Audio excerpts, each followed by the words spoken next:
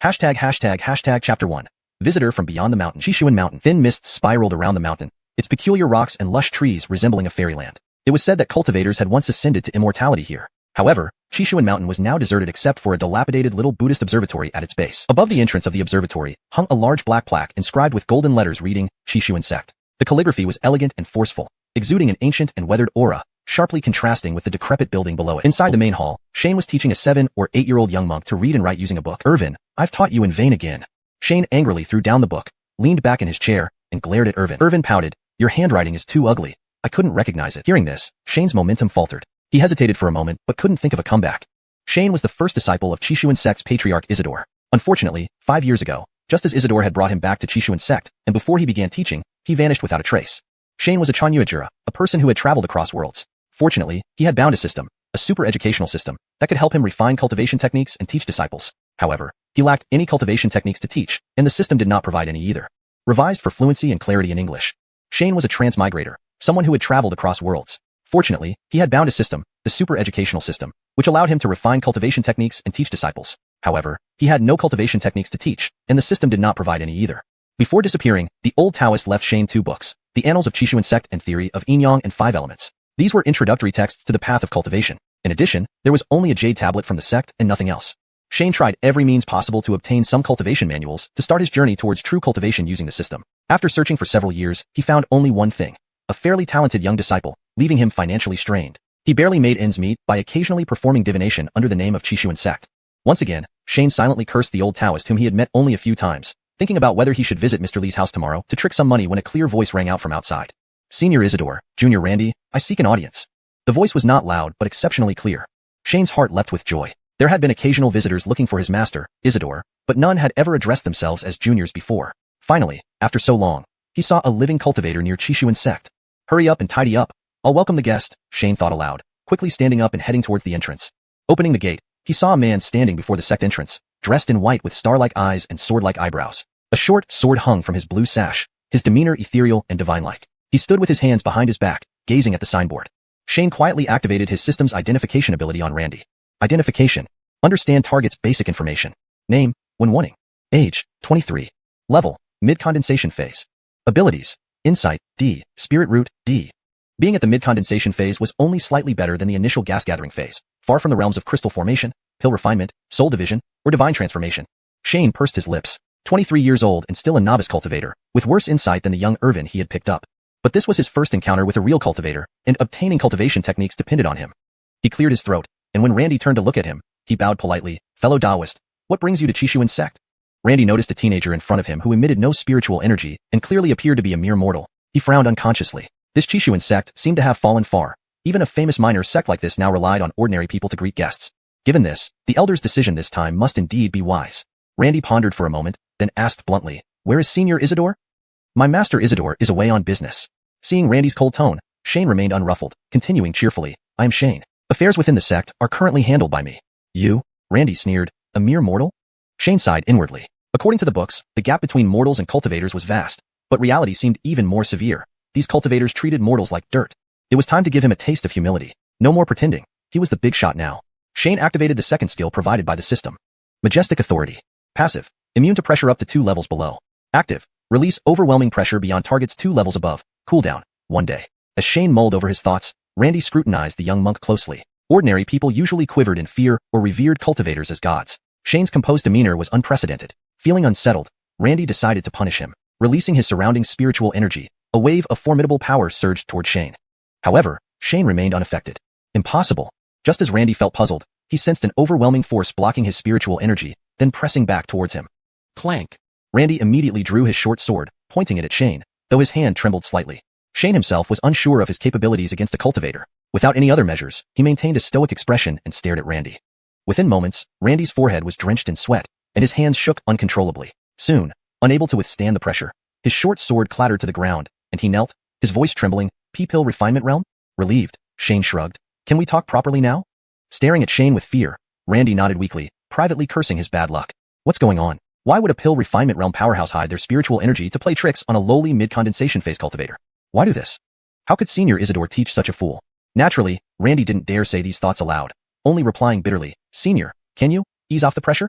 Shane's skill could only be used once. If Randy suddenly attacked, he had no other means of defense. Should he take the risk? Chapter 2. The Sect Competition. Shane pondered for a moment, then clenched his teeth. He was taking a risk, missing this opportunity. Who knew when another cultivator would visit? After deliberating, Shane finally nodded and deactivated the skill. Seeing Shane's silence, Randy was equally bewildered. Confronting a senior could have severe consequences depending on how they reacted. Once he felt the pressure around him ease, Randy breathed a sigh of relief. He quickly sheathed his short sword and bowed deeply to Shane. Junior has poor eyesight and asks for senior's forgiveness. Randy wasn't being courteous. If Shane were serious about confronting an elder, no one would dare to challenge that decision. Seeing Randy's respectful expression, Shane secretly approved, feeling relieved. Sure enough, these cultivators are cowards in front of authority. He tried hard to maintain the demeanor of a senior and asked coldly, "What exactly do you want?" Seeing that Shane wasn't pursuing the matter further, Randy also relaxed, bowing again as he replied, "I am Randy, disciple of the Xiuxian sect, sent by my sect to invite Senior Gahongzi to attend the ceremony." After speaking, Randy pulled out a jade tablet from his robe, not daring to use spiritual energy, and respectfully presented it with both hands to Shane. Shane took the jade tablet, glanced at it, and then asked, "For what reason?" Randy couldn't help but look at Shane curiously but still answered honestly, "The biennial Northern Territories Young Disciples competition." Shane knew nothing about it and continued asking several questions, which made Randy increasingly puzzled. However, Shane deflected by claiming he was engrossed in cultivation and had no time for worldly affairs. Randy dared not ask more and simply explained everything to Shane. The entire Northern Territories spanned over 10,000 miles, yet only a few 100,000 cultivators resided there, making it rare for Shane to encounter them. Despite the vast territory, various resources needed for cultivation remained scarce. Hundreds of sects, big and small, competed fiercely. To minimize unnecessary competition, apart from some evil cults, other sects organized a grand sect competition to compete for resources. Valuable treasures go to those with fate, while resources like spirit stones and mystical realms are contested fairly on a platform. This time, the Xiuxian sect was hosting the competition scheduled for next February, inviting all disciples under 30 years old from various sects to participate. After listening to Randy's explanation, Shane thought for a moment and asked, "Are there any other benefits for participating in the sect competition?" Hearing this, Randy nearly spat out a mouthful of blood. "You're already in the return to Dan stage. In the Xiuxian sect, you could be an elder, yet you still covet the benefits meant for the younger generation?" Randy couldn't say that aloud, so he only smiled bitterly. "There are no benefits, but there is one downside." This time, before Shane could ask, Randy explained immediately. If Xiuxian sect did not send anyone to this competition, other sects would no longer recognize it as a legitimate sect.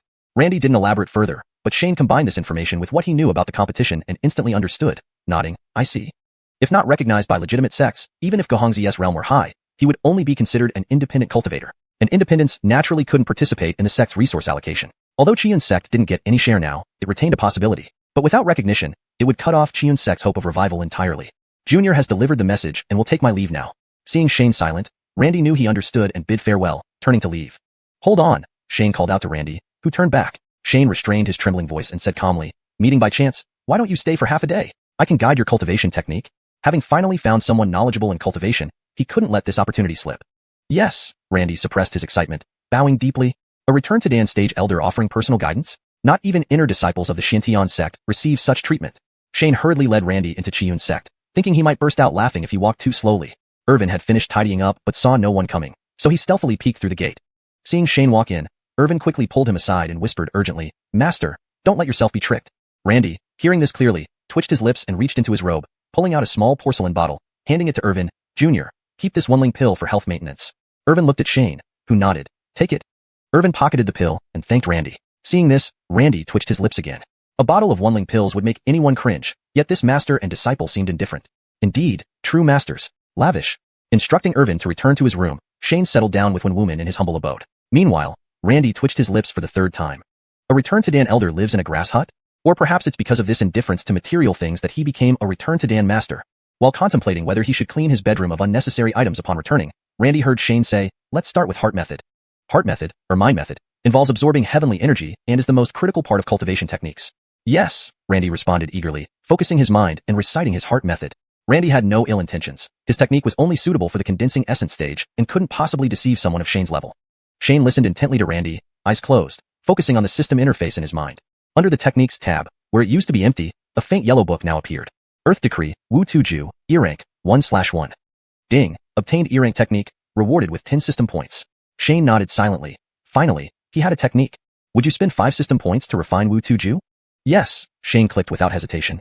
System points may seem minimal, but collecting them isn't easy. Teaching little Irvin reading and writing earned him only 0.1 or 0.2 points per session, accumulating over 20 points after a long time. Not that he hadn't wanted to teach more people, it was simply beyond his means. But these system points gave him confidence to offer instruction to Randy. The system clearly stated, collect, refine, and teach others. Testing it proved the statement correct. Seconds later, the system chimed again.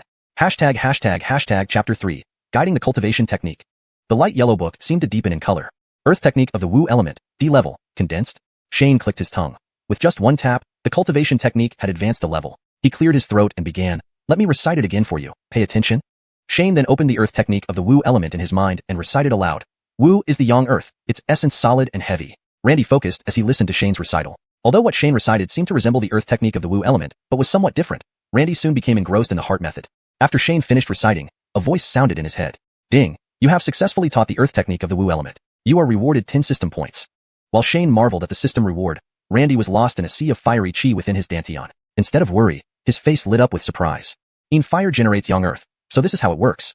He silently praised and began circulating the new heart method, absorbing the heavenly and earthly chi. After more than half an hour, Randy opened his eyes. Shane couldn't resist casting another appraisal skill on him. Name * Randy. Age * 23. Level * peak condensation level. Abilities * insight, D. Spirit root, D. Well, I'll be damned. Not only did he advance 2 small realms, but his spirit root quality improved too, Shane mused to himself. When Randy regained consciousness, he saw Shane still sitting opposite with his eyes half closed. He quickly stood up, took 2 steps back, and bowed deeply. Thank you for your teachings, senior.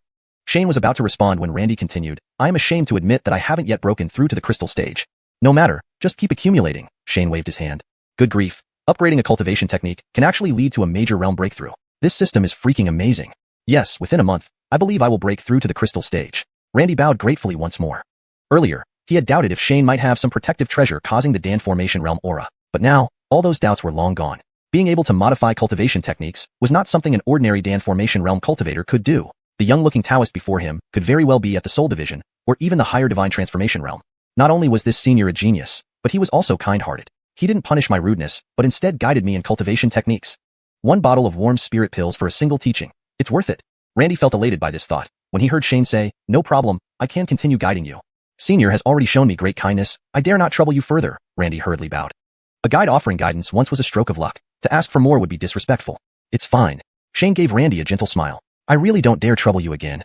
Shane's gentle gaze startled Randy. His brain whirled, and he finally found a way to explain. Senior, with my poor talent, I shouldn't advance too fast. This time it was Shane who was speechless.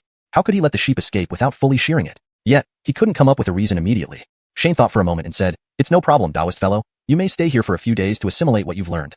I dare not. Randy was almost in tears. Senior, testing someone once or twice is fine, but doing it too often is scary. After a brief tug of war, Randy found an opportunity to bow and say, Senior, if you plan to attend the grand competition, I will surely serve you. Saying this, Randy hastily left the room, performing a quick bow before flying away using his traveling magic treasure. He vanished into the horizon, appearing like he was fleeing. Shane watched Randy disappear, feeling quite helpless. The sheep hadn't been fully shorn yet, and it ran off? But then Shane got excited again, starting to tally up his gains from playing the senior expert. System points, plus 15, which equal teaching Irvin a year's worth of Chinese lessons. More importantly, there was now a cultivation technique to learn. Even if it was only D level, practicing it to the crystal stage shouldn't be too difficult, right? And the bottle of warm spirit pills, given by Randy, should be worth something too. He'd better store them carefully so that Irvin doesn't mistake them for candy beans. Worried Randy might return, Shane continued to sit inside, practicing the earth technique of the Wu element himself. Following the heart method, Shane started channeling the surrounding heaven and earth chi. Soon, he opened his eyes with a strange expression. The heavenly and earthly chi entering his body circulated through his meridians, transformed into spiritual energy, and flowed into his dantian, where it seemed to vanish like mud sinking into the sea. Then Shane heard the system prompt. Ding, host cannot cultivate this technique. Can't cultivate? What does that mean? Shane scoured the entire system but couldn't find a reason. The current system interface was very basic, with only a prominent upgrade system button. However, the first upgrade required 100 points, which Shane didn't have yet. Seeming to sit for a while longer, confirming Randy was truly far away, Shane finally stood up and went to Irvin's room. Irvin. Shane saw Irvin holding a small porcelain bottle, pouring a white pill into his mouth. Seeing Shane enter, Irvin chewed loudly, his speech unclear. Master, these candies are delicious. Shane quickly approached and snatched the bottle from Irvin, inspecting it closely. There were only 2 pills left. With a trembling voice he asked, How many did you eat? Swallowing the pill in his mouth, Irvin counted on his fingers. 8, no 9. You wasteful brat. Shane gritted his teeth, ready to scold Irvin, but then saw Irvin turn red and clutch his stomach. Master, my tummy hurts. Although not yet a cultivator, Shane knew this was a sign of excessive chi intake. If not handled properly, Irvin could burst. Without time to scold, Shane made Irvin sit still and started reciting the earth technique of the Wu element for him. After reciting 3 times, Irvin roughly memorized the technique and closed his eyes, beginning to circulate the internal chi according to the heart method. Ding, you have successfully taught the earth technique of the Wu element, rewarded 10 system points. Seeing Irvin's red cheeks gradually return to normal, Shane sighed in relief and cast an appraisal skill. Name Irvin. Age 8. Level none. Abilities Insight, D, Spirit Root, very happy face. Shane stared at the system interface. Irvin originally had a C, Spirit Root, but after eating a few pills, it became B-, improving a whole level. What kind of pills were these? Chapter 4, Descending the Mountain. Looking at the porcelain bottle on the table, Shane felt like he had lost a fortune. Irvin, sitting there, gradually started to seep out some grayish-black filth from his body, making the room smell foul. This was a sign of Kaiming, opening enlightenment. Entering the chi-gathering stage meant starting to understand the ways of cultivation and embarking on the long path to immortality, hence it was called Kaiming. Spiritual energy entering the body not only transformed into spiritual power stored in the dantian, but also purified the body, expelling impurities. But did this have to be so extreme for Irvin? Shane covered his nose, leapt outside the room, and watched Irvin from afar. At the same time, he didn't forget to put the remaining 2 Wenlingdan pills in his pocket. He hadn't stood outside the door for long when he saw a large black rat dart out of the room. Not having time to dodge, he was knocked to the ground by the large black rat. Master, I can cultivate now, the black rat spoke. Ugh. Shane kicked the Irvin off him, gagging as he cursed. Go take a bath first. The textbook Shane used to enlighten Irvin was that very book, Yin Yang and the 5 Elements, so Irvin naturally knew quite deeply about the path of cultivation. Without any cultivation techniques previously, the two couldn't cultivate. This time, getting this earth elemental technique, it was only natural for Irvin to join the ranks of cultivators. Shane took off his clothes dirted by Irvin, and the two stood naked next to the well. Lifting a bucket of water from the well, he poured it over Irvin's head and then scrubbed him with a brush. Irvin, with his childlike heart, still wore an excited expression. Master, how far do you think I can cultivate in the future? Although Shane himself couldn't cultivate, watching Irvin, while feeling a hint of jealousy, he was genuinely happy for him. Irvin was someone Shane had picked up, practically raising him from childhood, sharing meals and living space. Their bond deeper than ordinary master-disciple relationships. Hearing Irvin's words, Shane lifted the water bucket again, pouring another bucket of water over Irvin's head to wash away the stench before shaking his head and answering, Earth Elemental Technique is just a low-level technique. You'll need to find a new core technique once you reach crystal formation. No problem, Master can go get another technique then. Irvin was optimistic. What do you mean get? Shane glared at Irvin, brushing him while explaining, your master means guiding. Speaking of this, although they now had a cultivation technique, they still lacked any spells or martial arts. It was like having brute strength without any skills, significantly reducing effectiveness. It seemed that even if not for Xiuxian sect's sake, he had to attend that sect competition. No matter what, he had to trick, cough, exchange some other techniques. Otherwise, his system wouldn't be of much use. Talking about the system, after teaching Irvin, Shane received another 10 system points. Looking now, he saw that Irvin reaching Chi gathering stage gave another 10 points. Thinking about it, Shane continued to help Irvin bathe while casting identification spell on him. Immediately, he noticed Irvin's level had changed from none to peak Chi gathering, and his spiritual root had improved to B. Master, what's wrong? Irvin twisted around as Shane washed him, suddenly noticing that he had stopped and turned back curiously. Nothing. Shane shrugged, pouring a bucket of water over his own head. Reaching peak right at Chi gathering? Unbelievable. What level of pill could this be? Even pills for crystal formation shouldn't have such effects, improving both cultivation and spiritual roots? Thinking this, Shane felt even more regretful about the Wenlingdan consumed by Irvin. However, Irvin's advancement solved the last obstacle for him to participate in the sect competition. The north was not peaceful, filled with bandits and wild beasts. Now that Irvin had truly become a cultivator, even if more commoners came, they were no match for him. As long as they avoided deep mountains inhabited by great demons, personal safety should be ensured. Unfortunately, Irvin was still at Chi gathering stage. Otherwise, using magical treasures, traveling thousands of miles a day would be feasible. But conversely, even if Irvin had reached crystal formation, Xiuxian sect, which was financially strapped, wouldn't have transportation treasures. It was July now. Calculating the time, the major competition was half a year away. They were tens of thousands of miles from Xiuxian sect. At a normal person's pace, they needed to set off now. Although going there and back would take over a year, Xiuxian sect only had the two of them, leaving nothing behind to miss. After considering carefully, Shane decided to participate in the sect competition. Even if not for ranking, at least to build connections among sects and resolve the issue with cultivation techniques. After the bath, Shane arranged for everything, taking what they could and selling the rest.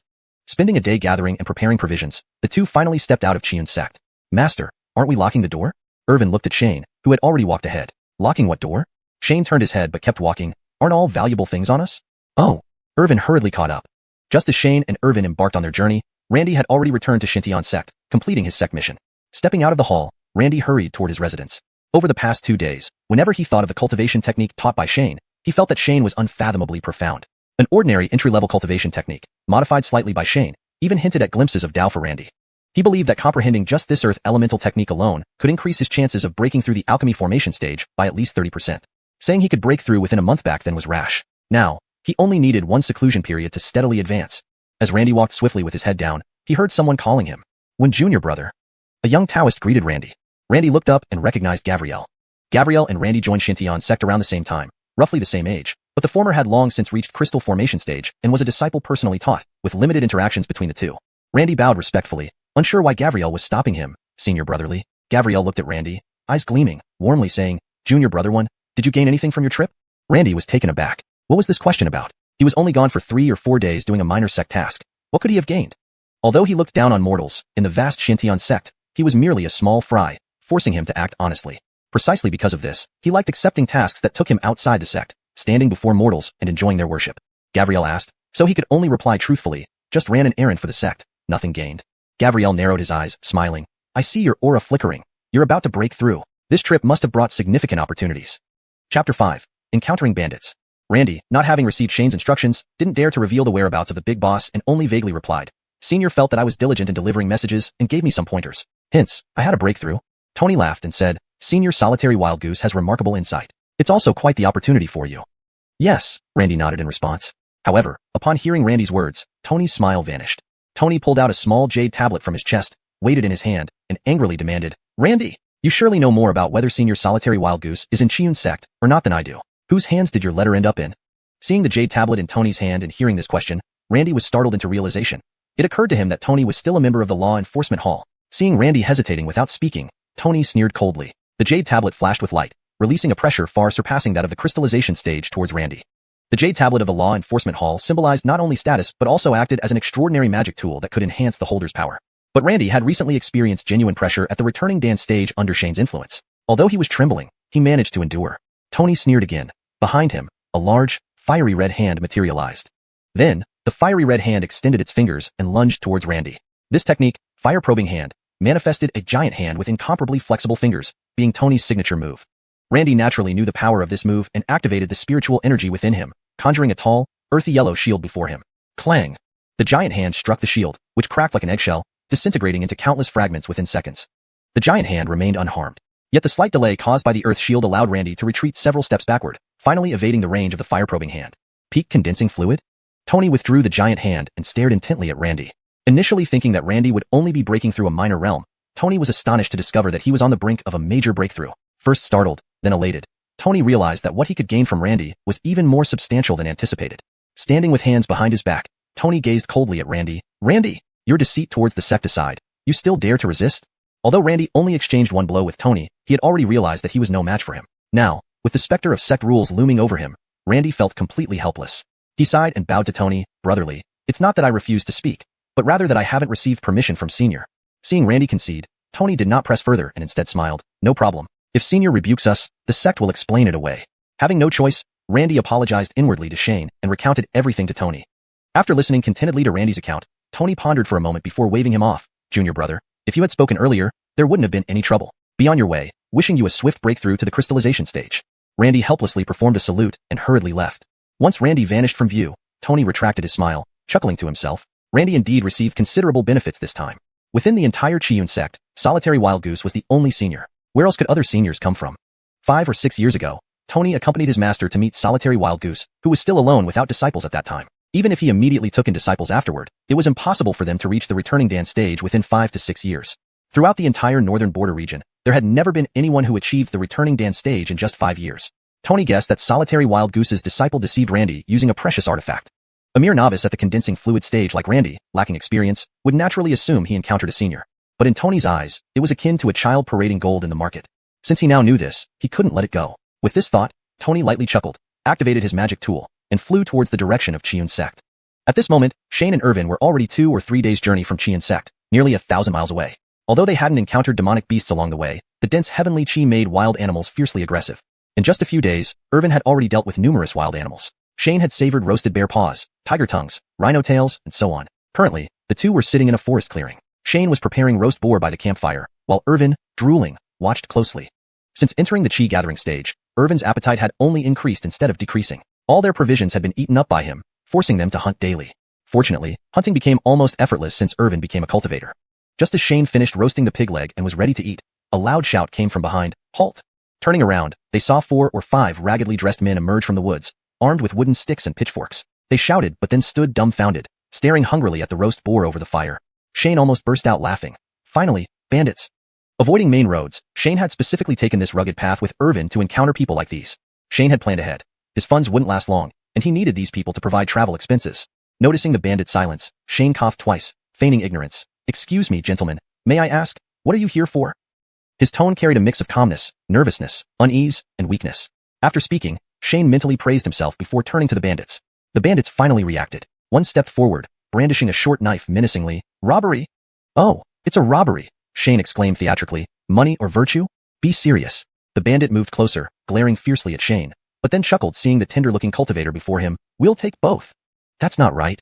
Shane crossed his arms, exclaiming, you must follow the unwritten rules of the world. Irvin sat nearby, tearing a leg from the roast boar and eating ravenously, heedless of everything else. Hearing Shane's words, Irvin couldn't help but laugh and looked up at Shane. Master, you're not acting convincingly. Shane ignored the bandits and turned to Irvin, scratching his head. Didn't the actors in New Jiazhuang perform like this? Chapter 6. Begging for mercy. The bandits finally realized they had been toyed with and immediately flew into a rage, brandishing their weapons as they rushed forward. Charge! Shane took a step back and gestured toward Irvin with his chin. Irvin tore off another piece of meat before getting up, holding the pig's leg in one hand and charging at the group. Seeing Irvin's action, Shane quickly added, don't kill them. After a brief struggle, the bandits obediently squatted there, clutching their greasy heads, feeling utterly humiliated. Losing to someone was acceptable. Even dying without complaint would have been fine, but being beaten with a pig's leg was too much. A 7- or 8-year-old Buddhist novice wielding a pig's leg to beat down several grown men. It was too absurd a scene, even for Shane to bear watching. Well, what could they do without any magical spells, relying only on brute strength? Shane sighed, turning to teach Irvin a lesson. What did you have to use a pig's leg for? Now it's ruined. He gave the pig's leg a pained glance, shook his head, and threw it to the ground before turning his attention back to the bandits. Let's talk, shall we? Wonin Stronghold was the largest bandit gang in the surrounding area. The chieftain, Vance, alias One Braden Foam, felt an ominous premonition all day. However, he didn't take it seriously. His reputation, One Braden Foam, was built through countless battles with real swords and spears. Is this the largest stronghold around? Shane asked sarcastically, looking at the shabby stronghold that wasn't much better than Xiuxian sect, addressing one of the bandits. Yes. The bandit nodded vigorously. For hundreds of miles around, this is the biggest. Fine. Shane shrugged and shouted towards the stronghold. Robbery? The guards at the gate were stunned. Their stronghold was built into the mountain, easy to defend and hard to attack. How dare just 2 or 3 people shout robbery? Seeing no reaction, Shane shouted again. Robbery? Still nothing. Shane kicked Irvin lightly. You try. Irvin channeled his spiritual energy and yelled, robbery. His voice wasn't loud but resonated powerfully and continuously. Shane eventually had to cover Irvin's mouth, unable to withstand the shouting anymore. Only then did Wonin Stronghold fall into chaos, opening the gates, beating gongs, and sending out messages. Vance, within the stronghold, also heard the youthful cry of robbery. As he wondered about it, a henchman rushed to his house, shouting, Chieftain, someone's robbing the stronghold. Whose gang? Vance snapped, rushing out to question. It's not any gang, the henchman stammered under Vance's intense gaze. Just 5 or 6 people. So why are you panicking? Vance exploded in anger, kicking the henchman aside and striding towards the gate. He wanted to see who dared challenge him. Shane stood idly outside, arms crossed, while Irvin gnawed on a bone from the pig's leg nearby. Master said using a pig's leg as a weapon wasted food, hence it needed to be eaten clean. After a while, the gates of Wonin Stronghold slowly opened. A burly man stepped out, holding a saber. Oh, just one person? Shane asked curiously, casting an appraisal spell. Name, Vance. Age, 28. Rank, Chi Gathering Stage Early Level. Abilities, Comprehension, F, Spirit Root, Very Happy Face. Shane looked oddly at Vance. An actual cultivator? Why come here as a bandit leader when you could easily live well in any big city? Seeing their chieftain face the intruder alone, the stronghold's people cheered and sounded gongs. Chief, you're mighty. Chieftain is awesome. Beat them to a pulp. Shane turned to see Irvin eagerly preparing to fight. He didn't stop him but warned, this guy's a cultivator, be careful. Don't worry, master. Irvin grinned and charged forward with the bone. Shane watched a sight too absurd to endure. 2 cultivators, one with a saber, the other with a bone, fought like ordinary people, blade versus bone. Well, it seemed this guy had nothing but some cultivation techniques too. Suddenly, Shane noticed Irvin's aura starting to fluctuate. He looked even more bewildered. Irvin was about to break through. Cultivators on the brink of breaking through might channel the elemental chi during battle, achieving breakthroughs, but how could mere combat lead to such a thing? Seemingly forgetting the fight, Irvin stopped his attacks, closed his eyes, and absorbed the elemental chi, preparing to break through. Just as Shane was about to suppress Vance with his authoritative skill to protect Irvin's breakthrough, he saw Vance standing there, saber in hand, staring at Irvin uncertainly. After watching for a while, Vance suddenly dropped his saber and knelt, pleading, Great Immortal, spare my life. The cheers from the stronghold halted abruptly, everyone staring in disbelief. Shane was equally perplexed, looking at the kneeling Vance. You were fighting vigorously just now. Why kneel now? Not just Shane was confused, so was the kneeling Vance.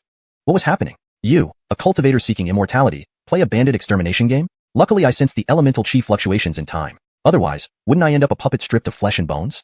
Upon hearing, Great Immortal, the crowd finally understood, kneeling in mass.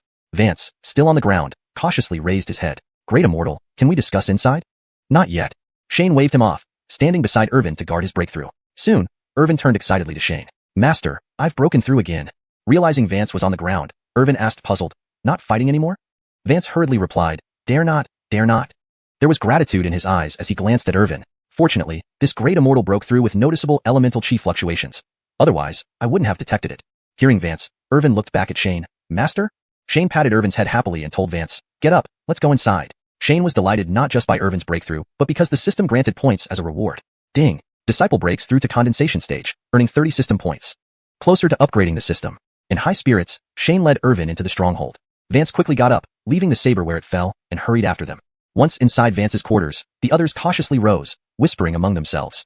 The few bandits leading Shane felt relieved. It made sense now that this was a great immortal acting unpredictably. The immortal beats me on the head, teaching me immortality. Translation complete. ##### Chapter 7. Sudden Enlightenment and Breakthrough. Vance guided the two to sit down before he humbly said, Immortal Master. Shane waved his hand and assumed the demeanor of a senior cultivator. You are also a cultivator. Addressing me as senior is enough. I'm also. Vance scratched his head. A cultivator? You didn't know? Shane gave him an odd look and cast another identification spell on him. Early chi gathering stage, right? Vance was stunned for a few seconds before he asked in surprise, Senior, I'm also a cultivator? Can I practice spells too? Shane nodded and began asking about Vance's situation. The more he asked, the more surprised Shane became. This wasn't just about extracting some cultivation techniques from Vance. There might very well be a cultivator's tomb or legacy hidden somewhere here. According to Vance, over 10 years ago, he had accidentally discovered a cave in a cliffside. Inside were several stone tables and chairs, but it seemed like no one had lived there for a long time. After searching the entire cave, he found only one book on the stone table. Occasionally, he would take out the book to read through it, finding that his strength grew with time. However, he had never connected these two events until meeting Shane, who identified it as a cultivation technique. Shane deduced that the place was probably left behind by some cultivator casually setting up some formations, leaving opportunities for future generations. Thus, Vance found a cultivation manual on the table. However, since Irvin had just broken through, his realm was unstable, so Shane could not go explore yet. He patiently told Vance, bring that book over for me to take a look. Without much hesitation, Vance rummaged through a cabinet for a while, and then respectfully handed over a book to Shane. Seeing Vance's indifference toward this cultivation technique, Shane finally understood why it had taken him over 10 years to break through to the early chi gathering stage. Without serious study and with such low enlightenment, it was his spiritual roots that enabled his breakthrough. Shane took the book and began flipping through it. Clank, obtained a D-level cultivation technique, awarded 30 system points. In the system interface, another book lit up, but its cover was grayish-black. In transformation technique, D-level, can be condensed. Pretending to finish reading, Shane tossed the book back to Vance and said indifferently, not bad. It will allow you to cultivate up to the crystal formation stage. What's the crystal formation stage? Vance scratched his head. Shane rolled his eyes and explained briefly. After listening, Vance excitedly said, so, I'll be the most powerful chieftain ever. Shane glanced at him. Think bigger. Vance thought for a moment. City Lord? Shane calmly replied, my prisoner. Vance finally realized his life was still in the hands of others, and his confidence deflated immediately. Shane ignored his reaction, looked at Irvin, and then turned back to Vance. In a few days, bring us to that relic site, and I'll set you free. For now, arrange a room for us. Vance was straightforward, leaving his room for the two, and taking over the second chief's room himself. Shane instructed Vance not to disturb them, closed the door, and let Irvin cultivate to stabilize his realm. Once Irvin entered his cultivation state, Shane guarded him and simultaneously focused on the system interface. He tried cultivating using the transformation technique again, but got the same unattainable message. However, Shane was prepared for this and shook his head, looking at other options on the interface. Previously, he earned 15 points from Randy, 50 points from teaching Irvin, and 30 points from obtaining the transformation technique, plus another 20 points accumulated previously. Now, his total system points were 116.3. Just trying to condense the transformation technique required 100 points. Irvin wouldn't need this technique for now, and Shane couldn't teach it to the unfamiliar Vance. Shane thought for a moment and decided to invest the points in upgrading the system. Upgrading the system costs 100 points. Proceed? Shane tapped yes. Upgrading. A wave of light descended from Shane's head and disappeared into his body. Super Education System, Intermediate, upgrade complete. Shane opened the new system, seeing that the next upgrade needed 1,000 points, which was currently unreachable. Apart from the original functions, the system added 2 new systems, achievements and lottery. Currently, 3 achievements were highlighted. 1 disciple breaks through chi gathering stage, rewarded 1 achievement point.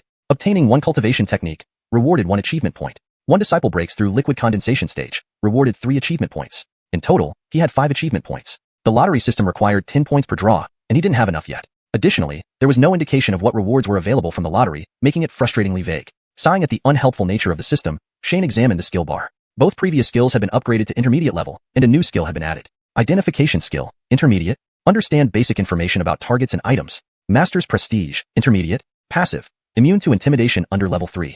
Active. Release intimidation above target's level 3. Cooldown time 1 day. Focus technique, basic. Apply to target to accelerate their cultivation speed. High chance of triggering sudden enlightenment. Effect diminishes with repeated use. Shane tested the identification skill on Irvin. Name, Irvin. Age, 8 years. Level, early liquid condensation. Enlightenment. D. Spiritual roots. Earth. B. Water. C. Cultivation technique. Wu Earth Manual. Earth. D level. Shane silently approved. The content of the identification skill was more detailed. Earlier, he wondered how little Irvin could gather chi so quickly and break through to the liquid condensation stage within a few days. Now it appeared it wasn't just due to the warm spirit pill, but also because his cultivation technique matched his spiritual roots. Having finished testing the identification skill, Shane couldn't resist casting focus technique on Irvin. A strange rhythm spread throughout the room as Shane used the focus technique. Though Shane couldn't cultivate, he could sense the change. Soon, he felt the surrounding natural energy forming a vortex, converting entirely into spirit energy, which surged towards Irvin's Baihui acupoint. It seemed his luck was good. The focus technique had likely triggered a sudden enlightenment effect. He didn't know the probability of this happening, though. As the spirit energy flowed into Irvin's body, the air in the room became thin, drawing in more distant spirit energy. Thus, a larger spirit energy vortex formed above the room. The smaller and larger vortices stirred the surrounding natural energy, causing increasingly intense fluctuations. Above the vortices, countless colorful clouds emerged and expanded rapidly, soon covering the entire Bull Hill, with the potential to extend further. The residents of Bull Village had never seen such a scene and stared in amazement. From an unknown island far to the southeast, an old man opened his eyes and gazed toward Bull Hill, murmuring, another variable. Then, he whispered instructions to someone behind him. Chapter 8. Ancestral Relics. But within the room, Shane and Irvin were completely unaware of the strange phenomena happening outside. Irvin continued to practice his cultivation technique, diligently absorbing the essence of heaven and earth, while Shane stood there with his mouth slightly agape, staring at Irvin. Even for an enlightenment, this speed of cultivation is too outrageous, right? A few days ago in the mountains, Shane naturally also pushed Irvin to cultivate, but the speed of absorbing spiritual energy was almost negligible compared to now. After a full 2 hours, Irvin's rate of absorbing spiritual energy finally slowed down. The spiritual vortex above his head gradually dissipated as well. After some time, Irvin slowly opened his eyes. Seeing Shane looking at him, he scratched his head and said, Master, I think I broke through again. Shane was stunned for a moment before casting another appraisal skill. Irvin's level had already reached the peak of the condensation stage. Shane let out a sigh of relief. It hadn't broken into the crystallization stage yet. Bullshit. From when Shane received the cultivation method until now, it had only been 4 or 5 days, and Irvin had already reached the peak of the condensation stage. This speed of cultivation was absurd. According to the records in the Chronicles of Xiuxian sect, the fastest master took 1 year from the start of cultivation to reach the crystallization stage. Though Irvin hasn't broken through yet, it certainly wouldn't take him a year, right? Shane couldn't help asking, Irvin, how did you feel just now? I didn't feel anything special, Irvin thought for a moment before answering. It felt like normal cultivation. Shane shrugged. You can't expect too much from a 7 or 8-year-old kid. But Shane still couldn't help scrutinizing Irvin. An 8-year-old at the peak of the condensation stage, perhaps even an 8-year-old in the crystallization stage, the first one in the world? Master? Irvin called out to Shane, who wasn't saying anything. It's fine, Shane smiled bitterly. I was thinking about going to the relic site. Upon hearing that they would be going on an adventure, Irvin immediately became excited and asked happily, when are we going? In 2 days, you should stabilize your realm tomorrow. Shane chuckled at Irvin's excitement, unable to resist ruffling his hair. Although he was already a peak condensation stage cultivator, he was still a child. It gave Shane the eerie feeling of employing child labor. After pacifying Irvin and telling him to cultivate properly to stabilize his realm, Shane opened the door and prepared to find Vance to arrange for dinner and ask about the specifics of the relic site. However, just as he pushed open the door, he saw Vance loitering outside. Hearing the noise, Vance turned around, seeing Shane, and hurriedly rushed forward, falling to his knees on the ground. Immortal Master, please take me as your disciple. Shane looked at Vance strangely. Why? Vance decided to ask Shane for discipleship after witnessing the earlier celestial anomaly. But upon hearing Shane's question, he was taken aback for a moment. He truly didn't know how to say it. It seemed like the big shots didn't care much about the earlier oddity. After pondering for a long time, Vance finally managed to give a reason. Immortal Master, I want to cultivate and seek immortality. While there weren't many cultivators in this world, their legends of controlling clouds and rain, and living for thousands of years, were well known to all. Therefore, Shane wasn't surprised by Vance's response. Instead, he quietly considered the situation. Although Irvin was already a peak condensation stage cultivator, he was still just an 8-year-old child, making it difficult to entrust certain matters to him. And since Shane lacked combat skills, taking in Vance might not be a bad choice. Though Vance was originally a bandit, cultivators nowadays were solely focused on seeking immortality. As long as they regularly paid taxes in spirit stones and medicinal herbs, they mostly ignored the mortal world. However, because they had the backing of cultivators, the nobles held firm positions, making life harder for ordinary people than during Earth's feudal era. Those who couldn't survive naturally turned into bandits. But Shane didn't have the energy or ability to manage such societal issues. From this, Shane deduced that Vance was likely just a commoner and probably not too bad. Seeing Shane contemplating, Vance dared not disturb him and knelt there, watching him. Shane glanced at Vance, but didn't immediately accept him. Instead, he slowly said, if you have the heart to pursue the Tao, follow me as a servant for a while and see how things go. If not, forget it. After I return from the relic site, I'll be leaving. Just as Vance was about to speak, Shane waved his hand to interrupt him. Take a few days to think about it, and tell me after I return from the relic site. Shane didn't want to take in someone half-hearted, and wanted him to think carefully. Having finished speaking, Shane ignored Vance, who was still kneeling, and turned back into the room, only to realize he had forgotten his main task. Since he wanted to act high and mighty, Shane felt embarrassed to go out again to find Vance. Fortunately, some wild boar meat remained from earlier, so at least he wouldn't starve today. Inside the room, Irvin had stopped cultivating and sat idly. Being a child, he had little endurance, and Shane left him be. In just 2 days, Irvin had adapted to the peak condensation stage spiritual energy, no longer leaking it uncontrollably and making it impossible for mortals to approach him. The gathering chi stage and condensation stage mainly relied on accumulating spiritual energy within the body, which was just a process of quantitative change leading to qualitative transformation. There was no need to worry about rapid progress leading to unstable foundations. Seeing that Irvin was familiar with his new spiritual energy, Shane decided not to wait any longer and proceeded with the plan to explore the relic site. Originally, Vance had gathered over a dozen people, but Shane stopped him. In the end, it was just Shane, Irvin, and Vance heading toward the relic site. The relic site wasn't far from Wonyuzi. Even with Shane, who was just an ordinary person, the three of them arrived at a cliff area by mid-afternoon. The Mortal Master, this is the place. Vance scratched his head awkwardly, but I couldn't find it afterward. Vance insisted on calling Shane Immortal Master, so Shane eventually let it slide. Hearing Vance, Shane waved his hand. No problem, let's search for a bit. With that, the three of them began searching separately. Shane was an ordinary person, and though Irvin and Vance were cultivators, they didn't know how to use spiritual energy and still searched using regular methods, relying on their eyes. However, being at the condensation stage, Irvin soon shouted happily, Master, Master, there's a spiritual energy fluctuation here. Shane walked over, but all he saw was a stretch of rocks. Carefully reaching out, his arm passed through the cliff wall without obstruction. Pulling back his hand, Shane asked the other two to try. Irvin could pass through just like Shane, but Vance could only feel solid rock when he reached out. Shane guessed this was an array that allowed one-time entry and exit, which is why Vance couldn't find it later. Based on Vance's previous safe exit, Shane surmised the array posed little danger. He told Vance, wait here, we'll be back shortly. Without any sense of impending danger, Shane grabbed Irvin, tested his reach, and stepped through the array. Bracing himself, Shane went through the stone wall and immediately froze in place. Before his eyes was an apartment complex. Chapter 9. Remnants of the Past. Turning his head, Shane noticed that Irvin, who had been following him all along, was nowhere to be seen. The spot where the apartment door should have been was just a blank wall. What is this? Shane stared at the living room, fully equipped with sofas, coffee tables, lights, and a television, his mouth half open in disbelief. Shane's knowledge of cultivation was, in fact, very limited. The Chronicles of Xiuxian sect describe the history of the Xiuxian sect, mainly introducing common knowledge about the cultivation world. Yin-yang and five elements theory explained the basics of cultivation, but as it was common knowledge, it didn't delve too deep. Instead, the fantasy novels he had read in his previous life provided him with quite a bit of capital for showing off. The current situation clearly exceeded his understanding. Is this another Chuanyu? Shane muttered to himself as he cautiously moved forward. He lightly touched the sofa, which felt soft, just like an ordinary one. Deciding it was safe, Shane sat down and began to slowly consider his next move. Note, Chuanyu means Chuanyu in Chinese, which refers to time/space Chuanyu, or being transported to another world. It should be translated to another dimension, or rephrased for better fluency. Revised version. Is this another dimension?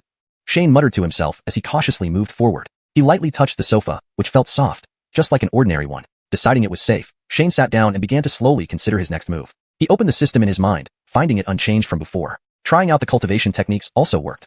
He could feel the spiritual energy flowing into his body. The system's prompt reminding him not to cultivate during certain times sounded again.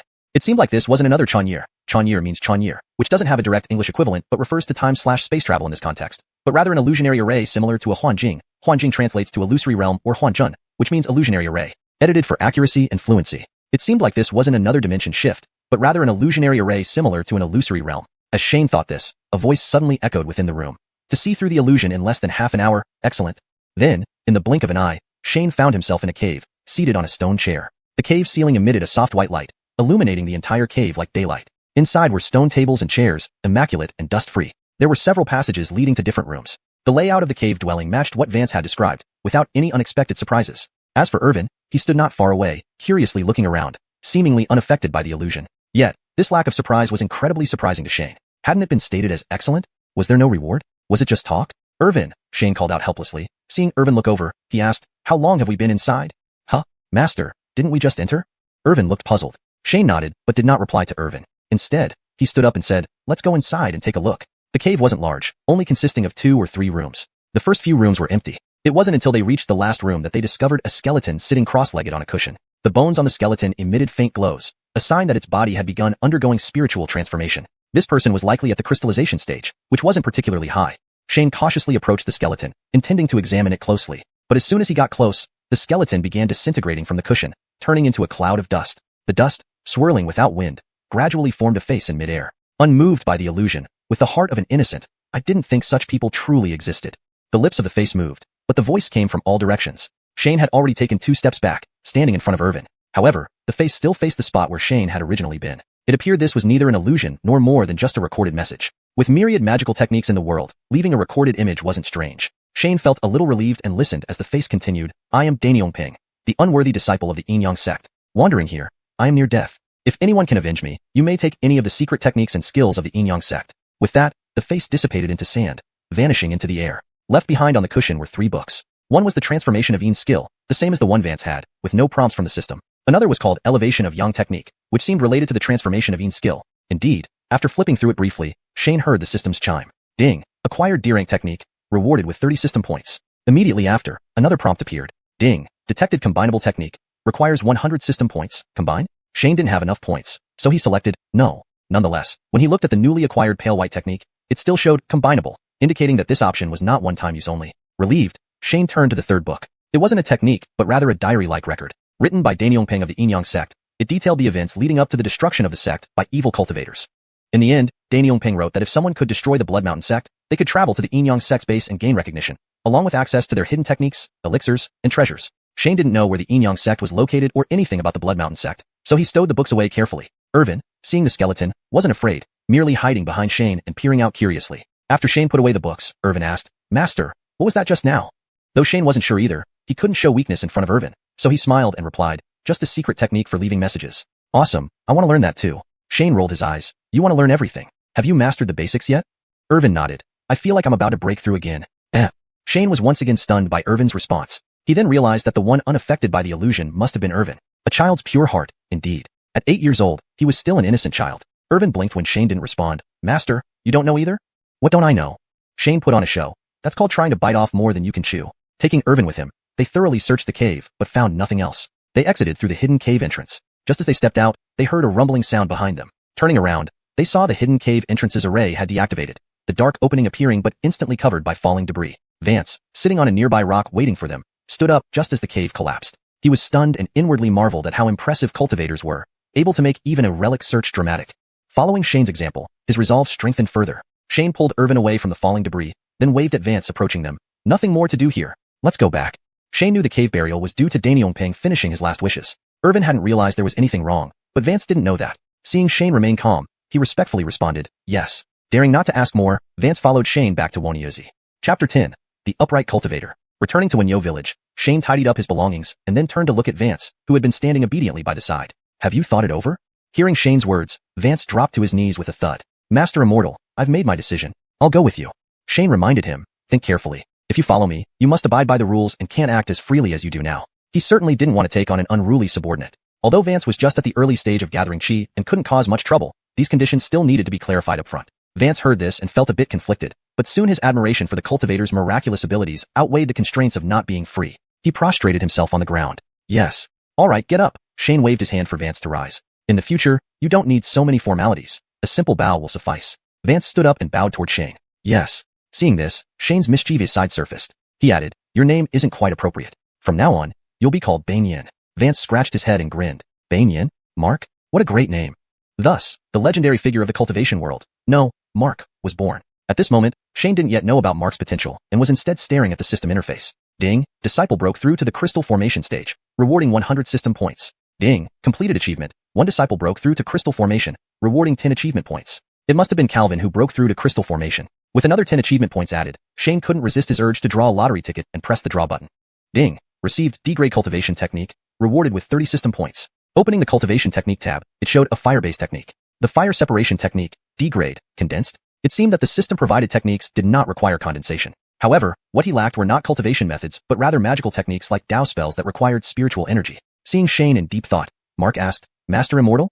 "Nothing, just thinking about some things." Shane shook his head. "In the future, just call me Patriarch." "Yes, Patriarch." Mark still held a mixture of respect and fear towards Shane, so he didn't say much more. "Let's go down the mountain." Just as Shane and his group left Wanyo village, Gabrielle stood in Chiyun's sect's courtyard, seething with anger. He had searched everywhere within and around Chiyun's sect but found no clues. After several days of vigilance, no one appeared at Chiyun's sect either. "Calvin," Gabrielle gritted his teeth. "If you dare deceive me, wait until I return. I won't let you off easily." Saying this, Gabrielle bit his tongue and spat out a mouthful of essence blood. A small amount of essence blood quickly transformed into a large cloud of blood mist, enveloping Xiao Foswen Temple. The blood mist gradually coalesced into two crimson figures standing in the courtyard. Upon their appearance, the two figures began to converse and walked out of the courtyard. Gabrielle followed coldly behind the two figures, heading downhill. After a while, the color of the two figures grew increasingly pale until they disappeared. "Shane, as I suspected," Gabrielle murmured, watching the direction the figures vanished. "I wonder what kind of treasure you possess." With that, Gabrielle summoned a flying mount and soared into the sky, following the direction Shane had taken. All techniques using essence blood as a catalyst were long categorized as evil practices. As a direct disciple of Xintian sect, Gabrielle knowing such techniques would create a stir among other orthodox sects if discovered. However, Shane and Irvin had already left, and no one else saw. At this moment, Shane was sitting in a carriage, instructing Mark and Irvin, not on cultivation techniques, but rather, literature. Irvin, being young, remembered well but lacked endurance. Though Mark was an adult, he hadn't received proper education before.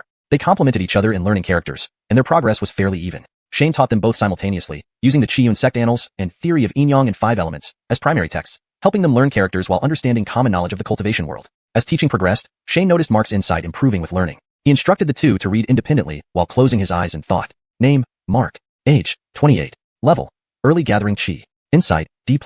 Spirit roots, fire, C. Yin, D.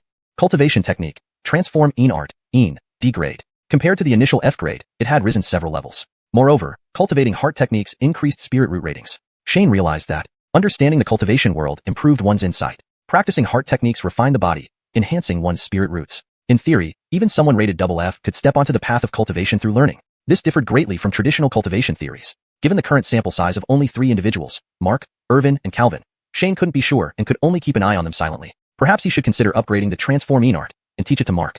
Previously, when leaving the village, Shane remained true to his mission and completed the robbery. But Wenyo village didn't yield much loot, and he also saw many elderly, weak, and women, indicating Mark's good nature and kindness. Thus, Shane's perception of Mark improved significantly. He took only a few valuable items difficult to sell, and the carriage he rode in. Given this, Shane thought about giving Mark some training. Calvin's upgrade conveniently gave 100 points which could be used for synthesizing or refining techniques. Since synthesizing wasn't needed immediately, it was better to refine the technique first. Deciding this, Shane opened the system and clicked on refining the transforming art. Do you wish to spend 100 system points to refine the transforming art?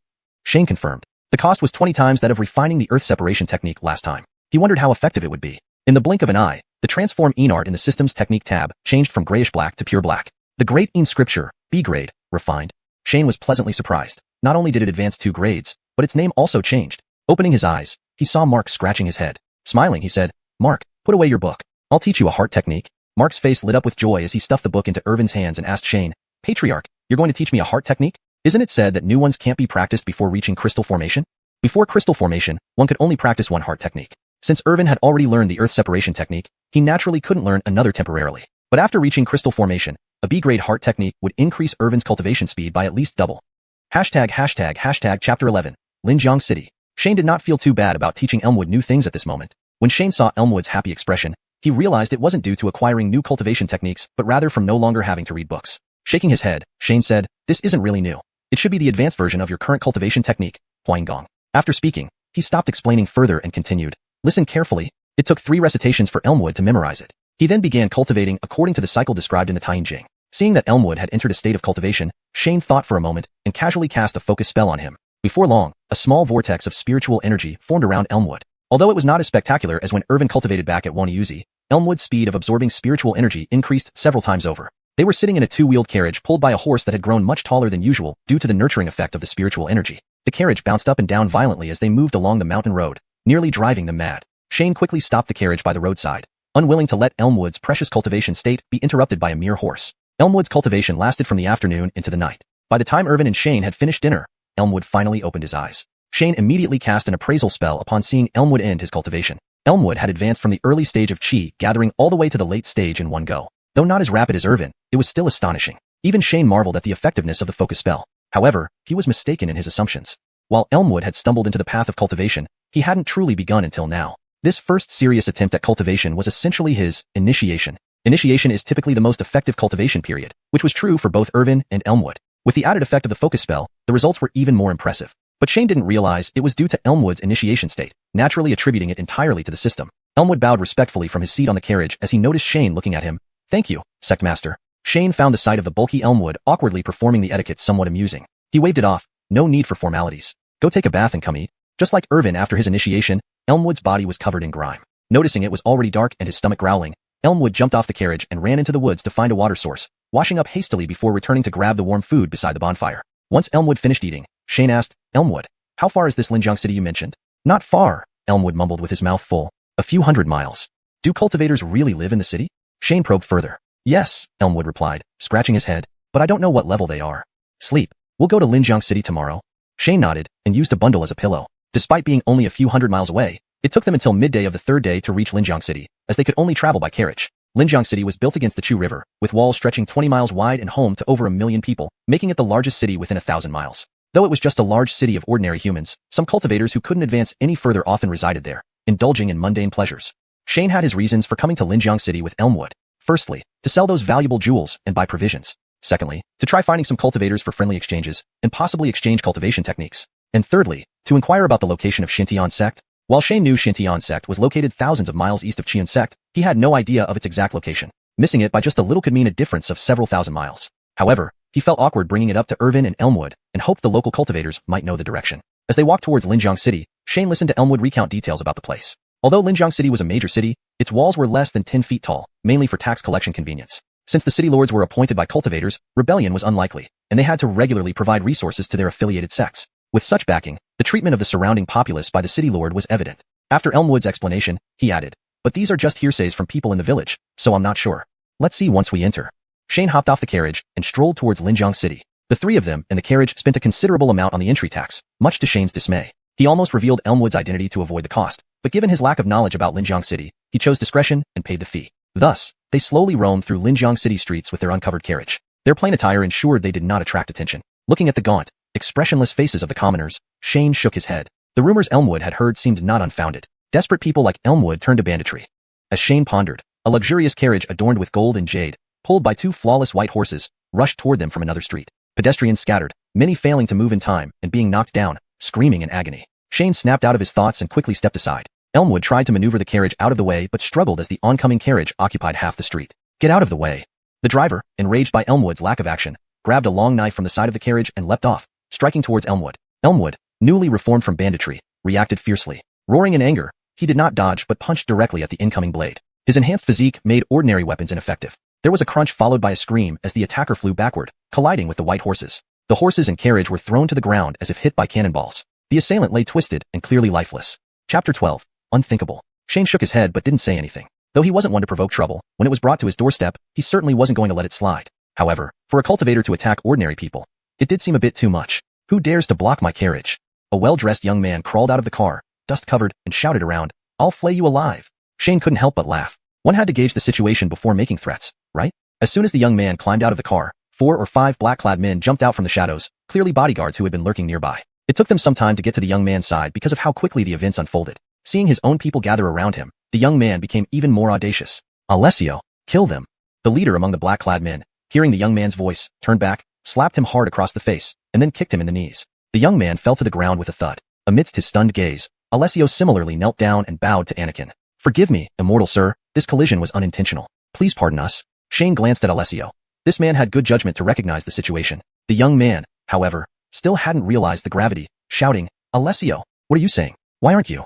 Smack. Alessio slapped him again without hesitation. This time, it was much harder, eliciting a cry of pain as the young man spat out 2 teeth. Alessio bowed once more, pleading, "Please, in the name of the city lord, spare his life." At this moment, Alessio was inwardly cursing Dusty 100 times over. "All your mischief and now look what you've done. Kicking iron." He then shifted his anger to Shane and the others. "What is this? Experiencing life firsthand? If you just dressed like a cultivator, no one would dare lay a hand on you, not even if they had 100 gallbladders."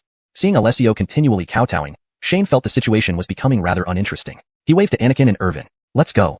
The other two naturally had no objections after seeing Shane's signal. They guided their carriage away. It wasn't that Shane was magnanimous. Rather, it was beneath him to quarrel with commoners. Last time, dealing with bandits was driven by financial need. Facing such a scenario today, Shane lost any interest in further sightseeing. He found a decent inn and rented an entire courtyard for them to stay. While Shane continued urging Anakin and Irvin to practice cultivation, Alessio had already returned Dusty to the city lord's residence. As a trusted confidant of city lord Jesse, Alessio immediately informed him of the incident. Jesse, upon learning that his son had offended a cultivator, was also alarmed. He arranged for Dusty to be confined and instructed Alessio. "Inform the 2 celestial masters." "No, I'll do it myself." Garner casually waved away Jesse, and then strolled to Greg's room to discuss the matter. Both were cultivators from Qingfeng Monastery, dispatched to manage Linjiang City. Managing a city population was almost like exile for cultivators, unlike overseeing spirit mines and fields, which were much more lucrative. Garner recounted Jesse's message and asked quietly, "Sure brother, what do you think?" According to Jesse, the muscular man who acted doesn't seem to be the leader. Greg frowned. "And only one person died, which is unusual. Could this be targeted at us? We haven't done anything." Greg paused mid-sentence, suddenly startled. "Could we have been discovered?" "It's impossible." Garner raised his voice. "We didn't leave any traces." Greg shook his head and explained, Precisely because there are no traces, they wouldn't act against ordinary people. I understand. Midway through, it seemed he remembered something and said gravely, they know the incident happened in Linjiang City, but don't know who's responsible. Panicked, Garner asked, what should we do, Brother Sure? After a pause, Greg sneered, we strike first and blame others in the city. Meanwhile, as Greg and Garner were concocting plans, Shane and his companions were sitting in a small restaurant, eating heartily. Since leaving Xiuxian sect, Shane and Irvin mostly ate roasted meat and dry rations. In the city, they sold items from Woniuzi at a pawn shop and decided to treat themselves. Shane wasn't as voracious as Irvin and Anakin. After eating for a while, he called the waiter over and asked, are there any cultivators in this Linjiang city? Tell me about them. Hearing this, the waiter looked around nervously, then smiled bitterly. Sir, matters concerning immortal masters aren't for us to speak lightly. I'm just curious. I won't spread it. Speak up, and I'll reward you well. With that, Shane tossed a few silver coins to the waiter. Just listen and don't say it was me. The waiter accepted the silver and saw that the place was empty. He hesitated, then pulled over a stool and began narrating the legends of Linjiang City. Shane chose a quiet place specifically to learn more about the city's secrets. With no other connections, he had to rely on local gossip to find any cultivators. Listening to the waiter, Shane learned that Linjiang City indeed had cultivators managing it. But hearing more details revealed only old stories, so he interrupted, tell me about recent events. Yes. Money made the world go round. The waiter quickly rephrased, recently, immortal masters have been kidnapping young boys and girls, supposedly to refine longevity elixirs. Irvin perked up, listening intently. Anakin slammed his bowl on the table angrily. Unthinkable. How can the city lord allow such atrocities? The waiter, startled, hurried to cover Anakin's mouth. Sir, don't say that aloud. Shane waved Anakin off and smiled at the waiter. We're just here for fun and won't talk outside. The city lord can't either, the waiter sighed. To immortal masters, we're no different from livestock. Shane dismissed the waiter with another silver coin. After he left, Shane's expression turned serious. This crossed his line. Shane decided to visit the city lord tomorrow and ask the two masters about it. If they failed to address it, Shane wasn't opposed to causing trouble himself. Young Irvin didn't fully grasp the gravity, but Anakin saw Shane's demeanor and knew his thoughts. Patriarch, tell me what to do. I'm all in. We don't know if it's true yet. Shane shook his head and gestured to the food. Let's eat first. We'll go to the city lord tomorrow. ####Chapter 13. Self-studying martial techniques. After finishing their meal, they returned to the inn and sat in the small courtyard drinking tea. Although he felt a bit uneasy inside, it wasn't enough to affect his mood. After all, in the history books from his previous life, similar events were countless. With nothing better to do, Shane decided to have Irvin study the application of spiritual energy. Outside the inn, Garner asked in a low voice, Sure xiuxian, is this the place? Yes, Greg nodded. No problem, right? Garner asked cautiously, still unsure. We don't know their cultivation levels yet. Greg snorted coldly. 3 people combined aren't older than you. How strong could they possibly be? But, before Garner could finish speaking, Greg cut him off, saying in a solemn tone, Garner, have you lost your mind? If they were really from a prestigious sect, would we need to secretly investigate them? Do you think you can hide from them? Recalling the methods large sects used against heretical cultivators, Garner shuddered involuntarily and stammered, Sure xiuxian, I'll follow your lead. Greg arranged the plan. The 17 or 18-year-old Taoist is the leader, and definitely has the highest cultivation. Once we go in, we should take him down first, then the big guy. As for the kid, he's just at the Qimeng, initial enlightenment, stage. Not worth worrying about. Note, Qimeng can be translated as initial enlightenment or beginner, depending on context. Here, I chose initial enlightenment to keep it closer to the original term while ensuring readability. All right. Garner, lacking any ideas of his own, nodded in agreement with Greg's arrangement. Set up the array first. Greg took out 6 or 7 inch-long flags, handing half to Garner, then sighed. If I had entered the inner gate, just this formation alone would be enough to deal with them. Garner inwardly ridiculed. If you could enter the inner gate, you wouldn't be here guarding Linjiang City with me. However, he didn't voice his thoughts, only holding the flags and circling around to set up the array on the other side of the courtyard. Inside the courtyard, Shane and Irvin were both excited because their research on the application of spiritual energy was finally making progress. Irvin waved his hand, and spiritual energy gushed out from within him, forming a human-sized earth-yellow shield in front of him. Shane frowned. Too slow. At this speed, you won't be able to block an attack. After some thought, Shane continued, Irvin, use less spiritual energy. Irvin tilted his head, thinking, and waved his hand again. A palm-sized earth shield instantly appeared. Add more spiritual energy. Shane did not lose heart and continued guiding Irvin. The shield Irvin released was either too large, with a release speed that was too slow, or too small, offering no defensive effect. After practicing over 10 times, Irvin finally raised his hand, and a meter-high shield instantly appeared in front of him. Ring, successfully taught Earth Shield technique, rewarded with 10 system points. Ring, acquired E-level technique, rewarded with 10 system points. 2 notifications appeared sequentially in Shane's mind. Shane was delighted to find that he could obtain techniques in this way. He then proceeded to rant about the system, which gave no introductions at all. You rest for a while, Shane patted Irvin's head. Having cast the technique over 10 times, Irvin felt not the slightest fatigue but excitement. Master, did we succeed? Yes, Shane smiled. But you need to remember the feeling now to succeed each time. Shane couldn't describe it concretely, so he relied on what he learned from novels in his past life to guide Irvin. Irvin waved his hand again. Another shield appeared, then he dismissed the shield and looked at Shane. I memorized it while practicing. Shane rubbed his nose. Good. Remember it. Don't mess with me. I also don't know the specifics. Irvin didn't notice Shane's expression and continued trying to release the earth shield. Shane turned his attention to the system. On the system interface, under the list of techniques in the techniques category, the first book appeared. Earth Shield Technique, E-level, condensable. It can be upgraded? That's good news. Without hesitation, Shane clicked the condense button. Do you want to spend 10 system points to condense the Earth Shield Technique? With few system points left and no other choice, Shane naturally clicked yes. Earth Shield Technique, D-level, condensed. Shane told Irvin, listen carefully. Irvin listened twice, memorized the incantation of the Earth Shield Technique, then stretched out his hand. A human-sized shield instantly appeared in front of him. Continuing the incantation without stopping, another shield tightly adhered to the previous one, repeatedly casting the incantation until the sixth shield appeared. The foremost shield disappeared. Shane paused and looked at Irvin in surprise. Master, turns out you knew how. Just a little later than you? Shane coughed and said seriously, you're much more familiar with it after learning it on your own, compared to me teaching you directly. That's it. Irvin thought for a moment and laughed. No wonder I learned it immediately. Shane chuckled awkwardly. Anakin sat on the side, watching Irvin go from completely inexperienced to proficient in just one night. He looked at Shane with admiration. This is what a great master is like. Choosing to follow the sect leader was definitely the wisest decision I, old Nyo, ever made. Rest up, we still need to go to the City Lord's mansion tomorrow. Shane waved to the two. Just as Greg and Garner reached the door, they heard the words, City Lord's mansion, causing their hearts to skip a beat. Absolutely exposed. Greg wasted no time, yelling, attack.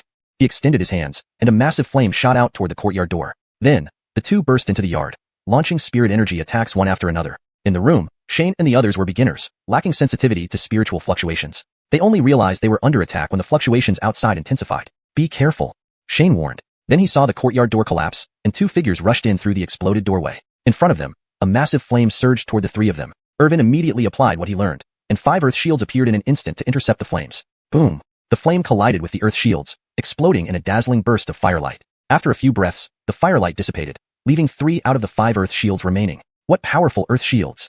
Greg was taken aback. This person was also at the peak of the liquefaction stage. Due to the intense spiritual fluctuations from the technique casting, Greg hadn't seen who had cast the earth shield, naturally assuming it was Shane. Taking advantage of their confusion, Shane quickly cast identification spells on both of them. Shane's eyes narrowed. 2 at the peak of liquefaction stage. Not having time to ponder why anyone would attack them, Shane swiftly commanded, Irvin, hold off the elder. Vance, we take on the young one. Before Shane finished speaking, Greg and the other launched another attack. A green wooden spear sped toward him. Irvin thrust his hand forward, replenishing the earth shields to 5. Crack. A crisp sound echoed as one shield shattered. At the same time, the wooden spear disintegrated into fragments. A fist-sized fireball flew over, not smashing into the earth shields but bursting among the fragments. What generates fire? Boom. Instantly, firelight soared into the sky. Chapter 14. One dead, one fled. As the firelight dissipated, the earth shield vanished as well. Damn. Shane cursed inwardly. Not only were these two opponents of no small level, but their coordination was seamless. Without hesitation, Shane shouted, attack, and activated his teacher's dignity towards Greg. What Shane didn't know was that the shock on Greg and Garner's faces was even more pronounced. What was going on? A peak liquid condensation realm cultivator who wasn't even 10 years old? Forget about this small northern part of Zhangqing continent. Even across the entire Xuanhuan continent, they had never heard of such a prodigy. Greg gave a low command, 1 each. But before he finished speaking, an overwhelming pressure washed over him. It was an uncontestable power that left him defenseless and sprawled on the ground. His mind was blank, buzzing with confusion. The only thought that came to him was, soul separation realm. How could there be such a powerhouse in this broken temple in Linxiang City? Anakin drew his blade, stepped forward at the sight of Greg's fall, poured spiritual energy into the blade, and chopped at Greg's neck. Greg's head rolled a few feet away, his eyes wide open, an expression of disbelief still on his face. Garner, who had just exchanged another strike with Irvin, turned around and saw Greg dead, which frightened him to the core. He turned and fled without a second thought. Seeing this, Irvin and Anakin immediately gave chase without any hesitation. Shane had already used his skill, needing another day before it could be reused, and Irvin lacked offensive capabilities. If the opponent decided to fight to the death, they might not win. Thus, Shane shouted, come back. Reluctantly, they returned. Meanwhile, Garner didn't look back as he disappeared into the city. From the moment Greg and Garner rushed into the courtyard to Garner's hasty escape, it only took a short while, but the battle had been incredibly perilous. If not for teaching Irvin the Earth Shield technique today, all 3 of them would have met their end here. Anakin sheathed his knife and returned to Shane, cautiously asking, Patriarch, why aren't we pursuing him?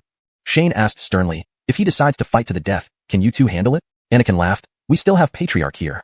Shane rolled his eyes. Thanks for your trust, he thought sarcastically. After standing in the yard on alert for a while and confirming that Garner wouldn't come back for a surprise attack, Shane breathed a sigh of relief. Turning around, he asked, none of you are hurt, right? Anakin shook his head. Irvin looked exhausted but excited. Master, I was great, wasn't I? Great. Shane smiled. If not for you, we'd be in danger today.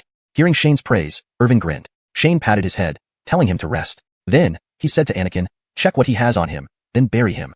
He himself walked through the collapsed door and left the courtyard. Given the significant commotion earlier and the unusually long silence from neighbors, something must have been amiss. Greg and Garner must have used some means. Checking around the yard, Shane found a small apricot yellow flag stuck in the ground. Picking it up, he cast appraisal skill on it.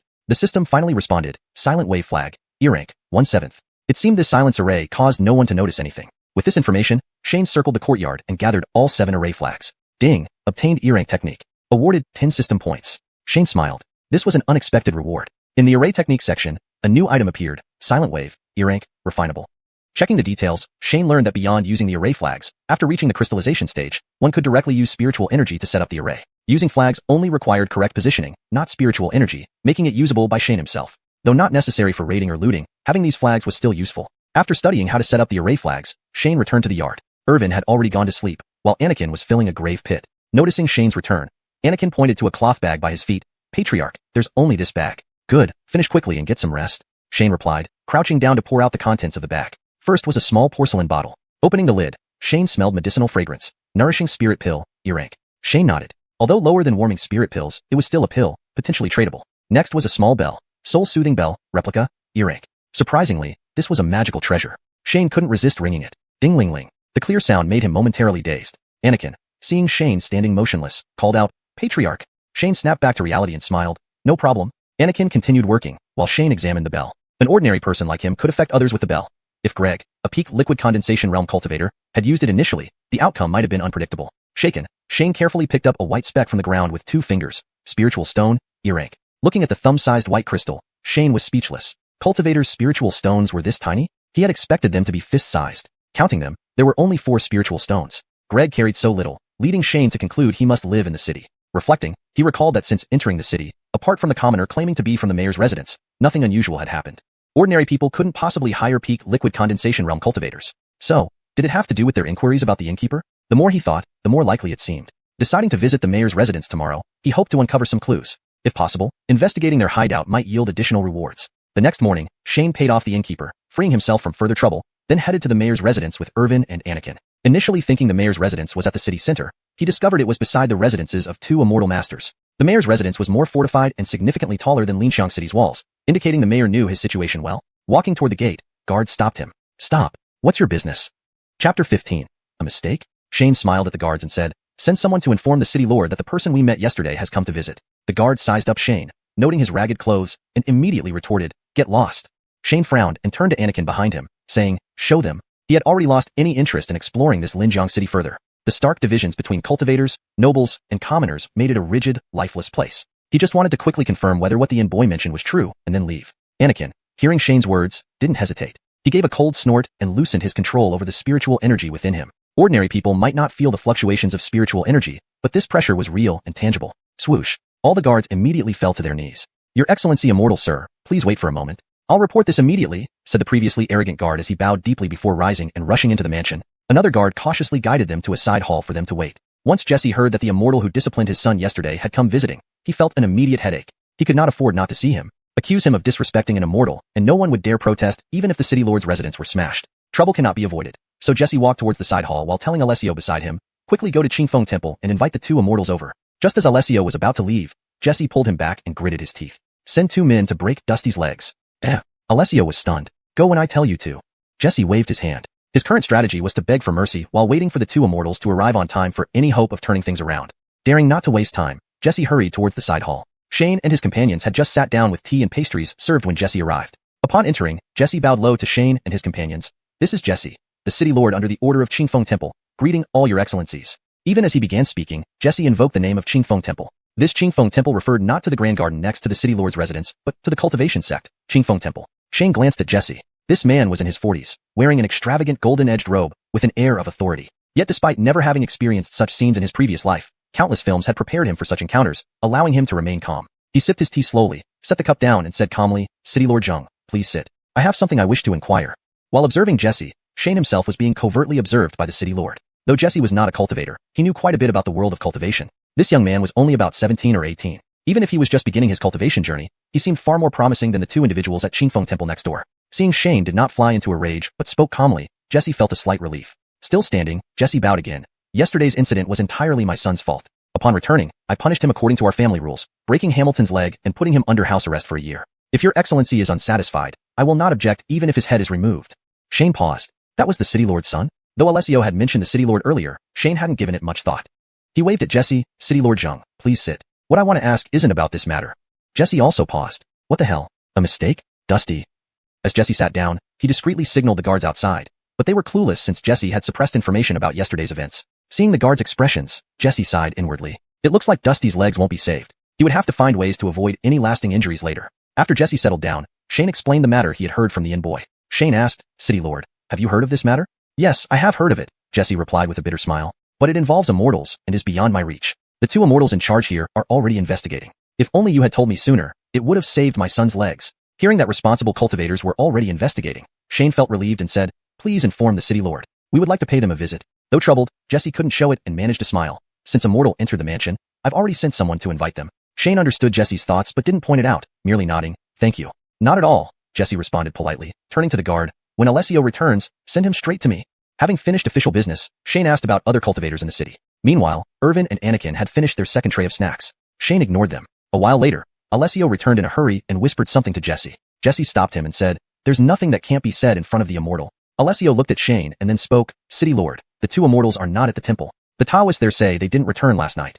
Seeing the two cultivators were absent, Shane found no reason to wait further. Rising, he asked, then I will visit another day. Could you tell me the names of these two friends? They are named Garner and Greg, Jesse promptly answered, also rising. Shane stood dumbfounded. What the hell? A mistake? Not dwelling on it, he bowed to Jesse. Thank you, City Lord. Please inform the two friends that Shane will visit another day. I will certainly do so, Jesse replied. Farewell. Shane patted the still indulging duo and left the City Lord's residence. Alessio escorted them back to their inn. Seeing their simple accommodations, he invited them to move to a villa owned by the City Lord, which Shane declined. Alessio didn't press the issue, waving for his guards to place a chest at the doorstep. He bowed. Immortals live simply, which City Lord admires greatly, but the path to longevity requires resources. Here's a small token of respect.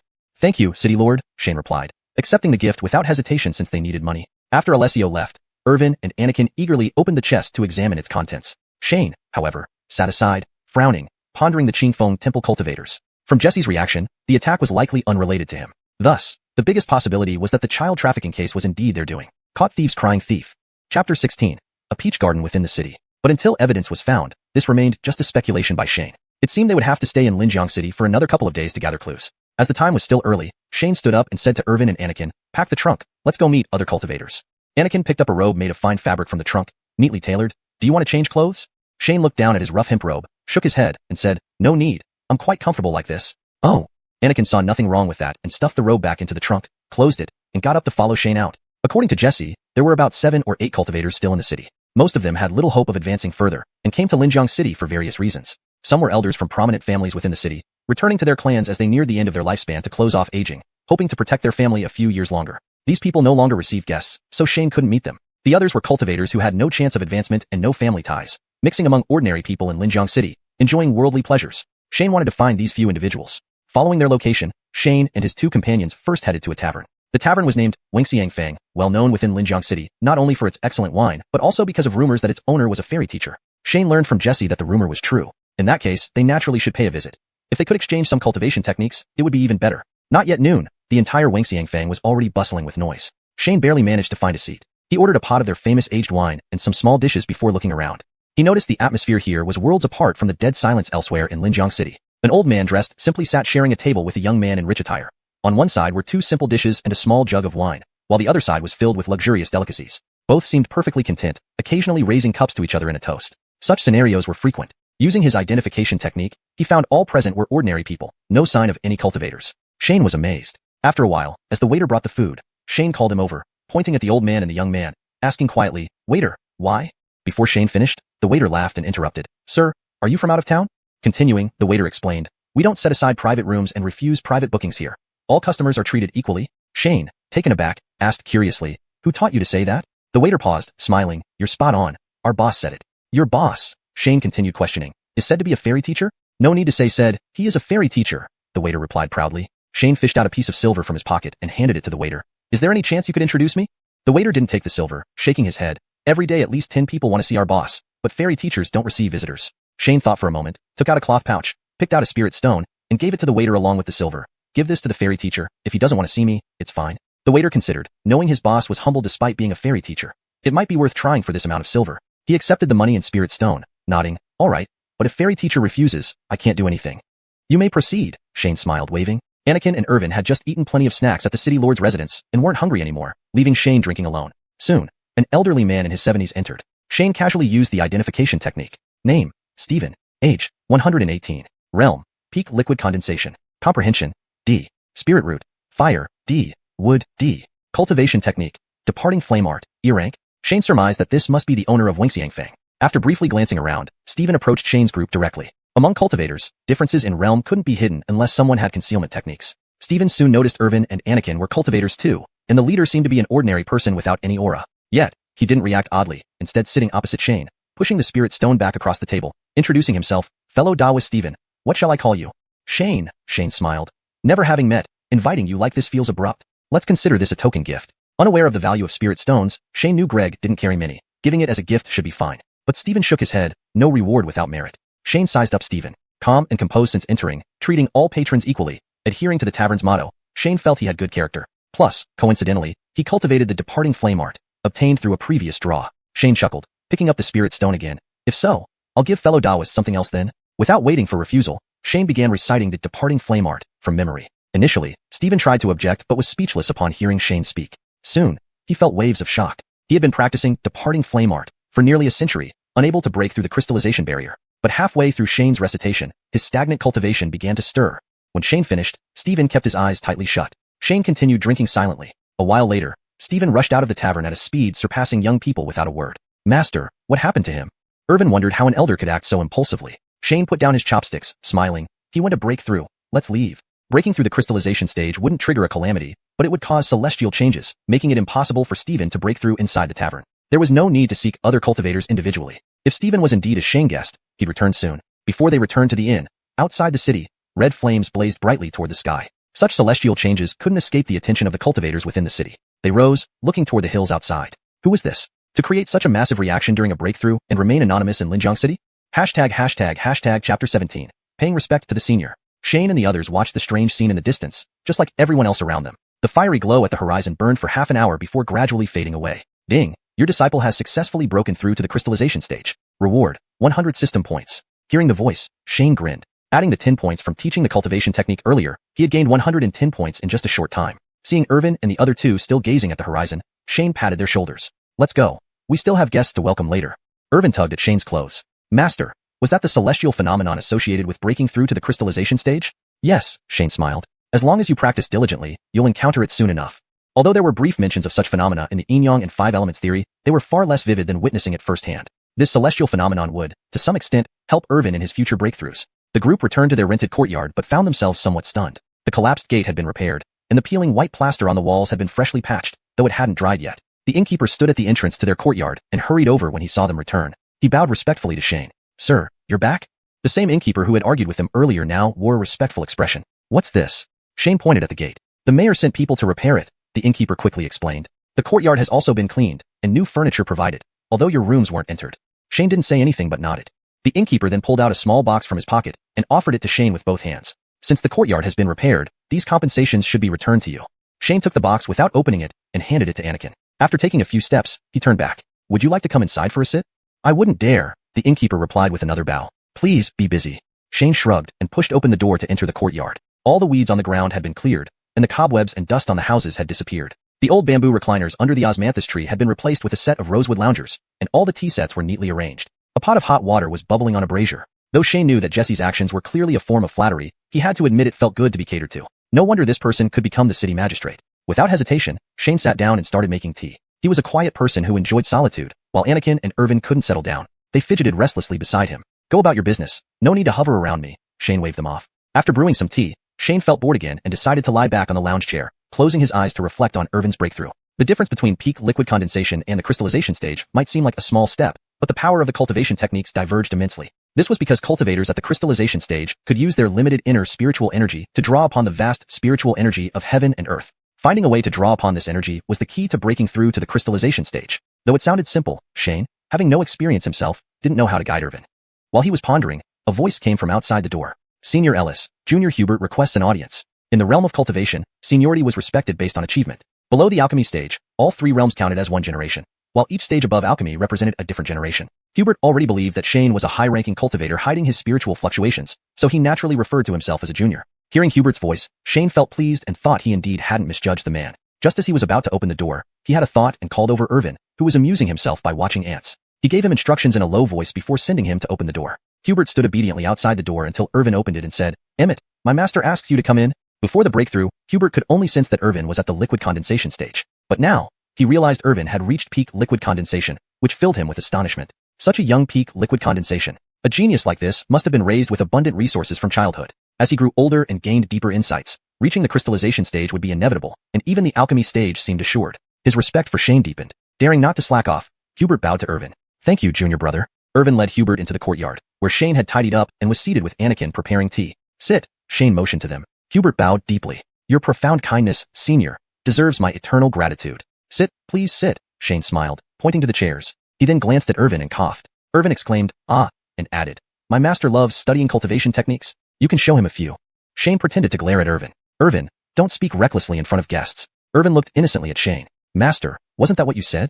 Shane coughed twice and apologized to Hubert. "Excuse my disciple's loose tongue." Fortunately, Irvin's words were vague enough that the act wasn't ruined. Hubert bowed again. "If senior enjoys it, I will comply. I'll organize and bring the cultivation techniques tomorrow." "Many thanks, Taoist friend," Shane replied, bowing back. Hubert harbored no suspicion. With the additional 100 years of lifespan from breaking through to the crystallization stage, offering a few cultivation manuals, or even serving for decades was well deserved. Once settled, Anakin served the tea, and Hubert thanked him before sipping politely. Shane then engaged Hubert in conversation. He introduced himself as a hermit cultivator who rarely interacted with the outside world, saying that he had only emerged because his young disciple wanted to see the world and participate in a major competition within the sect. He then guided Hubert to introduce the cultivation world. Hubert complied without suspicion, providing a brief introduction. The northern region had 3 major sects: the Mystic Sky sect, the Purification Hall, and the Ethereal sect. These 3 occupied 70% of the region's resources, and most smaller sects were affiliated with them. King Fengwen, managing Linjiang City, was a secondary sect under the Purification Hall. Shane listened and asked, "Taoist Liu, are you from King Fengwen too?"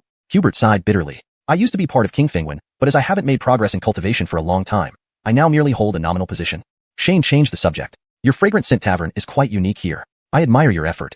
Unfortunately, my capabilities are limited, so I can only protect this small tavern." Hubert shook his head and explained, "I was an orphan raised by locals. When I joined King Fengwen and embarked on the path of cultivation, I never forgot my roots." Shane nodded, understanding why Hubert didn't display the typical arrogance of cultivators toward ordinary people. After chatting for a while, Hubert hesitated and finally asked, "Senior, I have a humble request." Chapter 18. It's clear. Just say it. Shane waved his hand. Junior has a good friend who has been stuck at the peak of the condensation stage for decades. He heard that Senior is here and hopes to meet you. Stephen cupped his hands towards Shane. "If Senior doesn't wish to, I will turn him down." Shane's heart lifted. Wasn't this exactly what he was waiting for? He thought the old man would wait until he returned home before gathering friends, but who knew that this fellow, shortly after breaking through, not only found where he lived but also informed others? "Fine." Ellis nodded solemnly and said, "The path of cultivation knows no bounds. We should progress together." Though Stephen hadn't heard the phrase, progress together, he understood its meaning. He cupped his hands again, saying, "Senior speaks wisely. Junior is enlightened." Shane looked up as evening approached and told Stephen, "Tomorrow morning, I'll still be here." Hearing this, Stephen stood up and said, "Junior takes his leave." "Hold on." Shane stopped Stephen, patting his head as if recalling something. "Almost forgot. There's another matter. Do you know about the child cultivators?" Casually, he explained the matter of the young male and female to Stephen. After some thought, Stephen nodded. "I've heard rumors. The 2 junior brothers stationed here by Qingfeng Taoist Temple are investigating. They suspect an evil sect. Good that someone is investigating." Shane waved to Irvin. "Irvin, please escort Taoist Liu out." "All right." Irvin got up, patted his bottom, and said to Stephen, "Let's go." Their seating place was only a dozen steps from the courtyard gate, but for Shane to maintain his seniority, he had to make it more formal. When Irvin returned, Shane frowned. Initially, he thought this was just private behavior between Garner and Greg, but now it seemed to involve an evil sect. However, it might also be intentional misinformation from them. In a couple of days, if no other news came, he'd have to visit the Taoist temple next to the city lord's mansion. The next morning, Anakin went out to buy breakfast. As he pushed the door open, he saw 2 old men standing outside their courtyard. Seeing Anakin come out, Stephen stepped forward and asked, "Brother Nyo, has Senior Ellis risen?" "Not yet." Anakin shook his head, took a few steps forward, then felt it inappropriate to leave the 2 old men waiting. He turned around and asked, "Should I wake the sect master?" No need. Stephen waved his hands. "We wouldn't dare disturb Senior." "Well, alright, wait till I get back." Anakin scratched his head and went off to buy breakfast. Anakin, straightforward as he was, didn't notice anything amiss, but the elder with Stephen grumbled, "Such airs." Stephen frowned and muttered, "Eduardo, if you're uncomfortable, go back yourself." Eduardo shook his head. "Just saying." Though he spoke casually, in his heart, he indeed felt somewhat disapproving. Stephen was already at the crystal formation stage, and even he couldn't sense any spiritual fluctuations, which suggested either a top-tier concealment technique at the rebirth stage or a higher-level soul division stage. Regardless, for someone in his late teens to reach such a level was unheard of. Perhaps it was sheer coincidence that Stephen happened to break through when they met. But Eduardo had been stuck at the peak of the condensation stage for many years. Even a slight chance was worth taking, so he followed Stephen here. Soon, Anakin returned with a bag of food, saw the 2 still standing there, and said while pushing the door open, "Wait a moment, Let me see if the sect master is woken up. Thank you, Brother Nyo. Stephen nodded at Anakin. Inside the courtyard, Anakin saw Shane brushing his teeth and told him, "So early?"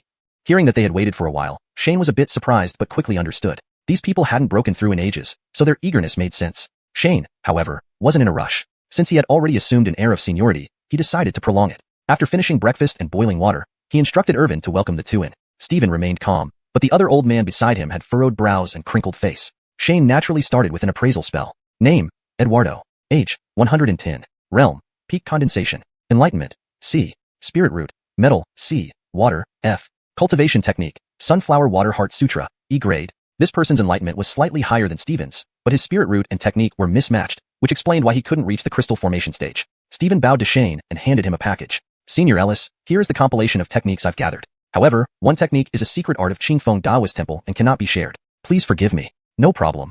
Shane accepted the package and set it aside. Thank you, Daoist. Seeing his old friend really give all his techniques to Shane, Eduardo couldn't help but speak up. Brother Liu, the world is treacherous. Don't let anyone deceive you. Stephen was alarmed and hurriedly bowed to Shane. Senior Ellis, Eduardo meant no disrespect. Then he pulled Eduardo aside. Eduardo, let's go. Shane merely waved his hand at both. It's fine.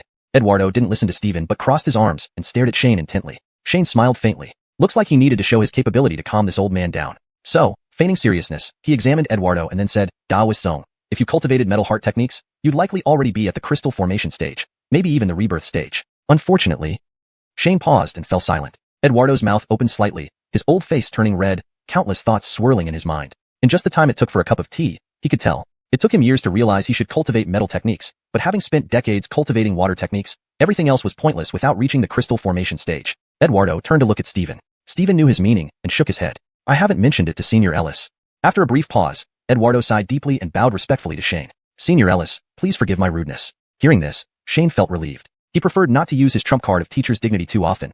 It was a lifeline best left unused. Both of you, please sit. Shane pointed to the chairs ahead. Eduardo sat down obediently, his expression even more respectful than Stephen's. Since the senior could discern this, he must have a solution. This might be his last chance. Distractedly sipping tea twice, Eduardo stood up again and bowed low to Shane. Senior Ellis, please guide me.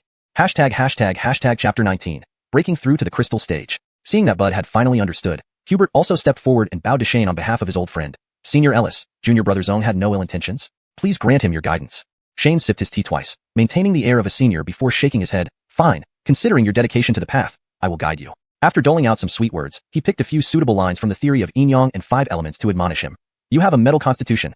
Remember that being too rigid can lead to breaking. Since you have already practiced water-affiliated techniques, don't you understand that the metal of Gung generates the water of Kwai, creating an endless cycle? Originally just spouting some casual remarks, who knew that such a simple sentence would give Bud an epiphany, leaving him both shaken and enlightened. So that's how it is. Bud thought for a moment, then suddenly knelt down, kowtowing to Shane. Senior, your words have awakened me like a bell in my dreams. I thank you deeply. After performing the kowtow, Bud rushed off toward the door. Shane watched as Bud dashed out, remaining silent. Another one has broken through, but this time, I didn't even give specific instructions. How could 2 simple sentences result in a breakthrough? A sudden realization struck Shane. He suspected that the theory of yin-yang and 5 elements might not be as simple as it seemed. Seeing Bud's enlightened expression, Hubert was visibly pleased. After pondering for a moment, he cupped his hands toward Shane. Senior Ellis, I shall go protect him. I'll return later to thank you. Wait, Shane stopped Hubert, pointing to Irvin beside him. Please take my disciple along. Hubert quickly understood that Shane wanted Irvin to experience the breakthrough process up close. It was an easy favor to do, so he naturally agreed. Smiling at Irvin, Junior Brother Liu, what do you think? Irvin was eager for the opportunity, but glanced at Shane first. Shane, knowing Irvin's concern for his safety, felt warm inside and nodded with a smile. Don't worry, you can go with Senior Fellow Liu. All right. Irvin mimicked an adult tone. Fade Brother Liu, please bear with me. Hubert waved it off. It's nothing much. With that, they both headed towards the Chu River. Bud practiced a water-based technique, so the riverside was naturally the best place for his breakthrough. Upon arriving at the riverbank, they saw Bud standing alone on the embankment, hands behind his back, staring pensively at the river. Hubert, knowing better than to disturb Bud, stood at a distance with Irvin, keeping watch to prevent any interference. Since Shane had helped him break through, Hubert naturally didn't suspect that Shane planned to let Irvin observe secretly. Noticing Irvin's curiosity, Hubert smiled and explained. Junior Brother Liu, breaking through to the crystal stage involves sensing the celestial qi, making it resonate with the corresponding spiritual energy within you, and then using the celestial qi to further compress the spiritual energy inside you. When the spiritual energy is compressed and refined into crystals, the breakthrough is considered successful, hence the name crystal stage. As Hubert patiently explained to Irvin, Bud began to feel a resonance with the cosmos. Suddenly, a miles-wide section of the river became tumultuous, with massive waves surging skyward. To Bud's credit, he chose a stretch of the river not used for navigation. Still, distant boats were thrown into chaos, anchoring or turning around, creating a scene of panic. Immersed in the breakthrough process, Bud was oblivious to the commotion. He let out a low cry and stepped onto the water. After several steps, he did not sink but floated above the surface. The massive waves gradually receded, yet around him, they surged to heights of tens of feet. Irvin watched in amazement. Realizing Irvin was enjoying the spectacle, Hubert quickly reminded him, "Junior brother Lou, focus on the celestial chi here." At this point, Bud's chi fluctuations had merged completely with the surrounding celestial chi, making it impossible to pinpoint him using only spirit sense. Though Hubert had just broken through himself and deeply felt this, the experience remained invaluable. While focusing on Bud's surrounding chi, Hubert noticed that Irvin's own chi fluctuations vanished. What followed was an enormous surge of celestial chi. Startled, Hubert leaped back dozens of feet, distancing himself from Irvin. Damn, watching someone else break through made him break through. What kind of freak is this? Bud's spiritual energy had already transformed entirely into tiny crystalline fragments. Just as he prepared to refine further using the massive surge of chi, he noticed the fluctuations were dissipating. Sighing inwardly, he collected himself to digest his gains when he sensed another colossal wave of chi gathering nearby. Turning, he saw Irvin seated on the ground, while in the distance, Hubert stared in shock. Approaching Hubert, Bud asked curiously, "What's going on?" Hubert scratched his beard and explained with a strange look, "Damn, the most outstanding young disciple in Qingfeng Temple broke through at 16. Even the top-tier northern sects like Xiuxian Hall mostly reached this stage by 13 or 14. This kid, barely 8 or 9, was what? 8 years old?" Seeing Bud's deflated expression, Hubert sighed, "Junior brother Zone, don't compare. It'll destroy your mental state." The two elders watched enviously as Irvin continued breaking through. Time passed, and the chi around Irvin grew more substantial, yet no celestial phenomenon appeared. What? The two exchanged puzzled glances. By the time the celestial chi finally dissipated, no phenomena occurred. They shook their heads, deciding not to investigate further. For such a prodigious talent, strange occurrences were expected. Only after Irvin stood up did they approach, bowing and smiling. "Congratulations, Junior brother Lou, on successfully crossing the first threshold." "Threshold?" Irvin scratched his head and grinned. "I didn't find it difficult at all." Bud's jaw dropped, but Hubert pulled him aside, whispering, "Mind set. Keep calm." Hubert then turned to Irvin. "Now that you've broken through, should we head back?" They had barely left when a 20-something-year-old arrived via flying sword, stopping where Irvin had just broken through. Flying on a sword, a feat only achievable by those at the core formation stage. "A crystal stage cultivator at 8 or 9, the young man muttered. "Master was right. Changes are coming." He chuckled bitterly. "I'm called the most talented disciple of Dingshai Pavilion in 100 years. Did I break through at 11 or 12? The young man sighed. "Well, let's establish a good connection here." Translation notes. Character names, transliterated using pinyin. Cultivation terminology, terms like chi, spiritual energy, celestial chi, are preserved to maintain the original flavor. Tone and style, maintain the narrative flow and tone of the original text. Paragraph structure, kept the same structure and line breaks as the original. Chapter 20. Far from simple. The young man, after speaking, made a hand seal and summoned a fierce gust of wind from his palms, sweeping across the surroundings. The gale lifted countless clumps of soil, turning a several-foot-deep fissure into an almost unnoticeable gentle slope. This fissure extended for dozens of miles, outlining a circle with a radius of over 10 miles. At the center of this circle was none other than Irvin's mound. In other words, due to his breakthrough, the land within a dozen miles around Irvin had been compressed by several feet. This was the celestial anomaly marking his breakthrough. However, as the young man acted, the celestial anomaly was buried beneath the dust. Apart from this young man, no one else noticed it. Shane was sipping tea while waiting for Eduardo's breakthrough on the other side. It seemed that the breakthrough was inevitable, but he wasn't sure if the system would reward him. Ding, disciple breaks through crystal phase, rewarded with 100 system points. Shane immediately beamed. Just then, another notification came. Ding, disciple breaks through crystal phase, rewarded with 100 system points. Shane's smile froze on his face. Having taught 5 people in total, with Anakin still beside him, the one who broke through could only be Irvin. He didn't know what to say at this moment. An 8-year-old crystal phase? He wondered if such a thing had ever happened in this world. He understood the principle that excellence attracts envy. It seemed necessary to find a concealing technique for Irvin to learn. While pondering this, Irvin dashed into the courtyard, rushing to Shane's side and laughing. Master, I've broken through again." The word again was well chosen. It caused the 2 old men following Irvin to twitch their lips and mutter, "Mentality, mentality." Shane patted Irvin's head, smiling, "Little Irvin is the best." Hearing this, Irvin shook his head. "I think it's very simple." Before Shane could reply, Eduardo stepped forward, interrupting the conversation. "Thank you, Senior Ellis. I'm deeply grateful." He feared that if he listened further, he might go mad. Shane let Irvin play by himself before turning back to Eduardo with a smile. "You're too polite, fellow Daoist-song." Eduardo shook his head. "If not for your advice, Senior, I might never have figured it out. Such a great favor must be repaid." Since that was the case, Shane did not decline. "If fellow Daoist-song feels this way, just like Daoist Liu, lending me your cultivation techniques will suffice." "Certainly," Eduardo bowed. "Please wait a moment, Senior. I'll go fetch them." Without waiting for Shane's response, Eduardo turned and left hastily. Shane realized this person had a good temperament, but was simply impatient. He wondered how he managed to cultivate water attribute techniques all these years. Meanwhile, Hubert laughed and sat opposite Shane, taking the teapot from Anakin to brew tea. Seeing this, Shane couldn't help but scrutinize Hubert. This man had a lean face, white hair, and despite his respectful demeanor toward Shane, showed no fear. Comparing his attitude toward ordinary people to that of those high and mighty cultivators, Shane felt this old man embodied a more natural Tao. Shane cast another appraisal skill on Hubert. This time, He carefully examined the information. Hubert's spiritual roots, metal, wood, water, fire, earth, yin-yang, and even rarer ones like lightning and wind, all rated D level. All spiritual roots were identical. Shane couldn't help but take a sharp breath. This old man was definitely not useless. Seeing Shane sizing him up, Hubert asked, "Senior Ellis, is there something wrong with me?" Shane shook his head, smiling. "Fellow Taoist Liu has remarkable bearing. I believe your achievements in this life won't stop here." Hubert took it as a formality and smiled bitterly. "Senior Ellis, please don't joke with me. Compared to junior brother Liu, I feel utterly humiliated." Shane smiled faintly but said nothing. Given the current situation at Xiuxian sect, they had no means to recruit this person yet. He'd keep it in mind for later. They chatted casually as Shane inquired about other matters. Soon enough, Eduardo returned with a package. Eduardo respectfully handed the package to Shane. "Senior Ellis, I don't have many cultivation techniques, and some overlap with senior brother Liu. I apologize."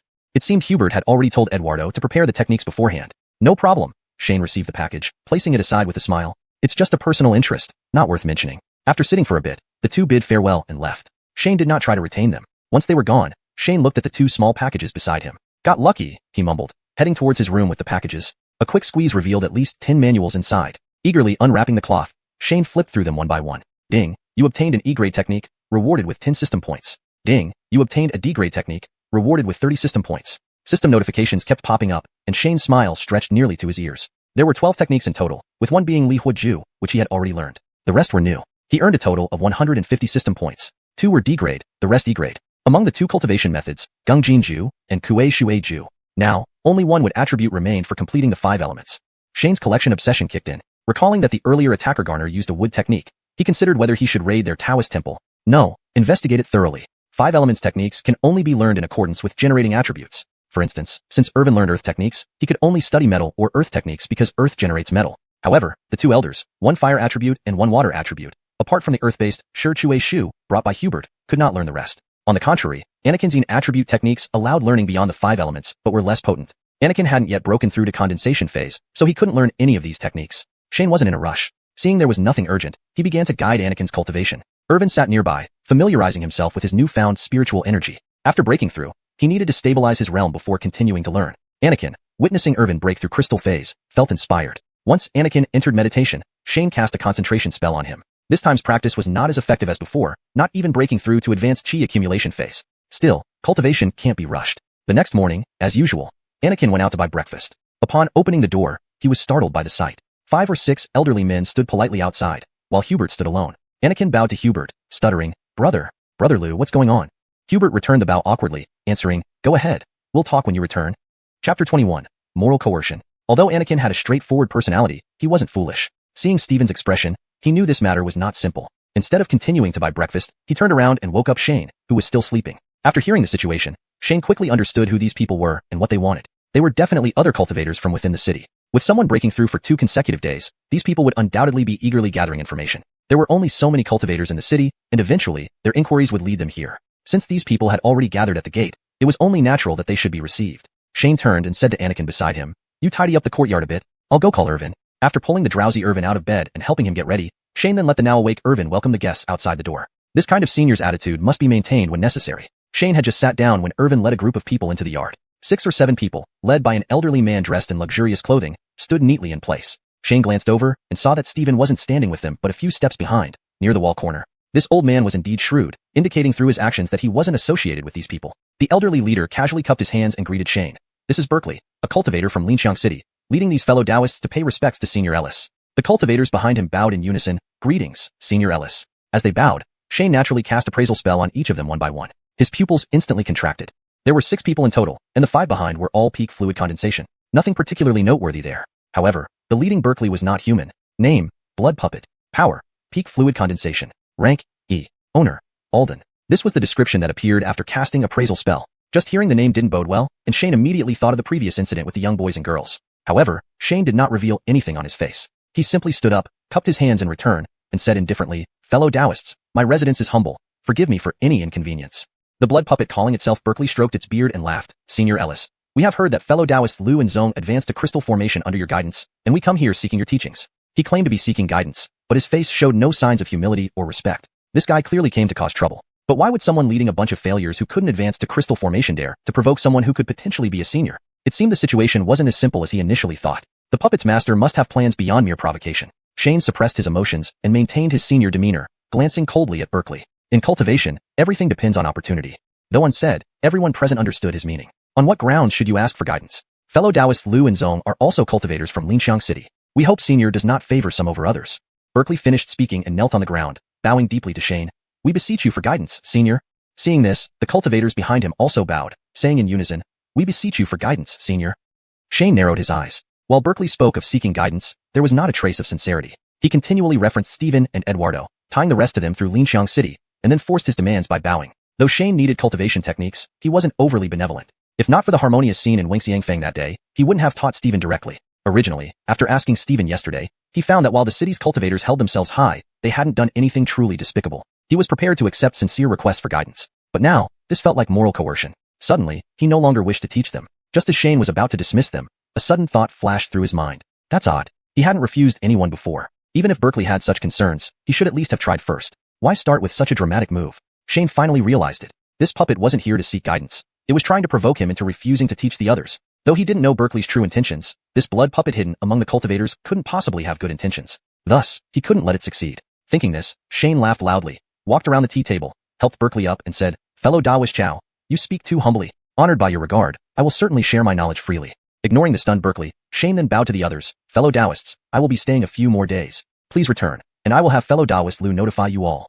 Seeing Shane look at him, Stephen called out from afar, Senior Ellis, I will arrange it properly. Everyone hoped to keep certain cards close to their chest, so keeping cultivation techniques private made sense. Therefore, Shane's approach was reasonable. The cultivators bowed to Shane and left. Berkeley gave Shane a deep, intense look but said nothing, only bowing and departing. Once they were gone, Shane's face turned gradually cold. Stephen, seeing Shane's expression, thought he was angry. He approached and said, Senior Ellis, I only learned of this matter just now and hurried over. Shane waved his hand. This isn't your fault. Do you know why Berkeley became the leader here? Stephen shook his head. Not really. At the gate, Berkeley didn't seem to take the lead. It seemed Berkeley took the initiative to speak up, and the others didn't object. Shane nodded and asked again, Do you know anyone named Alden? Stephen hesitated, unsure why Shane suddenly mentioned an unrelated person, and replied, I've never heard of him. Do you know what a blood puppet is? Blood puppet. Stephen exclaimed in surprise upon hearing this. Seeing that Stephen recognized it, Shane urged, Tell me more. Stephen explained, Blood puppets are a secret technique of the Blood Peak sect. I came across it by chance while assisting my seniors in organizing records at Qingfeng Temple. That brings us to the Blood Peak sect. What do you know about them? Shane couldn't help but chuckle slightly. The residual image left in the ruins of Mount Woniu had instructed him to exterminate the Blood Peak sect. Now, coincidentally, he heard about it here. Stephen, not understanding why Shane chuckled, continued explaining, the Blood Peak sect is the largest heretical sect in the northern border region. The Dust Cleansing Hall has sent multiple expeditions to destroy them but always fails to find their headquarters, returning empty-handed. Shane continued, What about the Two Instruments sect? Do you know anything about that? Stephen looked confused at Shane. If you already know about the Two Instruments sect, why are you asking me? Chapter 22. Transmission of Cultivation Techniques. Shane noticed Hubert's strange expression and couldn't help but ask, What's wrong? Hubert shook his head and continued, After the Blood Mountain sect annihilated the Two Instruments sect, they took over their sect. Shane wondered, Then why can't we find the place? Hubert secretly glanced at Shane, seeing that his expression wasn't teasing. He then replied, The Two Instruments sect space is actually a secret realm. A secret realm is a small space independent of the main space, mostly naturally formed. Some stable secret realms have been claimed by various sects as their headquarters. Secret realm entrances are unpredictable, so these sects usually set up fixed arrays at their gates to stabilize the entrance. If they encounter strong enemies, they can dismantle the array, making the entrance disappear again. The Blood Mountain sect, being an evil faction hunted by everyone, would certainly not fixate the entrance of the secret realm. Thus, finding their sect relies purely on luck. From this perspective, it seemed that Garner, Greg, and those missing young boys might be connected to the Blood Mountain sect. Shane immediately thought of Daniel Ping, who had said that once the Blood Mountain sect was destroyed, the treasures of the Two Instruments sect could be taken. At that time, he had wondered how this guy would judge if the Blood Mountain sect was truly wiped out. It turned out that the Blood Mountain sect was occupying the original location of the Two Instruments sect. However, even the weakest Blood Mountain sect would definitely have a few powerful figures in charge, far beyond Shane's current ability to destroy them. Shane shook his head and didn't continue asking. This information came from the identification skill. He feared that further questioning might expose his secrets. His system was his greatest advantage and last resort, and he hadn't revealed even a hint to anyone, not even Irvin. Seeing that Hubert was still looking at him, Shane smiled and said, I heard about this incident accidentally and just felt curious. Finishing his words, Shane no longer mentioned the matter and instead asked, Brother Taoist Liu, who do you think should start with the guidance?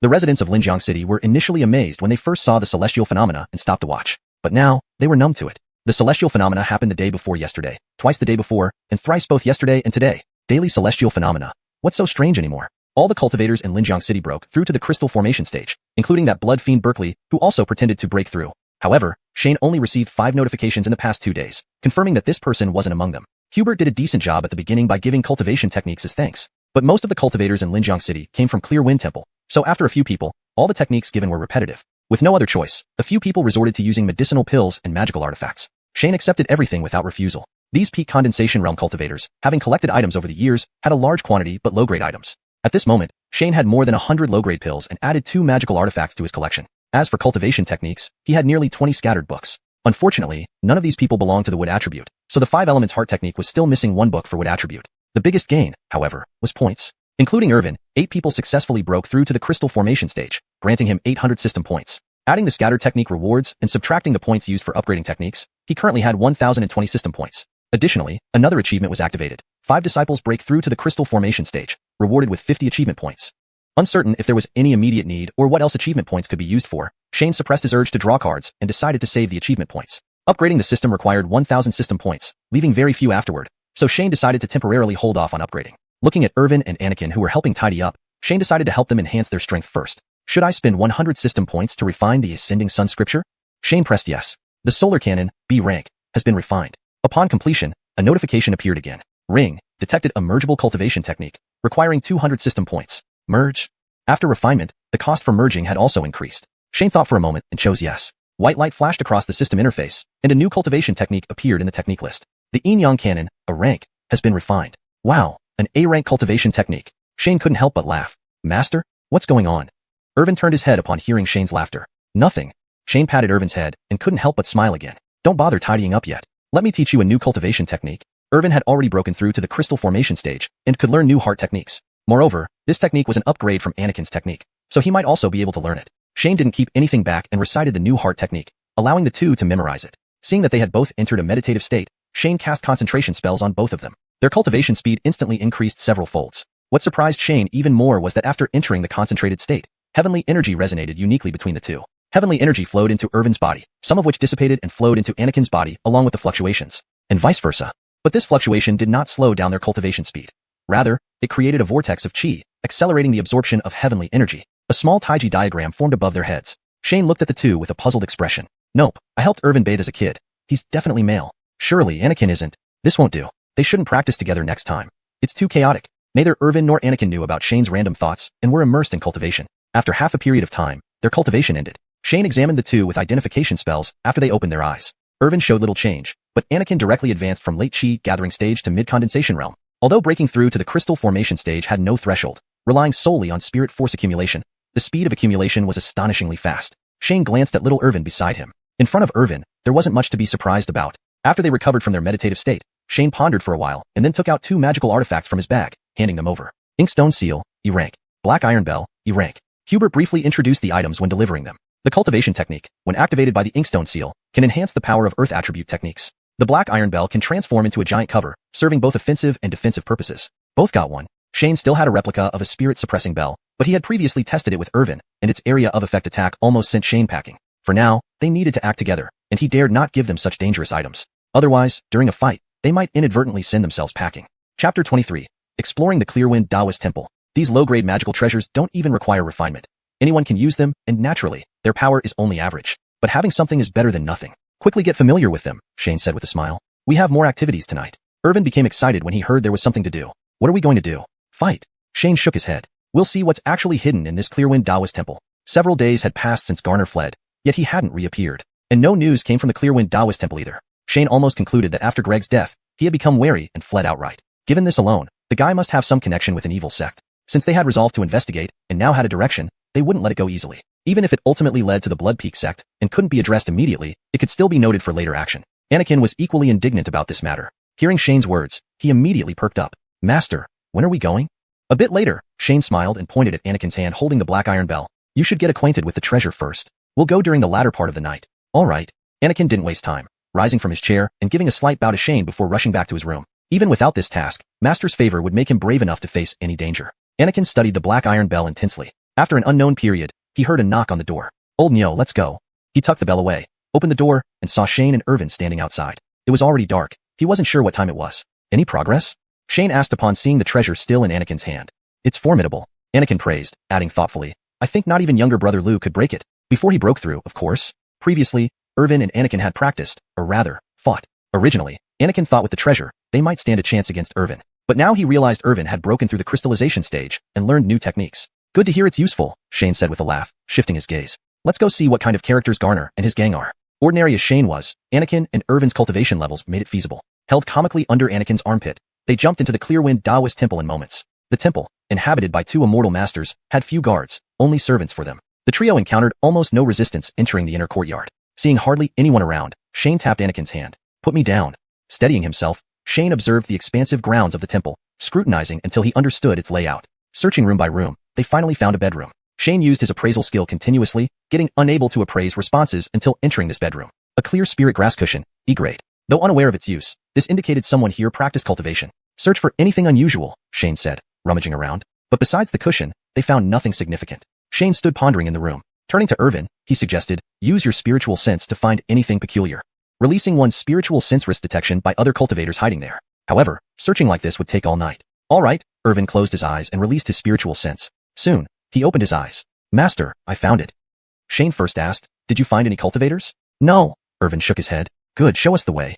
Relieved, Shane took the cushion along. Under Irvin's lead, they arrived at a rockery. Here, Irvin tugged Shane's sleeve, pointing at the rockery. Shane circled the rockery but saw no signs, finally asking, what's here? Irvin tilted his head, then said after a pause, not sure. Shane cast an appraisal spell at the rockery. Would Spirit Array, C grade. Despite understanding arrays, lacking spiritual energy, he didn't know how to deal with it. Finally, Shane told Anakin, smash it. Just as Anakin raised the black iron bell, Shane stopped him. Wait, we need this too.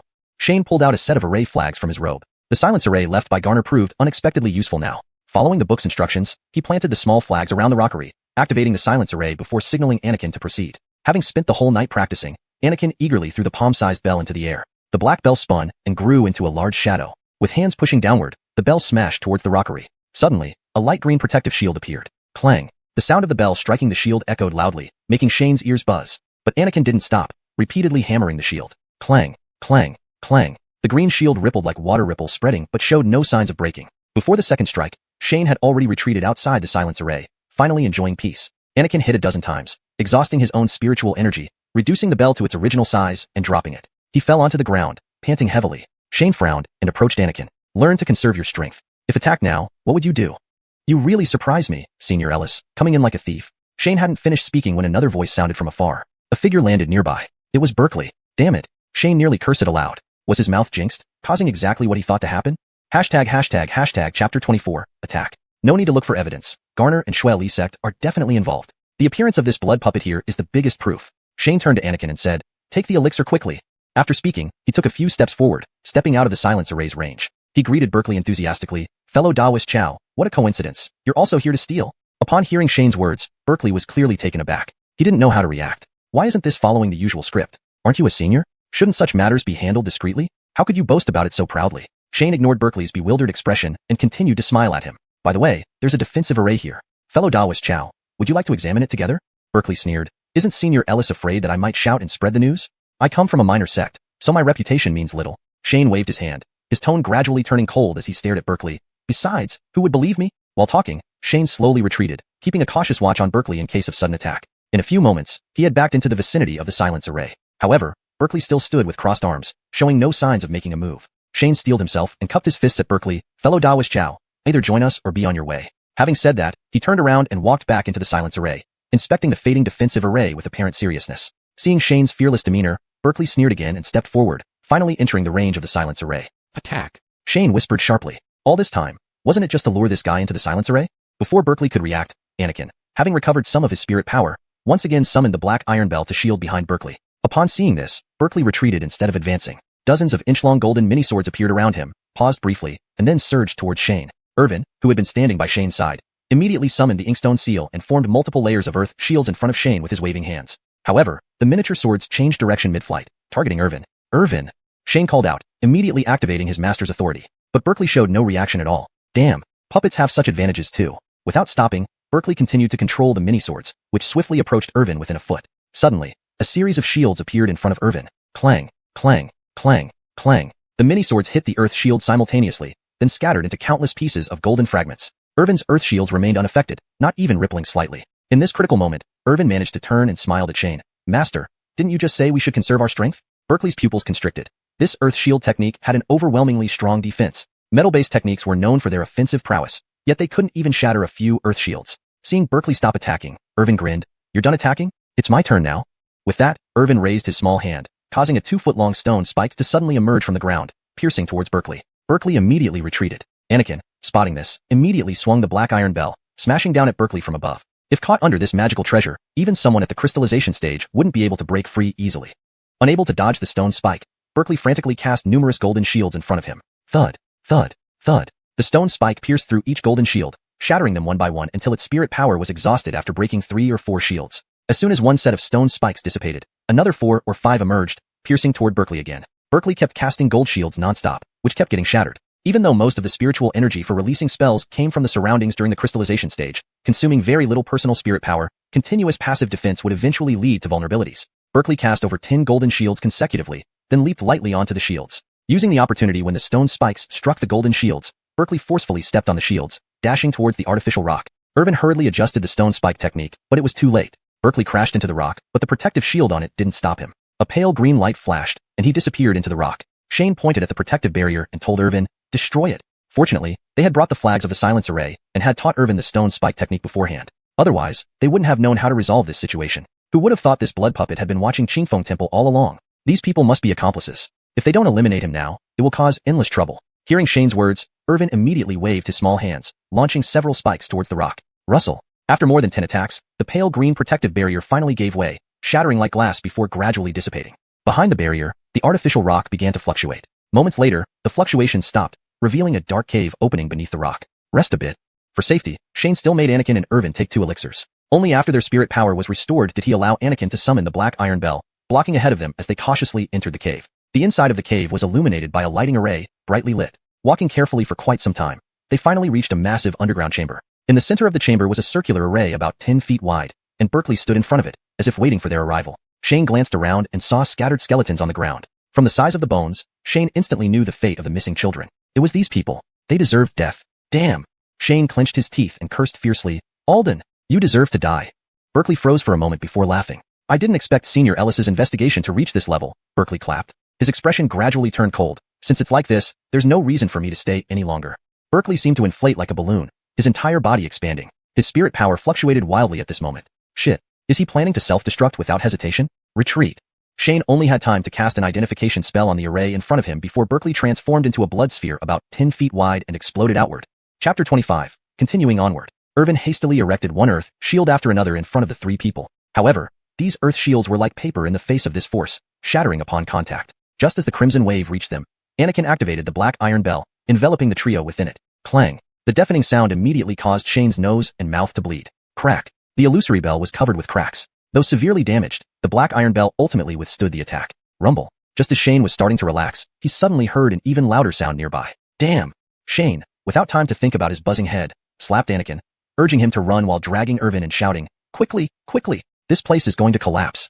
The 3 didn't remove the black iron bell but remained inside it as Anakin pushed the large, illusory bell towards the exit. Initially, Shane dragged Irvin, but as they sped up, it became Irvin half-dragging Shane. Massive rocks falling along the way struck the black iron bell with a tremendous clanging noise. Crack. Having taken fatal damage from Berkeley's impact and endured more hits from the rocks, the bell could no longer bear the weight. It shattered back into a palm-sized small bell amidst breaking sounds, its fragments scattered everywhere. The remaining distance was protected by Irvin's earth shields. Shane had already been dazed by the deafening noises from the bell. He was carried out by Anakin during the final stretch. By the time he regained consciousness, he was already on the surface. Looking back, Shane saw that the cave was sealed, and nearby buildings lay in ruins. People from the Taoist temple were already gathered around the collapsed structure, creating chaos. For now, no one was looking their way, but they couldn't stay here. If discovered, it would be hard to explain.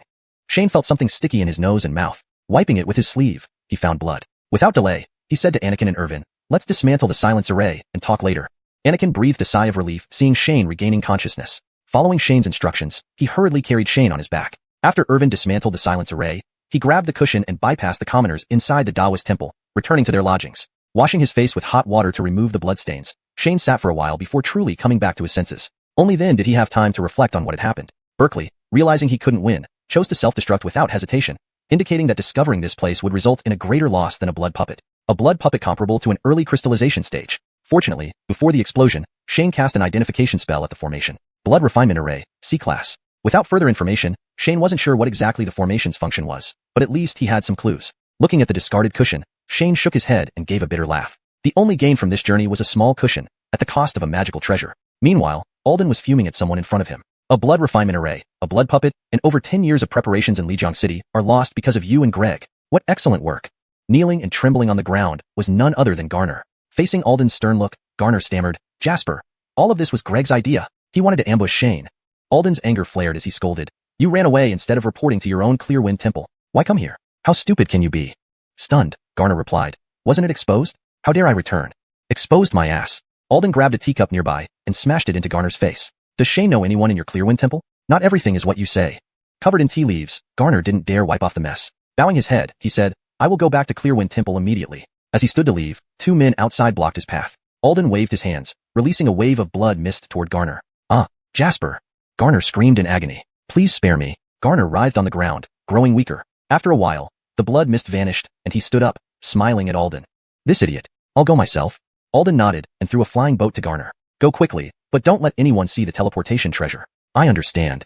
Garner caught the flying boat and left. Still seated, Alden sneered, Shane, when the sect grand competition happens, ruining my plans, I'll make sure you lose everything. Unaware of Alden's actions, Shane was saying goodbye to Hubert and others at the entrance of Lijiang City. Senior Ellis, why not stay a few more days? Let us show our hospitality. Hubert, accompanied by Eduardo and other beneficiaries of Shane's help, bowed at Shane in the carriage. The city lord had moved the commoners to other gates, leaving only them there. Their carriage had been upgraded to a more comfortable 4-wheeled, 2-horse carriage. The city lord initially wanted to give them Dusty's carriage, but Shane declined. It was too conspicuous for his low-profile persona. Shane casually remarked to Hubert, cultivation isn't just about secluded practice, travel is also part of the process. With that, Shane bowed to them and instructed Anakin to move the carriage slowly. They returned the bow, remembering Senior Ellis's words deeply. Most of them had given up on advancing, but now with their lifespans extended by another century, their desire to cultivate was reignited. Thinking about where to go next, Shane decided to head toward Xiuxian sect. Along the way, they would pass by Zakindian, where they could engage in trade. This journey would take several months, spanning nearly 10,000 miles. Leaving Lijiang City, Shane pondered the upcoming route. According to Hubert, near every sect was a small town for exchanges and trades. The closest one was Qingfeng Town near Clearwind Temple. But considering Shane had killed Greg, Garner's disappearance, and the commotion in Lijiang City, it would be too risky to visit Clearwind Temple. Therefore, Shane opted to continue towards Xiuxian sect, passing by Zakindian on the way for potential transactions. Chapter 26. This is a beast. Shane was not in a hurry. Now that Irvin had broken through to the crystallization stage, and Anakin had reached the condensation stage, as long as they did not venture deep into the mountains, their safety would be secured. On the journey, Shane urged Irvin and Anakin to continue practicing the Yin Yang Classic. However, this time, citing the need for vigilance in the wilderness, he asked them to practice separately and dared not let them train together anymore. They traveled for a few more days, and the food on the cart was depleted, so they resumed hunting and eating meat. This time, they had prepared ample seasonings, making the roasted meat much more delicious than before. Irvin, having learned a new martial art, volunteered to go hunting. Shane and Anakin prepared a bonfire by the roadside. Master, I want to eat spicy rabbit heads today. Irvin's voice was heard even before he arrived. Sure, no problem. Shane smiled and replied, but when he turned around, he froze in place. Irvin was dragging a rabbit almost as tall as himself back to the bonfire. Upon seeing such a large rabbit, Shane naturally used an appraisal skill first. Name, Lacey. Age, 20. Realm, peak bone tempering. Wisdom, D. Technique, none. The cultivation stages of beasts are divided into enlightenment, body strengthening, and bone tempering, which roughly correspond to cultivators' chi gathering, liquid condensation, and crystal formation stages. Afterward, when beast cultivators break through to the return to Dan realm, most transform into human form and continue cultivating in human shape, thus using the same terms as human cultivators for their realms. A peak bone tempering beast cultivator has combat strength not too far from that of a peak crystallization cultivator. But currently, this rabbit seemed half dead, lying limp on the ground, held by its ears by Irvin without any intention of resistance. Only then did Shane slightly lower his guard, looking speechlessly at the black rabbit lying on the ground. Lacey? Irvin showed no surprise that Shane knew the name, nodding excitedly and saying, I named it casually on the way back. The skin will definitely be white and tender after peeling. What sort of predatory language was this? Shane took 2 deep breaths to suppress his urge to scold someone, and then gently guided, Irvin, do you think it might be a beast with intelligence? A beast? Irvin frowned, pondering for a while before asking, can't we eat it? Beasts generally don't name themselves, so just call it Lacey. Lacey curled up beside Irvin, shivering at their conversation. It had sensed the arrival of the transformation Heavenly Tribulation and ran out of the deep mountains to find a deserted place to transcend the tribulation. Breaking through to the Return to Dan realm and transforming into human form before turning 30 made it one of the top rabbits among rabbit beasts. Unlike humans, beasts have no rules. Weak beasts before breaking through the Heavenly Tribulation serve as the best meals for other beasts. However, it was caught red-handed by Irvin right before breaking through. If it were a normal day, it could fight 10 Irvins. But now it was powerless and could only listen to them discuss how to eat itself. Lacey got more and more scared and fainted right away. Just as Shane finished explaining that beasts are intelligent animals and cannot be skinned and eaten like ordinary wild rabbits, he turned around and saw the rabbit already unconscious on the ground, its hind legs in the air twitching. Shane scratched his head and muttered to himself, what's going on? Irvin hadn't yet recovered from the regret of not being able to eat the spicy rabbit head, but seeing the beast faint on the ground, he happily asked, is it scared to death? If it is, can we eat the meat now? The prone Lacey, as if pricked by something, immediately jumped up, standing on its hind legs and bowing deeply to Irvin. Sir, you are my dear sir. Seeing the beast wake up, Irvin sighed regrettably. Can't eat it. Hearing this, Lacey nearly fainted again. Fortunately, Shane noticed Lacey's actions and finally reacted, turning to ask, can you understand us? Lacey nodded. Shane folded his arms, rubbing his chin thoughtfully. Although most beasts live alone, letting go of a beast about to break through to the Return to Dan realm seemed improper. If it harbored resentment and sought revenge, they couldn't defend against it. Though beasts and humans dislike each other, killing it like this didn't seem right either. Thinking this over, Shane decided, we can't just let you go. How about you follow us and become a spirit pet?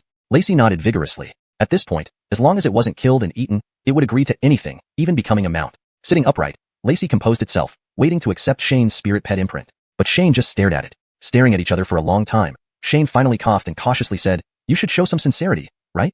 If it weren't for losing all its spiritual power now, Lacey would have pounced and beaten up Shane. Caught. I accepted it. Becoming a spirit pet, I accepted it.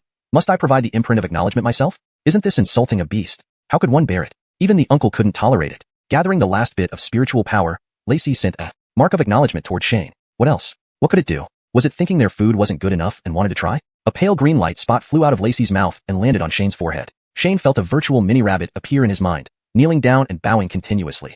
Through the mark, Shane knew that injecting his own spiritual power into the mark would complete the acknowledgement. But Shane lacked spiritual power. Trying twice and finding it impossible, Shane shook his head, pointing at Irvin, telling Lacey, go to him. Sighing inwardly, Lacey withdrew the acknowledgement mark and turned to remark Irvin. After a few seconds, Irvin excitedly told Shane, Master, Lacey belongs to me now. No one is competing with you. Shane rolled his eyes, envying Irvin in his heart. If I had spiritual power, it wouldn't be your turn. Hee hee. Irvin scratched his head and patted Lacey's head. Only then did Shane carefully examine this beast rabbit. The large black rabbit was as big as a husky, without a single speck of mixed fur, its sleek coat shimmering under the light. Master, Lacey said it will transform in a few days. Irvin spoke up while Shane was examining the rabbit. Can you help it? How do you know? Shane couldn't help but be curious. Lacey talked to me in my mind, Irvin explained. With the mark, I can't communicate with Lacey in consciousness. Shane asked Irvin a couple more questions, then nodded. Let's give it a try. Inwardly, Lacey sneered. You useless mortal. What can you do? I just wanted Irvin to protect me during the transformation. ####Chapter 27. Experiencing the Heavenly Tribulation. However, the spirit pet imprint was already in Irvin's hands, so there wasn't much it could do. There were a few people around to guard, which was better than nothing. Thus, they left the roadside and walked a short distance into the forest. Irvin patted Carmine's head and said with a smile, Carmine, start your cultivation. Carmine couldn't refuse and had no choice but to lie down and begin cultivating. Shane stood beside him and, noticing that Carmine had entered a meditative state, naturally cast another focus spell. Carmine absorbed the spiritual energy from the surroundings and continued refining his bones. He found that the efficiency of this cultivation session was significantly higher than usual. Normally, it would take several more days to break through, but at this pace, it would only take 2 or 3 hours. Before long, Carmine ceased pondering and fully concentrated on cultivation. I didn't realize before how different this is. So that's how it's understood. I must have misunderstood earlier.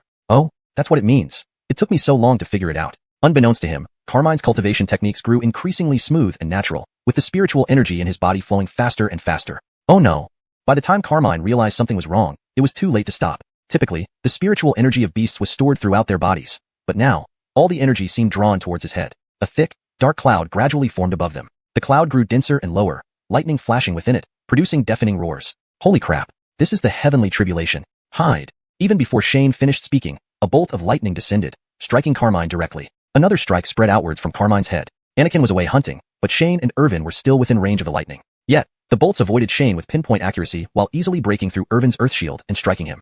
The heavenly tribulation did not cease. As soon as one lightning bolt ended, another immediately followed, each one accurately striking Carmine's head, exploding loudly, and then concentrating on Irvin again. The tribulation completely ignored Shane, bypassing him every time. Shane stood there in shock, staring at the nearby human and beast. Seeing the situation, he disregarded the possibility of being affected and quickly pulled Irvin out of the tribulation's range. During this process, Irvin was struck by 3 more bolts. Irvin's face was scorched black, his eyes closed as he gritted his teeth and endured. But Shane didn't feel even a hint of electric shock. There was no time to think about why. Shane first checked on Irvin and found that he had only fainted, so he relaxed slightly. Then he turned to look at Carmine nearby. Carmine's fur, once sleek, was now singed and smoking. Some areas were torn open, revealing pink flesh. With the ongoing heavenly tribulation, these wounds also turned black. Carmine trembled but did not move, continuing to endure the attacks. As for Shane, he could only stand by helplessly. No one could help in facing the heavenly tribulation.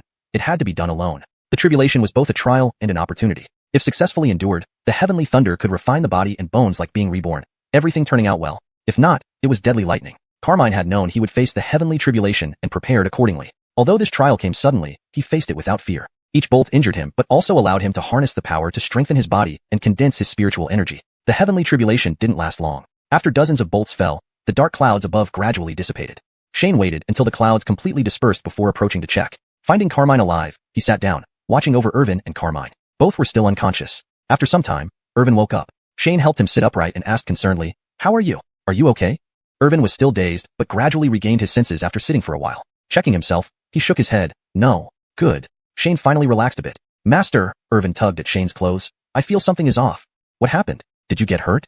Shane's heart skipped a beat again as he hurriedly examined Irvin. "I'm not hurt." Irvin shook his head, somewhat confused. "But I think I've broken through again." Shane cast an appraisal spell on Irvin. Name, Irvin. Age, 8 years. Level, Crystal Formation Stage. Intelligence, C. Spirit Roots, Earth, B. Lightning, B. Water, C. Crystals, Earth, Lightning. Cultivation Techniques, Earth Elemental Technique, Earth, D rank. Yin Yang Scripture, Yin Yang, A rank. Shane sighed in relief.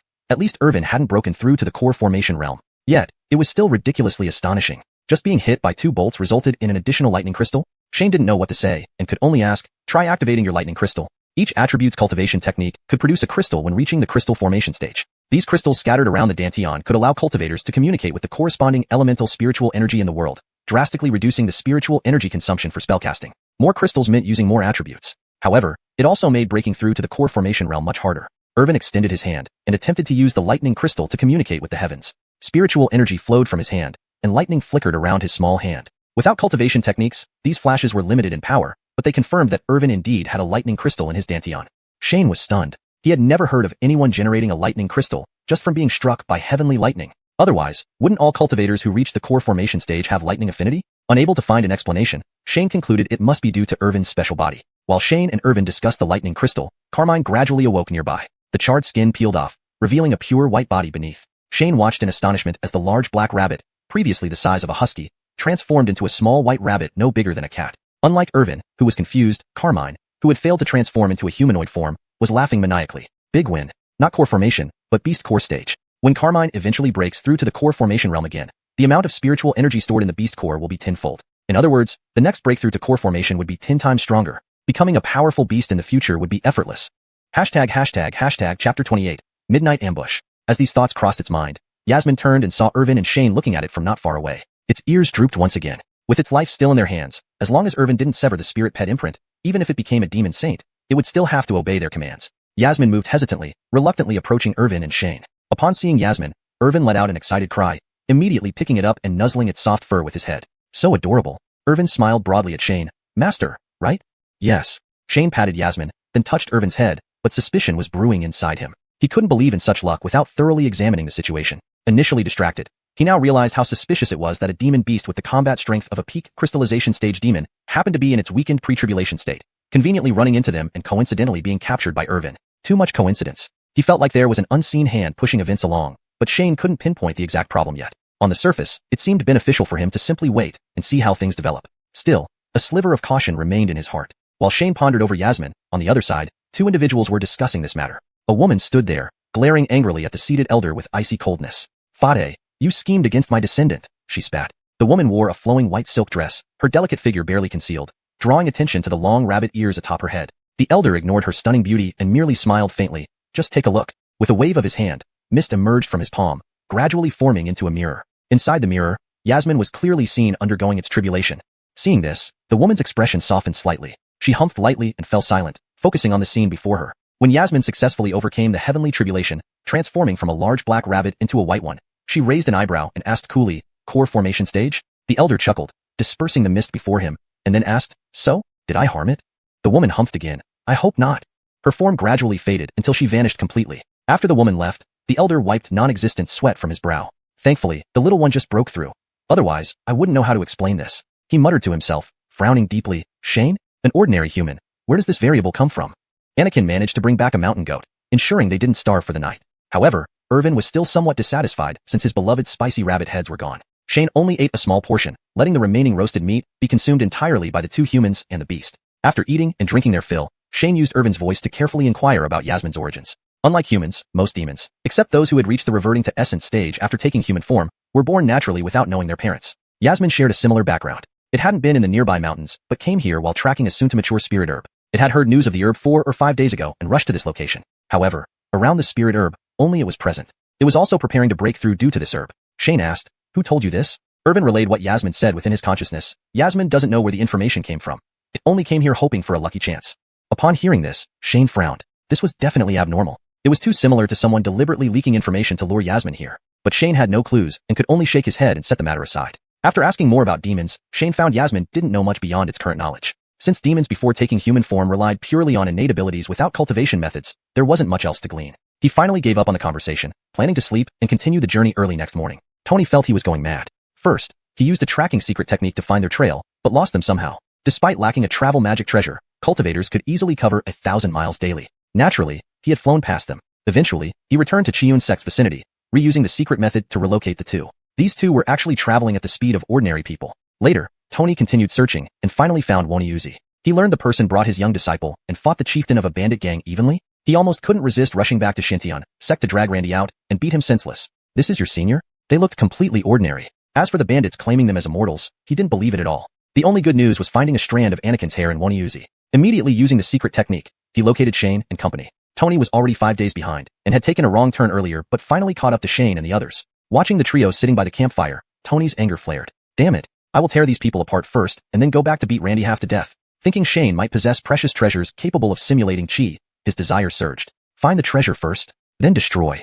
To be cautious, Tony cast a concealment spell before sneaking towards the group. Lying beside the campfire, Yasmin twitched its ears and opened its eyes. It smelled unfamiliar presence, but detected no spiritual fluctuations. Sneaky, not good intentions. Shaking its head, Yasmin sidestepped and moved toward Tony's direction. After bearing grievances today, it would reclaim what it lost. Boom. Shane and the others were jolted awake by the loud noise. A massive fiery red hand slammed down nearby, uprooting countless trees. Meanwhile, a white figure quickly dodged the attack, dashing towards another figure. Shane examined closely. It was Yasmin, and the other was indeed a cultivator. The figure barely evaded Yasmin's attack, retracting the fiery red hand back and holding it defensively close. Several attacks later, the red hand shone brightly under Yasmin's strikes but held strong. Such a display indicated a crystallization stage cultivator. Shane quickly turned to Irvin. Irvin, go help Yasmin. Irvin shook his head. Master, Yasmin wants to handle it alone. Chapter 29. Don't kill him. Seeing that Irvin was unwilling to go, Shane didn't say anything further. After all, Yasmin was also at the peak of the crystallization stage. Even if it couldn't win, it should be able to protect itself. Yasmin noticed its attacks were blocked by the red giant hand time and again, so it ceased attacking, and the two, man and beast, thus came to a stalemate. Tony, however, was utterly confused. What's going on? Where did this monster come from? What grudge do you have against me? You just caught me and started hitting me? Aren't there some ordinary people over there? Why don't you attack them instead? Why are you hitting me? Tony never imagined that the monster before him was actually in league with those ordinary people. Seeing it couldn't defeat Tony, Yasmin stopped attacking and started circling around, looking for an opportunity. When Tony saw that Yasmin wasn't willing to give up on attacking him, he became enraged. Even clay figurines can show their temper. I'm an inner disciple of Xintian sect, and you think I have no tricks up my sleeve? Tony took out a small fire red fan. Instantly, the red giant hands surrounding him glowed even brighter. Humph! With a cold snort, he vigorously waved the fan toward Yasmin. At the same time, the red giant hand spread its fingers, and a thick column of fire shot out from the palm straight at Yasmin. Yasmin, unable to dodge in time, opened its mouth, and a thumb-sized white ball flew out. A white light shield instantly appeared, blocking in front of Yasmin. The fire swept across, reducing all plants within dozens of meters to ashes, but Yasmin, standing in the center, remained unharmed. Monster Core Stage. Tony exclaimed in shock. All legendary great monsters share one common trait, the monster core before him. Tony was terrified by the sight of this small monster core. Damn it, Monster Core Stage? What's happening here? Shouldn't you go back to find your ancient monster ancestor and focus on training rather than come to such a desolate place? After unleashing the monster core, Yasmin no longer held back, hurling the core like lightning towards Tony. Seeing this, Tony hurriedly summoned the red giant hand to block it in front of himself, still uncertain. He also threw up the red little fan, blocking the monster core's path. A fist-sized hole appeared in the center of the red giant hand, but the monster core didn't stop and continued hitting the red fan. Snap! With a soft sound, the small fan only managed to block the monster core for a moment before turning into countless fragments. Don't kill him! Shane shouted hastily upon seeing this. But before he could finish his sentence, the monster core had already struck Tony's head. Tony's head exploded like a watermelon hit by a bullet. They're together. This was Tony's last thought. A headless body fell helplessly to the ground. Shane barely managed to cast an identification spell before Tony died completely. Yasmin killed Tony without even glancing at him, jumping onto Irvin's head and waving its short arm proudly at Shane. Upon asking Irvin, Yasmin explained that this person had used a stealth technique to get close and attempted to ambush them, only to be discovered by Yasmin, leading to this fight. As for where this person came from or why he attacked them, they had no idea. Apart from knowing his name, Tony, and that he was in the late crystallization stage, Shane gained no other clues. However, dead was dead, and Shane didn't feel much about it. If you wanted to kill someone, you must be prepared to be killed yourself. The world of cultivators is cold and unforgiving. What surprised him more was Yasmin's power. A cultivator at the late crystallization stage was rendered helpless by a thumb-sized monster core. If they encountered Yasmin, aside from his teacher's dignity skill, they would indeed have no means to deal with it. Shane didn't dwell on it either, since what's coming will eventually come. Deal with it as it comes. Shifting his gaze to the headless corpse on the ground, Shane grinned and decided to see what this charitable person had brought along. Searching the body thoroughly, apart from the shattered red fan, he found only a small cloth bag the size of a fist. Shane tried opening it but failed, so he cast an identification spell. Storage bag, C-grade. Bingo. Only those who master spatial rules and excel in artifact refining can create such items. Who would have thought that this unremarkable-looking fellow had one? Not having seen Tony's appearance, let's assume he looked unremarkable. Shane handed the storage bag to Irvin with a smile and said, "Irvin, activate it by dripping blood." Hearing about dripping blood, Irvin vehemently shook his head. "No way. It hurts too much." Despite Irvin's refusal, Shane couldn't let this slide. This was a storage bag after all. So Shane took Curtinio's curved blade from the campfire and slashed towards Irvin's forearm. Having broken through the crystallization stage, Irvin's body was far too tough for Shane to cut through. In the end, Curtinio had to infuse spiritual energy to slice a finger-length wound on Irvin's screaming arm. Shane quickly placed the storage bag near the wound, and after absorbing a few drops of blood, it flashed briefly with white light and then settled. Irvin, still sobbing, realized it didn't hurt much and stopped crying, opening his eyes to look at Shane. Shane handed the storage bag back to Irvin, saying, "Take out the contents and see what's inside." Irvin took the bag but tilted his head to ask, "How?" Shane was momentarily speechless. The Xiuxian sect annals mentioned the need for a blood drop to activate the storage bag, which was already considering beginners reading it. Who would have thought someone wouldn't know how to open it? Yasmin, being a monster cultivator, was equally puzzled. The 3 people and 1 monster spent considerable time figuring out that the storage bag was accessed via spirit sense. They spent even more time than they did killing Tony. One wonders if Tony knew this. Would he be angry enough to come back as a ghost cultivator? Regardless, Irvin finally retrieved the contents of the storage bag and laid them out on the ground. Each item was checked with an identification spell by Shane. The space inside the storage bag seemed not very large, containing not many items. Yet each item delighted Shane for half a day. Medicinal pills went without saying, surely higher grade than those possessed by the condensation stage cultivators in Linjiang City. There were 2 magical treasures, both of the fire attribute, which none of them could use. It was quite disappointing for Curtinio, who had only experienced the power of magical treasures for one night. Next, Irvin pulled out 2 jade tokens. The tokens looked similar, both inscribed with xiuxian. The smaller one wasn't identified as a magical treasure. Enforcement Hall jade token, D-grade. Seeing the 2 jade tokens, Shane immediately frowned. In the entire northern region, only one sect had this name, Xiuxian sect.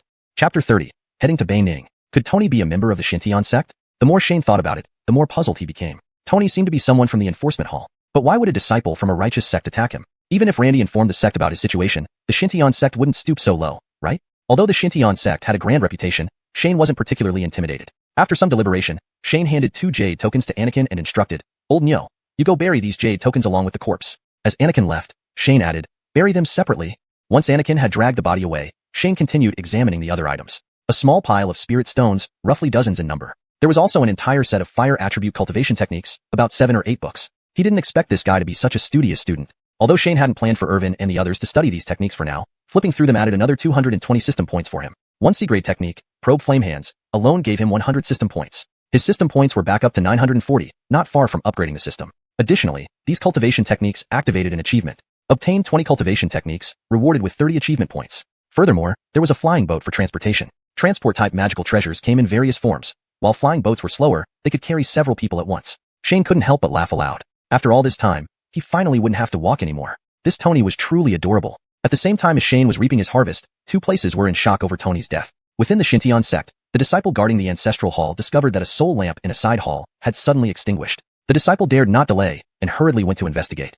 Senior Brother Lee, startled, the disciple rushed out of the hall and toward the enforcement hall. Running to the enforcement hall, he hesitated upon seeing inside. Today's on-duty elder was Harley, none other than Tony's master. Harley's eyes were half closed, yet he already saw the person outside. He calmly said, "Aiden, weren't you supposed to guard the ancestral hall today? What's wrong?" Seeing Harley call out his name, Aiden had no choice but to enter the enforcement hall honestly and bow to Harley. "Junior Uncle Huang, a soul lamp in the ancestral hall has extinguished. I've come to report." Upon hearing this, Harley opened his eyes. "Oh, which disciple met their end?" Aiden swallowed hard and reluctantly answered, "It's Senior Brother Lee, Tony." Bang. Upon hearing this, Harley slammed his hands on the yellow pear wood desk in front of him, turning the large table into fragments. Ignoring the flying debris, Harley stepped forward, stopping before Aiden and sternly demanded, "Did you make a mistake?" Aiden knelt on the ground instantly. "Uncle, it's definitely Senior Brother Lee's soul lamp." Harley grabbed Aiden by the collar and raced towards the ancestral hall. Leaving aside Harley's rage and vows to find the murderer, in another place, a refined room, a handsome man was listening to a report. "Oh, Tony is dead? Who did it?" Putting down the brush, he looked at the subordinate kneeling on the ground. "I don't know." The kneeling person raised his head. It was clearly Alden. "Tony is an important pawn for us in the Xiuxian sect, yet he dies at this moment."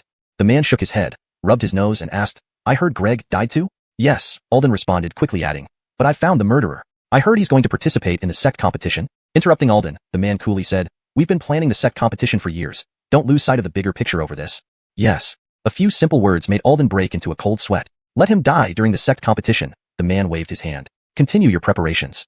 Alden hastily bowed and withdrew. Shane, unaware of these events miles away, was now planning his next steps. Having only been out for half a month, he had already found a flying boat. Heading to the sect competition wasn't as urgent now since letting Carmine or Irvin control the flying boat would take only 3 to 5 days for tens of thousands of miles. Returning to Shichi sect was pointless. Shane focused on Beining City, located 10,000 miles away. Beining City was the largest city for cultivators in the entire northern region. Where there's light, there's darkness. Shane firmly believed there would be an underground black market in Beining City. Unsure if the flying boat bore any unique Xintian sect marks, he decided to go to Beining City to launder money. He entrusted miscellaneous items to Irvin, who stowed them in a storage bag. Shane kept the storage bag close, not out of distrust, but because Irvin often misplaced things, which troubled him. After several attempts, Irvin finally mastered driving the flying boat and excitedly followed the direction Shane pointed, speeding off. By noon on the third day, they arrived near Beining City. Descending from the sky on their flying boat, no one paid them any attention. Putting away the flying boat, Shane carefully observed Beining City. Compared to Linjiang City, Beining was much smaller, without any walls, resembling a small town. The buildings within the city weren't crowded together but spread across the plain. Noticing the group observing, a 12 or 13-year-old boy approached, saluting. Esteemed immortals, seeing your appearances, you must be first-timers. Would you like me to introduce you? Shane, seeing someone approach, casually cast an identification spell and found it was just a commoner named Ives. Startled by Ives's words, Shane paused before realizing this was a guide, a specialized host leading newcomers around the city. Impressed by the advanced service, Shane smiled and asked, May I know your name? How much do you charge? Ives was taken aback, seemingly unused to such immediate agreement, then replied, I'm Ives, call me Ape. For the price? 1 spirit stone a month. Ives thought for a moment and added, if the immortal deigns to accept me as a disciple, it'll be free. Shane chuckled and shook his head. Ives's aptitude and spiritual root were average. If Shichi sect developed further, perhaps he could take him on, but not now. Seeing Shane shake his head, Ives felt disappointed, bowing again. Please enjoy your stay, esteemed immortals. Turning to leave, Shane called out, I said I won't take you as a disciple, but I didn't say I won't hire you. Aha. Ives turned back, patting his chest. Immortal, I grew up here. There's nothing I don't know about Beining City. Then, he whispered, but meals need to be provided. ##### Chapter 31. Guide of Beining. Sure. Shane smiled and nodded. This local figure was exactly what he needed at the moment. Tony had just bestowed some kindness, and Shane figured that with a bit of cash and dozens of spirit stones, he should be able to buy something. Seeing Shane agree, Ives immediately got to work and asked, Master Immortal, what should we do first? Shane thought for a moment, estimating that they would stay here for a few months, so he told Ives, let's find a place to stay. Ives explained, Master Immortal, an inn costs 2 spirit stones per month. If you plan to stay for a long time, you can rent a courtyard, which costs 2 spirit stones for 3 months. Got it. Take us to rent a courtyard. Shane nodded. As they walked, they saw a few cultivators, all below the condensing fluid realm. The ordinary people within the city showed no particular reverence towards cultivators, making Shane feel much more comfortable. It was the little white creature perched on Irvin's head that drew a lot of attention. Currently not much larger than a palm, Carmine curled up on top of Irvin's large head like a hat, but it seemed to enjoy this spot, lounging there most of the time. Irvin, being young at heart, didn't mind and occasionally scratched its head. Ives kept introducing Beining City as they walked. Master Immortal, many cultivators pass through this place for trading and exchanging information. The 3 largest establishments here are the Windrum Hall, Danfeng Apothecary, and the Stabilizing Sea Pavilion. Windrum Hall handles information trading and bounty postings, supposedly co-owned by the 3 major sects in the Northern Territory. But compared to the other 2, Windrum Hall is actually the smallest. Shane's curiosity piqued. He couldn't help but follow up. Oh, what about the other 2? Danfeng sells various elixirs, while Stabilizing Sea Pavilion sells everything. Ives said proudly, as if these shops belonged to him. But the ones here are only branches of the main stores. That's interesting, Shane nodded, surprised to find a concept akin to chain stores here. After walking for a while, they finally reached the courtyard Ives mentioned. After chatting with the landlord, Shane realized that Ives was actually the first ever guide in Beining City, and he, Shane, was his first customer. The courtyard wasn't large but was clean enough. Shane didn't mind. Compared to an inn, it was much quieter. He gave Irvin a dozen or so spirit stones and handed them to Ives. I'll hire you for 3 months, plus rent and food expenses. Is that enough? Plenty, plenty.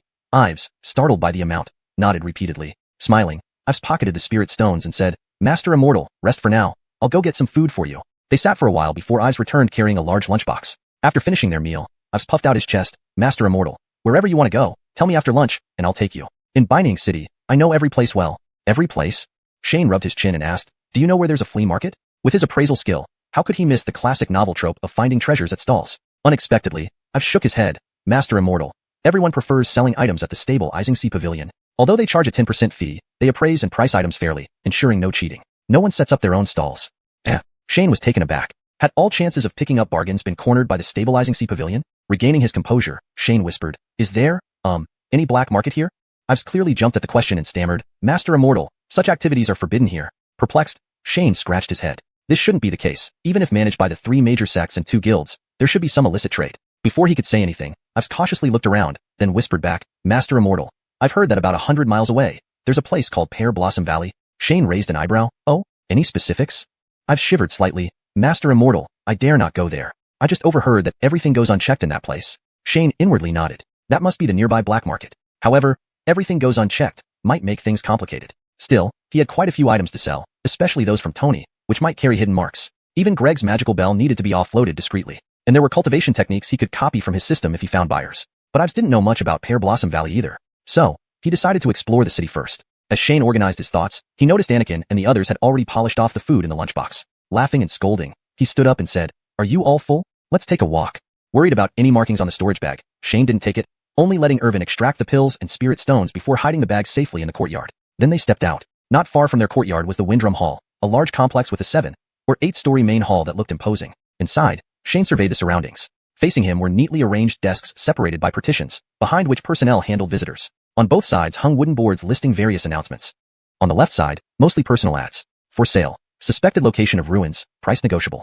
Wanted, 3 flame moon herbs, total price 500 spirit stones. On the right, official postings by the Windrum Hall. Bounty, Clear Stream Valley Fierce Beast, estimated strength peak crystallization stage, reward 1000 spirit stones. Bounty, Cultivator Lionel from an evil cult, estimated strength early core formation stage, reward 5000 spirit stones.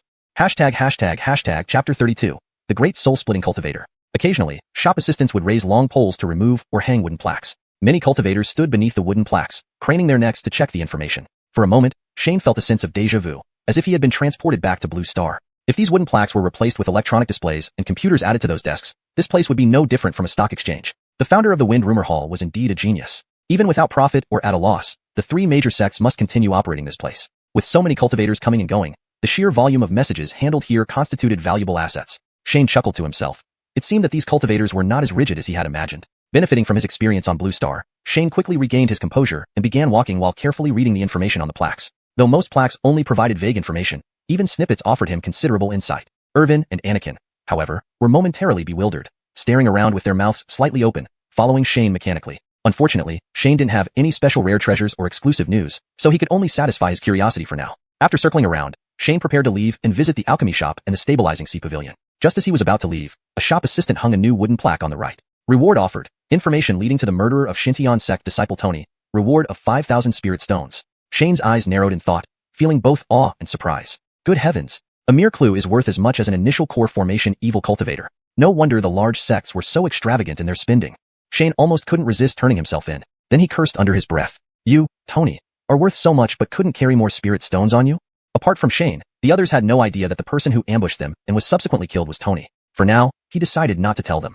The less they knew, the safer they would be. While Shane remained indifferent, the surrounding cultivators began discussing the high reward. "Who is this Tony?" "I know. He's said to be an inner disciple, with hopes of breaking through to the core formation realm before the age of 30. I suspect it was an evil cultivator. After all, Orthodox disciples usually give Xiuxian sect some respect. Who knows, with the sect competition coming up, it might be? Senior, be cautious with your words." Shane smiled upon hearing the discussions and walked out of the Wind Rumor Hall. Although he didn't know how Xiuxian sect found out about Tony's death, it was clear that offering such a high reward meant they had no leads yet. After leaving the Wind Rumor Hall, Shane and the others went to the alchemy shop. Despite its name, the shop sold not just elixirs but also materials for alchemy, elixir formulas, and alchemy furnaces. Irvin and Anakin's cultivation speed wasn't slow, so they didn't need elixirs for the time being. Shane sold over 10 bottles of elixirs, earning quite a bit despite the modest prices, totaling over 1000 spirit stones. Notably, the spirit-warming pills that little Irvin consumed like candies cost about 50 spirit stones each. Realizing their value, Shane winced in pain at the thought of how much he lost. Emerging from the alchemy shop, Shane held several pigeon egg-sized spirit stones, grade D spirit stones. He casually inquired and learned that millet-sized spirit stones were low-grade, while the ones he had were mid-grade, containing about 80 times more spiritual energy, though priced at 100 times the rate. He finally understood why Tony only had a few spirit stones. Normal cultivators needed spirit stones and elixirs to supplement their cultivation, as absorbing natural spiritual energy alone was insufficient. Looking at Irvin and Anakin, who had never used elixirs or spirit stones, Shane shook his head, realizing none of them were ordinary. He also grasped the approximate value of cultivators at various levels. A chi-gathering cultivator required about 100 spirit stones annually for intensive cultivation. This increased to 300 to 400 for liquid condensation cultivators, and around 1000 for crystal formation cultivators. A cultivator's value was approximately equivalent to 2 to 3 years of resource expenditure. Shane calculated that little Irvin had saved him thousands of spirit stones by consuming elixirs, so he forgave him for eating them. None of them knew alchemy, so they didn't linger in the alchemy shop and headed towards the stabilizing sea pavilion. According to Ives, this was the largest establishment. Curious, Shane entered the stabilizing sea pavilion and murmured, "Goodness, it's like a department store." Irvin turned and asked, "Master, what is a department store?" Shane explained, "It's a store that sells all kinds of goods." Before Irvin could reply, a man in his 50s clapped his hands and stepped forward with a smile. Friend Daoist's term, department store, is very accurate, encapsulating the essence of our stabilizing sea pavilion. Shane bowed to the elder. "Old sir, please don't be too formal. I was just speaking off the cuff. May I ask your esteemed name?" As he spoke, Shane cast a discreet appraisal skill. Seeing the information, Shane was taken aback. Xiuxian, a soul-splitting cultivator. This was the first time he encountered a true powerhouse. The old man didn't seem to notice Shane's reaction, merely smiling. "Call me old Xiuxian. By chance, I work here at the stabilizing sea pavilion. If you don't mind, let me show you around." Shane glanced at Irvin and the others, noticing they had no reaction, confirming the old man had some way to conceal his presence. "Old Xiuxian, thank you," Shane smiled. Not wanting to expose the old man, he simply nodded. "We're just browsing, feel free to go about your business." "No trouble at all," Xiuxian laughed. "Your insightful comment deserves a tour." Shane politely refused several times, but eventually bowed. "Very well, we shall bother you then."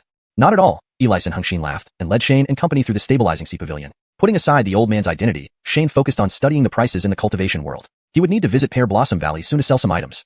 Through continuous use of the appraisal skill, Shane realized he was somewhat wealthy. E-rank techniques and magic weapons were considered unranked here, meaning all cultivators could use them. Higher ranks were divided into heaven, earth, mystic, and yellow ranks, corresponding roughly to A, B, C, and D ranks in the appraisal skill. Shane's techniques were worth several thousand spirit stones each. Chapter 33, the betting round. However, the cultivation techniques he possessed were mostly available in the Ding Hai Pavilion. The few that weren't, all marked with Xintian sect's insignia, were with Tony. Giving up on selling the cultivation techniques, Shane instead bought a previously undiscovered E-wood technique, which completed his system's lack of the 5 elements techniques, and also purchased a Yang attribute technique. Thinking about it, he even bought an identical piece of mystic iron seed to make up for Anakin's loss. After walking around the first floor, the over 1,000 spirit stones hadn't been kept warm when they were spent again. Just as he had tucked away a few items, 3 clear chime sounds rang out from upstairs. Upon hearing this sound, surrounding cultivators started moving toward the upper floors. Seeing several people's puzzled looks, Xiuxian, who had been silent by the side, explained with a smile, "This is our daily betting session at the Ding Hai Pavilion." "Betting?" Xiuxian patiently continued, "Every day, there are 8 pairs of treasures for guests to appraise. If one can tell which treasure is more valuable, they can also place a small bet." "Gambling?" Shane shook his head repeatedly. As a new youth of the modern era, Shane had long vowed to fight against gambling and drugs. Xiuxian laughed, "This isn't gambling. It's all about keen observation." Seeing Irvin and Anakin looking curiously at the stairs, Shane nodded, "All right, let's go check it out." Arriving at the second floor and turning a corner into a hall, they found that quite a number of people were already seated in this fairly large room. The group casually found seats. Not long after, a middle-aged man in his 40s walked onto the stage. Upon seeing him, the people seated gradually stopped their conversations. With someone on stage, Shane naturally used the appraisal spell again. The middle-aged man was named Nigel, an advanced alchemy realm cultivator. Waiting until the noise subsided, Nigel loudly said, "The rules for the betting round need no extensive introduction. If anyone has questions, please ask the nearby attendants." Upon finishing his words, 7 or 8 attendants came out from behind the door and stood beside them. Immediately, some people got up to inquire. Nigel didn't dawdle. He clapped his hands, and attendants carried out 1 red and 1 blue table. Once the tables were set, the middle-aged man extended his hand, conjuring 2 treasures that he placed on the tables. Clearly, Nigel possessed storage magical tools. Having set down the treasures, he continued loudly, "You have 1 incense stick's time to start betting."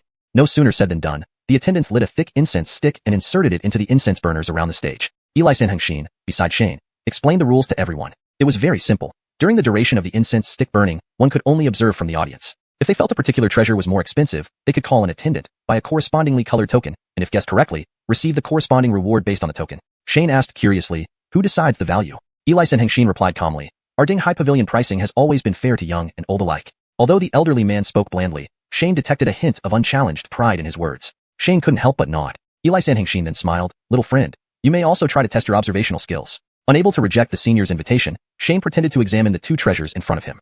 In reality, he secretly cast appraisal spells on both. On the table lay 2 stones, 1 light green and 1 purple red. Both stones were about the same size, but their appraisal results were vastly different. Green mystic stone, E grade. Purple divine stone, B grade. Shane glanced stealthily at Xiuxian, finding his expression unchanged, feeling somewhat puzzled. These 2 treasures with such a huge value difference should be distinguishable by anyone? So he waved to summon an attendant nearby, giving him a mid-grade spirit stone, bet on red. The attendant pocketed the spirit stone and pulled out a small red token from his pocket.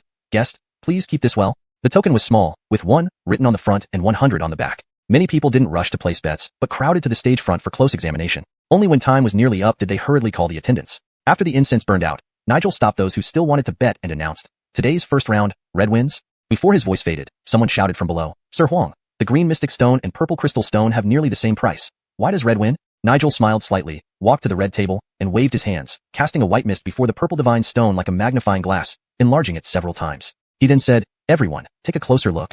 After observing for a while, someone exclaimed, this isn't a purple crystal stone. It's a purple divine stone. Seeing the breakthrough, Nigel explained, purple tinged with red, with gold inside. This price difference is considerable. Someone hurriedly asked, Sir Huang, will the purple divine stone be sold? Nigel retrieved both stones and replied, naturally it will be sold, but not until tomorrow.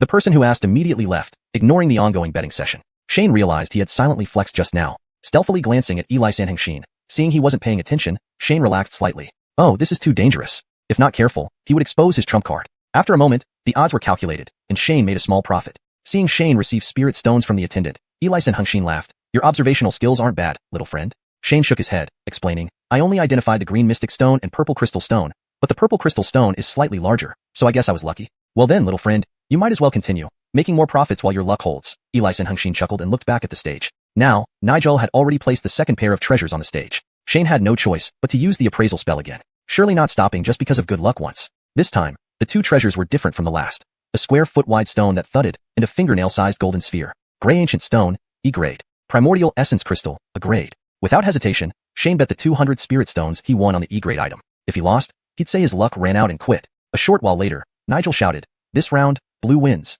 Blue referred to the E grade gray ancient stone. Of course, someone below shouted dissatisfaction. This time, Nigel didn't use a magnifier but infused spiritual energy into his fist and smashed it towards the gray stone. Crack. The stone shattered, revealing a goose egg-sized blue crystal in the middle. Even before Nigel explained, someone in the crowd shouted, this is spirit essence stone. Gray ancient stone less than a run. Over a zhang must contain essence. Can't believe this phrase is true. Nigel bowed to that person. Sir, your knowledge is extraordinary. Acknowledging the previous statement indirectly, Isekai Hengxin smiled at Shane. Your luck is indeed excellent. Excellent, my dear. Note, dare is likely a playful abbreviation for a derogatory term. Chapter 34, Noble Jade Talisman. Shane was stunned, wondering if this was some kind of joke. How could he keep guessing right when he was practically giving money away? This time, there weren't many who guessed correctly, but Shane's 200 spirit stones had now become over 500. The betting continued, and Shane kept doubling down. By the end of 8 rounds, his initial 100 spirit stones had successfully grown to nearly 30,000. Shane numbly accepted the spirit stones from the attendant and looked at Isekai Hengxin with a wry smile. Old sir, my luck today has been quite exceptional. Isekai Hengxin winked at him. Not yet, hold on. An attendant ran up to the stage and whispered something to Nigel, who nodded in acknowledgement. After the attendant left the stage, Nigel announced loudly, ladies and gentlemen, someone has won all 8 rounds consecutively today. The crowd below erupted in shock, everyone turning their heads in an attempt to locate this master. Holy crap. Hearing Nigel's words, Shane wished he could turn around and leave immediately. No, I'm just an ordinary person. I can't handle this attention. If people find out I have tens of thousands of spirit stones on me, I might never make it out of Binang City alive. Combat is not allowed within the city walls, but outside. Seeing Shane's flustered state, Isekai Hengxin reassured him. Rest assured, friend, Dinghai Pavilion will not disclose any guest whereabouts. Shane relaxed slightly upon hearing the assurance from this high-ranking figure, but then heard Nigel continue. This friend will receive a purple gold jade talisman from Dinghai Pavilion, which grants a 20% discount on all future transactions. The crowd was again taken aback. A 20% discount from Dinghai Pavilion wasn't insignificant. People quickly calculated how many people would be needed to cover all the options. But Nigel immediately followed up, dashing everyone's hopes. Dinghai Pavilion does not welcome any opportunists. Nobody dared to bet on whether Dinghai Pavilion could trace such activities, and those powerful enough to challenge Dinghai Pavilion wouldn't need this purple gold jade talisman. After delivering a few more formalities, Nigel finally ended the betting event. As the crowd dispersed, Isekai Hengxin stood up and smiled at Shane. Let's go. I'll take you to collect your purple gold jade talisman. They walked with Isekai Hengxin to a small courtyard where they were greeted by none other than Nigel. Nigel approached Isekai Hengxin and bowed respectfully. Isekai Hengxin coughed lightly, and only then did Nigel address him. Fate Isekai. Isekai Hengxin nodded approvingly before leading Shane into the courtyard. They sat down, and Nigel took out a palm-sized purple jade talisman, handing it to Shane. This jade talisman is unregistered and owned by the holder. Present this talisman for a 20% discount on all transactions at Dinghai Pavilion. Thank you. Shane didn't refuse the offer, thanked Nigel, and accepted the talisman. After a brief stay and sipping tea, Shane and his companions rose to take their leave. This time, Isekai Hengxin stayed behind. Once Shane had left, Nigel bowed respectfully to Isekai Hengxin. Fate Isekai. Isekai Hengxin waved his hand. Owner Huang, no need for formalities. Giving him a purple gold jade talisman. Isn't that a bit? Nigel hesitated, but decided to speak up. Isekai Hengxin gently shook his head. Did you prepare anything special for the 7th round? Nigel nodded. Of course. Dinghai Pavilion wasn't a charity. It always set up scenarios where both sides had a fair chance of winning based on changing circumstances. Do you know how Hamilton made his choice? Isekai Hengxin chuckled helplessly. He changed his bet at the last second before you called it off. Nigel was taken aback. Could he read minds? I don't know if he can read minds, but don't forget why we initially set up this betting system, Xiuxian reminded him. Nigel realized that while the betting had turned into a lucrative business, its original purpose wasn't for profit. Wiping the cold sweat from his forehead, Nigel bowed respectfully. Understood. Someone who could win all 8 rounds either possessed extraordinary insight or held immense good fortune and opportunity. Whether either case, Dinghai Pavilion wouldn't dare to offend such a person.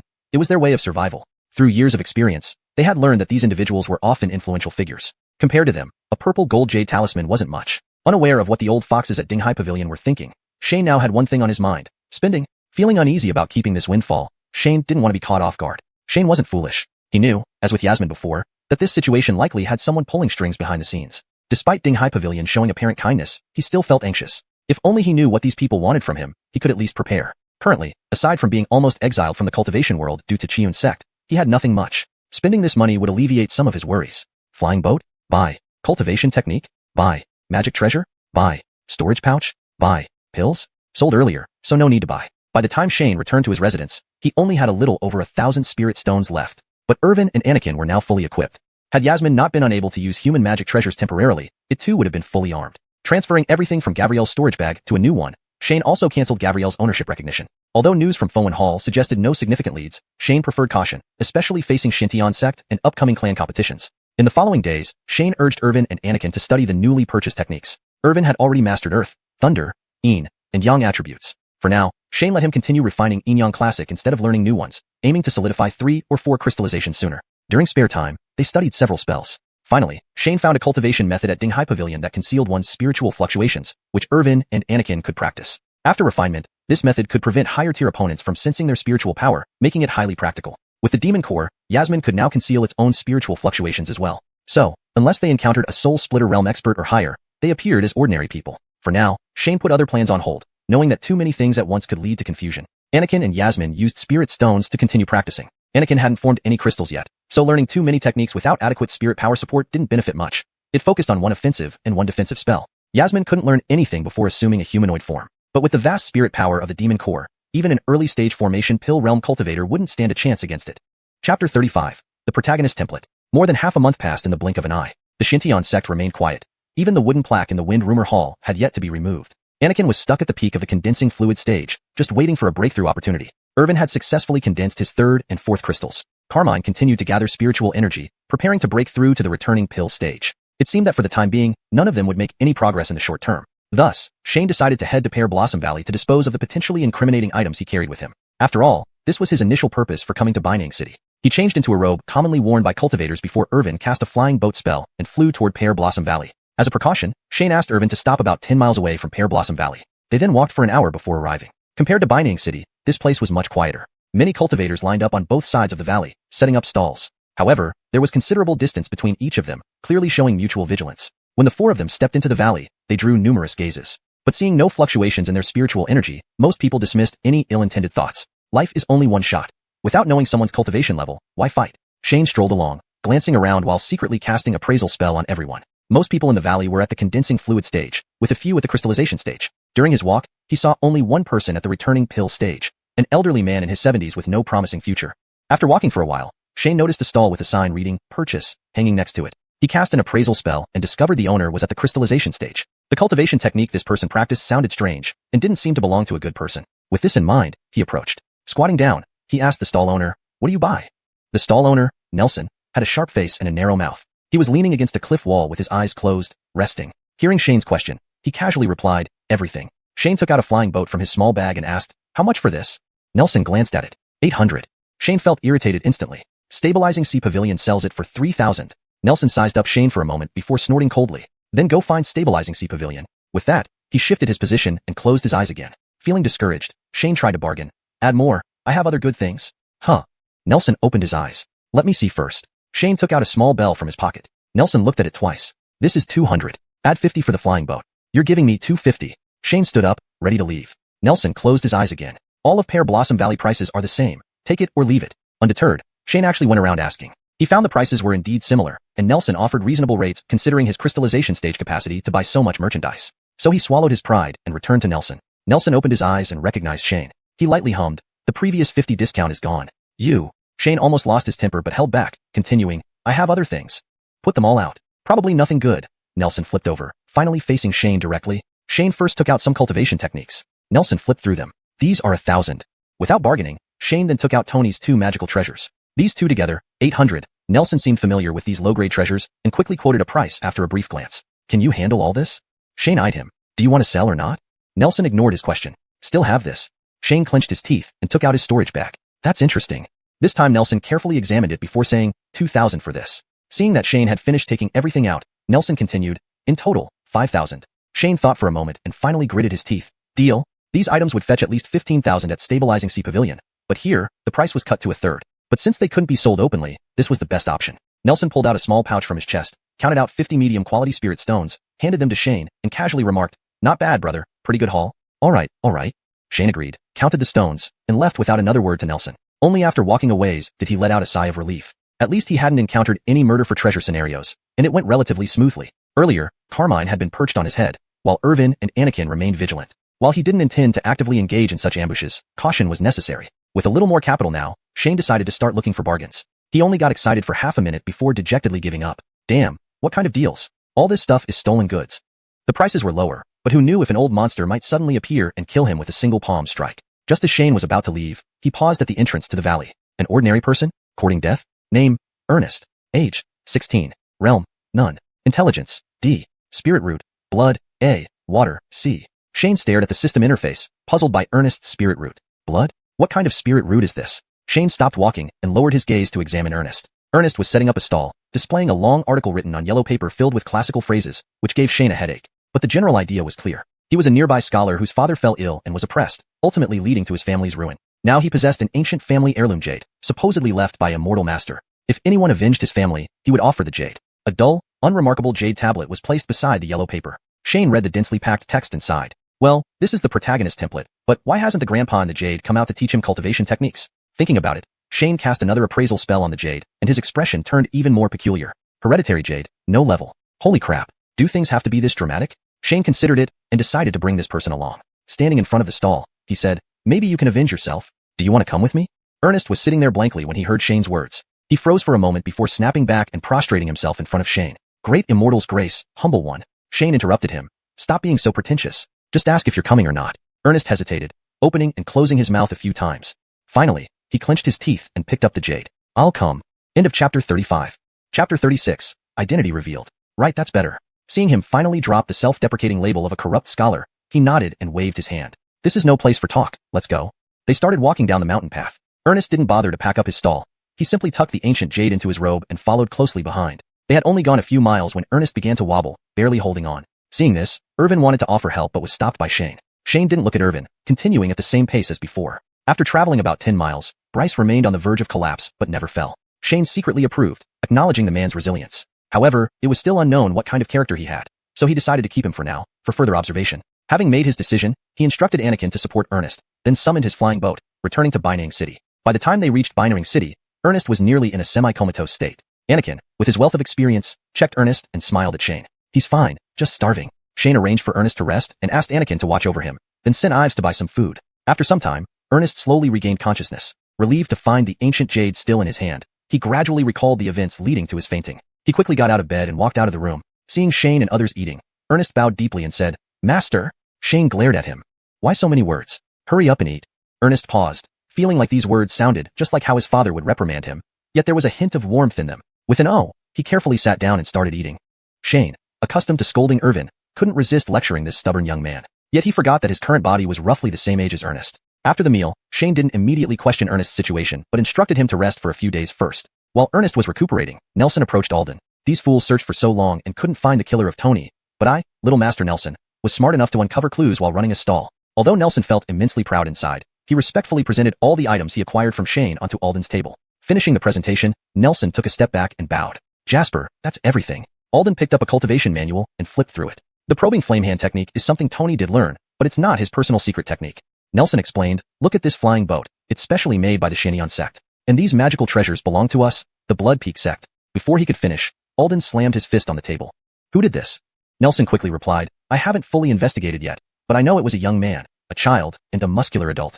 Enraged, Alden pushed the table over, scattering everything. Thinking Alden was dissatisfied with his actions, Nelson knelt down and hastily said, Jasper, I'm still investigating. No need. Alden waved his hand, staring at the scattered items. Shane, it's him again. Nelson praised. Jasper's wisdom is divine indeed. Hearing this, Alden showed no displeasure but instead smiled slightly. Tell me their cultivation levels. Lianghan hesitated, stammering, Jasper, when I encountered them, they used concealment techniques. I don't know their exact levels. During the previous encounter, only Irvin had just broken through to the crystallization stage, and less than a month had passed. Any improvement should be limited. Considering this, Alden called out, someone. 2 subordinates entered and bowed together. Jasper. Alden ordered, gather 4 people, follow Nelson to Binding City. Kill Shane immediately if he leaves. Nelson, pleased to be in charge, vowed, I will present Shane's head to Jasper. Shane was unaware he was being targeted, but everyone stayed in Binding City to rest. After several days of recuperation, Ernest's health improved, and he changed into new clothes, looking once again like a refined scholar. Shane didn't assign him any specific cultivation techniques yet, only giving him the Chronicles of Xiuxian Sect and treatise on yin yang and 5 elements to read. Observing Irvin and Anakin, as well as events from Linxiang City, Shane recognized the value of these 2 books and warned Ernest not to share them. The records and Chronicles of Xiuxian Sect were outdated, hundreds of years old, offering no current insights, so Shane left them to cultivate in their rooms while he explored the city with Ives. Binding City, managed by cultivators from 3 major sects and assisted by several large merchant guilds, saw significantly enhanced security. Spending hundreds of spirit stones, Shane had become acquainted with many low-rank cultivators and gained insights into the cultivation world. In the entire northern region, the main combat power of the 3 major sects was at the core formation stage, while soul separation cultivators were considered high-tier forces. The even higher deity transformation stage had only a handful across all 3 sects combined. 4 second-tier sects like Clear Wind Abbey, soul separation cultivators were rare. Most minor sects lacked soul separation experts and relied on major sects, with status lower than disciples of major sects. Among the hundreds of thousands of cultivators in the north, resources allocated to lower-tier practitioners were extremely limited, forming a pyramid structure. Understanding this, Shane shook his head silently. Sects like Xiuxian Sect couldn't even enter this pyramid. Yet, Chronicles of Xiuxian Sect documented history, all the way to sages. These matters were beyond urgent, so Shane focused on Anakin's impending breakthrough. Though Shane hadn't officially taken Anakin as a disciple, his treatment matched that of Irvin. With adequate spirit stones and medicinal support, learning several techniques, and daily focus spells from Shane, Anakin deepened his understanding of yin and yang attributes. However, since reaching peak fluid condensation, he had been stuck for over 10 days, unable to store more spirit energy without breaking through. Even after memorizing treatise on yin yang and 5 elements, Anakin couldn't find the connection with heaven and earth's essence. Shane finally understood the feelings of the older cultivators in Linxiang City. Yasmin kept accumulating spiritual energy, but its demon core was far from full. Helpless, Shane turned his attention back to Ernest. Chapter 37. Enlightenment Phenomenon. Since he was young, Ernest had only read for a few days and already grasped the content of 2 introductory books. His enlightenment level had also risen from D to B, progressing faster than Anakin and Irvin. However, Shane still did not know what Bryce's true character was like and was hesitant about taking him as a disciple yet. Therefore, he decided not to hastily teach him advanced cultivation techniques. After much consideration, Shane finally decided to teach Ernest the Kuei Shui Ju technique. Although it was a D-grade cultivation method, it could work well with his C-grade spirit root, allowing him to break through the crystallization stage with minimal issues. Shane would consider teaching him an A-grade blood spirit root cultivation method later if he decided to accept him as a disciple. Shane called Ernest over without revealing his concerns and told him, I won't take you as my disciple at this moment, but I can teach you a mental technique. If you don't agree, I won't force you. Ernest had lived with Shane for over 10 days and understood his habits. Without further ado, he bowed deeply and said, Master, I have made up my mind. I will follow you. Shane nodded approvingly. Good, since you've decided, listen carefully. He recited the entire Kuei Shui Ju slowly. The technique was just a few hundred characters long, and after 2 recitations, Bryce had memorized it. Seeing that Bryce could recite it flawlessly, Shane retrieved a small bottle of pills from his pocket, took one out, and handed it to Bryce. Once you familiarize yourself with the technique, take this pill to aid your enlightenment. It wasn't that Shane was stingy. This pill, while safe for cultivators, could be fatal for ordinary people if overdosed. Last time, Irvin barely made it through due to luck, as his spirit root and enlightenment level were perfectly matched. Bryce thanked Shane and returned to his room. Instead of starting cultivation immediately, he first copied down the technique twice on paper to ensure he remembered everything correctly before concentrating and swallowing the pill. As soon as he swallowed the pill, Ernest felt a surge of energy rise in his chest and abdomen, causing intense pain. Knowing his body couldn't handle the potency of the pill, he quickly followed the path outlined in the technique to guide the energy. Shane, lurking outside the door, saw that Ernest had started practicing and cast a concentration spell on him. Under the spell, Ernest's absorption of spiritual energy increased significantly, and he quickly absorbed the entire pill. Though Shane couldn't practice cultivation, he could still sense the changes in spiritual energy around him. As the surrounding spiritual energy began to thin out, unable to keep up with Ernest's absorption speed, Shane entered the room, disregarding the foul smell emanating from Ernest, pinched his cheeks, and fed him another pill. Due to the disturbance in the natural spiritual energy, Irvin and others snapped back from their meditative state and gathered outside Ernest's room, peering inside. Shane continued feeding Ernest pills as he absorbed each one, increasing his absorption speed. Though these pills weren't as advanced as the warm spirit pill Irvin had taken, they contained substantial amounts of spiritual energy. After feeding him 7 or 8 pills, Ernest's absorption speed finally slowed down. Shane covered his nose and rushed out of the room, seeing Anakin and others pinching their noses at the doorway. He waved them away irritably. Scatter, scatter. Old Nyo, go fetch some water. Just as everyone was about to leave, a white cloud appeared in midair directly above Ernest's room. Raindrops began falling through the roof tiles, hitting Ernest, washing away the mud on his body and eliminating the foul smell in the room. Shane was stunned. This was the phenomenon during enlightenment. If one absorbs enough spiritual energy during enlightenment, it causes strange changes in nature. He never imagined that the combination of a suitable mental technique, pills, and the concentration spell could produce such an effect. While it was good news, the problem was that this wasn't Xiuxian's sect, and thousands of cultivators were watching. Before Ernest even recovered from cultivation, dozens of cultivators had gathered around Shane's courtyard. A disciple of Hongshan Tower, Tian Ellis, comes to congratulate on the enlightenment phenomenon. Fateh Andres of Weni sect requests an audience. Shane sighed and opened the door, bowing to the crowd. Thank you all, but the disciple is still cultivating and should not be disturbed. Please return. However, the crowd had no intention of leaving, responding calmly, no rush, I'll wait a bit longer. I've never seen an enlightenment phenomenon before, so I'd like to observe more closely. Without forcibly entering, Shane couldn't drive them away either. But as time passed, more and more people gathered. Soon, someone who knew Shane approached and asked, Friend Ellis, is the enlightened individual a disciple of your sect? Yes, Shane vaguely replied. Congratulations, Friend Ellis, your sect has gained a soul division Fateh. Shane laughed bitterly, long-term things, who knows? Despite his humility, the surrounding people disagreed loudly. With an enlightenment phenomenon, unless there's a mishap, 100% chance of reaching soul division. Even transcendent spirit realm isn't impossible. If our Dongzhen sect sees an enlightenment phenomenon, the sect leader would laugh in his dreams. You guys only have one soul division in Dongzhen sect. How did you find such a talented disciple? At least we're better than Jiuhua sect, which doesn't have any soul division. Seeing the crowd arguing endlessly, Shane shouted, Friends, do not disturb our disciples. After several shouts, the noise gradually subsided. Fateh Hermes of Xintian sect congratulates you. Fateh Herschel of Shichen Hall congratulates you. Fateh Luther of Piaomiao sect congratulates you. Pharmacist Tianzai of Danfeng Pharmacy congratulates you. Shopkeeper Nigel of Dinghai Pavilion congratulates you. Voices echoed from various directions as 5 figures flew in on swords, landing in front of the courtyard simultaneously. Despite not coordinating, they arrived together to avoid being seen as weak. The Fengwen Hall, a joint chamber of the 3 major sects, didn't need to show up in Northning City. The surrounding spectators watched in awe as they admired the flying swords. Even though some of these individuals were still in the alchemy stage, the magical swords they rode were far beyond the reach of ordinary alchemy stage practitioners. Shane sighed again. Troublemakers had arrived. He doubted these large sects meant well by congratulating him on gaining a genius disciple. It was obvious, they were here to poach talent.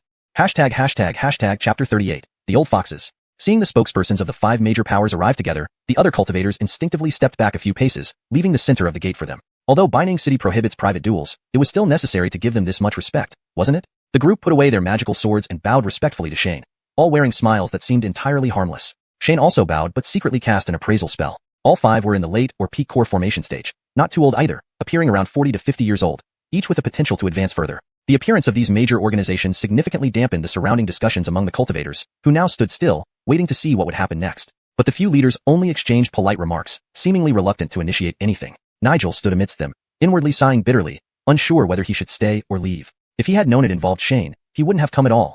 Elison Hengxin was from the inner chamber of the Dinhai Pavilion. Though ostensibly here to inspect the Binding branch's operations, he hadn't conducted any inspections, meeting only briefly with Shane before departing. Nigel immediately realized he came specifically to see Shane. While he couldn't discern any special qualities about Shane, he confirmed that the man was far from ordinary. Few outsiders knew, but Nigel was well aware that the Dinhai Pavilion was divided into outer and inner chambers. The outer chamber was the visible commercial chain, while the inner chamber was the core, the Tianyin Pavilion. Tianyin Pavilion strategies were infallible. When it came to scheming on the entire Qinyuan continent, if Tianyin Pavilion claimed second place, no one dared claim first. Initially, Nigel was surprised when a person showing enlightenment phenomenon appeared in Binding City, but upon seeing Shane, everything became clear. Indeed, no one targeted by the Tianyin Pavilion was ever simple. Nigel remained silent while the others engaged Shane in light-hearted banter. Eventually, someone couldn't help but ask, Ellis Taoist, you possess remarkable insight and such a gifted disciple. Which sect do you hail from? Here we go. Shane glanced at the speaker, a certain Luther from Piaomiao sect, and shook his head, smiling. Guadaoist, you flatter me. My sect is obscure. I doubt you've heard of it. Luther stroked his beard and said, Ellis Taoist, there's no need for modesty. Anyone capable of nurturing such a prodigy must belong to a renowned sect. Eventually Shane sighed, I am from Qian sect. Upon hearing Qian sect, those unfamiliar with it remained quiet, while those who knew murmured amongst themselves. Qian sect was represented solely by the solitary Yanisi, who had done much in combating evil but remained elusive. In recent years, he had almost disappeared without a trace. Who would have thought he quietly nurtured such a remarkable disciple? While smaller sects envied this, the leading figures felt an intense surge of desire. They knew clearly what the others didn't, that solitary Yanisi had vanished several years ago. Damn, this is huge. Even against a second-rate power, they couldn't openly snatch disciples without damaging their prestige. Instead, they had to secretly poach him. But with Qian sect already fading out after the upcoming sect competition, they had nothing to worry about. Glancing at each other, they all shared the same thought. Luther adjusted his beard, about to speak, but was preempted by Hermes. Ellis Taoist, the spiritual energy has calmed down. Your disciple must have finished cultivating. Can we see him? Shane wore a meaningful expression, scanning the crowd. They caught on. But even if you noticed, so what? With the resources and influence behind us, we can easily win over your prodigy. Seeing the others unmoved, Shane shrugged and looked at the gathered cultivators. As time passed and the major forces arrived, more people gathered, blocking the courtyard's entrance completely. Seeing Shane's gaze, Sebastian of the Pill Workshop smiled and turned to bow at the crowd. Everyone, please disperse. There's nothing more to see here. Though private duels were prohibited in Binang City, the rules set by various factions, the spectators showed no signs of leaving. Ellis Daoist, let us see as well. Shopkeeper Tion, don't hog it all to yourself. Shane watched them silently, hands folded and eyes narrowed. Let's see how you deal with this. Want to steal my disciples? You better bring something worthwhile. Realizing they couldn't push through, they turned to persuade the crowd. Nigel used this chance to lean close to Shane as he walked past. Ellis Daoist, I won't involve myself in this. Without waiting for a response, he joined the others urging dispersal. Actually, Shane wasn't overly concerned about their poaching attempts. What he needed most was resources. Hence, his focus on selecting disciples emphasized quality over quantity. If Ernest were tempted to join another sect, he wouldn't find it particularly regretful. As long as he had the education system, finding more like Ernest wouldn't be difficult. Yet Nigel's words caused him concern. This sense of being watched unsettled him. What exactly did Denhai Pavilion see in him? After some time, their efforts to disperse the crowd failed. Sebastian returned to Shane, somewhat helpless. Ellis Daoist, could you have your disciple appear? Ernest had just completed cultivation and heard the commotion outside. Walking out, he saw Anakin and Irvin peeking through the door. Senior brothers, what's going on? He asked curiously. Irvin and Anakin jumped, relaxing upon recognizing Ernest. They quickly explained, leaving him stunned. Enlightenment phenomenon? I'm a cultivation genius? All those people are here to see me? Shane, standing outside, pondered the situation and decided opening the door might resolve things quicker. He asked the others to wait and re-entered the courtyard. Just as he closed the door, he saw Anakin and Irvin whispering in the corner. What are you doing? Ernest, having more education, understood the situation. Patriarch, shall we meet them? Shane nodded. All right. Chapter 39. Digging under the walls. Shane was somewhat surprised when Ernest brought up the matter, so he gave him a glance before nodding and said as a reminder, don't be nervous. You are also a cultivator now? Ernest smiled and replied, I understand. So Shane pushed open the door again, leading Ernest out of the small courtyard. Everyone there had been waiting with heads held high. Seeing Shane bring out a 15 or 16-year-old scholar from the yard caused quite an uproar. Every one of them began their enlightenment at just over 10 years old. At that age, they were nearly ready to break through to the gathering chi stage. Could someone who began their enlightenment at 15 or 16 have any enlightenment phenomena? Were they trying to fool ghosts? Brother Ellis, don't fool us. Yes, how could someone who began enlightenment at 15 or 16 still have such phenomena? Shane loudly declared, fellow Taoists, the one who just completed enlightenment was indeed him. I swear it. Hearing Shane swearing, everyone's doubts gradually subsided. Cultivators, following heavenly Tao, placed great importance on cause and effect, and wouldn't make oaths as casually as common people. Someone immediately thought of another aspect and asked loudly, Junior apprentice brother, how long did you study before your enlightenment? Generally, before beginning their enlightenment, cultivators would first learn about the world of cultivation, understanding the path of cultivation, much like Shane did. If they came from a major sect or were directly taught by some big shots, they would use various herbs to help build up their bodies. Without waiting for Ernest to speak, Shane quickly explained, he has been learning for more than a year. Ernest, hearing Shane's false statement and though unsure why, nodded alongside. Upon hearing this, everyone was collectively stunned. More than a year? Are you kidding? Which young genius who underwent enlightenment in their early teens while invoking celestial phenomena wasn't soaked in medicinal baths from childhood, listening only to matters of cultivation? After a while, the crowd burst into an uproar. Brother Ellis, don't lie to us. I don't believe it. How can one learn enough in just over a year? Shane chuckled bitterly and said to everyone, it's really less than 2 years. I swear. Wasn't a few weeks also less than 2 years? Standing at the front, several factions, seeing Shane bring a 15 or 16-year-old person, already felt disappointed, preparing to abandon the idea of luring talent away. But after hearing Shane's explanation, their hopes rekindled. If what Shane said was true, this person was indeed an unparalleled genius. They exchanged glances, and then Corbin stepped forward, addressing the crowded assembly of cultivators behind him. Fellow Taoists, we've seen the person. Shouldn't we disperse now? Only then did those whose curiosity was satisfied begin to disperse, leaving only a dozen or so spokespersons from second-tier sects. These people naturally understood what these 5 individuals wanted to do. Even if they couldn't lure talent away, showing their faces and becoming familiar would still be beneficial. Seeing the crowd disperse, Shane invited the remaining guests into the courtyard. Anakin helped Ives move the chairs outside and serve tea, and Ernest accompanied Shane in entertaining these cultivators. Since they claimed to come for congratulations, it would be inappropriate to arrive empty-handed. Though it happened suddenly, each pulled out pills and similar items from their sleeves, making polite congratulations as if it were natural formality. Their value was mediocre, purely ceremonial. Ernest thanked each one of them, and then everyone took their seats. Among them, it seemed Luther from the ethereal sect had a more impatient disposition. Just after sitting down, even before the tea was served, he directly asked, Junior apprentice brother, would you consider joining our ethereal sect? As long as you agree, I, Luther, will guarantee you the status of an inner disciple. Others were taken aback. Isn't that too direct? Not even pretending. Wouldn't such matters usually start with some banter, some flirtation before moving forward? But since someone opened the discussion, others wouldn't lag behind. Before Shane and Ernest could speak, Herschel chuckled and said, Fade Tion, your offer lacks sincerity. Having said that to Corbin, Herschel turned to Ernest, Junior apprentice brother, if you join the ethereal sect, I'll offer you the status of a direct disciple.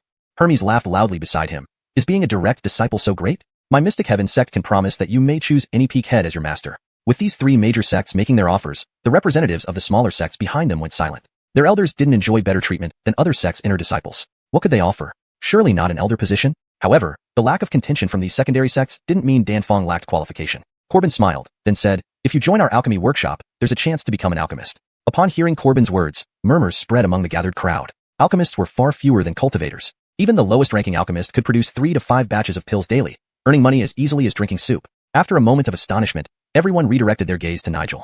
Only 5 organizations had the right to compete, and now only Dingshai Pavilion hadn't spoken. Seeing everyone's focus on him, Nigel grimaced. I'm not competing. Let you all fight it out. I don't want to attract the attention of someone with Shane's great fortune. The people from Tianjian Pavilion go out of their way to establish connections with him.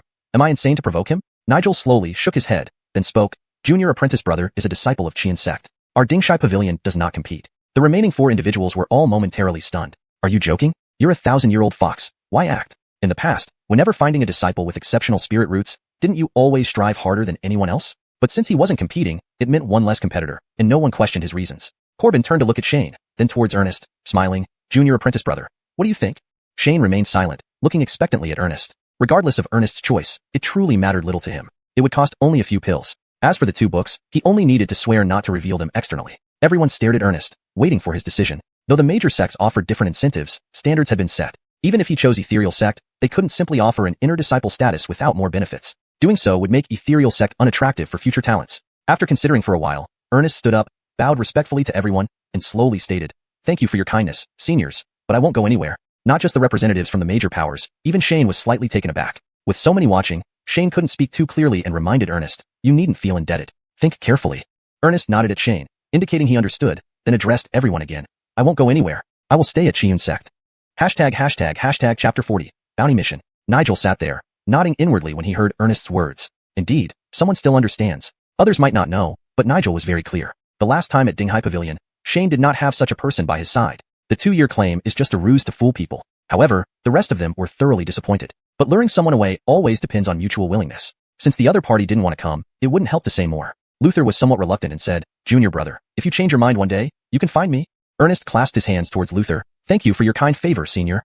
Since the person refused, everyone didn't want to waste more time. After sitting for a while, they bid farewell and left one after another. Nigel lingered until the end. Seeing everyone had gone, he clasped his hands towards Shane with a smile. Congratulations, Taoist Ellis, for gaining an excellent disciple. Mr. Huang, Shane replied with a bow while smiling bitterly. Can you tell me what Dinghai Pavilion sees in me? Nigel shook his head repeatedly.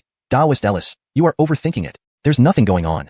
Shane definitely didn't believe him. Nigel also knew Shane didn't believe him, but he didn't dare to speak. Until he breaks through to the soul separation stage, he might dare to reveal a little more. For now, as merely an outer hall manager, revealing too much could result in being thrown into floating jade sea as fish food. Seeing Nigel unwilling to talk, Shane could only shake his head. Thank you for Dinghai Pavilion's respect. Seeing that Shane wasn't obsessing over it, Nigel slightly sighed in relief and smiled. Taoist Ellis, if you need anything, you can seek help from the local Dinghai Pavilion. That piece of purple gold jade talisman in your hand does have some uses.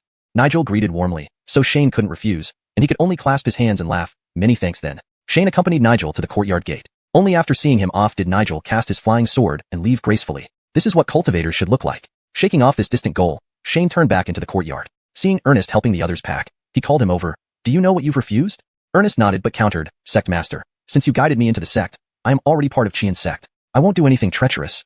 Shane sized him up, sensing that his expression wasn't forced, then nodded and smiled. If that's the case, stay in Qian sect for now, though you'll be considered an outer member. He hadn't agreed even to Anakin, so he couldn't show partiality to Ernest first. I understand, Ernest responded. Shane waved his hand. Go familiarize yourself with spiritual energy and stabilize your cultivation first. Ernest bowed and returned to his room, breathing a sigh of relief. There was something he hadn't told Shane. Actually, during his childhood, a Taoist master had examined his bones. According to the Taoist master, his foundation was mediocre. While he could cultivate, the resources required would be several times more than others. No one would be willing to invest in him. But the Taoist master stayed at his home for a few days, telling him stories about the cultivation world. Otherwise, how would an ordinary person know about places like Pear Blossom Valley? Earlier, although his body and mind were immersed in cultivation, he knew that Shane gave him pills. Originally, just being successful would be fortunate enough. Yet unexpectedly, he managed to manifest an enlightenment phenomenon. Although he didn't know exactly what Shane did to him, he understood that whatever progress he made was undeniably related to Shane. What do the 3 major sects matter? Can they change someone's innate qualities? Fortunately, Shane believed his explanation and didn't delve deeper. While Ernest pondered how to get closer to Shane, Shane was considering how to help Anakin break through. Shane guessed staying in the courtyard might not yield results. Perhaps some combat experience was needed. Thus, he instructed the others to cultivate well, and went to the Wind Listening Hall to find suitable bounty missions. On the way, Shane didn't notice a monkey-faced figure watching him from afar. It was Nelson. After receiving orders from Alden, Nelson found Shane's trail easily in the city. After all, Shane had been socializing frequently these past days. Yet, over half a month passed without them leaving the city. They were only 5 crystal formation late-stage cultivators and dared not take action within the city limits. They could only keep a close watch on Shane and prepare for action at any time. Nelson also saw the enlightenment phenomenon, but no one cared if a dead man was a genius or not. Seeing Shane turn into the wind listening hall, Nelson didn't follow inside but flashed to a small courtyard. A burly man asked upon seeing Nelson enter, "Nelson, after waiting for 10 days, when will they leave?"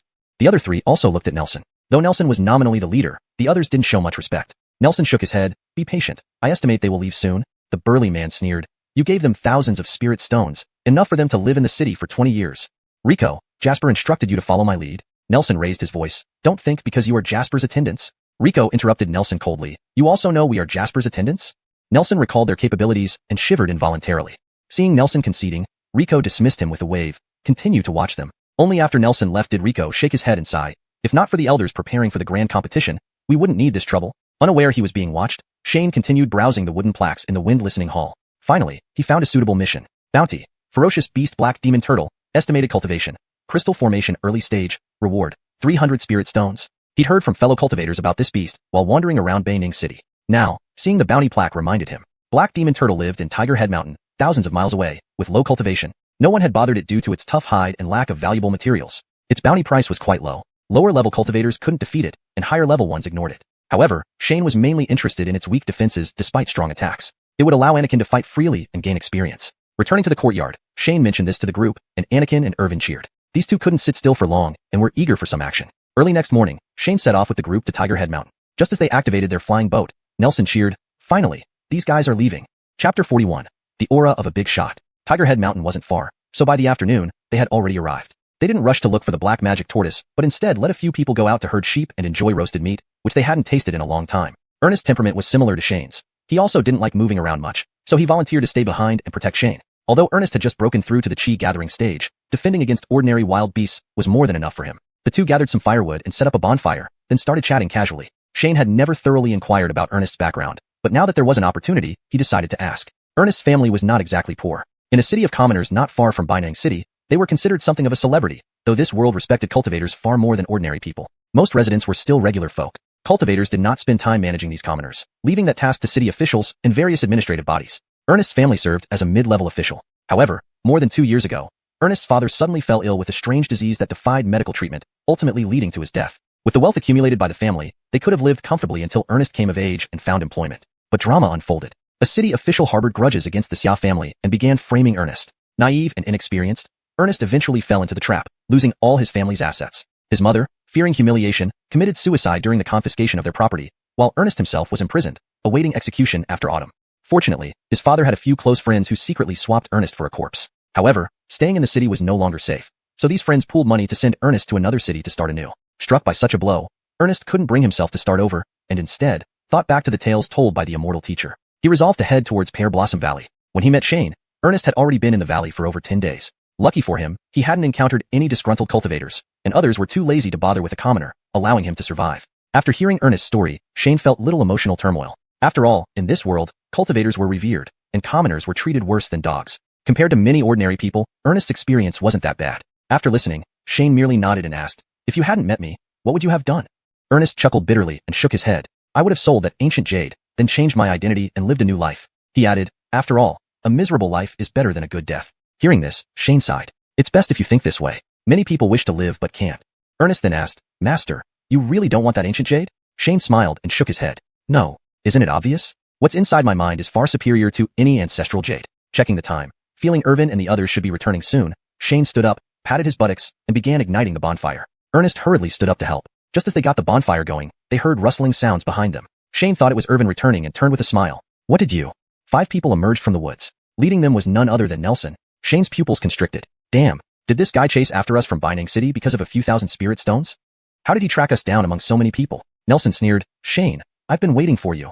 "Wait a minute. How does he know my name? These people are definitely not here for the spirit stones." Shane didn't reply but instead unleashed the mastery of severity toward Nelson with a cold laugh. "Do you think you've got me cornered?" Instantly, Nelson felt an immense pressure overwhelming him, causing him to break into a cold sweat. Soul transformation realm. Terrified, Nelson stared at Shane, eyes wide open. In a blink, Nelson staggered and fell face first to the ground, trembling uncontrollably. Hearing Nelson's exclamation, Rico and the others were also taken aback, immediately bracing themselves. Although this guy enjoys playing tricks, he's genuinely at the peak crystal formation stage. To immobilize him with sheer pressure alone, this isn't achievable by someone at the core formation realm. Even if not soul transformation, it must be at least soul division. Damn. Jasper, what kind of mission did you assign? Didn't you say at most 1 or 2 crystal formation? This is a soul division powerhouse. Can we handle this with our few crystal formation cultivators? Rico also wondered if Shane possessed some artifact that could diffuse immense pressure. But an artifact powerful enough to generate such terrifying pressure must be at least Earth tier. Furthermore, apart from Nelson, no one else felt any pressure, which isn't possible with an artifact. Rico, sweating profusely, remained frozen, along with everyone else except the trembling Nelson. As Shane pondered how to handle the situation, more rustling came from behind Rico and the others. A large black tortoise, roughly a dozen feet tall, slowly emerged from the forest. Its body was pitch black, its 4 legs as thick as elephant legs, and its shell larger than a round table. The semicircular shell bore faint crimson patterns. The black magic tortoise. Shane was stunned. Are they all coming at once? Yet he maintained his composed demeanor, unwilling to reveal his shock before the others. Rico and the others turned instinctively and saw the black magic tortoise. Like Shane, they were paralyzed. What the heck? We're being watched by a soul division powerhouse and might get entangled in cause and effect. Yet here comes a ferocious beast? Seeing a group of people, the black magic tortoise revealed its ferocity and charged at Rico and the others. Ferocious beasts, like demonic beasts, are born from the nourishment of spiritual energy. While physically strong, they lack wisdom and act like ordinary animals. Upon sighting people, they attack without regard for strength differences. Rico gritted his teeth and growled, "First, take on the ferocious beast." Higher-ranking cultivators worry about accumulating karmic ties unless truly provoked. Rico assumed Shane held back to wait for them to attack first. Not only Rico but the others shared this assumption. Hearing Rico's command, they immediately turned away from Shane, who dared not act, and lunged at the black magic tortoise. Seeing the fight unfold, Shane whispered to Ernest, "Summon help." Impressed by Shane's effortless control over the situation, Ernest hesitated upon hearing the command. "Master, you're not joining the fight? You want to use this opportunity to train us young ones?" Chapter 41. The aura of a big shot. Mount Hu was not far away, and they arrived that afternoon. Instead of rushing to find the black magic tortoise, they first let a few people go out to tend sheep and enjoy some long-awaited roasted meat. Ernest's personality was similar to Shane's. He didn't like moving around much either, so he volunteered to stay behind and protect Shane. Although Ernest had just broken through to the chi gathering stage, it was enough for him to guard against ordinary beasts. The two of them collected some firewood and set up a bonfire before engaging in casual conversation. Shane hadn't delved into Ernest's background before, so this was a good opportunity to ask about it. In fact, Ernest's family wasn't poor. In a nearby city inhabited by ordinary people not far from Bainang City, his family was quite well known. Despite this world being dominated by cultivators, most of its inhabitants were still ordinary people. Cultivators didn't spend time managing these common folk, leading to the rise of city governors and their administrative bodies. Ernest's father was a mid-level official. However, over 2 years ago, Ernest's father suddenly fell ill with an unusual disease. Unable to find any cure, he eventually passed away. With the wealth accumulated by his family, they could have lived a peaceful life until Ernest came of age and found work. But fate took a dark turn. A local official, who held a grudge against the Xia family, started framing Ernest on trumped-up charges. Naive and inexperienced, Ernest fell victim to the plot. His family's assets were seized, and his mother committed suicide to avoid dishonor during the raid. Ernest himself was imprisoned, awaiting execution after autumn. Fortunately, Ernest's father had some loyal friends who secretly swapped him with a corpse, allowing him to escape. But they couldn't remain in the city, so they pooled money for Ernest to start anew elsewhere. Devastated, Ernest thought back to the stories of immortals his teacher once told him. Resolving to seek a new path, he headed toward Lihua Valley. By the time he met Shane, he had already spent over 10 days in the valley. Luckily, he survived without encountering hostile cultivators or attacks from others, as no one bothered with an ordinary person. After hearing his story, Shane didn't feel too shaken. After all, in this world where cultivators ruled supreme, commoners were less valued than dogs. Ernest's experience, while tragic, was better than many others. Shane simply nodded and asked, "If you hadn't met me, what would you have done?" Ernest shook his head and said with a bitter smile, "I would have sold the ancient jade and started a new life." He added, "Better to live poorly than die well." Shane sighed, "That's the best attitude to have. Many people can't even get the chance to live." Ernest then asked, "Patriarch, are you really not interested in the ancient jade?" Shane laughed and shook his head. "No interest. Isn't my internal knowledge far more valuable than some inherited jade?" Checking the time, thinking Irvin should be back soon, Shane stood up, dusted off his clothes, and started the bonfire. Ernest hurriedly helped. Just as they lit the fire, they heard rustling behind them. Shane thought it was Irvin returning and turned to greet, "What did you catch?" 5 people emerged from the woods, led by Nelson. Shane's pupils constricted. "Damn, did this guy track me down all the way from Bainang City just for a few thousand spirit stones? How did he find us amidst so many people?" Nelson sneered, "Shane, you've kept me waiting. Wait, how does he know my name? These guys aren't here for the spirit stones." Without responding, Shane sneered and unleashed master's dignity at Nelson. "Do you think you have me cornered?" Suddenly, Nelson felt an immense pressure bearing down on him, causing cold sweat to trickle down his face. Nirvana realm. Nelson's eyes widened in horror as he stared at Shane. Within seconds, he lost balance and collapsed to the ground, trembling uncontrollably. Upon hearing Nelson's cry, Rico and the others were also taken aback, immediately becoming cautious. Although Nelson often played tricks, he was genuinely at the peak of the crystal formation realm. For someone to overpower him purely with pressure suggested at least the core formation realm, if not nirvana. Damn. Jasper, what kind of mission did you send us on? We were promised only 1 or 2 crystal formation experts at most. This is a core formation powerhouse. Can we handle him? Rico considered if Shane might be using a device that spreads aura but concluded that such a terrifying aura required at least a tier earth artifact. Moreover, only Nelson felt the pressure, not the others, an effect artifacts couldn't achieve. Thinking hard, Rico broke into a cold sweat. Stiff silence ensued between the two groups. Just as Shane pondered what to do, another rustling sound came from the woods behind Rico and his group. A massive black tortoise emerged, nearly a zhang tall, with legs as thick as elephant limbs and a shell larger than a round table, adorned with faint, blood-red veins. Black magic tortoise. Shane was stunned. Now what? Did they all come together? Still pretending to be a sage, he dared not show any reaction. Hearing the noise, Rico turned around and saw the black magic tortoise. He was equally dumbfounded. What's happening? We're already dealing with a core formation expert, and now there's a ferocious beast? The black magic tortoise, seeing the crowd, instantly attacked Rico and his team. Ferocious beasts, similar to demonic beasts, arise from spiritual energy nourishment. Though powerful, they lack intellect and behave like wild animals. Seeing humans, they attack regardless of whether they can win. Rico gritted his teeth and commanded, "Deal with the ferocious beast first." Higher realm cultivators avoided unnecessary entanglements. Unless truly provoked, they wouldn't act carelessly. Assuming Shane was letting them handle the beast while maintaining his authority, everyone agreed. Upon hearing Rico, they turned to fight the black magic tortoise without worrying about Shane's hesitation. Seeing the fight, Shane quietly instructed Ernest, "Get help." Admiring Shane's quiet dominance, Ernest was surprised. Didn't the patriarch want to join the fight? Is this a chance to train us young ones?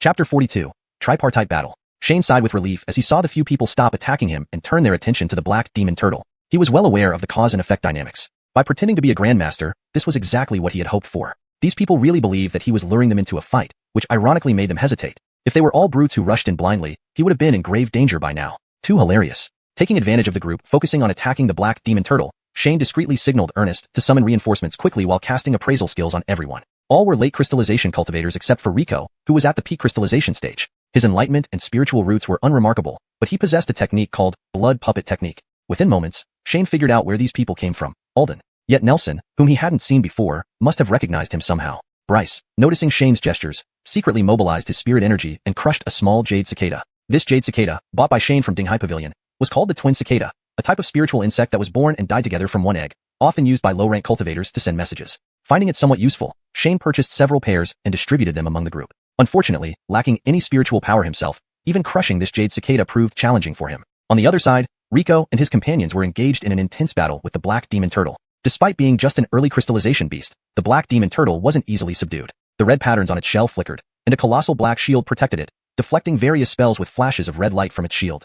Boom. The immense impact instantly obliterated the surrounding forest within dozens of yards. The residual power from these spells was something Shane, an ordinary human, couldn't withstand. He quickly retreated to escape the blast radius. Finally, Irvin and Anakin returned. Although their cultivation levels were slightly lower than the opposing group, the fully equipped duo felt no fear facing them. Upon returning, Irvin and Anakin were bewildered by the sight of a group battling a fierce beast. What was happening? Were their allies aiding them? Seeing the two and their companion return, Shane pointed at the battlefield and whispered urgently, "Attack!"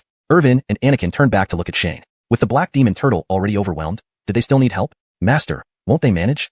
Irvin scratched his head. Realizing the misunderstanding, Shane said between laughter and tears, "Attack the people." Confused again, Irvin asked, "They're helping us, right?" Seeing this, Ernest quickly explained the situation to them. Now understanding, Irvin realized these people were attackers. However, the commotion drew attention to Shane's group. Afraid to continue, Rico knew engaging Shane's group wouldn't end well. Decisively, he gestured towards the black demon turtle, commanding thick vines to emerge from underground, immobilizing the turtle. "Withdraw." Immediately shouting, he turned and ran without waiting for the others. Seeing Rico flee, Shane urged the others, "Quickly, catch who you can." Hearing Shane's order, Irvin and the rest sprinted after the fleeing figures. Still about 40 feet away, Irvin hurled a thick bolt of lightning at Rico, the thunderspring induction technique refined from what Shane bought at Dinghai Pavilion. The lightning, as thick as an arm, streaked towards Rico almost instantaneously. Unable to dodge, Rico conjured countless leaves that enveloped the lightning.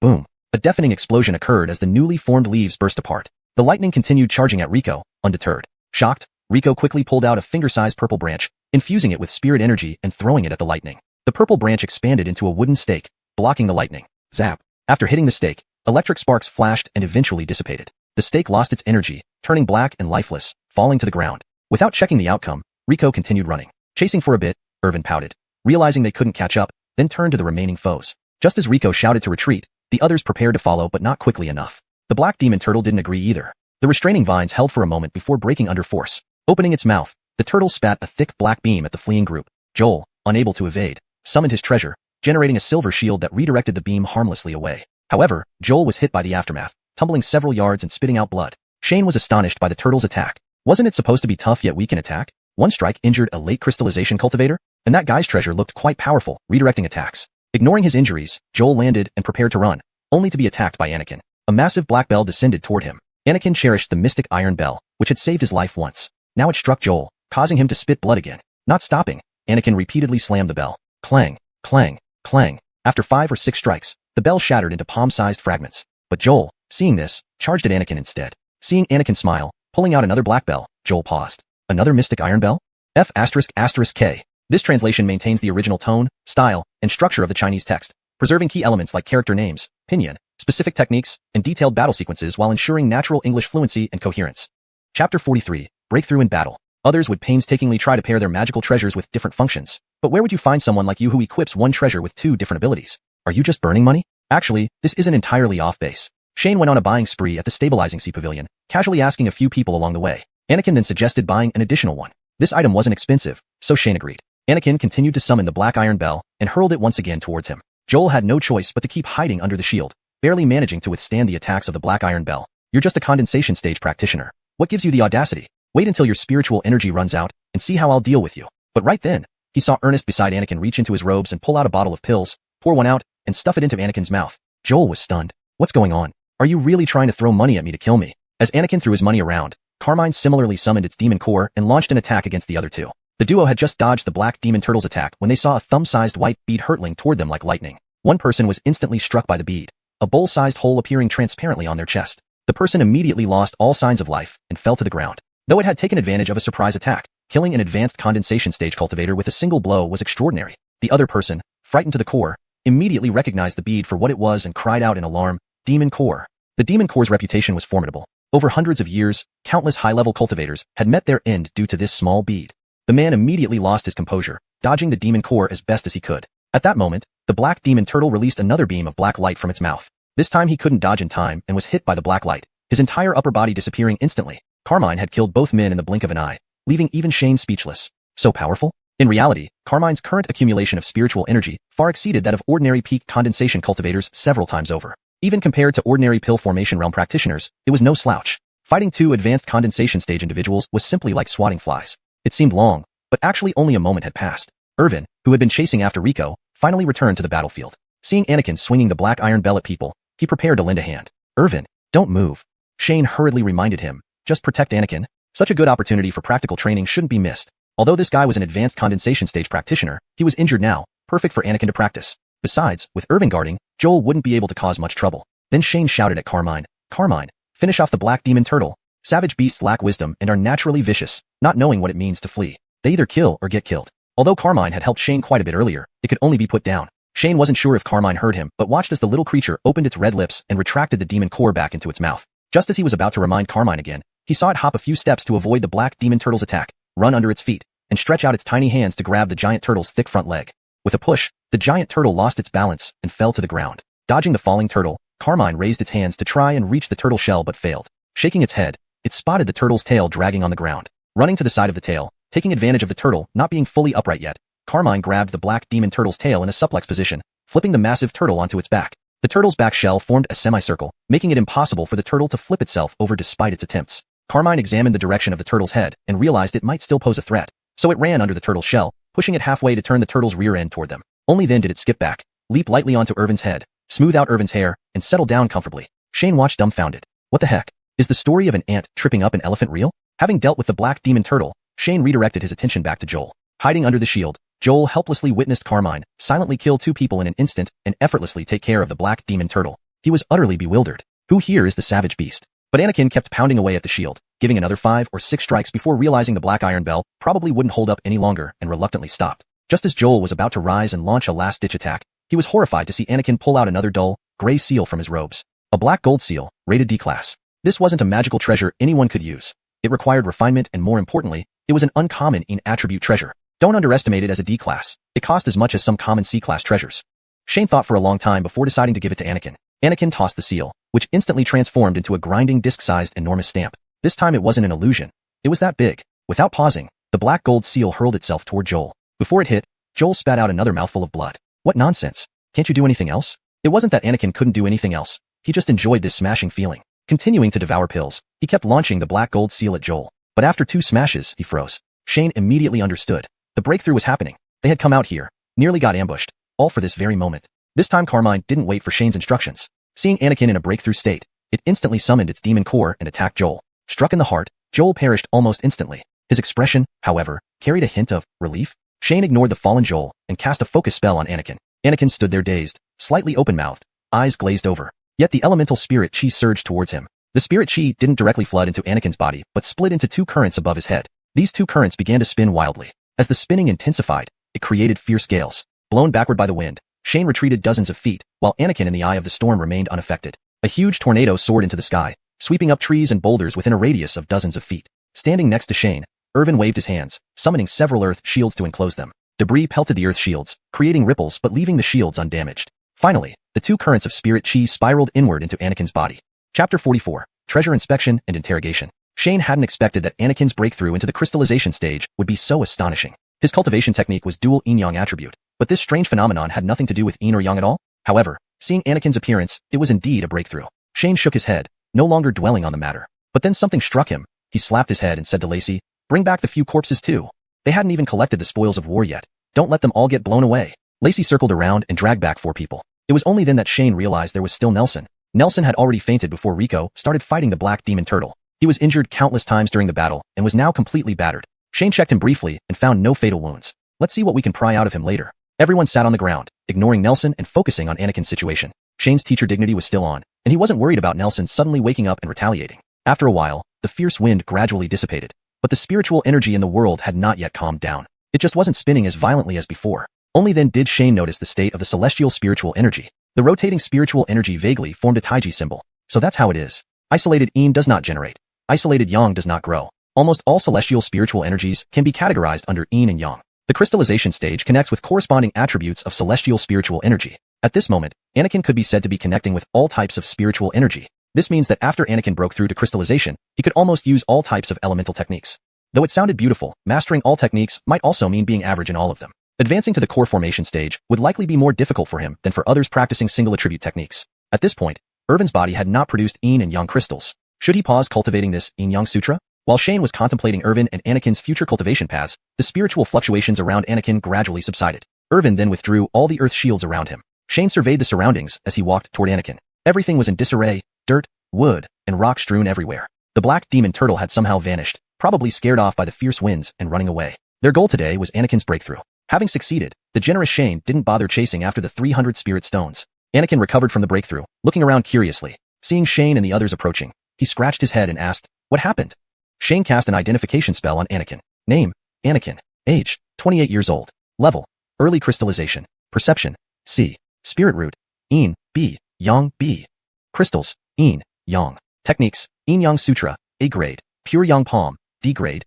Truly deserving of an A grade technique. Both Yin and Yang spirit roots were immediately boosted to B grade. While Shane observed Anakin's new stats post-breakthrough, Ernest explained to Anakin. Anakin widened his eyes and shook his head in disbelief. "I did this? Impossible. I'm not that strong." Shane chuckled. "Examine your internal state." Closing his eyes, Anakin hesitantly asked after a few seconds, "Patriarch, am I crystallized?"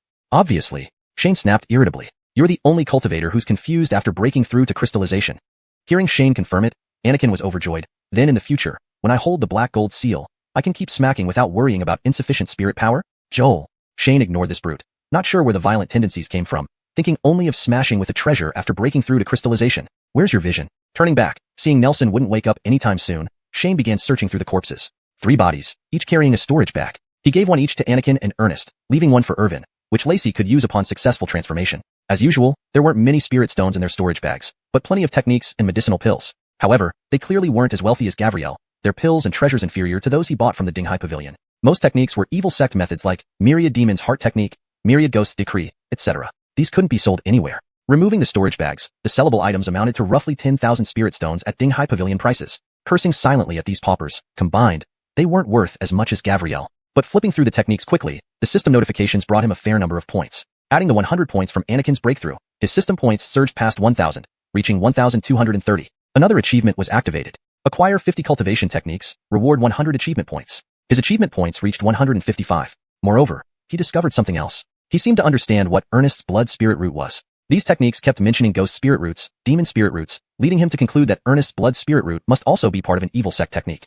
Stealthily glancing at Ernest, Shane secretly shook his head. Lihua Valley harbored many evil cultivators, possibly some recognizing his potential. It seemed he had inadvertently eradicated a future great villain, but it wasn't time to study the system. Shane turned his attention back to Nelson lying beside him. Searching Nelson, Shane removed all his treasures and storage bags, then disabled his teacher dignity skill. Bringing Lacey over to cradle Irvin, Shane kicked Nelson. Without the pressure of teacher dignity, Nelson gradually woke up. Looking around bewilderedly, Nelson exclaimed inwardly, "Damn, a crystallization stage spell didn't cause this mess." Big Shots moved, shaking his head, not bothering to wonder why he was still alive. He saw Shane standing nearby with a mocking smile. Nelson's heart raced. Forgetting his injuries, he flipped over and knelt down. "Senior, spare me. I won't kill you if you answer my questions honestly." Shane pointed at the nearby corpses. Following Shane's finger, Nelson saw familiar figures scattered about, mangled. "You ask, I'll tell everything I know." Nelson shivered. "What's your name?" "Nelson. What technique do you practice?" "Soul snatching incantation." After asking two insignificant questions, Shane nodded. Sensing Nelson wasn't lying, he continued, "What's your relationship with Rico?" Chapter 45. Sealing Spell. Nelson was stunned by Shane's question. "What the? You're all dead, and you revealed everything before dying?" Nelson assumed the others had already confessed, so he dared not hide anything and quickly replied, "Senior, Rico was sent here to ambush you." Shane had mentioned Rico's name for this exact effect. He continued, "Was he sent by Alden?" Yes. Nelson nodded vigorously. "It was Alden who sent them. I was only responsible for leading the way." Shane did not believe for a moment that Nelson was merely guiding the way. "If it weren't for you revealing my whereabouts, where would Alden find me?" Shane coldly snorted in anger. "If it weren't for you giving away information, would Alden have found me?" Realizing his thoughts had been exposed by Shane, Nelson hurriedly kowtowed. "Senior, spare my life. If you lie one more word, you're dead." Shane threatened, then asked, "Why is your Blood Peak sect looking for me?" Shane alternated between coaxing and threatening until Nelson was thoroughly intimidated. Believing Shane knew everything and was just verifying, Nelson didn't dare use his cunning any longer, answering every question truthfully. Nelson had acquired Gavriel's magical treasures and techniques from Shane, then informed Alden, which led to the subsequent ambush. After listening to Nelson's explanation, Shane was momentarily confused. Gavriel? He's from the Blood Peak sect? Isn't he from the Mystical Heaven sect? Why would a disciple of a major sect become an evil cultivator? Fortunately, when they transacted with Nelson, they had already learned to conceal their cultivation levels, and Nelson did not know their realms. Meanwhile, Alden's information still remained from the time in Linxiang City. Otherwise, if he were a reverting Dan realm cultivator, Shane couldn't help shuddering at the thought. What realm is that Alden? After some thought, Shane began to inquire about the Blood Peak sect. Nelson quickly replied, "Alden is at the peak reverting Dan stage, possibly on the verge of breaking through." Shane continued, "How many cultivators above the reverting Dan realm does your Blood Peak sect have?" Nelson hastily explained. Shane hadn't expected that the Blood Peak sect's strength surpassed even a typical second-tier sect. The Blood Peak sect had 6 halls, each hall headed by a soul separation realm master. Including the sect leader, there were 7 soul separation masters. As for the reverting Dan realm, there were at least 40 to 50. Even the Mystical Heaven sect only had 10-odd soul separation cultivators and over 100 reverting Dan ones. The Mystical Heaven sect boasted tens of thousands of members. Just based on these reverting Dan and soul separation realm members, if the righteous sects found the secret location of the Blood Peak sect, the latter would likely hold an advantage due to its terrain, making it difficult for the righteous forces to gain the upper hand. Hearing this, Shane became even more puzzled. Since Alden knew that he had killed Gavriel, a late crystallization realm cultivator, wouldn't he send at least one reverting Dan cultivator? Not just a few late crystallization cultivators. Unless, the reverting Dan and higher cultivators can't leave. Shane wasn't sure if Nelson, a peripheral figure of the Blood Peak sect, knew the reason, but he had to ask. With this thought, Shane softly demanded, "What scheme is your Blood Peak sect preparing?" Nelson, feeling relieved that Shane wasn't continuing to interrogate him, suddenly heard Shane's low demand. Startled, he hastily answered, "Senior, I've only heard a little bit. It's rumored that..." Nelson stopped abruptly, staring intently at Shane with wide eyes. Choking. Nelson clutched his throat tightly, mouth agape, trying to speak but only emitting strangled cries. After several labored breaths, Nelson spat out a mouthful of blood and fell forward, dead. Frowning, Shane observed Nelson for a while. Seeing no movement, he cautiously approached, turned him over, and saw Nelson bleeding from all orifices. Dead beyond any doubt. This was a sealing spell. Shane immediately realized the cause. Because Nelson's words triggered the seal, it activated, leading to his death. But previously, Nelson spoke without reservation, seemingly unaware of the existence of the seal. Only a soul separation realm expert could create such a seal. That means the scheme must be huge. However, Nelson died before revealing anything. Shane felt nothing about Nelson's death. He only regretted that too little information was revealed. The only useful information was discovering Alden's base. According to Nelson, the base was several thousand miles from Binang City, managed by Alden, and included 2 other reverting Dan cultivators. Though he now knew the location, Shane lacked the strength for revenge at present. He noted it down for future reference. Standing up, Shane told Anakin and Ernest, "Let's pack up. We're going back." Though these people attacked him, now deceased, Shane did not want them to be dismembered by wild beasts. One should have principles and honor the dead. They arrived at Tigerhead Mountain in the afternoon and finished burying everyone as dusk fell. Their goal achieved, there was no need to stay. Now that Anakin had broken through the crystallization realm with ample spiritual power, he could alternate control of the flying boat with Irvin without much fatigue. Before dawn, they returned to Binding City. All the cultivators were spirited, while Shane appeared somewhat weary. Waving his hand, he let everyone rest, stripped off his dirty clothes, and promptly slept.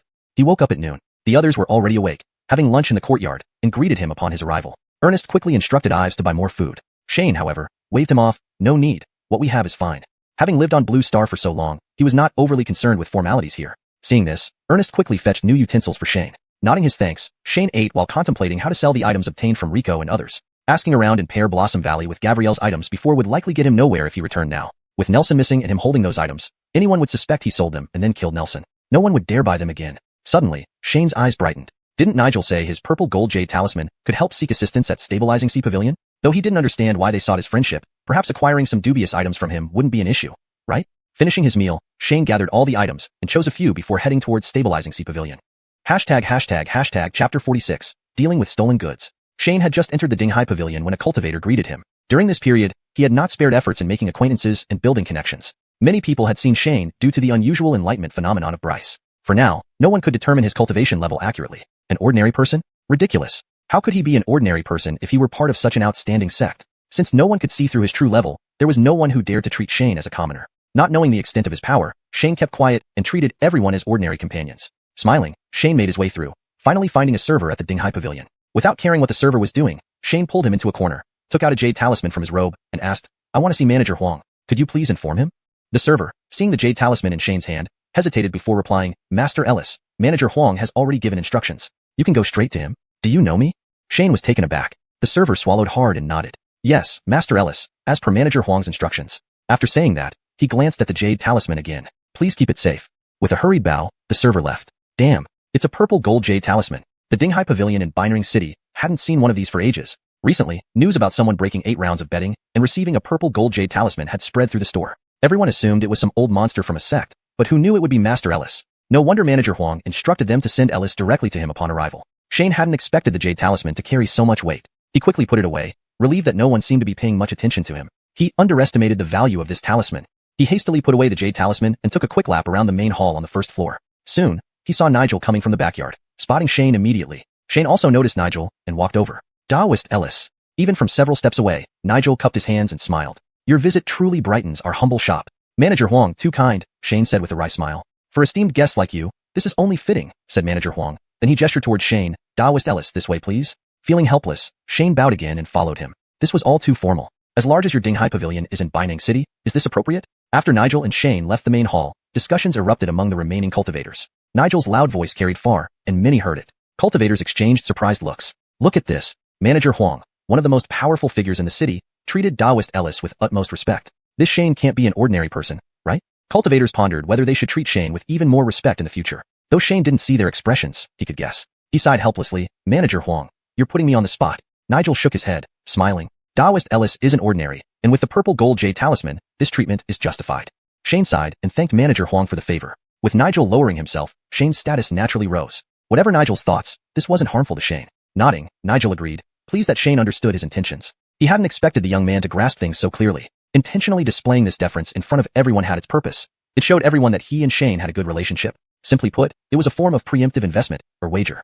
Fateh Elisan showed such confidence in Shane and even sent him a purple gold jade talisman using the Tianyan Pavilion's authority. There was no reason for Nigel not to follow closely. Unaware of Nigel's motives, Shane followed him into a private room. The server promptly brought tea and snacks, and Shane nodded his thanks. They chatted for a while before Shane got to the point. "Manager Huang, I need to ask if you buy items here." Nigel paused. "Such a trivial matter. Did you have to come directly to me?" Seeing Nigel's reaction, Shane quickly whispered, "The origin might not be entirely legitimate."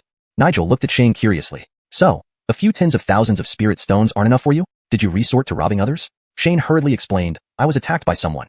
It wasn't my intention." Nigel nodded. "We can accept them, but the price?" "I understand," Shane quickly agreed. Nigel was speechless. "Are you experienced in this?" The Dinghai Pavilion rarely dealt with questionable goods. Mostly, they brokered deals. If any issues arose, they directed inquiries to the original owner. Not a big deal, though. He was willing to assist. Clearing his throat, Nigel explained, "We need to inspect and erase unique marks. As you know, this involves costs." "No problem. Whatever Manager Huang decides, I won't haggle." Shane just wanted to offload these useless items. Even if it was cheap, it couldn't be cheaper than Lihua Valley. Nigel smiled.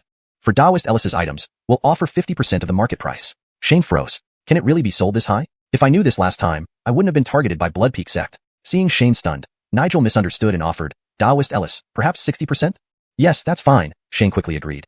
Wow, even increased while I was thinking. Shane finally took out a few artifacts and manuals from his robe, placing them on the table. Nigel picked up a manual, freezing instantly. Exploration Hand, a technique from the Xiuxian sect. Are you saying you didn't rob someone? Since he had already agreed, a single Xiuxian sect manual wasn't an issue. Chuckling bitterly, Nigel put it down and inspected another artifact casually. Relieved by Nigel's silence, Shane breathed easier. He had chosen only representative items to avoid future complications. After examining the items, Nigel frowned. Pondering for a moment, he slowly asked, Daoist Ellis, did you encounter anyone from the Blood Peak sect? ##### Chapter 47, Counterattack on Blood Peak. Shane asked with some surprise, Shopkeeper Huang, you also know about the Blood Peak sect? Nigel nodded. Old adversary, so naturally I know. He then gave a brief explanation. Transmission arrays were incredibly valuable and consumed enormous resources. Hence, it was impossible for Dinghai Pavilion to use such precious methods for cargo delivery. Most of the time, they relied on cultivators carrying storage rings as human couriers. Dinghai Pavilion had suffered several ambushes by the Blood Peak sect in the northern region. Although the losses were not significant, Dinghai Pavilion couldn't afford to lose face. As the spokesperson of Dinghai Pavilion in the north, Shopkeeper Huang had naturally organized campaigns against the Blood Peak sect before. However, the old problem persisted. They could never locate their base, so they could only clear out peripheral strongholds. Shane nodded after listening to him. If they shared an enemy, things would be easier. He slowly spoke, recounting everything from meeting Garner and Greg to Shopkeeper Huang. After hearing this, Nigel pondered for a moment before saying, does Daoist Ellis have any interest in joining me to take out this stronghold? They have 3 at the returning Elixir Realm, Shane reminded. Nigel chuckled lightly. Daoist Ellis wouldn't think that in the north, my Dinghai Pavilion only has someone like me, a mere returning elixir cultivator, right? Shane shook his head. In this city of Baining, for Dinghai Pavilion to stand equally with other major forces, there must be Soul Division elders lurking behind the scenes. Otherwise, no matter how large their backing force was, it would be impossible for them to establish themselves here firmly. These elder figures generally focused on cultivation and rarely made appearances, which was why Nigel, a peak returning elixir cultivator, was in charge of Dinghai Pavilion. Other forces operated similarly, often showing only returning elixir cultivators. Shane asked again, I wonder if Fateh Elisan is also within the pavilion? Nigel shook his head. Fateh Elisan isn't from our northern region, but comes from the main pavilion. However, our Binding branch also has a few Soul Division seniors. Shane's heart skipped a beat, but he kept a straight face, smiling at Nigel. If so, I will respectfully follow your lead. In other words, it wasn't just the small Binding branch targeting him, but the main Dinghai Pavilion itself? The legendary Dinghai Pavilion was said to have branches spread throughout the Xuanhuan continent, a true behemoth. Why would they target someone as insignificant as him? Nigel naturally didn't know what was on Shane's mind. Seeing him agree, he smiled. This matter should be done sooner rather than later. We'll set off tonight. Once they agreed, Nigel didn't say much more. He called over an elderly late-stage crystal formation cultivator to follow Shane back, assess prices, and buy items. He himself contacted the Soul Division elders in the pavilion to prepare for the attack. Through casual conversation, Shane discovered that the elderly man beside him was actually an alchemist. Initially, Shane planned to get closer to him, but seeing his cold demeanor, he decided not to embarrass himself by trying too hard. Back at his place, Shane kept only the useful items like spirit stones and pills and laid out everything else, including the storage bags. Although the old man seldom smiled, he was clearly competent. After reviewing all the items, he separated them into 2 piles, pointing to one and asking Shane, these have no marks, do you want to sell them? What a fair person. Shane took back 3 storage bags and replied with a smile, sell everything else. The old man nodded, waved his hand, put everything into a storage bag, then pulled out 2 fist-sized spirit stones and handed them to Shane, asking, a total of 19,000 spirit stones. Do you want me to calculate it in detail? This was far better than Shane expected. He shook his head. I trust the reputation of Dinghai Pavilion. Good. The old man nodded and passed the spirit stones to Shane. Find you 1,000.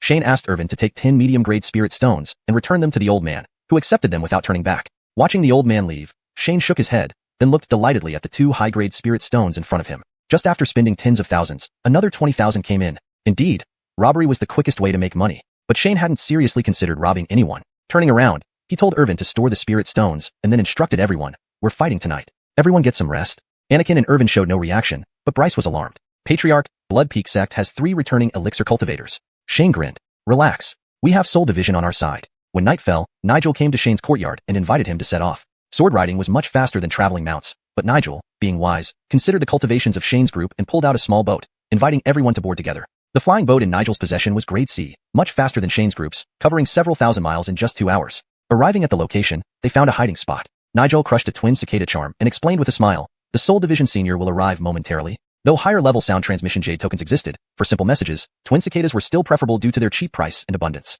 Not long after, 2 elderly men in their 60s and 70s arrived on flying swords. Shane discreetly used identification twice, discovering that these 2 men were over 200 years old.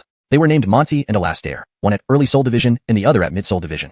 Seeing that Dinghai Pavilion had dispatched 2 Soul Division cultivators at once, Shane marveled. Truly, a family with immense power, two major figures sent for just a few returning elixir cultivators. Nigel approached them, bowed, and greeted. Greetings, Fade Sikong, Fade Pei. They simply nodded casually, their gazes falling on Shane. Seeing this, Nigel introduced Shane. Are you Shane, who broke 8 gambling rounds? Monty sized up Shane with a glance, quietly exerting a bit of pressure. Shane, oblivious to the pressure, stepped forward and bowed, replying, Fate Sikong, just lucky. Seeing that Shane didn't react to his pressure, speaking calmly and respectfully, Monty concluded that either Shane possessed treasures capable of concealing his realm or special cultivation techniques. Either way, this youth was extraordinary. An ordinary person? Impossible. No ordinary person could remain unaffected under even a hint of pressure from a soul division cultivator. Monty nodded. Not proud, not arrogant. You're not bad. Thank you, Fade. Shane bowed again. Beside him, Alastair naturally noticed Monty's actions and formed the same thoughts. They exchanged glances, and Alastair laughed. Younger brother, who goes? Monty shook his head. Such a laborious task should be mine. Alastair waved his hand. Go quickly, go. Finish the fight and sleep. For soul division cultivators, sleeping was almost unnecessary. This was just a jest between them. Monty didn't reply, but merely summoned his flying sword and flew towards the nearby area. Chapter 48. Unrivaled Eyesight. The Bloodpeak sect's outpost was nestled in a valley not far away. However, it was shrouded by an array, and Shane couldn't detect it no matter how many appraisal spells he cast. This minor issue posed no challenge for Monty. He floated in the air dozens of yards high on his flying sword, extending his hand slowly. The spiritual energy in the world seemed to be boiling, rushing towards the center of his palm. Then, with a light shout from Monty, the spiritual energy in his hand instantly transformed into a fiery bird with a wingspan of more than 10 feet. The firebird looked incredibly lifelike. It tilted its head gracefully and emitted a clear cry before diving down towards the ground. Due to the disturbance of the natural spiritual energy, the protective array in the valley had already been triggered, enveloping the entire valley in a massive semi-spherical barrier. Through this barrier, one could vaguely see several buildings within the valley along with some cultivators running around. The firebird tucked in its wings and flew towards the grayish shield, its slender beak piercing through like a wedge. Boom. A loud explosion echoed throughout the area. Shane, standing a few miles away, swayed slightly before regaining his footing. And yet, apart from rippling momentarily, the grayish-white barrier remained unscathed. Alastair, who was beside Shane with his hands behind his back, watching the spectacle unfold, didn't offer any help after seeing that Monty's first attack failed. Instead, he squinted and laughed. An Earth-rank defensive array? Interesting. Monty's missed strike seemed to irk him, and he quickly waved his hands again. 4 more identical firebirds appeared. The earlier firebird, which failed to break the barrier, circled in the air and joined the group. Then all 5 firebirds charged towards the barrier simultaneously. Boom. Another deafening explosion occurred as the barrier shattered into countless fragments like a broken eggshell. Now, Shane could finally see clearly what was inside the barrier. The destruction of the defensive array also caused nearby structures to collapse. Some low-rank Bloodpeak sect cultivators within the array were knocked down by the shockwave, their conditions unknown. Comparing this with the information he got from his appraisal spell, Shane finally understood what Monty had used, exclaiming in surprise, 9 Flame Falcon? This was an A-rank spell, what cultivators referred to as heaven rank. Even for the old monsters at the soul transformation stage, knowing such heaven rank spells would be rare. Who would have thought that someone at the early soul separation stage like Monty could pull off such a move? Upon hearing Shane's words, Alastair turned to look at him with flashing eyes and smiled. Little friend Ellis, your insight is commendable. Seeing that Shane was knowledgeable, Alastair instinctively changed the way he addressed him. Shane regretted speaking out as soon as he said it. Hearing Alastair's voice, he could only laugh awkwardly. Senior Pei, I just happened to have read about it. Alastair chuckled and shook his head. For reasons unknown, he made a finger seal towards the valley, instantly turning all the rocky surfaces into mud. All the structures melted like candles, collapsing softly onto the ground. Turning to Shane, Alastair asked, Little friend Ellis, how do you find this move? Shane checked Alastair's profile and realized he had used a D-rank technique called Mud Swamp Technique, but the attack range was genuinely terrifying. He sincerely admired, Senior Pei, using a low-rank spell to achieve such a vast range truly commands admiration. Alastair, upon hearing Shane's words, praised, Little friend Ellis can distinguish that my move is just Mud Swamp Technique and not Cave Mystery Mind Trapping Formula. Such discernment makes me feel ashamed. Shane froze at these words. What the hell? There's no such skill called Cave Mystery Mind Trapping Formula in your repertoire. You're trying to trick me, you sly old dog. Shane could only honestly reply, Senior Pei, I don't even know the Cave Mystery Mind Trapping Formula, so naturally, I assumed it was a low-rank technique. Just a coincidence. Alastair gave him a half-smile, not saying anything further or continuing his attack. However, seeing the situation on the ground, Monty knew he couldn't hold back. He manipulated the 5 Flame Falcons to fly up and down within the valley. Wherever the Flame Falcons went, flames engulfed everything. The Bloodpeak sect cultivators, stuck in the muddy terrain, struggled to move, let alone resist Monty's attacks. Within moments, the entire valley became a hell on earth. But facing evil sect cultivators, Monty showed no mercy. In less time than it takes to brew tea, there was no sign of life left in the valley. While chatting leisurely, they obliterated an outpost, leaving Shane and a few disciples stunned. Soul Separation Realm cultivators were indeed terrifying. At this point, Monty landed next to Shane on his flying sword. His expression was as if he had done nothing significant. Monty lightly hopped off his sword and shook his head. There was only one alchemy pill realm practitioner inside, who got injured during the destruction of the defensive array. Alastair raised an eyebrow. Escaped? I don't know. I didn't sense any portal activation. Monty shook his head. Alastair turned to Nigel. Sikong Jr. brother and I will scout around. You clean up here, no need to wait for us.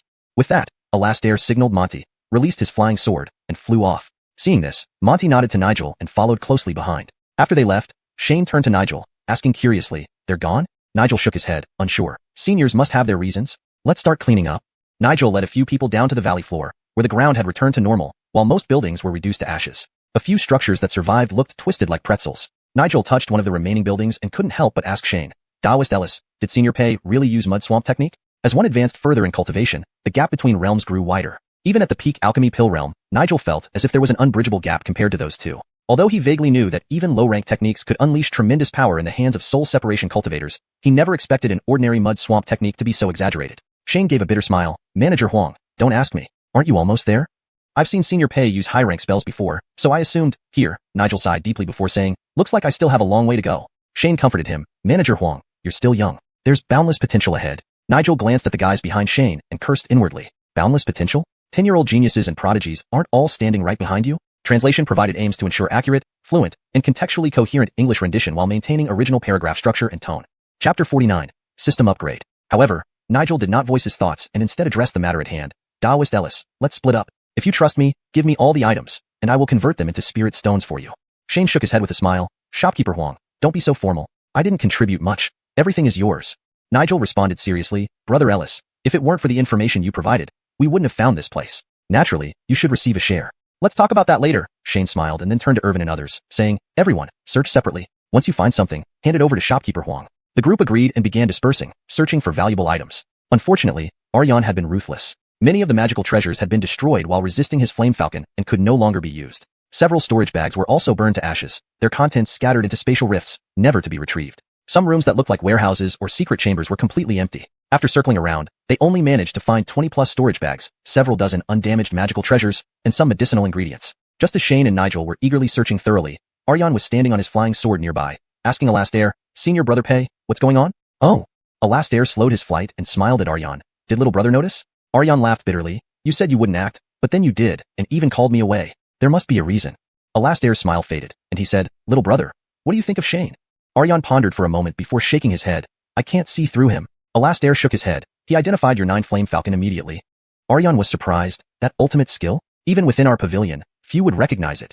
Alastair laughed bitterly. "Not only that, he recognized my swamp technique too." "Impossible." Aryan repeatedly shook his head. "Identifying the 9 flame falcon is one thing. Thousands of people have used that technique. But your swamp technique is your own modification. Few know about it, besides the pavilion master." "But that's the truth," Alastair sighed. "I can't see through Shane either." Aryan thought for a moment and added, "Isekai and Hengxin from Xuanhuan Pavilion visited us last time." "What for?" Alastair suddenly turned. "For Shane?"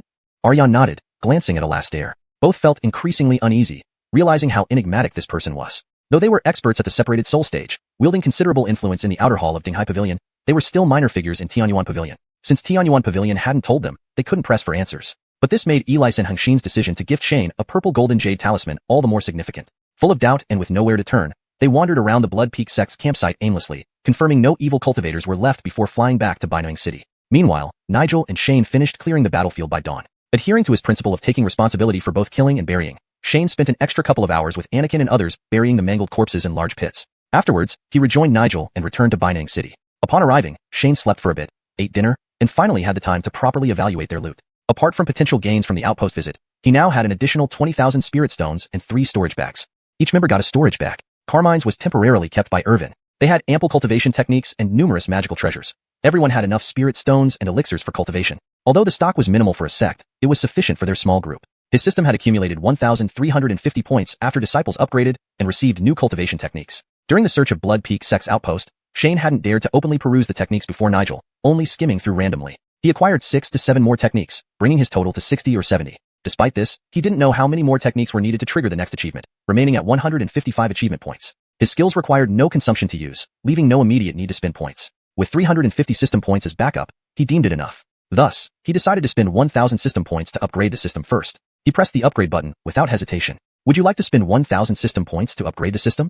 After confirming, the system took over 10 minutes to upgrade fully. Shane examined the updated interface and was delighted to find a brief introduction now available. For example, the upgrade button showed, "Requires 10,000 system points to enhance system functions and strengthen skill effects." Shane reviewed his skills. Appraisal technique, advanced. Understand basic information, and a brief introduction of target characters or objects. Austere authority, advanced. Passive. Immune to pressure below level 3. Active. Exert pressure above the target's level 3. Adjustable intensity. 100 system points. Unlimited uses. Focus technique. Intermediate. Increases target's cultivation speed with a chance of sudden enlightenment. Effect diminishes with repeated use. The appraisal technique now had a brief description. Austere authority became an unlimited use skill with adjustable intensity, though it required spending 100 system points, a bit expensive. The focus technique, aside from increasing in rank, remained unchanged in description. Shane assumed it improved acceleration and increased chances of enlightenment, but wasn't displayed on the interface. The lottery section now included probability displays. E grade, 60%, D grade, 25%, C grade, 10%, B grade, 4%, A grade, 0.9%, S grade, 0.1%. There was a note that guaranteed at least a C grade item in every 10 consecutive draws. The lottery system upgrade progress was 1/100. Knowing his unlucky streak, Shane was content with his luck from before. The 10 consecutive draws only guaranteed a C grade, which he deemed sufficient for now. C grade items generally corresponded to mystic stage items worth a few thousand to tens of thousands of spirit stones. Further exploration revealed that most cultivation techniques now had brief descriptions, slightly better than having none. Finally, a button appeared that thrilled Shane. Upgrade. Grant the host spirit power. Each system point equals the essence of an E-grade spirit stone. The required system points increase with higher cultivation stages. Shane immediately closed the mental interface and summoned Irvin. He needed to calculate how far he could advance with his current system points. Chapter 50. Xu returns home. After chatting with Irvin, Shane calmed down. According to Irvin, the amount of spiritual energy in his body was roughly equivalent to 300 low-grade spirit stones, and Lacey had more than 1,000 spirit stones worth of spiritual energy. Calculating this way, even if he maintained a ratio of 1 system point per spirit stone, he would need at least 1,000 system points to break through to the reversion pill stage, and who knows how many more for soul division. Moreover, the system warning indicated that consumption would increase after an upgrade, and he didn't know exactly how much. Shane currently had no trace of spiritual energy within him. From the outside, he was just an ordinary person. But this was precisely his greatest asset at the moment, because no one would believe that a master leading a few genius disciples on a trial journey could be just an ordinary person. The uncertainty made him seem profound and unfathomable. If he upgraded now and gained spiritual energy, others might see right through him. Since upgrading the system required 10,000 system points, he decided to put aside the idea of using system points for upgrades for now and wait until he had saved enough before going all out. Sending Irvin back, Shane reopened the system and began studying it, looking for anything he might have missed. He discovered a new button under the cultivation technique section. Purchase cultivation technique. Specify category, attribute, and level. Randomly generate a matching technique. What the hell? Shouldn't this option have appeared on the earliest interface? Otherwise, what am I supposed to use to roll the snowball? Are you playing me? While grumbling indignantly, Shane clicked the purchase button. The system displayed a browser-like filter interface. Shane tried it out. E-level techniques cost around 5 points each. An A-level Earth-type heart method cost about 500 system points. Rare attributes like lightning were even more expensive. Even an A-level bloodline heart method, if specified as non-evil, needed 1,000 points. As for S-level techniques, they generally started at 3,000 points. Currently, Anakin and Irvin were practicing the A-level Yin-Yang Classic, which was sufficient for now. Ernesto hadn't yet broken through to the crystal formation stage and couldn't learn new techniques yet. Lower-level ones were unnecessary, and higher-level ones were unaffordable. He cursed inwardly. Shane shut the interface with a mutter and fell asleep. 2 nights in a row of constant commotion. He, being an ordinary person, felt quite fatigued from bearing the fluctuations of these cultivators' battles. The following days returned to their usual training routines. Anakin had just broken through to the crystal formation stage, while Irvin waited quietly for both Yin and Yang crystals to form. Lacey and Ernesto continued accumulating spiritual energy. After another half-month, Irvin and Anakin grew restless again. They begged Shane to take them on some bounty missions, stating that the quantity of spirit stones wasn't important. They mainly wanted some action. Shane pondered for a moment, then called over Ernesto, asking, "You're a cultivator now. Do you want to go seek revenge?"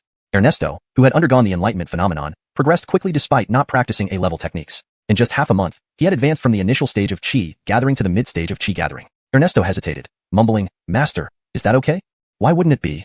Shane asked with a smile. Ernesto replied, "I thought becoming a cultivator meant severing ties with ordinary people." Shane laughed. "Who told you that? The books don't say that." "I must have misunderstood." Ernesto nodded. "The path of cultivation emphasizes cause and effect." Shane looked at the others and said, "If you strive for immortality but can't even avenge yourself, where would you get the mindset to focus on cultivation?" Shane had read the Qiyun sect annals countless times, and, with his past life's experience, understood it better than they did. Everyone nodded, showing they had learned something. Even Lacey, perched on Irvin's head, waved at Shane, indicating she understood. Finished speaking, Shane turned to Ernesto. "How do you feel about it?" Ernesto thought for a moment, then replied, "I still want to go for revenge." "Good," Shane nodded. "In that case, let me teach you 2 spells. When the time comes, you'll settle your own scores." Shane chose to help Ernesto seek revenge, not because he had a saintly heart, but mainly to observe Ernesto's character. Having spent so long with him, Shane was quite satisfied with Ernesto's potential and understanding, but since nothing significant had happened, he couldn't gauge his true nature. By observing his actions during revenge, he hoped to understand Ernesto better. So, Shane picked 2 D-level water spells and the concealment technique Irvin and the others had learned, teaching them all to Ernesto and instructing him to practice well until he mastered them before setting out. The next morning, Ernesto came to Shane with dark circles under his eyes, ready to set off. Shane rejected him, telling him to rest properly, and they would leave the next day. However, Shane was satisfied with Ernesto's eagerness. Even after becoming a cultivator, he remained concerned about his family. A day later, Shane summoned everyone, activated the flying boat, and flew toward the city Ernesto had previously lived in. This city, by May City, resembled Linjiang City, a place primarily inhabited by ordinary people with only a few low-ranking cultivators managing it, along with some liquid condensation peak cultivators who couldn't advance and returned home. The sect managing the city was called Fire Dragon Sect, a second-tier sect similar to Clear Wind Temple but weaker, openly having only one Soul Division cultivator as the sect leader. Shane learned all this through socializing and inquiring in Beining City. Due to Nigel's affair, Shane had become somewhat famous in Beining City. Since it wasn't a secret, everything was straightforward. Bai Mei City was several thousand miles south of Beining City, a short distance when traveling by flying boat. Seeing Bai Mei City's gates again, Ernesto felt emotional. More than a month ago, he was a frightened scholar. Now, he could walk through Bai Mei City with confidence. Ernesto sighed, then turned to Shane. Master, what should we do next? Shane held Irvin's hand with one hand and placed the other behind his back, shaking his head. Do as you please, I won't interfere. Since this was to observe Ernesto's character, Shane wouldn't intervene. Ernesto, unaware of Shane's intentions, thought it was a chance to show off his achievements and felt grateful, bowing to Shane. Thank you, master. Shane waved his hand. Stop being so formal all the time. It's annoying. Interacting with people externally required maintaining decorum, but within the courtyard among disciples, sticking to strict etiquette would be exhausting. With Irvin and Anakin, he was always direct, scolding or praising as appropriate. But Ernesto had always been respectful, no matter how he asked, unwilling to change. Fine, Ernesto agreed, then asked, Master, should we enter? Shane hummed, choosing to ignore him. Knowing Shane's personality, Ernesto stopped asking and walked towards Bai Mei City. Only then did Shane pull Irvin along, following closely behind. Chapter 51. Master Immortal. Bryce did not reveal his identity as a cultivator, but paid the city entry tax and walked into the city. Shane didn't say anything and continued to follow him at his own pace. Bryce neither went to the city lord's residence to file a grievance, nor to the Fire Dragon Sect's headquarters in the city to lodge an accusation. Instead, he turned directly toward the Feng family mansion. The person who had framed Bryce's father was named Julian. Although he wasn't on par with the city lord chosen by cultivators in Whitebrow City, he still wielded considerable power. Bryce knocked on the door of the Feng mansion. The porter opened a small side door and was shocked to find Bryce standing there. Wasn't he already executed? Bryce held the door open while smiling at the porter and said, Go tell Julian that I'm back. Porters who welcomed visitors were always quick-witted. Seeing Bryce's unyielding demeanor, they guessed he might have some backing and promptly sent someone to notify Julian, inviting Bryce inside meanwhile. Bryce was not worried about any ambush and walked into the compound with his head held high. The porter arranged seating, and Bryce invited Shane to take the seat of honor. Shane politely declined with a smile. Today is your affair. You should take the lead. He then sat down at a less prominent position. Bryce nodded gratefully towards Shane before sitting down to wait for Julian. After some time, and their tea had cooled, Julian finally entered from outside. Shane noticed many people lurking outside, implying Julian had gathered reinforcements, explaining why he was so slow. Emboldened by his support, Julian angrily shouted upon entering, Bryce, you didn't die. We'll thoroughly investigate this imposter business. Bryce remained calm, sipping his tea, then put the cup down and replied coolly, Julian, I don't want to get involved in city politics, but my father has always been incorruptible. If you can restore his reputation, I won't bother reclaiming our estate. What do you think? After experiencing great fortune and misfortune and receiving guidance from Shane to embark on his cultivation path, Bryce had undergone significant ups and downs. Reflecting quietly, he realized that the matter concerning his family was more complex than just Julian coveting wealth. Although his revenge had dimmed since returning to Whitebrow City, he felt obligated to clear his father's name if he wanted to live without shame before his ancestors. Julian sneered at Bryce's words. Jacques' corruption is ironclad evidence. Before I pursue the matter of your impersonation, you're threatening me? Bryce shook his head gently. Julian, don't be deluded. Ignoring Bryce, Julian looked out the door, where a guard gestured something to him. He grinned viciously and bellowed, Bryce, you're now a fugitive on death row. You have no right to speak to me. He waved his hand. Seize him.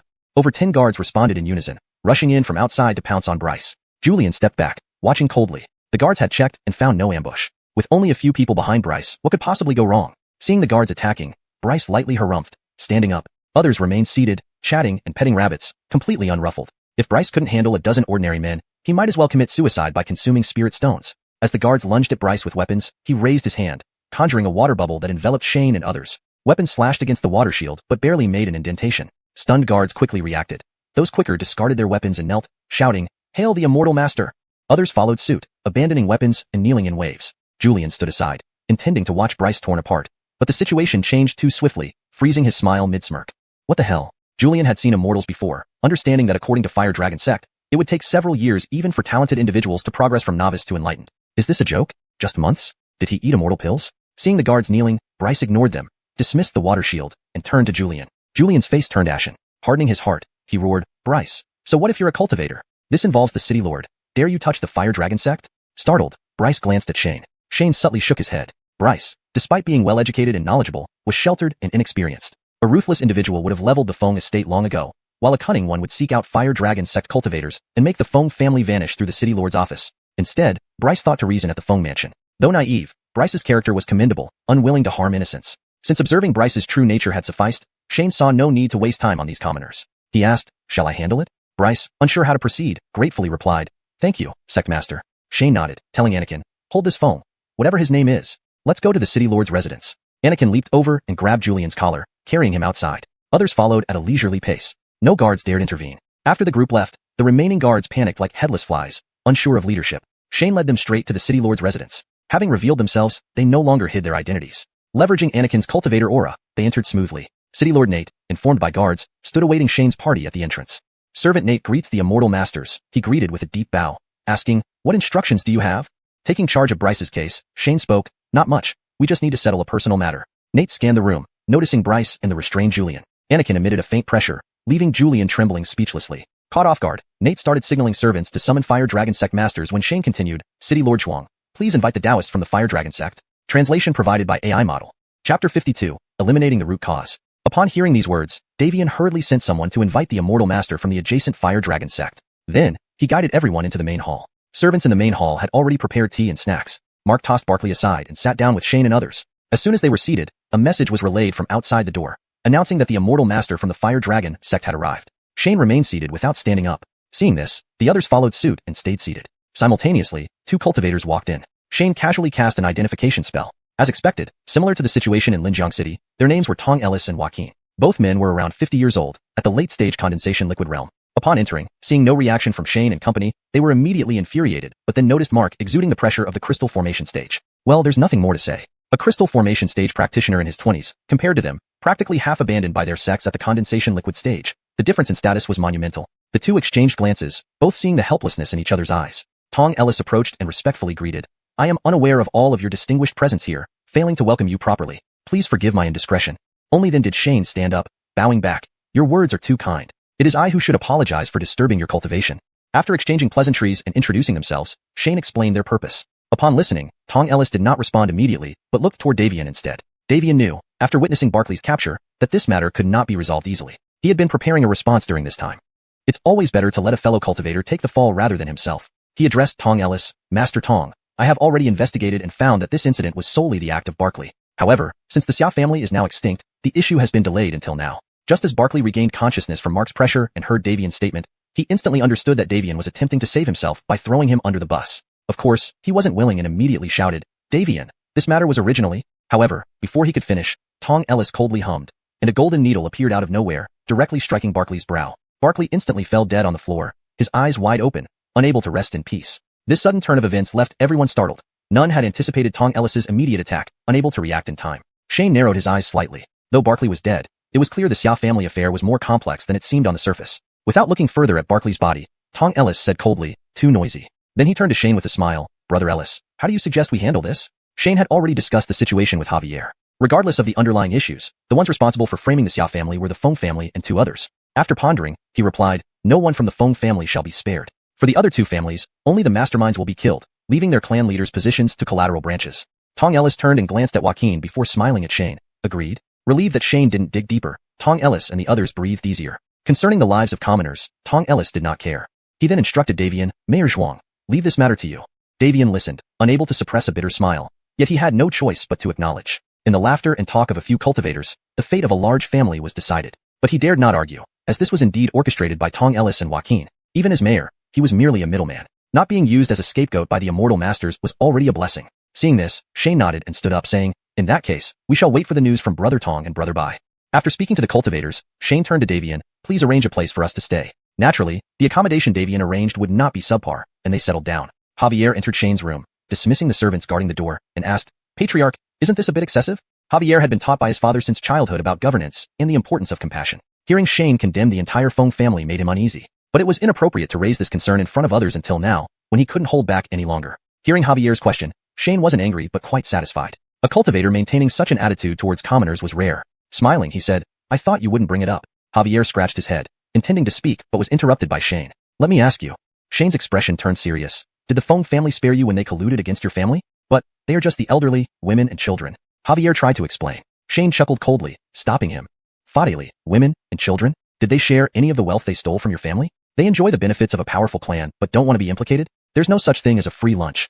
Remember," Shane spoke with some anger and a teaching tone, "the cultivation world is brutal. much harsher than the ordinary world. There's no principle of forgiveness here. After some thought, Javier sincerely bowed. Patriarch, I understand. Satisfied that Javier genuinely understood, Shane continued, worried he might swing to another extreme. Our xiuxian sect doesn't have a hidden patron or protector, so we must be cautious to avoid total destruction. Finishing, Shane called Mark and Irvin, explaining the situation again. If the Feng family, which profited most, wasn't completely eliminated, who knew if another Javier would appear in the future? The same applied to the other two families.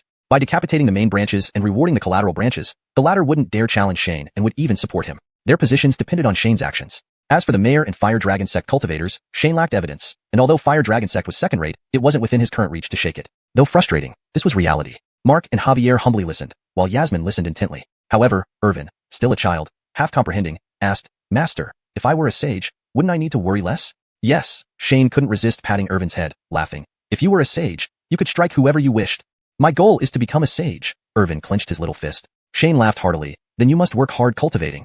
Chapter 53. The Xia family ancestral graves. Shane had his reasons for saying these things. With Anakin and others by his side most of the time, he did not need to think too much about many things. But if Shane truly wanted to revitalize Xiuxian sect, then these people would ultimately have to stand on their own. This current situation provided a perfect example as a teaching tool. The few remained silent in the courtyard for a few days without stepping out. However, outside in Whitebrow City, chaos was erupting. The city lord had announced the crimes of the Xia family, and only a few months later, it was overturned. It was rumored that the Feng family and two other families had joined forces to plot against the Xia family and take their property, thus framing them. The city's residents didn't care how the nobles fought each other, but as the Feng family fell, more and more people started revealing the Feng family's crimes to the city lord, causing public outrage. Everyone suddenly realized that those who had been affected weren't just the Xia family. Many others had become victims of the Feng family's greed. Davian naturally had to restore the Xia family's name in order to thoroughly defeat the Feng family. Subsequently, rumors began circulating within the city about Lord Xia's bravery and dedication to the people, which led to his downfall. Shane didn't care much about these rumors and left them alone. However, Davian did visit once, cautiously asking if Ernest wanted to make an appearance. Ernest returned mainly to clear his father's name, but now that it was restored, there was no reason for him to stay in this small Whitebrow city. Naturally, he refused. Realizing this, Davian didn't dare to disturb them any further. However, since Ernest didn't die at the execution ground, Davian knew that someone had helped him, and they had also received their rewards from the fallout after the Feng family and the other two clans were brought down. As compensation for saving Ernest, most of the nobility had caught wind of Ernest's story, but chose to remain silent about it. From then on, there would be no Ernest of the Xia family from Whitebrow City, only Master Xia. Since Jacques had been exonerated, Ernest could finally move his parents' remains back to the ancestral graves. Once the graves were relocated, the affairs of Whitebrow City would be concluded. Ernest, holding 2 urns of ashes, waited outside the city to bid farewell to Shane and the others. Anakin offered to help but was declined by Ernest. This was a parting from his old life, and he might never return to Whitebrow City again. The Feng family and the other 2 clans had been dealt with as Shane had requested, and he thanked the 2 cultivators from Fire Dragon Sect. After the farewell, Anakin launched his flying boat toward the outskirts. Once Shane and company's flying boat vanished into the horizon, Joaquin turned to Tong Ellis, frowning, Senior brother, what about? Tong Ellis shook his head bitterly. If we couldn't find him before, don't think about it anymore. A pity. Joaquin sighed. There's a high chance it's the legacy of a soul formation realm cultivator. To abandon it is frustrating. There's nothing we can do. Those in the sect who know about this wouldn't offend unknown cultivators over this. Tong Ellis sighed similarly, looking in the direction where Shane and company had left. After a moment of silence, he added, we should report back to the sect and see what they say. Moments later, Shane and the group arrived near the Xia family's ancestral graves. Located about 100 miles from the city, the graves lay beside a village. The surrounding fields mostly belonged to the Xia family, but since the Feng family occupied them, they were now divided among others. It made no difference to the villagers except for whom they paid taxes to. Behind the farmlands, deep within the mountain forest, stood the Xia family's ancestral graves. Although only a few years had passed since Jacques' death, the gravesite was already somewhat dilapidated.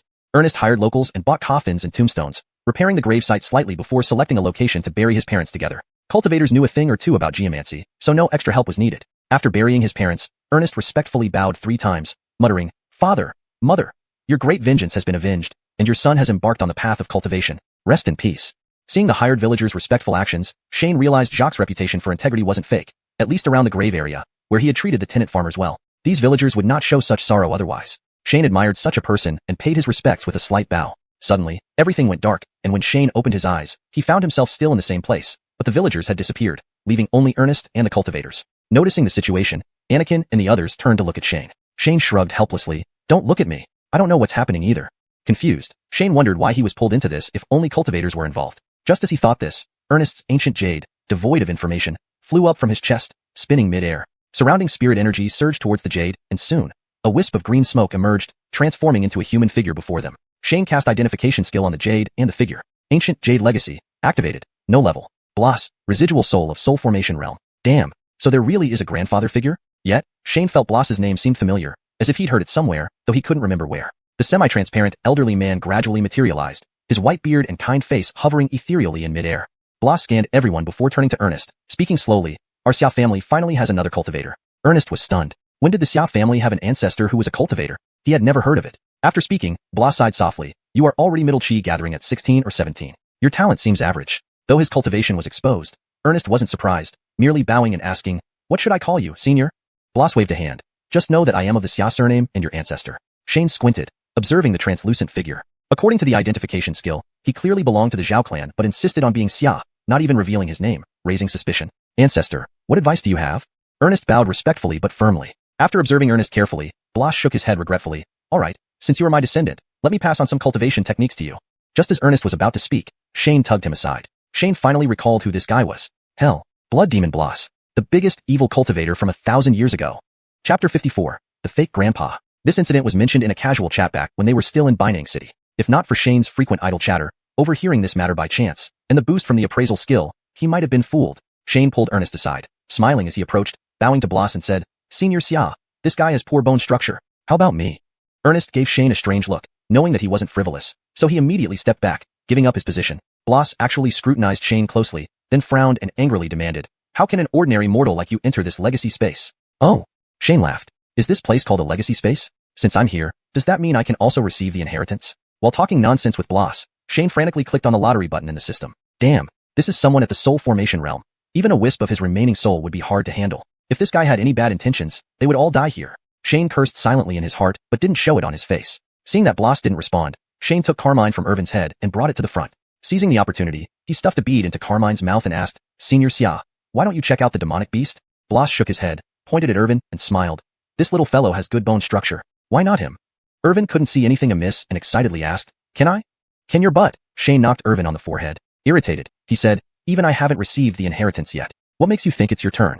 Blas stroked his long beard and smiled at Shane. All right, you then. Saying this, he darted towards Shane and instantly transformed into a wisp of green smoke, entering Shane's body. Beside them, Anakin and Ernest sensed something was wrong and shouted in alarm, Patriarch! Shane managed to hold onto a small piece of bamboo, no longer than an inch, that he had won in the lottery before standing there dumbfounded. Inside his mind sea, Blas's silhouette reappeared. Shane's consciousness was also pulled into his mind sea. It was his first time entering his mind sea. Curiously looking around, he cautiously felt the bamboo in his hand, slightly reassured that it was still there. The bamboo spirit, degrade, can resist soul possession. The description only had 5 words. Shane wondered if this resistance could stop a soul formation realm's possession, but he had no other choice. Among them, only he possessed the system, making him better prepared than others. He could only gamble with his life. Blas looked around and chuckled. I never thought your mind sea would be so vast, truly rare. Shane blinked curiously and asked, Fade, do we need to be in the mind sea for the transmission? Blas was taken aback, then burst into laughter. He had thought Shane was someone important, but it turned out he was so naive. Yes, Blas nodded and smiled. You shouldn't resist. I will merge with your spirit awareness, after which you will naturally possess all my knowledge. Really? Shane feigned out. Isn't this soul possession? Trust you? You're just an old trickster. Spirit awareness merged? Are you kidding me? If my spirit becomes yours, what future do I have left? You don't get a choice. Blas sneered and lunged at Shane. As Blas approached, a green light flashed from Shane's hand, revealing a small emerald shield in front of Blas. Blas couldn't avoid it and crashed straight into the shield. Ah! Like iron plunging into water, a wisp of smoke rose from Blas, who let out a mournful cry and was expelled from Shane's mind sea. Shane opened his eyes to see Blas, hair disheveled, becoming more transparent, barely visible as if about to dissipate at any moment. And the small section of emerald bamboo in Shane's hand had already turned to ash, slipping through his fingers. Soul-cleansing bamboo. Blas stared intently at Shane, losing his previous aloof demeanor, looking mad as he screamed, This thing has been extinct for years. How did you get it? Fight. Shane quickly retreated 2 steps. Carmine led the charge, spitting out the bead Shane had given him, transforming spiritual energy into tiny hands that crushed the bead. A thick purple lightning bolt struck Blas. Purple dawn lightning. Impossible. Blas cried out again, his figure flashing but unable to evade the pursuing lightning. Purple dawn lightning pearl, C-grade. A one-use magic treasure that fires purple dawn lightning. A scream rang out as Blas was hit by the purple dawn lightning. He lost the ability to stay airborne, falling to the ground, almost invisible, seemingly ready to vanish. A C-grade one-use magic treasure's power equates to a full-strength attack from a soul separation realm cultivator, and lightning inherently causes great damage to souls. Even at the soul formation realm, such a blow inflicted severe injury. Only now did Shane activate the skill, Teacher's Prestige. A terrifying pressure appeared. Even though this pressure targeted Blas alone, the surrounding few still felt its aura and gazed at Shane in shock. Fortunately, none of them stopped. Several spells were cast at Blas, who, attempting to rise from the ground, was pinned down by the terrible pressure, immobilized. At this moment, he wanted to curse. Saints, what the heck? But he was pressed firmly to the ground by the terrifying pressure, unable to rise or speak. Seeing Blas unable to fight back, The rest unleashed their spells relentlessly, like throwing coins at him. However, besides Irvin's lightning spells, nothing seemed effective, vanishing like mud sinking into the sea upon impact. Carmine's demonic bead. Although unable to penetrate Bloss's body, each strike released a wisp of green smoke. Seeing Bloss unable to resist, Shane finally breathed a sigh of relief. He spent 155 achievement points on 15 consecutive draws, getting a C-grade purple dawn lightning pearl on the guaranteed win, while the remaining 14 resulted in a piece of soul-cleansing bamboo. 2 magic treasures saved his life. He suspected the system intended to save his life, otherwise, it would be too lucky to draw 2 suitable items consecutively. But the system had zero humanity, and there was nowhere to ask. Even with a dying, powerless remnant soul, the rest spent a good 10 minutes pelting Bloss until, exhausted, the Crystal Formation Realm cultivators started taking pills. Only then did Bloss let out a mournful cry, turning into a wisp of smoke and disappearing. Shane plopped onto the ground, feeling dizzy, likely due to the damage to his spirit awareness from Bloss's attempt at possession. The others also panted heavily. Ernest was the most relaxed of the group. Due to insufficient spiritual energy, he stopped after a few hits. Seeing Shane sitting on the ground, Ernest wanted to ask what happened but noticed another wisp of smoke rising inside the space, slowly forming a human shape. Shane cursed loudly. Damn it, one wasn't enough? Now another? Chapter 55 True Old Man. Shane sat on the ground, too exhausted to even consider resisting anymore. All possible strategies had been exhausted. There were no more cards to play. Destroyed by fatigue. A human figure gradually materialized. It was another old man, but this one had a hairless chin and almost no hair, looking far less impressive than Bloss who had appeared earlier. Shane carelessly cast another identification spell at him. Jack, Remnant Soul, Spirit Transformation Realm. Seeing the information, Shane's spirit lifted. Surname Xia? So maybe we don't have to die? It took Jack a long time to barely coalesce into form before moving closer to the group. Kurt Bayuan and the others, still tense from the recent battle, instantly became alert as they saw Jack approach. Jack smiled warmly and said to them, "Don't be nervous. I'm not like that guy earlier." Shane rolled his eyes at Jack. "If I couldn't see your name, you'd look just like a weird old man with those words." Indeed, Kurt Bayuan poured spiritual energy into the black gold seal in his hand, blocking in front of everyone, shouting at Jack, "Don't come any closer." Shane's eyes nearly rolled out of their sockets. Kurt's words were even less believable than Jack's. Such naive words were hard to bear. Upon hearing Kurt Bayuan's warning, Jack actually froze for a moment, then burst into laughter. After laughing for a while, Jack said, "Little fellow, if I truly wanted to act, you wouldn't stand a chance." Kurt Bayuan retorted angrily, "I'll stop you, even if I can't." Jack nodded in approval. That statement is quite good. Seeing that Jack genuinely had no intention of attacking, Shane stood up and blocked Kurt Bayuan from speaking further. "Put away the magic treasure. Senior indeed has no intention of acting." After Kurt Bayuan put away the magic treasure, Shane turned back and bowed to Jack. "May I ask what guidance Senior offers?" Jack glanced at Shane, revealing a satisfied expression, praising, "I didn't expect you could resist Bloss's soul snatching." Shane modestly replied, "Just lucky, that's all." It wasn't flattery. If Bloss had attacked first instead of directly attempting soul snatching, the outcome might have been different. Hearing this, Jack shook his head. "This isn't just luck." Shane didn't argue over the matter of luck, but asked again, "May I know Senior's name?" "My name is Jack." Jack glanced at Ernest standing nearby and continued, "I'm considered an ancestor of the Xia family. Junior Shane, pleased to meet you." "Senior Xia," Shane bowed and asked, "Can Senior inform us where we are?" "Here," Jack looked around and sighed lightly before saying somewhat wistfully, "is essentially the Xia family's legacy space." "Essentially?"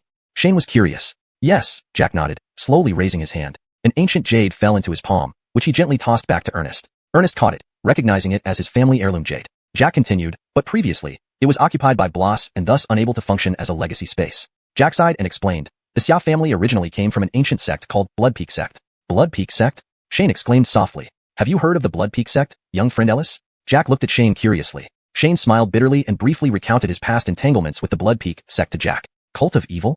Jack's expression was strange. "Perhaps it's just a coincidence of names." Shane shook his head. Jack then continued, "As a cultivation family, the Xia clan naturally prepared trials for its disciples to practice cultivation. This place was one such trial space. Bloss used to be a disciple of the Blood Peak Sect but later turned into a malevolent cultivator. Being a Blood Peak Sect disciple, Bloss's eradication was their responsibility. However, Bloss not only survived the attack by Blood Peak Sect but grew stronger, eventually reaching the Spirit Transformation Realm. In the final battle, Bloss managed to escape by abandoning his physical body and hid in the Xia family's legacy space using secret methods. At the time, as a supreme elder of the Blood Peak Sect, Jack also participated in the battle. Severely injured, he ultimately chose to enter the space to prevent Bloss from reappearing. In the legacy space, the two remnant souls fought for centuries, with Bloss finally suppressing Jack. However, Bloss himself lost the ability to leave the space. The Blood Peak Sect suffered heavy losses during the cleanup, losing 3 shape formation realm experts, 1 dead, 1 severely wounded, and Jack, who had lost his body and merged with the space, effectively stripping them of all power. Having finished recounting this 1,000-year-old secret, Jack smiled at Shane. "If it weren't for young friend solving the problem with Bloss, I would have dissipated in a few decades. So, thank you." "You're too kind, Senior," Shane bowed politely. "I merely happened upon this situation." Jack smiled and shook his head. "Coincidence is also fate." Shane could only nod and agreed, then asked, "Can Senior leave this place?" "If you need help, Junior will do my best." Though Orthodox sects disapproved of soul snatching, there were other methods to reconstruct a body. Plus, Jack now had no affiliation, so pulling him into Xiuxian sect would be a great asset. Shane had his plans well thought out. Jack seemed to see through Shane's thoughts and chuckled, shaking his head. Sadly, if you had come 100 years earlier, I might have had a chance to rebuild my body, but now I am just a remnant soul barely holding on. After saying that, Jack saw Shane's disappointed face and laughed. However, I can dwell in the ancient jade and see the current world. Shane wished he could flip the old man the bird after hearing this. Is he taking deep breaths here? Ernest, being sensible, handed the ancient jade to Shane. Patriarch, the ancient jade should be yours. No need. What's yours is yours, Shane smiled and shook his head. Moreover, Senior Xia is your ancestor. It's fitting for you to serve him.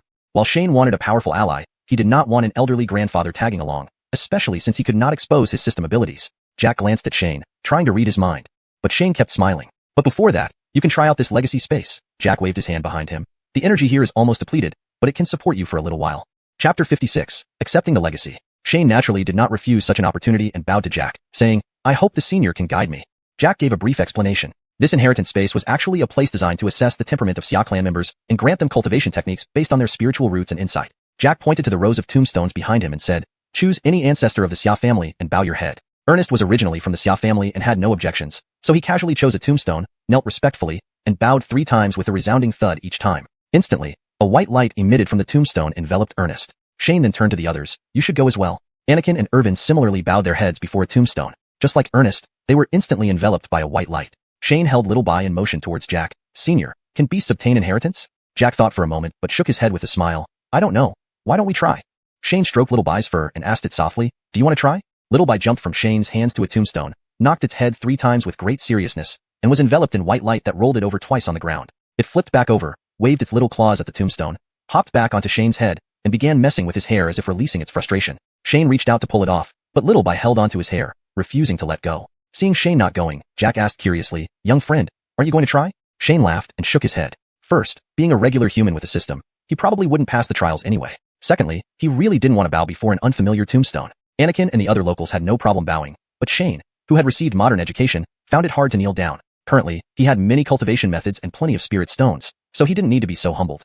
Moreover, getting a cultivation method from here wasn't much different from getting one directly from him. Jack, seeing Shane decline, asked curiously, why not? Shane couldn't exactly explain his thoughts and smiled, making up an excuse. The path of cultivation is inherently against nature.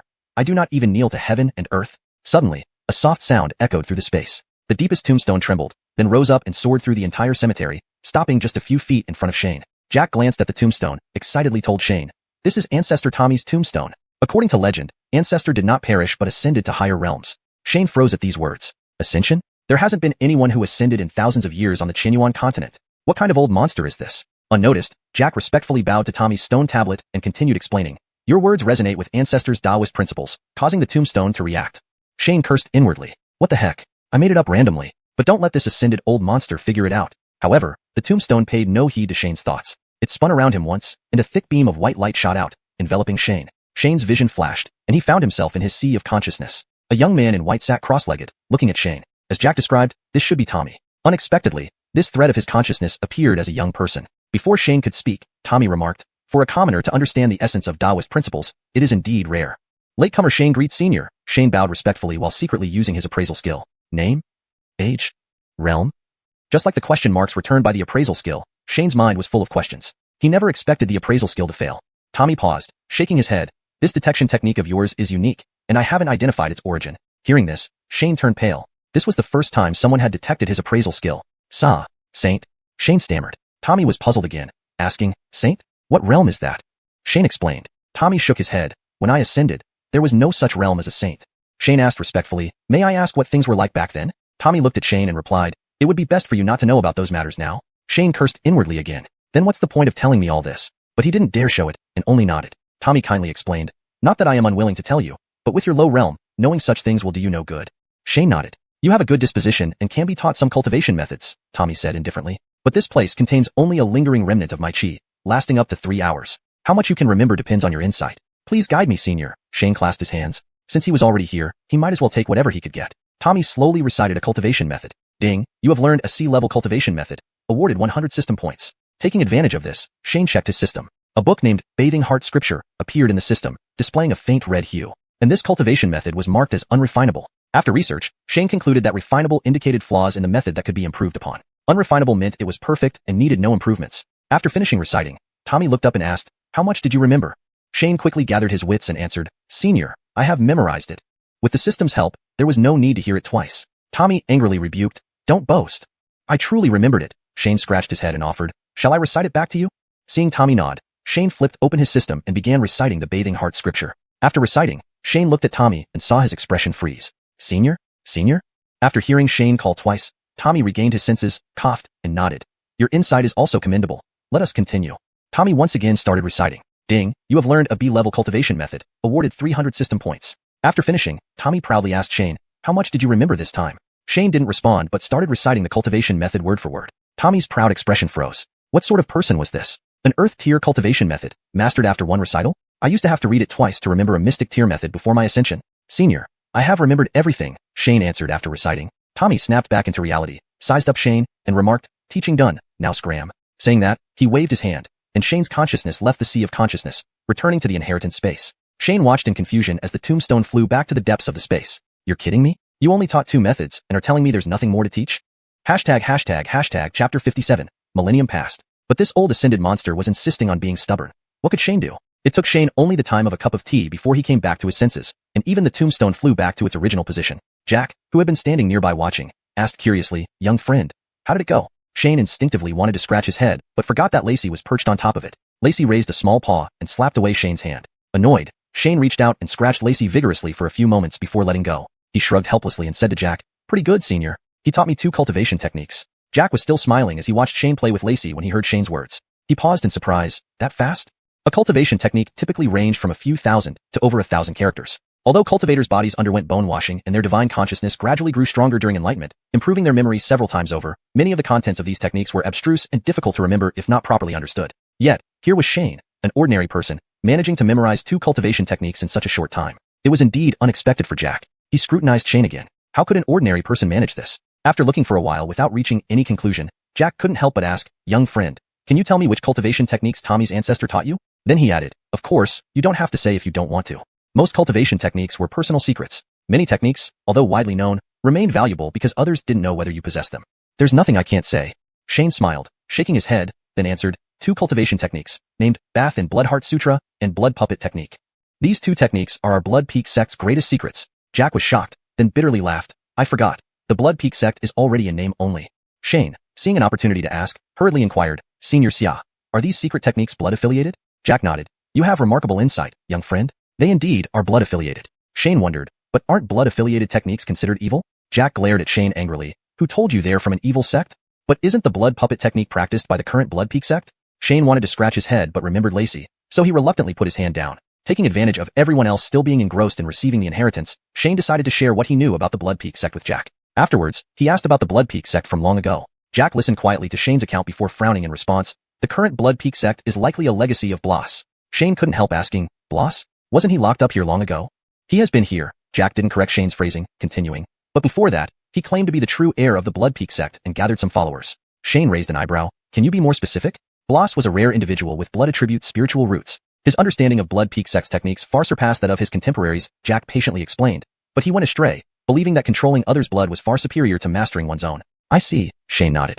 Though he hadn't written down the techniques, he had a general understanding of their content. The Bath and Blood Heart Sutra increased one's knowledge of their own blood, enhancing its power through certain methods. The Blood Puppet Technique, on the other hand, involved manipulating one's blood daily until creating a puppet similar to a second body. While Shane didn't know Bloss's exact techniques, he had witnessed the Blood Puppet Technique used by the current evil Blood Peak sect. They didn't intend to use their own blood, but directly controlled others. Comparing the two, Shane immediately saw the difference. Daily nurturing was inefficient and resulted in significant loss if the puppet died. However, using others to create blood puppets was virtually cost-free. Seeing Shane understand everything in just a few words, Jack felt even more satisfied with the young man's abilities. He sensed that following him might allow his descendants to reach even higher realms. Reflecting on this, Jack gave Shane another piece of advice. On the path of cultivation, self-reflection is crucial. Using external forces is fine, but never rely solely on them. "I understand," Shane bowed slightly, smiling. "Thank you for your guidance, senior." Ernest and the others hadn't yet emerged from their trance-like state of receiving the inheritance. Jack and Shane stood silently nearby watching. However, Shane's mind was preoccupied with something else. A millennium for cultivators was merely a few generations, especially once one reached the Soul Division realm, where one could live for 1,000 years. Logically, events from 1,000 years ago should have many records. Yet, Shane had never heard anyone mention the Blood Peak sect from that era. People knew the Blood Peak sect only in its current evil form. Coincidentally, the 3 major sects in the northern border also rose to prominence around 1,000 years ago. Combining these clues, Shane felt he might have stumbled upon a significant secret. The three major sects likely rose on the ruins of the ancient Blood Peak sect, which explained why its history was meticulously erased, leaving only the legend of the Blood Demon Bloss wreaking havoc in the northern border. But considering the reputation of the three major sects today and the insignificance of past grievances, keeping this secret to himself seemed best. Revealing it would only invite unnecessary trouble. Thinking of this, Shane remembered that Jack was from 1,000 years ago and asked, "Senior, may I ask you something?" "Go ahead." Jack kept his gaze on the group nearby without turning back. "Have you heard of the Qiun sect?" Shane gradually realized that the Qiun sect chronicles and Yin Wu Xing theory in his possession were not simple texts. For a little-known sect, there shouldn't be such profound records. Qiun sect? Jack furrowed his brows in thought before replying. It seems to be a minor third-rate sect, with dozens of members. Why do you ask? Shane chuckled wryly. "Senior, I am currently the interim leader of the Qiun sect." The Qiun sect chronicles spanned from 10,000 years ago to several hundred years ago, reflecting a decline in the sect's power over time. Initially filled with records of ascension and sage figures, it later became fragmented and insignificant. Leader? Though Jack had heard Ernest and the others call Shane the sect leader earlier, he hadn't really taken it seriously. Upon hearing Shane now, he glanced at him with a strange expression. Has the world of cultivation changed so much in just a millennium? Can an ordinary person lead a sect? Chapter 58. Xiuxian's Future. Jack was a cultivator at the soul transformation stage. Even if the most accomplished sage used hidden techniques, he could vaguely sense their presence. There was no way he would mistakenly think that Shane was hiding anything. However, an ordinary person leading a cultivation sect as its patriarch still felt beyond his comprehension. Jack paused for a moment before asking, "How is your Xiuxian sect doing now?" Shane pointed to the three individuals undergoing succession and then tapped on Yasmin on his head. "They are all here." A minute ago, Jack still thought that Ernest had a bright future with Shane, but now he instantly regretted it. Although these few people had fairly good innate roots and intuition, and Irvin's Yasmin was also a demon beast at the elixiring stage with a promising future, how could they grow without resources? However, since Jack had decided to leave the mountains with Ernest, he naturally started considering things from the perspective of Xiuxian sect. After some thought, Jack asked, "What are your plans next, young friend?" Shane smiled bitterly and said, "First, I'll participate in the sect competition and see what happens after that." Sect competition? Jack asked curiously, "What is this about?" The sect competitions likely became a method of resource allocation only after the three major sects established their dominance in the northern border. It was natural that Jack didn't know about it. Shane quickly explained. After listening to him, Jack nodded and praised, "This system is very ingenious. It can reduce many unnecessary disputes. If the Blood Peak sect had adopted such measures back then, many talented disciples might not have perished, possibly leading to more reaching the soul transformation stage. In that case, it might have survived the chaos caused by the Blood Demon. But that was just wishful thinking. Back then, Blood Peak sect didn't have the immense power that the current three major sects possess, and making such arrangements would indeed have been challenging." After pondering for a while, Jack asked again, "If you win the sect competition, what will be the rewards?"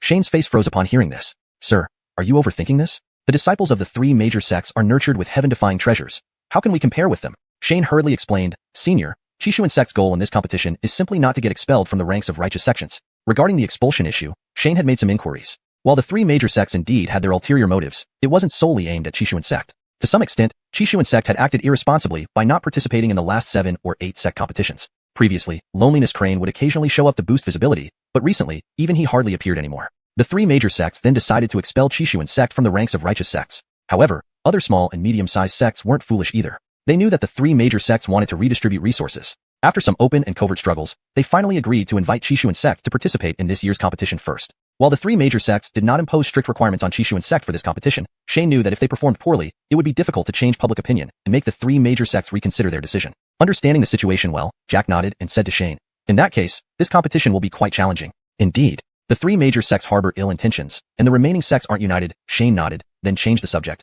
"But even if we are expelled from the so-called alliance of righteous sects, will they be able to exterminate us? At worst, we could go to xuanhuan and become pirate kings."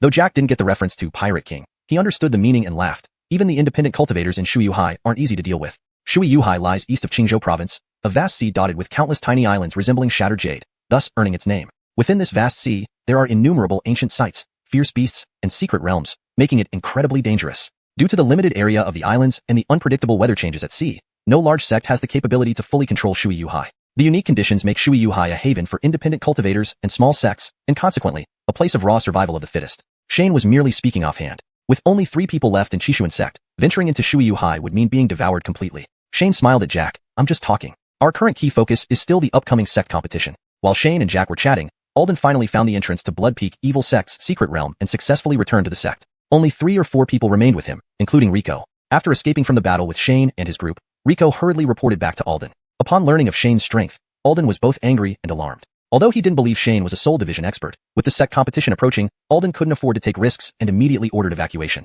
Blood Peak Evil Sect had been preparing for the competition for years and couldn't risk exposing their preparations for a mere outpost. However, just hours later, Shane arrived. There must have been a traitor within the sect. Fortunately, when Nigel and Shane landed, Alden had already noticed them. He decisively left with his men and supplies via a secret array within the outpost.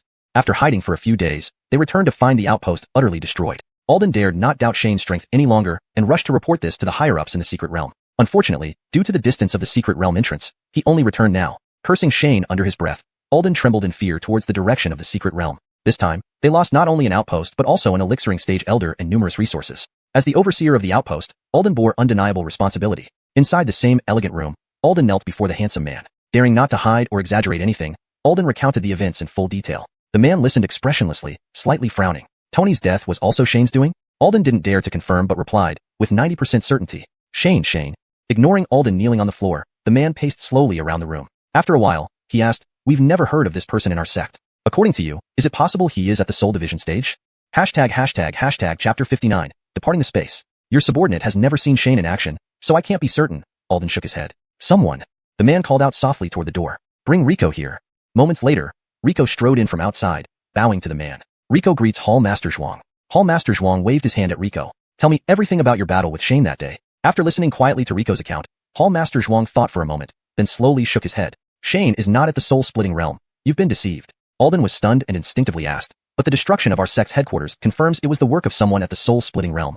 Hall Master Zhuang glanced at Alden, making him realize he had spoken out of turn. Hastily, he bowed and acknowledged his fault. There are many forces within Binding City that are against us, Hall Master Zhuang continued without pursuing Alden's rudeness. Send someone to inquire discreetly in Binding City, and you'll find out who struck. As for Shane, Hall Master Zhuang snorted lightly. He's merely blustering. This? Alden and Rico looked at each other on the ground, puzzled. Even though I don't know what treasure he possesses that could make him seem like he's at the soul-splitting or even transformation of spirit realm, Hall Master Zhuang slowly shook his head. I do know that a soul splitter has plenty of ways to kill a few crystal formation cultivators without causing any karmic entanglements, rather than foolishly waiting for you all to attack first. In that case, Alden pondered for a moment, gritting his teeth. Your subordinate wishes to go to Binding City and strike this person down? That won't be necessary. Hall Master Zhuang waved his hand dismissively. Focus on the sect competition, especially concerning Xintian sect and Qingfeng Abbey. Your blood puppet mustn't fail again. Hall Master Zhuang finished, lifting his eyes to Alden. Remember, you're working to redeem yourself. Yes. Those words, though light, made Alden tremble with fear. Leaving Hall Master Zhuang's presence, Alden discovered his back was drenched in cold sweat. Fernan was the youngest soul splitter in the entire Blood Mountain cult, the most likely candidate to reach the transformation of spirit realm, and the head of Kai Xian Hall responsible for external affairs within the sect. By now, he was practically the de facto second in command of the Blood Mountain cult, and since the sect leader rarely interfered in daily operations, he essentially ran things. Faced with such a formidable figure, Alden couldn't help but be nervous. Rushing back to his room, Alden stayed inside, dedicating himself to controlling his blood puppet. If Shane had overheard Fernand's comments, he would have been terrified. Despite only having scant clues, Fernand could deduce special abilities without knowing about the system, a testament to his cunning, which surpassed his cultivation level. However, Shane remained unaware of this development, instead smiling broadly as Ernest and the others gradually woke up. It took 2 hours for the 3 people to fully awaken. Following Shane's teaching methods, each person had learned 4 or 5 cultivation techniques, if not more. Once they were all awake, Jack chuckled. You all look like you've gained a lot. They respectfully bowed and exchanged polite pleasantries. Jack didn't press for specifics on what they learned, but scanned the space with his eyes before shaking his head. This place no longer serves its purpose. Let me use the remaining spirit energy to assist you all. With a wave of his hand, Jack gathered the spatial spirit energy toward his palm, then let it circle around and flow toward Shane and the others, including the small beast. Everyone else absorbed the energy easily, but Shane was an exception. The spirit energy swirled within his body for a moment before dispersing slowly. Normally, even ordinary people could absorb some spirit energy, improving their physical condition and extending their lifespan, whether or not they became cultivators. Shane's reaction was entirely unexpected by Jack. Jack tried several times, but couldn't determine the cause. Shane heard the system's voice in his mind. Ding. The host cannot cultivate using spirit energy. Aware of the changes in the surrounding spirit energy, Shane smiled at Jack. Senior, there's no need to worry about me. Focus on them.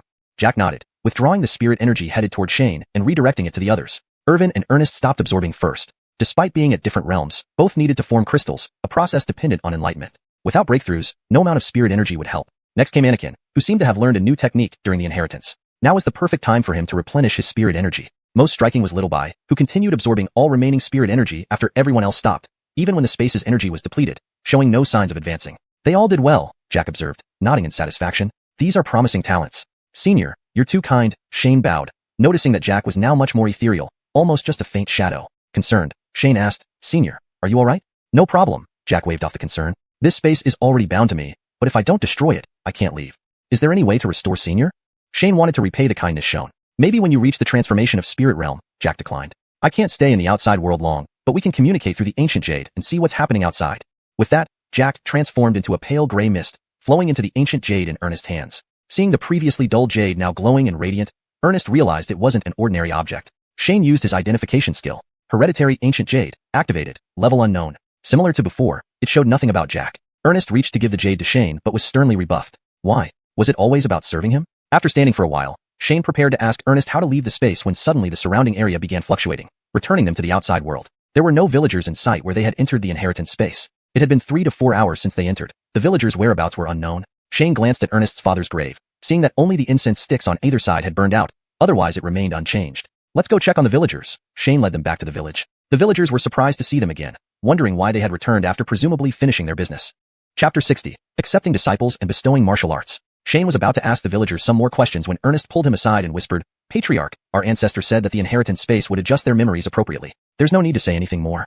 It also has this function. This inheritance space is quite advanced. With that, there was no need to explain anything further to the villagers. Shane casually chatted for a few minutes before leading the group out of the village to a secluded spot. Only then did he let Anakin summon his flying boat and head towards Binding City. Back in the city, the slightly injured Shane fell asleep as soon as he got home and slept for an entire day before he regained his energy. After getting up, washing his face, and having a light meal, he reviewed the events of the past trip. The original plan was specifically to help Ernest take revenge. Initially, he thought it would just be dealing with ordinary people, but who could have expected so many twists and turns? However, things ended well despite the shocks, and there were considerable gains.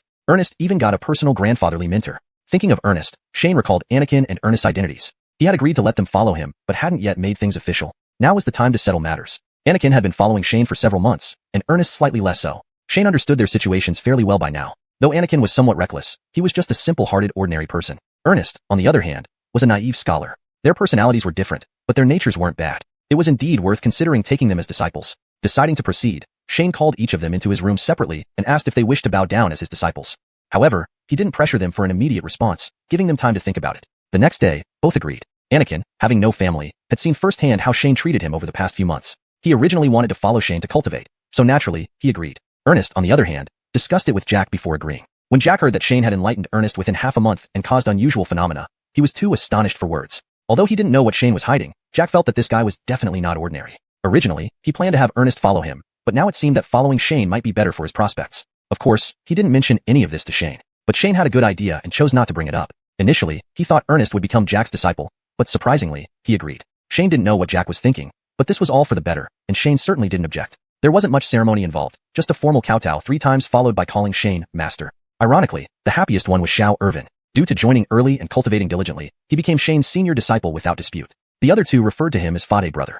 Anakin, with his 2-month advantage, successfully became the second eldest brother. Shane mischievously thought that Vance being strong instead of fat was a pity. Meanwhile, Ives, noticing Shane's mood, hurriedly ordered a full table of delicious dishes to celebrate Master Ellis accepting disciples. Though Shane saw disappointment in Ives's eyes, he realized that such matters depended on fate. Moreover, Ives's potential was average, so Shane didn't intend to take him on as a disciple. Nonetheless, seeing Ives's cleverness, Shane was happy and had Irvin give him a medium-grade spirit stone as a tip.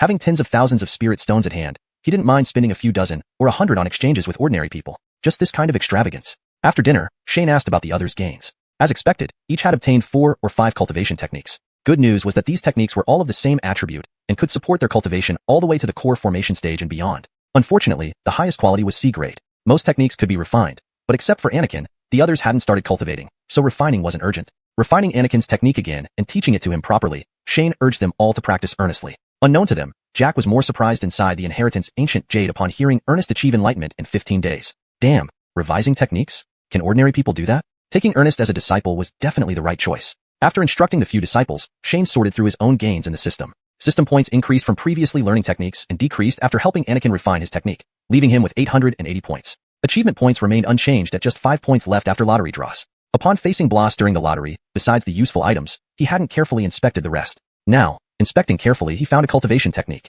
The breathing and nourishing Dan method, D grade, already refined. A cultivation technique for demon cultivators in the demon core stage. The system thoughtfully added a note, revealing that it was a demon cultivator technique. As for other items, most were E grade, easily purchasable with spirit stones, hence lacking value. Shane decided to take everything out of the storage space, place it on the table, and call Irvin over.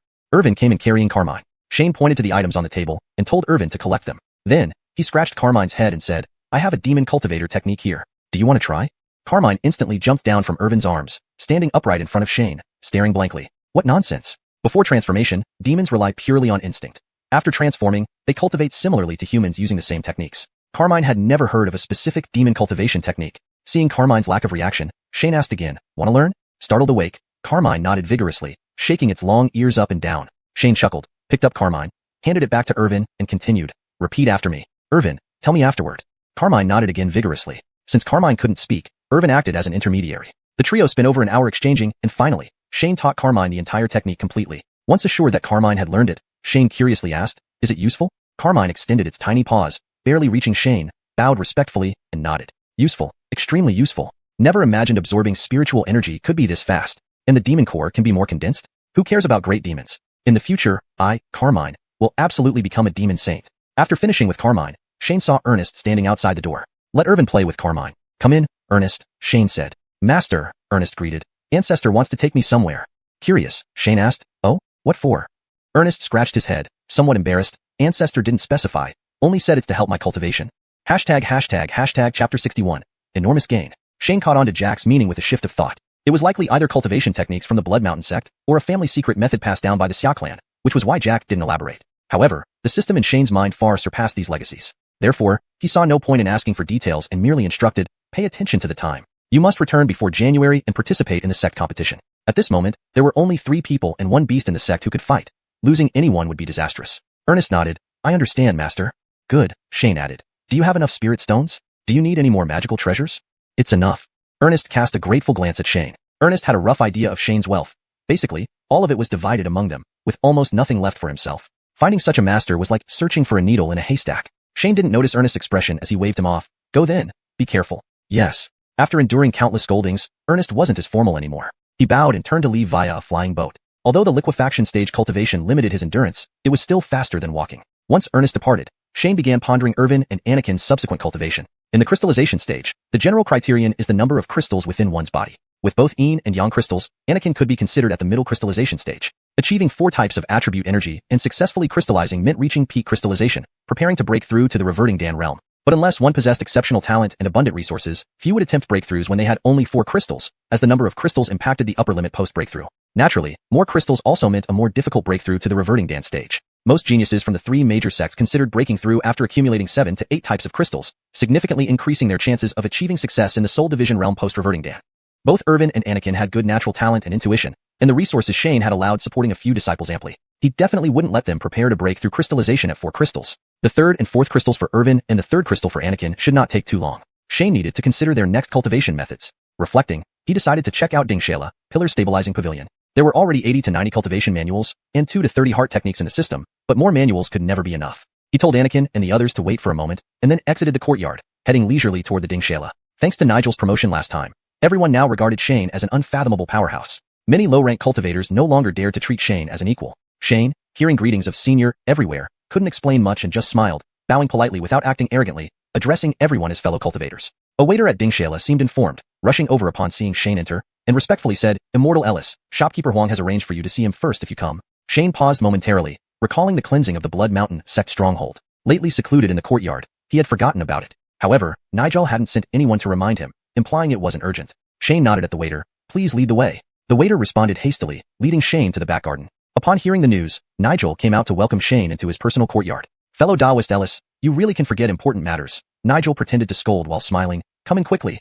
Shane bowed slightly, saying nothing about Blood Mountain sect's past events, but apologized. "Truly sorry. I've been busy handling some minor issues with my disciples lately." As they walked, Nigel asked, "Need help?" In the northern border region, old Huang still has some influence. Shane shook his head with a smile. "No trouble for you, shopkeeper Huang. Just small matters with ordinary people, already resolved." They exchanged pleasantries and settled in Nigel's study. After dismissing the attendants, Nigel finally brought up the main topic. "We have tallied the spoils from the Blood Mountain sect cleanup." Placing a ledger on the table, he said, "You may review." "No need," Shane waved off. "Dingshala's reputation, I trust completely." Nigel nodded, continuing without insisting. "In total, we gained 580,000 spirit stones. Deducting costs for erasing markers and duplicate portions, the net gain is 500,000. So many? Shane was taken aback. Over 20 storage bags averaging several 10,000 spirit stones each. However, he soon became excited. 500,000. His share should be around 50 to 60,000, even at minimum? Good luck. That deceased reverting Dan cultivator's storage bag remained intact, with some valuable items inside, explained Nigel, producing a storage bag from his sleeve and placing it on the table, pushing it towards Shane. 500,000 spirit stones, all here. Shane nodded, waiting for Nigel to continue. But Nigel simply looked at him expectantly. Shane felt odd. "Shopkeeper Huang, what does this mean?" Nigel smiled. "All yours." Shane froze. "Damn, what nonsense." 2 Soul Division Masters took action, and I watched from the side. Now you say all the gains are mine? You dare give, I don't dare take. Nigel chuckled ruefully, explaining, the seniors said that the destruction of Blood Mountain Sect's stronghold was already the greatest achievement. These floating riches belong to you. Shane shook his head vehemently. Not possible. Please keep it, shopkeeper Huang. So many spirit stones make me uneasy. Shane was no longer as clueless as when he first entered Binaming City. Apart from reserving spirit stones for cultivation and arrays, extra ones were often converted into other resources. Even a reverting Dan cultivator valued as high as 10 to 20,000 spirit stones would be considered wealthy. Even a Soul Division cultivator couldn't casually offer so many spirit stones. Calling it floating wealth? Aren't you kidding? Seeing Shane reluctant to accept, Nigel was equally helpless. Don't think I'm not tempted. I also wouldn't dare accept. According to Nigel's plan, the spirit stones should be split 3 ways, 2 parts for the elders, and 1 part shared between him and Shane, who knew the 2 Soul Division elders had a change of heart and refused their shares. If they, who would receive the largest portion, rejected it, how could Nigel dare accept? There was no significant connection between those elders and Shane. Even with the purple gold jade talisman, it wasn't worth such a huge cost to curry favor. This implied one thing. The elders heard something from Tianyang Pavilion. Chapter 62. Earning points in bulk. In fact, Alastair and Hobie had not received any inside information. Like Nigel, they deduced it from Eli Senhengshin's actions. It was just that their understanding of Tianyang Pavilion was greater than Nigel's, leading to a higher level of importance placed on the matter. But Nigel didn't dare ask for specifics, so he had no choice but to pretend this sum of money didn't exist and gave it all to Shane. A storage bag filled with hundreds of thousands of spirit stones was being pushed back and forth between Shane and Nigel. One refused to take it while the other insisted on giving it. Shane was equally at a loss. When asked why, Nigel refused to explain. After some time of this push-pull, Nigel sighed bitterly and said to Shane, Brother Ellis, let me be honest with you. If you don't take this money, I can only throw it into the Shattered Jade Sea. Seeing that this wasn't going anywhere, Shane thought for a moment before saying, Shopkeeper Huang, how about this? I'll exchange this money for cultivation techniques. The cost of cultivation techniques is probably the lowest among all treasures in the Stabilizing Sea Pavilion. High-grade techniques mostly belong to specific sects and require an oath not to pass them on externally before learning. The Stabilizing Sea Pavilion doesn't have many of these. Most low-grade techniques are available in the Stabilizing Sea Pavilion, along with some less important ones from other sects that are consigned for sale. In essence, it's authorized sales with the Stabilizing Sea Pavilion acting as the intermediary. There must be several hundred such manuals. Though low-grade, their sheer quantity makes them valuable. It would be more practical to spend all this money on system points by converting them into cultivation techniques. After considering this, Nigel nodded in agreement. He had little choice. Once Shane took the money and started buying, he couldn't stop him. However, Shane's willingness to buy only cultivation techniques earned him respect. Even Nigel, tempted by the large number of spirit stones, could barely resist owning them if it weren't for the oversight of 2 Soul Division experts. Yet, Shane only wanted to exchange them for cultivation techniques. Human effort is limited. Even a Soul Division expert can master only dozens of techniques effectively. Only 3 or 5 core skills can truly be mastered thoroughly. Therefore, while techniques have considerable value, their sales volumes are far below those of consumables like medicinal ingredients. Fine. Nigel nodded and added with a smile, since that's the case, I'll offer you a 70% discount. No, Shane quickly declined and said, please, shopkeeper Huang, charge me the original price. He genuinely didn't want this money. Getting cultivation techniques was an unexpected gain, and he shouldn't receive further discounts. Receiving such significant benefits from the Stabilizing Sea Pavilion might obligate him to do something for them later, which he couldn't refuse. It's settled then. Let's go with 80% off the purple gold jade talisman price. Nigel also wanted to get rid of this money. Seeing that Shane agreed to take it was already a huge relief, so he dared not hesitate anymore, fearing Shane might change his mind. After reaching an agreement, Nigel put away the storage bag, excused himself, and went out to arrange things. Not long after, he returned, sat down with Shane for tea and conversation, waiting for the server to bring in the items. After a while, a cultivator came in, bowed to Nigel, and handed over a storage bag. As the shop manager, Nigel was familiar with the situation in the store. After the cultivator left, he immediately listed out 2 Earth Grade manuals, 36 Mystic Grade, and 309 Yellow Grade and ungraded manuals, totaling 347. Valued at 59,000 spirit stones, 80% off makes it 47,002. Then, Nigel pulled out 3 high-grade spirit stones and handed them to Shane along with the storage bag. Shane accepted the storage bag but didn't take the spirit stones, instead smiling, consider the remaining spirit stones as my gratitude to shopkeeper Huang. Nigel still refused to accept them. With no choice, Shane put the 3 spirit stones and the storage bag in his robe and left. Last time at the betting bureau, he hadn't dared keep several thousand spirit stones, never expecting a second opportunity. Shane shook his head wryly as he walked out of the Stabilizing Sea Pavilion. Carrying 3 lumps of spirit stones, he didn't dare go anywhere else and directly return to his courtyard, calling Irvin to store the spirit stones in a storage bag. Then, he laid out all the cultivation manuals. Stacked beside him were 300+ books, taking up nearly half the room. They seemed useless to others, but Shane felt a surge of excitement. Earth, Heaven, Mystic, Yellow, and ungraded cultivation techniques corresponded to A, B, C, D, and E grades in the system. Even a single E grade technique awarded 10 system points. With nothing better to do, Shane closed the door and quietly began browsing through the techniques. Though he didn't need to memorize them, merely skimming through them took him almost 3 to 4 hours. Tired though he was, Shane felt incredibly energized. This was a big win. 2 B grade techniques netted 600 points.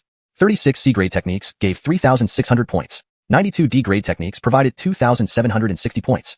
207 E-grade techniques earned 2070 points. Adding the previous 880 points, his system total now stood at 9,910. He was just a few points shy of upgrading the system. If used for upgrading, it would likely take him to the peak of the alchemy pill realm. However, most of the people he faced were soul division or spirit transformation realm, making even breaking through to the alchemy pill realm insufficient to handle the current situation. He needed to save more points for a bigger breakthrough. Additionally, 2 achievements had been activated, earning him 305 achievement points. Acquiring 100 cultivation techniques rewards 100 achievement points. Acquiring 200 cultivation techniques rewards 200 achievement points. On average, each cultivation technique rewarded 1 achievement point, just distributed in segments. After dinner, having Irvin pack away all the manuals, Shane lay on the bed and studied the acquired techniques. Previously, he hadn't even seen what they were, focusing only on entering them into the system. Several times during the process, he saw prompts indicating possible synthesis. For refinement, most manuals except a few showed, can refine. However, most didn't have immediate value in refining or synthesizing. After reviewing them all, only one set caught his attention. 10 cultivation techniques, Jia wood, E wood, Bing fire, Ding fire, Wu earth, Ji earth, Gung metal, Xian metal, Ren water, Gui water. All indicated possible synthesis. When Shane last collected 5 elemental techniques, metal, wood, water, fire, earth, there was no prompt. He thought they couldn't be synthesized, unaware they required all 5 elements in yin-yang completeness. These 10 techniques were among the most basic, all ungraded E-level manuals. Shane had previously refined a few, each requiring 5 points to refine. So, he spent 40 points refining all 10 to D-level. After clicking on synthesis, Shane's eyes widened. Ding! Detected synthesizable cultivation technique, requiring 500 system points. Do you wish to proceed? The last synthesis of an A-grade manual, the Yin-Yang Classic, only cost 200 points, equivalent to its price in the system. This one needed 500? However, after synthesis, the original techniques wouldn't disappear, and the system had never cheated him so far. Feeling future opportunities to earn points wouldn't be scarce, Shane bit the bullet and confirmed. The 5 Elements Classic, A-grade, condensed. Following the appearance of the A-grade technique, another prompt appeared. Ding! Detected synthesizable cultivation technique, requiring 1,000 system points. Do you wish to proceed? Chapter 63. The Holy Artifact appears. Shane had not yet recovered from the disappointment of not gaining system points from successfully combining cultivation techniques when he heard a notification and froze in place. The system notification indicated that the 5-element scripture and the yin-yang scripture could be combined. Money, money, money. He had already spent 500 points, so another 1,000 wasn't too much more. 2 A-rank cultivation techniques, when combined, naturally formed an S-rank. An S-rank technique was referred to as a holy rank on the Xuanhuan continent, which existence labeled with holy was not at the very pinnacle. Shane laughed out loud. It seemed that the Xiuxian sect would soon have its own top-tier legacy. Without hesitation, he selected yes. However, after waiting for a while, Shane saw no new cultivation technique appear. He couldn't help but glance at his system points, which had already deducted the 1,000 points required for the combination, leaving him with 8,370 points. This shouldn't be the case. Shane scratched his head, puzzled. Though this system lacked humanity, it had never betrayed him before. After waiting another half an hour, a cultivation technique finally emerged slowly within the system. The Yin-Yang 5 Elements book, S-rank, and unable to be condensed. After being busy all day from morning till night, he was utterly exhausted. Only after seeing the technique appear did he feel relieved. He rolled over in bed and fell into a deep sleep. Shane slept peacefully, but none of the sages and transcendent spirit realm experts across the entire Xuanhuan continent got any sleep. The fluctuations of the heavenly Tao signaled the appearance of a holy artifact. Was it the birth of a new sage in the world? Or had a medicinal master accidentally refined a holy grade pill? Could it be an artisan creating a holy weapon or a sage developing a holy cultivation method? Even if it were just a holy grade herb maturing, it was a significant event capable of changing the course of the world. Transcendent spirit realm experts could faintly sense a bit of the heavenly Tao's fluctuation, but sage realm experts could already feel that this object appeared in the northern region of the Zhengqing prefecture. However, even the small northern region covered tens of thousands of square kilometers. If on Blue Star, a single northern region would be larger than an entire continent. Such a vast area made finding this hidden holy artifact extremely difficult. Nevertheless, both the sages and transcendent spirit realm experts were actively planning to address the upcoming changes in the situation. As a commoner, Shane could sense spiritual energy fluctuations, which was already unusual. Naturally, he had no perception of the heavenly Tao and had no idea what a huge stone he had thrown into the seemingly calm Xuanhuan continent, stirring up immense waves. The next morning, after a comfortable sleep, Shane began contemplating this S-rank cultivation technique. According to the technique's description, it contains 7 attributes, yin, yang, and the 5 elements. If used for enlightenment, once crystallized, one could immediately reach the peak of the crystallization stage. Of course, someone with average insight would never understand it before enlightenment.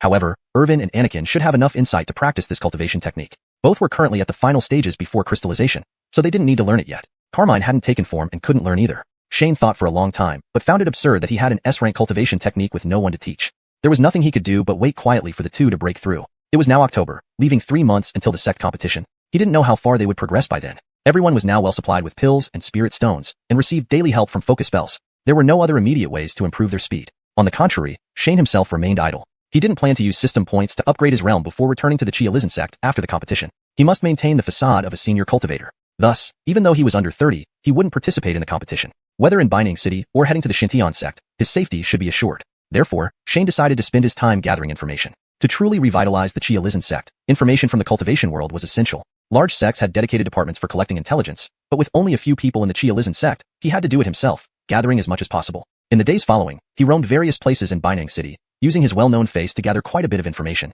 Shane meticulously categorized the information into several notebooks. Within a short 10 days, he had filled 7 or 8 notebooks. One day, walking along a street in Binding City and planning to visit the xuanhuan hall for rewards, Shane paused upon hearing someone call him. A man in his 30s with a refined appearance was smiling at him and bowing slightly. Brother Ellis. Shane bowed back while instinctively casting an appraisal spell. For Non, Soul Division Realm. More crucially, he knew blood puppet technique. Damn it. This blood peak evil cult sent the older one after dealing with the younger one? Shane felt a shiver but maintained his composure and smiled. Is there something you need, fellow Taoist? Fernan raised the corners of his mouth and smiled at Shane. I greatly admire Brother Ellis's prowess. May I ask for your guidance? What the hell? Was this a direct challenge? While preparing the dignity of mastery, skill from the system, Shane shook his head. I'm just an ordinary person who can't fight. Unexpectedly, Fernan chuckled. You misunderstood, Brother Ellis. I don't wish to fight you, only to exchange insights. Not a fight? You should have said that earlier. Yet Shane didn't relax his vigilance, keeping skills ready to be released, and asked, what would you like to discuss? Fernan glanced around. Can we find somewhere else to talk? Shane thought for a moment and said, how about Listening Rain Pavilion? Note, I've maintained the name Listening Rain Pavilion, xiuxian, in a way that sounds natural in English while keeping its poetic essence. The term pavilion is often used for such establishments in English translations of Chinese texts, making it feel more authentic to the setting. Tingyu Pavilion was a restaurant with a decent ambience, and crucially, it was right next to Dingshui Pavilion. If Fernan planned to make a move, he would have to consider whether he could walk out of Binding City alive. Fernan's eyes flickered upon hearing this, nodding. I hear that the daughter's red wine at Tingyu Pavilion is unparalleled. Naturally, it's acceptable. Shane was startled and gently shook his head with a smile. Very well, please lead the way. What's going on with this guy? Why is he so fearless? Shane had no choice but to chat casually with Fernan as they walked towards Tingyu Pavilion. He couldn't directly expose Fernan's identity. He wasn't brave enough to trade blows with an evil cult cultivator. However, it seemed Fernan indeed had no intention of fighting. Only when they arrived at Tingyu Pavilion did Shane slightly relax. Skills were still primed, wary of any sudden hostility from Fernan. Finding a private room at Tingyu Pavilion, Shane bowed and asked, May I know your esteemed name? Fernan bowed slightly. Fernan. Shane was slightly stunned. What the hell? Not hiding at all? Chapter 64. The situation in the northern border. Shane had never expected that Fernan would reveal his true name without any hesitation. He thought, as an evil cultivator, Fernan would try to hide it. Fernan glanced at Shane and asked, Is there something wrong with my name, fellow Taoist Ellis? Shane shook his head and smiled. It's a good name. Unexpectedly, Fernan burst into laughter upon hearing this. After laughing for a moment, he waved his hand teasingly. Fellow Taoist Ellis, your words are indeed somewhat insincere. Shane scratched his head, pretending to be embarrassed while subtly observing Fernan. Fernan was in his early 40s, but looked more like he was in his 30s. He wore a green robe with his hair casually tied up by a plain wooden hairpin and a black belt adorned with cloud patterns. His handsome and youthful appearance exuded the charm of a talented scholar. Shane had to admit, this guy had a great presence. Coupled with his gentle demeanor and witty conversation, one would easily be deceived if not knowing he belonged to the Blood Mountain evil cult beforehand. But why did Fernan come to Binding City alone without taking any action? What was his real intention? As Shane observed Fernan, Fernan was also sizing up Shane. Even though Fernan was already at the Soul Division realm, he still detected no trace of spiritual energy from Shane. Moreover, judging by his age, he was definitely under 20. No matter how extraordinary Shane might be, it was impossible for him to have reached the deity transformation stage at such a young age. Yet, Shane always wore a faint smile, appearing entirely unafraid. Every time Fernan felt the urge to attack, he experienced an inexplicable sense of danger. This piqued Fernan's curiosity even more. What cards could this ordinary person possibly hold to make a Soul Division realm cultivator feel threatened?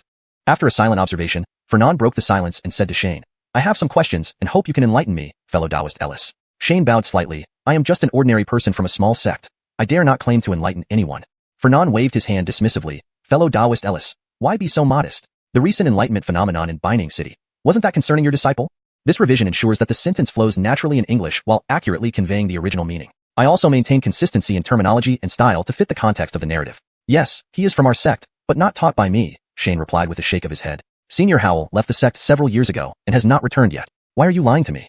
Fernan gazed at Shane with a meaningful smile. Shane heard Fernan's words but remained calm on the surface, although he was inwardly shocked. What the heck? Not only does he know about Ernest's enlightenment phenomenon, but he also knows about Howell's disappearance. Shane silently raised his guard against the Blood Mountain evil cult. It seemed that people like Tony, Garner, Greg, and possibly the blood puppets might have already infiltrated the major sects. Seeing that Shane didn't respond, Fernan didn't press further and asked instead, what do you think about the current situation in the northern border? Shane was taken aback and laughed bitterly. I'm just an ordinary person from a minor sect. How could I understand the greater picture?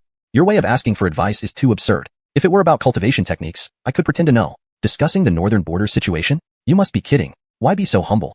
Fernan shook his head and sighed. Did I offend you? If so, please accept my apologies. With that, Fernand stood up and bowed deeply. Shane hurriedly stood up and bowed back. There was no way he could explain the red bar flashing whenever Fernand got close. They sat down again. Shane couldn't think of an excuse and only managed to grin. It's not that I don't want to talk, but I simply don't know where to start. Very well.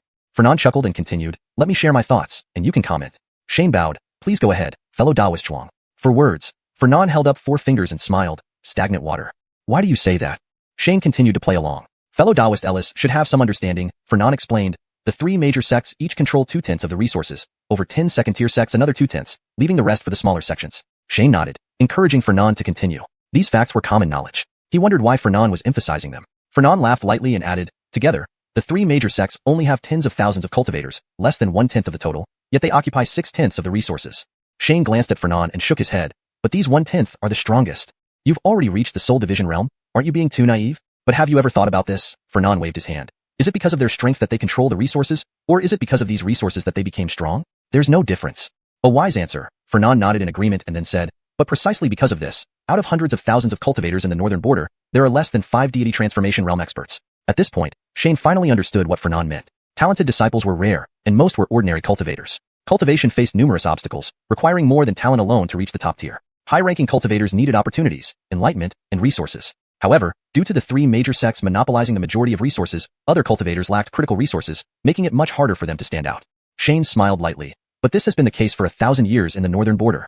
Fernand tapped the table and asked, don't you find this situation unreasonable? Shane looked at Fernand. Finally, he understood. Surprisingly, Fernand was an idealistic and ambitious evil cultivator, aiming to overthrow the 3 major sections. Yet, given the clumsy methods of the Blood Mountain evil cult, achieving this goal was highly unlikely. Shane, having seen countless such organizations on Earth, knew none succeeded through such petty tactics. Seeing Shane's expression, Fernand knew he didn't agree and couldn't help but feel angry. He sniffed coldly and said, do you have any thoughts on this, fellow Taoist Ellis? Shane had plenty of ideas but wouldn't reveal them to Fernand, knowing he was part of the Blood Mountain evil cult. He feigned ignorance. Do you know who the greatest power in the northern border is? Fernand was puzzled by this question but answered after some thought, though the 3 major sects bicker among themselves, they unite against other cultivators. Together, they are the strongest force. Shane shook his head and smiled gently. Have you forgotten the hundreds of millions of commoners in the northern border? ####Chapter 65. A narrow escape. Fernand didn't know why Shane brought up the common folk, but he still showed a trace of disdain. They are just a few 100 million mortals, and even those at the 5th return pill realm can destroy them. Shane looked at Fernand with a half-smile. Among hundreds of millions of mortals, how many geniuses can you find? Hearing Shane's implied meaning, Fernand carefully considered it, his heart trembling as he realized the potential. After some calculations, Fernand realized that among hundreds of millions of mortals, there were at least 1,000 individuals with the potential to reach the Soul Division realm, and nearly 100 could achieve the Essence Transformation realm. If these people could be found, dominating not just the northern region, but the entire Xuanhuan continent, wouldn't be out of the question. But as he continued thinking, Fernand had no choice but to give up reluctantly. Even if all the cultivators in the northern region abandoned their cultivation to search for these people, they would still not find all of them. Fernand held his teacup, pondering gloomily for a while before finally giving up. He put down the teacup and smiled bitterly at Shane. Fellow Taoist, your idea is rather shocking. Shane gently shook his head and chuckled. Ridiculous. As if I could help you solve this? Just as Fernand was about to say something, he heard footsteps outside the door and immediately stopped speaking. A waiter brought up the dishes one by one, and left after placing them on the table. Shane picked up his chopsticks and gestured to the food on the table, smiling at Fernand. Please try it, fellow Taoist. Interrupted, Fernand decided not to continue the previous topic. He poured 2 cups of wine, raised one to Shane and said, in just a few words, fellow Taoist Ellis has given me a fresh perspective. Shane put down his chopsticks, lifted his cup politely, and replied, fellow Taoist Zhuang flatters me. Hamilton merely speculated. While eating, the two didn't discuss the northern region situation but chatted casually about cultivation matters. The more they talked, the more Shane discovered that Fernand, who was over 40 and already at the Soul Division realm, was indeed extraordinary. Though he was an evil cultivator, Fernand had genuine insights into cultivation, many of which aligned with the theories in Yin Yang Wu Xing Luan. What Shane didn't know was that Fernand's heart was already in turmoil. Sometimes Shane's simple words could pinpoint the most critical issues in Fernand's cultivation. Clearly just an ordinary person, he understood cultivation so deeply. Fernand felt that despite Shane being an ordinary person, he might very well be the greatest threat to him. Several times, he couldn't resist and almost decided to kill this man regardless of the consequences. But each time, he stopped himself at the last moment, because he had a vague premonition that even if he acted recklessly, he might not be able to kill this person. At the Soul Division realm, such premonitions were real and tangible. Although he couldn't figure out how an ordinary person could threaten him, he suppressed his impulse to attack. After chatting casually for a while, Fernand stood up, bowed to Shane, and said, "This conversation has enlightened me. Thank you, fellow Taoist Ellis." Shane also stood up and returned the bow, laughing. "Fellow Taoist Zhuang speaks too highly. I have benefited greatly as well." After Fernand left, Shane sat back in his chair, feigning nonchalance, and sipped his tea. He sat for a while until he confirmed that Fernand had truly left. Then he let out a long breath, slumping into the chair. An ordinary person, dealing with Fernand, constantly monitoring the system, ready to release skills and controlling his expressions. All at once, he was exhausted. Fortunately, there was no upgrade today. If he had been at the 5th return pill realm, Fernan might have already attacked recklessly. If you want to rebel and take down the 3 major sects, go ahead. Why involve me? I'm just a minor pawn. Sitting for a full quarter of an hour, Shane finally regained some energy and got up to leave the building. Just as he reached the door, a waiter blocked his way. Immortal Master, you haven't paid yet. Shane? Fernan, you really did it this time. A dignified Soul Division Realm Master refusing to pay the bill. He took out some spirit stones, paid, and then left Tingyu Pavilion. After some thought, Shane didn't go to Dinghai Pavilion but returned to the courtyard. Although he wanted to inform Dinghai Pavilion about the Soul Division Realm Master from the Blood Peak Evil Sect, he couldn't clearly explain how he knew Fernan belonged to the Blood Peak Evil Sect, so he decided to stay quiet. The threat from the Blood Peak Evil Sect wasn't as serious as leaking information about the system. Irvin was playing with Little Bai in the courtyard when he saw Shane enter. He immediately rushed forward excitedly, asking, Master, did you find any suitable bounties? Shane then remembered he had gone out today to visit Fowen Hall. He patted Irvin's head and poked Little Bai a few times, then laughed, shaking his head. Not yet. Oh. Irvin, looking disappointed, hugged Little Bai and walked away. Shane didn't care about Irvin's mood because being watched by Fernan meant they couldn't go out for now. They stayed quietly in the courtyard for a few more days. Although Irvin and Anakin made no progress, Shane received a system notification. Ding, Disciple Breakthrough to Crystallization Realm, rewarded with 100 system points. Jack had taken Ernest somewhere, and within just half a month, Ernest had broken through to the Crystallization Realm, proving that the Essence Transformation Realm Masters were indeed extraordinary. Meanwhile, after Ernest broke through, Fernan returned to the Blood Peak Evil Sect. After leaving Shane, Fernan increasingly felt something wasn't right. Several times, he wanted to turn back and kill Shane recklessly. However, with only 2 months left until the sect competition, it wasn't wise to stir up trouble. But hearing that Shane would also participate in the sect competition, he decided to resolve it all at once. Fernan called a servant and whispered instructions. Shane from Qian Sect, add him to the list of those who must be eliminated during the sect competition. Director Zhuang, our resources are fully occupied and cannot spare. Fernan waved his hand, interrupting the servant. Arrange him after the Soul Division Realm, first at the 5th return pill realm. If we can't make room, remove the last one on the list. The servant hesitated but dared not question and simply acknowledged the order. After a few more days of calm, Shane felt Fernan wouldn't continue surveilling him, so he went to Fowen Hall and accepted a bounty mission, taking a few others along. Irvin and Anakin had a fierce battle with the beast, with Anakin suffering slight injuries. However, both had finally gotten a handle on things. They just needed to return and absorb what they learned. Successfully crystallizing should be no problem. As expected, within a few days, Irvin and Anakin smoothly crystallized. Subsequent crystallizations caused less disturbance, so going outside the city was sufficient. Northning City, with its thousands of cultivators, experienced frequent crystallization phenomena every few days, and no one paid attention. Now Irvin had 4 crystals, reaching the peak of the crystallization realm, while Anakin had 3, entering the late stage of the crystallization realm. And around this time, Ernest returned. Shane naturally used the appraisal skill to check Ernest's status. Name, Ernest. Age, 16. Realm, mid-crystallization. Intelligence, B+. Crystals, blood crystal, water crystal. Spirit roots, blood, A. Water, B. Cultivation techniques, Kurin water art, D rank. Bloody Heart Sutra, D rank. Ernest had silently obtained 2 crystals at once, but his Bloody Heart Sutra remained D rank, which was perfect for teaching him the C rank sutra given by Tommy. Chapter 66. Return to the ordinary realm? With a thought, Shane waited for Ernest to rest for a while before calling him over and teaching him the C rank Bloody Heart Sutra. Ernest hadn't mentioned what cultivation method he had learned since his return. Yet, Shane had already figured it out, greatly shocking the Jack inside the ancient jade. The original Bloody Heart Sutra was taught by Jack to Ernest, and Jack had practiced it himself. Unfortunately, having lost his physical body, Jack could no longer continue his practice. Otherwise, with this revised version of the sutra, he could have made even greater progress. Fortunately, this time Jack knew that Tommy had taught Shane the Bloody Heart Sutra, which was very likely the revised version, so he did not lose composure. Indeed, Ernest's blood spiritual root was fully activated, remembering the revised cultivation method after only hearing it twice. Deciding not to delay any further, Shane called everyone together to teach them the more advanced Yin-Yang 5-element scripture. Shane spoke slowly, reciting from the system. However, he soon discovered that every word he uttered was accompanied by a faint golden glow, forming nail-sized golden characters floating in midair. Stop! Shouted Jack, disregarding the potential damage to his scattered form as he floated out from the ancient jade towards Shane. Speaking words of gold, a sage-level cultivation method. Jack was almost terrified into stupor. If this continued any longer, every sage on Xuanhuan continent would sense it. Unless there was another sage among them, the outcome would be unimaginable. Seeing Shane stop obediently, Jack sighed with relief. Damn it, was the heavenly path fluctuation some time ago caused by you? Creating a sage-level cultivation method?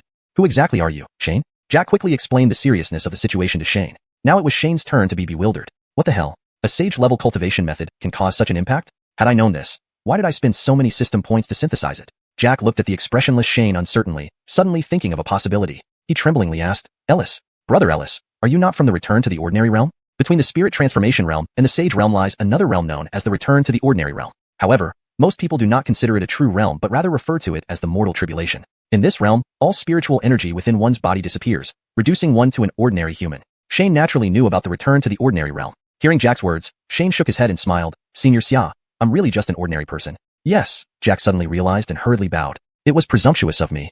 The mortal tribulation is called a tribulation because during this realm, cultivators become as weak as ordinary humans apart from their stronger physical bodies. Even a crystallization stage cultivator could easily kill someone in the return to the ordinary realm. Though those in the return to the ordinary realm likely possess life-saving trump cards, they remain incredibly vulnerable. Naturally, cultivators in this realm would try to hide their true selves. The more Jack thought about it, the more plausible it seemed. He quickly closed his mouth. Damn, I hit the jackpot. Once Shane breaks through the return to the ordinary realm and becomes a sage, I might have a real chance to regain my physical body.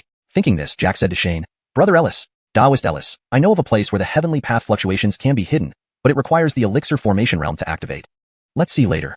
Shane shook his head, regretfully abandoning the idea of teaching them the sage-level cultivation method. Jack then bowed and returned to the ancient jade. Shane sighed and said, I'll teach you another one. He flipped through the system, choosing the A-rank, 5 Elements Classic, and began to recite it slowly. Listening from the ancient jade, Jack immediately confirmed that the previous sage-level cultivation method was indeed created by Shane. Although he had only heard a few characters of the sage-level cultivation method, his spirit transformation stage insights allowed him to recognize the continuous lineage. Previously, the three of them had learned parts of the 5 Elements Classic. Although it was an A-rank cultivation method, even the youngest Irvin had memorized it after listening to it 3 or 4 times. Breaking through crystallization becomes increasingly difficult. Shane wasn't sure if they could achieve a breakthrough before the sect competition. There were less than 2 months until the sect competition, and time couldn't be wasted. Shane had prepared ahead of time, categorizing the cultivation methods in the system and adding brief introductions written in a notebook for the group to choose from. After all, only they knew best what they needed. After a round of selections, Shane spent another 200 to 300 system points to condense over 10 cultivation methods, teaching each one of the 3 individuals. Currently, 8,130 system points remained, more than enough. Jack, however, found Shane's notebook speechless again. Shane, you say you don't know martial arts? An ordinary person who knows hundreds of cultivation methods? You're fooling whom? From then on, Jack gave up on trying to understand Shane. For Shane, this was an unexpected boon. Shane didn't know this either. During the following month, Shane led the 3 people and 1 rabbit in North P City, practicing peacefully. Occasionally, they took on a few bounties from the rumor hall, not for the rewards but to hone their skills. Their pace of breakthrough slowed down, and by then, the 3 had not yet reached a bottleneck with the 5 Elements Classic. By January, only a dozen days remained until the sect competition. Shane visited Stabilized Sea Pavilion to bid farewell to Nigel. After the sect competition ended, he would definitely need to return to manage Cloud Dweller sect, knowing he would have few chances to visit North P City again. Naturally, he wanted to bid farewell to Nigel. Unexpectedly, Nigel laughed. Taoist Ellis, wait a couple of days and I'll go with you.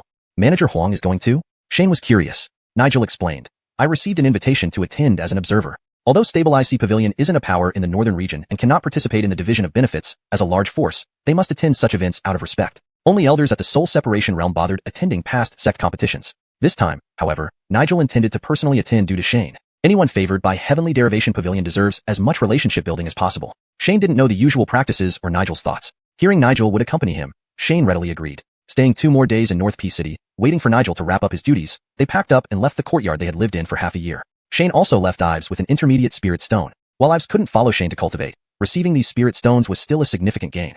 After finishing their packing, Nigel pulled out his high-grade flying boat, inviting everyone aboard. North P City is tens of thousands of miles away from the Profound Heaven sect, similar to the distance from Cloud Dweller sect. Originally planning for a 6-month journey, they reached their destination in merely 2 days. Half a year brought so much change, making Shane sigh. Nigel landed the flying boat outside Profound Heaven sect's mountain gate. Although still hundreds of feet away from the secret realm entrance, one could already feel the grandeur of Profound Heaven sect.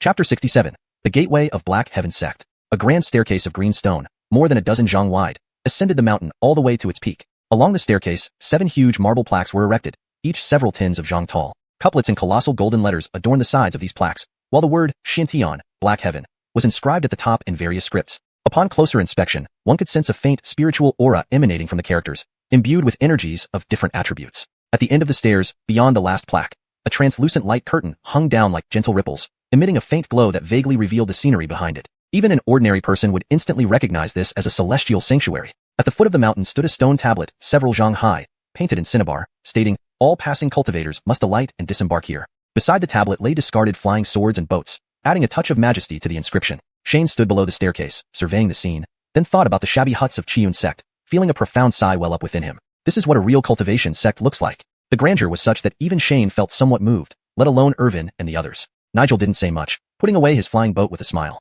Their landing had already been noticed by 2 reception monks from the Black Heaven sect, who approached them. However, upon seeing Shane and his companions gawking curiously at the gateway, they exchanged glances and sneered disdainfully. Where did these country bumpkins come from, to react like this at the sight of a sect entrance? If they reached the main peak of the Black Heaven sect, wouldn't they be scared silly?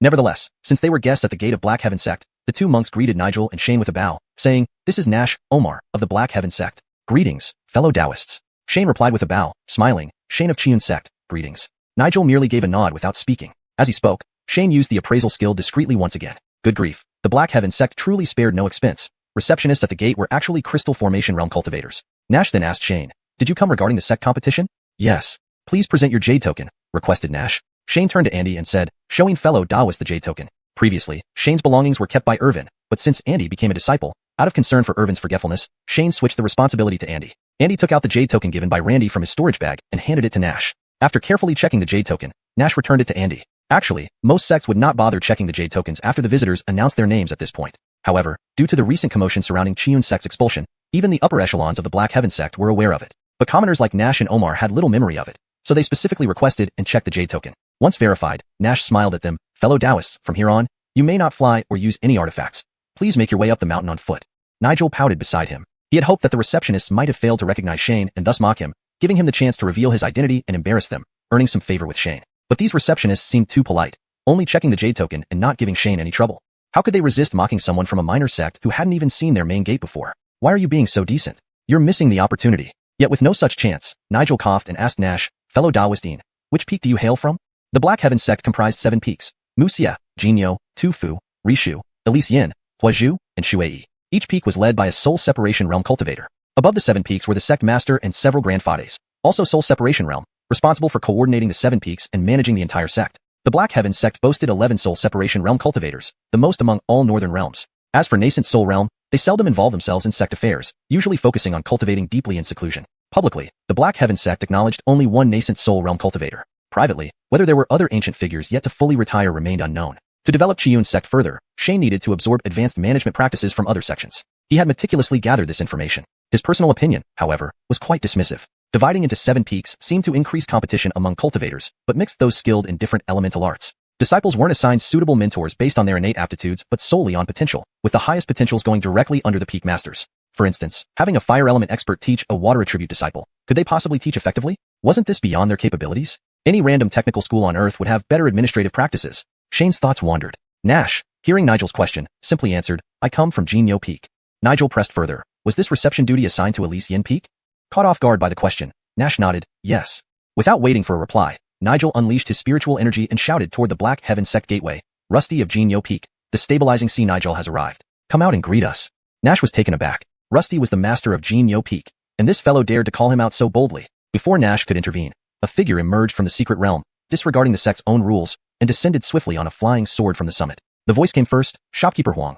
I apologize for not greeting you far enough ahead. Shane and his group were unprepared, but Nash and Omar stiffened. Could the Peak Master really be summoned just by shouting? What kind of background does this guy have? Seeing Rusty land, Nash and Omar bowed respectfully. Peak Master Xiang. Rusty nodded casually but turned to Nigel, arching an eyebrow with a smile. Shopkeeper Huang, why didn't you inform me earlier to prepare properly? I happen to have some time. Nigel shrugged with a bow. Shane, meanwhile, took a discreet look at Rusty and cast appraisal skill. According to the skill, Rusty was over 200 years old but looked only 60. He had a round, chubby face adorned with a goatee. Shane marveled at the fact that despite Rusty being in the initial stage of soul separation realm, he addressed Nigel as an equal. As merchants, members of the Stabilizing Sea Pavilion valued harmonious profit-making, making Nigel's demurring to lower-tier cultivators understandable. But for Rusty to do the same emphasized the extraordinary status of the Stabilizing Sea Pavilion. Seemingly to prove the prestige of the Stabilizing Sea Pavilion to Shane, Rusty took out another flying boat, infused it with spiritual energy, and invited Nigel, let's talk inside. Chapter 68. Settling into the Earth Courtyard. The others were all treated as Nigel's entourage. Shane did not point it out and followed Nigel onto the flying boat. As soon as everyone was settled, Rusty activated the flying boat and headed towards the mystical heaven realm. This left Nash and Jessup standing there, looking at each other in bewilderment. Junior brother Gene.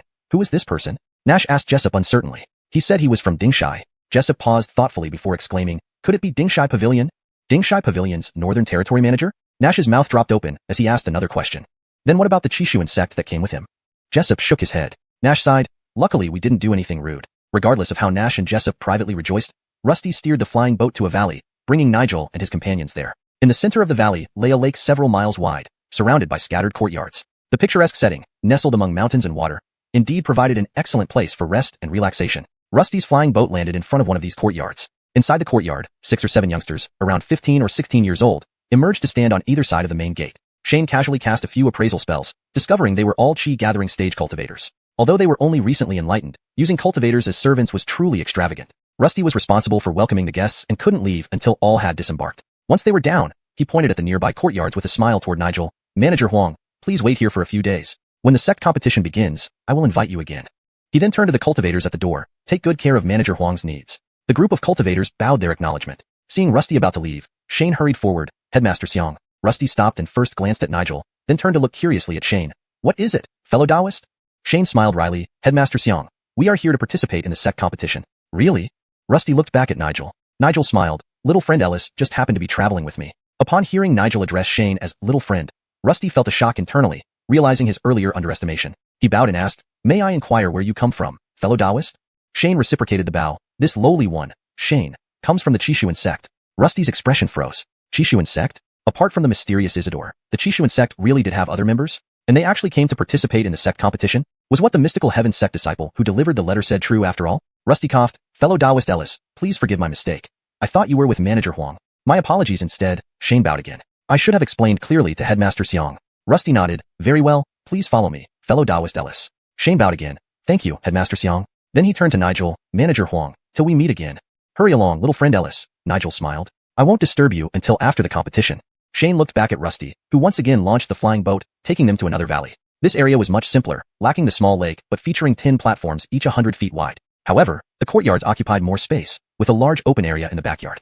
Rusty didn't conduct any formalities, merely dropping them off at a courtyard gate and giving instructions to the servants before leaving. Once Rusty departed, Shane noticed the servants were all ordinary people, not a single cultivator among them. He realized that the previous location must be reserved for important guests of the mystical heaven sect, explaining its luxury with cultivators serving as attendants. Your servant is Giles, meeting you, esteemed immortals. A middle-aged man stepped forward, bowing to Shane. Please settle in for now. If you need information, ask me. As Shane walked in, he pointed at a large platform near the courtyard gate. What is this? This is the sparring platform for cultivation technique exchanges before the competition, Giles explained. There's one in the courtyard, though smaller. Shane nodded. The mystical heaven sect had indeed thought things through. Giles confirmed their sect names on a wooden sign and hung it beside the gate, then invited them inside. Shane noticed two characters on the doors, Earth on the left and Second on the right, and assumed it was a numbering system. Giles guided them into the courtyard, introducing the rooms. At the back, he opened the rear courtyard door. Immortal masters, I cannot enter the back. If you need anything, call out from here. Shane bowed. Thank you, Brother Liu. Don't dare to accept. Giles was startled, kneeling immediately. Shane, used to polite interactions, found this odd. Even living within the mystical heaven's secret realm, Giles remained so deferential. Get up, Shane waved dismissively. You may go. I'll call if needed. Yes, if anyone challenges you, I'll inform you, Giles bowed. Wait. Shane frowned. What does this challenge mean? Giles hesitated before explaining. The characters on the door weren't just numbers but rankings. There were 3 Heaven Suites, 10 Earth Suites, 30 Mystery Suites, and even more Yellow Suites. Currently, the Heaven Suites housed disciples from the top 3 sects, and the Earth Suites were now fully occupied with Shane and company. Different ranks meant different treatments. Want a higher suite? Simply challenge its occupants. If you win, you move in. Shane pondered after Giles left. This seemed like a scheme to create divisions among second and third tier sects, nothing worth worrying about. More troubling was Rusty's attitude. The top 3 sects openly initiated withdrawal mechanisms, starting with Xiuxian sect, and Rusty, as a high-ranking member, surely knew. Yet, why was he placed in an Earth suite? Shane narrowed his eyes, suspecting that Rusty, seeing him with Nigel, doubted their strength and wanted others to test them. Though Mystical Heaven sect finalized its contestants, changes could still occur. The upcoming competition seemed more complicated than expected. Hashtag chapter 69, home visit challenge. Though the others hadn't thought as deeply as Shane, they understood from Adrian's explanation that this D and air courtyard was a hot potato. Shane then told his disciples, don't worry too much. If someone comes to snatch it, just fight them. Yes, everyone chorused. If we lose, it's no big deal, Shane continued. But you can't use your full strength. Shane pointed at Irvin. You can only use earth crystallization. Then he gestured toward Anakin. You use fire. He turned his gaze to Bryce. And you water. Irvin and Anakin were taken aback. Using just one crystallization would be extremely difficult. However, Bryce vaguely understood Shane's intentions and nodded in agreement. Shane looked at Carmine and added, you must not join in.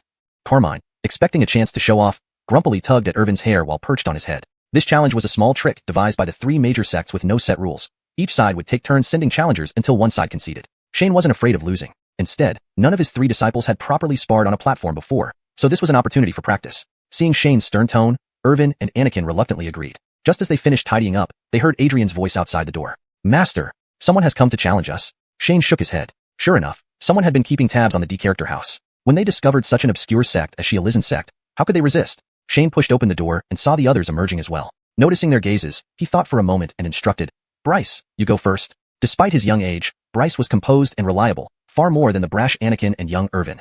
Understood. Bryce did not refuse. The group moved from the back courtyard to the front with Adrian leading the way. They found 4 people sitting in the main hall with servants attending to them. Casting several appraisal spells, Shane found them to be around 25 or 26 years old, all in the middle phase of crystallization. Seeing no elders present, Shane decided not to interfere, simply taking Carmine from Irvin's head and cradling him in his arms as he sat aside to watch Bryce. Bryce, having agreed, stepped forward confidently and greeted them. Bryce of xiuxian sect, greetings to all fellow cultivators. One of the men, noticing the 15-year-old with faint spiritual fluctuations, immediately dismissed him, squinting at Bryce. Are we fighting? Shane silently shook his head. Naturally, the earliest challengers were always the hotheads. Hadn't they considered why xiuxian sect was assigned the D-character house by the Xintian sect? Bryce frowned at the question. Won't you announce your name first, fellow cultivator? Winston from Floating Cloud Mountain. Winston casually replied, then asked again impatiently, so are we fighting or not? If not, clear out. Bryce shook his head. Naturally, after we've had our fight. Come on then. Winston motioned outside. Seeing Winston ready to step outside, Bryce interjected, the training ground inside the courtyard is sufficient. The external training ground spanned 100 paces, perfect for crystallization stage cultivators to engage in combat. But the internal ground was only about 20 paces, making it more dangerous. Winston paused. A smaller area would indeed increase the chances of mistakes and underperformance. Was this guy so confident? Yet he couldn't afford to appear weak and simply nodded. All right.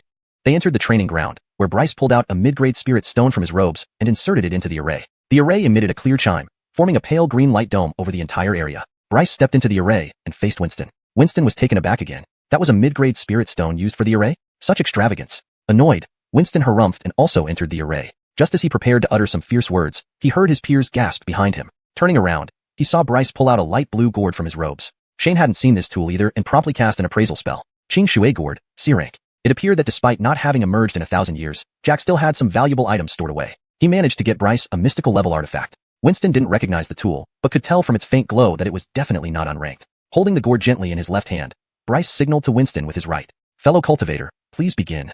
Winston drew his blade, tossed the sheath to appear, and charged towards Bryce. Shane recognized the wooden sword. Lingmu Dao, a D-rank artifact, likely the most powerful attack-oriented artifact among the wood-class yellow-rank artifacts. With a gentle push of his left hand, a stream flowed from the gourd, forming a light blue bubble that enveloped Bryce. Winston sneered, pouring spiritual energy into the blade. The blade shimmered green, expanding to several dozen feet long as it slashed towards the bubble. But the bubble didn't rupture. It merely dented inward by a few inches, blocking Winston's strike. Seeing this, Winston increased the input of spiritual energy, yet the bubble merely indented further without breaking. His companions behind him exclaimed in shock. Impossible. How could a water shield withstand Brother Deng's Lingmu Dao? Shane, however, wasn't surprised. Condensed water shields weren't meant to be broken by a mere yellow-rank artifact easily. Seeing Winston miss, Bryce chuckled softly. Be careful, fellow cultivator. From the gourd came a flash of water light, followed by a wave several meters high surging towards Winston. Winston hastily retreated to gain distance, then unleashed several slashes against the water wave. Spiritual energy emitted from the blade transformed into green arrows, speeding towards the water wave. Abandoning defense, he attacked directly, aiming to break the wave. Snap, snap, snap. The arrows hit the wave like iron plates, bursting upon impact. Startled, Winston slashed again, launching several more attacks. By the time the 7th arrow shot out, the wave burst into mist and dissipated. By now, Winston had already backed to the edge of the platform. Fortunately, the wave wasn't fast, or he would have been struck. Even so, Winston broke out in a cold sweat. Normally, 3 greenwood arrows were enough to collapse a water wave during sparring with peers, but this required 7. When did the water wave spell become so strong? Fellow cultivator, your attack is commendable, Bryce said with a smile, noting the collapsed water wave. But let's see how many waves you can destroy. Holding the gourd in his left hand, Bryce waved his right continuously, releasing 10 consecutive water waves. Winston was stunned, and so were his companions. What kind of skill could release 10 waves consecutively? Damn it, where do you find such a move? Chapter 70. A Tiger's Head and a Snake's Tail. When Ernest unleashed 10 layers of water waves in one breath, Kale's immediate reaction was to think that the person in front of him wasn't at the crystal formation stage. How could a crystal formation cultivator release spiritual power so quickly? What kind of fight is this? Who would still participate in the sect competition at the inner pill stage? Isn't it better to stay home and serve as an elder in your sect? Thinking this, Kale gave up resistance and shouted loudly, I admit defeat. Ernest didn't expect Kale to be so straightforward. He paused for a moment before retracting control over the water waves. Seeing Bryce stop, Kale heaved a sigh of relief, sheathed his lingwood saber, and cupped his hands, asking, Brother Taoist, are you at the inner pill stage? His fellow disciples behind him had similar reactions, staring straight at Bryce. Hearing these words, Bryce was somewhat taken aback. I just used the water wave spell. Why am I being considered an inner pill cultivator? Jack inside the ancient jade saw his confusion and whispered telepathically, Little Shu, your water wave spell isn't ordinary. Jack then explained further. When cultivators release spells, they don't just cast them out and forget about them. They need to control them. The effort required for a single spell remains fixed, but crystal formation cultivators have a limited amount of divine consciousness, which sets a cap on the number of spells they can control simultaneously. However, Bryce's water wave spell, refined by Shane, consumed much less effort. The cap hasn't changed, but with reduced consumption, more spells could be released at once. Modifying lower-level spells isn't actually difficult, but high-level cultivators focus on enhancing the lethality and range of spells rather than helping lower-level ones. Kale couldn't have imagined that a higher stage cultivator like Shane would help Ernest refine a low-level spell, reducing its consumption. Thus, he naturally mistook Bryce for an inner pill cultivator. After hearing Jack's explanation, Bryce shook his head and replied, "I'm at the crystal formation stage, no fake about it." Before Kale could respond, someone behind him shouted, "Impossible! How could a crystal formation cultivator unleash spells so quickly?" Bryce stopped concealing his cultivation level, allowing everyone to sense the true mid-crystal formation aura. Yet, they still didn't believe it. After some back and forth, someone exclaimed, "Could it be due to the spell?" Another immediately countered, "Impossible," which senior would spend time simplifying a yellow rank water wave spell. Bryce looked helplessly towards Shane. "Master asked not to reveal my strength, but it seems I inadvertently did so anyway." Shane was equally helpless. His previous students practiced on unintelligent beasts, so he hadn't noticed this issue. Only now did he realize his refined spell might be too powerful. After all, the water wave spell had already reached C rank, mystical rank. While Jack had noticed, he thought the difference between mystical and yellow ranks was minor and thus hadn't mentioned it. Shane slightly shook his head towards Ernest and asked Kale nearby, "Still want to fight?"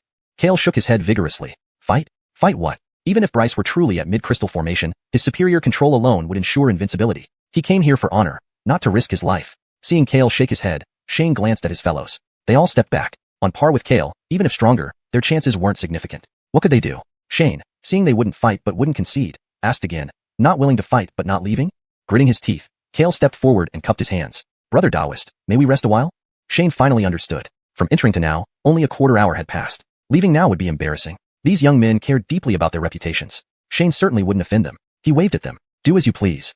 Then he walked away on his own. Bryce and the others ignored Kale and followed behind. Thus ended the battle with a whimper. Once Shane and company had left, the several floating cloud mountain cultivators gathered to discuss quietly. They had seen Bryce's 10-layer water wave spell, and none blamed Kale for conceding. However, based on Xiuxian sect members' actions, Bryce seemed the weakest among them. This was outrageous. Though floating cloud mountain was a second-rate sect, they never lost so swiftly except to the three major sects. This meant Xiuxian sect could rival those three? Kale and the others stayed in the practice yard for another half hour before leaving the number 2 courtyard. Xiuxian sect had attracted the attention of other sects waiting nearby to observe the results. Seeing Kale and the others come out, there was an uproar. This obscure Xiuxian sect had actually defeated Floating Cloud Mountain? Those allied with Floating Cloud Mountain immediately inquired. Naturally, Kale and the others didn't tell the truth. They claimed they fought their hardest but lost unexpectedly. Hearing this, many became curious. Though few believed Floating Cloud Mountain lost accidentally, it indicated Xiuxian sect, while stronger, wasn't overwhelmingly so. Some quick-thinking sects sent messages back and approached Xiuxian sect. Opening the door was Giles. Seeing people outside, he declared, "We've booked the afternoon match."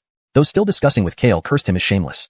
Allowing only 2 matches a day, reserving a match before noon showed poor form. Giles smiled bitterly. "Immortal sir, the competition rules state first come, first served." This man promptly sat down, indicating he had reserved the spot. Considering identity, the others wouldn't argue but cursed him internally, hoping he'd be defeated later, then left grudgingly. Shane was unaware of the queue at the door and instructed the group, "You must remain cautious. In the next trial, don't win until 2 sticks of incense have burned." Over the next 2 days, Shane experienced the frustration of his former elementary school teachers. Everything was arranged perfectly. His disciples adhered strictly to his requirements, but their methods caused headaches. Bryce managed fine, holding back each time to barely win. But Benson and Fitzroy, 2 simple-minded disciples, focused only on making their opponents last the 2 sticks. Fitzroy simply surrounded himself with earth shields, delaying attacks until the right moment. Benson didn't bother with pretenses, waiting idly as opponents attacked. Each spell was deflected by his black gold seal, shattering the opposing spells into nothing. Chapter 71, 7 Treasures Challenge. It was only at this moment that Anakin took the initiative to attack, manipulating a millstone-sized black gold seal to crash down on others' heads with loud clangs. Ordinary shields were no match for his attacks. Each time someone was hit by him, they would end up with a lump on their head and be carried off the stage. In just 2 or 3 days, he earned himself the nickname Mountain Cleaver Ox, because none of those he struck could retain an intact nasal bridge. From the moment they entered the courtyard until now, over 3 days, there were matches each day in the morning and afternoon, totaling 6 sects. As these sects began to exchange information, they finally realized that Xiuxian sect was not as easy to bully as they had imagined. However, most of the challengers to Xiuxian sect were second-rate sects with weaker strength. The other sects residing in the Earth Yard remained silent. As for the 3 major sects in the Heaven Yard, no one from them even showed up. Apart from fighting, everyone was also busy. Ernest preferred tranquility and rarely went out, always quietly cultivating inside. Irvin, being too young to enjoy conversation, spent his time running around the Shintian secret realm with Lacey. Anakin, however, was around the same age as disciples from other sects, and his straightforward nature allowed him to make many friends despite being called Mountain Cleaver Ox. Shane also disguised himself as a participant in the competition, gathering intelligence everywhere. Although the 3 major sects jointly ruled the entire northern region, it was clear that over 100 sects could not possibly be united in heart. But in the world of cultivation, strength reigned supreme. No amount of scheming could help. If you couldn't defeat the 3 major sects, you could only obediently be their vassal. Ironically, there was plenty of overt and covert rivalry among the 3 major sects themselves. Leaving Shane and the others aside for now, after arranging accommodation for the Xiuxian sect, Rusty naturally did not dare delay and reported the arrival of Xiuxian sect for the sect competition to the Patriarch and senior elders. Just as Shane expected, Rusty arranged Xiuxian sect in the Earth Yard to see how strong they were.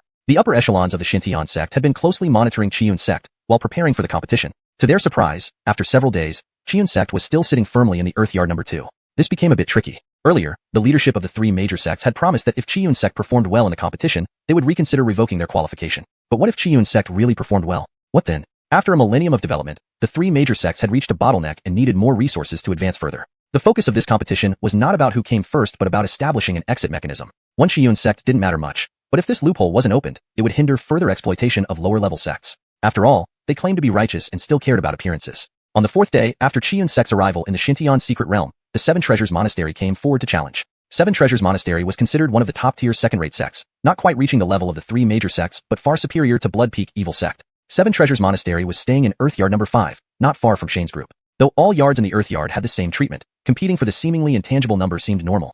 But Shane knew the real battle was about to begin. More importantly, though officially an affiliate of Piao sect, Seven Treasures Monastery leaned more towards Xintian sect. Their challenge was not just about saving face. Shane briefly introduced the strength of Seven Treasures Monastery to the others before leading the disciples out from the backyard. Only 3 people from Seven Treasures Monastery arrived, 2 men and 1 woman. Shane secretly used appraisal skill and found all 3 were at the peak of the crystallization stage. Even their leader, Aquila, had already condensed 5 crystals. Shane was stunned.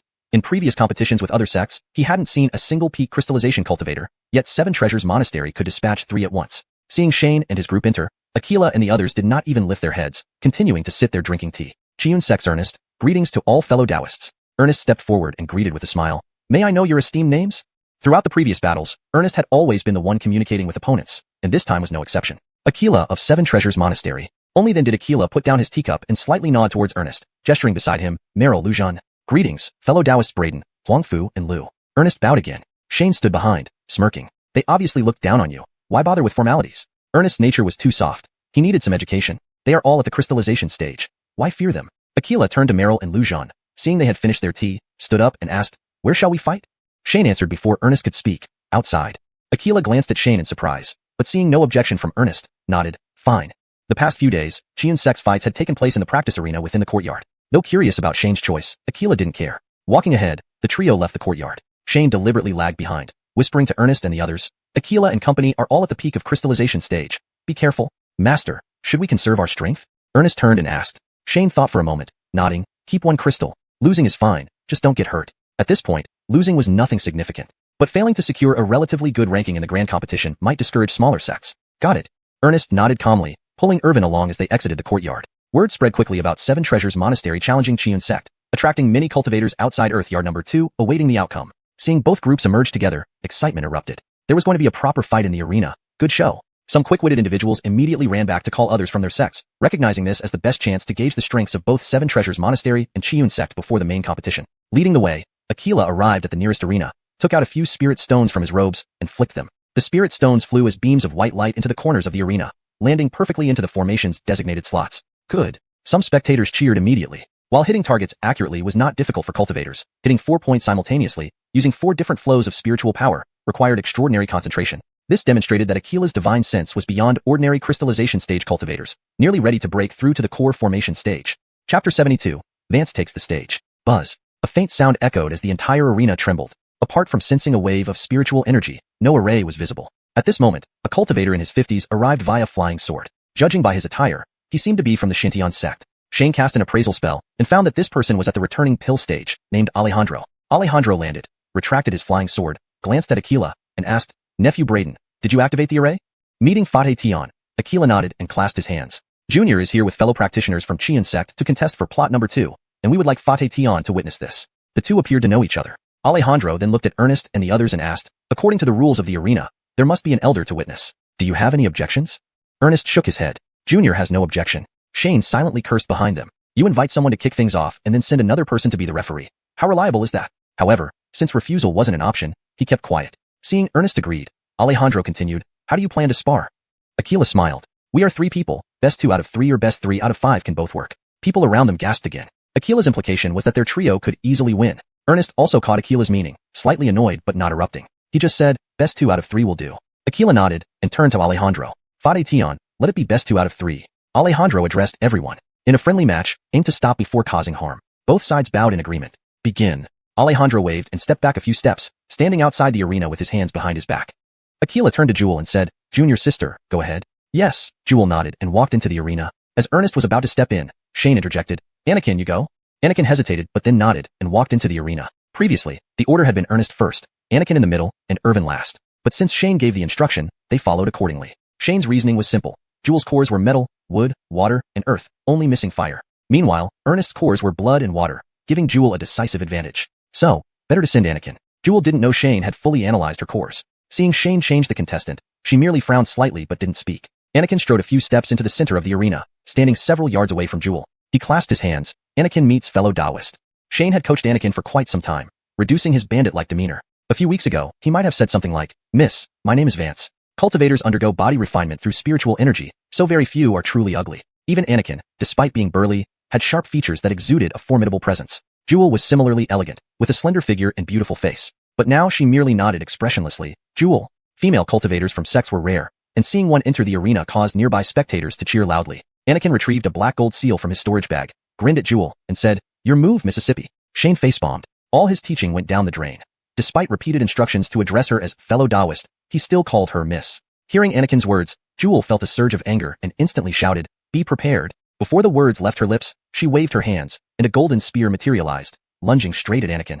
The previously laughing spectators immediately hushed and exclaimed in shock. Spiritual force weaponry. While forming spiritual force outside the body isn't difficult, imbuing it with attack power requires considerable control over spiritual energy. Achieving this at the crystallization stage marked one as a prodigy. Anakin had heard of spiritual force weaponry and didn't dare to be negligent. He promptly summoned the black gold seal to smash against the incoming spear. Clang. The clash sent ripples echoing throughout the area. The spear shattered into pieces, scattering everywhere, while the black gold seal was similarly knocked away. Anakin beckoned with his hand, retrieving the seal back. The audience immediately ceased murmuring, stunned into silence. Blocked. Though the black gold seal was an attribute magical treasure, many recognized it. A yellow-grade magical treasure blocking a spiritual force weapon without damage indicated Anakin's spiritual force was on par with Jewel. Surprised by the missed strike, Jewel withdrew her initial arrogance. Originally, she planned to damage his treasure with a single hit before pursuing further. But who knew he could block it? Using the treasure, Anakin consumed much less energy. She couldn't afford to be overconfident anymore and pulled out a pale gold 9-section whip from her storage bag. Infusing it with spiritual energy, she transformed it into a long spear and thrust it towards Anakin. No need for further appraisal. Shane recognized this as a metal-classed magical treasure, the 9-curved green gold whip. According to the introduction from Dingshage's Pavilion, this whip could transform into various weapons like spears, swords, and whips, but demanded extremely high spiritual energy control. Seeing the 9-curved green gold whip, surrounding cultivators began discussing animatedly. 9-section whip. Jewel's control over spiritual energy is astonishing. In our sect, even elders at the returning pill stage who can wield a 9-section whip are rare.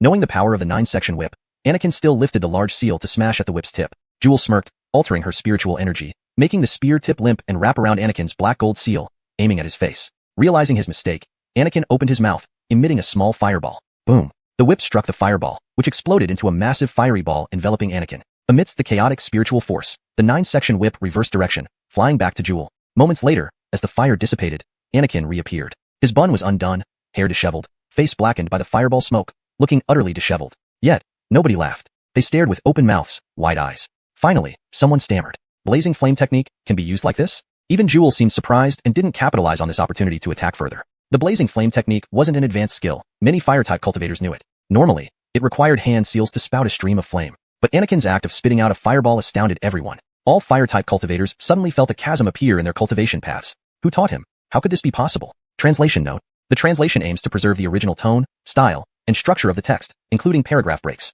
Names are converted using pinyin for accuracy. Chapter 73. Earth Tier Spell. This movement was something Elmwood had developed on his own, with a little bit of influence from Shane, but not much. Mostly because Shane couldn't practice cultivation himself, so when teaching them techniques, he only taught the content of the technique and nothing else. Shane didn't know that hand seals could be used to increase the power and speed of releasing Flame Burst either. Therefore, after learning Flame Burst, Elmwood naturally chose the most convenient method for him without any fixed form. When Aisha's 9-section whip shot towards him, he instinctively spat out a mouthful of spiritual energy to cast Flame Burst. Ordinary cultivators usually learn techniques in an orderly manner. Who would have thought of such unconventional methods? Immediately, some fire element cultivators began experimenting in the arena. They quickly realized that this wasn't just about unconventional methods. To release Flame Burst within such a short time, Elmwood's control over spiritual energy was incredibly precise. Aisha stood several yards away from Elmwood, also frowning at him. She had thought the same as other cultivators did. Finally, Aisha put aside her initial contempt. This opponent was a formidable one. After dodging Aisha's attack, Elmwood hastily brushed the hair off his face and wiped his face, focusing intently on defending against any subsequent attacks from Aisha. But upon raising his head, he saw Aisha looking at him with a serious expression and was momentarily stunned. Perplexed, he asked, Ms. Taoist Huangfu, Why aren't you attacking? Although Elmwood had no intention behind his words, Aisha perceived it as mockery. Annoyed, she softly chanted a command, lightly tossing up the 9-section whip. Her hands formed a seal, causing the surrounding spiritual energy to rush towards the whip. The 9-section whip floated in midair, gathering spiritual energy around it, transforming into a golden spear over a dozen feet long. The spear wasn't fully solidified but pointed straight at Elmwood. Spectators immediately began discussing. This is the 100-weapon spell. That's impossible. It's an Earth-tier spell. How could a crystallization stage cultivator learn it? It's definitely the 100-weapon spell, but it looks like Taoist Huangfu has only just grasped its basics. If she can transform spiritual energy into weapons, she must have learned this 100-weapon spell. I wonder if Mountain Opener Ox can withstand it. You should worry about whether the arena's defensive formation can withstand it. Shane, eavesdropping on the conversation, became restless. He walked a few steps forward to Fate Alejandro and politely said, Fate Tion, it's just a sparring match. Is all this necessary? Alejandro glanced at him and coolly replied, with me here, no one will die. Shane rolled his eyes inwardly. Can you cast B-grade spells? And there'll be no deaths? However, Shane stopped questioning. He realized that this guy was definitely part of Seven Treasures Pavilion. Not openly favoring Aisha already meant a lot. Shane wasn't worried about Elmwood's safety. Losing was fine. Shintian sect wouldn't let their participating disciples die during a friendly spar. But, you dumb Elmwood, when Aisha uses such a powerful move with a lengthy casting time, why don't you interrupt her? Why play the big moves game? Seeing Aisha casting an Earth-tier spell, Elmwood put down the black gold stamp in his hand, opened both palms, and gathered spiritual energy, forming a foot-sized crimson lotus between his hands. Then, he pressed his palms towards the lotus, gradually shrinking it. This is Fire Lotus? Isn't Fire Lotus a yellow-tier spell? What does he plan to do? Moreover, isn't this Fire Lotus too small? Elmwood ignored the murmurs, continuing to compress the Fire Lotus with full concentration. Moments later, he shouted with exertion, veins popping on his hands. The foot-sized Fire Lotus shrank into a fist-sized pure white lotus, looking tangible without any trace of spiritual energy fluctuations, resembling an ordinary lotus. At this moment, Aisha's golden spear had also materialized. With a light shout, she waved her hand, and the spear flew towards Elmwood like lightning. Upon seeing this, Elmwood picked up the Fire Lotus and gently tossed it into the air. The floating Fire Lotus seemed minuscule before the long spear. However, it slowly yet swiftly intercepted the spear tip. In the next instant, the golden spear hit the Fire Lotus. Boom! A huge burst of light exploded from the point of impact, spreading outwards. In moments, the entire 100-yard arena was enveloped in flames. The defense array of the arena activated immediately. Crack, crack, crack. The flames collided with the protective barrier, emitting sharp cracking sounds. Alejandro snorted, rapidly waving his hands as streaks of white light reinforced the formation, stabilizing the defensive array. Others didn't notice Alejandro's actions, staring open-mouthed at the arena. Earth-tier spells were indeed terrifying. After a while, the firelight dissipated. Everyone immediately searched for the two figures. Elmwood's robe was tattered and burnt. His body showed signs of damage. However, Aisha remained pristine in her white robe, not even a hair out of place. Spectators gasped in admiration. There was no doubt Aisha had one. Casting an Earth-tier spell at crystallization stage, how could anyone resist? Seven Treasures Pavilion silently finding such a talented disciple surely had grander ambitions beyond just placing fourth among the major sects. Even Alejandro looked at Aisha with a slight frown. Yet, Elmwood standing unyielding under an Earth-tier spell attack, suffering only minor injuries, was also impressive. Aisha waved her hand, retrieving the 9-section whip, then spoke calmly. What is this spell, Taoist friend? Elmwood wiped his face with a sleeve fragment and replied curiously, Fire Lotus technique. Haven't you seen it? Excellent Fire Lotus technique. Aisha shook her head, assuming he didn't want to elaborate. She put away the 9-section whip and bowed. I concede. The surrounding chatter stopped instantly upon hearing Aisha's concession. Did they hear right? Aisha conceded? After a brief silence, the crowd erupted into discussions. Without saying much, Aisha turned and left the arena, returning to Braden Sichuan's side. Elmwood similarly left the arena and returned to Shane's side. Despite winning, Shane scolded him mercilessly. You fool! Why did you counterattack? You should have beaten her while she couldn't retaliate. Elmwood scratched his head. Beating a girl senseless doesn't seem right. Chapter 74, B-Rank Fire Lotus. Shane took a deep breath, rolled his eyes, and managed to suppress his anger. So your only trick is to knock people out with brute force?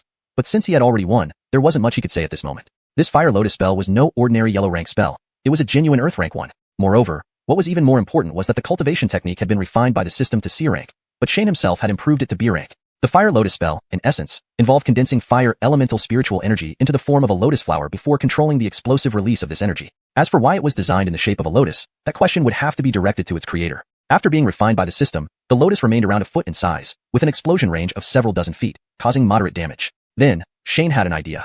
If the essence of an explosion was compressing and releasing shockwaves, wouldn't shrinking the lotus further make sense? Shane spent 2 days discussing this enthusiastically with Anakin, and they finally succeeded in their experiment. With Anakin's current control skills, they managed to compress the Fire Lotus to the size of a regular lotus bloom. And as expected, the explosive power increased more than twofold. Seeing the effectiveness, Shane expanded his thinking.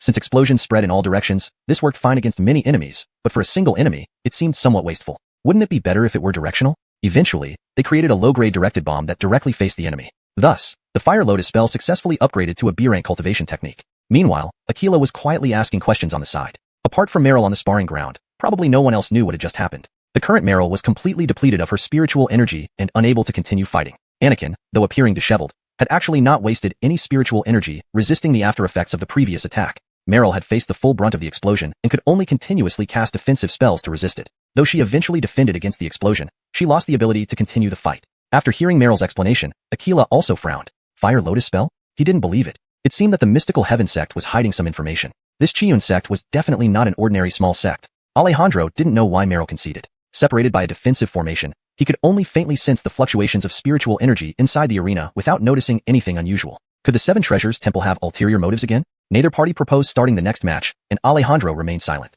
The onlookers began murmuring. An Earth rank 100 weapons incantation, losing to a yellow rank Fire Lotus spell in a head-on clash? Trying to fool who? A fake match? But who was placing bets? Slowly, the conversation started going off topic. Is the Seven Treasures Temple being used as a plant by Xiuxian sect? Impossible. How rich would Xiuxian sect need to be to bribe the Seven Treasures Temple? Who knows? Haven't they been holding matches in their courtyard up until today? Could Meryl's technique not be Earth rank? Did I see wrong? This powerful attack isn't Earth rank. What else could it be? Maybe Meryl has a crush on Anakin, giving him face? Hearing the crowd's increasingly absurd guesses, Alejandro coughed lightly and raised his voice. Braden Sherbwa, Xiuxian sect wins the first match. Any objections? Aquila sighed and shook his head. No objections, Uncle Tion. Alejandro glanced at Aquila and said indifferently, then proceed to the second match.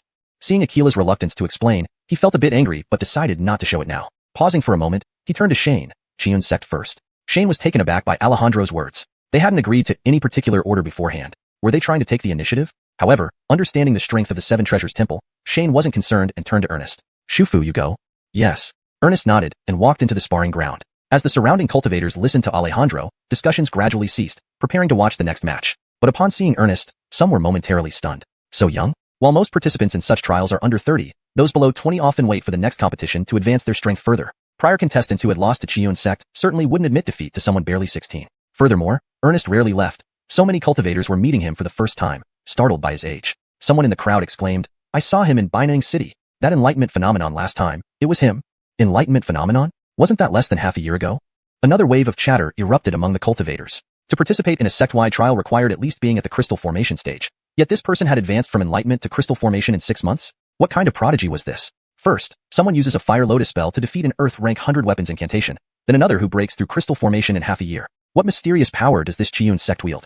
Pondering over the discussion, Aquila frowned slightly as Cameron beside him offered, Brother, let me go. No, I will, Aquila replied, stepping onto the sparring ground. Having suffered significant losses in the previous match, winning this one cleanly and decisively was crucial for the Seven Treasures Temple to recover its reputation. Ernest greeted Aquila respectfully. Friend Taoist Braden, please.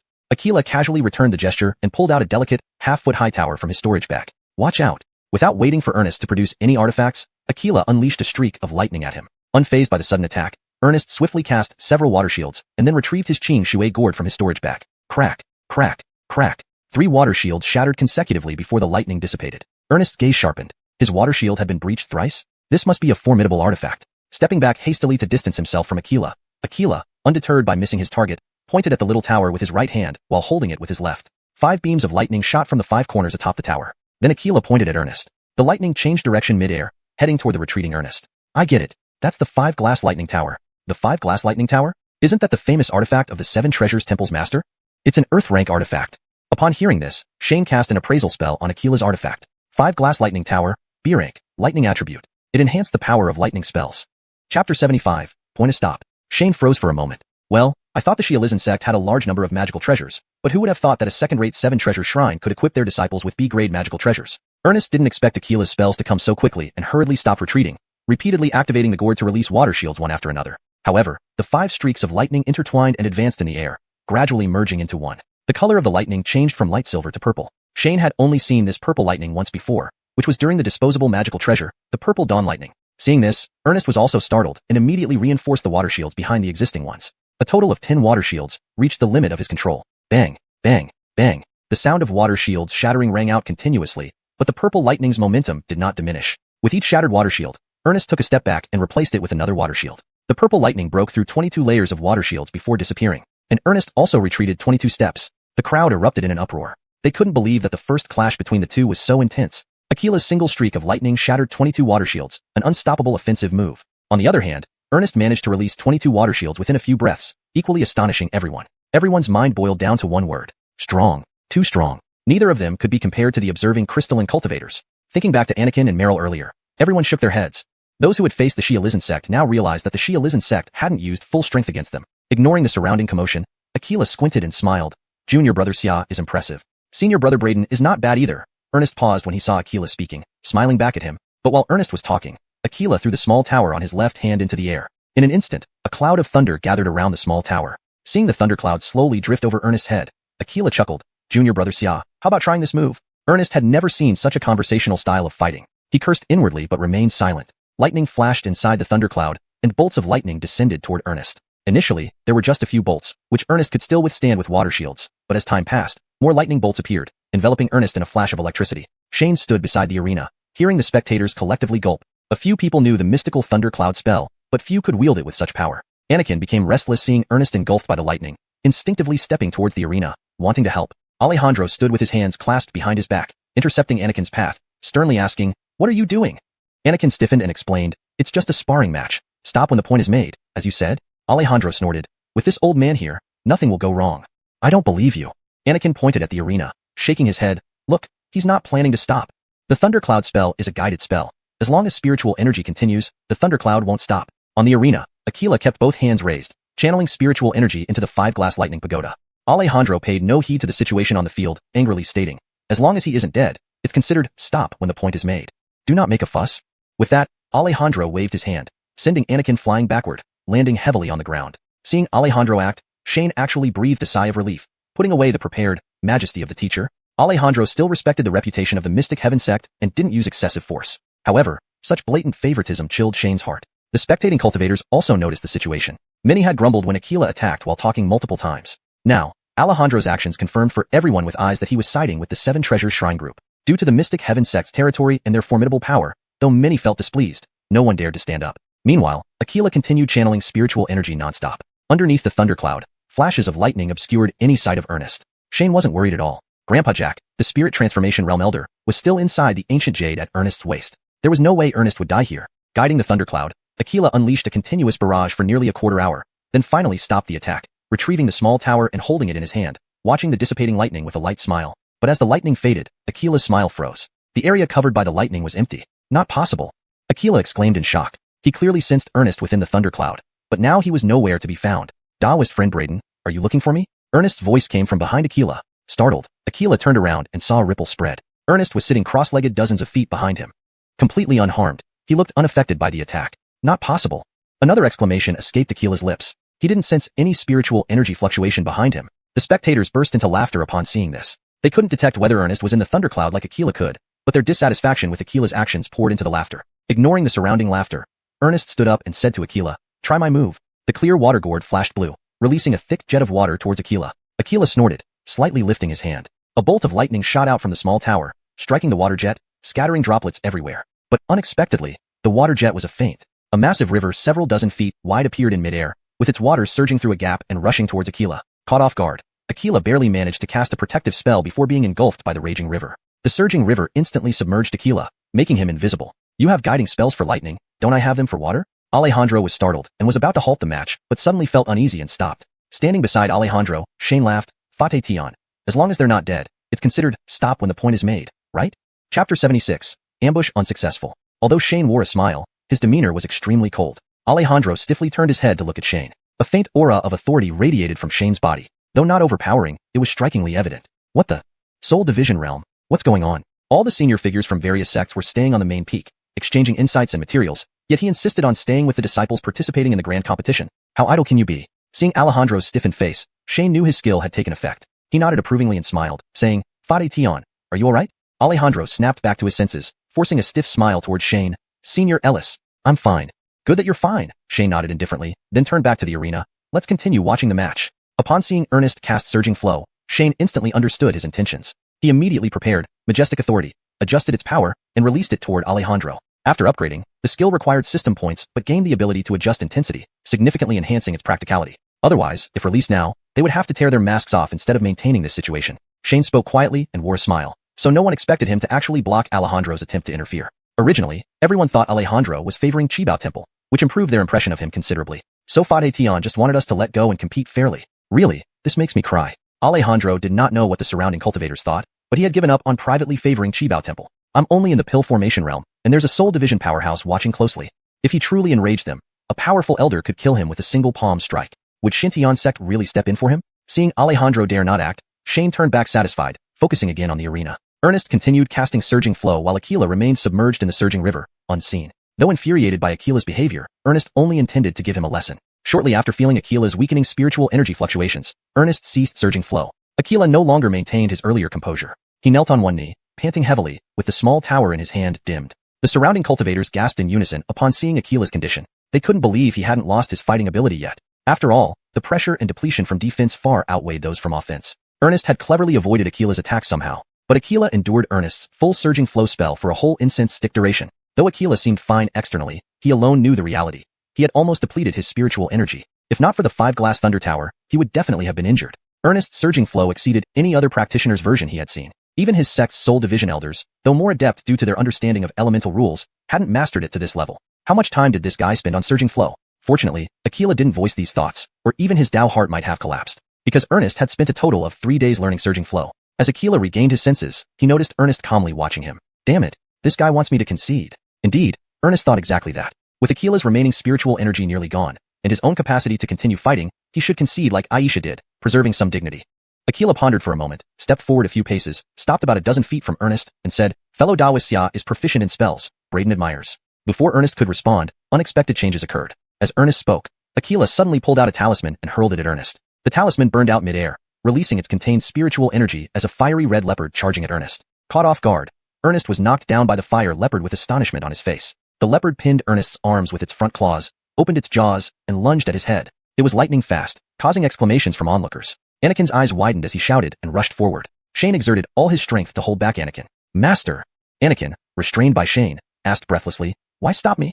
Without a word, Shane pointed to the arena. By then, the fire leopard's fangs had already bitten into Ernest's neck, but Ernest transformed into mist. At this point, the talisman-induced fire leopard ran out of energy, dissolving into firelight along with the mist. Realizing his ambush failed, Aquila recalled the scene in the thundercloud. Still, he couldn't spot Ernest. Terrified, Aquila immediately cried, "I concede." His remaining spiritual energy was spent on activating the talisman, leaving him defenseless. However, as he called out, his voice and figure were drowned in a heavy downpour. Only then did Ernest reappear near Aquila, looking pale, seemingly injured from the attack. Alejandro's mood soared and plummeted with the events. Seeing Aquila surrounded by rain, he prepared to intervene. Shane anticipated this, coughing lightly nearby. Alejandro halted instantly. Just keep him alive, right? If Aquila suffered serious injuries and couldn't participate further, Qibao Temple would vent their anger on him. He regretted it deeply, blaming his loose lips. But considering Shane beside him, he abandoned the rescue idea. Sacrificing himself for another sect's disciple? What fool would do that? Qibao Temple's blame would naturally fall on Xiuxian sect and Qiun sect. Seeing Alejandro decide not to intervene, Shane looked satisfied and returned to watching the match. As for Anakin, he forgot his actions, cheering with other cultivators. The attempted ambush disgraced Qibao Temple thoroughly. Initially, Shane was worried but remembered Jack, thus enduring patiently. Ernest might be naive, but Jack, a millennium-old monster, wouldn't miss Aquila's schemes, preparing defenses accordingly. Witnessing Ernest's successful counterattack, the surrounding cultivators cheered, discussing his 2 unknown spells used to evade Aquila's attacks.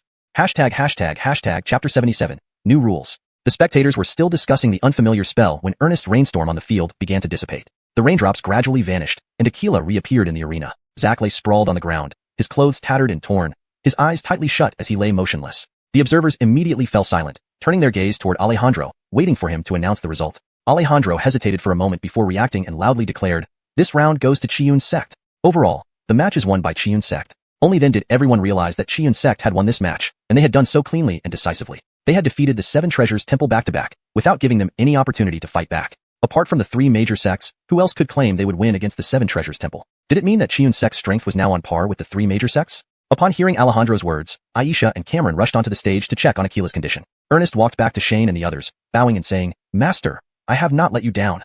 Shane nodded at him, waving a hand and saying, "Go ahead." Without even looking at Aquila and the others, Shane led his disciples back to compound number 2. He trusted that Ernest knew how to gauge things. Aquila was definitely not dead. As for the extent of his injuries, that was none of Shane's concern. Once they returned to the backyard, Shane asked Ernest and Anakin, "Are your injuries serious?" Anakin scratched his head, smiling, and replied, "Just superficial wounds, nothing serious." Ernest also shook his head with a smile. Seeing that both were fine, Shane harshly scolded Ernest, "Didn't I tell you to only use water-based techniques? Did you forget?"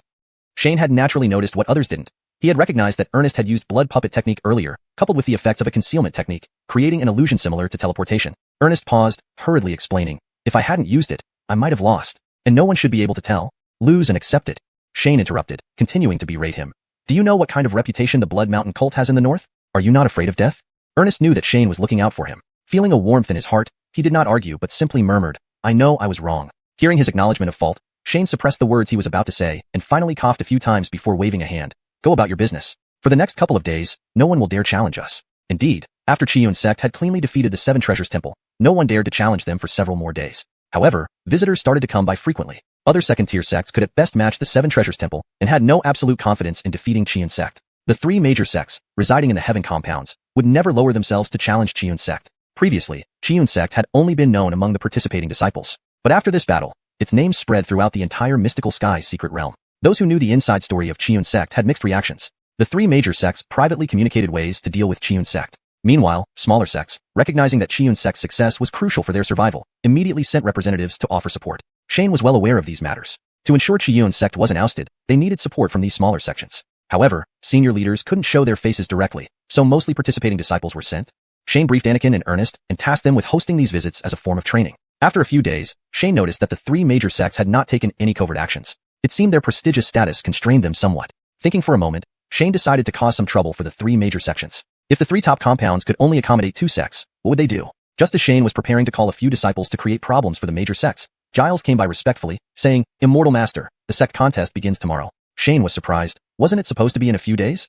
Giles explained, all sects' disciples have arrived. After deliberation, everyone agreed to start early. There were still 3 or 4 days until the beginning of February. Shane quickly understood the reason. This was likely due to the deliberation of the three major sections. Even if they hadn't figured out Shane's plan to challenge the Heaven Compound, with Xiuxian sect currently riding high, starting early avoided unnecessary risks. Given this, Shane abandoned his plans to challenge. Creating trouble for the major sects was less important than the upcoming contest. He nodded and told Giles, understood.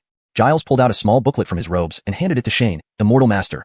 Here are the rules for this contest. Shane took it, and Giles bowed and left. Back in his room, Shane opened the booklet and flipped through it casually. His brows furrowed immediately. The rules were different this time. In previous contests, it was an elimination tournament. Each round consisted of 4 matches, 3 1-on-1 and 1 3-on-3. 1-on-1 earned 1 point, 3-on-3 earned 2 points, and the first to accumulate 3 points won. With 3 disciples, Shane had enough to manage without needing more. But this time, the rules had changed. A single elimination 1-on-1 match, followed by a 3-on-3 team elimination match, with points calculated based on ranking, ultimately deciding the winning sect by the highest total score. Xiuxian sect's 3 disciples could cope with this setup. However, the outrageous part was that there was no limit to the number of participants per sect. With each sect sending 20 to 30 contestants, even if Xiuxian sect achieved good rankings in both types of elimination rounds, they might still not outscore the second-tier sects. Shane wondered how many benefits the 3 major sects had promised to these second-tier sects for agreeing to this rule. By heavens, the 3 major sects were willing to sacrifice their reputation just to prevent Xiuxian sect from performing well. Shane cursed the major sects while making quick calculations. To achieve a respectable ranking, such as within the top 10, Xiuxian sect would need to place in the top 8 in both the individual and team competitions. For the team competition, reaching the top 8 wasn't too difficult. Even if the 3 major sects formed 2 strong teams, totaling 6, other second-tier sects might not stand a chance against Irvin and the others. However, placing in the top 8 individually meant eliminating at least half of the participants from the major sects. The 3 major sects were indeed shrewd. This way, not only would their positions remain secure, but even other second-tier sects would solidify their standings. The smaller sects, even if they produced a few prodigies, would struggle under such rules, ultimately being suffocated by resource scarcity and forced into amalgamation with larger sects. Chapter 78. Registration and Lottery. Although Shane had already figured out the sequence of events, he still felt helpless. The 3 major sects hadn't even informed him about the pre-tournament exchanges among various sections. Shane could only do his best and leave the rest to fate. If he were ultimately abandoned by the 3 major sects, he would have no choice but to go to xuanhuan as he joked with Jack earlier, hoping for a stroke of luck. However, he was consoled by the fact that his disciples all had decent aptitudes. There would be plenty of opportunities for them to return to the northern border in the future. Of course, if they could continue staying in the northern border, it would be the best outcome. After all, xuanhuan was an even more brutal environment, where the weak were devoured by the strong, and it was extremely dangerous. The next morning, Shane took Irvin and the others to officially register for the sect competition. The Xintian sect elder responsible for registration didn't make things difficult for them. After verifying the invitation jade token in Shane's possession, he also checked the realms and ages of Irvin and the other 3. 2 small magical formations were used to measure the realm and age of the registrants to prevent anyone from pretending to be a young disciple to participate in the tournament. After the checks, each registrant received a number representing their identity. The characters Jia, Yi, Bing, and Ding represented different levels of strength, roughly divided into initial, middle, later, and peak stages of the crystal formation realm. Irvin received Jia, 47, Anakin received E, 82, and Ernest received Bing, 153. The team was assigned E, 27. Xintian sect arranged over 25 days at the core formation stage to handle the registration, yet the entire process still took most of the morning. After receiving the numbers, Shane let his disciples return to rest while he strolled around the area. He estimated that more than 1,000 individuals had registered for the single combat event, and there were over 400 teams. Many disciples who had come to watch also signed up. Even if they couldn't earn significant achievements, they could at least spar with their fellow sect members. After the morning registration concluded, the afternoon brought another long session of drawing lots for matchups. To avoid strong competitors meeting too early, the lottery was divided into 2 boxes, one for Jia and Yi, and another for Bing and Ding. The drawings continued from one box until it was empty before moving on to the next. Most powerful disciples from major sects did not bother to watch the lot drawing, but those from smaller sects were concerned about facing tough opponents. They gathered around the lottery table, hoping not to be drawn until after the Jia and Yi boxes were exhausted. Although Shane wasn't overly worried about his 3 disciples, he naturally had to calm himself as no one would relay updates to him. Conversely, he ordered his 3 disciples to stay in the courtyard, adjusting their breaths and preparing for the competition. To ensure fairness, the lottery was presided over by a core formation expert named Tyler from a second-rate sect. Formalities had already been completed during prior exchanges between sect leaders, so Tyler got straight to business, first drawing a tablet from the Jia box. He then drew from the Bing Ding box and announced, Jia, 7 versus Ding, 196. Upon hearing Tyler's words, someone immediately wrote the matchup on a large signboard. A young cultivator in his early 20s exclaimed, I'm Ding, 196. Does anyone know who Jia, 7 is? A person nearby gloated, I know. Jia, 7 is Broderick from Xiuxian Hall, with 6 crystals. Are you serious? The young cultivator's face fell. I just came to experience the sect competition. What should I do? There were quite a few people enjoying the situation. Another person joined in. You might as well forfeit. Don't get beaten to the point where you can't get out of bed. No way. A real man fights, even if he can't win. At worst, I'll need 6 months to recover. The young cultivator suddenly changed his tone, gritting his teeth. I've never experienced a 6-crystal cultivator. Take care. Wish you well. The crowd whistled as the discussion downstairs did not affect Tyler's drawing. He continued pulling wooden tablets from the boxes. Assistants ran back and forth between the drawing table and the announcement board, writing down the series of numbers. Irvin and Anakin both ended up matched against Ding-level cultivators without any trouble, securing their advancement. However, when the last Jia tablet was drawn, it turned out to be Ernest. Jia 21 versus Bing, 153. After asking around, Shane learned about Jia 21's background. This person was Clark from Piamiao sect, at the peak crystal formation stage, though no one knew how many crystals he had specifically. Shane wasn't particularly worried since Ernest had easily defeated Aquila, who had 5 crystals. Even if Clark had 6 crystals, there was still a chance to fight. The entire registration and lottery process took a whole day. The official competition would start the next day. The early rounds would use the dozen sparring arenas near the entrance of the competition grounds. However, due to the large number of participants, Xintian sect temporarily added 10 more arenas. With 20 arenas running simultaneously, it still required 3 days to complete over 1,000 individual matches and hundreds of team matches. Irvin and Anakin's matches were scheduled for the second day, while Ernest's match was on the third day. Although there were no matches on the first day, Shane still asked the disciples to prepare diligently while he wandered around the competition area to understand the strength of his opponents. Broderick from Xiuxian Hall was the first match of the day. Allegedly, he had 6 crystals, so Shane wouldn't miss this opportunity. Standing on the field, Broderick faced the determined young participant from the previous day. Before the match began, Shane secretly cast 2 appraisal spells on Broderick. Indeed, Broderick had 6 crystals, and they were perfectly balanced among the 5 elements. Generally, a person's spiritual root tends to favor one attribute, with 2 compatible attributes slightly better. To condense 4 crystals of the 5 elements was already unusual, but having all 5 elements indicated that this person had no obvious weaknesses. His chances of achieving core formation were at least 50% higher compared to others. As long as Broderick didn't encounter any mishaps in the coming years, breaking through to core formation was almost guaranteed. He was likely one of the top 3 disciples in Xiuxian Hall. In contrast, the young cultivator Alexei facing him was much weaker. He was only at the initial stage with 1 wood crystal, possessing almost no remarkable abilities. Due to Alexei's determination yesterday, a crowd had gathered around the field, eager to see how he would fare against such a strong opponent. However, Alexei showed no fear, bowing respectfully to Broderick. Disciple Alexei from Plum Blossom Peak greets Taoist fellow. Broderick did not act arrogantly, returning the bow. Broderick from Xiuxian Hall. The core formation referee from Xintian sect saw that both were ready and announced loudly from the sidelines, Jia, 7 versus Ding, 196, begin. Taoist fellow, please. Alexei gestured for Broderick to start. The crowd erupted in a mix of shock and applause, especially from his peers, cheering him on. Chapter 79.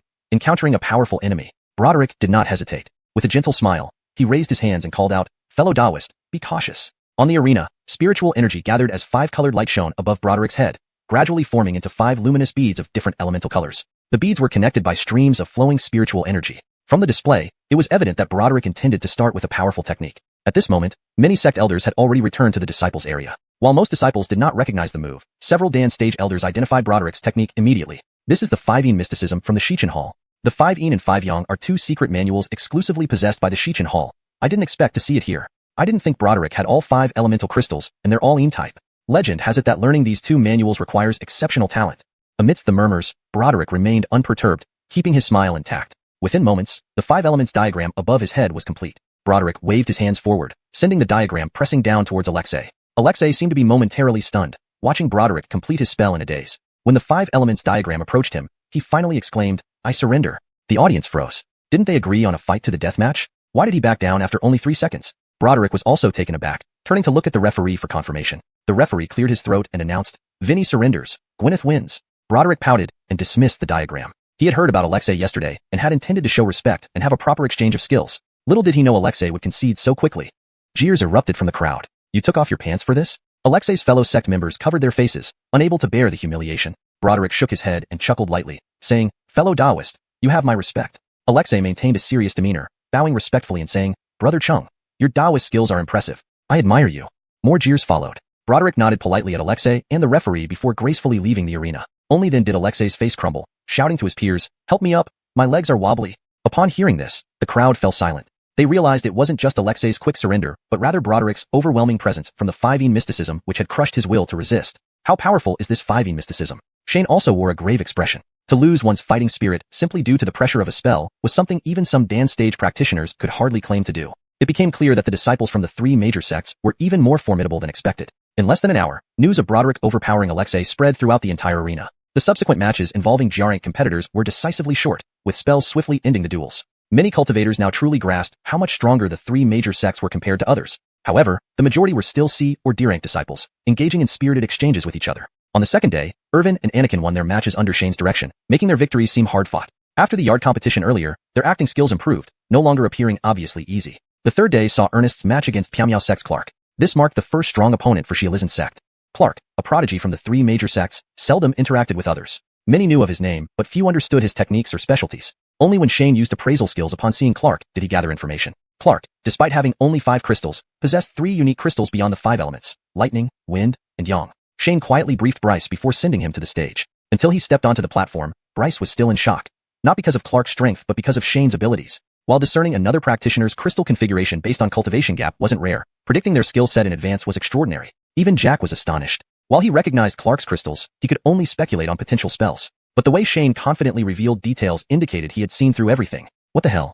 Was this cheating? Or was it just how Gu-A fan stage cultivators operated? Shane wasn't overly optimistic. Given the significant disparity in crystals and the presence of Bryce's blood crystal, he didn't want to openly use it. But Bryce felt invigorated. Despite having only 2 crystals, he was practicing an A-grade pentagram scripture. His internal spiritual energy was not far behind Clark. Although he could only wield water-based spells while facing someone with 5 crystals, knowing his opponent's strengths, combined with advice from the ancient jade, he saw no reason to lose. After the judge verified both contestants' identification plates, he declared, "Wuxia versus Bing Yibawuzan. Begin the match."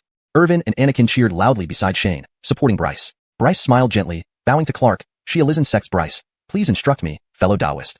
Clark, although treating the match as a formality, replied courteously, "Pyamyao sect's Clark, please instruct me, fellow Taoist." He then gestured, "You first, fellow Taoist." Seeing the invitation, Bryce retrieved his sunny water gourd and cast a wave of water, warning, "Fellow Taoist, be careful." Clark smirked, pushing out a bolt of lightning from his right hand. It instantly struck and dispersed the water wave. The lightning continued toward Bryce after breaking through the wave. Without hesitation, Bryce extended his hands, creating a half-human tall water mirror before him. The lightning hit the mirror but did not break it. Instead, it deflected and shot back toward Clark. Clark exclaimed softly, waving his hand again, sending another bolt to intercept the returning lightning. Crack! A sharp sound rang as the 2 bolts intertwined and disappeared simultaneously. Seeing this, Clark's expression turned slightly solemn. This guy isn't as soft as expected. Chapter 80. Gigantic Tornado. The water mirror technique reflecting spells wasn't new, but its reflective power had its limits. For Ernest's water mirror to deflect his own lightning bolt, either Ernest was supplying ample spiritual energy, nonstop regardless of the consequences, or he had achieved a high level of control over the water mirror technique. In either case, Ernest could not be underestimated. Clark, realizing this, no longer acted arrogantly and took out a feather fan. After deflecting Clark's lightning bolt, Ernest didn't pause but immediately dismantled the water mirror. He pointed his gourd forward, and a water column, about as thick as a thumb and a foot long, shot out towards Clark. With the first water column dispatched, Ernest didn't stop but continued swinging his gourd, releasing several water columns from various directions. No matter how Clark tried to dodge, he would still face at least 3 or 4 water columns. Clark snorted lightly, neither dodging nor avoiding. He vigorously swung his feather fan with his right hand, creating a wind wall almost 10 feet tall in front of him, blocking all the water columns outside it. Ernest wasn't surprised when his water jets were blocked. He only smirked slightly. "I've been waiting for your wind wall. Wind walls are guiding type spells. Let's see how you block this next." Ernest gently threw the gourd and formed a spell with both hands. A massive water column, several feet thick, suddenly appeared under Clark's feet and shot up into the sky. At the critical moment, Clark remained unfazed, instantly stopping the wind wall and waving the feather fan, causing a gust beneath his feet, narrowly escaping Ernest's water column. Ernest, not letting up, released another water column right where Clark landed.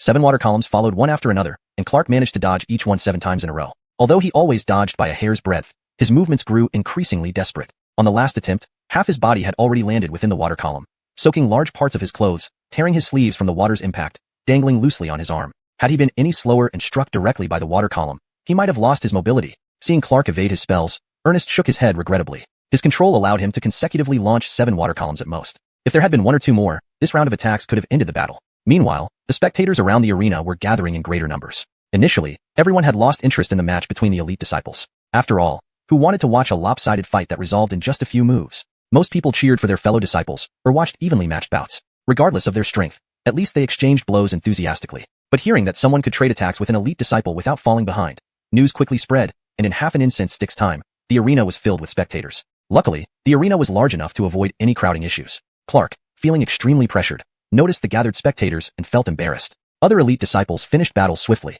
He not only failed to win decisively but also spent considerable time defending, nearly making a mistake. This likely invited ridicule from his peers. However, he never considered losing. Seeing Ernest pause his attack, Clark unleashed his full strength, vigorously swinging his feather fan forward. A tornado appeared in front of Clark. He didn't stop, continuing to wave the fan at the tornado. Each swing made the tornado thicker. After 12 swings, he finally stopped. The tornado now stood over 10 yards wide and hundreds of feet tall. Even the defensive arrays around the arena activated from the tornado's force, flickering unpredictably. The referee immediately stepped in to stabilize the arrays. Standing in the arena, Clark's clothes flapped wildly in the fierce wind, but he barely noticed. With both hands, he pushed forward and shouted, "Go!" The tornado slowly moved towards Ernest. Spectators immediately gasped in shock. Did I count wrong? 12 swings. A tornado after 12 swings. What level of control is this? Our sect's returning to Dan elders can only manage 10 swings. Shane was equally astonished. He knew the tornado spell well. It was just an ordinary D-level technique. But the biggest feature of this technique was merging multiple tornadoes into one. Being able to consecutively perform 12 swings indicated that Clark's control over spiritual energy surpassed many ordinary returning to Dan cultivators. Seemingly unsatisfied, Clark waved his fan again at the advancing tornado. A thick bolt of lightning surged from the fan towards the tornado. Upon hitting the tornado, the lightning didn't clash but dispersed into countless fragments, swirling around the tornado along with the raging winds. The spectators immediately fell silent, eyes fixed on the tornado. Several returning to Dan elders from different sects also watched in stunned silence. Someone spoke hesitantly, "Wind and thunder resonate. Can a crystal formation cultivator control this?" Everyone subconsciously swallowed hard. Is this the true strength of the top disciples of the 3 great sects? So none of the previous matches even came close to pushing them to their full potential. However, Clark's handsome face was flushed red, clearly reaching his limit. He wasn't concerned, knowing that a crystal formation couldn't withstand this strike. Even a typical returning to Dan cultivator would need to use their utmost strength to intercept it. Clark exerted all his might to control the tornado sweeping towards Ernest. Meanwhile, Ernest, battered by the strong winds, was forced to retreat backwards. However, the 100-yard-wide arena seemed too small amidst this terrifying storm. Most spectators felt that Ernest had no hope of winning, watching the approaching tornado and speculating when he would concede. Within a few breaths, Ernest had retreated to the edge of the arena, unable to go back further. But watching the tornado approach, he smiled faintly and put away the Qing Shui gourd. Just as everyone thought he would concede, he stepped forward 2 steps into the tornado. Under the force of the tornado, Ernest disappeared from sight immediately. The crowd gasped in shock. What was he doing? This wasn't how one sought death. Irvin and Anakin similarly stared wide-eyed at the arena's tornado. The referee frowned, considering whether to halt the match. Though this contestant came from Qian sect, if a fatality occurred, the 3 major sects would lose face. Chapter 81. Smooth progression. But in an instant, Ernest reappeared. Now, he stood calmly at the very center of the tornado, hands behind his back. Everyone around froze, not even daring to breathe.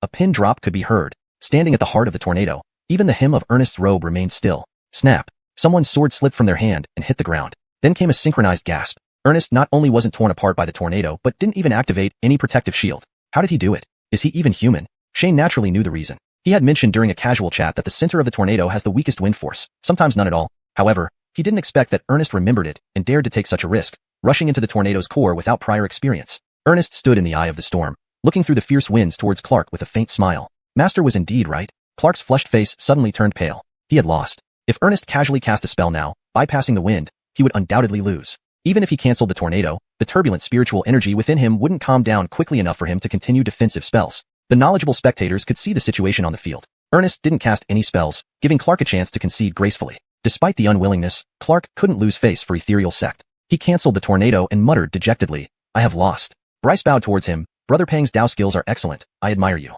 Hearing Clark admit defeat, the observers below erupted into chatter. Lost. Clark actually lost in such a bizarre way in the first round. Ernest could actually remain unscathed in the center of such a terrifying tornado.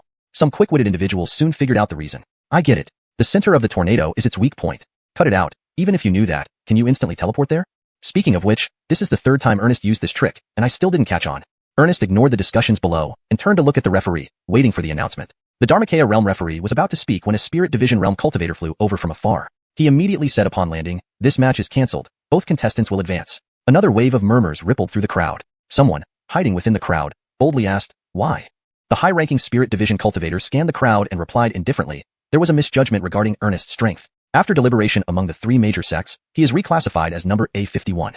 Immediate whispers filled the air. "I am Jeff of Cleansing Hall." Jeff continued after surveying the surroundings. "Any objections? Step forward." The murmur subsided immediately upon hearing Jeff's words. "Object? Suppress it. The cultivation world is that pragmatic." Besides, Ernest defeating Clark justified his classification as A-ranked. And given Clark's prowess, his elimination at this stage might also be controversial. Both advancing together seemed acceptable. Even Irvin and Anakin felt no significant issue with this decision. Shane, however, sneered continuously. Jeff's decision appeared fair. But if Ernest fought evenly with Clark and narrowly lost, would the three major sects have intervened? Jeff then left without addressing anyone further, riding his flying sword away. The crowd resumed discussion. The main topic was the spectacle of the match. The shrewd ones already realized the three major sects were determined to ensure Clark's continued participation. Who would dare protest and offend them? Shane felt some dissatisfaction too, but with the inter-sect competition not over, he lacked a compelling reason to rally smaller sects. Back at number 2 yard, Adrian already stood outside, having received new numbers ahead of schedule from the three major sects. Not just Ernest, but even Anakin and the team contest numbers had been adjusted. Now, Irvin was A47, Ernest A51, and Anakin A52. For the team contest, they were A35. On the surface, Xiuxian's sect strength was acknowledged. In reality, the three major sects had devised a strategy to focus on sniping Xiuxian's sect at the final moment. Shane estimated that if Xiuxian's sect score was lower than most second-tier sects, the majors would convince others to kick them out. After all, the results represented potential. A sect's future depended heavily on these talented disciples. Without sufficient performance, other sects wouldn't risk offending the majors for Xiuxian's sect. Conversely, good results ensuring Xiuxian's sect remained a thorn in the side of the majors might garner support. All would depend on the competition's conclusion. The next day involved another draw. Xiuxian's sect got 3 A numbers and avoided strong opponents. Over the next 3 days, Xiuxian's sect won effortlessly. Talented disciples from other major sects faced little hindrance. Some B-numbered disciples surprisingly lost, creating several dark horses. Another round of drawing and 3 days of matches followed. Irvin and Ernest advanced smoothly, while Anakin encountered some issues. Obsessed with smashing enemies with treasures, he accidentally broke his black gold seal. A D-grade black gold seal wasn't the best treasure and fared poorly against higher grade ones. Taking advantage of Anakin's lack of a treasure, the opponent launched relentless attacks, almost knocking him off the arena. Fortunately, Shane and company weren't short of money, and Anakin had other treasures. After dodging and blocking, Anakin seized the opportunity to use a treasure and turned the tide. To Shane's annoyance, Anakin took pride in using treasures to smash people. After 3 rounds plus buys and injuries, 128 participants were ready for the true elimination. Win this round, enter the top 64, and start scoring points. The next draw was the last one. No special treatment for A-numbered disciples thereafter. A large tournament bracket was posted, listing A-numbers, awaiting their opponents. ####Chapter 82, Odd Jobs. With the addition of Ernest and Anakin to the Jia A grade, a total of 52 individuals advanced. All but Clark, who almost lost but was saved by the three major sects bending the rules, moved forward without issue. Shane glanced over and saw that Anakin and Irvin were placed in the same semi-final zone. If both progressed steadily, they would meet in the semi-finals. The major sects had done a good job maintaining an appearance of fairness, spreading out contestants from the same sect as much as possible. Most matches were between Jia and E grades, with only a few pitting E grade disciples against each other. However, after 3 rounds of eliminations, no one left on the field was weak. The first match was Irvin's. His opponent was a disciple from a second-rate sect whose skills were still below those of the sect's top geniuses. Relying on his profound spiritual power, Irvin used only earth-based techniques to wear down his opponent. Anakin's match later in the afternoon was less impressive. After being scolded by Shane, Anakin became more obedient and relied on his superior technique to win in the spell duel. The next morning, Ernest competed and won with his rich combat experience and water-based techniques, leaving his opponent powerless. Everyone was puzzled how such a seasoned fighter could be just a 15 or 16-year-old cultivator. Shane knew the answer, but revealing that his young disciple was protected by an elderly master wasn't something he'd shout from the rooftops. Ernest, thanks to his shocking performance against Clark and his unique scholar's demeanor, had attracted quite a few fans. His popularity rivaled that of other genius disciples. Meanwhile, Irvin garnered attention from many sect leaders for being a young crystallization peak cultivator with limitless potential. Up to this point, all three, Irvin, Ernest, and even Anakin, had only revealed one attribute of their crystallization stones. Everyone was curious about what the others were. Entering the round of 64 guaranteed everyone at least 1 point. Winning each subsequent round added another point, with the champion receiving an extra point. This scoring system, carefully designed, capped the highest score at just 8 points, allowing larger sects to bridge any gap with sheer numbers. Shockingly, out of 64 competitors, 41 were from the 3 major sects, and most of the remaining came from second-tier sections. Of the original 52 Jia rank participants, only 46 remained. Those eliminated were all top-tier Jia geniuses from second-tier sects, while the winners were lower-tier disciples from major sects. Besides the Jia and E ranks, 2 underdog C rank contestants also emerged. 1, Garrett, obtained a full set of defensive treasures from a secret realm, making him unbeatable defensively until his opponent's spiritual power ran out. The other, named Bob, a beast-taming sect disciple, had a heavenly stage tiger owl as a contracted beast. Despite it being juvenile, its strength equated to a crystallization peak cultivator. Using the 2-on-1 advantage, he narrowly advanced. Previously, Shane had focused mainly on the major sect's top geniuses, ignoring others. Only now did he realize that contracted beasts could participate together in battles. Looking at the little white creature playing with Irvin's hair, Shane smiled. With a demon core stage beast on his side, Irvin's title seemed secure. Though not yet time to reveal it, he could surprise everyone when the major sects least expected it. With the major sects dominating the 64-strong, smaller and medium sects secured a few spots. Most minor sects failed to score any points, ending up tied for last. Next came the team preliminary contests, where the trio, aided by Jack, secured another spot in the top 64 without encountering strong opposition. The vast number of small sects finally leveraged their numerical advantage in team competitions. Out of the 64 teams, 11 belonged to the major sects, 26 to second-tier sects, and the rest to smaller ones. Finally, they weren't entirely shut out. Following 2 rounds of preliminaries, there would be a 3-day break before the main event shifted to Xiuxian sect's Central Peak. Not among the 7 peaks, the Central Peak primarily hosted various activities and guest events. Previous contests were held on the outer fringes of this Central Peak. The 7 peaks themselves were hidden within the clouds of the Xiuxian mystic realm, off-limits to non-essential personnel. During this period, anyone, sect disciple or not, was welcome to observe and learn. The bustling atmosphere attracted numerous merchants, especially the Danfeng and Dinghade shops, which filled large stalls with elixirs and treasures at inflated prices. Still, wealthy cultivators and those needing enhancements participated eagerly, ensuring substantial profits despite paying a cut to the Xiuxian sect. Shane, with nothing better to do, wandered through the market. He noted that prices were 30% higher than usual but found several interesting items. Exiting Dinghage's stall, he spotted Nigel chatting with a young man in green robes carrying a short sword. Before greeting them, Shane instinctively cast an appraisal spell on the young man. Name, Corbin. Age, 28. Realm, soul separation. Insight, A. Shane froze. What? A soul separation realm cultivator at 28? That's unreal. Seeing Shane, Nigel waved. Corbin looked intrigued. Caught between running away and facing them, Shane reluctantly approached and greeted both. Taoist Ellis, Qian sect has been performing admirably, Nigel said, smiling. Congratulations. My abilities are modest and hardly noteworthy, Shane replied diplomatically, then glanced at Corbin. May I know this Taoist friend's name? Corbin didn't act like an elder, merely laughing and returning the gesture. I'm Corbin from Dinghage. Currently, I'm working odd jobs under shopkeeper Huang. Chapter 83, Placing Bets. Hearing Corbin's words, Nigel immediately started coughing. Shane knowingly asked, Shopkeeper Huang, are you not feeling well? No. Nigel waved his hands. I accidentally choked. Shane rolled his eyes subtly. He couldn't even find a more plausible excuse than this, being a Danteon realm cultivator and choking on saliva. But now, Corbin's identity was only known to heaven and earth, not to each other. Shane could only nod at Nigel, and then turn to smile at Corbin. Brother Mu looks like he has deep cultivation. How about coming to our Qiun sect? Whatever tribute shopkeeper Huang gives you, I will give you double. Corbin laughed heartily, pretending to think for a while before saying, not impossible, but my price is quite high. Nigel coughed again. Shane was dumbfounded by Corbin's words. This guy. A few polite remarks would suffice. How could he actually agree? Not playing by the rules? Sighing, Shane touched his nose and then smiled bitterly. Brother Mu is joking. My Qian sect can't support someone from Dingshage. The 3 of them stood there, chatting for a while. Someone approached Nigel and whispered into his ear. Nigel bowed slightly to Shane and apologized. Brother Ellis, I still have business to attend to. Let me take my leave for now. After the competition, we'll meet again. Shane smiled. Shopkeeper Huang, please go ahead. Nigel turned and walked towards a nearby black wooden chest, checked the lock, nodded, and had it moved into the stall. Helper Corbin continued to stand beside Shane, observing Nigel busying himself. When Nigel finally moved away, Corbin furrowed his brow, scrutinized Shane again, and asked, Gue Fan Realm? Shane smiled bitterly. Brother Mu, I'm really just an ordinary person. Do you expect me to believe that? Corbin squinted his eyes and shook his head.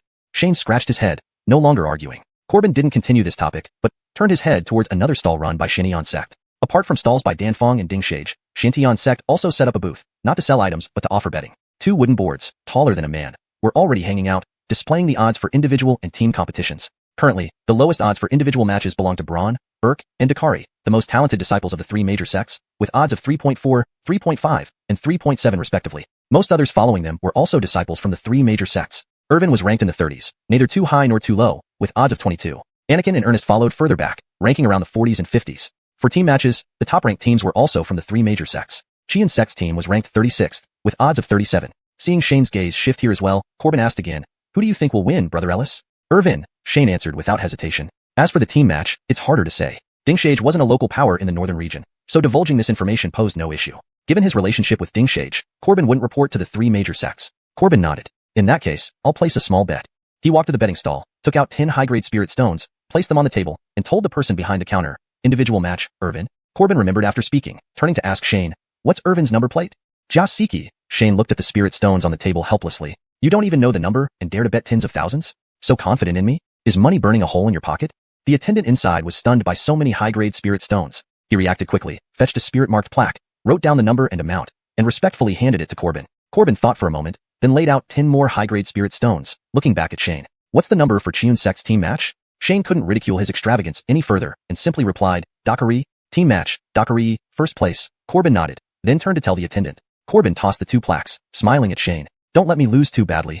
With that, Corbin put away the wooden plates, waved to Shane, and left. Shane scratched his head helplessly, unable to understand what kind of person this was. Nigel's subordinate? Definitely not possible. Such a demonic genius in Dingshage must be a highly ranked figure. This was the 4th Fanhun Realm Grandmaster from Dingshage he had encountered, and they all seemed eager to befriend him. What is Dingshage up to? But overthinking now was useless. With Chiun Sect's current strength, even if Dingshage had some agenda, they probably wouldn't care. After thinking, Shane slapped his head. With Irvin and Carmine, who else could win? Isn't this just giving me money? Thinking of this, Shane jogged back to the courtyard, dragged Anakin, and returned to the betting stall. Individual match, Jasiki, 20,000. Shane placed 2 high-grade spirit stones. The attendant recognized Shane, hesitated, then hurriedly bent down to write the plaque for him. While the attendant was writing, Shane thought for a bit, then pulled out another high-grade spirit stone. Team match, Dakari. The odds for team matches were higher. Winning would earn him more than the individual match. Taking advantage of Xiuxian Sect, Shane felt no guilt.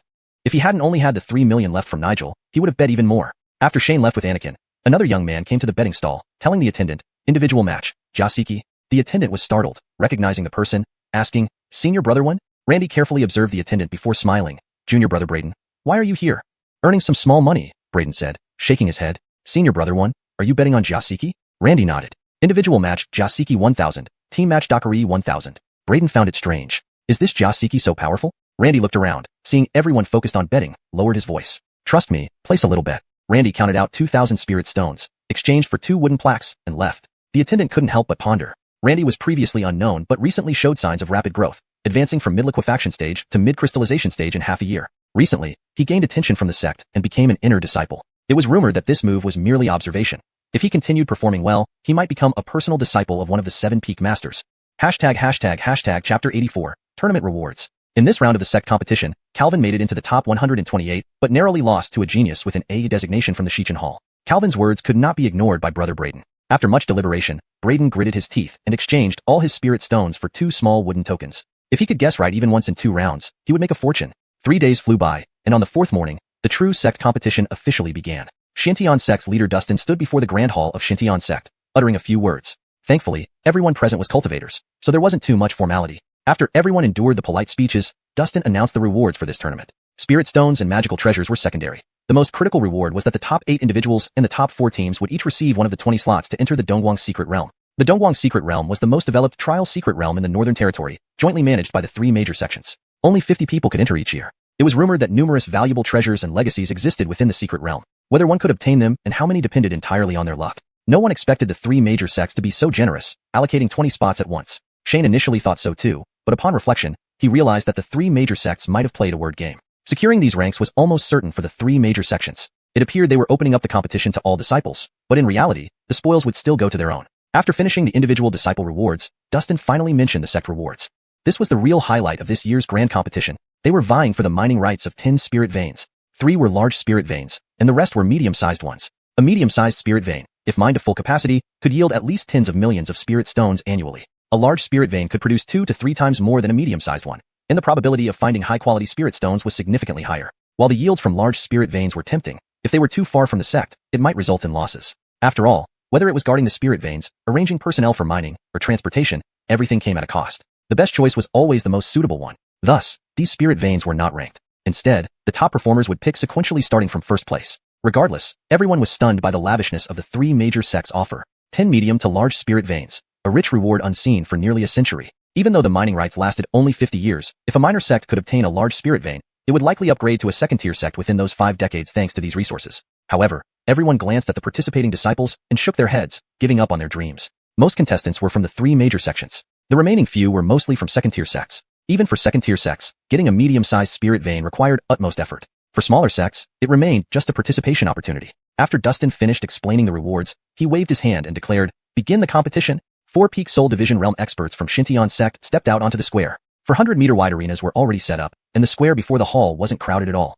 Each expert took their place in front of an arena and loudly called out the contestants' numbers. A number 11 versus B number 3. A number 40 versus B number 16. The referees for this match were all Soul Division Realm experts from the 3 major sects. To avoid bias, the referees were rotated among the 3 major sects. The match schedule had been determined in advance, and as soon as the referee spoke, 8 disciples stepped forward respectfully, handing over their identification tags for inspection. The spectators immediately erupted into cheers. Compared to the preliminaries, this round was infinitely more exciting. Apart from other Xiuxian sect disciples, there were also eliminated participants from other sects and some independent cultivators. Tens of thousands of people gathered around the 4 huge arenas, forming an unbreakable circle. Irvin's match was scheduled for the second round of the morning. Currently, several disciples from Xiuxian sect were waiting by the arena, watching the first round of matches. The current match featured a number 40 against B number 16, Dodge from Xiuxian sect versus Cullen from Qingfeng Pavilion. Cullen was Qingfeng Pavilion's most talented disciple, being the only one to make it to the top 64.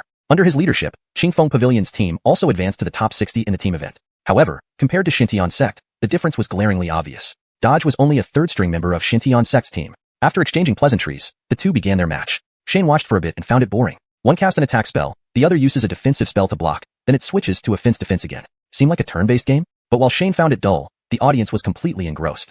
Dodge has practiced the firewall spell for at least 10 years. Cullen's water mirror spell is impressive too. Shane hadn't noticed earlier during the matches between elite disciples, as their opponents were too weak, and the battles were settled with a few profound spells. But when faced with equally matched opponents, their flaws became evident. Their combat experience was severely lacking. If it were a life-or-death duel, Cullen could easily trade blows and defeat Dodge. However, Cullen shared the same flaw. Shane couldn't help but want to grab them and give pointers. Monkey steals the peach? Lightning 5 whip?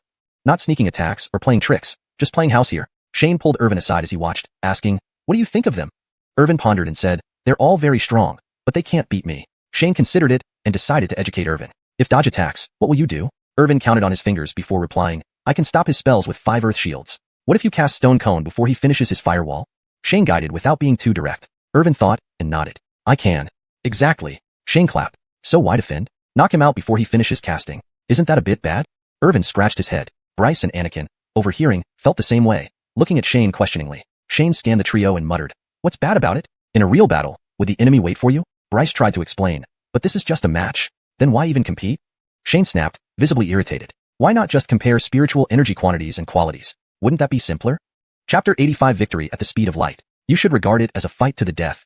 Seeing the three were still puzzled, Shane had to explain again. It wasn't that Shane had any dark thoughts, but with cultivators of similar realms competing and Soul Division realm cultivators ensuring nothing went wrong, such practical combat experience was so valuable that it only came once in 10 years. They couldn't let this opportunity slip. After Shane finished explaining, everyone finally realized and nodded one after another. The two contestants on the field naturally didn't know what Shane was thinking, continuing their spirited exchange. After a little while, Cullen eventually conceded in regret, due to exhausting her spiritual energy. The referee loudly announced the result, and after the two contestants exited the field, he called out again, "Contestant Alpha, 22 versus Alpha, 47. Shane ignored Carmine's attempts to stop him, picked it up from Irvin's head, patted Irvin's head, and said with a smile, "No need to hold back, give it all you've got." Irvin waved his fists vigorously, nodded hard, and then turned to walk onto the arena. Seeing Irvin's age, there was an uproar among the spectators again. They hurriedly asked those who had watched the preliminaries about the situation. After all, Irvin was simply too young.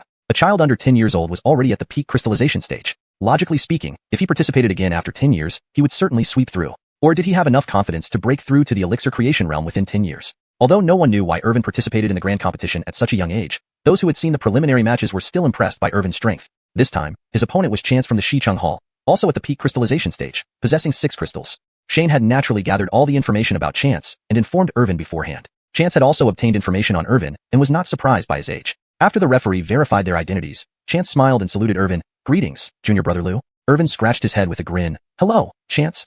Not wanting to be accused of bullying someone younger, Chance invited, "Junior Brother Lou, please." "All right," Irvin nodded. "Then be careful." Without using any magical treasures, Irvin simply waved his hands, and several dozen sharp spikes suddenly rose from the ground, skewering toward Chance. Chance chuckled and leaped high, avoiding the spikes effortlessly. Irvin continued waving his hands, and as Chance was about to land, another row of spikes emerged. Crystallization stage cultivators could not fly, and it seemed like Chance would land right into the spike array. But Chance showed no signs of panic, swinging his right hand downwards, creating a pale green wind shadow beneath his feet. With the power of the spell, Chance moved 3 feet sideways, narrowly dodging the spikes and landing lightly on the ground. The first round between the two was full of twists and turns, eliciting gasps from the spectators. Can light body techniques be used like this? Did anyone count how many stone spikes Irvin deployed? I counted them. There were 25 in total. Wow. Although it's just a rankless technique, isn't it a bit excessive to release 25 in one go? Chance calmly adjusted his clothes before turning around with a smile. "Junior Brother Lou, now it's my turn." After using a spell, a cultivator's internal spiritual energy vibrates, requiring a moment to recover before casting another spell. Even seasoned cultivators at the soul transformation realm must do the same. Though this brief moment is short, it's sufficient to gain the initiative, and the party who attacked previously can only defend hastily afterward. This is why the matches appear turn-based. Seeing Irvin finish his spell, Chance took advantage of the pause to counterattack. However, Just as he was about to cast his spell, he felt a sudden tremor around him. Another batch of stone spikes shot out from the ground. In an instant, Chance was surrounded by the spikes, unable to move. Everyone watching immediately stopped talking and stared wide-eyed at the contest field. Everyone could see that Irvin had held back. Otherwise, these spikes wouldn't merely encircle Chance. They would have left dozens of holes in his body. Under the watchful eyes of all, even the referee couldn't favor either side, looking at Irvin and Chance with complicated expressions before announcing, Alpha, 22 versus Alpha, 47, Alpha, 47 wins. Hearing the result, the audience erupted in commotion. That was it? A match between two peak crystallization cultivators was over in just a few breaths, even faster than their greetings. Was Irvin too strong, or Chance too weak? Irvin removed the spikes surrounding Chance upon hearing the announcement and grinned. Sorry about that. Chance, still in shock from his quick defeat, angrily retorted. That was an ambush. Irvin scratched his head in confusion. No, it wasn't. Chance froze. Of course, he knew it wasn't an ambush, but losing so fast was embarrassing. He had hoped Irvin would say something to ease the awkwardness, but instead, he bluntly acknowledged it. But you can't really be mad at a kid, especially when the kid won. After a moment's hesitation, Chance sighed deeply, saluting Irvin. Junior brother Lou is formidable. Irvin laughed. You're formidable too. Chance shook his head, deciding not to speak further, and left the arena, his demeanor now more somber compared to when he arrived confidently earlier. Discussion among the spectators didn't end there. None of them, including Chance, expected Irvin to still have enough energy for a third wave of stone spikes. 40 spikes, monstrous.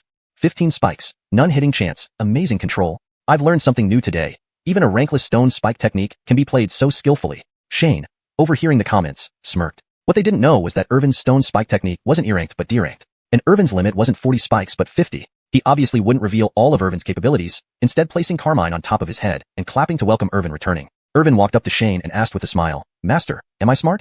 Very smart. Shane ruffled his hair with a smile. I didn't expect you to win so quickly.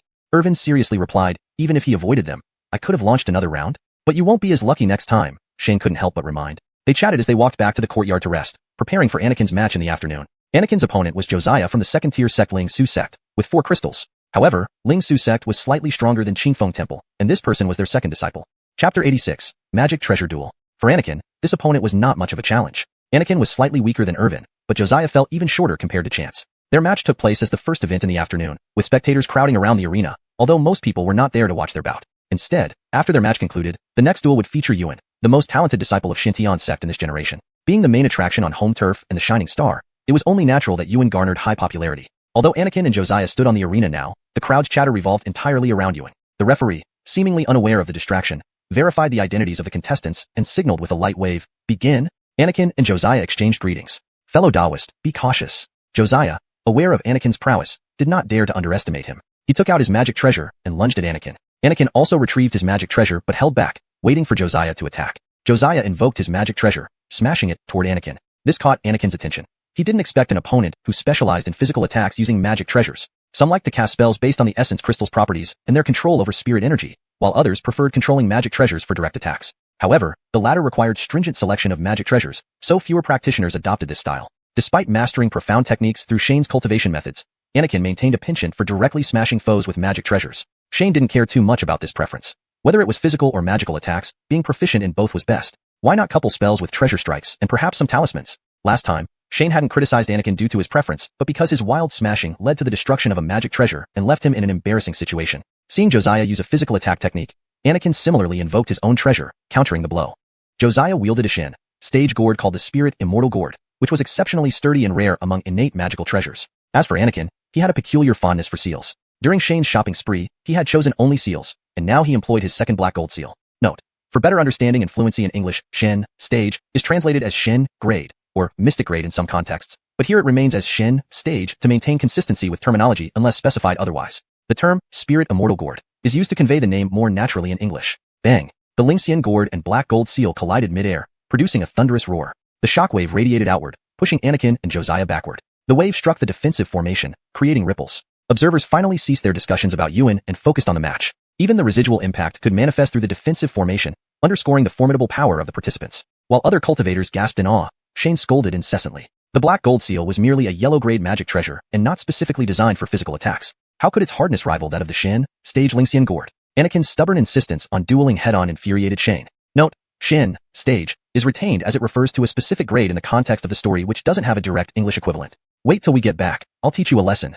Unaware of Shane's thoughts, Anakin grinned and said, again. Infusing more spirit energy into the black gold seal, Anakin made intricate hand seals and pointed at Josiah. The black gold seal swelled in the wind, transforming into a massive seal several yards wide, hurtling towards Josiah. Spectators erupted in shock. What the hell? Such a huge black gold seal. How much spirit energy does it require? Can the black gold seal withstand this? Controlling a magic treasure by infusing it with spirit energy to change its size was common knowledge among cultivators. But growing the black gold seal to such dimensions required immense spirit energy beyond average reach. A Foundation Establishment realm practitioner might manage it, but they would consider a yellow-grade treasure like the black gold seal beneath them. Seeing the massive black gold seal overhead, Josiah's eyes flashed with surprise, but he remained undaunted. No matter how skillfully you wield the black gold seal, it's just a yellow-grade treasure. Physical attacks can't compare to Xin. Stage innate treasures. Note: for consistency and clarity, Xin, stage, should be translated as mystic stage, or similar throughout the text. I kept Xin, stage, here to match what you provided, but please consider this for overall consistency. A smug smile crossed Josiah's face as he waved his hands, summoning the xiuxian gourd to stand beside him, towering a few feet tall. Boom. Another heavy impact reverberated, and the black gold seal shrank, flying back into Anakin's hand. The defensive formation shimmered, and everyone felt the ground tremble. Crack. Fissures appeared on the defensive array. The referee, noticing this, extended his left hand and poured spirit energy into the formation, stabilizing it. Cultivators observing from outside gulped collectively. Even high-ranking disciples of various sects were astonished. The defensive formation protected both surroundings and the ground from residual impacts. By allowing the black gold seal to strike the ground, Josiah transferred most of the attack onto the defensive formation. Yet, a formation capable of withstanding a Foundation Establishment realm attacker bore cracks due to this blow. Anakin's attack was equivalent to a typical Foundation Establishment realm practitioner's assault. Spectators marveled, while Shane gritted his teeth. Earlier, all remaining spirit stones after cultivation expenses had been converted into elixirs and magic treasures. Each participant received 2 C-grade treasures, except Anakin chose 2 identical D-grade black gold seals. Though priced like C-grade treasures, the rare E-natured black gold seals suited Anakin perfectly. Yet these seals, despite their sturdy appearance, weren't designed for physical attacks. One was already damaged, and if another met the same fate, Anakin would have to resort to hand-to-hand combat. Shane couldn't afford a third. Unaware of post-match repercussions, Anakin glanced at his black gold seal with a hint of regret. It was a shame he couldn't finish Josiah in one blow. The regret quickly faded as he tossed the seal into the air. With a shout, the seal grew only a few feet, but moved swiftly, reaching Josiah's head in an instant. Contempt spread across Josiah's face. Using a non-physical attack treasure to compete with Xiuxian, stage xiuxian gourd. This man was purely brutish. Edited for clarity and fluency in English, maintaining the original meaning. The term Xin, stage, is kept as is due to its specific context in the original text. For better understanding and fluency, it might be clearer to translate Xin, stage, to mystic stage or similar, depending on the overall context of the story. Using a non-physical attack treasure to compete with a mystic stage xiuxian gourd. This man was purely brutish. Raising his right hand, Josiah reduced the xiuxian gourd to a few feet and met the descending black gold seal. However, no loud impact followed this time. Instead, the black gold seal was knocked dozens of yards away, landing on the ground. Beneath Josiah, however, appeared a pitch-black pit. From within, black ropes emerged, binding Josiah to the spot. Restraining spell. Chapter 87, Top Seed. Everyone was momentarily stunned. From the qualifiers onward, Anakin had been obsessed with smashing people with magical treasures. Suddenly casting a spell caught everyone off guard. Some who had been observing them since the beginning of the competition for yard number 2 in the Xuanhuan sect started to explain. Only then did everyone suddenly realize that Anakin was not originally a physical attack type of fighter. During the contest for the yard, he had fairly won against Aisha through a magic duel. And Aisha was still one of the 64 remaining contestants. Does this guy mean to wait for just this moment since the competition began? Isn't Larry just a brute? The spectators hadn't processed it yet, and neither had Josiah in the arena, ultimately failing to evade and getting hit by the restraining spell. While the restraining spell is classified as a dark attribute skill, anyone can learn it, and many know it. Because this move restrains the body and suppresses an opponent's inner spirit power, its application range is wide. Compared to so many advantages, the disadvantages of the restraining spell are equally evident. It has a slow release speed and significant spiritual fluctuations, making it easy to dodge. Most of the time, several people need to work together to first restrain the enemy before using this spell. But Anakin managed to land the restraining spell in a one-on-one match, which left everyone around him in shock. Carefully thinking back, even if Anakin hadn't planned this from the start of the competition, he definitely had a plan right at the start of this particular match. A few rounds of treasure combat to lower Josiah's guard, then pretending to continue but secretly casting the restraining spell. Spiritual fluctuations weren't as significant as during treasure combat. Slow release speed meant letting the opponent stay put. Although the cause and effect was clear, surrounding cultivators were still impressed. A brute starting to play mind games. Who could handle this? Seeing Josiah restrained by the spell, the referee immediately declared the result of the match. One restraining spell would hold for at least half an hour. Plenty of time to declare a winner, or even for Anakin to do other things. Hearing the referee's announcement, Anakin canceled the spell on Josiah, clasping his hands and smiling. Da Wislu, my thanks. Josiah, pale-faced, clenched his teeth and asked, weren't you a physical attacker? Not really. Anakin scratched his head, strangely replying, even if I were a physical attacker, it doesn't say anywhere that I can't cast spells, does it? After hearing this, Josiah nearly spat blood. Barely holding himself back, he bowed to the referee and disappeared into the crowd. Anakin likewise bowed to the referee and walked back to Shane's side. Shane greeted him. Is your magical treasure fine? All good. Anakin pulled out the black gold seal, grinning while showing Shane. Just a small crack here. It won't break? Seeing Anakin's expression, Shane felt a burst of anger, shouting, if it breaks, you'll fight barehanded in the next round? Anakin's face froze. Ernest and Irvin chuckled, covering their mouths, earning glares from Shane. Shane thought fiercely. Magical treasures came too easily. These guys don't cherish them. Next time, they must earn their own money, even if it means child labor. However, seeing Anakin win the match, Shane couldn't say much, only glaring at them. We'll settle accounts later. The next match was between Yuan and the top disciple of Feiyun sect. If Anakin advanced to the next round, his opponent in the round of 16 would most likely be Yuan. Naturally, the group stayed to watch Yuan's match. He wasn't just the strongest genius of the xuanhuan sect, but also had the lowest odds of winning this tournament. Yuan had excellent looks, holding a folding fan, wearing a light purple robe with golden patterns that didn't make him look flamboyant, but rather charming. He received countless cheers upon entering the arena. Long accustomed to such adoration, he smiled and turned around, clapping his hands towards the crowd. Afterward, he turned and greeted his opponent. After some pleasantries, they began to spar. The process was quite uneventful. Even until the end, Yuan's opponent couldn't force him to close his fan. That fan wasn't a magical treasure, but an ordinary paper fan. Disciples of the xuanhuan sect cheered loudly while others remained silent. Regardless of position, everyone had one thought. Too strong. Among the 64 strong, where had any come from less than 1,000? Yet none could force Yuan to reveal his true abilities. Winning effortlessly, Yuan showed no joy, just a faint smile, bowing gracefully before leaving as if it were merely a negligible sparring session among sect members. Shane watched the whole match, looking grave. With his appraisal skill, he saw more than others. Yuan had 8 cores, including all 5 elements, 2 rare ones, thunder and darkness, and a sword core, which was new to Shane. Shane couldn't figure out what attribute the sword was,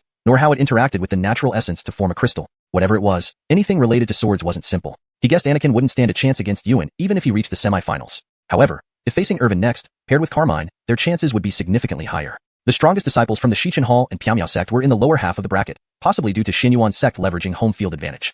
Based on odds, the other two strength was comparable to Yuan's. In this case, Ernest would have little hope in overcoming them. Luckily, besides hoping Irvin would win, Shane didn't dwell on other matches. Progressing further and scoring more points was enough. His goal was simply to ensure the 3 major sects had no excuse to cause trouble. Challenging their authority wasn't something current Xiuxian sect could achieve. Remaining matches returned to turn-based magic duels. Shane, uninterested, returned with the group to prepare for tomorrow's matches. Ernest's opponent was a second-tier disciple of the xuanhuan sect, equivalent in strength to leaders of lesser sects, so winning should be relatively easy. Chapter 88. The Peak of Ethereal Sect. As Shane had anticipated, Ernest's match the next day proved far less challenging thanks to Jack's seasoned experience. Despite his opponent having 5 crystals, Ernest, with only 2 crystals, easily controlled the situation. Several spells were cast, but not a single one managed to touch him. By the end of the match, the opponent was utterly bewildered. What was going on? It felt like Ernest had an intimate understanding of all my spells. Even in sparring matches with Yuan, I've never lost so decisively. Unbeknownst to the opponent, Shane's clairvoyance allowed him to know not just how many crystals the opponent possessed, but also every spell they knew. Most spells at the crystal stage are common enough and don't require specific familiarity. Knowing which spells would be used, he could easily predict the spiritual energy fluctuations when they were cast, allowing for preemptive countermeasures. In the end, Ernest swiftly altered his position using blood puppetry and doused the opponent with water pillar, leaving them thoroughly chilled. Neither Bryce nor his opponent expected such an easy victory. Shane's knowledge of cultivation techniques, combined with Jack's experience, produced extraordinary results. Shane and his group stayed on but moved to another venue to observe Ernest's next opponent, Ethereal Sect's Lenore. As Ethereal Sect's top disciple, Lenore ranked 3rd in the championship odds. Moreover, being a female cultivator, her popularity rivaled Yuan, who had the home field advantage. After much effort, they found a spot in the crowd and squeezed to the edge of the arena. Since Ernest's match ended quickly, this first round hadn't concluded yet. One contestant seemed near collapse. Muhammad, surrender quickly. Aoshan, hurry up. We want to see Daoist Ling. The crowd was impatient, urging the participants. Muhammad and Aoshan exchanged glances, revealing their helplessness before bowing to each other and leaving. The referee confirmed the result but didn't immediately start the next match, waiting a moment for replacement. The new referee, presumably from Ethereal Sect, needed to avoid conflicts of interest as his fellow disciples were about to compete. However, though replaced, he remained by the side, watching with folded arms. Only then did the new referee announce the numbers and instruct the contestants to come forward. As Lenore entered the field, the spectators erupted in cheers. Though Lenore was nearly 30, she looked no older than 19, bright-eyed and beautiful, wearing a red silk cloak over her white gown. But Shane had little interest in admiring her beauty. He focused solely on assessing her strength. Like Yuan, she also had 8 crystals, 4 elemental ones, water, earth, wood, metal, and 4 unique ones, ice, cloud, poison, ink. Shane paused at the sight of the 2 unusual crystals. Why would such a young girl learn poison? And ink, while rare, is famous for its potential. This type of crystal refers to any liquid that can store spiritual energy. Hence, those possessing it have a higher chance of becoming great array masters or talisman masters. Water, cloud, ice, poison, ink, all fluidic forms, suggesting a clear learning path. Assuming no premature demise, she was destined to become a powerful talisman or array master. Such talents were rarer in the north than even soul separation realm masters. While Shane studied Lenore, the 2 participants completed their formalities. Her opponent, Fabio from a second-tier sect, though at peak crystal stage, was vastly inferior to Lenore. Knowing his slim chances, Fabio still aimed to show his skills and leave an impression. Daoist Ling, please be cautious. Fabio attacked first with his strongest spell without reservation. Lenore watched expressionlessly as Fabio cast the spell. Moments later, a towering mountain several dozen zhang high rose abruptly from the ground. The crowd gasped. Mountain moving spell. That must be 40 zhang tall. I think it's more. The mountain moving spell lived up to its name. Though merely a mystic rank technique, it demonstrated formidable power even in the hands of lesser experts. While the arena's defensive array turned the mountain into an illusion, its force was undeniable. Each competitor in the top 64 had their secret weapon. Fabio extended his arms, lifting the mountain off the ground. His veins bulged, his hands trembling under the strain. When the mountain soared 100 zhang high, he pressed down forcefully. The mountain changed direction, plummeting directly toward Lenore. She calmly observed the mountain's descent, finally lowering her head and waving her hands. Small banners appeared around her, enveloping her in a pale green eggshell barrier. Array Master. Lenore is an Array Master. A crystal stage Array Master? Her talent is beyond exceptional. No wonder she's Ethereal Sect's chief disciple. Not just the spectators but even Shane was taken aback. Lenore wasn't just promising, she was already realizing her potential at this stage. Indeed, a top disciple from one of the three major sects was truly extraordinary. Fabio, equally astonished, had no choice but to press on. He directed the massive mountain, crashing it onto the eggshell barrier with a thunderous boom, causing the mountain to shudder. Yet, the eggshell showed no sign of damage, while the arena's protective array emitted violent waves. The referee, unfazed, made no move to stabilize it.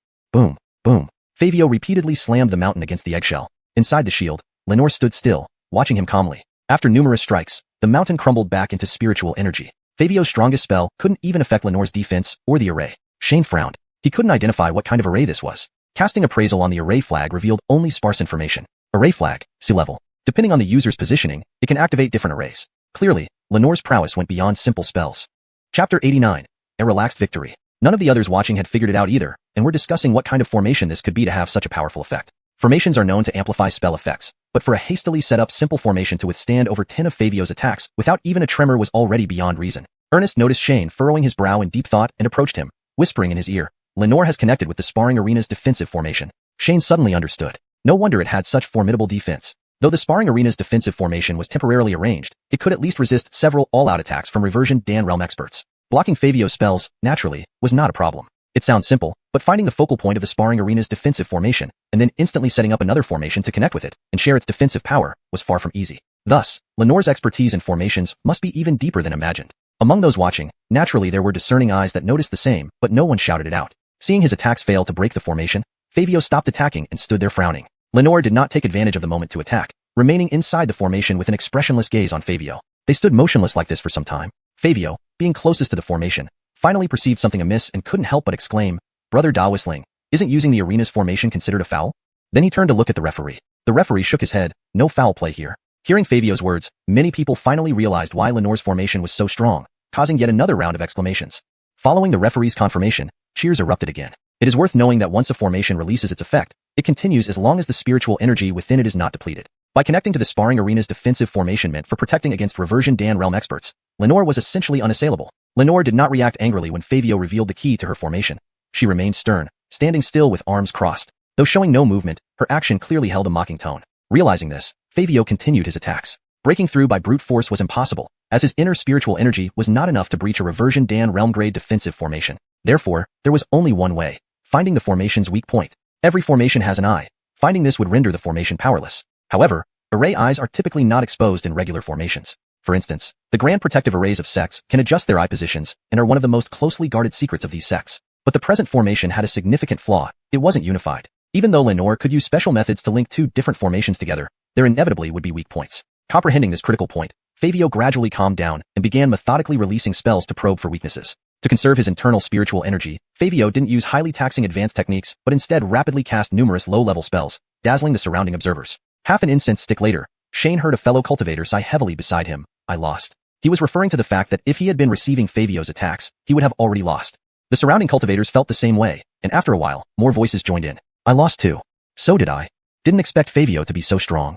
Yet, despite the powerful barrage of attacks, the eggshell barrier in front of Lenore remained immovable. Instead, it was the waves emanating from the sparring arena's defensive formation that were visible. Fabio's attacks continued for nearly half an hour without finding the formation's weakness. But seeing his calm expression, it seemed he could carry on indefinitely. However, just as everyone speculated how long Fabio would continue, he unexpectedly let out a muffled groan. Next, he collapsed to the ground. Seeing Fabio fall, Lenore beckoned with both hands, and the formation flags flew back into her grasp. She collected the flags and slowly approached Fabio. With a slight raise of her right hand, indicating an attack, she looked towards the referee. The referee nodded and announced Lenore's victory aloud. The sudden turn of events left the audience dazed until the referee's voice brought them back to reality. This led to another round of cheers.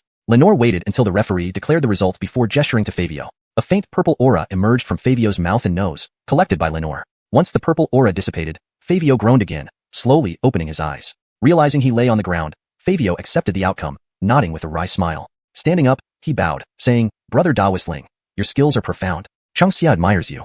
Lenore nodded slightly, raised her hand in salute to Fabio, then turned and left without further words. Only after Lenore had gone did discussions among the audience begin. Everyone could see Lenore's offensive strategy, using poison, but no one detected the exact poison used or when it was released. Just like Yuan, who had shown no strength the previous day, Lenore was also overwhelmingly strong. Knowing she possessed formation and poison tactics did not provide any means of countermeasures. With defensive assistance from formations and silent toxins for offense, dealing with such an opponent truly seemed insurmountable. Shane turned to Ernest and asked, "Can you find the formation's weak point?" Ernest shook his head and then nodded. Shane understood. While Ernest couldn't, Jack could. He asked again, "What about the poison?" Ernest explained in a low voice, "Blood types fear no poison." Hearing this, Shane felt a flicker of excitement. Could there really be a chance to win? But then he frowned, warning in a hushed tone, "Don't expose yourself. Remember, we're in Orthodox sect territory."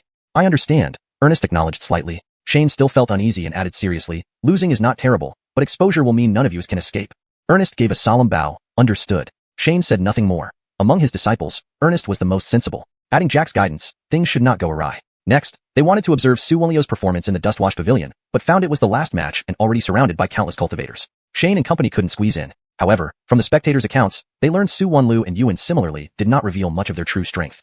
Chapter 90. Escaped? Shane was slightly disappointed that he hadn't been able to use the appraisal skill on Elliot. However, with another formidable opponent, Lenore, still present, he decided it wasn't too late to deal with Elliot after winning against Lenore. 2 days of matches had passed, resulting in the 32 strongest competitors emerging. Among these 32, aside from 3 members of Xiuxian sect, there were 19 disciples from the 3 major sects and 9 from secondary sections. Although the top 7 or 8 secondary sects weren't as powerful as the top disciples from the major sects, they still held considerable power against others. Regarding the 2 dark horses, Garrett's defensive capabilities seemed inadequate even before the Xiuxian Hall disciples, while Ace managed to defeat a secondary sect disciple by a justified 2-on-1 match, advancing into the top 32. Ace thus became the only disciple from a small or medium-sized sect, standing among the top 32 beside Xiuxian sect. Shane was observing these dark horses, unaware that to others, Xiuxian sect was seen as the biggest surprise. Moreover, the methods employed by Xiuxian sect's 3 disciples had left everyone wide-eyed. In just one competition, they not only showcased their spiritual energy control, but also played mind games. Even the brute Kaishan Yo, who had consistently used magical treasures during the preliminary rounds, learned how to conceal his moves. However, up until this point, including Ace, none of the 4 dark horses had faced truly strong opponents. Their true colors still needed further observation. After a day of rest, the matches continued. 16 matches across 4 venues could be completed in a single day. In the morning, Xiuxian sect had 2 matches. Irvin faced off against Ace, who had participated in a 2-on-1 match, while Anakin would face Henley from Xinyan sect. Irvin's match started first. After handing over their tokens for verification, both combatants entered the arena. Accompanying Ace was an animal that looked like neither a tiger nor an eagle, but was precisely the tiger owl that helped him win. Shane smiled upon seeing the tiger owl's appearance. It bore a striking resemblance to the griffin in Earth's games from his previous life, except its head resembled a tiger instead of a lion. Regardless, the tiger owl was still a heaven-ranked fierce beast. Heaven-ranked meant that it could eventually grow to challenge an old monster at the transformation of spirit stage. But this growth period was lengthy, requiring astronomical resources. At present, the tiger owl lay beside Ace, exuding a fierce aura even in its youth. Shane kept Carmine out of the match, believing Irvin could handle it, even if it were a 2-on-1. Should Irvin lose, Carmine, thanks to the spirit pet imprint, could retreat into a protective formation whenever necessary. Thus, Carmine remained as the last trump card, concealed for now. Carmine was eager to fight, feeling frustrated by Shane's arrangement, formally protesting through Irvin. However, Shane rejected its plea, giving it a firm rubbing session. Now barely larger than a kitten, Carmine's glossy fur and plump body made it addictive to stroke. This activity had become the favorite pastime of all Xiuxian sect members. Even Ernest, who usually maintained decorum, couldn't resist visiting Irvin's room to play with Carmine. Returning to the main event, Irvin and Ace stood in the arena, bowing respectfully to each other. Ace, around 20 years old, was in the mid-crystallization stage, which was considered average. He wouldn't have made it to the top 32 without his powerful tiger owl. The tiger owl, which was lying beside him, turned its gaze toward Irvin, stiffening abruptly. It sensed an ominous presence. Ace didn't notice the fierce beast reaction. After all, unlike demon beasts, ferocious beasts couldn't communicate directly via spirit pet imprints. They only understood simple commands. Combat relied mostly on instinct, and only as they grew stronger did some develop intelligence and transform into demon beasts. The simple-minded tiger owl stared intently at Irvin, using its limited brain power to identify the source of the peculiar scent. As Irvin began channeling his spiritual energy, his concealment technique gradually lost effect. The tiger owl froze, detecting the aura of a demon beast. Though there was no strict hierarchy between fierce and demon beasts, bloodline suppression still existed. Through the spirit pet imprint, the tiger owl felt the presence of a demon beast and was filled with fear. Its simple mind didn't comprehend the specific rank, but its inherent instincts overwhelmed it with terror. Meanwhile, Ace focused on Irvin's actions, failing to notice his fierce beast trembling on the ground. When he realized Irvin was casting a single target spell, he attempted to order the Tiger Owl to attack while defending. 2-on-1 and not using a ranged spell. You're not much, Dark Horse. Ace imagined the Tiger Owl pouncing and finishing Irvin with one move. However, after shouting repeatedly, the Tiger Owl remained motionless. Turning to look, Ace saw the previously fierce Tiger Owl cowering like a kitten, its tail raised and quivering with fear. What the hell? This Tiger Owl is scared. The last time this happened was when his sect's leader unleashed overwhelming pressure. But Irvin was just a mid-crystallization cultivator. Uncertain, Ace alternated glances between the Tiger Owl and Irvin, urging it silently within his mind. Yet the Tiger Owl remained unmoved. The surrounding cultivators were discussing the Tiger Owl's impressive combat skills. They debated strategies to simultaneously handle a mid-crystallization cultivator and a peak crystallization level fierce beast. But their discussion halted abruptly when they saw the Tiger Owl cowering on the ground like a frightened cat. Everyone fell silent, staring dumbfounded at the timid Tiger Owl in the arena. After a moment of silence, the crowd erupted in uproar. Just moments ago, they said this beast was tough. Now it was cowering in fear. Is this Tiger Owl mocking us? Even Shane, standing beside the arena, was stunned. What was happening? Was the Tiger Owl rebelling due to insufficient control by Ace? Only the Tiger Owl knew the truth. Go fight? Forget it. I don't want to die. While blocking Irvin's attacks, Ace continued urging the Tiger Owl. Eventually, the Tiger Owl stood up, leaped high into the air, and ran out of the arena with its tail tucked between its legs. Chapter 91. The contest continues. Not only was Bob dumbfounded, but all the spectators from the liquid condensation stage to the Soul Division realm were equally bewildered. If Irvin were a big shot at the Soul Division realm who had scared the Tiger Owl away, everyone would have found it unsurprising. But he was merely at the crystallization stage. Although Irvin often appeared with Lacey, and everyone knew it was a beast spirit, even if some people guessed that Lacey was Irvin's contracted familiar, no one could have imagined that Lacey managed to scare off the Tiger Owl with just a hint of aura through the familiar imprint, leaving its contract behind. That was a heaven-ranked fierce beast. Not to mention the Return to Dan realm. Even those in the Soul Division realm would be envious. If not for the same life and death bond between the beast and its owner, Bob would have disappeared long ago. None of the spectators, except for the already runaway Tiger Owl, knew what happened. Of course, there was still someone. Or rather, something that understood what transpired. Human perception, after all, was inferior to that of a fierce beast. Yet Lacey could hear but not speak, and the defensive formation blocked communication via the familiar imprint. Scratching its head and ears, Lacey tried to boast to Shane, who misunderstood it as acting cute and rubbed it fiercely. While Shane was playing with Lacey, Bob's mind on the field went blank. Previously in the sect, he was not a key disciple. It was purely by chance that he contracted the Tiger Owl. He became a core disciple thanks to the Tiger Owl. But his experience did not match the rapid change in status. With the sudden disappearance of the Tiger Owl, Bob had no idea how to react. Irvin was equally baffled when the Tiger Owl fled but naturally considered this turn of events advantageous. Without hesitation, he resumed his attack. Deprived of the Tiger Owl's assistance, Bob stood no chance against Irvin. Half an incense stick later, Irvin trapped Bob using a simple stone spike technique. Faced with this, Bob conceded defeat helplessly. The crowd gathered around the arena originally came to see the Tiger Owl, but instead of witnessing its prowess, they saw it fleeing like a sick cat. Disappointed, they complained about being cheated. They could easily watch female cultivators sparring elsewhere, which proved more exciting. With the mysterious escape of the Tiger Owl, the match lost its suspense and concluded within a tea-cooling time. It was even less thrilling than the preliminaries. After the match, Shane hurried Irvin to another venue. Anakin's match was second in line, but both matches occurred back-to-back in different venues. Shane decided to send Ernest with Anakin to wait ahead to avoid lateness, while he accompanied Irvin elsewhere. Unexpectedly, Irvin finished so quickly that they went to check on Anakin. Anakin's match hadn't started yet. He and Ernest stood near the referee, watching other matches. Upon seeing Shane and Irvin, both were shocked. Isn't this too fast? Ernest walked over and asked Irvin, senior brother, so quickly? Fortunately, Irvin, being young, didn't misinterpret the question. He excitedly explained the situation to Ernest. Immediately after leaving the arena, Lacey began boasting about how powerful it was, managing to scare off the Tiger Owl across the venue through the familiar imprint. Only now did Shane understand. Hearing about the Tiger Owl's tail-tucking escape, Ernest and Anakin couldn't help laughing. Shane, however, frowned, eyeing Lacey suspiciously. Scaring off a heaven-ranked beast spirit meant Lacey wasn't weak either. Contracting Lacey by coincidence seemed stranger now. Such high-tier beast spirits couldn't exist without powerful entities watching over them. Damn, he felt tricked. As they chatted, the ongoing match reached its conclusion. A Pyromeo sect cultivator defeated Aquila. Meanwhile, Nero lost her match against another female cultivator. Adding to the losses was Lu Zhan from the top 3 out of 64. Thus, all 3 Jibao Temple disciples were eliminated before the top 16. Jibao Temple, one of the best among secondary sects, couldn't make it to the top 16, highlighting the overwhelming advantage of the 3 major sects. Next up was Anakin versus Henley of the Xintian sect. While Henley made it to the top 32, he was overshadowed by White Yanai and other Xintian disciples. Nevertheless, most spectators favored Henley, given the prestige of the 3 major sects and the home advantage of Xintian sect. Soon, cheers for Henley filled the area. And senior brother go. And senior brother, win this match. We're waiting for your next match to give Water senior brother an easy win. Don't listen to him. And senior brother, give it your best.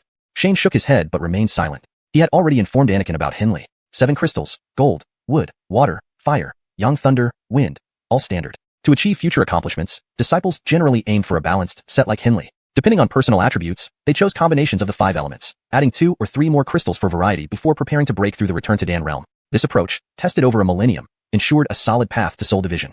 Once these 7 crystals were gathered, advancement was almost guaranteed. However, achieving this wasn't simple. Each crystal required retraining from chi gathering to liquid condensation, taking years per crystal. Even with similar spiritual roots, each crystal took about 2 to 3 years, totaling 15 years for 7 crystals. Starting at age 10, a genius might reach this level by 25. This was under ideal circumstances. Everyone's spiritual root development was unknown, requiring trial and error. Not everyone had Shane's information network. Given this, despite reaching the 7 crystal stage only by 30, Henley was among the top in Xiuxian sect, worthy of respect. Shane and Anakin both understood these basics. Chapter 92. Mutual probing. Anakin stood in the arena, first saluting the referee, then turning to bow to Henley. Xiuxian Anakin, please instruct. Henley returned the bow with a smile. Xiuxian Henley, please instruct. Cheers erupted from the crowd at the sound of Henley's voice. After exchanging courtesies, both retreated several steps, maintaining a distance of over 30 feet. Anakin took out his black gold seal and gazed at Henley. Seeing that Henley did not move, Anakin didn't hesitate, channeling his spiritual energy into the seal. The black gold seal grew to about 10 feet tall and hurtled towards Henley. After the previous match, Anakin had transformed from a straightforward attacker to a strategic fighter. No one viewed him as merely a brute force wielder anymore. Henley, too, wasn't about to engage in direct confrontation. He smiled lightly, waved his artifact, and a gust of clear wind appeared beneath his feet, propelling him backward. This time, Anakin indeed launched his artifact without any tricks. Upon seeing Henley evade, he pointed his hands gracefully, guiding the black gold seal in an elegant arc back towards Henley. Though Henley made no visible effort, his speed increased significantly. The black gold seal chased Henley around half the arena but eventually exceeded the range of Anakin's divine sense, forcing him to recall the seal. Using just a simple wind-walking technique, Henley evaded the attack effortlessly, while Anakin expended much more spiritual energy. In this first round of probing, Anakin was slightly at a disadvantage. However, if they continued at this level, it would take hours before a victor emerged. The spectators knew this probing was futile and thus remained silent, even without cheering. Seeing Anakin retrieve his black gold seal, Henley halted his wind-walking technique and said with a smile, "Brother Nyo, my turn?"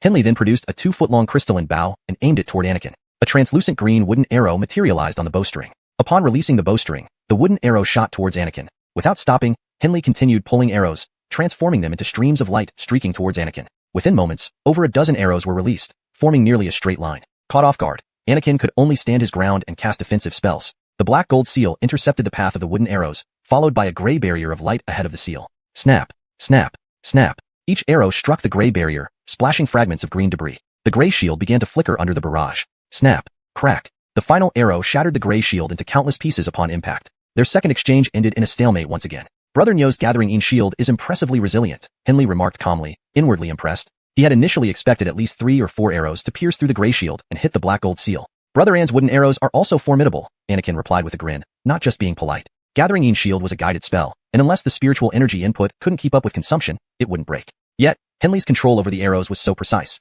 each landing on the same spot, timed perfectly to disrupt Anakin's energy replenishment, making him feel quite uncomfortable. After several rounds of probing, both fighters put away their test mentality and began to take each other seriously. Henley lifted his short bow again but didn't aim at Anakin. Instead, he shot 3 empty shots upward.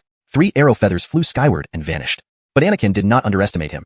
He grew serious, putting away the black gold seal and producing a palm-sized fiery red handkerchief, a D-grade artifact called fire silkworm cloth. Although holding a red handkerchief looked comical for a burly man, Anakin paid no heed, waving it vigorously, generating enormous fire columns circling around him, rising to the sky. Meanwhile, a dark cloud drifted overhead, flashing with lightning. It swiftly descended over Anakin, unleashing thunderbolts mixed with torrential rain onto him. Due to the defensive formation blocking most of the aura fluctuations, the audience only realized what was happening when the spells manifested. "This is Brother An's signature hybrid spell," someone exclaimed. Water, lightning, and wind elements combined indeed create unexpected effects. With sufficient control and non-conflicting spiritual energies, any combination of spells could be cast. For instance, it's like having a stamina bar in games. Using up all stamina halts spellcasting until it regenerates. Control over spiritual energy determined the length of the stamina bar and its regeneration speed. However, casting different spells within the same stamina cycle often reduced overall control, limiting the variety of spells one could cast. Earlier, Ernest had used repeated water waves to scare off competing foggy Cloud Mountain disciples, an example of using the same spell repeatedly. If different spells were involved, Ernest might have only managed 5 levels of another spell equivalent to water waves. Casting multiple complementary spells like Henley did was indeed rare. Under Henley's control, the heavy rain, thunderclouds, and gale force winds generated power comparable to advanced level spells. On the opposite side, Anakin continuously unleashed fire columns to counter the incoming attacks. Both of their spells were ongoing, sustained by continuous spiritual energy supply. They controlled the direction and angle of their spells, which required immense control. Initially, observers thought the contest would be about enduring spiritual energy depletion, but now it seemed to hinge on control skills. If Anakin's fire columns failed to block the attacks, he would lose immediately. However, he had an advantage, controlling a single spell versus Henley's trio. Their defense and offense lasted nearly an incense stick duration before Henley ceased his spells. Seeing the storm subside, Anakin also stopped the fire columns. Though it appeared he had won, he knew he was already at a disadvantage. After all, Anakin possessed only 3 crystals. Although the Wuxia Sutra, A-grade technique, provided ample spiritual energy pre-crystallization, it still fell short compared to Henley's 7 crystals. Understanding the stakes, Anakin decided not to prolong the battle. He resumed waving the small red handkerchief. Though his actions looked somewhat effeminate, no one mocked him. They watched silently, including Henley, who now wore a serious expression. Chapter 93, 3 Fire Lotus Blossoms. A fire lotus blossom, about a foot in size, formed in front of Anakin. Since his last battle with Aisha, his fire lotus technique had become well known. The Xiuxian sect had dedicated personnel to gather information on the opponents for the participating disciples. As one of the top 32 contenders, Henley had naturally seen Anakin's profile and would not underestimate him. The fire lotus that had outmatched Aisha's 100 armament decree could not be forgotten by Henley. Among the surrounding spectators, those who knew less quickly became aware of the uniqueness of the fire lotus through others' explanations. Through many battles and Jack's evening sessions reviewing key points, Anakin had gained significant experience. Although his spiritual energy didn't change much, his control over it had significantly improved since entering the Xiuxian secret realm. His combat power had risen by more than 30%. Not only the few from Qiun sect but other contestants also saw varying improvements in their strength. Within just a few breaths, the fire lotus took shape. Anakin then compressed it at a speed faster than before. In his hand appeared a flawless white fire lotus. He gently threw the flower towards Henley. In the previous round, Henley had taken a small hit, and his internal spiritual energy took longer to stabilize compared to Anakin. By the time he could cast spells again, Anakin had already started compressing his fire lotus. Without enough time to counteract, Henley resorted to defensive spells to block Anakin's attack. Among the 5 elements, earth was the strongest defense, followed by water and wood. However, Henley lacked earth-type magic. Holding a short bow, he continuously drew back the string towards the ground in front of him, creating wooden arrows embedded like a miniature fence. After setting up the wooden arrows, Henley put away his bow and swung his hands, summoning a water column that poured over the fence. As the water sank into the soil, the fence grew rapidly under its nourishment. Within a blink, the wooden arrows turned into towering trees several dozen feet tall, forming an impenetrable wooden wall in front of Henley. The audience gasped in awe. Even in defense, Henley did not use ordinary water or wood shields, but employed combined elemental spells. While water nurturing would sound simple, executing it remains incredibly difficult, especially doing so in the heat of battle while defending. At this moment, a small fire lotus collided with the wooden wall. Compared to the thick wall, the fire lotus was like a tiny drop in the vast ocean. But upon impact, it exploded. Boom! A burst of flames erupted through the middle of the wall. Crack! With a sharp sound, everyone watched as the tall trees were snapped in half by the explosion's force. The upper part of the wall crumbled and dissipated. The wooden wall, which stood dozens of feet high, now barely remained a few feet tall. Both spectators and Henley himself were astonished. Henley knew all too well the formidable defense capability of this wall. If the essence of combined elemental magic was mastered, using water-type spiritual energy would exponentially enhance its defense. Even Yuan struggled to penetrate such a wooden wall during training spars, resorting to flanking maneuvers. Yet, this single fire lotus managed to shatter it. This couldn't just be a simple fire lotus. It was definitely an earth rank spell if not higher. Seeing his attack miss, Anakin shook his head regretfully and immediately condensed another fire lotus. The crowd buzzed. Doesn't he need to stabilize his spiritual energy? How can he launch a second one with such power? Henley's vision was blocked by the wooden wall, but hearing the noise around him, he realized Anakin was up to something. Before he could think further, Henley cast water columns onto the remaining wall, attempting to reinforce it hastily.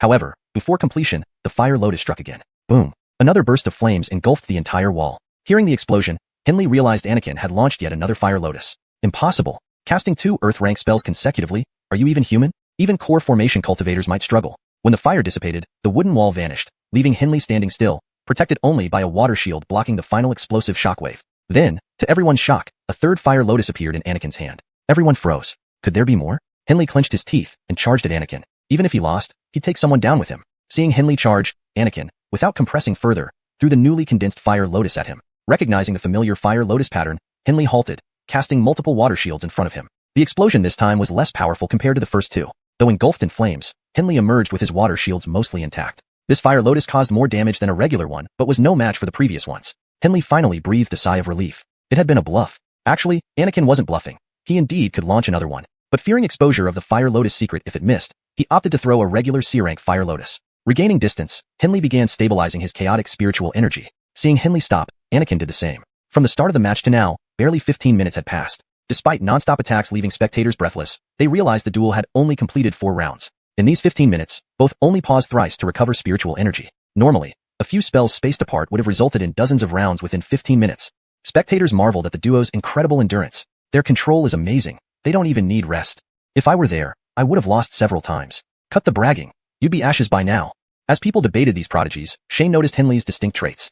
Chapter 94, Fire Phoenix Blazing. This guy is incredibly steady. From the arrangement of his crystalline core, to the use of cultivation techniques, and even in battle decisions, every action exudes one word: steadiness. Apart from when the third fire lotus appeared, and he had no choice but to confront it head-on, at all other times, he chose the safest tactics possible. This didn't seem like the style of a young cultivator. Rather, it felt a bit too conservative. If not for the appraisal skill clearly showing that this guy was 29 years old, Shane would have suspected whether the mystical heaven sect had specially sent an old man to impersonate a young disciple to counteract Qiyun's sect's strength. In fact, Shane's suspicion wasn't entirely unfounded. At this moment, the patriarch of the mystical heaven sect, Marcus, along with other sect leaders at the Soul Division realm, were seated in the grand hall of the mystical heaven sect, watching the match on the square from afar. The core formation realm experts didn't enjoy such good treatment and could only stand around. However, this vantage point offered them a much clearer view compared to the lower-ranking disciples crowded around the arena. Seeing Henley being thwarted, Marcus couldn't help but frown, sending a message telepathically. Yanyu, do you have confidence that Henley can defeat Anakin? Yanyu, the peak master of the Water Ellis Peak and Henley's teacher, replied, 70%.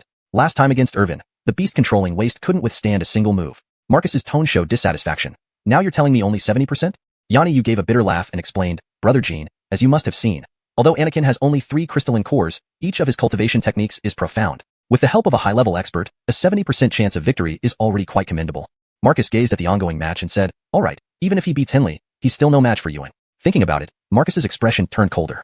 Ernest should be fine since there are the chief disciples of 2 other sects blocking him. But if Anakin wins this round, then Qian sect will have 2 people entering the top 16. Calculating it out, Qian sect would have earned 8 points with just 3 people. That's a performance akin to the 4th-ranked force under the 3 major sects. This cannot be tolerated. With that thought, Marcus sent another telepathic message. Tell Henley not to hold back. Use everything he has.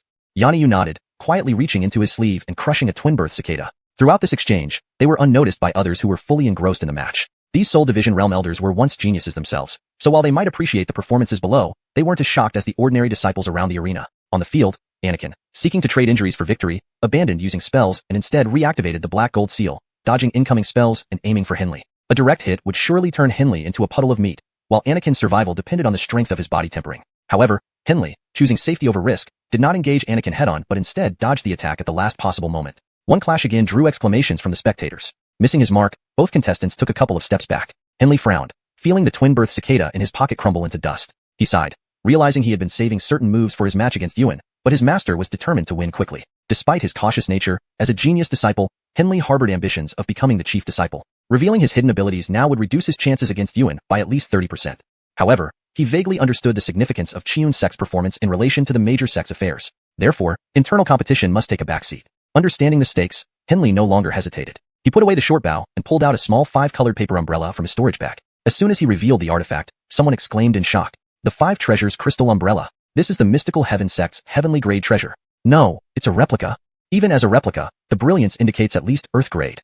5 Treasures Crystal Umbrella, replica, grade B, complete with the 5 elements. Its power is unmatched. Shane used the appraisal skill to observe the artifact's attributes, his expression turning serious. This was the first time he saw unmatched power in the system's brief description. It looked like Henley was going all out. Shane shouted to the field, Anakin, don't hold back. Use everything you've got. Whether Anakin heard it or not, he didn't have time to respond. Henley's attack was already underway. Henley gently tossed the paper umbrella, which hovered several feet above his head, spinning slowly. A colorful radiance emerged from the umbrella and enveloped him. Ignoring the sensation, Henley continued manipulating seals. Suddenly, a large golden sphere floated in the air, transforming into a lake of water in an instant. Then the lake transformed into a wooden spear over 10 yards long. The wooden spear immediately lunged toward Anakin, igniting into a raging inferno as it flew, the flames reaching skyward. In an instant, the 10-yard spear burned to nothingness, replaced by a gigantic fiery bird with wings spanning dozens of yards. The crowd's cheers and exclamations intensified with Henley's actions, but when the firebird appeared, silence suddenly descended. After a brief pause, the crowd erupted. Heavenly grade fire phoenix blazing. How is this possible? How can he release a heavenly grade technique in the crystallization stage? Even the core formation realm experts in the Grand Hall were surprised. Learning a heavenly grade technique was exceedingly difficult even for them. Moreover, even if learned, releasing it required auxiliary means. For a crystallization stage disciple to do so with merely an earth grade artifact should be impossible. While the core formation realm experts couldn't understand, the Soul Division realm elders could see through the trick. They exchanged glances with Marcus and Yanyu. Originally, Henley was relatively unknown among his peers in mystical heaven sect. Yet, who would have thought he possessed such prowess? This wasn't the true heavenly grade fire phoenix blazing but a clever simulation by Henley. Following the elemental cycles, metal generating water, water nurturing wood, and wood creating fire, the power was amplified each time, giving the final fire technique a resemblance to a heavenly grade skill. Still, this technique captured 30% of Fire Phoenix Blazing's essence. Underestimating these nuances meant reducing future learning difficulty by 70%. The fiery phoenix flapped its wings and, in the blink of an eye, stood before Anakin. Chapter 95. The Taiji appears in the world. Anakin didn't know what level this move was, but he had already sensed the vast spiritual energy it contained. If he were hit directly, there might not even be ashes left. The adjunct Soul Realm judges standing nearby had long been prepared to intervene at any moment. Though this wasn't Phoenix Flame Sweep, it was at least equivalent to an adjunct Soul Realm attack. If they acted too late, it might be too difficult to save anyone.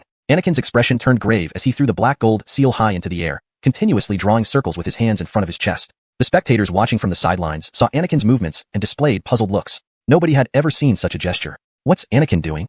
Who has seen a spell cast like that? Did he get scared senseless? Anakin's hands rapidly waved, forming dozens of circles in succession. Just as the phoenix was several dozen feet away, he extended his hands flatly and whispered, "Go." The surrounding spiritual energy began converging between Anakin's hands. In the blink of an eye, a white and a black stream of energy started spinning rapidly in front of Anakin, growing larger and larger until, within a moment, it formed a 100-foot-wide black and white painting. At this point, the massive phoenix lunged towards the painting. However, the expected collision never happened. The black and white colors on the painting continued to spin like millstones, ensnaring the fire phoenix. After a brief stalemate, the painting twisted its direction, forcing the fire phoenix to turn with it. Henley could no longer control it, and could only watch helplessly as the phoenix reoriented itself back towards her. Pop! A faint sound echoed as the painting vanished. Freed from entrapment, the phoenix abruptly changed direction, charging right back at Henley. The entire venue fell silent. Even the high-ranking figures in the hall stood up. The judge was taken aback for a moment before pulling the stunned Henley out of the arena just in time. The now uncontrolled fire phoenix soared around the arena before crashing heavily into the defensive formation. Boom! A sky-piercing burst of flame instantly engulfed half the arena.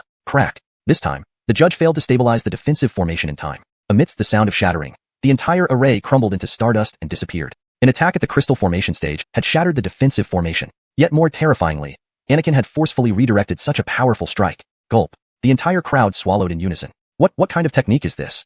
I've never seen. It's terrifying. The audience members all turned into stuttering individuals, unable to speak coherently. Lower stage cultivators marveled at the strength of the technique, while higher stage cultivators in the hall thought further ahead. Regardless of what rank this technique was, the situation showed that Anakin successfully unleashed it using a yellow-grade magical treasure. Even if Anakin possessed extraordinary talent learning this skill, if it were performed by a Return to Dan cultivator, would one be able to withstand an adjunct soul realm attack and redirect it? This meant Return to Dan cultivators could challenge adjunct soul realms. Even if the energy consumption was immense, 3 Return to Dan cultivators might still do it. Continuing to reason, if 2 adjunct soul realms faced off, wouldn't this mean one side had the advantage of near invincibility? Adjunct soul realm leaders soon realized the terrifying implications of this technique, especially those from the 3 major sects, exchanging glances and seeing each other's apprehensive expressions.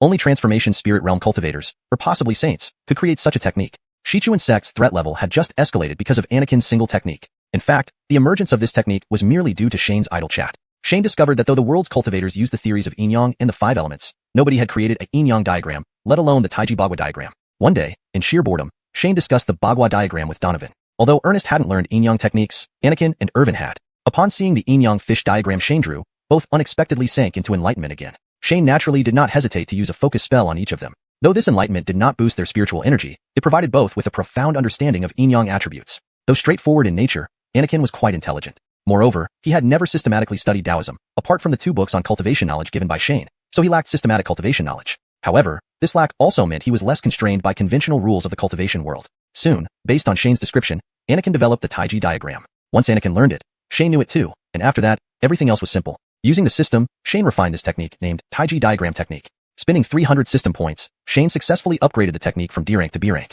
A B rank Taiji diagram technique could not only block attacks but also reflect weaker ones. This reflective capability matched ordinary heaven grade techniques. Reflecting a borderline heaven grade Phoenix Flame Sweep was effortless for Anakin. Shane then tried teaching this technique to Irvin, but Irvin, being young, struggled to grasp the philosophy of interdependence and perpetual balance central to Taiji.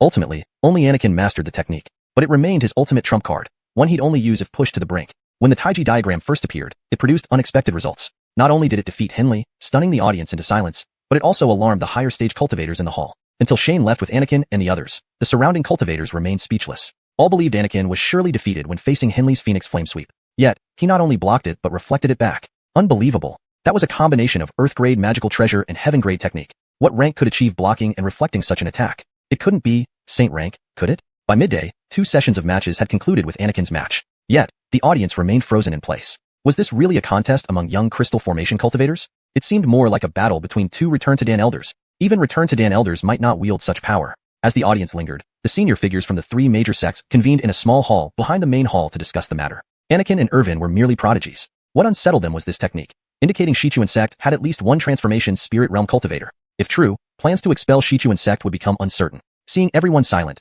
Marcus finally spoke. Everyone, any good suggestions?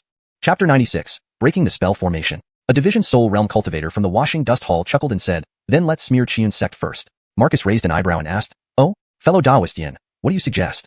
Aloysius did not answer but instead asked, Patriarch Jean, have you found the murderer of your disciple who died unexpectedly last time? Marcus was taken aback, unsure why Aloysius would ask about this, but he still answered, "We haven't found the murderer of Gavriel yet. We only know that before his death, he had a conversation with another disciple, Randy. Since the Black Heaven sect had already posted a bounty in the rumor pavilion, there was no need to hide it." "That's it," Aloysius nodded. "Since Gavriel died after Randy returned from Xiuxian sect, it must be the work of Xiuxian sect." Hearing this, Marcus already knew what Aloysius meant. After some thought, he shook his head and said, "But there's no evidence. Isn't the word of the three major sects enough as evidence?"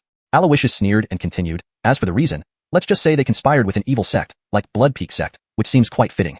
Shane and the others, naturally, had no idea that the three major sects were setting a trap for them. At this moment, the group was having lunch in the courtyard. The first match in the afternoon was between Ernest and Lenore. Shane was somewhat worried about Ernest but saw his calm demeanor and couldn't help asking, "Shufu, are you confident about the match this afternoon?" Ernest thought for a moment and then replied, "Yes."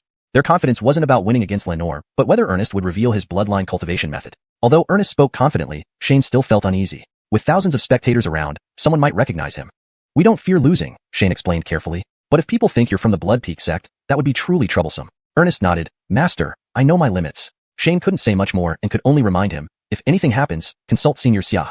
After resting for several hours, the afternoon competition began as scheduled. When they arrived at the arena, it was already packed, all surrounding the area where Ernest and Lenore were about to compete. Morning matches had already spread throughout the Black Heaven secret realm. Those who hadn't seen the matches lamented their misfortune, but they couldn't miss the afternoon match featuring Xiuxian sect either. Some people even stayed in the arena all day to secure good seats. Facing off against the biggest dark horse, Xiuxian sect, a female cultivator versus a prodigy boy, a matchup rich with drama. Other matches paled in comparison. Even with their contestant status, Ernest and the others spent nearly half an hour squeezing into the best spots. If not for the ban on low-rank cultivators flying within the Black Heaven secret realm, Shane would have flown in with a boat. Luckily, they were mentally prepared and arrived early. Being disqualified for being unable to enter would have been embarrassing. Soon after they squeezed in, the referee announced the start of the match. The two verified their identities and walked to the center of the arena. Lenore and Ernest tried to speak, but their words were drowned out by cheers from the audience. Defensive formations could block some noise. Ernest helplessly saluted Lenore. Lenore returned the salute with her usual expressionless face. Unfazed, Ernest took out his Qing Shui gourd and indicated to Lenore to begin. Without hesitation, Lenore planted small flags into the ground, setting up a spell formation.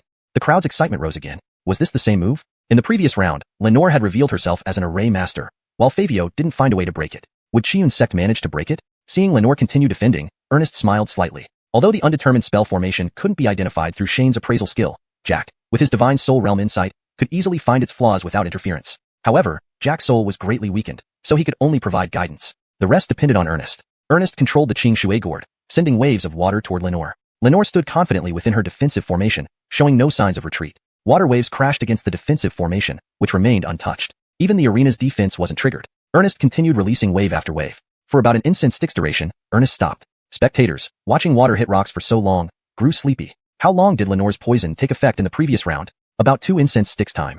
Ernest is only mid-crystallization realm. He should be near now. Voices around dimmed, and Ernest finally spoke to Lenore, "Fellow Daoist Ling, you'd better dismantle your formation or risk exposing its weakness." Lenore coldly responded from inside her formation, "Then break it." Understood. Ernest summoned a magical treasure and released a heavy rain spell towards Lenore. Though less powerful than water waves, heavy rain spells, as large-scale spells, still had their uses. Now, it seemed oddly timed. What is Ernest doing? Switching to heavy rain when water waves failed?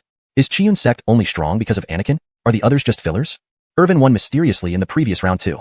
Unbothered by the crowd, Ernest continued controlling the rain spell. Raindrops struck the formation, causing ripples but no change. Boos rose, but Ernest suspended the raindrops in midair. Rain accumulated into a water sphere enveloping Lenore. Stopping control over the raindrops, Ernest unleashed the water sphere. Lenore's face changed. This person actually found the flaw. Reacting quickly, she summoned several water shields. The water sphere shattered the egg-shaped formation. The broken formation allowed the water sphere to continue attacking Lenore. If not for her preemptive water shields, she would have lost.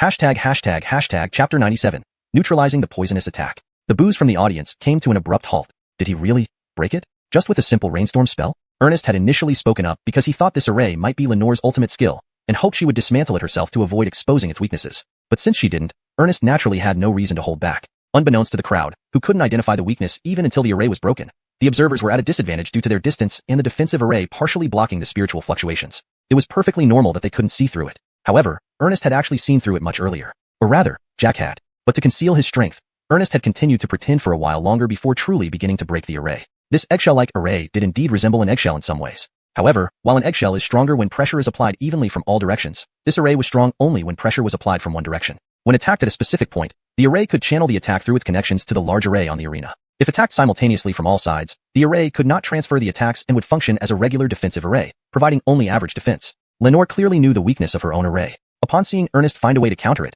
she immediately activated a protective shield. The rainstorm spell's attack power was negligible, easily blocked by Lenore. With the array broken, Lenore appeared slightly surprised. She hadn't expected this young man to be able to see through her array. Unlike cultivation techniques, where insight matters, understanding arrays primarily comes from experience. Although Lenore wasn't old, she had been trained as an array master since childhood. After forming her ink crystal, gaining sufficient experience, she finally became a true array master after nearly 2 decades.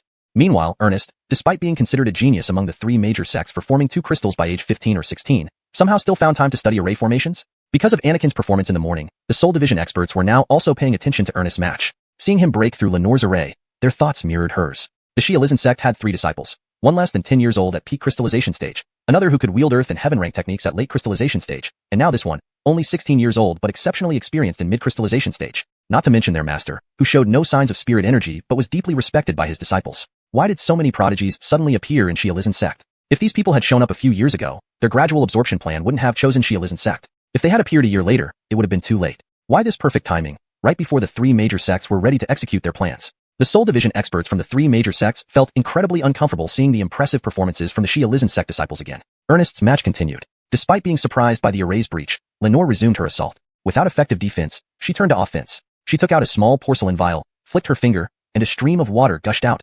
transforming into sparkling ice spears in the sky, hurtling toward Ernest. Ice is a derivative attribute of water, with a narrower range but significantly greater power. Ernest didn't dare take it lightly, summoning his Qing Shui gourd to shoot water arrows at the incoming ice spears. Water arrows struck the ice spears, but merely chipped off thin layers of ice. While marveling at the power of ice attributes, Ernest kept firing water arrows. It took 7 or 8 arrows to disperse one ice spear, forcing Ernest to retreat several dozen meters before resolving all the ice spears. Lenore capitalized on this, launching 3 more rounds of attacks. After 3 rounds, Ernest retreated to the edge of the arena. With 8 crystals equating to 8 attributes, the suppression on Ernest, who could only use water, was immense.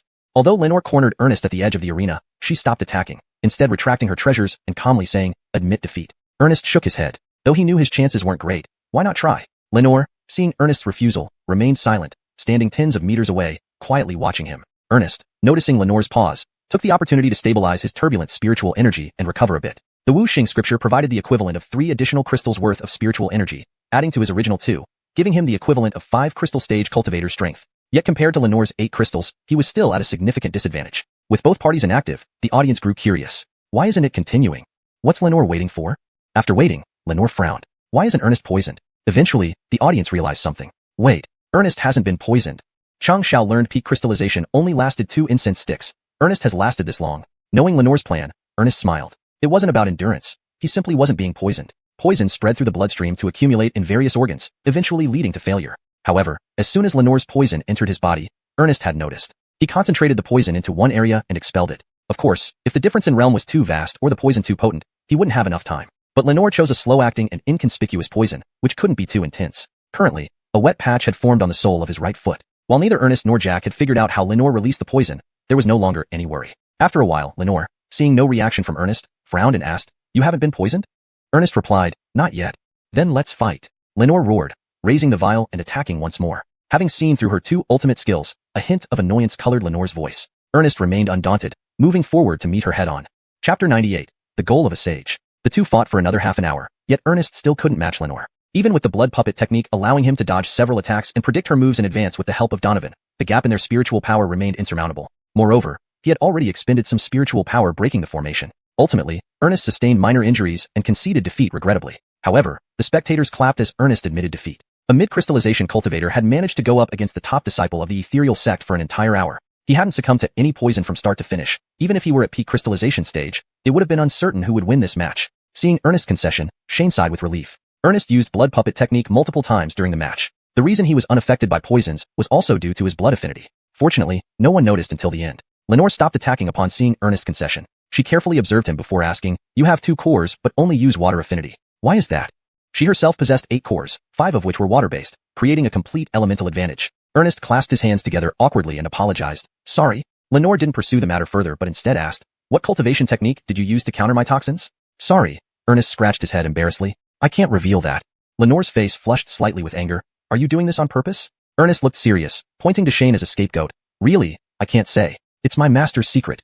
"You." Lenore glanced at Ernest once more, stomped her foot, and turned away. The surrounding cultivators witnessed Lenore's unexpected behavior for the first time and began whistling and teasing loudly. Having already left, it was Ernest who remained on stage, embarrassed and red-faced. He bowed to the audience and quickly retreated.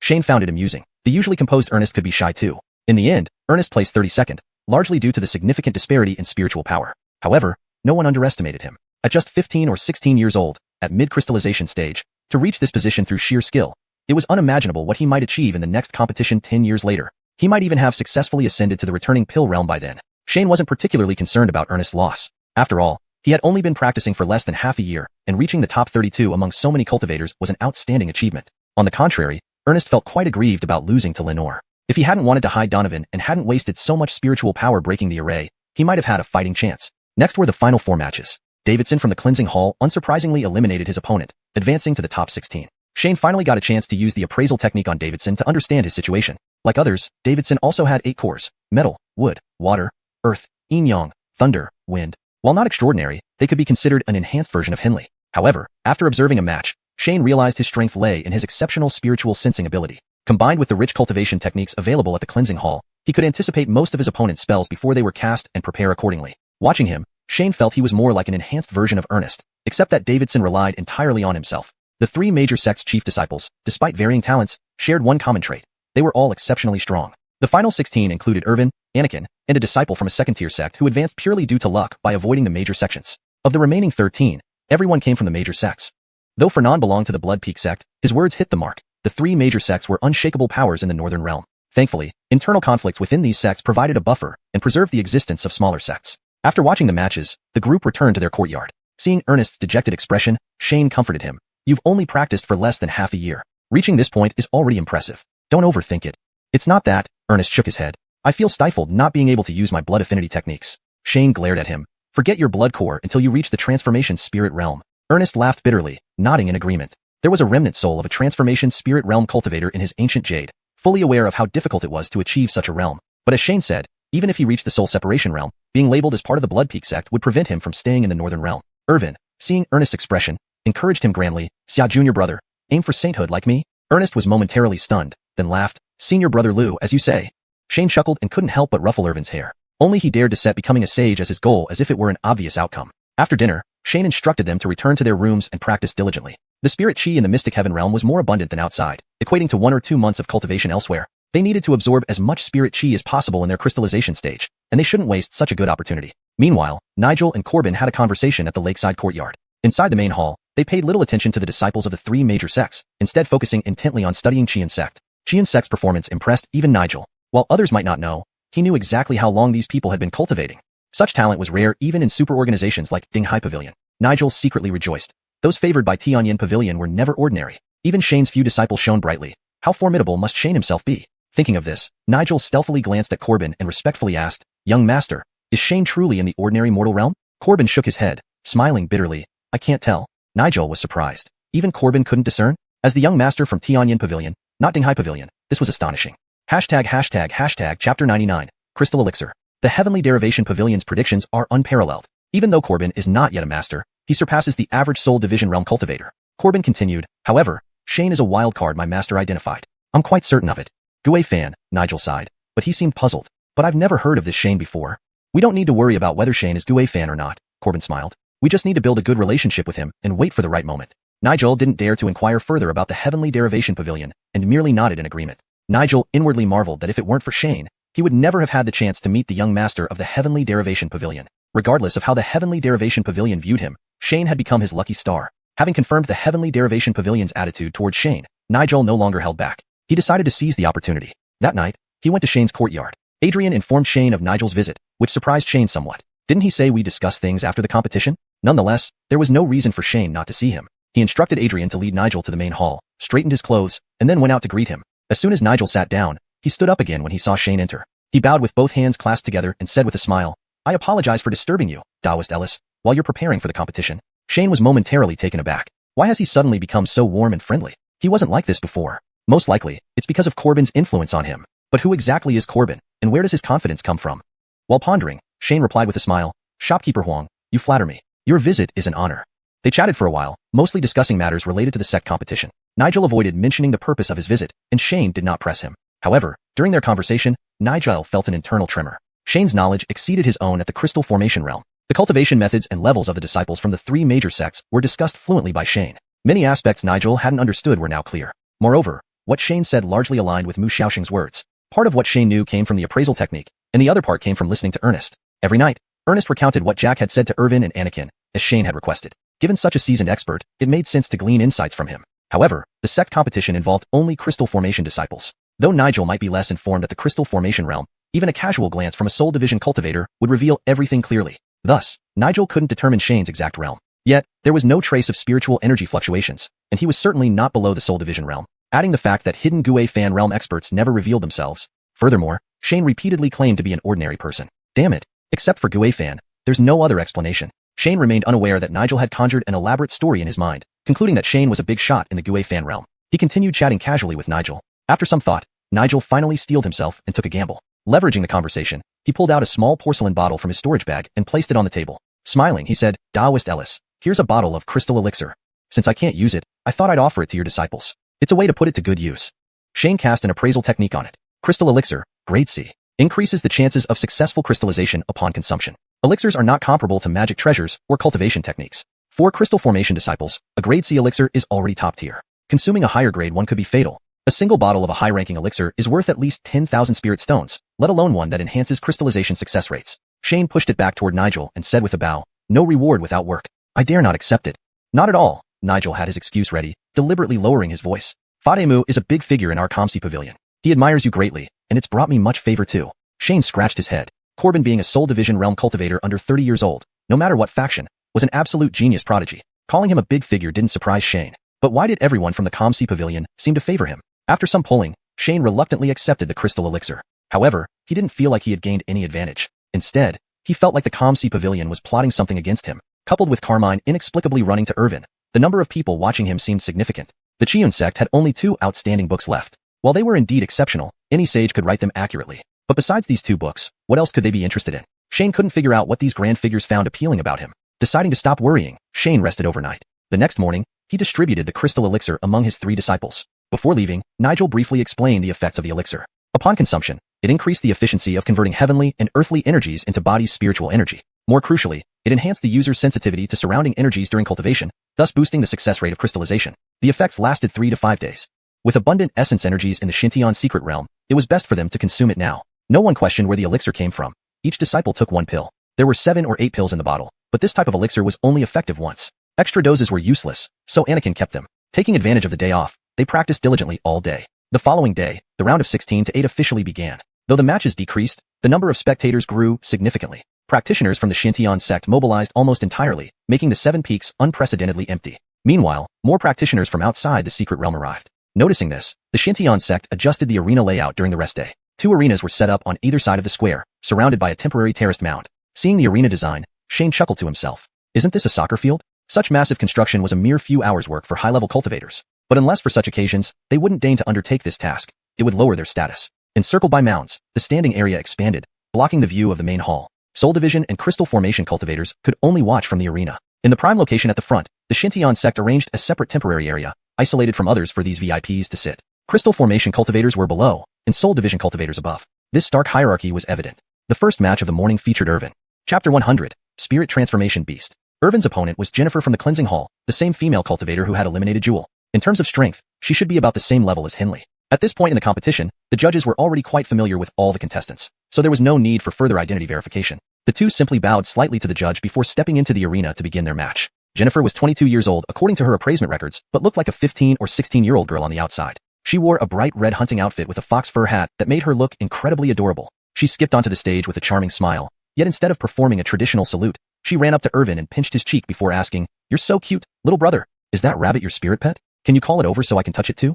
Irvin's face flushed bright red as he quickly retreated while shaking his head vigorously. Seeing this, Jennifer puffed out her cheeks and put on an expression as if she might cry at any moment. Irvin panicked even more, taking several steps back until he was about 10 yards away from Jennifer. Then he shouted, "Do you want to start the fight? If you don't attack, I will." The audience watching from below couldn't help but laugh at Irvin's predicament. Shane also chuckled to himself. With only a handful of girls Irvin had ever met, encountering someone with such a quirky personality was new territory for him. All they could hope was that it wouldn't affect his performance. Seeing Irvin distance himself, Jennifer seemed somewhat disappointed. She pulled a long whip out of her storage bag and smiled at Irvin, saying, "Don't worry, I won't hit hard. Be careful." With that, she swung the vermilion whip in her hand. and a crimson shadow darted out from it, transforming into another whip that lunged towards Irvin. Seeing Jennifer finally make her move, Irvin let out a sigh of relief. He retaliated with some basic spells. Dealing with spells was far easier than dealing with unpredictable personalities. The two exchanged ordinary spells for a while, and eventually, someone in the crowd grew impatient, shouting at them. Are you two flirting instead of fighting? If you keep this up, you'll never finish. Perhaps hearing these shouts, Jennifer leapt back several steps, widening the gap between them. She laughed softly and threw her whip forward. It coiled itself around the ground like a snake, glowing ominously. In an instant, fiery light spewed from the whip, and a colossal serpent appeared on the arena, hissing menacingly. The serpent was dozens of yards long, completely red, with flickering flames enveloping its body and tendrils of fire emerging from its tongue. Spirit transformation. To achieve spirit transformation at the crystallization stage, truly worthy of being a genius from one of the three major sects, Shane, unlike the amazed onlookers, grinned widely when he saw the fiery serpent. Now it made sense why Jennifer had so few cultivation techniques listed. She must have spent most of her time mastering this ability. Irvin, seeing the fiery serpent Jennifer had transformed, let out a slight, huh, and smiled broadly. He tossed the tortoise shell in his hand forward. As it expanded in size, a dark yellow mystic turtle appeared before him. Another spirit transformation technique. Spirit transformation wasn't exactly a spell but rather a method to transform spiritual energy into the form of a ferocious beast through a magic treasure. Shane covered his face, unable to bear the sight. It really felt like two children were having a spat. Once a cultivator's control over spiritual energy reached a certain level, they could manipulate it into shapes. However, the power of the transformed beasts depended on the user's spiritual energy and control. Compared to cultivation techniques, using spirit transformation was extremely wasteful. While many return-to-origin cultivators could perform spirit transformation, few actually used it due to its high requirements on control. If mishandled, it would only be superficial. Moreover, developing a spirit transformation technique required considerable time and effort. Yet the power gain did not justify the effort, a poor cost-effectiveness. Thus, it was seldom used. Nevertheless, many still knew how to do it, especially since it was great for showing off. Given his childlike nature, Irvin found controlling a ferocious beast to make various actions akin to playing with an amazing toy, spending much time mastering the skill. Since it didn't hinder his regular cultivation, Shane hadn't interfered. Who would have thought that Irvin would encounter another child during the sect tournament? During the earlier mission with Ding High Pavilion to eliminate Blood Mountain Sex Base, Shane had seen Alvaro, an advanced Soul Division cultivator, use a similar technique called Nine Flame Falcon. Thanks to a cultivation technique, the transformed beast was significantly stronger and more agile, making it his signature move. Unfortunately, Irvin's newly created Mystic Turtle couldn't be converted into a cultivation technique within the system. Otherwise, evolving it into a xuanhuan would be an additional trump card. Now, the two spirit-transformed beasts clashed amidst cheers from the crowd. Jennifer operated the giant serpent while occasionally joking, whereas Irvin remained silent, fully focused on controlling the Mystic Turtle. One fast, one slow, one attacking, one defending. They fought fiercely, leaving a powerful impression. The battle was visually impressive, with dozens of yards large beasts colliding, emitting bursts of flames and surging spiritual energy. The audience was thoroughly entertained, repeatedly exclaiming in awe. But in Shane's eyes, it was just like two kids playing pretend. You, Jennifer, grew up in the profound heaven sect, unaware of the world's dangers. And you, little Irvin, a former street rat, don't you know better? Why not draw the Mystic Turtle closer to Jennifer while fighting? The shockwaves alone could incapacitate her. Forget the serpent. Have the turtle attack Jennifer directly? Grinding his teeth in frustration, Shane's thoughts were lost to the field where Irvin hadn't heard him. Irvin and Jennifer had nearly moved to the edge of the arena, giving the two beasts room to fight. After a cup of tea's time, the beasts' spiritual energy depleted, and they vanished. Bravo! An enthusiastic cheer broke out among the cultivators. Shane turned his head in surprise. What good is this besides looking impressive? Wasting so much spiritual energy, enough for a higher-level cultivation technique? And people are cheering? Yet the lower-stage cultivators cheered and discussed the spirit transformation technique. That's amazing. I could never defend against that. Don't even think about it. It's a spirit transformation technique. If I can master it by the return to origin stage, I'll be content. You should focus on breaking through the return to origin stage first. Wait, what is wrong with this world? Shane hurriedly glanced at the high-ranking cultivators nearby. The return to origin cultivators gave symbolic applause, while the Soul Division experts didn't even comment. Relieved, he realized it wasn't the world that was off, but rather the lower-stage cultivators who failed to notice the flaws. Thinking this, Shane paused again. Why can I, an ordinary person, see the same issues as a Soul Division expert? Am I really that strong? Chapter 101. Stone cones descend from the sky. It's not that Shane was particularly perceptive. Rather, his understanding of cultivation realms had a few discrepancies. Prior to advancing to the Return to Dance stage, one is referred to as a disciple. Most of their time is spent on missions assigned by the sect, consuming their energy in exchange for resources. Tasks like running errands, battling ferocious beasts near the sect, managing cities, or spirit veins are typical. The rest of their time and energy go into cultivating, focusing on intensifying spiritual energy and enhancing control. As for matters involving conflict, these primarily fall on the shoulders of Return to Dan experts. Therefore, most cultivators only consider factors like spiritual energy consumption and skill effects upon reaching the Return to Dan realm. In the crystal formation stage, the strength of spiritual energy and control becomes the benchmark for a cultivator's power. Spirit shaping technique itself signifies exceptional control. In the eyes of crystal formation cultivators, Jennifer and Irvin, who could cast spirit shaping technique during this stage, naturally became symbols of peerless power within their realm. However, this wasn't common knowledge in the cultivation world, and thus wasn't worth discussing much, which was why Shane remained unaware. Just as Shane was feeling proud of his discernment mirroring that of higher-level cultivators, the situation on the field changed once more. Irvin held the turtle shell in his hand, but lunged forward, rushing toward Jennifer. Jennifer retracted her whip and began to wave it in the air. Snap, snap, snap. The sharp sounds of the whip echoed through the air, each snap followed by a colossal pillar of fire erupting from beneath Irvin's feet. Since Irvin knew from Shane what techniques Jennifer possessed, he could predict the changes in spiritual energy. When the pillars of fire appeared, Irvin had already left his position. Despite multiple fiery eruptions, they failed to impede Irvin's progress. Dodging left and right, he approached Jennifer. Spiritual energy surged into the turtle shell, causing it to float and expand to over 10 feet before crashing down on Jennifer. This turtle shell came from a Return-to-Dan level vicious beast called Earthshen Turtle and was a C-grade innate magic treasure. It not only enhanced earth element spells but was incredibly sturdy, suitable for both defense and physical attacks. Having spent so long with Anakin, he would be embarrassed to call himself an older brother if he hadn't learned how to use it effectively. Note: Earthshen Turtle seems to be a direct transliteration. A more fluent translation might render this as Earth Mystic Turtle or similar, depending on context. Seeing this, Jennifer's delicate nose twitched slightly. She gave a light humph and raised her whip to strike the shell. Despite blocking its descent several times, the turtle shell continued towards her. Yet, she didn't dodge or evade, instead channeling spiritual energy into her whip, transforming it into a spear several yards long, aiming straight at Irvin. If this played out, Jennifer would be struck by the shell, and Irvin would be pierced by the spear. However, due to the difference in size, Jennifer would suffer far more damage while Irvin might avoid vital areas, sustaining severe injury at most. Seeing this, Irvin felt a twinge of pity, slightly easing up on his attack. He planned to merely knock her unconscious while diverting his focus to dodge the spear. The spear grazed past Irvin's arm, slicing off a piece of flesh. He winced in pain. After all, he was just a child under 10 years old. But having lived in less privileged conditions, his endurance surpassed that of pampered second-generation cultivators. Gritting his teeth against the pain, he looked at Jennifer. Clang! When the turtle shell was inches away from Jennifer's head, a small jade pendant at her waist shattered, releasing a faint golden glow enveloping her. The turtle shell collided with a protective shield around her. It was thrown far back, and the shield simultaneously shattered. Irvin's expression froze. She blocked it. If he hadn't eased up, she definitely wouldn't have stood a chance. Shane observed this clearly. Although he didn't know the reason, he realized Irvin had held back. Otherwise, controlling a magic treasure requires complete concentration. After pondering the scene, Shane understood. The kid took pity on her. But with a Soul Division expert watching, how could a little girl die under your turtle shell? Shane shook his head helplessly. He couldn't blame Irvin. After all, he had instructed them to treat it as a life or death duel, but it was still just a match. Holding back was understandable. Yet, he wondered if this act of kindness would leave an impact on Irvin. If he never trusted girls again, how would he marry? Jennifer, startled by the shattering shield and seeing the shell also fly away, breathed a sigh of relief. That attack was more powerful than expected, nearly overwhelming her. Looking at Irvin, she exclaimed, "Oh, you're hurt." "You?"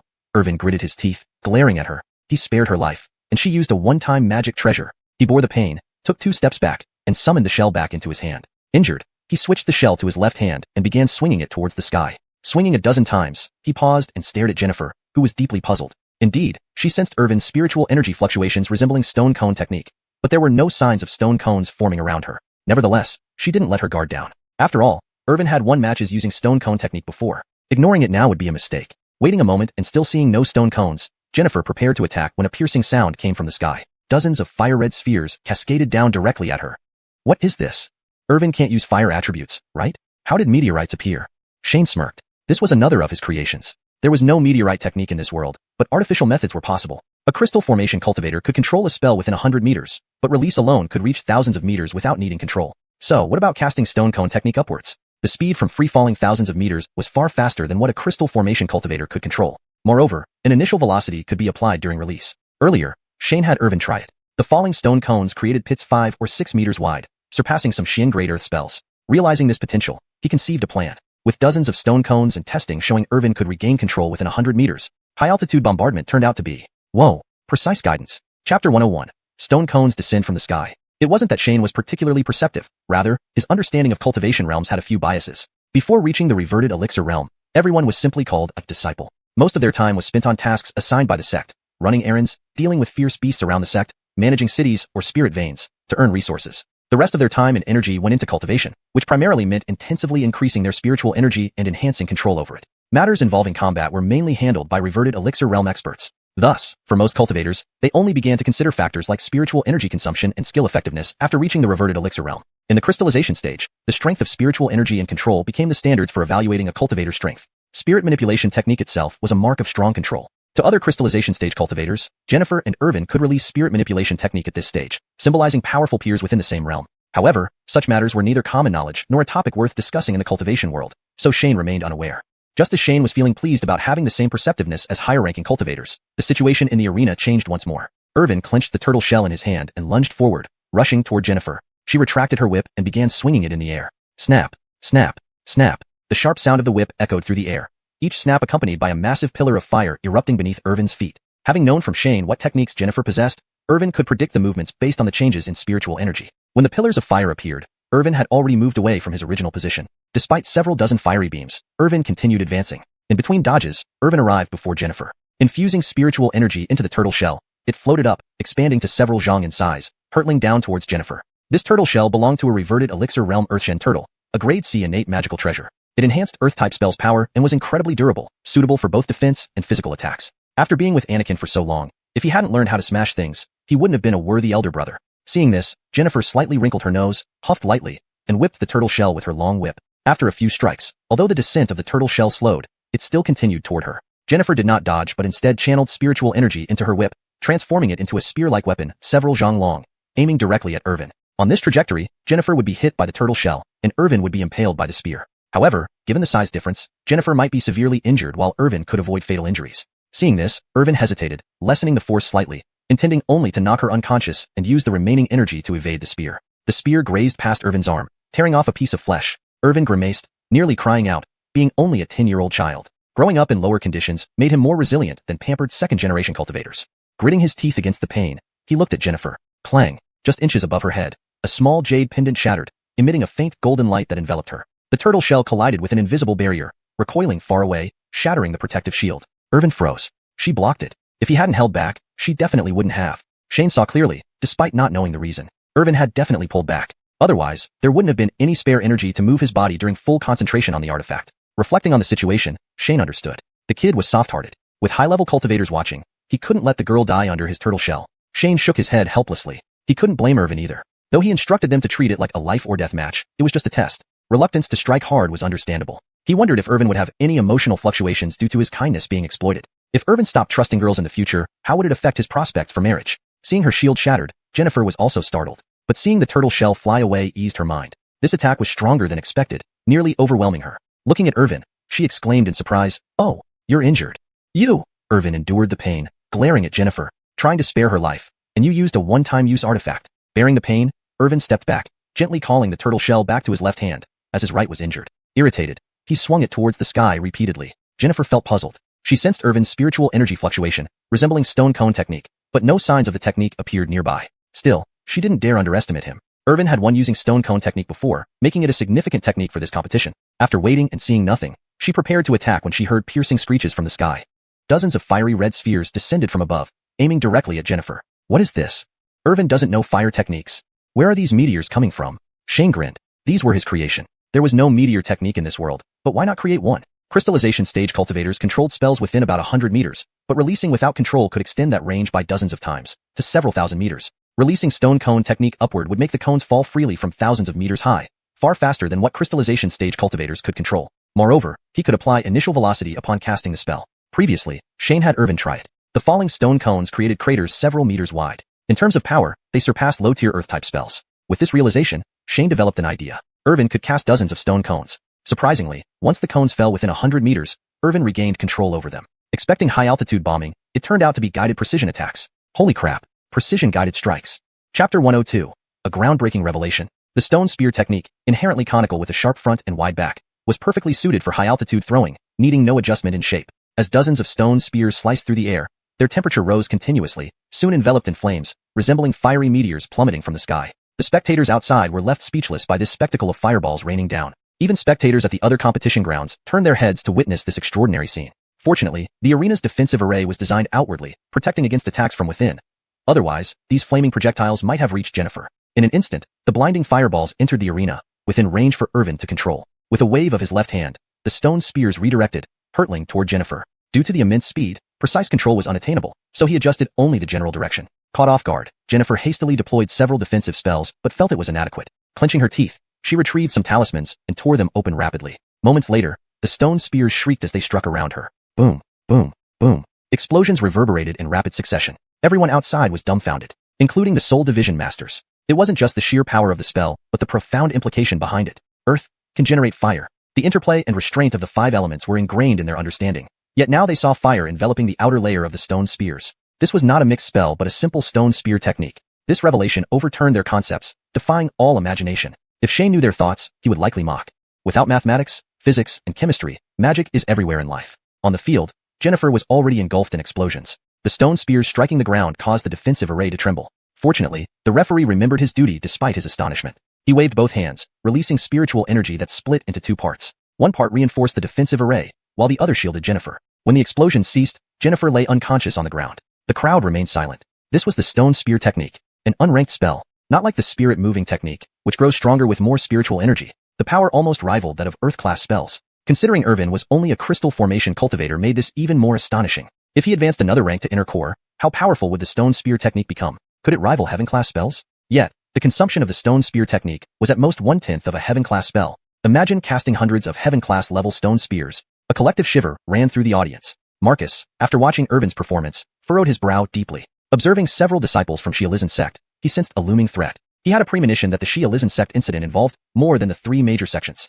If left unchecked, perhaps all of Xuanhuan continent would face an uncontrollable upheaval. With that thought, he transmitted sound to Aloysius, saying, "Yin Taoist, explain your plan in detail." Aloysius smiled faintly, slowly explaining. After listening, Marcus thought for a moment and replied, "We'll start after the solo competition ends. I will handle the Xiuxian sect internally. You contact the other sects."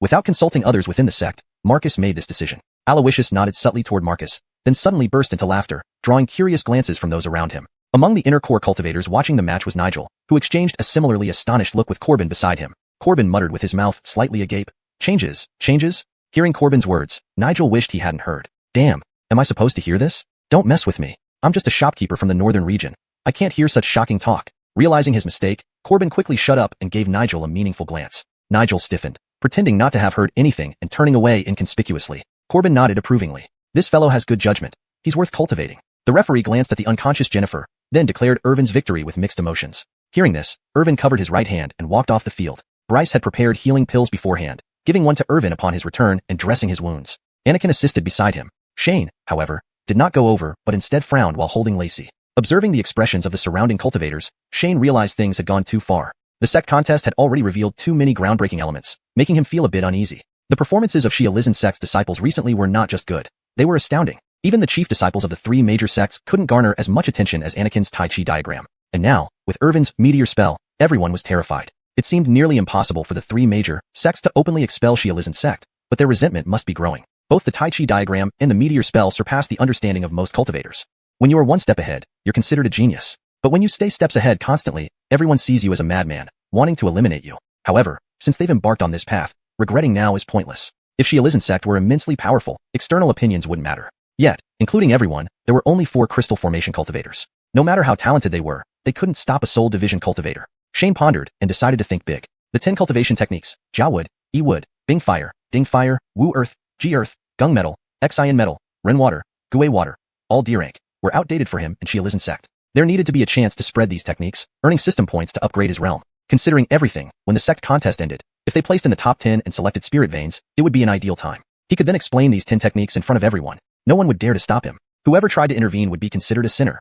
Who would dare step forward? Before the contest ended, they should still be safe. No matter how displeased Xiuxian sect was, to maintain its reputation, it would preserve some dignity. As long as xiuxian sect remained invited guests, direct action was unlikely. As for other subtle moves, Shane wasn't overly worried. Having set the plan, he focused on securing a top 10 spot. Irvin improved significantly after using medicine, no longer teary-eyed. Shane offered some consolation, then shifted his attention to the next match. Anakin vs. Ewan.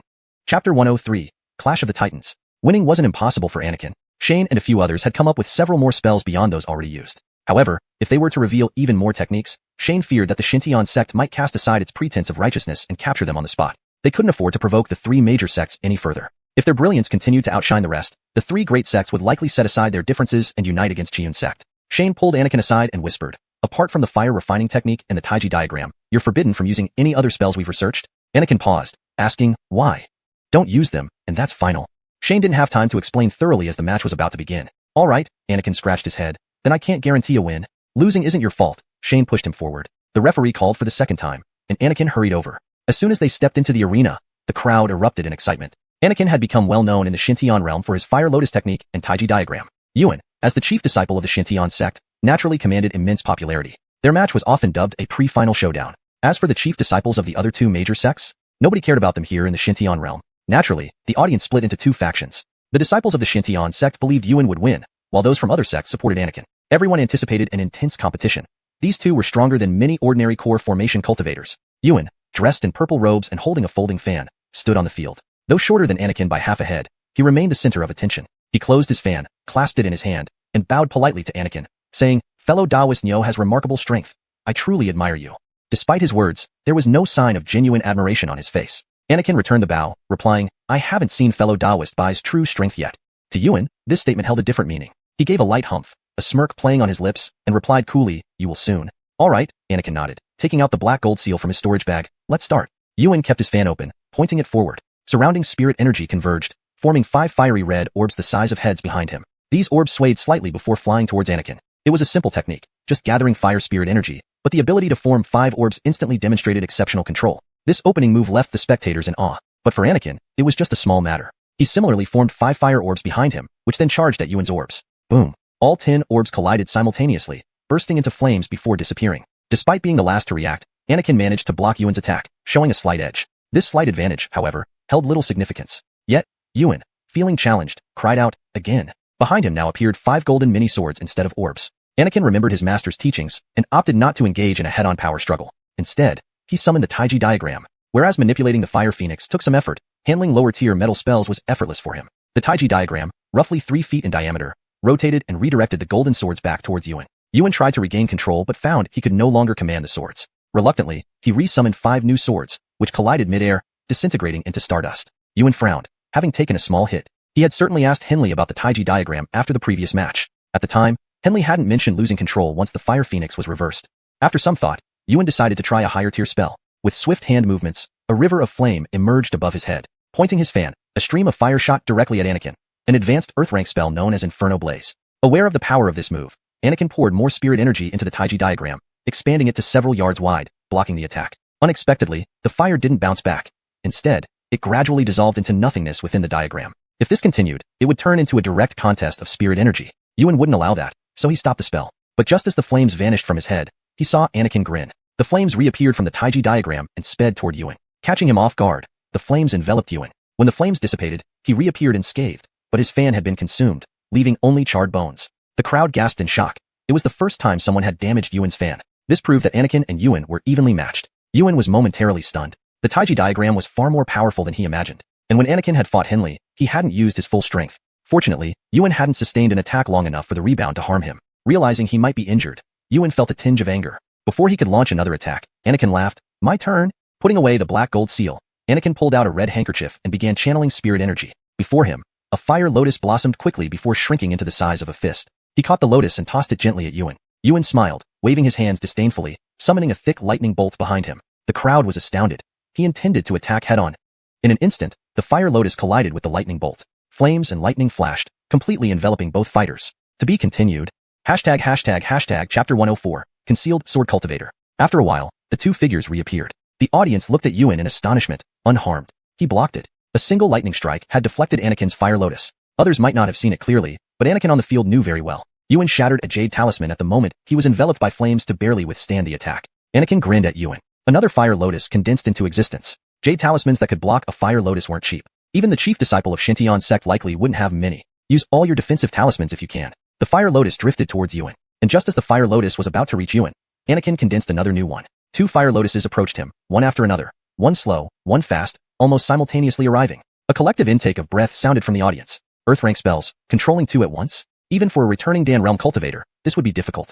As the 2 fire lotuses reached Yuan, he finally showed a solemn expression. He rapidly retreated while stirring up spiritual energy, forming a 3-foot-long sword shadow in midair. The sword shadow appeared and darted like lightning, thrusting towards the fire lotus. The sword tip struck the fire lotus, but the expected explosion didn't occur. Like a real lotus, the fire lotus was sliced apart and dissipated. Startled, Anakin preemptively detonated the other fire lotus before it reached Yuan. Yuan's sword didn't manage to cleave the second fire lotus. It was engulfed by intense fire. When the flames subsided, Yuan reappeared. His purple golden robe was torn, his hair disheveled. Even exposed skin bore burnt black marks. The crowd let out a chorus of exclaims. Yuan is injured.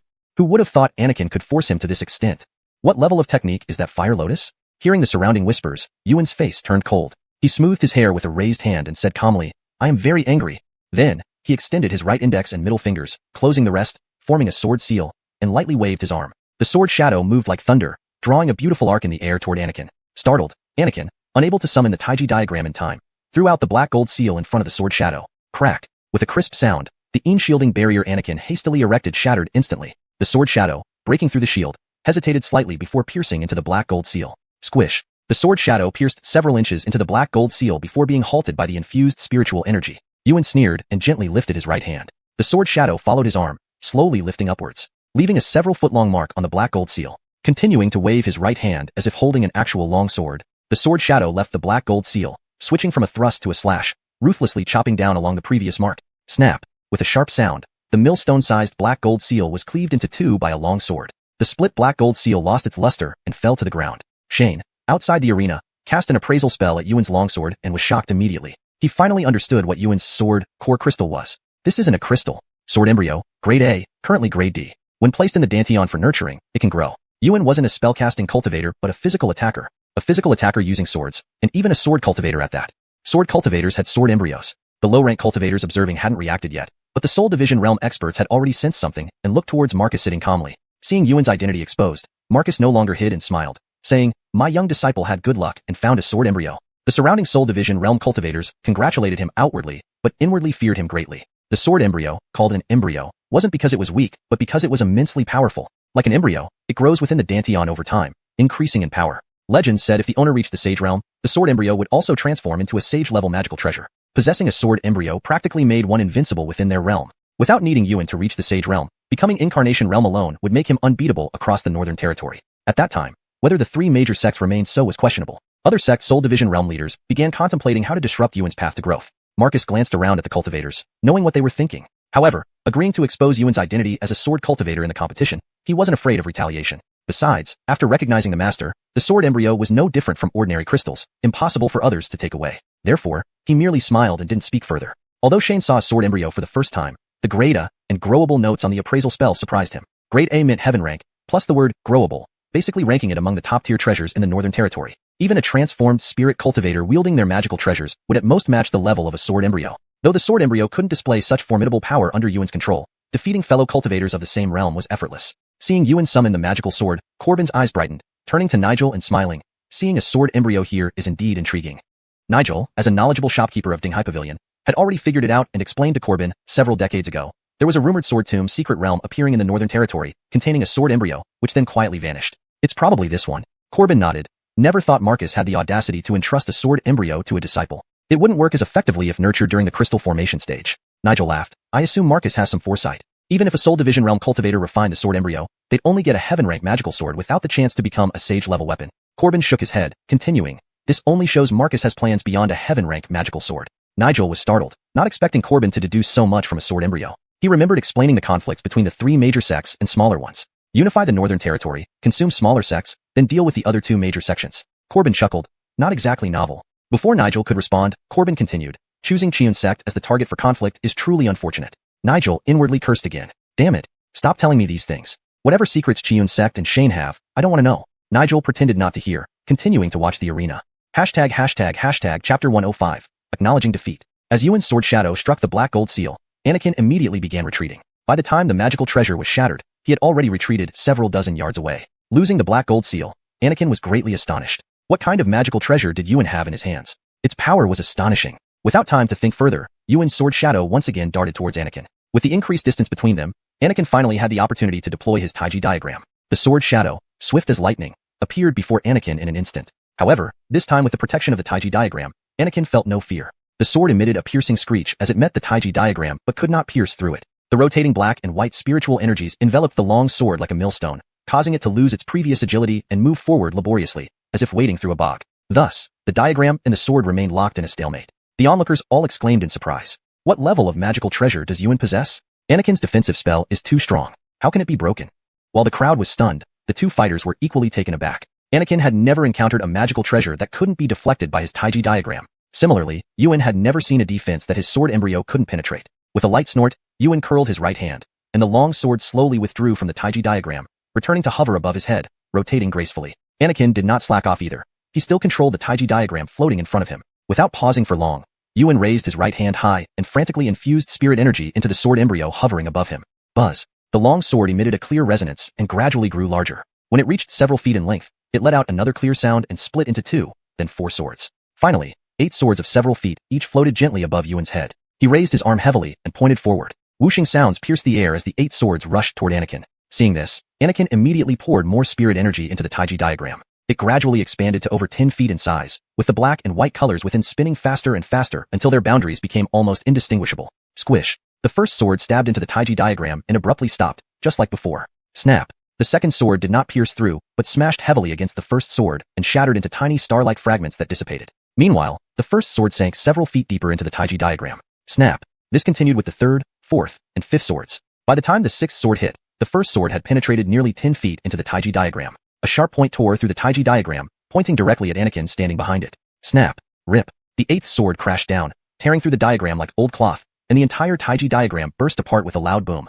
Shaken, Anakin quickly sidestepped. Squish. The flying sword swept past Anakin's side, trailing a spray of blood mist. A large piece of flesh was torn from Anakin's left arm. Fortunately, his timely evasion saved his life. Otherwise, this blow would have been fatal. A wave of shock rippled through the audience. The Taiji diagram had been broken. Lower-ranking cultivators finally realized what they were seeing. FA sword. Yuan holds a FA sword. Yuan is so powerful. He must be a sword cultivator. In his rank, there's no one who can match him. What a pity for Anakin. Sword cultivators, renowned for their formidable combat prowess despite their scarcity, struck awe in people's hearts. Yuan did not continue his attack but retracted the sword back to himself, walked a few steps forward, and sneered at Anakin. You thought you could fight well, didn't you? Squish. Another streak of sword light aimed at Anakin's thigh. With the Taiji diagram broken and his inner spirit energy roiling, Anakin couldn't defend himself in time. With a stifled grunt, the sword pierced into Anakin's leg and pinned him to the ground. Fight some more?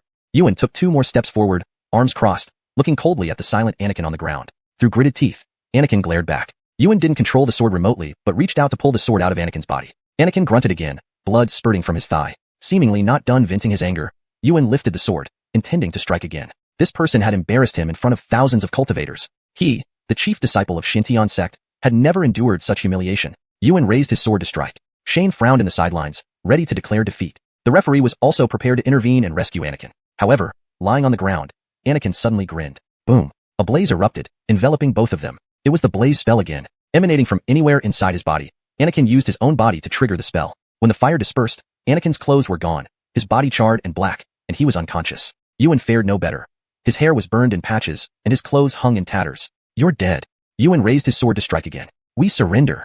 Just as Anakin triggered the blaze spell, Shane had run onto the field, followed closely by Ernest and Irvin. By the time the blaze spell dissipated, Shane was beside Anakin. Yuan coldly ignored Shane's surrender call and continued to advance. But as the tip of his sword touched Anakin's chest, he felt as if he had fallen into an ice cellar, unable to push the sword any further. Shane stood aside, saying coldly, go ahead and try. Master's authority. Yuan stiffened and reluctantly retracted the sword. At this moment, the referee finally arrived. Shane glanced meaningfully at the referee and said coolly, we surrender. That guy was absolutely deliberate. The referee hesitated before announcing the result. Shane ignored Yuan and turned to tend to Anakin. Ernest and Irvin administered healing pills. Although Anakin's injuries looked severe, they were not life-threatening. Cultivators' bodies were much stronger than ordinary humans, so non-fatal wounds generally left no serious aftereffects. In Binding City, Shane had anticipated possible injuries, taking advantage of Dinghai Pavilion's discount to buy plenty of high-quality healing pills. Anakin should recover within a day or two. After examining Anakin's injuries, Shane turned to glance at Yuan, deactivating Master's authority. Yuan breathed a sigh of relief. Damn. Nascent soul realm. Unwilling to argue with an elder, Yuan glanced at Shane and then Irvin behind him before leaving.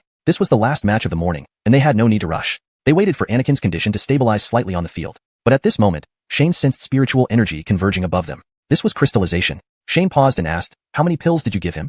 ####Chapter 106, Simultaneous Crystallization. Irvin tilted his head in thought for a moment before saying, I gave him 3 pills. Ernest stood nearby, stunned. I also gave him 3. The elixirs they had on them were of the profound rank, the highest grade that a crystal formation stage cultivator could handle. For Anakin's current injuries, 2 would have been more than enough. But in their haste to save him, neither of them noticed, each giving him 1 extra pill. Shane helplessly slapped his forehead. These were healing elixirs, not just Isekai root. How could you feed them like that? There was no time to scold. Shane quickly help him circulate his cultivation technique.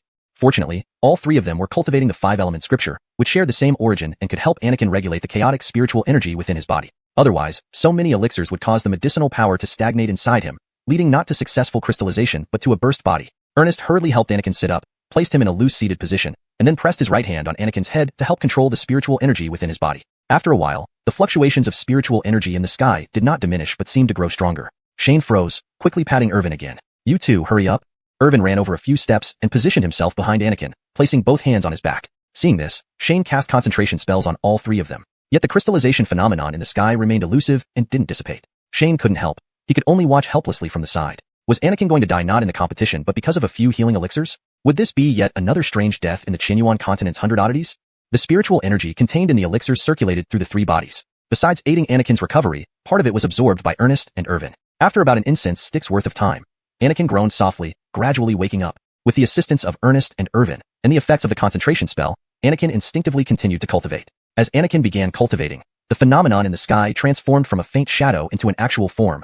Shane breathed a sigh of relief seeing Anakin awake. From the current situation, it seemed he was turning a disaster into a blessing, really managing to succeed in crystallization. A five-colored auspicious cloud slowly appeared in the sky, then divided into 5 portions: gold, green, blue, red, and yellow, each occupying a corner. The 5 colored clouds condensed into 5 misty orbs, each about 10 feet in size, interconnected by faint lines, gently floating above the heads of the 3 cultivators. The lines between the misty orbs became increasingly distinct, with the flow of spiritual energy speeding up along these lines. Eventually, the lines formed clear pathways of spiritual energy. As the circulation continued, the misty orbs grew larger and brighter. Shane watched in shock as the orbs expanded to dozens of feet in size. What the? This crystallization phenomenon seems unusual? Spectators were gradually leaving, but those who saw the scene stopped dead in their tracks. Is this a crystallization phenomenon? It should be, but I've never seen anything like this before. 5 colors. What kind of crystallization is this? They turned to observe the ongoing spectacle. The 5-colored misty orbs expanded until they nearly covered the entire arena. The connecting lines of spiritual energy thickened, resembling vibrant rivers linking the orbs. Abundant spiritual energy flowed through these rivers. Many cultivators swallowed enviously. Such pure spiritual energy, and in such vast quantities, it must rival at least half a year's accumulation. Even Carmine, standing beside them, revealed a regretful look. Why not me? Am I not a demon of Xiuxian sect? Looking back at the equally astonished Shane, Carmine felt slightly more balanced. Shane had realized the issue. Such a significant phenomenon was due to these 3 attempting to crystallize simultaneously. Anakin had just consumed the crystallization pill, with the medicinal power yet to be fully refined. He was then given 3 more pills by Ernest and Irvin, causing his internal spiritual energy to exceed the threshold required for breakthrough. Now, as Ernest and Irvin helped Anakin sort out his spiritual energy, the excess found an outlet and flowed into their bodies. Adding the abundant supply of spiritual energy in Xiuxian realm and Shane's concentration spell, all 3 had now reached the limit for crystallization. Anakin was the first to start, a thumb-sized fiery red crystal emerging from his body and floating about 3 feet above his head. Spiritual energy surged from within him, landing on the crystal, which then flashed and emitted another stream of spiritual energy that turned into a yellowish earth color in midair. The yellow spiritual energy gathered near the fire crystal, gradually condensing into a yellow crystal. As it expanded to match the size of the fire crystal, it gently trembled, releasing another stream of spiritual energy that transformed into a golden hue. The golden spiritual energy continued to condense, forming a gold crystal. Continuing in this manner, water and wood crystals appeared next. The wood crystals emitted spiritual energy then turned back to fire red, rejoining the fire crystal. Onlookers were amazed and speechless. 4 crystals condensed at once. What kind of cultivation technique is this? No wonder Anakin's 3 crystals can rival Ewan's internal spiritual energy. Irvin and Ernest are crystallizing too. Similar to Anakin, Irvin and Ernest gradually condensed the remaining 4 elemental crystals above their heads. 3 arrays of mutually enhancing elements floated above them. An audience member shouted excitedly. Not 4-element techniques. It's a 5 elements cultivation technique. Their condensed crystals are different. 5 attributes at once? This must be a heaven-grade technique. Xiuxian sect has such profound reserves. Why was it unknown until now? Many cultivators guessed correctly. It indeed was a heaven-grade cultivation technique. Techniques capable of condensing 2 or 3 crystals at once weren't unheard of. However, they were typically secret scrolls kept by major sects and rarely appeared. Furthermore, such techniques were not easily learned, depending on both the disciple's spirit root and their comprehension. But a technique that condensed 5 attributes at once was simply unprecedented. Ewan had already left, but upon hearing that Anakin and others were breaking through to crystallization, he changed his clothes and silently reappeared among the spectators. He was equally stunned. As the top disciple of Xiuxian sect, he knew much more than lower-tier cultivators. Yet even in Xiuxian sect's archives, there was no record of a 5-element combined cultivation technique. Even he had only achieved the necessary conditions after relentless cultivation and refining his body. Where did Xiuxian sect come from? How could they possess such a technique? ####Chapter 107. Advancing to the semifinals. As Ewan finished his thoughts, his gaze followed Anakin, who was sitting cross-legged on the ground, and landed on Irvin standing behind him. If everything went as expected, his opponent in the semifinals would be Irvin. Ewan's eyes circled around once more and fell upon Shane. After leaving the match, Ewan reflected on Shane's actions. They didn't resemble those of a true spirit transformation realm expert at all. However, that overwhelming pressure unmistakably told him that Shane was indeed in the spirit transformation realm. An ordinary person with no trace of spiritual energy emitting such pressure. This contradiction defied logic. Genius disciples weren't terrifying. Even the leaders of the other 2 major sects were not a match for him. What was truly dangerous was Xiuxian sect, a mysterious sect that emerged out of nowhere, exuding enigmatic vibes at every turn. After quietly observing for a while, Yuan waited until the three successfully crystallized before quietly leaving. He returned to his residence only to find Marcus waiting inside. Yuan respectfully bowed to Marcus. Master. Marcus nodded and asked, did you see those few people from xiuxian sect break through? Yuan nodded. Can you defeat Irvin?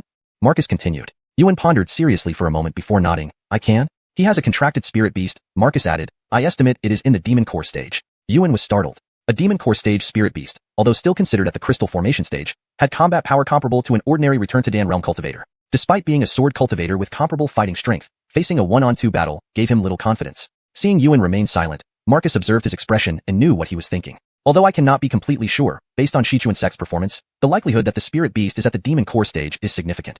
After a long silence, Yuan finally looked up and said, Master, give me that demon core. Have you thought it through? Marcus's tone remained unchanged. The demon core will significantly boost your strength, but afterwards, any demonic cultivator who sees you will become your mortal enemy. Yuan clenched his teeth. Then, let's fight. Hearing this, Marcus suddenly burst into laughter. After a while, he continued, well done. I didn't expect someone so young to understand some of the true essence of sword cultivation. With a flip of his hand, a fist-sized light blue golden core appeared. Handing over the core, Marcus said, if you lose, I will start planning right after the competition ends. Startled, Yuan asked, wasn't it supposed to be after the individual matches ended? Marcus shook his head. If you lose, Lenore and Elliot will also fail. We cannot allow xiuxian sect to secure this first place. I understand, Yuan nodded, adding, I won't lose. Marcus smiled. I know you're confident, but we must prepare for the worst. Meanwhile, as Yuan returned to his residence, Shane and company had already made their way back to the courtyard. Although Anakin's injuries looked severe, they were not fatal and left no permanent damage. He would recover within days. However, he was still feeling weak and needed more rest. Irvin now had 8 crystals, along with the refined techniques taught by Shane and the yet unseen Carmine, making him unafraid of anyone in the afternoon matches. Shane instructed everyone to rest well, waiting for Irvin's match the day after tomorrow. The key opponent's crystal types and techniques were already noted in his small notebook. Shane could almost see Irvin winning the championship, and the betting odds of 22 to 1 beckoning. Compared to a spiritual vein, several 100,000 gold was trivial. Who knew if the 3 major sects wouldn't renege on their promise? After all, they were starting to rethink kicking others out of the alliance they themselves created.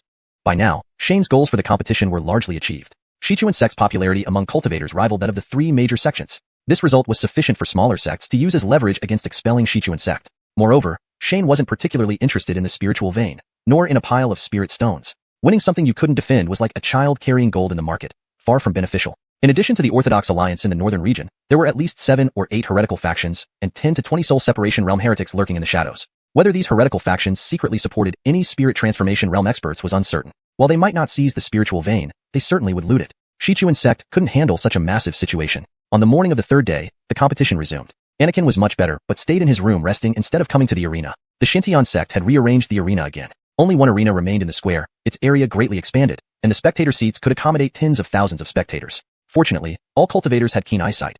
Otherwise, they wouldn't have seen the details within the arena. For example, if Shane hadn't been able to stand beside the arena rather than in the stands, he wouldn't have clearly seen the situation. But whether or not Shane was present was inconsequential. Irvin, now stable at the 8th crystal, easily sent a disciple of the dust-washing hall out of the arena with overwhelming force. With 8 crystals, Irvin's strength had doubled compared to before. Combined with the refined techniques from Shane, his fighting ability was unparalleled. In the subsequent matches, Yuan similarly displayed his prowess, resolving battles in a single move. After exposing his identity as a sword cultivator, Yuan no longer hid his strength, wielding a sword embryo to cleanly slice through his opponent's multiple layers of defensive spells and placing the sword tip at the other's neck. The afternoon matches were unremarkable. Lenore and Elliot also defeated their opponents, but with greater difficulty compared to Irvin and Yuan's crushing victories. The 4 finalists emerged. Yuan versus Irvin. Lenore versus Elliot. At this point, no one still considered Irvin an underdog. On the contrary, Lenore and Elliot's displayed strengths lagged behind the other 2. The odds for winning the championship changed subtly. Yuan 1 minute and 1.9 seconds. Irvin 1 minute and 2.2 seconds. Elliot 1:9. Lenore 1:11. From the odds, it was clear that the bookmakers from Xintian sect did not favor Lenore and Elliot as much as they initially did. Another day of rest led to the start of the semifinals. Irvin versus Yuan. Anakin, having recovered after a few days of rest, also came to the arena. As Irvin and Yuan entered the arena and exchanged polite bows, a white lightning bolt sped towards the center and leaped onto Irvin's head. Irvin froze momentarily, then glared angrily at Yuan. You've killed a spirit beast. Chapter 108, Beast Duel. Yuan smiled slightly and shook his head. Lacey said you have it, so you must have it. Irvin patted Lacey on top of his head and continued, otherwise, why would there be a demon core aura in your body? As soon as Irvin finished speaking, the audience burst into an uproar. Demon core. This item was already rare, and in human cultivators' hands, it was even rarer like phoenix feathers or unicorn horns. More importantly, human cultivators who had refined a demon core were in a life or death situation with demon cultivators. Although apart from Wanlin continent, demon cultivators were scarce in other places, and compared to human cultivators, demon cultivators were more brutal and chaotic among themselves. However, this rule was one of the few that demon cultivators could agree upon unanimously. A demon cultivator with a demon core has unlimited growth potential, which is the very foundation for their survival. Hunting down a demon cultivator with a demon core and stripping it of its demon core equates to uprooting the foundation of a demon cultivator. Yuan, a mere crystallization realm cultivator, actually had the audacity to refine a demon core? Unless he hid in the profound heaven realm for the rest of his life, sooner or later, he would be sought out by demon cultivators. Shane was taken aback by Irvin's words and hastily cast an appraisal spell at Yuan. The 8 crystals Yuan had before had now turned into 9. The 9th crystal was called Demon. Ignoring the commotion around him, Yuan revealed a hint of a smile at the corner of his mouth. Extending his hands, a pale blue golden core appeared in his hand. Is this what you're talking about? Yuan lightly tossed the golden core forward. A pale blue lizard as tall as his shoulder materialized before him. In the center of the lizard's head, a faint outline of the golden core appeared. Seeing the lizard, Lacey became enraged instantly, leaping off Irvin's head and pouncing toward the lizard. Like a living creature, the lizard roared silently at Lacey before lunging at him without waiting for Yuan's control. Though Lacey was no bigger than a kitten, it could match the large lizard equally. After a short while, the palm-sized Lacey began to suppress the lizard, making it only able to defend passively. Seeing this, Yuan snorted softly and summoned his sword embryo. The long sword paused briefly above his head before speeding toward Lacey, disregarding the lizard tangled with it. Irvin reacted similarly, swinging his hands continuously. Earth shields appeared in front of Lacey and the lizard. Whiz! The long sword stabbed at the earth shields, causing them to explode one by one. Irvin was not surprised. He continued increasing the number of earth shields. Dozens of earth shields finally halted the longsword's momentum. The spectators watching the duel let out exclamation sounds. Not because of the sword embryo's attack, but because of Irvin's earth shields. An unranked earth shield could really block a Dharma sword. With 4 more crystals added, Irvin had much more spiritual energy, so the consumption caused by dozens of earth shields was negligible. If calculated carefully, Yuan might even have consumed more spiritual energy controlling the Dharma sword. But such a small amount of spiritual energy was insignificant to both of them. After blocking Yuan's flying sword, Irvin didn't stop. He took out a dark turtle shell from his storage bag, infused it with spiritual energy, and hurled it at Yuan. The dark turtle shell, roughly 10 feet in size, arrived in front of Yuan in a blink. Yuan gave a cold snort, held the sword seal, and pointed it at the turtle shell.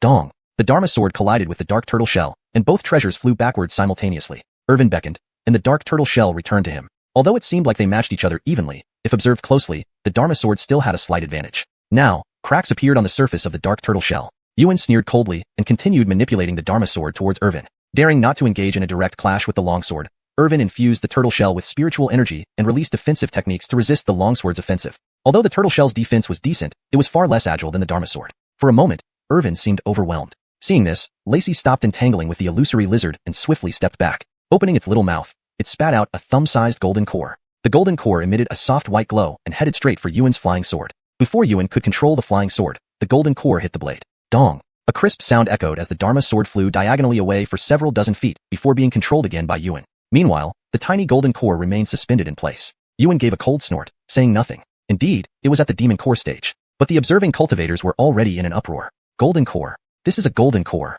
Irvin actually has a contracted beast at the demon core stage. No wonder he bears such deep resentment towards Yuan. But doesn't having a contracted beast still attract hostility from great demons? Irvin has a demon core stage beast, and Yuan can refine a demon core. These two are truly well matched. But are they really at the crystallization realm? I don't think restoration realm is this powerful. Compared to them, Lenore and Elliot fall short. After Lacey launched the demon core, the situation on the field changed once more. A flying sword and a demon core kept colliding mid-air, producing deafening noises. Taking this opportunity, Irvin began attacking the lizard. Although the illusory lizard was lively and active, it wasn't a real demonic beast. After several rounds of attacks, it was utterly defeated by Irvin, its color fading significantly as it neared dissipation. You think? Yuan sneered coldly, looking at Lacey struggling to control the demon core on the ground, mocking him. Only you can control the demon core? Before he finished speaking, the lizard had dissipated into green smoke in the air. The pale blue demon core returned to Yuan's side. Yuan extended his right index and middle fingers, holding the sword gesture, while his left hand spread 5 fingers wide. One sword and one core, flanking left and right, flew towards Lacey. Yuan used multitasking to manipulate the 2 treasures. Startled, Irvin spoke inside the mark, blocked the Dharma sword. While speaking, Irvin manipulated the dark turtle shell, smashing heavily into the demon core. And Lacey continued to grapple with the Dharma sword. Although both the sword embryo and demon core had been refined into his body by Yuan, making them easier to control, multitasking made things somewhat strenuous for him. After all, he was facing Irvin, who was at the same level as him, and a demon core stage demonic beast. Gradually, Yuan began to appear strained. At this moment, however, he retracted the golden core in front of him, let out a roar, and astonishingly transformed into a beam of light, enveloping himself. After the light faded, Yuan reappeared with a drastically changed appearance. His whole body was covered with pale blue scales, and long sharp claws grew on his hands. Yuan raised his hand. The Dharma sword flew back into his grasp. A non-human roar erupted from Yuan after his transformation. Then he dashed towards Irvin. The audience below immediately ceased their discussions, staring blankly at Yuan. What the hell? Beast transformation? A crystallization realm cultivator dared to play like this? It's not a life or death duel. Risking his life like this? Chapter 109. The New Taiji Diagram. Demonization, in simple terms, involves using objects imbued with the essence of demon beasts to transform humans into half-human, half-demon forms. Such objects can range from items carried by demon beasts, with their pelts, bones, and remains being even better. The pinnacle would naturally be a demon core. Although most demon beasts continue their cultivation in human form, their true forms possess formidable physical strength and keen spiritual awareness, retaining many advantages. Therefore, some powerful demons develop techniques that allow them to revert to their beast forms within short periods. These techniques occasionally fell into the hands of human cultivators. Based on these techniques, humans developed the peculiar spell known as demonization. For demon beasts, using this technique means reverting to their true form, while human cultivators can only assume a half-demon state through the beast's essence. This strange transformation is inherently unstable. A single misstep could lead to a complete mental breakdown, turning the practitioner into a mindless zombie. However, upon demonization, one temporarily acquires the robust physique and affinity for certain attributes of demon beasts, significantly enhancing their power. Due to its risks, such techniques are rarely used under normal circumstances. Nevertheless, as a method that drastically boosts one's abilities, quite a few people have learned it as a last resort for survival. It was puzzling, however, that Yuan was willing to go all out in just a small sect competition. The crowd's whispers didn't affect the demonized Yuan. He held his sword in one hand and quickly rushed towards Irvin. Irvin had never seen but had heard of such techniques. Seeing Yuan use a desperate skill like demonization for just a contest shocked him. Without hesitation, Carmine controlled the demon core and hurled it at Yuan. Clang. It was unclear what kind of demon beast Yuan had assimilated. When Carmine's demon core collided with him, it produced a metallic sound. Despite running forward, Yuan merely stumbled. Even the pale blue scales covering his body remained unscathed. With every step, Yuan covered several meters, arriving before Irvin in the blink of an eye. Now, he resembled a berserk warrior rather than the previously ethereal figure. With a meaningless roar, he lifted his sword with both hands and slashed downward. Irvin only managed to raise the mystic turtle shell in front of him as Yuan's sword came down. Crack. The multiple layers of defensive spells stacked on the shell were instantly shattered. The sword then left a long mark on the shell, and Irvin was thrown back by the force. Yuan, not letting up, stamped his right foot and leaped high, pursuing the flying Irvin. Unable to cast higher-level spells in time, Irvin could only fend off with quick-release lower-level skills. Carmine continued to launch the demon core at Yuan, but Yuan seemed oblivious, neither dodging nor avoiding. Crackle. Irvin's mystic turtle shell couldn't withstand Yuan's increasingly heavy strikes and finally shattered into pieces with a series of crisp sounds. Seeing this, Yuan grinned wickedly, baring sharp teeth, and swung his sword toward Irvin. Carmine hurriedly charged forward, still controlling the demon core to smash into Yuan. Clang. Thud. The demon core and Carmine hit Yuan's sword-holding hands one after another. Chi. Yuan's sword was deflected, but it still brutally sliced across Irvin's chest. A wound over a foot long, deep to the bone, stretched from his left shoulder to his right waist. Shane, seeing this, was about to concede. It was just a contest. There was no need for them to fight so desperately. But Irvin didn't display the same pain-stricken expression as before. Instead, with red eyes, he stared intently at the grim-faced Yuan and said slowly, "I'm really angry now." Ignoring Irvin's words, Yuan screeched and raised his sword again. Boom. A torrent of chaotic spirit energy erupted from Irvin's body, pushing Yuan back 2 steps. His sword missed completely. Regaining his senses, Yuan saw Irvin sitting cross-legged on the ground with closed eyes. Spirit energy around him formed black and white currents rotating around him continuously. The audience gasped. Again with this technique. Again with this technique. I didn't expect Irvin to know it too. But it seems different from Anakin's. Even Shane was surprised. Irvin had never mastered the Taiji diagram until this critical moment. However, Irvin's Taiji diagram was different from Anakin's. Nyo's Taiji stood vertically before him, while Irvin's lay flat around him. Seeing the Taiji diagram appear beside Irvin, Yuan didn't stop attacking. He swung his sword toward Irvin, but it felt like hitting cotton, offering no resistance. Instead, the force rebounded, pushing him back several steps. No matter how many times he tried, whether slashing, thrusting, or casting other spells, the attacks dissipated into nothing upon hitting the Taiji diagram. The surrounding spectators, looking down from above, clearly saw Yuan's attacks spiraling and getting crushed like chaff. Blinded by rage, Yuan unleashed more spells, attempting to break through the defense. Unfortunately, it was futile. Irvin remained seated, seemingly unperturbed. After a while, Irvin finally lifted his head and opened his eyes. I understand. He smiled childishly. Then, the situation shifted dramatically. Spirit energy surged toward the Taiji diagram surrounding Irvin. 5 misty clouds appeared around it, swirling rapidly. The mists, 5 colors blending much denser than when they had crystallized earlier, soon merged into one. The Taiji diagram rose like a spinning millstone, enveloping the 5-element mists inside, transforming into a sphere. Inside, the black and white currents intertwined and fused together. Within the sphere, Irvin's injuries stopped bleeding and began healing visibly. The entire sphere became almost transparent, radiating an immense amount of spirit energy that even the audience could feel. Yes, it was spirit energy, the purest essence from heaven and earth, not the spirit energy absorbed through cultivation methods. The scene unfolded as if revealing a new level of mastery, signaling Irvin's potential breakthrough in understanding and control over the fundamental forces of nature. Chapter 110. The 3 beget all things. Irvin looked at Yuan, who was standing not far away in a trance, and asked, "Are you still fighting?" Hearing Irvin's words, Yuan suddenly snapped back to reality. With a roar, he lifted his long sword again and swung it towards Irvin. "This is fire." Irvin pointed gently with his finger. Inside the transparent sphere, a wisp of spirit energy swirled and turned into a fiery red color before being expelled from the sphere. As soon as it appeared, it transformed into a pure white fire lotus, floating towards Yuan. Yuan tried to dodge but realized that although the lotus seemed slow, there was no way to evade it. He could only raise his sword to confront it head-on. Boom! A burst of flames swallowed Yuan whole. Several moments later, Yuan reappeared. All the clothes on his body had vanished. However, he was now covered in light blue scales from head to toe, so there was no risk of exposure. Seeing that Yuan had blocked the fire lotus, Irvin did not seem surprised at all. He calmly continued, "This is Earth." Another wave of spirit energy rolled out, turning into an earthy yellow color. After leaving the sphere, it transformed into a mountain peak dozens of feet high, crashing down towards Yuan. Yuan let out a cry, raised his sword with both hands, leaped up, and stabbed at the mountain. Boom! The mountain peak, several dozen feet tall, was actually sliced through by his single sword strike. When the dust cleared, Irvin grinned. This is metal. Like before, as soon as the golden spirit energy appeared, it turned into a spear over 10 feet long, thrusting directly at Yuan. Not having time to react, Yuan only managed to block the spear with his left hand pressed against the blade of his sword, holding the sword in front of him with both hands. Clang! The sound of the spear and sword clashing echoed throughout the arena, causing the defensive formation of the sparring ground to hum loudly. The spear shattered into a cloud of golden dust and dissipated into the air. Struck by this blow, Yuan was sent flying several dozen feet away. This is water. This is wood. This is yin. This is yang. Each time Irvin spoke, a spell would fly out from the sphere and strike Yuan. Yuan struggled to defend himself, but he held them off. Though many of the blue scales on his body had fallen off, revealing the fresh red skin underneath, and his hands trembled non-stop, he held them off. For the first time, Irvin's expression changed. He looked at Yuan curiously and praised him. "You are really something." Yuan snorted coldly without responding. Unperturbed, Irvin continued, "I have one last move." Finishing his sentence, Irvin raised his hands, lifting the sphere which had shrunk to about a dozen feet, over his head. He said to Yuan, "This is yin-yang and the 5 elements." Then, with a wave of his hands, he threw the sphere-sized ball towards Yuan. The transparent sphere floated like a balloon, drifting slowly forward. Yet no matter how many times Yuan tried, he couldn't evade it. Finally, he roared angrily and lunged straight at the balloon with his sword. There was no explosion, no sound, no sign of anything happening. Yuan simply disappeared inside the sphere. After several moments, the sphere gradually dispersed, and Yuan reappeared. His scales had vanished, but his body was unharmed. A pale blue demon core and a long sword lay beside him. All spectators, including those at the core formation stage and soul separation stage, were speechless, staring open-mouthed. Damn, what kind of ability is this? Reverting the internal spirit power back to the elemental spirit energy, and then converting it into various attributes once more? Is this something a crystal formation cultivator can do? It's like taking a boiled egg and turning it back into a raw one, and it can still hatch a chick. Although the amount of spirit energy wasn't as great as that of a core formation practitioner, the quality far surpassed the core formation stage, going from nothing to something. Transformation?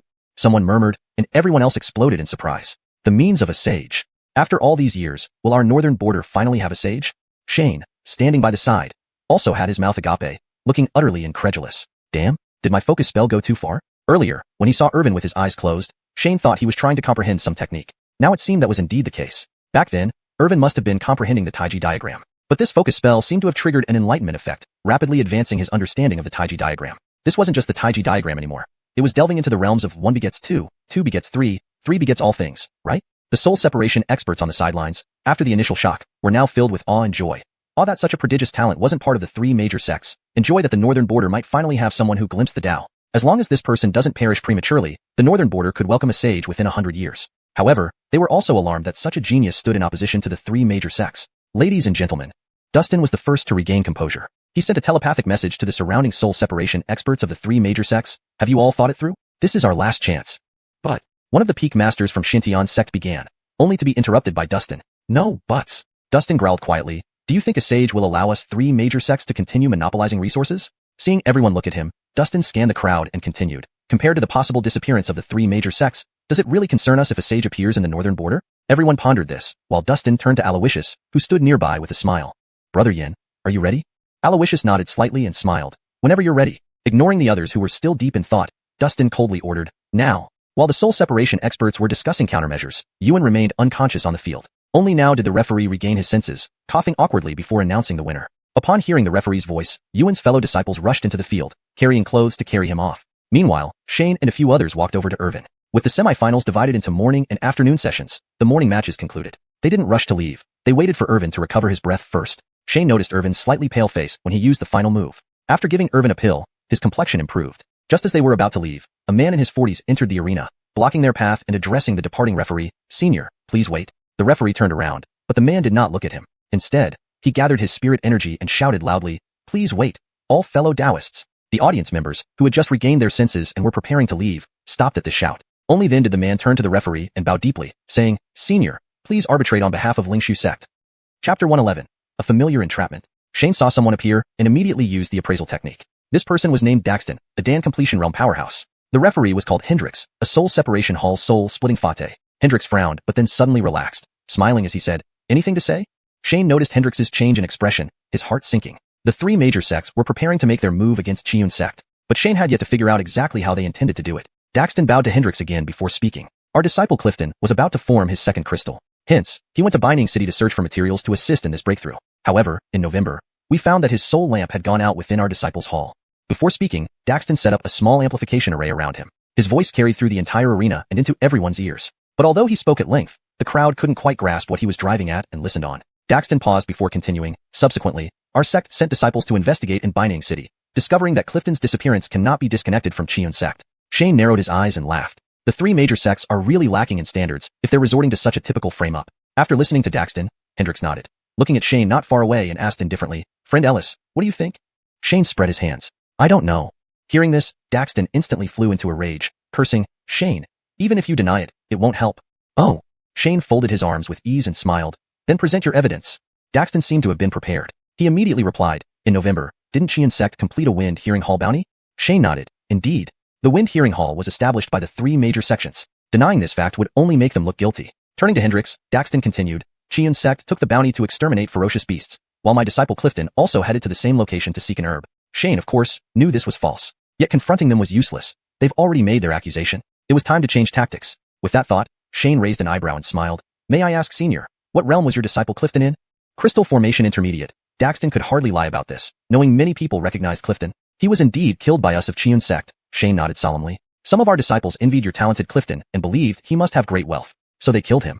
Stunned, Daxton reacted, "Why aren't you following the script?" A normal person encountering this would confront him or inquire further, not just admit it. The onlookers who hadn't left gasped at Shane's admission, only to burst into laughter after hearing his next words. Yes, jealousy and greed might lead to murder, but wouldn't you need a reason? Xiuxian sect's disciples were all geniuses, and their treasures weren't inferior. How would they come into conflict with Lingshu sect's disciple? Unless they were evil cultivators. Marcus's face turned grim upon hearing the laughter, turning to Aloysius and sending a mental message. "Is this the fool you brought? What idiocy." Aloysius merely smiled. "Head Jean, please remain calm." Before Jean could reply, two more cultivators appeared on the field, standing beside Daxton and bowing to Hendrix. "Senior, please mediate on behalf of Hualing sect." Shane naturally appraised them. Chu Chaoli, Dan completion realm, about equal to Daxton, and Xiuxian crystal formation intermediate. After bowing, Chu Chaoli turned to Shane angrily. "Shane, your Xiuxian sect killed our disciple Chung Junjun. We demand justice." Ignoring Shane, Chu Chaoli added, "Xiuxian, tell everyone the process by which Xiuxian sect committed the crime." Xiuxian nodded and began narrating Xiuxian sect's alleged crime meticulously. Shane listened, nodding secretly. Yes, time, characters, location, cause, process, result, all clearly detailed. Better than many online authors. Upon finishing, Shane clapped. "Friend Daoist, you told it well. Who specifically did you seek off from our sect?" "Them." Xiuxian pointed to Irvin, then towards Anakin, "And him." Shane smiled. "Friend Daoist has remarkable insight, remaining calm under pressure. Your performance in this competition must be excellent too. May I ask for your ranking?" Xiuxian hesitated, mumbling, "Round 2 of preliminaries." Shane nodded, praising, "Making it to round 2 means at least 500th place. Not bad." Finishing, Shane stopped talking. The audience stared in shock before realizing Shane's implication. This led to another round of laughter. Irvin had advanced to the finals, and Anakin was one of the top 18. Compared to Xiuxian, the difference was significant. For them to commit murder without being discovered and escaping unscathed seemed implausible unless both were incompetent. Enraged, Marcus mentally berated, "Aloysius, is this your plan?" The other soul-splitting fates of the three major sects turned to glare at Aloysius. "This is the first step," Aloysius explained reluctantly. "First, let Hendrix refute these falsehoods to showcase the fairness of the three major sections. Then bring up Gavriel, allowing Hendrix to judge fairly, leaving him no room for rebuttal." "Had better work," Marcus snorted, unwilling to even use a mental message. Just then, someone else flew onto the field. Shane glanced and froze. Garner? No. Appraisal revealed Garner was now Alden's blood puppet. The other man was Adnan, a Dan completion cultivator, seemingly Garner Sr. Adnan tossed a package at Shane immediately upon landing, fuming, "Shane, this was found at your accommodation in Linjiang City. Let's see how you explain it away." Shane looked at the rolling package. The white cloth unraveled, revealing a human head. Greg. What the? They actually found a case with solid evidence? This person was indeed killed by Xiuxian sect. Adnan coldly sneered, turning to Hendrix and bowing, "Senior, Xiuxian sect killed our Clearwind temple cultivator stationed in Linjiang City. Proof is undeniable." The crowd waited anxiously for Shane's response, curious what he'd say next. But Shane simply nodded and bowed to Hendrix. This person was indeed killed by our Xiuxian sect. Chapter 112, Shintian sect strikes. Garner stood nearby and sneered, "Shane, My Qingfeng Temple is a prestigious orthodox sect. How could we commit such an act that offends both man and heaven? Shane shook his head, pointed upward, and looked at Garner. Men make their moves, but heaven sees all. Marcus heard Shane's admission of the killings and glanced at Aloysius. Aloysius understood Marcus's meaning. After pondering for a while, he nodded and said, Patriarch Jean, let Fade Huang come forward. Just as Shane finished speaking, an angry roar came from afar. Shane, did you kill my disciple Gavriel? Shane turned around to see an old man leap into the arena, hands behind his back, coldly asking, How dare you heretical cultivators be so brazen? As soon as these words were spoken, murmurs erupted among the spectators. After all, the bounty for finding clues about Gavriel's death had been hanging in Xuanhuan Hall for more than half a year, and many people already knew about it. Yet someone now claimed that it was done by the Xiuxian sect and boldly accused them of being heretics. Moreover, this place was the Xintian secret realm. Since the higher-ups did not hide the truth, most people of the Xintian sect were already aware of Gavriel's death. Everyone thought this matter would end without resolution when Harley suddenly made such an assertion. Harley was Gavriel's master. Although he was only at the returning dance stage, he was also one of the few enforcement elders of the Law Enforcement Hall, second only to the soul-splitting realm powerhouses within the sect. In the Xintian secret realm, his words carried much more weight than those of the previous speakers. Shane's expression faltered for a moment. What the heck? Not only does he know I killed Gavriel, but he also knows about the blood-bound cultivation method? At that moment, Shane heard Donovan's telepathic message, Brother Ellis. He's lying. I guarantee no one can discern Shu Fo's cultivation method. Shane finally felt relieved and couldn't help but sneer. So another one trying to frame me. Shane let out a cold laugh. Where's your evidence? If you can't provide any, I'll sue you for defamation. Hearing Shane's words, Harley hesitated slightly. Was he so fearless because he had something to rely on? However, at this moment, he had no choice but to act. Harley put on a furious expression and shouted, Shane, let you die knowing the truth. With that, Harley looked around and called out, Where is Randy? A figure flew out from the audience and landed in the center of the arena. It was Randy. Shane casually cast another appraisal spell. He immediately froze. That D-grade Earth Essence manual was so effective? In just over half a year, Randy had advanced from the middle stage of condensation to the middle stage of crystal formation. Randy looked embarrassed, first paying respects to Hendrix at the soul-splitting stage, then to Harley, followed by a few other returning Dan cultivators. Finally, he cupped his hands toward Shane. Randy pays respects to Senior Ellis. Shane nodded, promoted a major realm in half a year. You've done well. Thanks to the teachings of the senior, Randy bowed again. Shane smiled. It's due to your talent. Harley coughed twice, interrupting their reunion, then asked, Randy, did you deliver the message to Xiuxian sect last time? Randy nodded, yes. Harley asked again, did Gavriel question you after you returned? Yes. Have you seen Gavriel since then? Yes. Describe what happened during your meeting with Gavriel. Randy agreed and recounted the events in detail. After listening, Harley waved his hand impatiently. Enough, you may leave. Randy paid his respects to everyone before departing. He wasn't worried about Shane at all. The recent great competition almost scared him witless. When he went to Xiuxian sect, Irvin hadn't even awakened yet. But now, Irvin possessed 8 crystals. What speed was this? On average, 1 crystal per month. In the northern region, it usually took geniuses 3 years to form 1 crystal. And the vast majority of condensation stage disciples could never achieve crystallization success in their entire lives. This wasn't just speed. It was a miracle. During his practice of the Earth Essence manual taught by Shane, he had always had a vague feeling that Shane's cultivation level might be higher than he estimated. Now it seemed Shane was far superior. Even the highest-ranking soul-splitting realm leaders of the Xintian sect couldn't match this level. Randy was not anxious, and neither was Shane. Shane naturally had his confidence in himself. Since he was ready to teach the 10D grade cultivation methods to the observing cultivators, he had already prepared his speech. Although this wasn't the best opportunity, it could still earn him a significant number of points. These points could be used for upgrading or casting Master's Authority. If the rewards were substantial, he could use both together. With strength, all intrigues and tricks would be useless. Shane crossed his arms and waited until Randy left. Then he confidently looked at Harley. Senior, having asked everything, do you want to speak now? Harley had already prepared his speech and sneered. Gavriel was part of the Law Enforcement Hall. Concerned that Randy might be deceived, he personally went to investigate Xiuxian sect and then disappeared. Shane raised an eyebrow and laughed. Why didn't Senior come earlier, waiting until now? Humph. Harley snorted. Our prestigious sect acts based on evidence. We cannot act without investigation. With that, Harley turned and faced the audience, continuing, we have now discovered that Shane, along with Irvin, Anakin, and Albie, are not Xiuxian sect disciples but rather blood-bound evil cultivators of the Blood Peak sect. They infiltrated the Xintian secret realm intending to disrupt it. Law Enforcement Hall disciples, where are you? Harley roared. Instantly, over 100 disciples flew from various corners of the arena. Shane casually cast several appraisal spells and found they were all crystal formation stage, including some peak crystal formation geniuses who had advanced to the top 64. Over 100 people stood firmly behind Harley, while on the other side, Irvin and others joined Shane. Harley called to the audience, eliminating evil cultivators is our duty. Shane turned and looked at the disciples, smiling. You step back, I have a way. As long as he had a chance to speak, he would recite the 10 cultivation methods. No one would dare stop him. But just as Shane was about to speak, he heard another shout. Please calm down. Shall we listen to my story? A figure flew out from the audience and landed beside Shane. Shane turned and saw it was Corbin. Harley coldly sized up Corbin and asked, who are you? Taoist friend? Corbin of Dingshai. ##### Chapter 113. The Blood Puppet Exposed. As soon as those words were spoken, Harley hadn't yet reacted when the audience members who were at the Soul Division realm collectively gasped. Damn it. Why is this prodigy here? The youngest ever to reach the Soul Division realm, and the most talented disciple of Dingshai Pavilion, was already a legend among the Soul Division elders. Even more crucially, this guy's master was none other than the master of Dingshai Pavilion, Saint.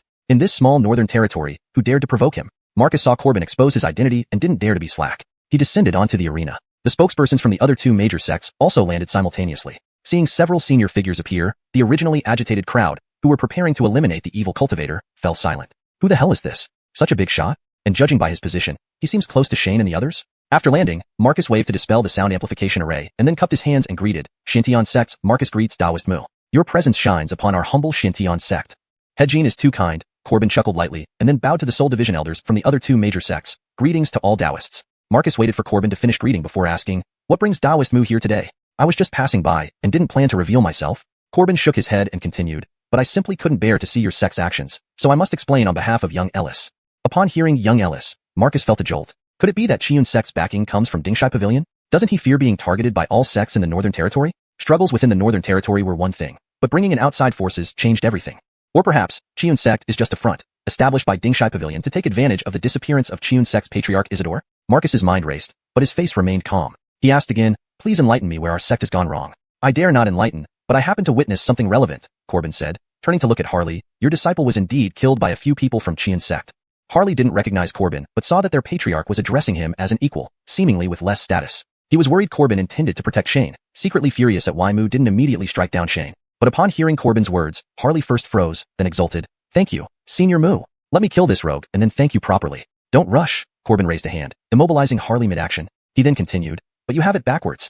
The evil cultivators aren't those from Xiun sect but Tony. Although unable to move, Harley could still speak. He stared intently at Corbin. Evidence? Corbin smiled. My words are evidence enough. Marcus frowned, saying, Taoist Mu.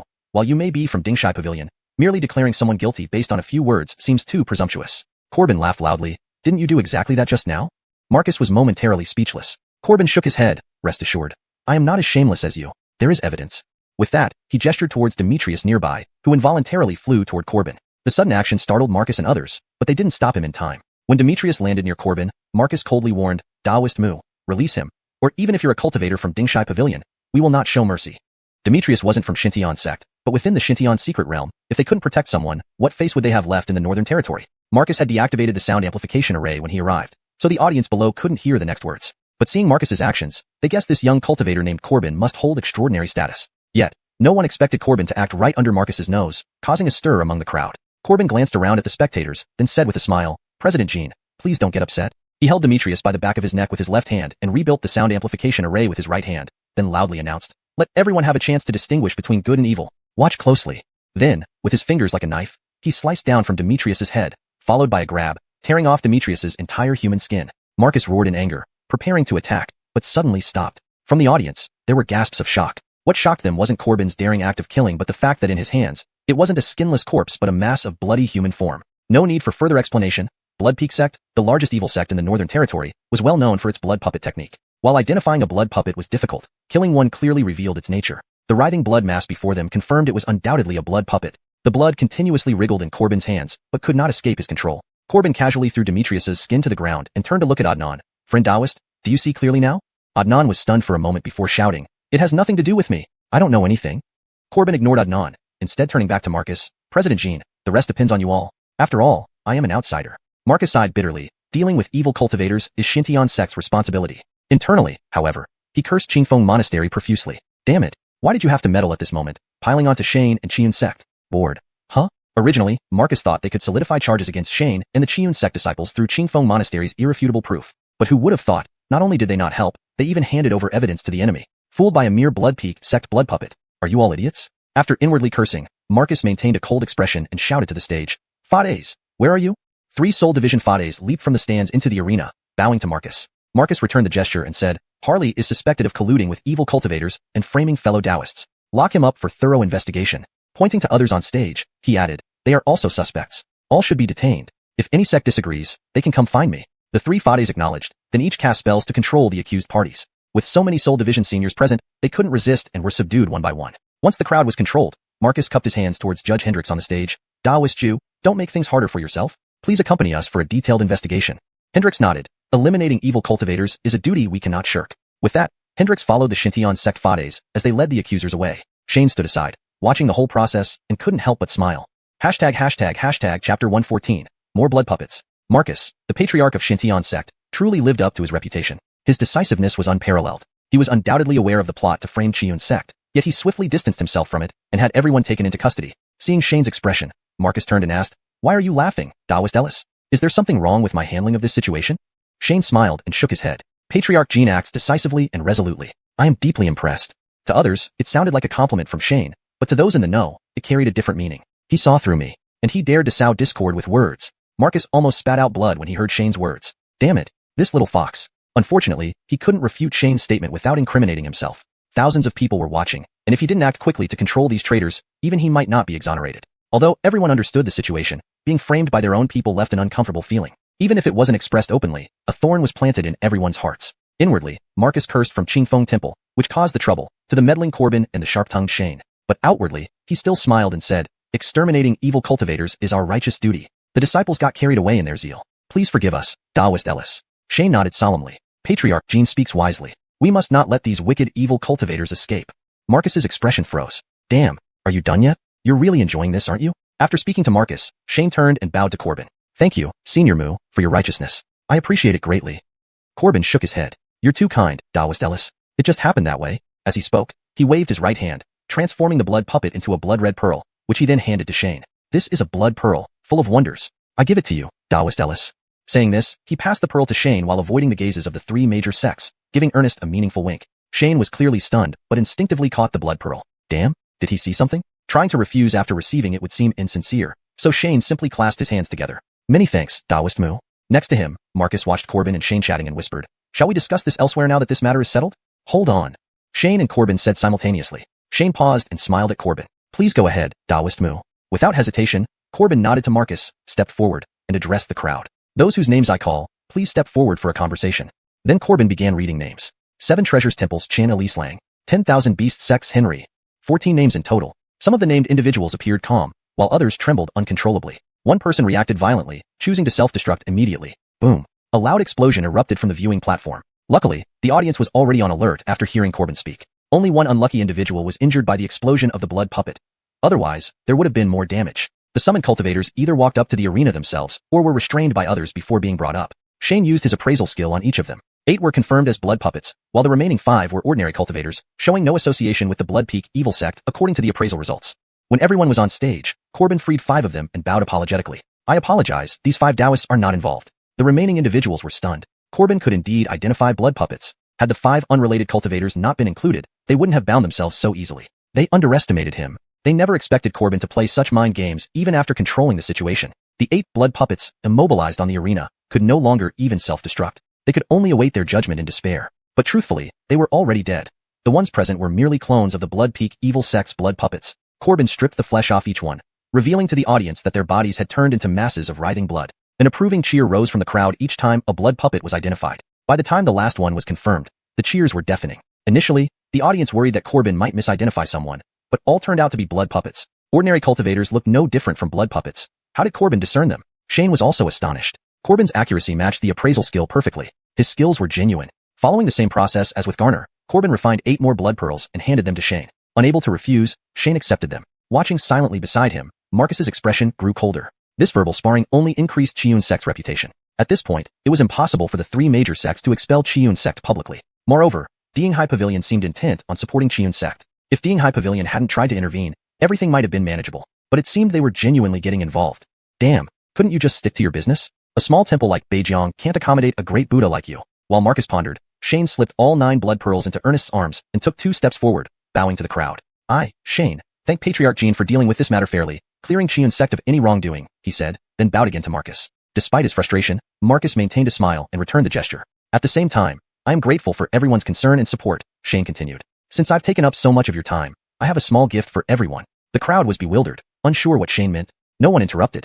They simply listened. Seeing no opposition, Shane grinned. Thanks to Patriarch Jean. Without you, these people would be causing a commotion. And now, Shane, I will start showing off. Publicly gifting 10 yellow-grade cultivation techniques. Will you fear this power? Hashtag Chapter 115.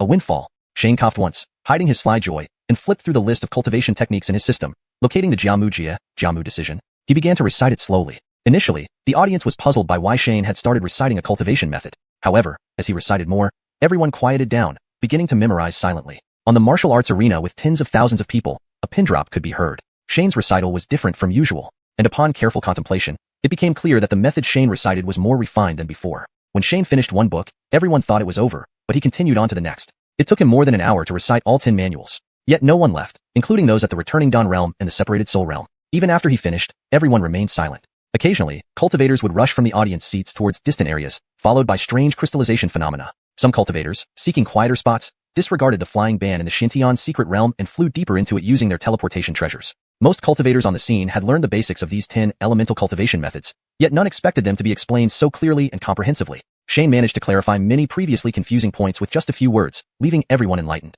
After finishing the 10 manuals, Shane stood quietly, head bowed. After reciting for over an hour, this ordinary person was already parched, his throat feeling like it was about to catch fire. But inwardly, he felt incredibly satisfied. Ding, you have successfully taught the Jiamuji. Reward, 10 system points. Ding, you have successfully taught the Binghuoji. Reward, 10 system points.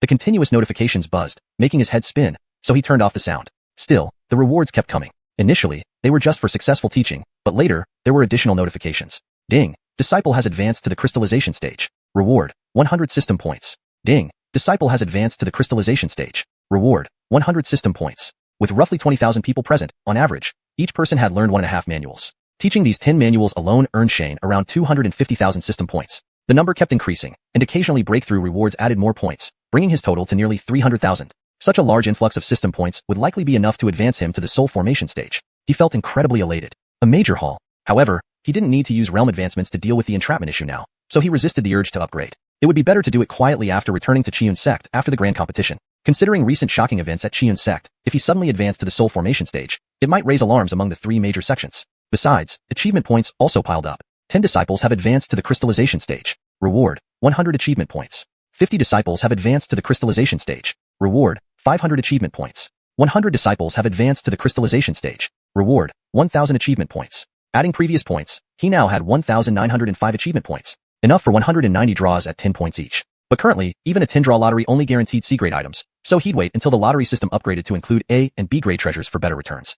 From an outsider's perspective, Shane seemed calm and composed like a transcendent sage. The first to regain composure was Corbin, standing nearby. As a prodigy, Corbin had his own understanding and improvements of the 10 elemental cultivation methods. Though not as profound as Shane's, they were still quite close. After briefly comprehending, he remembered them. The impact on his strength was minimal, so he quickly recovered. Seeing Shane openly sharing the 10 manuals before so many, Corbin was shocked. Wasn't this supposed to be private teachings for Xiuxian sect? These 10 manuals could elevate Xiuxian sect from a third-rate to a second-rate sect. With the Taiji diagram learned by Irvin and Anakin, Xiuxian sect could become the 4th major sect within 100 years if not suppressed by the 3 major sections. Why did you give this away? Dinghai Pavilion also had insights and improvements on these 10 manuals, but wouldn't share them with outsiders. Why? Because these are what make a major sect appealing. Without these resources, why would talented disciples flock to major sects instead of being cherished in second-rate ones? Shane's actions undermined the very foundation. By publicly sharing these fundamental manuals, he had unwittingly made himself a common enemy of all sects in the Xuanhuan continent. Was this the variable master mentioned? Such drastic changes were alarming. Looking at the meditating Shane, Corbin involuntarily shivered.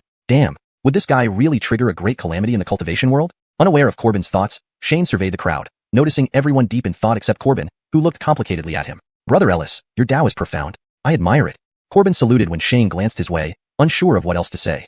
Seeing Corbin's insincerity, Shane asked, is something wrong? Corbin shook his head and whispered, we'll talk later. Shane then noticed other separated soul realm elders regaining consciousness, their expressions cold without the excitement of gaining new cultivation methods. He scratched his head, puzzled. Standing beside Corbin with his disciples behind him, they waited silently. After some time, the audience gradually came to, loudly thanking Shane.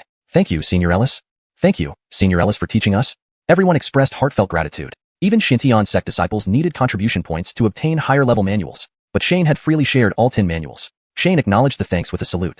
Corbin smiled slightly, realizing that Shane's actions might not be entirely without benefits. Initially, the audience was puzzled by Shane's sudden start in reciting a cultivation method. However, as he continued, everyone fell silent, quietly committing the words to memory. In the arena filled with tens of thousands of people, a pin drop could be heard. What Shane recited was different from usual. Upon closer reflection, they realized that the cultivation method Shane spoke was more refined compared to what they knew before. When everyone thought he had finished reciting one technique, Shane started on another. He spent over an hour reciting 10 cultivation methods. Yet, no one left, not even those at the core formation realm or soul division realm. Even after he finished, everyone remained silent. Occasionally, cultivators would rush from their seats towards distant locations, where crystallization phenomena appeared. Some cultivators, seeking a quieter place, disregarded the flight ban in the Xintian secret realm and used their flying artifacts to head deeper into the secret realm. Most cultivators in the arena had been introduced to the 5 elements cultivation methods through these 10 books, but none had expected the heart methods to be explained so clearly and comprehensively. Many of the previously ambiguous points were now made clear by Shane's succinct explanations. After finishing the recitation of the 10 heart methods, Shane stood still, lowering his head without saying anything. Having spoken for over an hour straight, he was parched, his throat feeling like it was on fire, but inside, he felt immensely satisfied. Ding, you have successfully taught Jiamu decision, rewarding 10 system points. Ding, you have successfully taught Binghua decision, rewarding 10 system points. The constant chimes buzzed in his ears, forcing him to turn off the notification sounds. The notifications continued, starting from successful teaching and then evolving into other alerts. Ding, disciple has broken through to crystallization stage, rewarding 100 system points. Ding, disciple has broken through to crystallization stage, rewarding 100 system points. With roughly 20,000 people present, each person learning about 1.5 books on average, Shane had earned approximately 250,000 system points just from teaching these 10 cultivation methods. And the number kept growing. Adding the occasional breakthrough rewards, his total system points approached 300,000. This huge influx of system points would likely be enough to upgrade him to the spirit transformation realm. He couldn't help but feel elated. A windfall indeed. However, since there was no immediate need to use this opportunity to address the entrapment issue, he decided to hold back on upgrading. It would be better to do so quietly upon returning to Qiun sect after the sect competition ended. Moreover, he'd also accumulated a significant amount of achievement points. 10 disciples broke through to crystallization stage, rewarding 100 achievement points. 50 disciples broke through to crystallization stage, rewarding 500 achievement points. 100 disciples broke through to crystallization stage, rewarding 1,000 achievement points.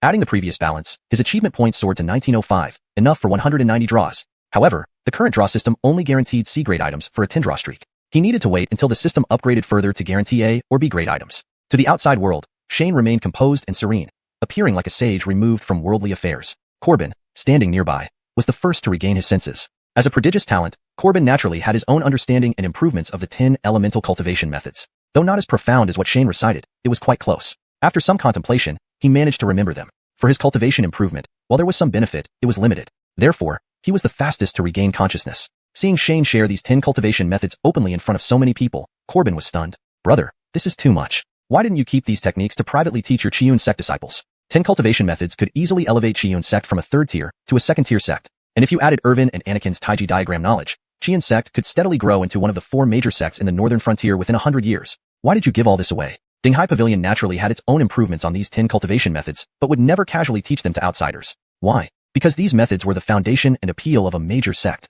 Without such resources, why would talented disciples flock to large sects when they could enjoy being treasured in a 2nd tier sect? Shane's actions were equivalent to undermining this foundational appeal by publicly sharing these core methods. Now, you've become the public enemy of every sect in the continent. Are you aware of that? Or is this the variable the master mentioned? But isn't this variable too terrifying? Corbin glanced at Shane, who was meditating, involuntarily shuddering. Damn, could this guy really cause a major upheaval in the cultivation world? Unaware of Corbin's thoughts, Shane finally came to his senses and scanned the area, noticing everyone still deep in thought except Corbin, whose expression was complex. Taoist Ellis's Taoism is profound.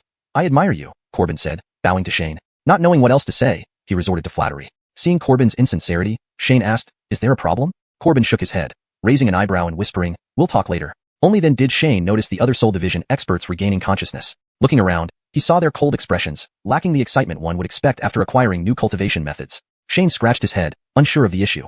The Soul Division experts stood silently on the arena. Shane joined Corbin, while his disciples stood behind him. After a long pause, the spectators gradually woke up. Someone shouted out loud, "Thank you, Senior Ellis." Others followed suit, shouting gratitude toward Shane. "Thank you, Senior. Thank you for your teachings." Whether from the Xintian sect or other sects, everyone expressed heartfelt gratitude. Even Xintian sect disciples needed contribution points to access higher-level cultivation methods. Shane raised his hands, bowing to acknowledge the thank yous. Corbin narrowed his eyes, chuckling softly. It seemed Shane's actions weren't entirely without benefits. Chapter 116. The Saint Rank Formation. At this moment, Shane was likely regarded as a highly respected senior by low-ranking cultivators in the northern border. If the 3 major sects dared to attack Qiun sect, they would surely incur the wrath of many. However, Shane was oblivious to this fact, and even if he had noticed, he wouldn't have cared. With nearly 300,000 system points earned, he felt he had hit the jackpot. Despite the pace slowing down compared to before, prompts still appeared continuously. With this sum of system points, he could purchase over 100 S-grade cultivation techniques. Such a massive windfall meant that tearing down Dinghai Pavilion's shop in Baining City wouldn't make him hesitate at all. It had been nearly 2 hours since Irvin's and Yuan's match concluded. It was well past lunchtime, and it was almost time for the afternoon matches. Shane didn't want to occupy the arena any longer and turned to Corbin with a smile. "Thank you for standing up for me, Senior. Would you like to visit Qiun sect's courtyard for a short while? I can properly thank you there." Corbin considered it for a moment and then nodded. All right. While the situation earlier didn't necessarily require his intervention, Shane could have handled it himself. The fact that Corbin risked confrontation with the major sects to help him was something Shane couldn't ignore. Although Shane didn't have anything at the moment that could impress Corbin, he had plenty of system points. He could buy an A-grade cultivation technique from the system tailored to Corbin's needs. Having money certainly had its advantages. Just as Shane prepared to return to the camp with his disciples and Corbin, Anakin sensed a fluctuation of spiritual energy from his storage bag. He quickly checked and pulled out the problematic items, a pair of small jade pendants that Shane had bet on. Concerned, Anakin turned them over and realized the jade pendants were the source of the disturbance. As he was about to inform Shane, he noticed that Shane and Corbin were both looking toward the depths of Xiuxian's secret realm. Anakin turned his gaze as well. Though concealed by misty clouds, he could see several beams of blood-red light piercing through the sky. At the same time, the jade pendants in Anakin's hand also emitted red light. Snap! Both jade pendants shattered simultaneously, releasing a burst of blood-colored mist. This mist didn't linger. Instead, it transformed into a red beam that shot upward. Shane saw the situation with Anakin's jade pendants and quickly turned to look at the arena. Numerous red beams soared toward the sky from within the arena. Near the stalls of Dinghai Pavilion, Danfeng, and Xintian sect, much thicker red beams pointed upward as well. 8 thick beams converged, one from each of the 7 peaks and another from the main peak. Smaller beams followed suit. After converging, these red beams redirected and struck the sky with a thunderous boom. Boom. The protective formation around Xintian's secret realm flickered. A voice roared, "Which scoundrels dare to attack Xintian's secret realm?" From the direction of the 7 peaks, a massive roar echoed, and a figure appeared beside the main peak, floating mid-air. This was the nascent soul realm. Only those at the nascent soul realm could float without the aid of any magical tools. Yet, he arrived too late. The defensive formation was designed to repel external enemies, but now it was under attack from within, under relentless assault by the red beams. The protective formation held for only a few breaths before shattering with a deafening crack. Seeing the formation collapse, Shane remained calm. With so many nascent soul realm and soul division realm elders present, this matter wouldn't concern him. After the red beams shattered the protective formation, they began to spread outward. Witnessing the blood-red glow expanding, Shane suspected the Blood Moon evil sect's involvement. Glancing at Corbin, who was focused on the red beams, Shane asked Ernest quietly, "Do you have any recollection?" Bryce hesitated before hurriedly explaining, "This is the final measure of the Blood Mountain sect's protective formation. It can envelop an area spanning hundreds of miles." "What's the effect?" Shane asked indifferently, caring only about whether it affected Qiyun sect members. Ernest explained softly, "All cultivators will be suppressed to the crystal formation realm. If anyone doesn't leave or break the formation within 4 hours, their realm will permanently decrease." "Damn it!" Shane cursed, urgently telling Anakin, "Quick, get the flying boat ready. We need to leave the secret realm immediately." Hearing Shane, Corbin turned and asked, "Friend Ellis, what's wrong?" "Everything is wrong." Shane pulled Corbin aside, explaining while walking. But Corbin shook his head and pointed upward. "Isn't there a nascent soul realm expert?" At this moment, a nascent soul realm elder from Xintian sect was attempting to stop the red beams from spreading. The soul division realm elders from the major sects were supporting him with their own flying swords and boats. Not minding etiquette, Bryce hurriedly stepped forward, whispering to Shane, "This formation is of the saint rank." "Holy shit!" Shane and Corbin exclaimed simultaneously. "Let's go." Corbin took out a flying boat from his storage bag and infused it with spiritual energy. "This one is faster." Just as they were about to board the flying boat and leave, they saw dozens of flying boats entering the secret realm entrance in succession. Moments later, explosions resounded from the entrance. The light barrier at the entrance gradually disappeared amidst the explosions. Seeing the entrance vanish, Shane couldn't care less about it anymore. He told Corbin next to him, "Get them to come down quickly." If the formation truly activated, those elders floating hundreds of feet above would be the first to plummet to their deaths. Corbin also realized the issue. Preparing to send a message, he sighed, "Too late." The red beams had already expanded deep into the secret realm, completely covering the sky of Xintian's secret realm. Suddenly, the red beams flashed, transforming into a crimson rain falling from the heavens. Several core formation realm cultivators were casually watching from the air, unaware of the falling crimson rain. Hit by the crimson rain, they screamed in agony and fell straight down. Operating flying swords to harm others could be done by crystal formation realm cultivators, but to fly required the core formation realm. Being suddenly suppressed to the crystal formation realm meant they could no longer control their flying swords and crashed onto the ground, instantly turning into bloody pulp. Chapter 117. Decapitation Operation. However, one cultivator at the Return to Dan realm, falling to the ground, gave the reminder needed by those at the Soul Division realm. They were all greatly alarmed and rapidly descended towards the ground. Only when they felt the ground beneath their feet did they heave a sigh of relief. Fortunately, they had sensed something was off with the blood rain beforehand and had been continuously evading and defending against it. Otherwise, they would have turned into puddles of flesh and blood too. Cultivators at the Soul Division realm had no means to preserve their souls and possess other bodies to reshape themselves. If their physical bodies died, that would be the end of them for real. The blood rain fell near Shane and others, and Corbin casually extended his hand, casting a defensive spell that enveloped everyone inside. After sensing the power of the blood rain, Corbin turned around and asked, "This isn't strong?" Ernest responded in a deep voice, "It hasn't started yet." Just as he finished speaking, they saw the blood rain splashing up into pools of blood on the ground. However, these droplets of blood didn't fall back but scattered into clumps of bloody mist. Before long, the mist became dense. Very quickly, everything in the distance was enveloped in this bloody mist. Corbin's expression stiffened, and he bitterly smiled at the few of them. "It's absorbing my spiritual energy. Can you hold on?" Shane looked at Corbin. Without replying, Corbin reached out and canceled the protective barrier. The blood mist instantly rushed in, covering everyone. Shane pulled Irvin forward a couple of steps before he could see Corbin clearly again. Corbin shook his head and said, This formation is absorbing my spiritual energy to nourish itself. Shane then asked, so, what's your current situation? I tried suppressing myself down to the crystal formation stage, and it works, Corbin explained. Better than being absorbed to the crystal formation stage by the formation. Shane finally understood the power of this formation. It was absorbing everyone's spiritual energy within the formation, using it to nourish itself, thus forming a loop that continuously suppressed people inside until they reached the crystal formation stage. There were at least 20 Soul Division Realm cultivators within this formation, plus another 2 or 300 Return to Dan Realm cultivators. This formation would be extraordinarily powerful. Forget about the Essence Transformation Realm. Even a sage would scratch their head if faced with this. Shane now didn't care about exposing himself anymore. He looked at Ernest and asked, is there a way to break it? Every formation has an array eye. This one wouldn't be any different. Ernest nodded. 8 array eyes, immobile. Destroying 5 will nullify the formation. But in this situation, how do we find our way? Shane shrugged. The 8 array eyes should correspond to the 8 beams of red light they saw earlier, but with visibility less than 10 yards, how could they find a path? Ernest grinned, taking out a blood bead from his pocket and handing it to Shane, smiling. Thanks to Senior Moo, this is perfect right now. How do we use it? Shane looked at the blood red bead in his hand and asked Ernest, who was distributing the beads. Ernest turned around and said, just put it in your mouth. Shane forced himself to endure the discomfort, putting the bead in his mouth. The blood bead was a product of blood puppets, essentially just concentrated blood. Putting this ghastly thing in his mouth made him feel sicker and sicker. Shane gagged a couple of times before adjusting. Looking around, he noticed the surrounding blood mist appeared much lighter. Though his vision wasn't as good as usual, it was sufficient for finding a way. The others followed suit, placing the blood beads in their mouths as well. Seeing everyone had already put the beads in their mouths, Shane mumbled unclearly, let's go. Let's check out the stalls first. They all nodded and headed toward the outside of the arena. Corbin followed behind. Shane glanced over and instructed his disciples, protect Senior Moo carefully. By this point, he understood Blood Mountain Sect's plan. Even if tens of thousands of low-tier cultivators offered their heads to Blood Mountain Sect, they still couldn't kill all of them. But within this blood mist, leveraging geographical advantages and outnumbering them while keeping the Soul Division Realm cultivators suppressed to the crystal formation stage, it might be possible to eliminate them all. Blood Mountain Sect wouldn't even need their Return to Dan Realm experts. This was a true decapitation operation. Once all Soul Division Realm cultivators were dead, Blood Mountain Sect could block off the entrance to the profound Heaven Secret Realm, turning the remaining tens of thousands of low-tier cultivators into potential blood puppets. Although Corbin accidentally got involved in the grand competition, who knew if Blood Mountain Sect had taken notice of him? Corbin also figured out Blood Mountain Sect's plan and didn't object to Shane's suggestion but asked, what about the other Soul Division Realm cultivators? Let's check out the formation first. Speaking with the bead in his mouth was uncomfortable, so after swallowing saliva, Shane continued, if we can't break the formation, they will all fall to the crystal formation stage regardless of our rescue. Corbin nodded in agreement. Then let's go take a look.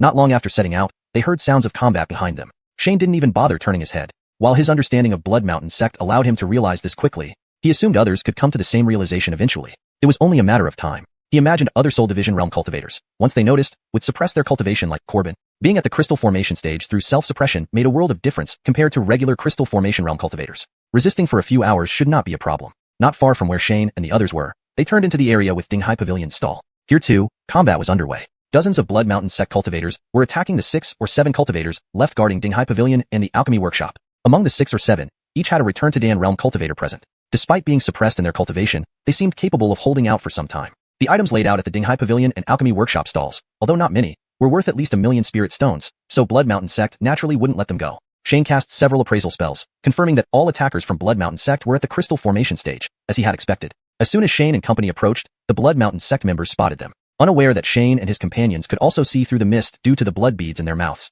the leader waved his hand, and 4 or 5 people broke off, attempting to ambush from the side. All were around the mid-crystal formation stage. Not wanting to waste time, Shane barked, move. At Shane's command, Anakin and the others launched their attack immediately, dispatching the ambushing enemy in just a few exchanges. Without pausing, they pounced on more Blood Mountain Sect members. Their sudden attack shocked the guards, making them hesitant to assist, instead tightening their defensive circle and observing quietly. Given their limited field of view, they couldn't tell whether this fight was coming to help them. In less than a quarter hour, all Blood Mountain Sect cultivators were eliminated. Shane and Corbin stood by watching. Having not found a safe place yet, Shane dared not activate his cultivation advancement now. He didn't know how long it would take. Thus, they could only continue watching. Meanwhile, Corbin remained vigilant for attacks from elsewhere. Once the Blood Mountain Sect cultivators were dealt with, Corbin stepped forward, approaching Dinghai Pavilion's stall. Fademu. The Return to Dan Realm cultivator guarding Dinghai Pavilion saw Corbin and walked up, frowning. There's a problem with Dinghai Pavilion's goods. Hashtag Chapter 118. Searching for the Array's core. The remaining cultivator at Dingshanghai Pavilion, who had reached the returning Dan Realm, was named Zhong Xiaoji. At this moment, he was anxiously explaining to Corbin. Someone tampered with the jade tokens we supplied to Xinian Sect. Upon hearing this, Corbin was taken aback. What do you mean?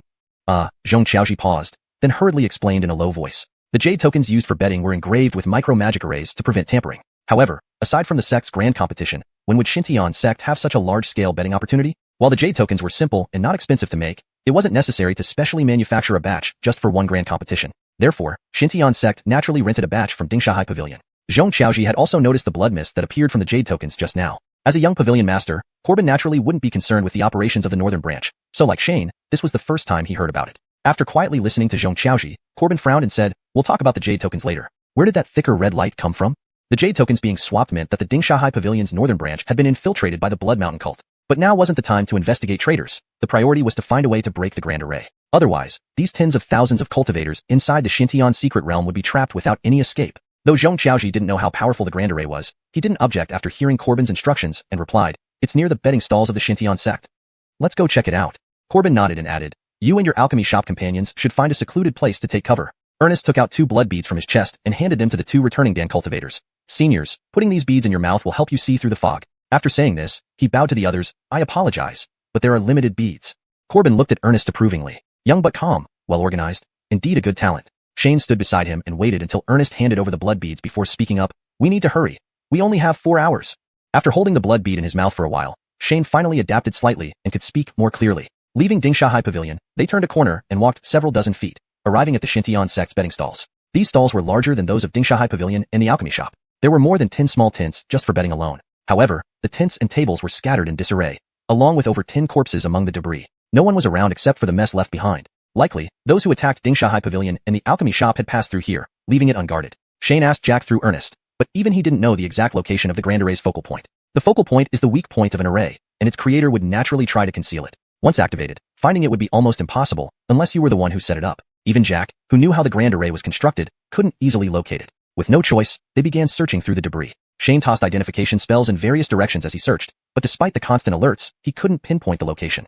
Meanwhile, the sounds from the arena nearby grew louder. Shane frowned. Even if some could see through the blood mist, it was only a few. The rest were heavily restricted by the thick mist, limiting their senses. If the Blood Mountain cult took advantage to attack and create chaos, it would be a slaughterhouse. Shane couldn't help but draw in a breath, glancing at Corbin. Upon hearing the noises, Corbin seemed to have the same thought and said gravely, "We must hurry." Shane thought for a moment and shook his head. "We can't stay here. Let's go to 7 Peaks." If the cultivators in the arena reacted and tried to escape, thousands of alarmed cultivators with suppressed powers would be too much for the Spirit Separation Realm cultivators to handle. Calling back their disciples, they stopped searching the debris and ran towards 7 Peaks. Running became difficult for Shane, so he eventually climbed onto Anakin's back. They sprinted for nearly 15 minutes before reaching a mountain peak. Without knowing which peak they had reached, they found the steps leading up and started climbing. Halfway up, buildings began appearing around them, increasing as they got closer to the summit. Most disciples were at the main peak's arena, so they hardly saw anyone on their way. Only nearing the top did they see a large building with dozens gathered around. At that moment, they were all backing against the building, focused on defense. Their view was obstructed, so they didn't see Shane and company approaching. Shane tapped Anakin's arm to be put down, then called out, "Shane of Qian sect. Friends, relax." Hearing Shane's voice, they were startled but remained cautious instead of easing up. Shane had no choice but to let Irvin cast a defensive spell first, then they approached. Sure enough, upon seeing people appear, the Xintian sect members couldn't resist attacking. However, most were gathering chi or condensing liquid realms, rarely crystal formation realm. After attacking for a while, they couldn't break through Irvin's defenses. Seeing Shane and company not retaliating, they gradually ceased their attack. "Shane of Qian sect, everyone stop." Shane saw the attacks weaken and spoke again. This time, they listened and slowly stopped. Only after seeing Shane's group's appearance did they breathe a sigh of relief. Having spent over half a month in the Xintian secret realm, Shane and company were already considered celebrities. One person from Xintian sect stepped forward and bowed to Shane. "Xintian sect Zhang Yadong greets Senior Ellis." Shane waved off the formalities and said bluntly, "Do any of you see where that red light came from earlier?" Zhang Yadong hesitated, reluctant to answer. Shane snapped, "Tell me now, or if you don't open certain restricted areas, if we can't find the Grand Array's focal point and destroy it, we will all die together." Zhang Yadong pondered for a moment, then bit his lip and said, "Senior Ellis, please follow me." He didn't lead them elsewhere but turned around and pushed open the door of the building behind him. Stepping inside, Shane was stunned. In the center of the massive room was a pit over 30 feet wide. The roof also had a hole of similar size. Surrounding the pit were 7 or 8 people carefully observing it, and near them were 3 or 4 corpses. Upon hearing this, Corbin paused in surprise. "What do you mean?" "Ah," Zhong Qiaoji faltered before hurriedly whispering an explanation. The jade tokens used for betting were engraved with miniature magical arrays to prevent tampering. However, apart from the sect competition, when else would Xintian sect need such a large number of tokens? Although they were simple and inexpensive, it wasn't necessary to specially manufacture a batch just for one competition. Hence, Xintian sect naturally borrowed a batch from Dingsha High Pavilion. The blood mist that emerged from the jade tokens earlier caught Zhong Qiaoji's attention as well. As the deputy pavilion master, Corbin didn't usually concern himself with the operations of the northern branch, so this was the first time he heard about it. After listening quietly to Zhong Qiaoji, Corbin furrowed his brows and said, "We can discuss the jade tokens later. Where did that thicker red light come from?" The fact that the jade tokens were switched meant that Blood Mountain sect had infiltrated Dingsha High Pavilion's northern branch. But now wasn't the time to investigate internal traitors. The priority was to find a way to break the massive array. Otherwise, the tens of thousands of cultivators trapped inside the Xiuxian secret realm wouldn't be able to escape. Zhong Xiaoji didn't know how powerful the Great Array was, but he didn't object to Corbin's plan and responded, "At the Xiuxian sect betting booth. We'll check it out." Corbin nodded and instructed him, "Find a secluded place and hide with your fellow alchemists." Ernest pulled out 2 blood beads from his pocket and handed them to the 2 cultivators in the returning Dan realm. "Senior, placing these beads in your mouth will help dispel the fog." Afterward, he cupped his hands toward the others and apologized. "There are only a few available. My apologies to everyone." Corbin cast an appreciative glance at Ernest, admiring his youth without impatience and orderly actions. He was indeed a promising young man. Shane stood beside him, waiting until Ernest passed the blood beads to the others before speaking up. "Hurry. We have only 4 hours left." After holding the blood bead for some time, Shane finally adapted somewhat and spoke more clearly. Leaving Dingsha Pavilion, they turned the corner and walked several dozen paces, reaching the Xiuxian sect betting booth. This booth was much larger than those at Dingsha Pavilion or the alchemy workshop. It had over a dozen small tents set up for betting. However, at present, these tents and furniture were scattered in disarray. Among the debris lay over a dozen corpses. Except for the mess on the ground, there wasn't a single living soul around. Presumably, the attackers who attacked Dingsha Pavilion and the alchemy workshop had come from here, leaving no one behind to guard it. Shane, through Ernest, asked Jack about the location of the array's core, but even he didn't know its exact position. Since the array's core was a critical vulnerability, all inventors of such magical arrays hid it meticulously. Once activated, only the person who laid the array could easily locate it. Even someone like Jack, who knew how the array was set up, couldn't find it. With no other choice, everyone began searching amidst the ruins. Shane sifted through the area while continuously casting identification spells in different places. The unidentifiable alerts kept popping up, but he found no clues. Meanwhile, sounds from the arena not far away grew louder. Shane frowned. Even if a few people could see through the blood mist, they were still a minority. The thick fog severely restricted everyone else's divine senses. If a few members of the Blood Mountain sect took advantage of this to attack, creating chaos among the crowd, it would be a hellish scene. Shane couldn't help but take a deep breath and glanced at Corbin. Hearing the commotion, Corbin seemed to have understood the urgency. His expression became grave as he looked back at Shane. "We must hurry." Shane thought for a moment and shook his head. "We can't stay here. Let's go to the 7 Peaks." If the cultivators in the arena realized what was happening and tried to escape, the fear-driven mass of cultivators could overwhelm the divided Soul Realm cultivators whose powers were suppressed. Calling their disciples back, the group stopped searching among the wreckage and rushed towards the 7 Peaks. Shane, an ordinary mortal, was too slow, so he eventually climbed onto Anakin's back. Running at full speed for nearly the duration of incense burning, they finally arrived at the base of a peak. Not caring which of the 7 peaks it was, they found the steps leading up and climbed. Reaching halfway up the mountain, buildings started appearing around them. Moving further up, more structures appeared. Most of the disciples were at the main peak's arena, so they saw few people on the way. Approaching the top, they saw a vast building with dozens of people gathered outside, all backed against the structure, focused on defending themselves. Their vision obstructed, they couldn't see Shane's group approaching. Shane patted Anakin's arm, asking to be let down, then shouted, "I'm Shane from Xiuxian sect. Everyone, relax." Upon hearing Shane, the group was visibly startled but not reassured. Instead, they became more wary. Shane sighed and ordered Irvin to release a defensive spell first, before advancing cautiously. When the Xiuxian sect disciples saw others appear, they couldn't resist attacking preemptively. However, most of these defenders were in the gathering chi or condensing fluid realms, with few in the crystal formation realm. After attacking for a while, they failed to penetrate Irvin's defenses. Seeing that Shane's group wasn't retaliating, they gradually ceased their attacks. Shane from Xiuxian sect. Everyone, stop attacking. Upon seeing the attacks weaken, Shane called out again. This time, everyone listened and slowly lowered their guards. Recognizing Shane's group after seeing their faces, everyone felt a bit relieved. Having spent over half a month in the Xiuxian secret realm, Shane and his companions had become something of celebrities. One of the Xiuxian sect disciples stepped forward, bowing to Shane. "Jiang Yadong from Xiuxian sect, greeting Senior Ellis." Without returning the bow, Shane waved a hand and said, "Cut to the chase." "Did anyone see where the red light came from earlier?" Jiang Yadong hesitated, reluctant to speak. Shane cursed, "I'm telling you, if Xiuxian sect doesn't open some restricted areas now and we can't find the array's core to break the array, we're all going to die together." After pondering for a long time, Jiang Yadong finally gritted his teeth and said, "Senior Ellis, please follow me." Instead of leading elsewhere, Jiang Yadong turned around and pushed open the door of the building behind him. Entering, Shane froze in surprise. Inside the vast structure, there was a large pit, about 10 zhang wide, in the center. A circular hole of similar size was also visible on the roof. Around the pit, 8 people were carefully observing. Beside them lay 3 or 4 dead bodies. Chapter 119, Don't Block Me. Zach's line of sight was obstructed, so he didn't see it. Shane shouted again to the group, "I am Shane from Xiuxian sect. Rest assured." After speaking, Shane nudged Zach beside him. Zach finally reacted and shouted toward them, "Senior Uncle Tang, this is Zach. The person who came indeed is Senior Shane." The 7 or 8 people, startled by the noise, first alerted themselves cautiously, but upon hearing Zach's voice, they relaxed. One of them called out loudly, "Step forward for a closer look." For safety, Shane asked Irvin to cast several layers of defensive spells before moving forward. This time, these people didn't attack directly. They just raised their magic treasures, focusing intently. When they clearly saw Shane's face, they finally breathed a sigh of relief. Among them were 2 at the returning dance stage, probably elders guarding this peak. Xiuxian sect's Brant, "I greet you, Taoist Ellis." Brant put away his treasure and greeted Shane. Shane waved his hand. Time is tight. Don't worry about formalities. Tell me, did you see red light appear anywhere? A hint of embarrassment flashed across Brant's face as he answered, Taoist Ellis. This place is Xiuxian sect's secret realm. There's no need for trouble. Before Brant finished speaking, Shane snorted coldly and immediately activated. Mastery dignity? Damn it. Do you think I want a medal? With your current state, you expect to break the array within 4 hours? Might as well wait to die. He applied the utmost pressure on Brant. Brant's remaining words stuck in his throat, staring at Shane in shock. What the hell? At the soul formation stage? Why are you still daring to apply pressure? Aren't you afraid of being drained by the great array? Shane said coldly, if you wish to seek death, I will grant you that, but don't drag me along. Brant began trembling like a sieve. The others rushed forward upon seeing this, surrounding Brant. Anakin and his group also stepped up without hesitation. Shane remained unmoved, continuing, 2 choices. Either let me inspect this place and find the array eye, or I kill you all and then inspect. After saying that, Shane deactivated mastery dignity and narrowed his eyes at Brant. Behind him, Anakin and company were ready. If Shane gave the order, they would rush forward to deal with these people. No matter if you are from Blood Peak's evil sect or Xintian sect, anyone hindering our xiuxian sect's self-rescue must die. Even Corbin beside him was eager to join in. 5. Shane extended his hand, spreading his fingers before retracting 1. 4. When Shane reached 2, Brant finally gasped, Senior, please wait. Speak. Shane withdrew his hand and asked, what's going on?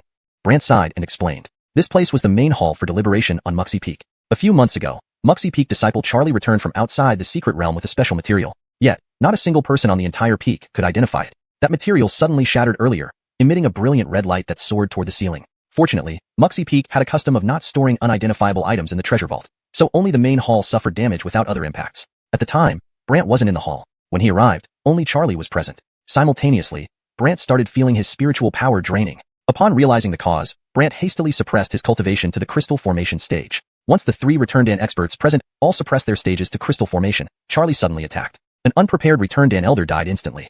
Then Charlie attempted to strike Brant. Alerted now, Brant wouldn't let Charlie succeed. After a short fight, Charlie chose to self-destruct. Several crystal formation experts couldn't evade in time and were engulfed by the explosion. Finishing his account, Brant pointed to several bodies nearby. These fellow disciples were the victims. Shane didn't look at the corpses but asked Brant, blood puppet? Brant was taken aback. How do you know? Your Xintian sect has been penetrated like a sieve, Shane casually remarked, then turned to examine a 12-yard-wide pit on the ground. Casting identification spells repeatedly, he finally found a marked spot in the corner of the pit. Blood transformation array eye. Requires soul separation cultivation to destroy. Shane paused in surprise. Truly an S-grade formation, even its array eye can resist attacks below soul separation. Bending down, he closely inspected the area highlighted by the identification spell. The array eye was just a palm-sized patch with some reddish-brown patterns that blended in with cracks on the floor. If not for the identification spell, he might have overlooked it. Turning to Corbin, who hadn't spoken, Shane asked, Senior Moo, can you still use soul separation level attacks? Corbin closed his eyes to sense for a moment and nodded. Shane indicated the array eye, here, 1 soul separation level attack. Without asking why, Corbin waved everyone back, then took out a faint golden pin from his robe and lightly touched the array eye. Shane didn't sense any fluctuation of spirit energy, but in a blink, the array eye sparked with firelight. The explosion's shrapnel hurtled everywhere, injuring him. However, after the explosion ceased, a bright blood mist appeared at the array eye, blocking Corbin's attack entirely. Interesting, Corbin chuckled and flicked the little pin lightly again. Boom. A violent explosion nearly lifted the whole hall, and the shockwave sent Shane stumbling backward a few steps before regaining balance. Looking again, the blood mist had vanished, replaced by a trench over a 12 yards long and over a yard wide on the floor. Staring into the deep trench, Shane inwardly marveled. The last time during the annihilation of Blood Peak's base, he only saw it from afar. Experiencing it up close now, the impact was much stronger. Just a casual hit from soul separation stage carried such power. And this was even while Corbin restrained himself. The spectators, including Brant, were also secretly stunned. If they really fought, they might not withstand even 1 strike. Seeing his attack effective, Corbin frowned in thought before turning to Shane, Taoist Ellis. I can make 2 more strikes at most. For now, it's enough. There's no need for you to fight the Blood Peak sect members. Shane nodded at Corbin. Then he turned to Ernest and asked, is the array broken? Ernest hesitated for a few seconds before replying, it's unclear for now. We'll have to wait and check the blood mist concentration. Shane nodded. We can't wait. Let's head to the next peak and observe on the way. After understanding the layout and routes of the 7 peaks from Brant, they hurriedly followed the previous path downhill. Mountains up and down, less than 15 minutes, calculating 4 hours, still seemed ample. But when Shane and his group reached halfway down, they saw over 10 people rushing toward them. Shane smiled at Corbin teasingly, look, they've finally focused on you. Hashtag chapter 120, the second array eye. Shane couldn't help but feel complacent about these crystal formation stage evil cultivators. Just talking about Lacey alone, killing these dozen or so people would be as easy as slaughtering chickens. However, the dozen or so evil cultivators were completely unaware of their predicament. Not only did they not run away when they saw Shane and his group coming down the mountain, they actually quickened their pace. As they got closer, the leader turned back and shouted loudly, I see them. It's Shane. Send someone to report. The rest follow me in attacking. Shane was taken aback. What's happening? Isn't a soul splitter stage expert right beside me? Why are they targeting me? Corbin, hearing the words of the evil cultivator, laughed out loud and patted Shane, who was still dazed. Looks like they aren't after me. Hearing Corbin's teasing, Shane became even more annoyed. He shouted towards Irvin and the others, kill them all. Don't hold back. Whoever gets the first kill will be rewarded with a cultivation technique by me. Lacey jumped off Irvin's head and ran up to Shane, staring at him intently. Shane chuckled helplessly. I can't guarantee I have one for demon cultivators. Lacey waved its hand and then charged at the evil cultivators. With a few leaps, it left Irvin and the others far behind. Seeing that Shane and his group were not only unperturbed but even chatting leisurely, the evil cultivators became enraged. They immediately cast spells, which flew toward Anakin and the others. Forced to stop their tracks, they retaliated with their own spells. However, Lacey moved with unmatched agility, dodging several spells like lightning, charging straight toward the evil cultivators. Before one of the evil cultivators, Lacey leaped high into the air, swinging its claw-like hands the size of fingers, and smacked it onto the man's head. Smack! A crisp sound echoed, and a headless corpse crumpled to the ground. The other evil cultivators were stunned. Crystal formation cultivators' bodies should be almost as strong as stone, if not harder than steel. How could they now be like watermelons? What kind of demon is this? Lacey struck once and immediately sidestepped, not even getting a single drop of blood on itself. Landing, it didn't pause and continued leaping toward the other evil cultivators. Asterisk smack. Smack. Smack. Asterisk. No other action, just slapping each of the evil cultivators' heads. 3 more headless corpses lay on the ground. The remaining evil cultivators instantly lost their fighting spirit and turned to flee. Fight? Fight what nonsense? Irvin and the others had barely managed to block the spells when they noticed the evil cultivators had already scattered, leaving them extremely frustrated. Just as Lacey was about to give chase, Shane yelled from behind, don't chase them. Once the disciples returned, Shane arranged, we're going to Daeong Peak. Are we not going to Jinyu Peak? Anakin asked curiously. Jinyu Peak was the closest to Wuxia Peak, while Daeong Peak was further away. No. Shane pointed at the fleeing evil cultivators. They've sent someone to report. Going to Jinyu Peak would be too troublesome and waste time. Ah. Anakin nodded without further questioning. But Corbin, overhearing Shane's words, had a glint in his eyes. This guy says it's too troublesome, not too dangerous. Where does he get this confidence? Or does he have something up his sleeve? Shane's ace in the hole, of course, was the system. Since he couldn't upgrade normally, logically, he also shouldn't be demoted by ordinary formations, even if it was a saint rank formation. Saint rank techniques couldn't grant Shane any spiritual power. How could a saint rank formation strip it away? Though unsure, Shane felt this logic held true. Shane rode on Anakin's back, contemplating whether to attempt an immediate level up. His main concern was that he hadn't tested how long it would take. Given their current situation wasn't safe, it could be problematic if it took too long. After all, although they were stronger than average crystal formation cultivators, they wouldn't stand a chance if Blood Mountain Evil Sect went all out. After much deliberation, Shane decided to wait until they found a relatively safe location before attempting it. Cultivators' physical prowess was astonishing. Even running on the ground, they could cover several zhang in one step. In just a short while, they reached Daeong Peak. Similar to Wuxia Peak, Daeong Peak had over 100 disciples who hadn't gone to watch the sect competition. However, the leftover core formation cultivators had rather irritable tempers. Only after some persuasion, physical, from Lacey did they agree to tell them the location. The red light appeared within an exhibition hall. Allegedly, a sculpture causing the red light was gifted by a core formation elder from a second-rate sect to express gratitude for the rescue from the evil sect. Such items had no practical value or worth. However, as one of the 3 major sects, saving face was essential, so they hung it respectfully in the exhibition hall, complete with a brief description. After someone received help from another person, this item was given as a memorial. Shane sighed upon hearing this explanation. Sure enough, humans were the same everywhere. Such things existed on Earth and on Xuanhuan continent too. There wasn't much time to think. They entered the hall and soon found the array eye embedded in the base of the sculpture. Corbin struck again, shattering the array eye. Afterward, Corbin turned to Shane and said, Ellis Taoist, I can't strike again or risk permanently losing my realm. Shane nodded. Understood. They weren't at a life or death moment yet, so it made sense for Corbin not to want to risk injury. By now, about half a day had passed since the activation of the large formation. Shane calculated the time and decided to find a place to test the level up. However, he couldn't be sure if the Blood Mountain Evil Sect knew about the large formation status, so performing it at Daeong Peak wasn't feasible. Therefore, Shane led the group around the 7 peaks, heading deep into Xintian's secret realm. While Shane searched for a secure spot, outside the Xintian's secret realm, Fernand sat near the entrance of the Xintian sect, meditating. Occasionally, someone would come to report on the situation inside the secret realm. Fernand gave low instructions accordingly. Suddenly, Fernand opened his eyes, and someone quickly approached. How are the Soul Splitter stage cultivators inside the secret realm? Fernand asked casually. Sir Zhuang, all Soul Splitter stage positions are confirmed. Encirclement has begun, but none have been killed yet. Fernand nodded slightly and asked, what about the core formation? 42 core formation cultivators have been confirmed dead. There are 197 left inside the secret realm, but the chaos in the arena continues, making it hard for our people to confirm. Fernand's gaze sharpened. Have you found Shane yet? His subordinate trembled, hurriedly replying, not yet. Fernand paused, intending to speak, but stopped himself. After a moment, he spoke, the array eye at Daeong Peak is broken. They've gone there. Sighing, Fernand instructed his subordinate, go call Tim here. In no time, Tim jogged over. Seeing Tim arrive, Fernand ordered, send all your blood puppets directly to Daeong Peak, and search from there backward. Yes, sir. Tim bowed and was about to leave when Fernand stopped him. You enter as well? If within 2 hours you can't find Shane or he breaks the formation. Fernand glanced at Tim. Then you don't need to come out. Hashtag chapter 121, Xintian Cemetery. When Alden heard Fernand's words, he stiffened and hurriedly lowered his head. Yes, head of the hall.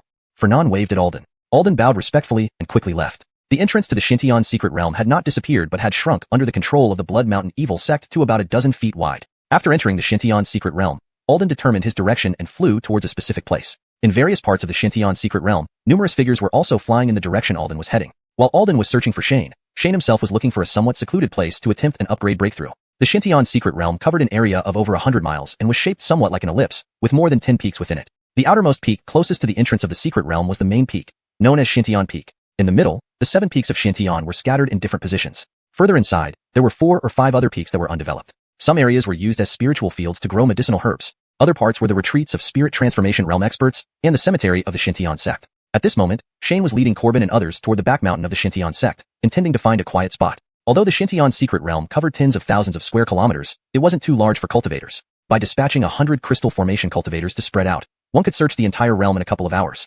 However, the Xiuxian secret realm was now filled with blood mist, severely restricting divine senses and vision. But since the Blood Mountain evil sect had deployed a grand array, they surely had ways to operate unaffected by it.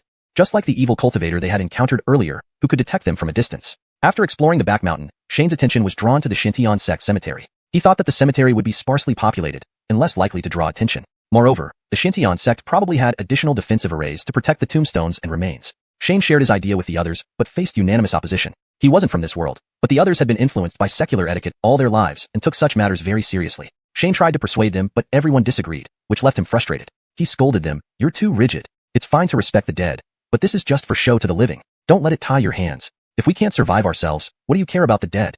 "You have a point," said an elderly voice. Turning around, Shane saw an old man slowly walking out of the cemetery. Startled, Shane turned and casually cast an identification spell. Devon, Spirit Transformation Realm. There was indeed a hidden Spirit Transformation Realm expert in the Xiuxian sect. Shane straightened his sleeves and respectfully greeted, "This junior, Shane of Qiun, pays respects to senior." Devon examined Shane before asking, "Can you tell my cultivation level?"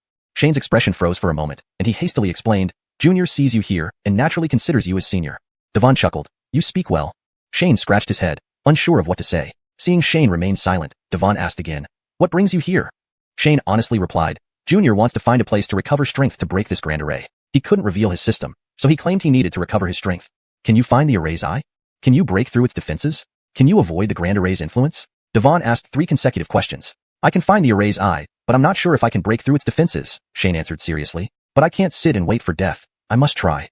"Reasonable," Devon nodded, glanced at the others, and said, "Come in. I can guard you for half an hour." "Thank you, senior." Shane was delighted, bowed, and asked, "May I know senior's name?" Devon waved his hand. "An old man on his deathbed. Just call me old man." Shane bowed and said, "Old man senior." Hearing this unconventional title, Devon laughed, glanced at Shane, shook his head, and walked into the cemetery. Seeing the senior gravekeeper agree, the others followed Shane into the cemetery without hesitation. The Xiuxian sect cemetery occupied a vast area, much larger than Jack's ancestral grounds, with at least 10,000 tombstones. Seeing the few people observing the cemetery, Devon explained, "The Xiuxian sect has existed for at least 4,000 to 5,000 years. Anyone who breaks through to the core formation realm and wishes to be buried here can be." Shane complimented, "The Xiuxian sect has a profound foundation, worthy of admiration." Devon chuckled lightly, shook his head, and continued forward with his hands behind his back. Corbin, who had been silent behind Shane, suddenly exclaimed, "Senior is Devon." Devon turned and looked at Corbin. "Do you know me?" Corbin shook his head. "I've only heard rumors." "Oh." Devon showed interest. "What do others say about me?" Corbin looked embarrassed. "Rumor has it that Devon of the Xiuxian sect failed to break through the spirit transformation realm and has passed away." "In a way, that's true," Devon nodded. "Impressive that a small sect like yours knows this much." Shane quickly explained, "Senior Yin. Mu Senior is from the Dinghai Pavilion." Devon understood. "Dinghai Pavilion? That makes sense." They continued walking and soon arrived at a small courtyard. Devon pointed to the courtyard. "Rest here. I'll take a walk." Shane bowed. "Thank you, Senior Yin." Devon waved. "I do it for the Xiuxian sect." With that, he walked back into the cemetery. Once Devon was far enough, Shane turned to Corbin, "Mu Senior. Who exactly is Devon?" Corbin explained, "Devon is the previous leader of the Xiuxian sect. Rumor has it he was exceptionally talented, breaking through to the soul separation realm before 40, and was considered the most likely candidate to achieve sainthood in the Northern Territory at the time. Pity he was betrayed by enemies, forced to break through the spirit transformation realm, and eventually failed, supposedly passing away. Who knew he was still alive? He truly missed his potential," Shane remarked while glancing at Corbin. "In front of a soul separation realm cultivator younger than 30, who dares call themselves a genius?" They entered the courtyard, finding it clean but not meticulously organized. Clearly Devon's regular abode. Shane and the others sat outside in the courtyard instead of going inside. "Help me maintain protection as I try to recover my strength." Shane glanced at Corbin and his disciples. He didn't really want to upgrade in front of Corbin because it would be hard to explain. But given the urgency and having someone like Devon guarding them, this might be the safest place in the Xiuxian secret realm. Chapter 122, Continuous Breakthrough. Shane sat cross-legged on the ground, closed his eyes, and focused his attention on the system. The system interface remained as simple as ever, occupying less than a third of the screen with just a few icons. Upgrading the system required 10,000 points, and Shane was unsure what improvements it would bring after upgrading. He decided to click Upgrade without further consideration. After clicking Upgrade, a small input window appeared on the system. Please enter the system points for the upgrade. Current realm, 0 out of 100. From an ordinary person to the peak of Chi gathering stage, only 100 system points were needed, so Shane naturally entered 100 without hesitation. As soon as Shane confirmed, the spiritual energy in the air began to wildly churn, then transformed into visible mist swirling toward his body. The surrounding blood mist, stirred by the spiritual energy, actually formed a hole more than 10 yards wide. Above his head, a colorful auspicious cloud appeared, raining down droplets over Shane's meditative posture. An enlightenment phenomenon. Shane kept his eyes closed, unaware of the surroundings, only feeling his dantian fill instantly with spiritual energy. Despite this, more spiritual energy continued to flow into Shane's body, but stopped once the dantian was filled to the brim with mist. Shane shifted his focus back to the system. The upgrade button had changed to Breakthrough. Shane clicked the button. Breakthrough to condensing liquid stage requires 100 system points. Confirm? Shane clicked Confirm again without hesitation. Before stabilizing, the spiritual energy within the dantian began to churn violently again. The mist gradually compressed and condensed, finally transforming into a clear spring that dripped into the center of the dantian. What was once fully occupied dantian now contained only a tiny bit of liquid spiritual energy at its bottom. Although the amount of spiritual energy decreased, the liquid form was much denser than the mist. With just 2 clicks, Shane had already advanced to the condensing liquid stage. After briefly sensing the new state of his spiritual energy, Shane turned back to the system. Condensing liquid stage was still early. Upgrade. Enter the system points for the upgrade. Current realm, 0/3000. The cost of upgrading was higher than Shane expected. A condensing liquid stage cultivator's spiritual energy content was roughly 10 times that of the Chi gathering stage, yet it required 30 times more system points. However, Shane now had nearly 300,000 system points and could afford it. He entered 3,000 and confirmed. This time, instead of starting directly, another window appeared. Choose a cultivation technique to bind. Binding affects crystallization attributes. Choose carefully. Without any hesitation, Shane dragged the S-grade Yin-Yang Wu Xing book into the selection bar. Bind Yin-Yang Wu Xing book, S-grade? Shane naturally chose yes. Boom. Immediately upon confirming, the 5-colored cloud above his head burst open, dispersing pure heavenly spiritual energy which began to swirl around. First, the heavenly spiritual energy divided into black and white streams circling above Shane. Excess spiritual energy formed a colorful ring rotating around the black and white streams. Waves of spiritual energy followed this Yin-Yang Wu Xing formation into Shane's body. But as the spiritual energy entered his body, it reappeared and returned to the cloud. In his dantian, it felt like there was a lake of spiritual energy continuously moving. Shane sensed his dantian was full and couldn't accommodate more energy. He looked back at the system. The upgrade button had again changed to Breakthrough. Shane clicked Breakthrough directly. Breakthrough to crystallization stage, requiring 21,000 system points, 7 crystals. Confirm? Naturally, he confirmed. The cloud above him stopped sending spiritual energy, instead absorbing more from the surroundings. Similar to Irvin's crystallization, first, the colorful aura condensed into multiple crystals. Then 5 crystals rapidly rotated around a central black and white cloud. Shortly after, 2 more crystals appeared in the middle of the black and white clouds. Uniquely, the black crystal appeared within the white cloud, while the white crystal appeared within the black cloud. The 2 clouds did not vanish but continued rotating, thus forming a complete Taiji diagram. After 7 crystals completed their condensation, they paused above Shane's head before flying straight into his body, rotating around his dantian. Now the dantian was empty. Because his previous heart method had successfully crystallized, the spiritual energy within had transformed into crystals. To regather spiritual energy, he would need to practice another heart method. However, even without spiritual energy, the 7 crystals held the equivalent of 7 dantians worth of power. Shane pushed on, continuing to look at the upgrade button. Now it showed crystallization. Opening the button revealed a new window. Inside was a starry sky, with a grayish-black dantian silhouette at the center. Around the dantian silhouette were countless stars, most in gray. Only 7 stars at the very center shone brightly. 2 black and white stars were at the core, surrounded by gold, green, blue, red, and yellow stars. Outside this star map was a lone, Breakthrough button. Shane focused on one of the stars, and information immediately appeared. Water crystal, condensed. Having reviewed the 7 condensed crystals, he examined the other stars. Many stars appeared in pairs or clusters. The wind and thunder crystals orbited each other, close to an ice crystal and near water crystal. These uncondensed crystals awaited crystallization. Shane tried clicking one. Condensed thunder crystal? Requires 3,000 system points? Shane clicked no, deciding to explore further. Most crystals orbited the Yin-Yang Wu Xing, grouped with related ones. For instance, the stone crystal was near the earth crystal. Testing each, Shane found most crystallizations cost 3,000 points, with some rare ones needing 4 or 5,000. For example, Lenore's ink crystal needed 5,000 points. However, formations not only required crystals but also experience, so Shane wouldn't waste points on them. Searching through, Shane found an isolated crystal far from the gold crystal. Sword embryo, uncondensed. What? Could he directly crystallize a sword embryo? Without hesitation, Shane clicked. Condensed sword embryo? Requires 10,000 system points. Yes, yes, yes. Why ask? As a transmigrator, Shane's greatest aspiration in cultivation was to wield a sword seal and strike down enemies from miles away. How could he not learn this? Without hesitation, he confirmed. The lingering mist of gathered spiritual energy hadn't dissipated when another mass formed. But this time, it wasn't white heavenly spiritual energy, but rather sharp, golden needles. Countless needles converged, forming a long sword. Humming melodiously, the sword then pointed downward, plunging towards Shane's head. Chapter 123. The Returning Elixir Heavenly Tribulation. A 3-foot-long sword stabbed straight into Shane's Baihui acupoint. Shane let out a muffled groan and spat out a mouthful of blood. The embryonic sword pierced directly from the top of his head, all the way down to his dantian before finally stopping around the dantian area. Shane felt dizzy, nearly fainting from the shock. After a long while, he finally regained his composure, his head still spinning, and looked back at the system. At this moment, the farthest star on the system map also lit up simultaneously. Shane's heart leaped with joy. It worked. I'm now a man with a sword. Continue. Shane clicked the breakthrough button. This time, the system kindly gave him a prompt. Ding. You have condensed 8/9 crystals. Do you wish to continue breaking through? No.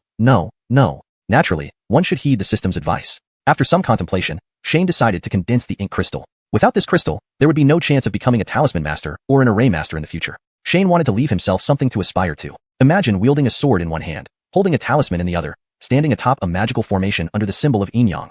Wouldn't that strike fear into your heart? The condensation of the ink crystal was quieter than that of the embryonic sword. It only gathered a dark cloud which then turned into black water before forming a pitch-black crystal. Once the ink crystal was fully condensed, Shane clicked the breakthrough button again. This time, the system simply asked without any prompt. Breaking through to the returning elixir realm requires 20,000 system points. Confirm? Shane did the math. He had spent a total of 36,000 system points on condensing crystals, while the breakthrough only needed 20,000 points. In the system's judgment, a standard breakthrough should involve 7 crystals. After clicking confirm, the 9 crystals rapidly spun inside Shane's body and then flew back into his dantian. However, the dantian seemed somewhat resistant, causing several failed attempts. Ultimately, the 9 crystals surged into the dantian simultaneously. Boom. Shane felt a loud noise in his head as the 9 crystals rushed into the dantian together. At the center of the dantian, the yin-yang crystals remained dominant, surrounded by the 5 elements crystals. The ink crystal floated above them like a small boat on water. As for the embryonic sword, it charged recklessly around the dantian, flying chaotically without any pattern. The term, returning elixir, came from the fact that the condensed crystals returned to the dantian. Controlling the crystals to break through the dantian's resistance and return to the dantian is the process of breaking through to the returning elixir realm. From this point on, the dantian is considered full. No matter how many more cultivation techniques you learn, you cannot increase the number of crystals within. For the rest of your life, the attributes you can master are limited to these crystals in the dantian. Naturally, the maximum amount of spiritual energy you can control is also ultimately determined. That's why the number of crystals during the crystallization period can decide your future achievements. Further cultivation focuses not on absorbing heavenly chi but on mastering rules. The 9 crystals contain countless rules. The more you grasp, the less spiritual energy you need to manipulate surrounding chi. Furthermore, with all the crystals now inside the dantian, there are no attribute conflicts. As long as you can control them, even spells combining water and fire can be cast. At this stage, Shane has transcended the disciple level. Subsequent realms are no longer called periods, but realms. Starting from the returning elixir realm, it truly reflects your realm. From the returning elixir realm onward, cultivators can officially start taking on disciples. After all, if you haven't mastered the rules, how can you teach disciples? However, Shane is clearly an exception. Even after breaking through to the returning elixir realm, Shane still couldn't perceive any traces of rules. Just as Shane was pondering this, a grayish-black cloud slowly descended over his head. Bolts of lightning flickered within the cloud. Feeling a sense of foreboding, Shane looked up at the sky. What the? Immersed in the joy of leveling up, Shane had forgotten about the heavenly tribulation. Breaking through to the returning elixir realm required, enduring the heavenly tribulation. The lightning within the cloud grew denser, illuminating the ground brightly. In an instant, a thick bolt of lightning shot down from the cloud, aiming straight for Shane. Shane summoned a 3-foot-long sword into his hand with a thought. He didn't control the sword telepathically, but raised it with both hands and swung it toward the lightning. Zap! The lightning struck the sword, scattering countless sparks that hit the ground. Instantly, cracks appeared on the stone bricks. The remaining sparks followed the sword and struck Shane's body. Shane felt his hands go numb and quickly tightened his grip on the sword. The tingling sensation traveled from his hands to his entire body. Shane stood rooted to the spot, twitching for a few seconds before regaining his senses. The feeling was exhilarating. It was like getting a massage, painful while being done, but incredibly refreshing afterward.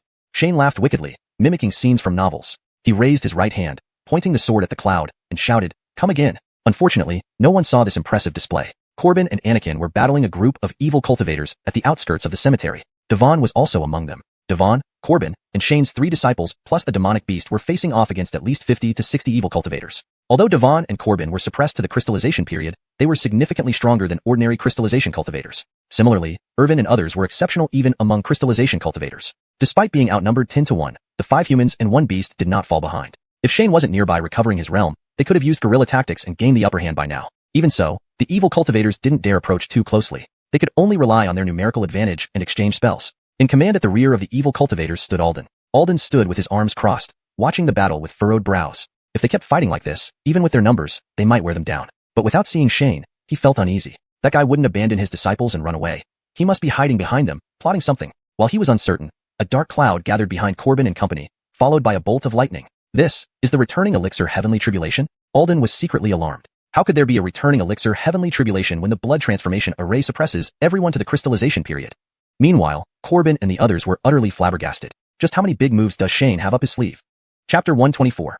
Passing the Heavenly Tribulation. First, there was the enlightenment phenomenon, and then, in less time than it takes for an incense stick to burn, there came the crystallization phenomenon. Just when they thought it was over, another Dan restoration thunderstorm appeared in less than the time it takes for an incense stick to burn. They were utterly stupefied. As for his several disciples, although they were also surprised by Shane's developments, their reactions were not as extreme as Corbin's. After all, Shane had created numerous astonishing things before, and this was just one more of those instances. Devon, on the other hand, looked absolutely astonished. That guy had said something about restoring strength, hadn't he? This bloody restoration indeed. Could restoring strength create such a big commotion? The 5 cultivators and 1 beast fought off the evil cultivators' attacks while having different thoughts. Alden stood watching the nearby thunderclouds with crossed arms, feeling some unease. But this unease was inexplicable. This Grand Array was once Blood Mount Sect's mountain-protecting Grand Array, a Saint Rank 1, and what they had activated was the Grand Array's final level of effect. It was basically the Blood Mount Sect's ultimate last resort tactic from back then, and was naturally extraordinary. Even a Soul Transformation Realm cultivator would only think about how to leave the Grand Array after falling into it, not about destroying the Array Eye. Although many people could guess the rough location of the Array Eye because of the red light during the activation of the Grand Array,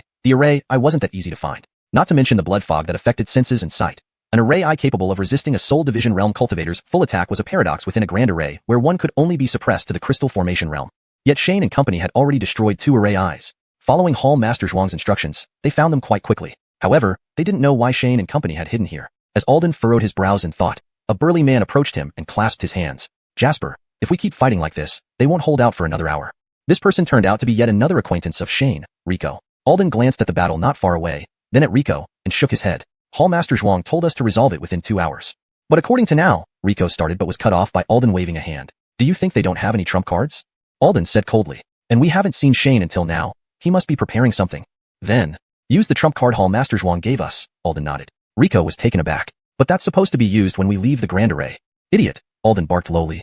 Hall Master Zhuang said if Shane doesn't die, we will. Being unable to leave the Grand Array meant staying forever at the Crystal Formation Realm, unable to advance further. But failing Fernand's task, that was worse than death. Rico finally reacted, shrinking his neck without arguing. Meanwhile, in a yard not far away, Shane was enjoying a lightning spa. His hair stood on end, and his clothes were torn into strips hanging on his body. As for Devon's courtyard, it was in disarray, with even 2 houses collapsed. In theory, one should choose a secluded place to break through to the Dan Restoration Realm to face the Heavenly Tribulation. One reason was to prevent stray lightning from damaging valuables. The other was to be wary of scoundrels taking advantage of the chaos. But no one had mentioned this to Shane, so when the urge struck, he broke through right there. Even if he had remembered, he had nowhere else to go, so he still had to break through forcibly here. At this moment, he held a sword embryo and endured over a dozen strikes of lightning. Inside his body, 9 crystals flashed dimly except for the sword embryo, which flickered faintly. The Heavenly Tribulation's lightning could only be resisted with inner spirit energy and not by summoning surrounding spiritual energy. To withstand the lightning damage, the spirit energy inside the 9 crystals was almost completely drained. Fortunately, the thunderclouds above were also nearly exhausted,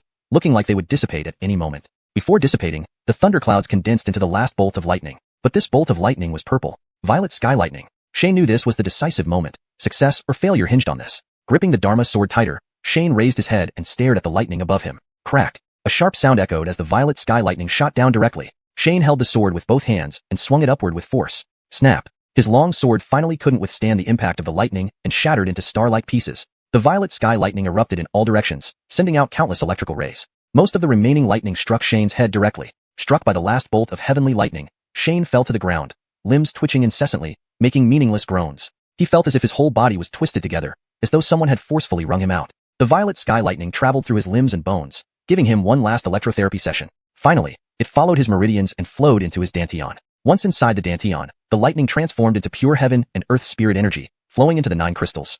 Shane, lying on the ground, stopped twitching and wore an expression of bliss. Every one of his 9,000 pores seemed to be cheering jubilantly. Withstanding the Heavenly Tribulation naturally brought benefits. Heaven and earth spirit energy instantly refilled the 9 crystals, and the remaining spirit energy flowed up along his spine from the dantian to between his eyebrows. Shane's consciousness was immediately pulled into the spirit sea space. What was previously pitch black became illuminated by the spirit energy. The spirit energy then spread outward, expanding his spirit sea space along with it. When the spirit energy was exhausted, his spirit sea space had expanded threefold compared to before. Only after the Heavenly Tribulation had tempered his body did Shane truly step into the Dan Restoration Realm. Coming back to his senses, he immediately understood why only at the Dan Restoration Realm could one ride flying swords. Only with such a vast amount of spirit, could one support controlling a flying sword while bearing personal weight and weaving through the air. Shane recondensed a new sword embryo, holding it and testing it, relieved to find he was still at the Dan Restoration Realm, unaffected by the blood array. Then he checked the system again. The upgrade button on the system interface had turned gray. You need to upgrade the system first before continuing to increase your realm. Damn, Shane had upgraded the system twice before.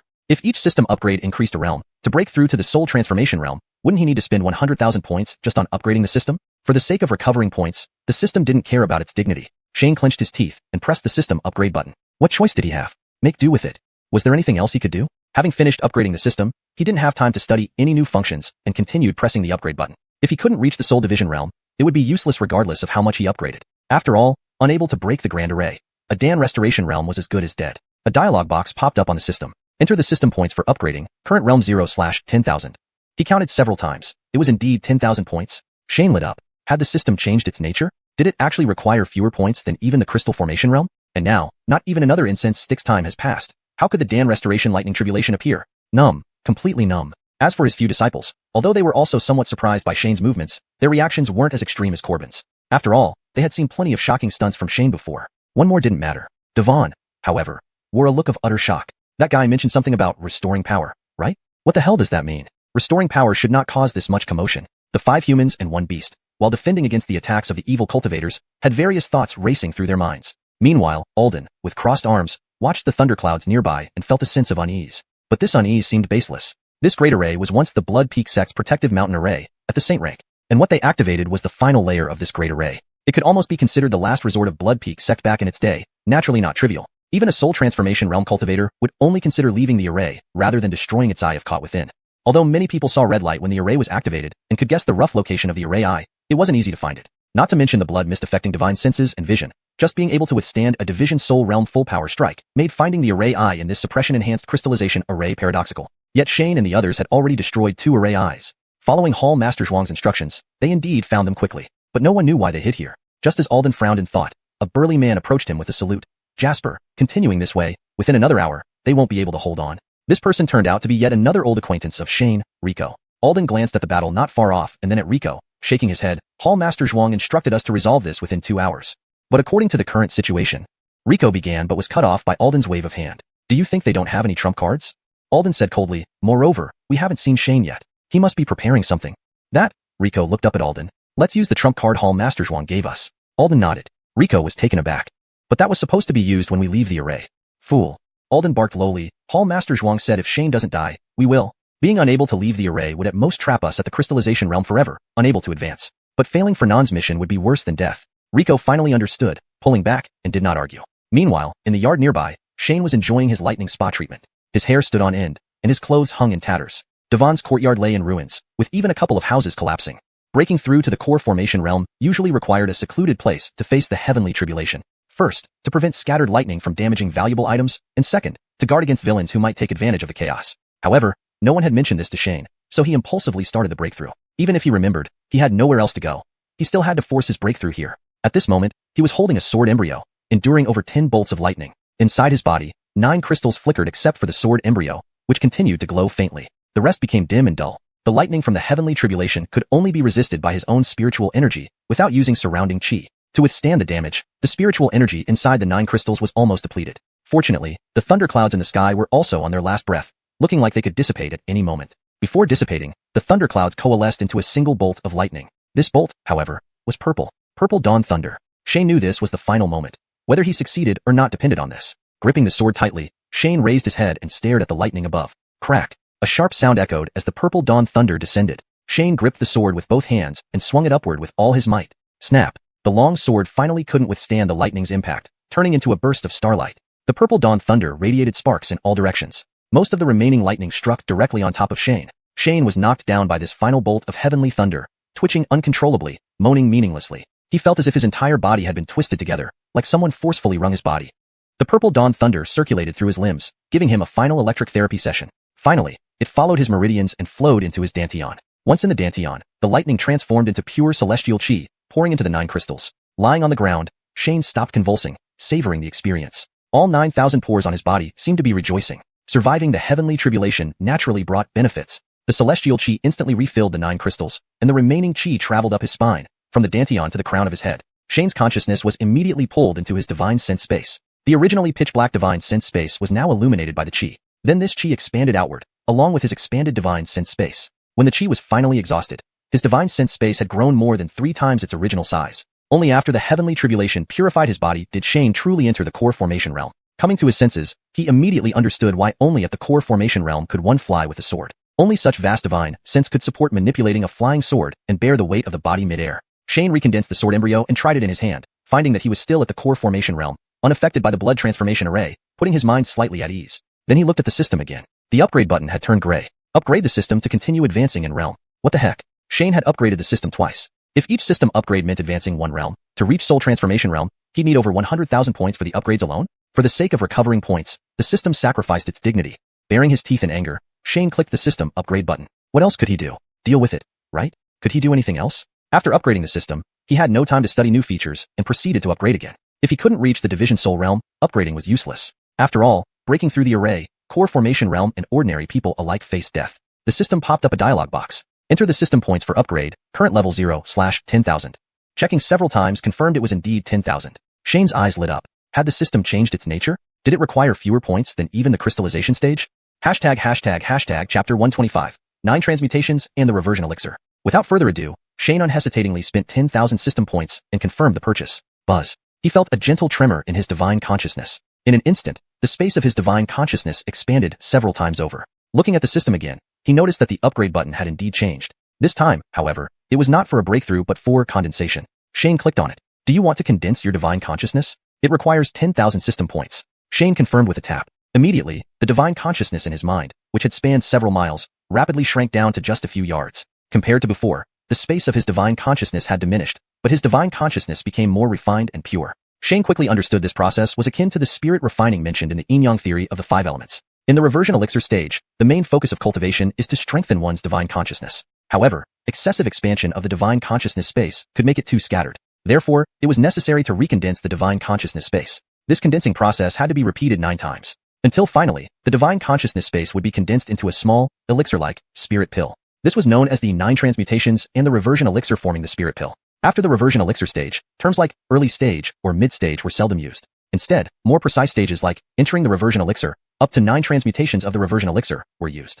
After comprehending all this, Shane nearly spat out blood from frustration.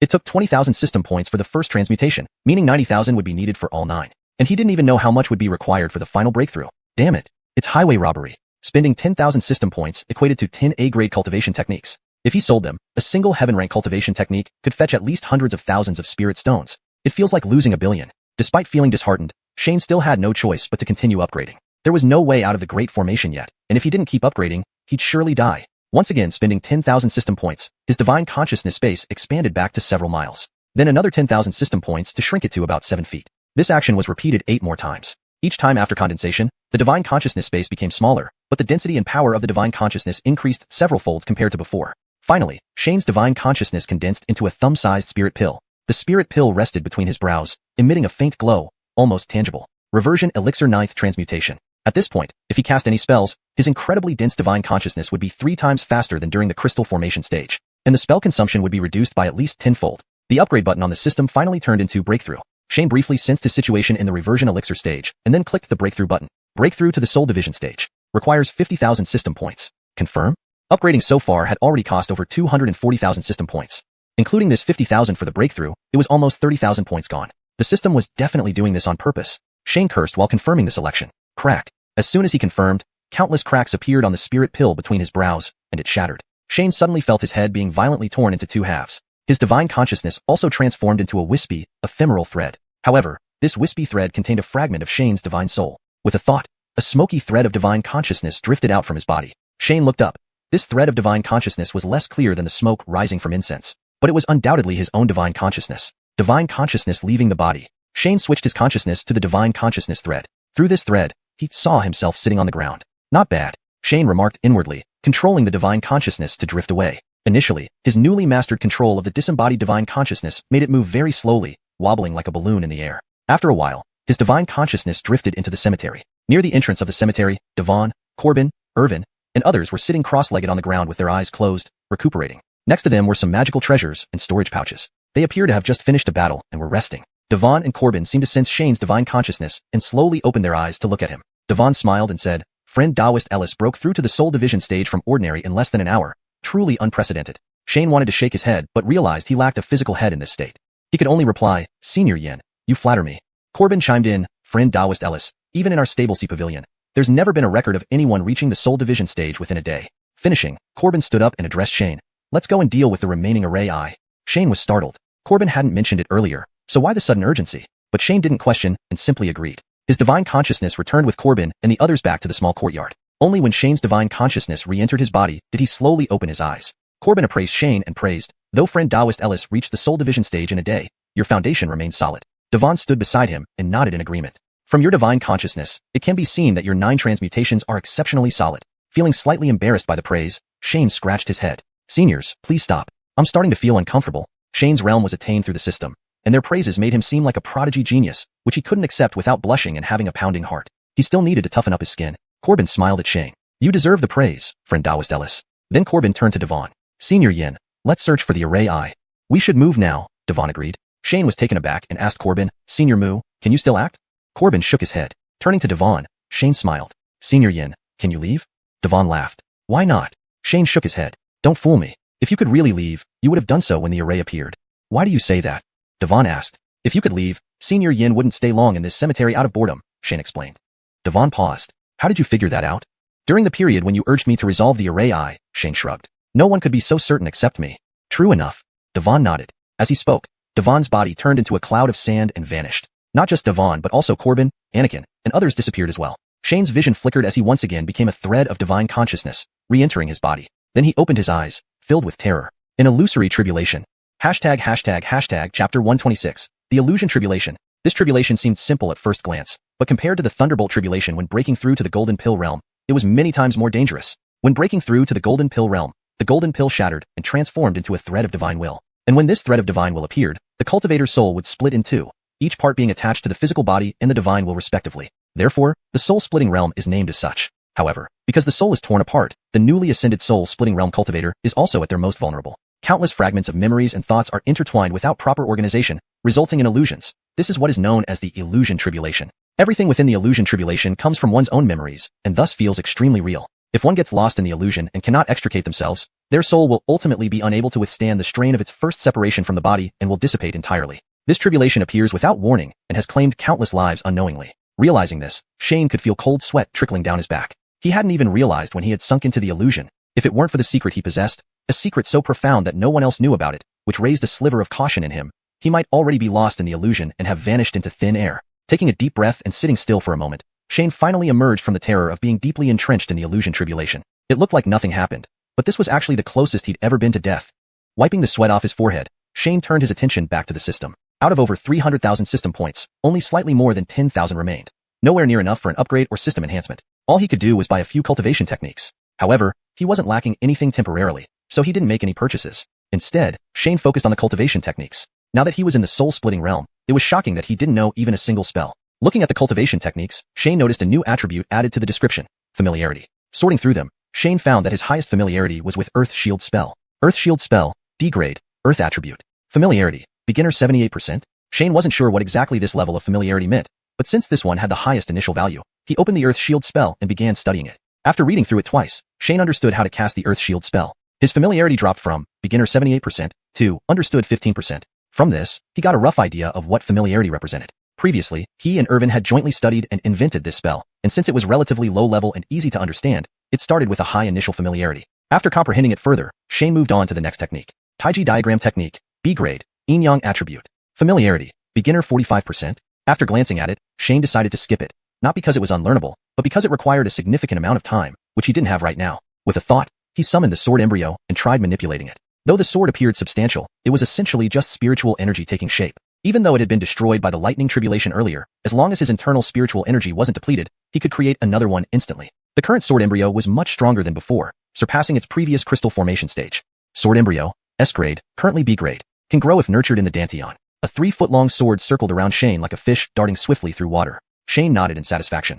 With the sword embryo, he could now unleash at least 80% of his soul-splitting realm power. This was sufficient within the suppression array where everyone was restrained at the crystal formation stage. Just as he was about to put the sword away, he heard fierce fighting sounds from a distance. Upon regaining consciousness, he noticed that Irvin and the others were not nearby. He guessed that Blood Peak's evil cultists had found their location. Normally, with Devon at the Spirit Transformation Realm and Corbin at the Soul Splitting Realm, along with Irvin and others who were comparable to the Golden Pill Realm despite being Crystal Formation cultivators, they should be able to hold out for some time. But judging from the situation now, things weren't looking good. Shane couldn't afford to study other cultivation techniques. He hastily pulled together the tattered cloth covering his lower body, mounted the sword, and flew towards the tomb complex's exit. Never having tried sword flight before, he dared not fly too high and kept a few feet above the ground. Luckily, as a soul-splitting realm cultivator, his spiritual senses were significantly stronger than those at the Golden Pill Realm, allowing him to control the flying sword without falling, although it was somewhat erratic. Outside the tomb complex, over 20 evil cultivators surrounded Corbin and his group. They had arranged themselves into an array formation, which allowed them to manipulate blood mist. In Alden's vicinity, there was no blood mist, while around Corbin and his companions, the blood mist was several times thicker. The remaining crystal formation evil cultivators hid behind these individuals, attacking Corbin and his group. My cultivation has been completely suppressed. I can't use any abilities beyond the crystal formation realm. Corbin waved his hand to release a series of defensive spells, blocking the attacks of the evil cultivators. We can't hold out for long. I'm in the same boat, Devon said with a shake of his head. Corbin turned to Bryce. Any ideas? Though he didn't know what secrets Bryce harbored, Corbin knew that Bryce understood this array well. They possessed treasures to control the array. Bryce shook his head. Destroy the array or kill them all. If I could kill them all, I wouldn't be asking you. Corbin swung out Buddha Golden Light, deflecting incoming spells irritably. All the constructs maintaining the array are blood puppets, and there's still a golden pill cultivator holding back. Seeing the array working, Alden stopped watching idly and chuckled. Corbin of Stabilizing Sea Pavilion. Unexpected rewards indeed. Alden then waved his hands and began casting spells. Seeing this, Corbin shouted, Elmwood, you guys block the rest. Then he turned to Devon. Fadayin, let's deal with him. Devon sighed in resignation. I never thought I'd be risking my life as a dying man. Your efforts are futile, Alden coldly remarked, launching spells at them. Streams of crimson rivers shot from Alden's hands, coalescing into a massive blood-red serpent in front of him. The serpent quickly advanced, rearing up its upper body and opening its bloody maw to bite down on Corbin. Corbin had already set up multiple layers of defensive spells in front of him. The serpent's fangs collided with the spells, shattering each protective shield instantly. Golden Pill Realm? Corbin whispered, realizing the imminent danger. Without the blood mist surrounding Alden, he had anticipated this. At this moment, Corbin sensed the strength of the attack immediately. Alden was undoubtedly at the genuine Golden Pill Realm level, unaffected by the suppression of the array. Devon, who was also prepared, immediately cast additional spells upon seeing Corbin's defenses break, adding more protective layers in front of Corbin. After smashing through more than 10 shields, the serpent halted, retracting its head and preparing to strike again. Corbin and Devon furrowed their brows. While they could barely hold back the Golden Pill Realm attack, they couldn't last much longer. Clang! A massive, 100-foot-long sword descended from the sky like a bolt of lightning, pinning the blood-red serpent to the ground.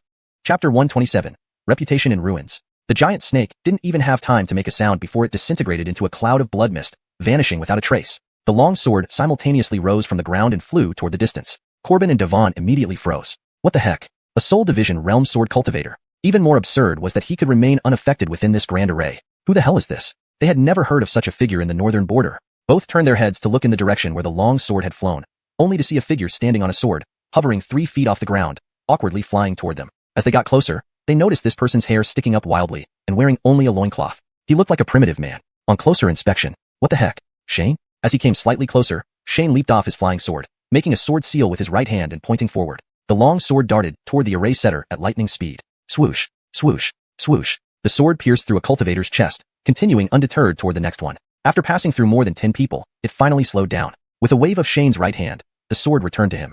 Holding the sword at an angle to the ground in his right hand, while his left hung behind his back, Shane coldly surveyed the Blood Mountain cultists. Only then did the attacked cultivators explode one by one. Surprisingly, all of them were blood puppets. Losing half of the puppets controlling the array caused immediate chaos. The blood fog once again enveloped the area. Alden also groaned. Nearly a dozen blood puppets suffered damage alongside him. However, losing some blood puppets was minor compared to Shane displaying his Soul Division realm capabilities inside the Grand Array. A truly shocking feat.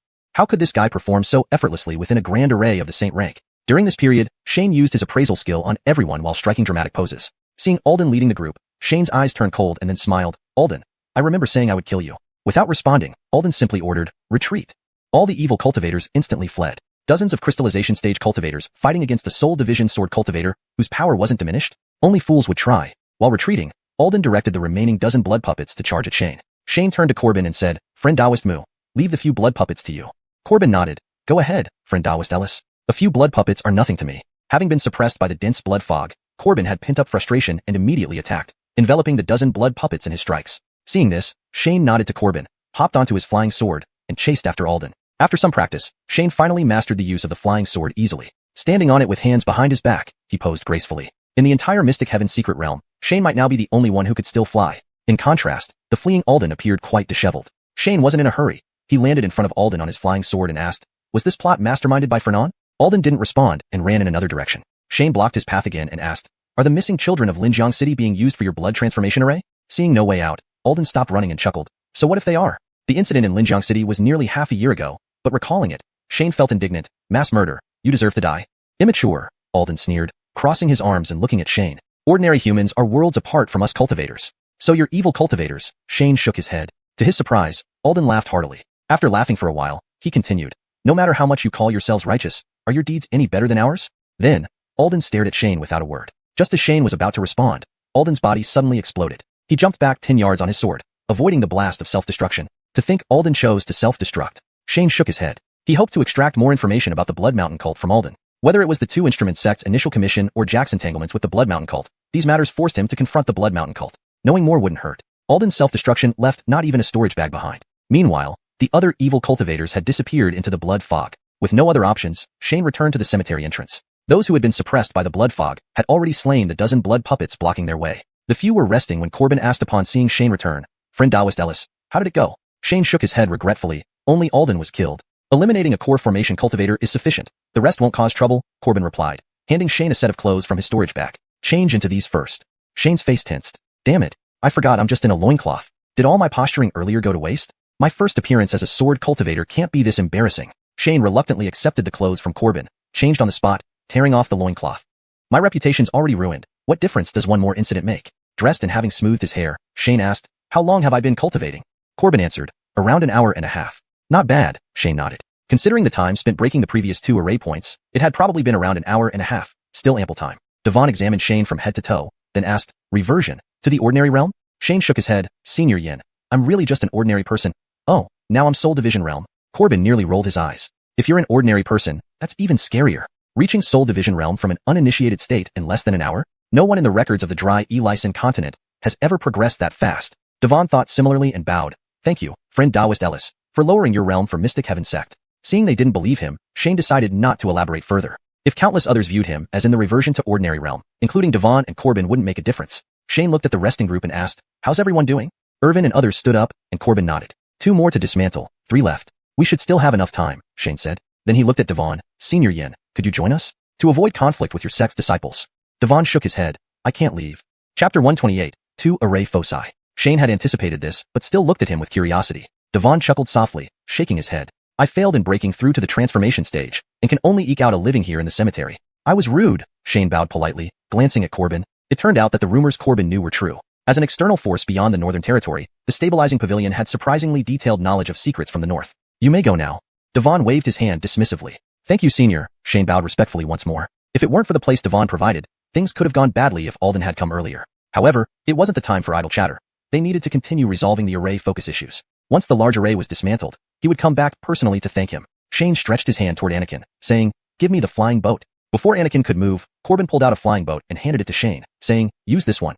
It's faster." Shane didn't refuse. He infused spirit power into the flying boat, which soon transformed into a 70-foot-long vessel floating in the air. Once everyone was aboard, Shane steered the boat toward the next peak. While crystal stage cultivators can control flying boats or other magical tools for travel, this is due to the arrays inscribed within these artifacts, simplifying the mental energy requirements. In practice, combining the abilities of a cultivator and their artifact achieves the mental energy level required for the reversion stage, but essentially it's still reversion stage. Therefore, after the Grand Array appeared, even flying boats couldn't fly. However, since Shane was unaffected by the Grand Array, controlling the flying boat posed no problem.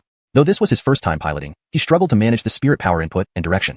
The flying boat moved erratically in speed and height, finally landing on the summit of Xuanhuan Peak. No sooner had they landed when Corbin jumped off the boat, looking pale as he gave a wry smile. "Ellis Daoist, I'm starting to believe you were really an ordinary person before." Corbin never thought sitting on a flying boat could cause motion sickness. Shane raised his hands apologetically. Sorry.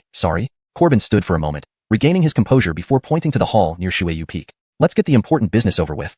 Traveling by flying boat sped up their journey significantly. After a series of warm and friendly exchanges with the remaining Xintian cultivators on Xuanhuan Peak, they finally learned the source of the red light. It was in a small lake beside the main hall of Xuanhuan Peak. Called a small lake, it actually spans several hundred feet, filled with exotic fish collected by Xuanhuan Peak's cultivators from outside. They still hadn't identified the mole. Farewell. Finding a palm-sized array focus in a lake spanning several hundred feet sounded nearly impossible. Shane reactivated the flying boat and flew to the next peak under the bewildered gazes of the Xuanhuan peak cultivators. The array focus on Huozhu Peak was inside their alchemy hall. The problematic cauldron, apparently bought from a pharmacy shop, had either been sabotaged there or swapped en route. Shane saw clearly that major sects across the northern territory had been thoroughly infiltrated by the Blood Mountain sect. At this point, figuring out exactly when information was leaked mattered less. Shane continuously cast identification spells while pondering how Qiyun sect could prevent further infiltration by the Blood Mountain sect. Blood puppets were relatively simple to detect using systematic identification spells, but recruits might be bribed or lured, making prevention challenging. Luckily, the Qiyun sect members present had been vetted by Shane and were trustworthy. There was no rush. He could think it through gradually. Soon, Shane found the third array focus embedded in a fragment of a cauldron. With his long sword in hand, he pierced the fragment forcefully. Rip. A grade B magic sword split the fragment like cutting tofu. The array focus vanished simultaneously. 2 hours left. We should be fine, Shane smiled at the others. We don't have to die.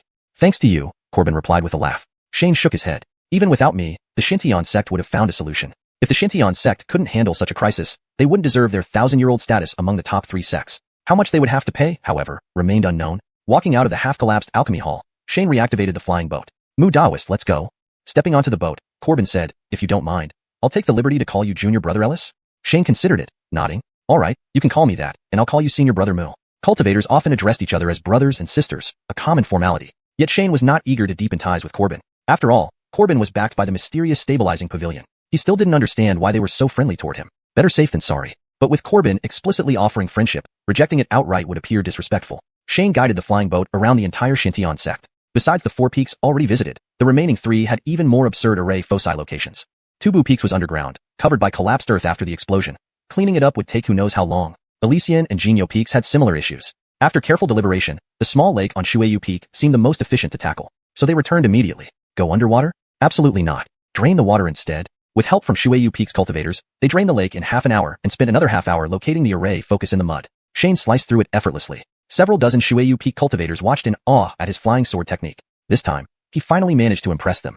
3 hours had passed since the blood transformation array appeared, and 4 array foci were dismantled. Calculating the time, they likely wouldn't make it to the other 3 peaks in time. So they decided to return to the arena and find the last hidden focus. Locating the focus wasn't difficult. What concerned him was whether the tens of thousands of cultivators in the arena had regained order. Shane shared his plan with the group, sighing, I wonder how many will survive after this catastrophe. At this point, besides over 20 Soul Division cultivators and 200 Reversion cultivators, there were at least 3,000 or 4,000 crystal cultivators in the Xiuxian secret realm, along with many more gathering chi and condensing fluid cultivators. It was unclear how many would remain after the grand array ended. Chapter 129. The Great Array Dissipates. Master Ellis, there's no need to blame yourself. Naturally, we will hold the Blood Peak cult responsible for this incident. Corbin waved his hand, his gaze flickering. The largest number of jade tokens used in betting were provided by the northern branch of Stabilizing Sea Pavilion. Although Corbin did not handle affairs directly, he knew that this event would severely damage Stabilizing Sea Pavilion's reputation. The Blood Peak cult had truly roused the tiger by its whiskers this time. Just as the few individuals were about to board their flying boat and head toward the main peak of Xiuxian sect, they noticed that the blood mist inside the Xiuxian mystic realm was beginning to gradually dissipate. Look at that. Shane turned around, smiling at Corbin. I told you Xiuxian sect wouldn't be so weak, right? Not bad. Corbin nodded, then closed his eyes to sense for a moment. Our strength is starting to recover. Let's sit down for a while. Shane turned to the others. Take a rest. I estimate someone from Xiuxian sect will come soon. Without waiting for a response, Shane sat down on the ground. He had been busy since the morning with preparations for Irvin's match against Yuan, dealing with the 3 major sects' treachery, teaching for over an hour, and then confronting the blood transformation array. By the time night was approaching, everything had finally wound down. Sitting there, Shane finally felt a bit tired. Physically and mentally, he wasn't really exhausted. Cultivators' bodies were much stronger than ordinary humans, but there was an indescribable feeling weighing him down. The other individuals didn't hesitate either, and soon joined him on the ground. The surrounding blood mist quickly dissipated, allowing the essence energy to once again fill the Xiuxian mystic realm. Soon after, a figure came flying in from the direction of the main peak. Shane used an identification spell and discovered that this person was Donnie, a Soul Division realm cultivator. Although he didn't know him personally, he recognized the name as the leader of Water Beast Peak. Donnie paused upon seeing Shane and company sitting on Water Beast Peak before bowing slightly. Daoist Mu, Daoist LSU. Corbin pointed to the dried-up lake beside them. We just finished dismantling the array focus points. We're resting for a bit. How many array focus points did you destroy? Donnie was surprised. Though he already knew someone had acted to disrupt the array focuses, he hadn't known who until now. 4. Corbin mentioned the names of the 4 peaks. Donnie hurriedly bowed respectfully. Xiuxian sect thanks Daoist Mu for your assistance. He wasn't worried about Corbin lying. All 8 array focuses had people nearby monitoring, and it wouldn't befit Corbin's status to deceive. Breaking 5 out of the 8 blood transformation array foci would dismantle the entire formation. Destroying foci required both an expert in formations to locate them and powerful enough hands to act under suppression. Even Xiuxian sect itself had only managed 1 near the arena. Corbin gently shook his head and indicated Shane. Mostly Master Ellis's contribution.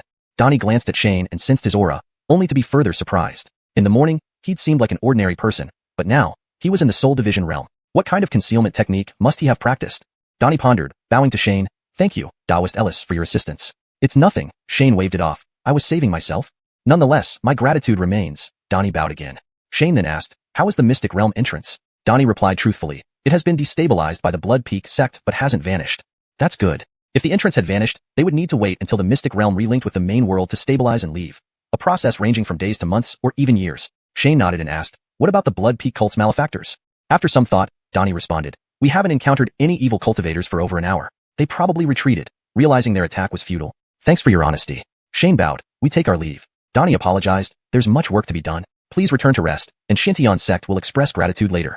Go ahead, Taoist Yin. Shane and company activated their flying boat and returned to their previous residence, the yard number 2 of Earth. The main peak of Xiuxian sect was chaotic, with nearly all participating disciples flocking there. In contrast, here was calm. Adrian and the dozen mortals in the courtyard remained safe. Returning to the backyard, Shane turned to Corbin. Master Mu, what do you think about the Blood Peak cult's retreat? While searching for the array focuses, he had sensed the attacks stopping suddenly. Confirming this with Donnie, it appeared the Blood Peak cult began retreating shortly after Alden's self-destruction. If Fernan orchestrated this event, the danger posed was greater than imagined. Once Shane revealed his soul division capabilities within the blood transformation array, recognizing the situation's hopelessness, they immediately decided to withdraw. Corbin pondered for a moment, agreeing, the Blood Peak cult can't be underestimated. Shane nodded in agreement. This significant move was surely planned long ago by the Blood Peak cult, yet they showed no hesitation when faced with setbacks. However, the Blood Peak cult also had weaknesses. Everyone was too selfish. If some Soul Division cultivators had infiltrated the Xiuxian Mystic Realm using the array controls, they could have posed far greater threats than Crystal Formation cultivators. Yet the Blood Peak cult was composed of selfish individuals, none willing to risk themselves for others.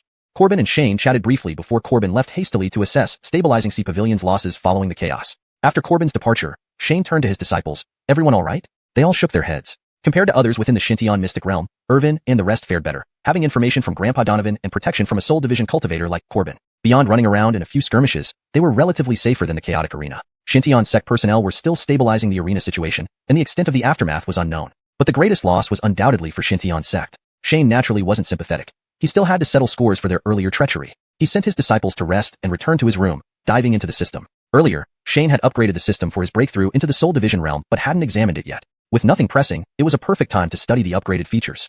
Hashtag Chapter 130. Great favor resembles enmity. The entire system interface had become even more refined compared to before. The system upgrade button indicated a need for 100,000 system points, exactly as he had estimated. The cultivation techniques interface remained similar in categorization but added a new function, allowing him to search for suitable cultivation techniques for disciples. This was a small enhancement. The lottery system remained unchanged from before and would only upgrade separately after 100 uses. As for the skills, the appraisal skill and master's prestige remained the same, while focus technique advanced to the advanced level. Focus technique, advanced. Casting this on a target increases their cultivation speed and has a certain chance of inducing enlightenment. Effects weaken with repeated use. However, the description was identical to before, making it unclear how much the skill had improved. Master's prestige remained unchanged, which didn't bother Shane since he was already at the Soul Division stage and wouldn't have many opportunities to use it. But the lack of changes to the appraisal skill was somewhat disappointing. This skill was widely applicable, offering concise yet useful information. It seemed as if the system had received his complaints, as the technique purchase interface was now separated into its own section. In addition to searching by classification, rank, and attribute, there was a new item. Suitable technique. Search for suitable cultivation techniques for a target. Cost. 100 system points. Purchasing technique costs are calculated separately. This suitability feature worked similarly to a skill, requiring casting on a target. Since his disciples were resting, Shane couldn't test it now. He'd have to wait until they returned to Xiuxian sect. After checking around, he found that the new additions to the system weren't too numerous. But in truth, Shane hadn't fully utilized the system's capabilities. Its true strength lay in developing a sect as its leader.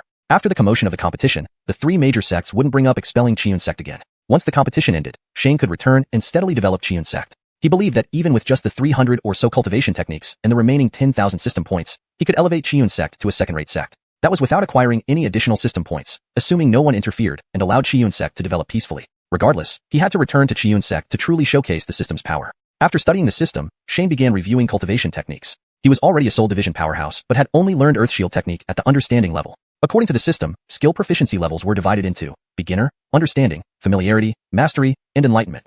At least an understanding level was required to cast spells. Shane spent over 2 hours learning several beginner level spells before finally going to sleep. Shane slept soundly, but the high-ranking members of Xiuxian sect stayed awake all night. Early the next morning, Nigel came to invite Shane to the main hall of Xiuxian sect to discuss yesterday's events. Before, although many suspected Shane was pretending to be a mortal, Xiuxian sect had chosen to feign ignorance and treat him as such. Thus, they hadn't invited him to any inter-sect discussions. But now that Shane's cultivation was revealed, they couldn't pretend not to see a Soul Division powerhouse. Otherwise, it would damage the prestige of the three major sects. Shane chatted briefly with Nigel about Dinghai Pavilion's losses. Thanks to Shane and Corbin's timely arrival, most goods at Dinghai Pavilion and the alchemy workshop were secured, and people were safely relocated to secret areas, minimizing losses. Most casualties were due to the chaos in the arena. After a few consoling words, Shane followed Nigel to the main hall of Xintian sect. Upon entering, everyone immediately looked at him. Yesterday, he advanced to Soul Division in 1 hour, and then resolved the blood transformation array without being affected by it. This news had spread among high-level cultivators. Many preferred to believe he had voluntarily dropped from the mortal realm, rather than accept he had broken through overnight. Otherwise, it would be too terrifying. Advancing from Qi Meng, Enlightenment, to Soul Division within an hour, traversing 5 major realms and enduring 2 heavenly tribulations, was simply impossible. Note: Enlightenment should be translated as enlightenment if it's a specific cultivation realm in the story. However, it's more likely meant to be awakening or initiation in common cultivation contexts. Please confirm the specific terminology used in your work. For better clarity and fluency, I would suggest advancing from the awakening stage to Soul Division within an hour, traversing 5 major realms and enduring 2 heavenly tribulations, was simply impossible. Or, if enlightenment is indeed the correct term, advancing from the enlightenment stage to Soul Division within an hour, traversing 5 major realms and enduring 2 heavenly tribulations, was simply impossible. Everyone looked at Shane with complex expressions. If he really had fallen from the mortal realm, his favor was immense, impossible to repay. Great favors lead to great enmity. This saying applied perfectly. Shane scanned the room, seeing the looks on their faces, and quickly understood the situation. Although he had no intention of capitalizing on their gratitude, he couldn't stop others from thinking otherwise, causing a headache. Marcus, as the host, stepped forward and bowed respectfully to Shane. Thank you, fellow Taoist Ellis, for your assistance yesterday. We are immensely grateful. If there is anything you need, the entire Xintian sect will be at your command. Shane stiffened upon hearing this. Damn, the old fox is laying a trap. Being at his command was impossible, but Marcus's implication suggested Shane would demand favors. Shane's mind raced as he politely replied, Patriarch Jean, you're too kind. I merely happen to be present and cannot take credit for any favors or commands. Marcus's strategy was straightforward, planting a thorn in others' minds like Shane had done previously. No matter what he said, others might not believe him. Marcus lightly shook his head. Actions speak louder than intentions. Why dwell on this, fellow Taoist Ellis? Shane sighed inwardly. Karma comes quick. He had just laid a trap for Marcus yesterday, and today, he found himself in one. Scanning the room, he noticed Corbin wasn't present, and he chuckled inwardly. Turning to Marcus, he said, Patriarch Jean must be mistaken. Even if we focus on actions, you should thank senior move from Dinghai Pavilion. He broke the array's core. Nigel, standing nearby, had been observing the exchange between Marcus and Shane with narrowed eyes. Suppressing Qiyun's sect's rise was an open secret among high-level cultivators. Though Nigel and Dinghai Pavilion couldn't interfere directly, he was startled by Shane's statement, turning his gaze to Shane. Shane maintained a serious expression, as if genuinely advocating for Dinghai Pavilion's interests. If Nigel didn't know better, he would have believed Shane's sincerity. But why? Why drag in the young master, who left early to avoid involvement? Weren't they friends? Chapter 131. Each with their own agenda. When Marcus heard Shane's words, he was momentarily stunned and cast a puzzled glance at Shane. Isn't your Qiyun sect allies with the Dinghai Pavilion? Why are you giving such a significant credit to them? Aren't you worried that Dinghai Pavilion will be targeted by all the sects in the Northern Territory? Initially, Shane hadn't thought it through. It was only after he finished speaking that he felt this response was indeed extremely wise. Isn't gratitude hard to repay? Then you should repay Dinghai Pavilion's favor, right? Even if you can't repay it, you wouldn't dare to repay kindness with enmity, would you? Marcus, Nigel, and Shane each had their own thoughts as they fell silent together. In the end, it was Marcus who cleared his throat and cupped his hands toward Nigel. Many thanks to Taoist move from Dinghai Pavilion for your assistance. The Xintian sect is immensely grateful. Nigel returned the gesture, saying, Patriarch Jean, you're too kind. For Dinghai Pavilion to establish itself in the Northern Territory, we must rely heavily on your esteemed sect. Marcus then turned to Shane, Taoist Ellis, this matter needs addressing on both sides. Dinghai Pavilion deserves gratitude, and so do you. Although everyone knew the underlying reasons, even the onlookers could guess what happened. Face-saving formalities couldn't be ignored. That was the headache of prestigious Orthodox sects. It was cumbersome. Shane scratched his head, looking at Marcus. Patriarch Jean, truly? Marcus nodded slightly. Certainly. All right then, Shane agreed with a nod. Marcus felt a surge of relief. He wasn't afraid that you'd make demands. He was afraid you wouldn't. Even a small request would open up a gap. As long as others believed you'd make requests, the rift wouldn't easily be mended.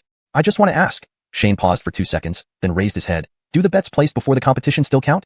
Marcus was taken aback. Damn, the little fox figured it out. This was intentional. Of course, Shane had seen it too. If he really made a demand, he'd be burdened with the stigma of using favors for personal gain. But if he didn't, Marcus definitely wouldn't give up. So he thought of the jade token bet. Seeing Marcus's stunned expression, Shane deliberately feigned anger. That's my entire fortune. You're not going to Welsh on me, are you? Marcus smiled bitterly. Once matters here are settled, everything will be recalculated. Shane let out a sigh of relief. That's good. That's good. I have no other requests. With that, he stopped caring about Marcus and found a spot, pulling Nigel down to sit beside him. Now, Nigel had a chance to smile bitterly at Shane. Taoist Ellis, why drag Dinghai Pavilion into this? Shane put on an astonished look. You don't want to intervene in the Northern Territory? What a missed opportunity. Stop. Nigel was startled, immediately glancing around to see if anyone was paying attention, before waving his hand at Shane. Taoist Ellis, don't joke around. Seeing Nigel's expression didn't seem fake, Shane was genuinely surprised. You really don't? He truly thought Dinghai Pavilion's actions were aimed at intervening in the Northern Territory. Otherwise, it couldn't explain why they showed special interest in the small Qiun sect. Really not. Nigel shook his head helplessly. Shane scratched his head again. Then why did Dinghai Pavilion help us? Nigel shook his head. I can't say. Shane's eyes lit up. Nigel said, can't rather than don't know. He asked further, then it must be Senior Brother Mu. No. Even Senior Brother Mu doesn't have that much authority. Is it his master who has taken a fancy to our Qiun sect? The master of a prodigy genius, a sage? I can't say, Nigel repeated, inwardly cursing. Damn it, brother. Stop talking. Keep going, and I'll be killed to keep secrets. Spying on Tianyin Pavilion secrets is a major crime in Dinghai Pavilion. Oh, never mind. Shane nodded and really stopped asking, turning his attention back to Marcus and the others. Nigel breathed a sigh of relief, but remained internally shaken. Damn, could this guy deduce so much from a few hints? Is this guy 18 years old? An 80-year-old veteran wouldn't be as perceptive. Nigel couldn't help but glance at Shane again. Shane wore an innocent expression, sitting straight and listening intently to Marcus. Marcus briefly recounted yesterday's situation. It was now confirmed that the Blood Peak sect was responsible for this attack. They somehow found the Lost Protective Array, Blood Transformation Array, and used it as a foundation to plan this assault. Regarding casualties, Marcus merely summarized it as heavy losses. Looking around, Shane noted that the number of Danyan realm experts in the hall was at least half of what it was during the tournament yesterday. Out of more than 20 Finhan realm figures, only a dozen or so were present. Though not all missing individuals might have perished, even losing half was a horrifying toll. As for disciples below the Jiejing stage, one glance at the tournament ground outside, which was utterly destroyed, told the story. At least a quarter were either dead or injured. Marcus maintained a somber expression while explaining the situation. Representatives from other sects also stood to briefly describe their own losses, which were equally vague. After all, while they were nominally allies, the actual relations weren't clean. No one was willing to disclose specifics. One thing was certain. The Xintian sect suffered the most. This battle left the Xintian sect significantly weakened, possibly needing decades to recover fully. They might retain their position among the three major sects, but contending with the other two would be impossible.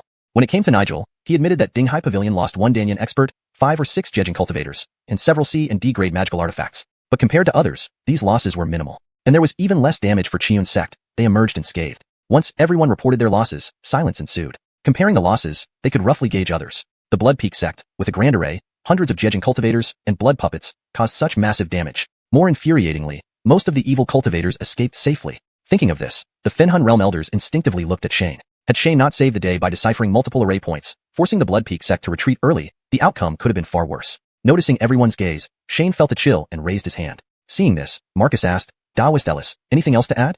I just want to ask. Shane lowered his head modestly. Will the intersect competition continue? Chapter 132. Willing descent into degradation. Marcus's expression stiffened, and so did the others, who felt a mix of indignation. We are in this state, and you're still thinking about the intersect competition? Shane scratched his head, embarrassedly saying, primarily, Qiun sect is poor, and I've placed bets. 22-1 odds. Oh no, for the team event, it's 37-1.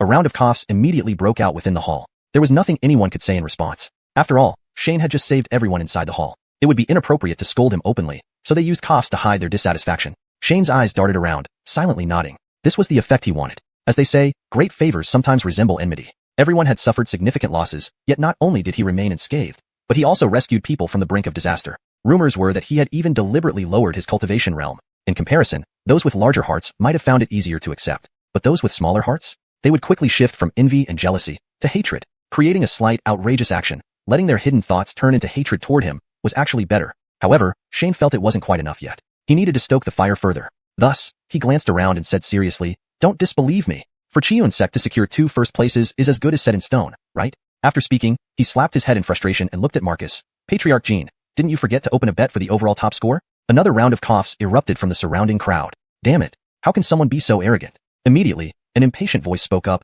Daoist Ellis, aren't you being too presumptuous? Shane raised his eyes slightly and smiled. Can you beat me? The speaker instantly withdrew. They couldn't fight him. Earlier, Irvin of Qiun sect defeated Yuan of Xintian sect. The other 2 disciples also engaged in intense battles, narrowly losing to the 3 major sects' top disciples. And there was still a demon beast in the core formation stage, who besides the 3 major sects dared claim they could win against them. Even Marcus couldn't help but laugh at Shane's words. He shook his head. Friend Daoist Ellis, don't forget about the 3 major sections. Shane lifted his hand and pointed at himself with his thumb. I'm under 30. Everyone's expressions froze. Does he have any shame? An esteemed practitioner in the reverting mortal realm, even if now self-lowered, was still essentially in the soul-severing realm. He was even rumored to be a sword cultivator. You're telling us you're going to participate in the sect competition? F***K. If it weren't for propriety, these soul-severing realm masters would have loved to spar with Shane right then and there. What? Shane looked innocently at everyone. Is there something wrong with my qualifications? Qualified. Too damn qualified. As long as you have no shame, you'd naturally be the winner. Everyone in the hall had already forgotten Shane's earlier heroic actions. Even the entire alliance seemed unusually united to pummel this shameless man. Gratitude? What gratitude? Seeing that the fire had been sufficiently fueled, Shane nodded in satisfaction and muttered, "These are the rules you set yourselves. Now you think I'm unfit. It's just that you don't want me to make money." While talking, he retreated back to Nigel's side and asked, "Mr. Huang, can you tell me which rule bars me from participating?" Nigel looked at Shane with a mixture of amusement and exasperation. Which rule? The one about propriety. But knowing Shane's cunning nature as an outsider, Nigel could roughly guess his intentions. However, he didn't reveal anything, merely smiling at Shane. "Senior Ellis, bigger picture." "Bigger picture." "Bullshit," Shane swore. "Without money, what kind of face am I supposed to keep?" After saying this, Shane kept quiet. But his remarks made the atmosphere tense, and many started urging the continuation of the sect competition. To halt the competition due to Blood Peak evil sect's attack would indeed be a huge loss of face. Marcus saw the situation and after discussing with leaders of the other two major sects, decided to heed the general advice to continue the competition. But before that, the hazards in the Xintian secret realm had to be eliminated first. No one dared mention counterattacking the Blood Peak evil sect. That organization had existed for centuries in the northern frontier, and if it could be destroyed, it would have been done long ago. Raising such slogans would only bring more humiliation. Over the following days, the remaining members of the Xintian sect were devoted to the major cleanup. Xintian sect chose not to rely on external forces this time, given that, nominally, the Xintian sect had invited everyone to participate in the sect competition, which was to take place in their secret realm but ended in an attack. This sentence seems to be a contextual explanation rather than a full translation of the provided text. To properly convey the meaning and context from the original Chinese text, here's a more comprehensive translation. Chapter 132, Self-Imposed Decline. Marcus's expression stiffened, and others also felt indignant. "We are in this situation, yet you are still thinking about the sect competition?" Shane scratched his head and said apologetically, "It's mainly because Qiyun's sect is poor, and I placed bets. The odds are 22 to 1. Oh no, for the team event, it's 37 to 1. There was suddenly a chorus of coughs in the hall. They truly didn't know what to say. After all, he had just saved everyone in the hall, so they couldn't rebuke him face to face and could only cover their displeasure with coughs. Shane's eyes turned around as he nodded secretly. This was exactly the effect he wanted. As the saying goes, great kindness can turn into enmity. Everyone suffered significant losses, while he not only avoided losses but also saved people in a crisis. According to rumors, he even fell back to the Gue fan realm voluntarily. In contrast, people with a bit more jealousy would feel envy, hatred. A slightly out-of-line move would make this resentment turn into hatred toward him, which might actually be better. However, Shane felt it wasn't enough and needed to stoke the fire further. So he scanned the surroundings and said seriously, "Don't disbelieve me. Isn't it a sure thing that our Qiyun sect will win both first places?" Afterward, he regretfully slapped his head and looked at Marcus. "Patriarch Gene, did you forget to open a bet for the overall top scorer?" There was another round of coughing around. Damn, how could he be so arrogant? Immediately, someone hot-headed spoke up. "Brother Ellis, aren't you too confident?" Shane smiled slightly and raised his eyes. "Can you beat me?" The person who spoke immediately shrank back. Cannot beat him. Qiyun sect's Irvin had just defeated White Yanai from the Xintian sect. Two other disciples also fought fiercely before narrowly losing to the chiefs of the three major sects. Additionally, there was a demon beast in the core formation stage. Apart from the three major sects, who else dared to claim victory over them? Marcus was amused by Shane's words and shook his head. "Brother Ellis, don't forget about the three major sections." Shane lifted his hand and pointed at himself with his thumb. "I'm under 30. Everyone's expressions froze. Does he have any shame? A Gue fan realm powerhouse, even after falling back in cultivation, is still at the Fan Hun realm, and he's apparently a sword cultivator. You want to participate in the sect competition? What the hell? If not for their status, these Fan Hun realm elders would be itching to spar with Shane right now. Why?" Shane looked at everyone innocently. "Am I not qualified?" He fits the criteria. Too damn much. As long as you have no shame, you naturally become number one. Everyone in the hall had already forgotten that Shane had saved them. Even the entire alliance became unusually united.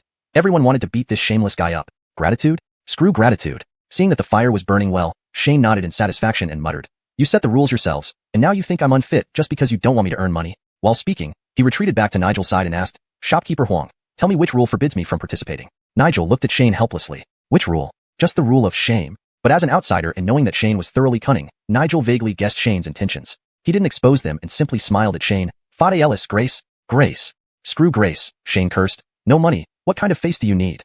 With that, Shane stopped talking. However, the atmosphere on the scene was heated by Shane, with many people demanding the continuation of the sect competition. If the competition couldn't proceed due to an attack by the Blood Peak evil cult, it would be quite embarrassing. Marcus saw this and discussed with the leaders of the other two major sects, deciding to listen to everyone's advice and continue the competition. But first, they needed to eliminate the hidden dangers within the Xintian secret realm. As for counterattacking the Blood Peak evil cult, everyone wisely chose not to mention it. The Blood Peak evil cult had existed for hundreds of years in the northern region. If they could be eradicated, it would have happened long ago. Raising false hopes would only lose them more respect. Over the next few days, the remaining personnel of the Xintian sect focused on clearing up. This time, the Xintian sect did not rely on external help. Since this sect competition was officially organized by the Xintian sect, the responsibility for the attack in their secret realm naturally fell on them. Although everyone tactfully avoided mentioning it, the Xintian sect still harbored resentment. Being attacked in their own realm, too outrageous. But after several days of searching, they found no hidden dangers, only scattered corpses. Next came handling the betting. Nigel brought in a batch of new jade tokens for betting, carefully identified them, and then handed them over to the Xiuxian sect. He also brought in several returning core cultivators to help reopen the shop and coordinate with the Xiuxian sect. Meanwhile, he returned to the northern region branch of the Stabilizing Sea Pavilion. These jade tokens proved that there were spies from the Blood Peak evil cult within the Stabilizing Sea Pavilion, so he needed to investigate. Luckily, the Xiuxian sect had backups during betting. Otherwise, half of the jade tokens being destroyed and the lack of verification for so many spirit stones could lead to riots among cultivators.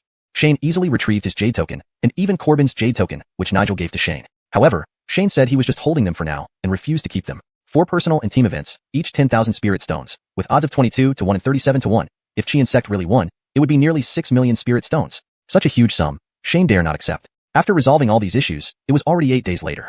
Only then did the competition resume. However, the individual competition didn't even start and ended. Lenore advanced directly to the final after Davidson forfeited in the semifinal. And in the final between Lenore and Irvin, Lenore also forfeited. Ultimately, Irvin won the top position without lifting a finger. The following team competition was equally dull, or rather, the Xiuxian sect's matches were uneventful. Regardless of the opponent, they all forfeited. Even the teams from the 3 major sects forfeited upon meeting the Xiuxian sect. Thus, Xiuxian sect once again won the team championship without fighting a single match. The reason was simple, because Shane really did register, and he was indeed under 30. For the team competition, only 3 participants per match were allowed, but there were no limits on registration numbers. All competing disciples ignored the Xiuxian sect and focused on the top 4 spots. As for the Xiuxian sect, with a soul separation cultivator on their team, how could they compete? Let them fight whomever they wanted. Shane was shameless. Shameless. Go to hell. Please let me know if you need any specific parts or sections translated or elaborated on. Responsibility clearly lay on the shoulders of Xiuxian sect for inadequate protection. Although everyone tacitly avoided mentioning it, Xiuxian sect felt a collective frustration. Such arrogance, slapping us in the face. After several days of searching, aside from some scattered corpses, no hidden dangers were discovered. Next was the matter of the wagers. Nigel brought in a new batch of betting tokens and thoroughly examined them before handing them over to the Xiuxian sect. He also brought in several core formation cultivators to help set up the Tranquil Sea Pavilion booth again and liaise with Xiuxian sect. He himself returned without delay to the northern branch of Tranquil Sea Pavilion. The betting tokens revealed that the Blood Peak evil sect had an insider at Tranquil Sea Pavilion, necessitating an immediate investigation. For Xiuxian sect's benefit, fortunately, they had backups during the betting process. Otherwise, half the tokens destroyed would result in untraceable spirit stones, potentially causing riots among cultivators. Shane easily retrieved his tokens, and even Corbin's betting token was given to Shane by Nigel. But Shane insisted he was holding them in trust and refused to keep them. Solo events won Xiuxian sect nearly 6 million spirit stones at odds of 22 to 1 and 37 to 1. Shane dared not accept such a large sum. It took another 7 to 8 days to resolve all these matters. Finally, the competition restarted. But the individual competition ended prematurely. Lenore and Elliot's semi-final ended with Elliot forfeiting, allowing Lenore direct advancement. In the final between Lenore and Irvin, Lenore also forfeited. Irvin thus won the first place without lifting a finger. The group competition was equally anticlimactic. Or rather, Xiuxian sect's competition was anticlimactic. Whichever team they faced, opponents would forfeit. Even teams from the 3 major sects forfeited upon meeting Xiuxian sect. Xiuxian sect won the group championship without fighting a single match.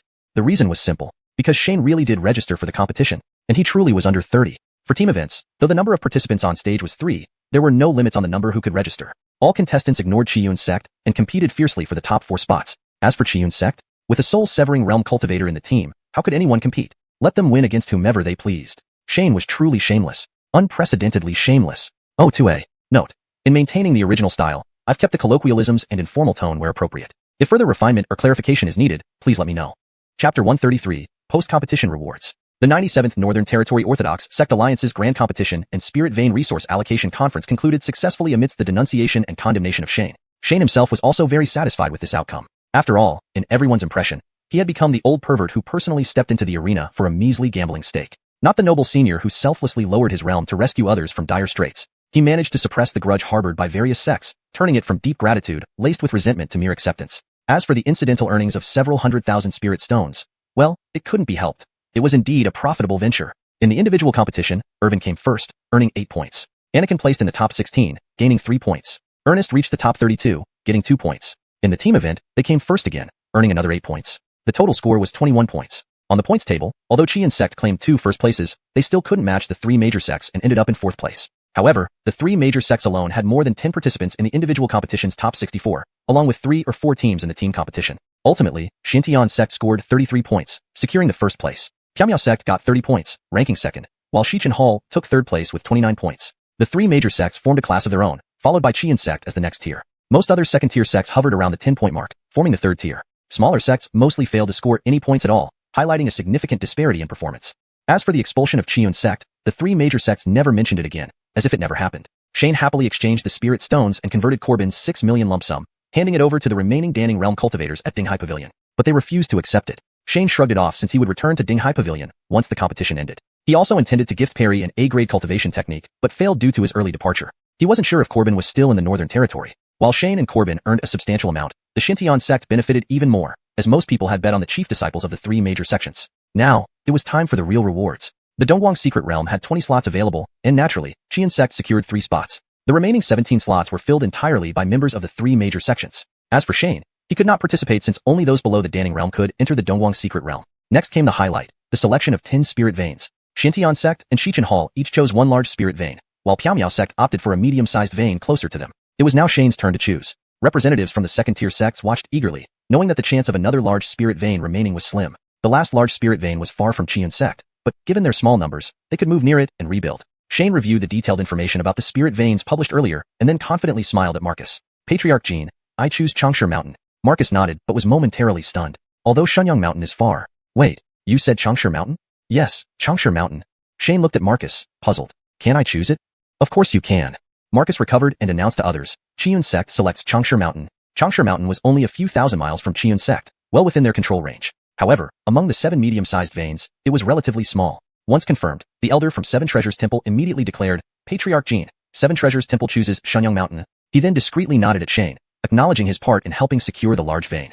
The allocation of these spirit veins had been almost predetermined before the competition began. Essentially, the battle among second-tier sects was for the last large spirit vein. No one expected Qian sect to rise so dramatically and outperform all other second-tier sects. A medium-sized spirit vein could produce approximately tens of millions of spirit stones annually. Compared to this, a large spirit vein produced 50 to 60% more, and crucially, only large veins had a chance to yield supreme-quality spirit stones. These high-density stones were widely used for operating large arrays, refining advanced magical treasures, and aiding breakthroughs for Danning Realm cultivators. Apart from the 3 major sects, the demand for supreme-quality spirit stones in other sects always exceeded supply. When Xiyun sect unexpectedly emerged, Seven Treasures Temple quickly approached Shane, despite previous conflicts, for negotiations on the large vein. Although Shane hadn't planned to occupy a large vein, he saw an opportunity to profit from it. If you want it, pay up.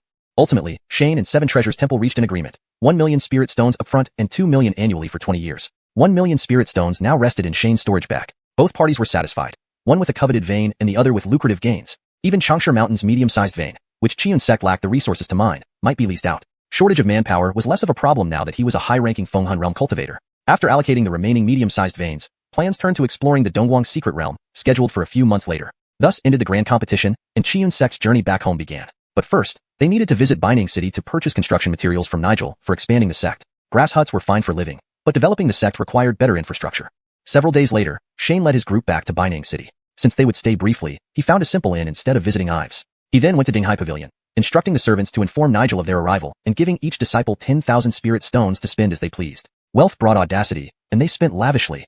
Hashtag chapter 134, consulting on matters. This time, not only did Nigel come out to greet Shane, but also 2 cultivators of the Soul Division realm who were stationed in the northern region, Hobie and Alastair. They were all old acquaintances, so after a brief exchange of pleasantries, they went straight to the guest hall. Once seated and having exchanged a few cups of tea, Alastair smiled bitterly at Shane and said, I can't believe Senior Ellis is actually a great cultivator of the Return to Mundane realm. My previous manners were truly disrespectful. Shane shook his head and didn't elaborate further. After all, he had explained this countless times, and if they still refused to believe him, then so be it.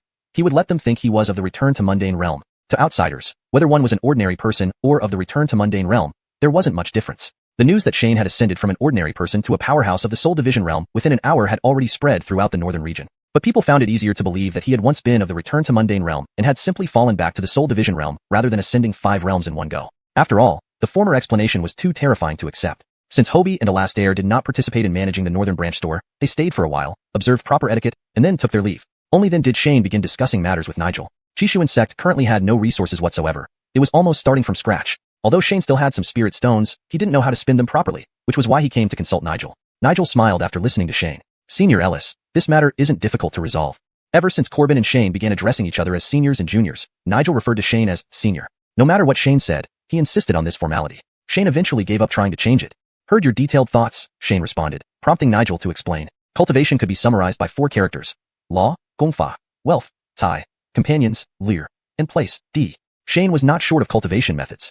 Although Xiuxian sect didn't have any secret realms, the spiritual energy around Xiuxian Mountain was barely adequate. The disciples were few, but all had good aptitude. The main problem was still in the wealth aspect. Wealth wasn't just about spirit stones. It included magical artifacts, medicinal herbs, beast mounts, and servants. Currently, Xiuxian sect had nothing, and everything needed to be handled personally by the few disciples. After reaching the crystal formation stage, one sometimes would need to cultivate for several months continuously. Starting from the returning Danjing stage, it might even require a closed-door cultivation period lasting several years. How could they spare the time to manage these mundane matters? After listening to Nigel's explanation, Shane realized that his previous thoughts had been too simplistic. Previously, he thought that with his memory from the Blue Star era and his superior management knowledge and skills compared to those on the continent of Xuanhuan, he could handle things easily. However, the current management system in the northern region, though strictly hierarchical, had its own merits after running for thousands of years. Cultivators were supplied by ordinary people, while cultivators also provided certain protection to ordinary people. At least there hadn't been large-scale wars like in the history of Blue Star. The existence of cultivators made it impossible for ambitious people to thrive. After all, dealing with an army of hundreds of thousands only required one returning Danjing expert.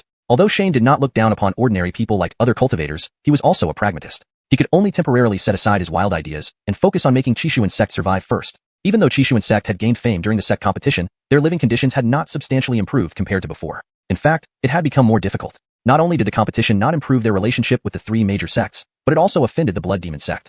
Thinking of this, Shane cupped his hands toward Nigel and asked, "Manager Huang, I wonder if Dinghai Pavilion has what Xiuxian sect needs." "Senior Ellis, I've already prepared everything you need." Nigel smiled and took out a small book from his pocket, handing it over to Shane. Since Eli Hengxin from Tianyin Pavilion visited, Nigel had started investigating Xiuxian sect. He even sent people secretly to visit the Xiuxian sect Taoist temple. Except for discovering isolated wild goose's disappearance, they found no valuable information. To him, Shane seemed to have suddenly appeared out of nowhere. The more unknown, the deeper he felt Xiuxian sect was. Even if Shane was previously an ordinary person, he was now a Soul Division expert under 20 years old, even more talented than the young master. With this information, Nigel naturally guessed what Shane wanted to do next, and knew he would come to him. The preparatory work he had done came in handy now. Shane thanked him and took the book, flipping through it. The items listed included spirit formation arrays to increase the sect's aura, heavenly treasures to enhance the field's fertility, advanced alchemy stoves and celestial fires to increase success rates, and large-scale defensive magic arrays. Everything was covered. But the prices were sky-high. A large magic array covering a 100-mile radius cost over 1,000,000 spirit stones. Even improving soil quality with rare treasures cost thousands per acre.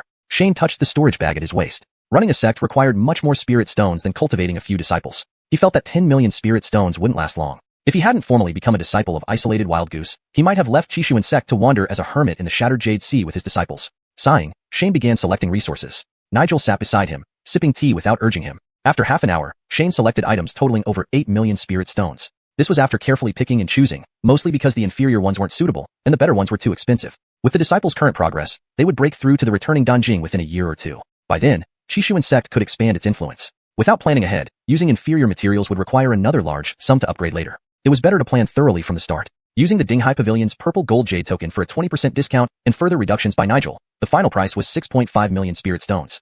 After agreeing on the terms, Shane handed over the spirit stones in a storage bag to Nigel and asked, "Manager Huang, can Dinghai Pavilion help with building repairs?" Nigel took the storage bag without counting it and passed it to a nearby waiter to prepare. Knowing about Xiuxian sect's humble thatched cottages, he wasn't surprised by Shane's question but asked, "How extensive do you want the renovations to be?" Shane cautiously asked, "I wonder how much it would cost to renovate to the level of the Xiuxian sect?" Nigel's expression froze. "Dude, are you crazy? The Xiuxian sect has tens of thousands of cultivators and hundreds of thousands of ordinary people in its secret realm. You only have a couple of disciples in Xiuxian sect. Why build something so huge?" At present, Xiuxian sect had practically nothing, requiring the disciples to handle everything personally. However, after entering the crystal formation realm, sometimes cultivation would last for months. Even at the core formation stage, one might be in seclusion for years. How could they manage these mundane tasks? Listening to Nigel's explanations, Shane realized he had oversimplified things. Previously, he thought that relying on his memory from the Blue Star era, his management knowledge and abilities far surpassed those on the Xuanhuan continent. However, the current system in the northern region, though hierarchical, had been running smoothly for millennia and made sense in its own right. Ordinary people supported cultivators, and in return, cultivators provided protection to the common folk. At least there was no widespread war like in Blue Star history, as the presence of cultivators deterred ambitious figures. A single core formation expert could counter a large army. Although Shane did not treat commoners disdainfully like other cultivators, he was pragmatic and decided to shelve his radical ideas for now, focusing on keeping Xiuxian sect alive. Despite the sect's sudden rise to fame during the grand competition, its survival situation remained largely unchanged, and possibly even harder. This event hadn't improved relations with the three major sects, but instead offended the Blood Peak evil cult. Thinking this over, Shane saluted Nigel, asking, "Manager Huang, I wonder if Dinghai Pavilion has anything Xiuxian sect needs?" "Senior Ellis, I've been well prepared. Please take a look." Nigel chuckled, pulling out a small notebook from his robe and handing it to Shane. Ever since Eli Hengxin of Tianyin Pavilion visited, Nigel had started investigating Xiuxian sect. He even secretly sent people to visit Xiuxian sect's temple. Apart from discovering that solitary wild goose was missing, they found no valuable information. Shane seemed to have appeared out of nowhere. The more Nigel thought about it, the more he felt Xiuxian sect was unfathomable. Even considering that Shane was an ordinary person before, he was now a soul-splitting realm cultivator under 20, even more monstrous than the young pavilion master.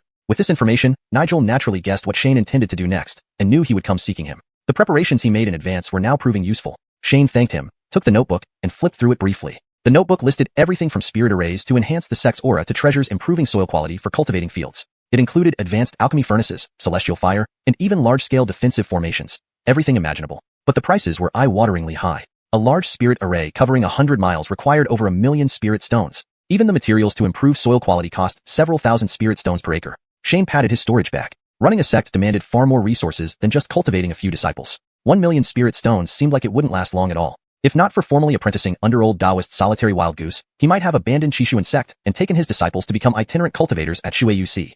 Sighing, Shane began carefully selecting items. Nigel sat beside him, neither urging nor disturbing him, merely sipping tea with closed eyes. After almost an hour, Shane finally picked items totaling over 8 million spirit stones, a result of meticulous selection, mostly because lower quality options were unsuitable, while higher quality ones were too expensive. Considering the current cultivation speed of his disciples, they could all break through to the core formation realm within 1 or 2 years. At that time, expanding xiuxian sect's influence would be possible. Planning ahead was crucial. Using subpar materials would only lead to costly upgrades later.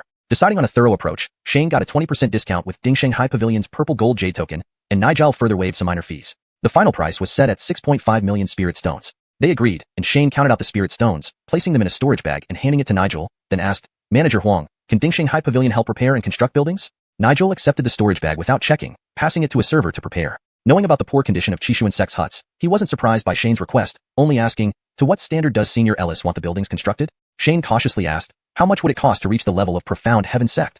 Nigel's expression froze. "Boss, are you serious? Profound Heaven's secret realm houses 10,000 cultivators and hundreds of thousands of ordinary people. Xiuxian sect barely has a handful of members. Why build so extensively?" "Senior Ellis, I've been prepared for quite a while. Please take a look," Nigel said, pulling out a small notebook from his robe and handing it over to Shane. Ever since Eli Senhungshin of Tinyan Pavilion visited, Nigel started investigating Xiuxian sect. He even secretly sent people to Xiuxian sect's Taoist temple. Apart from learning about Lonesome Wild Goose's disappearance, no valuable information was found. Shane seemed to appear out of nowhere, deepening Nigel's belief in the profundity of Xiuxian sect. Even considering the extreme scenario where Shane was previously an ordinary person, he was now a soul division cultivator under 20, more monstrous than the young pavilion master. With this information, Nigel anticipated Shane's next move and knew he would come seeking help. His preparation paid off. Shane thanked him and flipped through the notebook. It listed everything from spirit formations to improve the sect's aura, heavenly treasures to enhance soil fertility, advanced alchemy stoves, earth fire, and large-scale defensive arrays, practically everything. However, the prices were astonishingly high. A spirit formation covering a 100-mile radius cost over 1 million spirit stones. Even the rare treasures for enhancing fields and soil fertility cost thousands per acre. Feeling the storage bag at his waist, Shane realized the gap between maintaining a sect and raising disciples was immense. 1 million spirit stones didn't seem like enough at all. If he hadn't formally apprenticed under old Taoist Lonesome Wild Goose, he might have considered abandoning Xiuxian sect and taking his disciples to become wandering cultivators at xiuxian.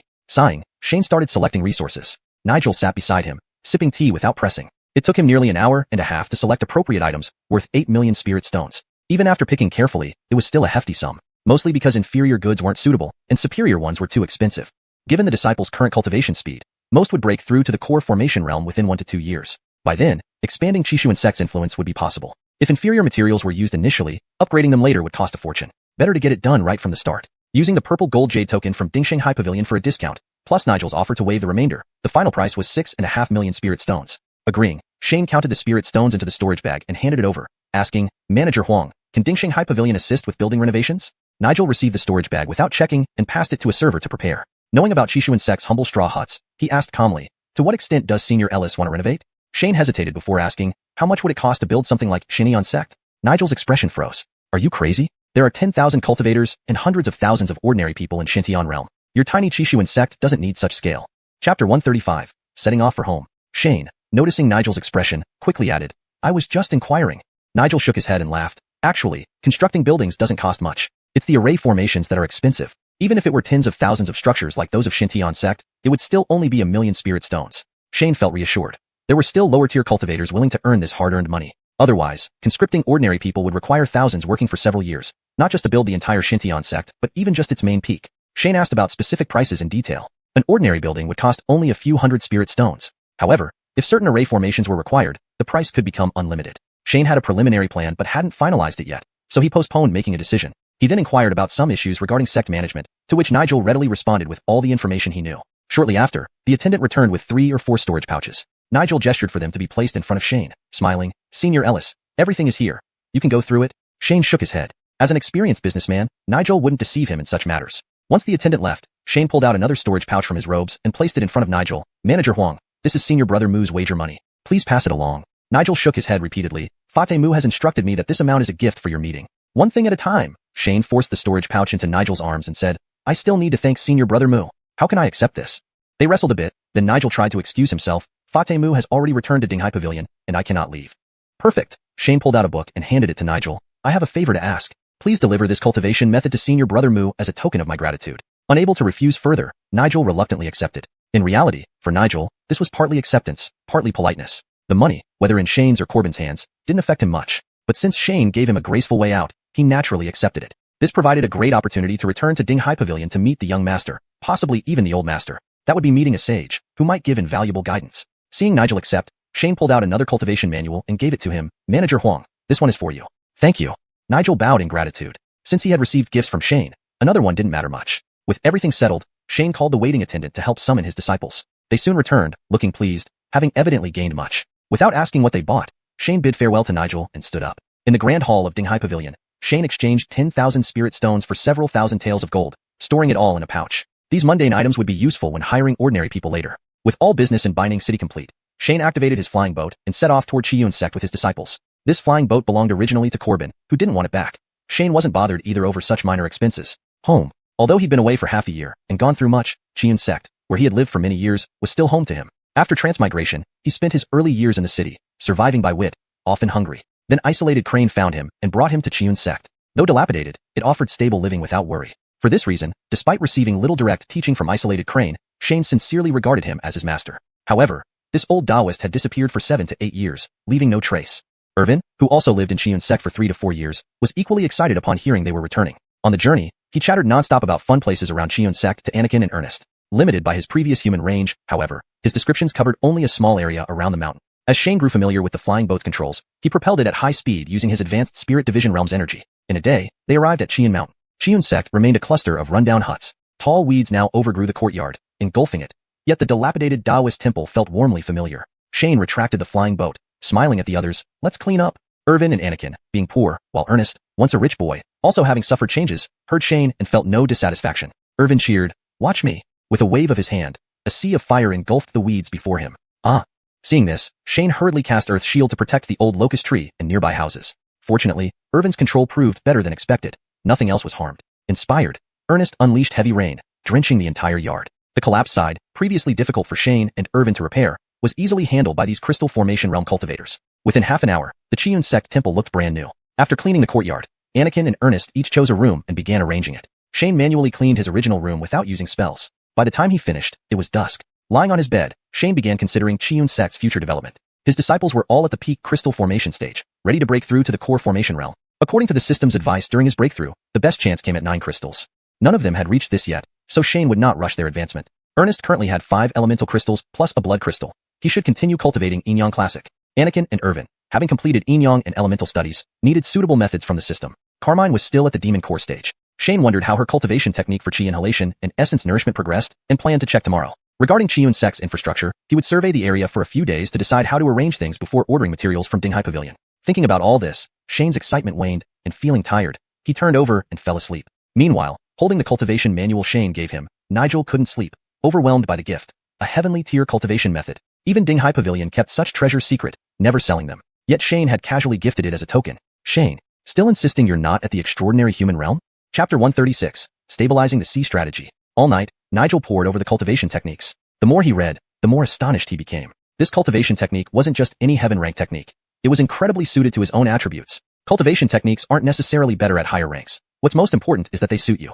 A suitable earth rank technique can be stronger than a random heaven rank technique. As for a heaven rank technique that suits you, that could only be described as extremely rare and hard to come by. But Shane, no. Senior Ellis not only gave him a heaven rank technique, but one that matched him perfectly. Nigel couldn't resist glancing at the storage bag placed beside him. If what he received were all heaven rank techniques, then what did the young master receive? Nigel involuntarily swallowed hard. If not for the divine phenomenon accompanying sacred words, he would have doubted whether it might be a sacred rank technique. Indeed, the figures valued by the Tianyan Pavilion were truly exceptional, generously giving like this. However, even with 100 extra lives of courage, he wouldn't dare to take it out to examine. Having achieved the position of regional manager, Nigel wasn't foolish. Understanding a heaven rank technique wasn't something that could be done overnight. Nigel stopped reading further, put away the storage bag, and directly summoned his flying sword, heading towards the Dinghai Pavilion. Even if it were just for those 2 heaven-rank techniques, he had to make this trip back. In fact, Shane himself didn't think much about it. He discovered that the upgraded system had many new features, although they weren't very obvious. For example, when searching and purchasing cultivation techniques, he could directly choose previously appraised individuals and match techniques suited to them.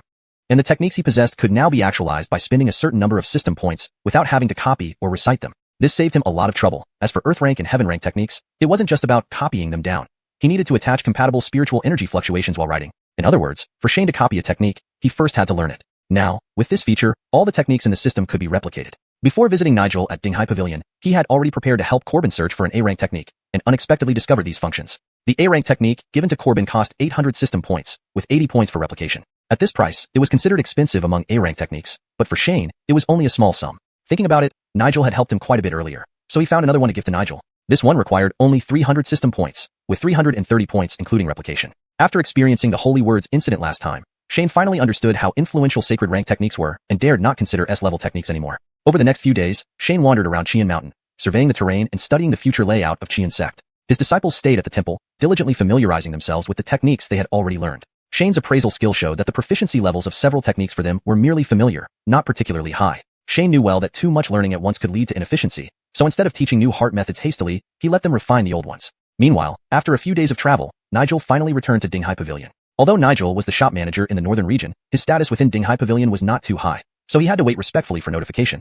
Fortunately, Shane's reputation was well known, and before long, someone informed Nigel to enter. Following the headquarters guard, Nigel walked a winding path for a while before arriving at a small building. Though the building was only 4 to 5 stories tall and not large, Nigel was greatly shocked upon seeing it. Because on the door of the small building hung a small plaque, Tianyan Pavilion. While the name Tianyan Pavilion was renowned internally, most people had only heard of it. Only now did Nigel realize that the core of Dinghai Pavilion was just this unassuming little pavilion. Finishing his sigh, he immediately felt ecstatic. Being brought here by the guards indicated he had been recognized by Tianyan Pavilion. Finally, he entered the core of Dinghai Pavilion. From now on, achieving soul separation realm was no longer a distant dream, perhaps even spirit transformation realm. Suppressing his joy, Nigel bowed to the guards and stepped into Tianyan Pavilion. Inside the pavilion, there was an elderly person and a young one, the latter pouring tea for the former. The young man was none other than young Master Corbin, and the person whom Corbin served tea could only be one person. Tianyan Pavilion head Eric, a sage. Nigel took a deep breath and bowed deeply to both. Nigel pays respects to pavilion head and young master.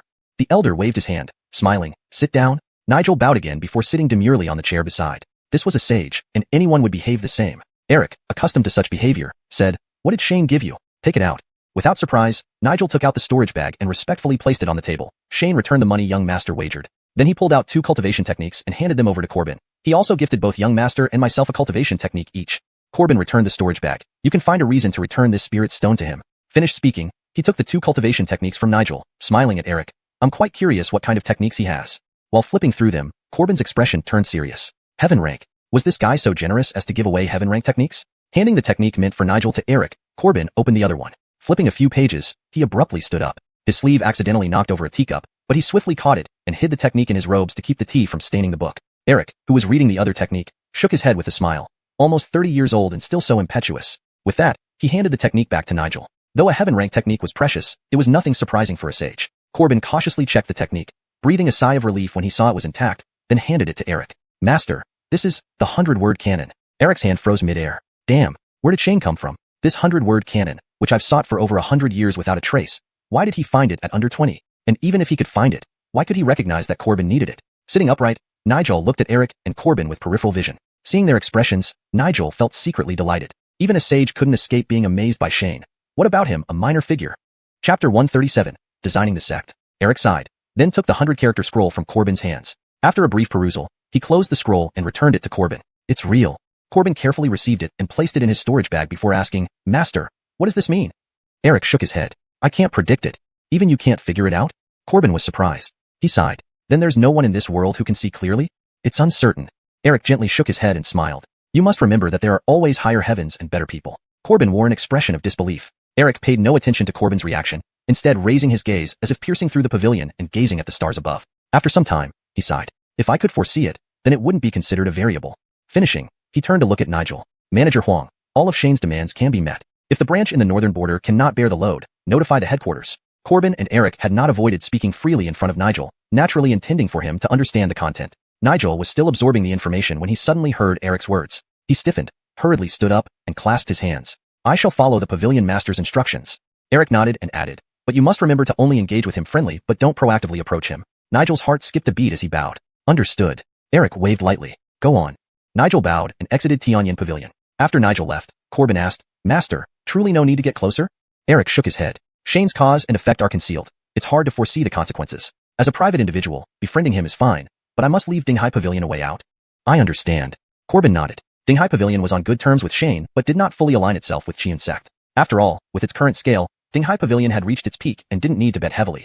Maintaining a balance among various factions was sufficient. Meanwhile, while Nigel listened to the pavilion master's instructions in Dinghai Pavilion, Shane was drawing the design plans for Qian sect. Over a few days, he had surveyed the area around Qian sect and generally assessed the surroundings. The environment around Qian sect was quite good, allowing him to find unique places related to the 5 elements and even discover a rare spot where lightning could be attracted. Building cultivation venues here would enhance absorption of corresponding elemental qi and aid in achieving crystallization breakthroughs. However, more precious locations like yin and yang spots were absent. Shane found satisfaction as these places were within 100 miles of the small Buddhist temple associated with Qian sect. The mountain defense array bought from Dinghai Pavilion would perfectly cover these locations. He marveled at his foresight.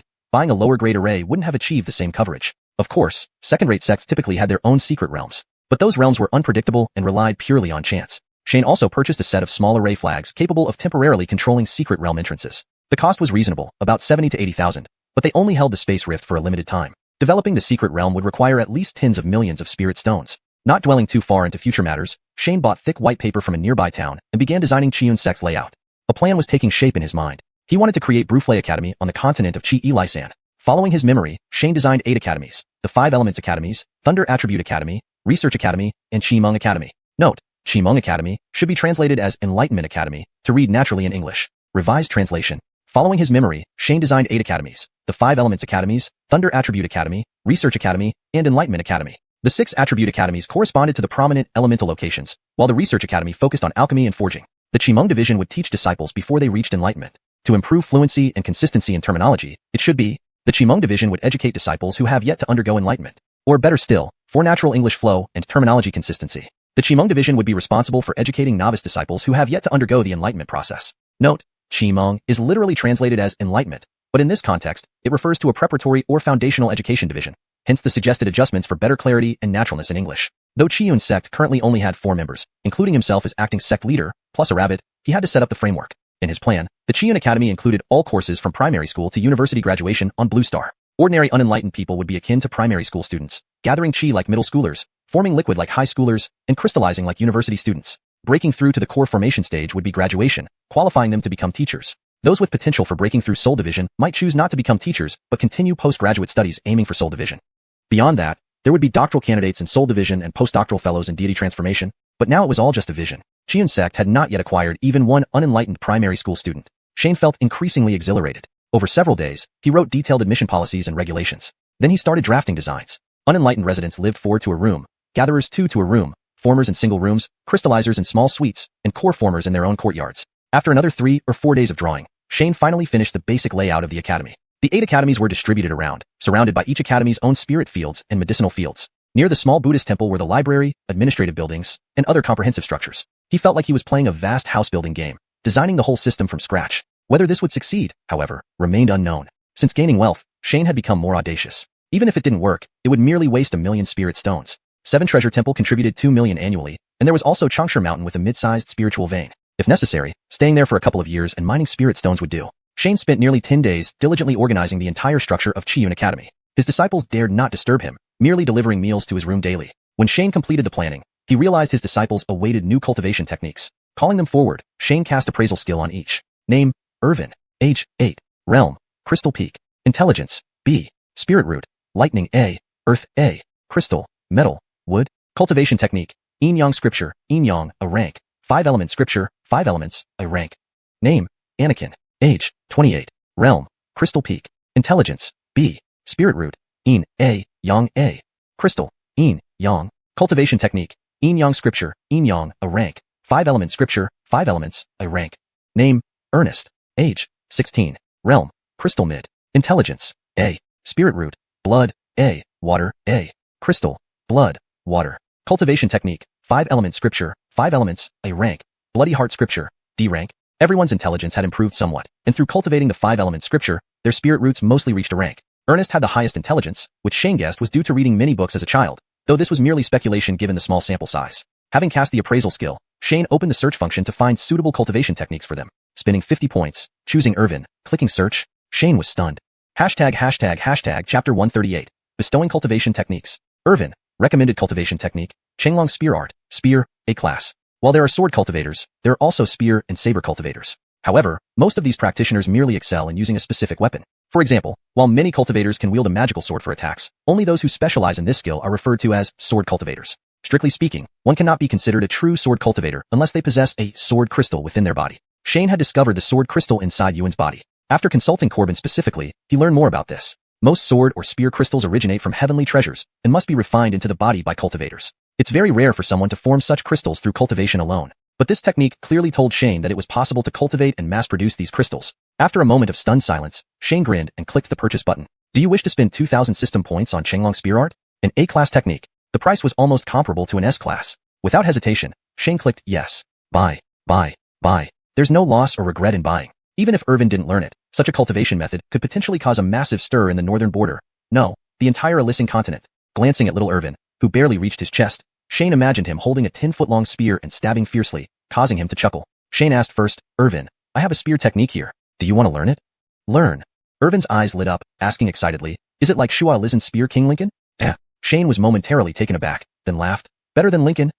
The place where Qiun sect was located was called Xiuxian State by the locals. Lincoln was a famous local play. In the drama, Lincoln, with his long red tasseled spear, defeated several wicked cultivators, causing chaos in the area. The villains were portrayed as cultivators because they needed powerful opponents. It wasn't meant to criticize them. True cultivators naturally didn't care about how commoners portrayed such scenarios, but Irvin and Shane had seen the play countless times when wandering the streets. Little Irvin, being young, couldn't resist such heroic plays. Surprisingly, the system paid attention to this and recommended such a technique. Smiling slightly, Shane shook his head and copied out the technique. Then, pretending to reach into his storage pouch, he summoned Chenglong's spear art from the system and handed it to Irvin. Study well. Once mastered, you can form a spear crystal and become a true spear cultivator. Shane encouraged him, turning his gaze to Anakin. Anakin, recommended cultivation technique, purple flame dragon tiger art, flesh and bone, A class. What the hell is this? What do flesh and bone mean? Is it another evil cultivation method? Shane tried clicking and found it wasn't cheap either. Do you wish to spend 1,400 system points on purple flame dragon tiger art? Given that the system had just recommended something rare to Irvin, Shane gritted his teeth and clicked yes.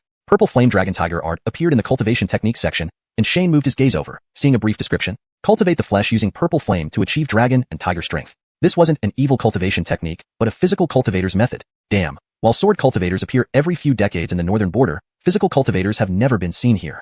That's the realm of those barbarians in Lingwu continent to the far north. They've never spread their methods here. Would cultivating such a technique lead to trouble with these brutes? After some thought, Shane left the decision to Anakin. Vance, I have a cultivation technique to strengthen the body. Do you want to learn it? Anakin's face lit up with joy. How strong will it make me? Shane pondered, probably around the level of a similarly ranked fierce beast. Learn.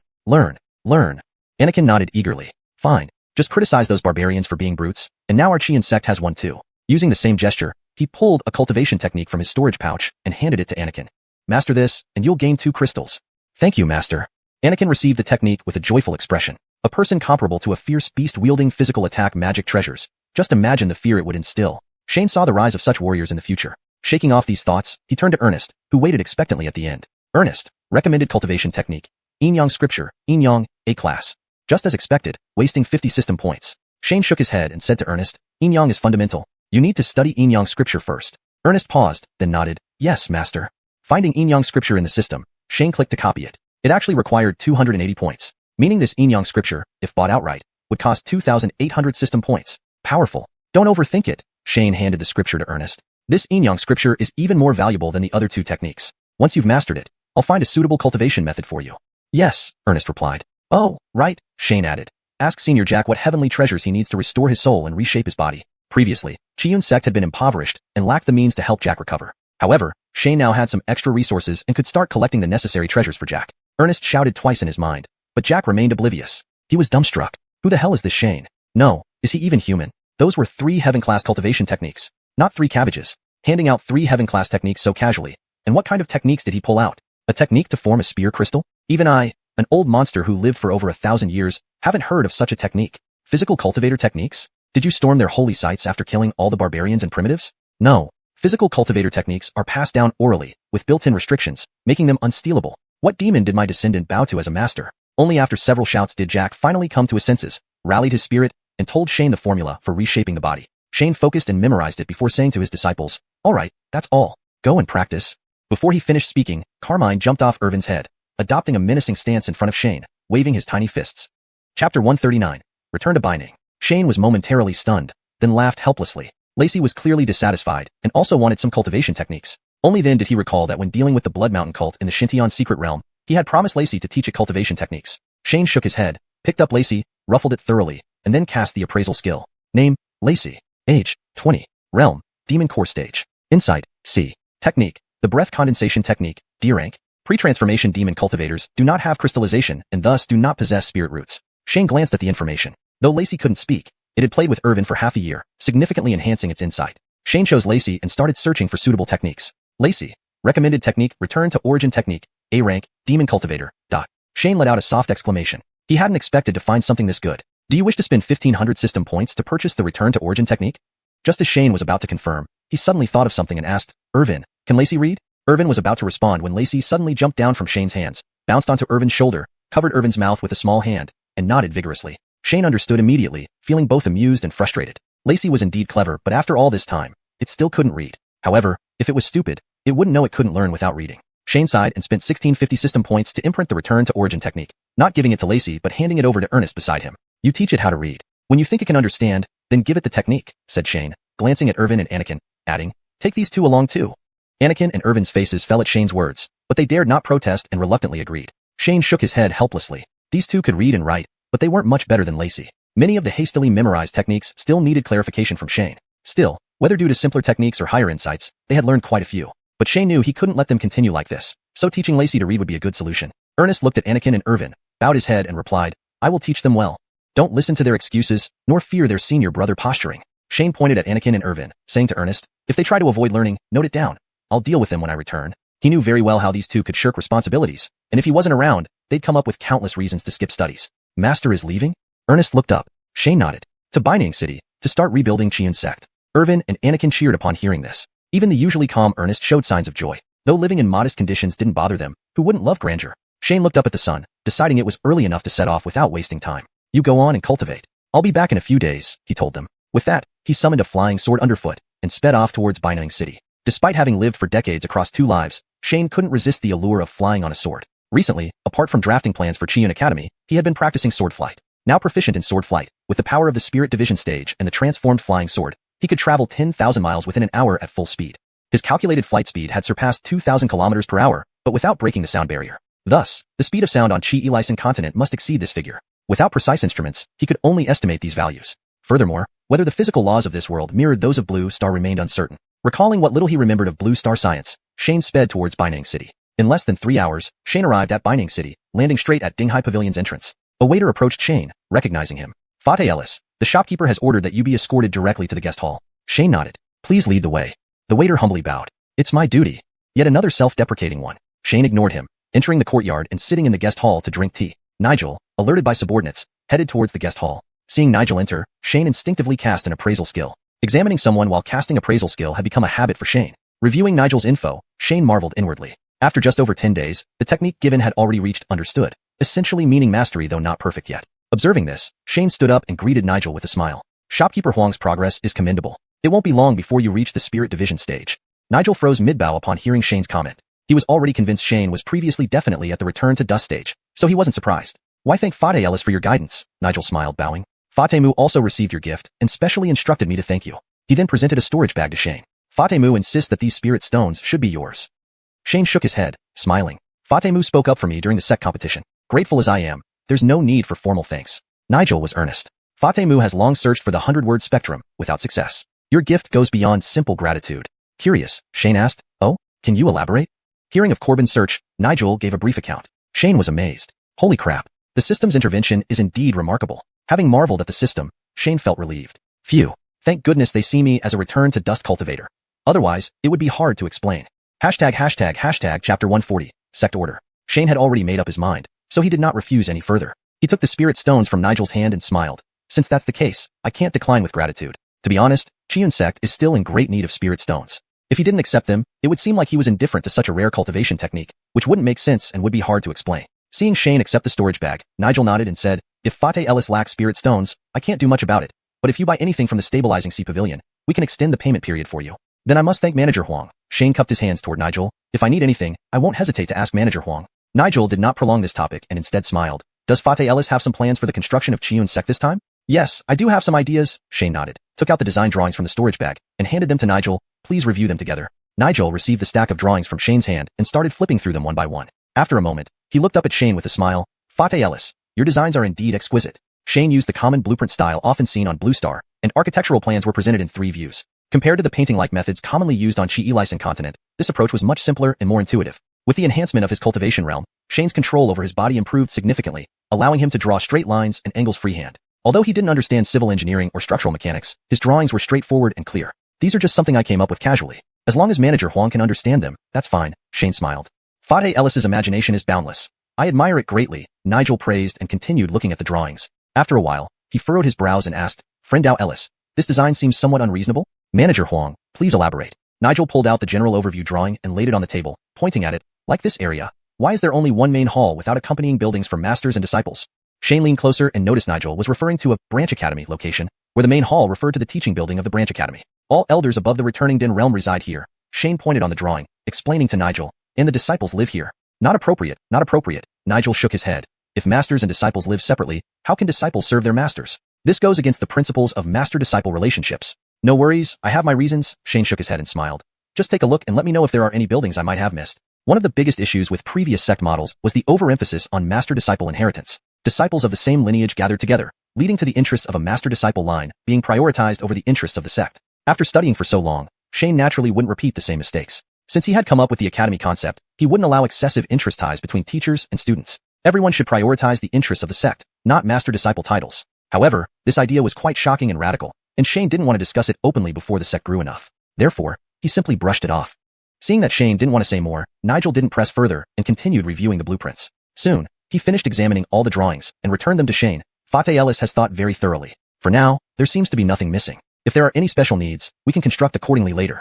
About how many spirit stones will this construction require? Shane put away the drawings and asked again. Nigel calculated for a while and answered. Without setting up formations, it will cost several 100,000 spirit stones. What if we need formations? That's hard to say. Nigel shook his head. Formations vary widely. Depending on their functions, their values differ. All right then, Shane nodded. Let's start with this plan. If there are any needs, I'll come back to Manager Huang. Then thank you for your patronage, Fate Ellis. Nigel cupped his hands and laughed. Do you perhaps need any elixir formulas or refining techniques? Really? Shane couldn't help but ask curiously. I thought those could only be bought at alchemy shops? Not at all, Nigel shook his head. It's just that alchemy shops got a head start in a listing province, and the stabilizing sea pavilion respects business principles, first come, first served. Therefore, we've reached an agreement not to sell elixir-related items at our branches in a listing province. I see, Shane chuckled lightly. All these so-called principles, well, listen to them for what they're worth. The truth is they couldn't compete with the local businesses in a listing province, so they stopped selling these items altogether. But since the stabilizing sea pavilion sold them here, Shane decided not to go to alchemy shops anymore. Besides, the stabilizing sea pavilion had a VIP card offering a 20% discount. In that case, I'll bother you, Manager Huang. For that too, Shane asked again. I wonder how many elixir formulas and refining techniques the stabilizing sea pavilion offers? Nigel smiled confidently. Fate Ellis can rest assured. We won't have fewer options than alchemy shops. That's good, Shane nodded. Just keep in mind, such items within a listing province are not in stock. Fate Ellis will need to wait a few days, Nigel added. No problem, Shane waved his hand dismissively. Soon after, Shane once again approached Nigel, purchasing a large batch of spiritual herbs, medicines, and some rare treasures. To build a sect, these commonly used materials needed to be stored long-term. As for rarer items, they were expensive. They could be obtained when more disciples contributed to the sect or when needed. Nigel and Shane spent over an hour finalizing everything. This large batch of medicinal materials cost Shane around 2 million spirit stones. Including the down payment for constructing the sect buildings, Shane paid Nigel 2.4 million spirit stones at once. While paying, Shane glanced at the storage bag Nigel had previously handed over. 5.9 million spirit stones, exactly as expected. It seemed Corbin wasn't trying to give any extra amount here. Despite being only in his 30s, he understood human nature better than most. He knew better than to go too far. The stabilizing sea pavilion still needed time to gather the goods. And gathering the cultivators for construction also required time. The stabilizing sea pavilion couldn't maintain such a group indefinitely. Most low-tier cultivators were constantly worried about money and could be recruited anytime. They only needed to maintain a few mid to high-tier cultivators familiar with these matters to lead the teams when needed. Shane and Nigel agreed to send the construction team to Xiuxian sect half a month later. After informing Nigel of the exact location of Xiuxian sect, Shane left the stabilizing sea pavilion. Summoning his flying sword, Shane did not return to Xiuxian sect but turned toward Linjiang City instead. He still wanted to see Stephen, who had all D-grade spiritual roots. Chapter 141. The Fate by the River. Now that he was a great elder at the soul-splitting realm, he could attempt to recruit someone. He had used the appraisal technique on hundreds or even thousands of people. Apart from Stephen, he had never seen any cultivator whose spiritual roots were all graded exactly the same. He felt that although this small cultivator had just broken through to the crystallization stage, he might not be ordinary. Even if he misjudged, it wouldn't matter. With the cultivation techniques from the education system, he could force him up to the pill formation realm. Even if he couldn't become an expert, being a teacher within Xiuxian sect was enough. Linhai City was only 2,000 to 3,000 miles away from Xiuxian sect. If it were Shane, it would take less than half an hour to get there. Qingfeng Temple was further from Linhai City compared to Xiuxian sect. However, before, Xiuxian sect was not well known, and Solitary Wild Goose had no plans to expand the sect. Therefore, the management of this city naturally fell into the hands of Qingfeng Temple. An ordinary city could only provide human resources, supply food and drink for cultivators, or help with mining. Additionally, it involved finding talented disciples. However, most of the time, major sects prioritized selecting from the relatives of cultivators or ordinary people living in each sect's secret realms. Unless rare geniuses were found, the probability of cultivators appearing in these mortal cities was extremely low. When Shane arrived in Linhai City, it was already evening. He didn't look for a place to stay but landed directly at the entrance of wuxia workshop. Wuxia workshop was still open, so Shane walked in and casually sat down. A waiter quickly came over and poured tea for Shane. Shane took out a gold bean and gently slapped it on the table, smiling, "Just bring something." Seeing this, the waiter collected the gold bean and nodded, "Sir, please wait a moment." Shane sipped the tea lightly, secretly nodding. This wuxia workshop reminded him of restaurants on Earth. The waiters neither fawned over you because you had money, nor looked down on you if you only ordered 2 cold dishes. They treated everyone equally, which made it comfortable. After all, they had liquid condensation stage cultivators backing them. No, they now had crystallization stage cultivators. At the same time, Shane felt a bit regretful. If he recruited Stephen, there would be no one left to serve as waiters in the shop. Shane thought about it, then patted his head. Why not recruit the waiters as well? In any case, Xiuxian sect needed people for daily chores. These people were already trained to be respectful and dignified, perfect for the job. But it wasn't necessary to think too much right now. He didn't need the waiter to find anyone. As Shane sipped his tea, he summoned his divine consciousness. When he first broke through, his divine consciousness could only last for half an hour outside his body. After a few days of rest, it could now last for 2 hours. However, after that, it couldn't be improved just by cultivating. It could only be increased by advancing his realm. But Shane couldn't advance in his realm, so he could only wait until he saved enough system points to upgrade again. Recently, the dividends from consecutively publishing 10D grade cultivation methods continued. Up until now, he had earned nearly 350,000 system points. However, the speed had gradually slowed down, but the notifications kept coming. Shane had long turned off the system's alerts. Otherwise, the constant ringing would have prevented him from sleeping. Currently, he had around 50,000 system points. Since Xiuxian sect needed construction, and many things required system points, he didn't intend to upgrade for the moment. Based on previous ratios, advancing to the soul transformation realm would cost at least 700,000 to 800,000 system points. Shane multitasked, drinking tea and studying the system while controlling his divine consciousness to float around inside the shop. No one else could see Shane's divine consciousness, making it invisible. After circling around the shop, not seeing Stephen, he continued drifting towards the back courtyard. Bypassing the kitchen, his divine consciousness floated into a yard where 2 people were sitting opposite each other, drinking tea.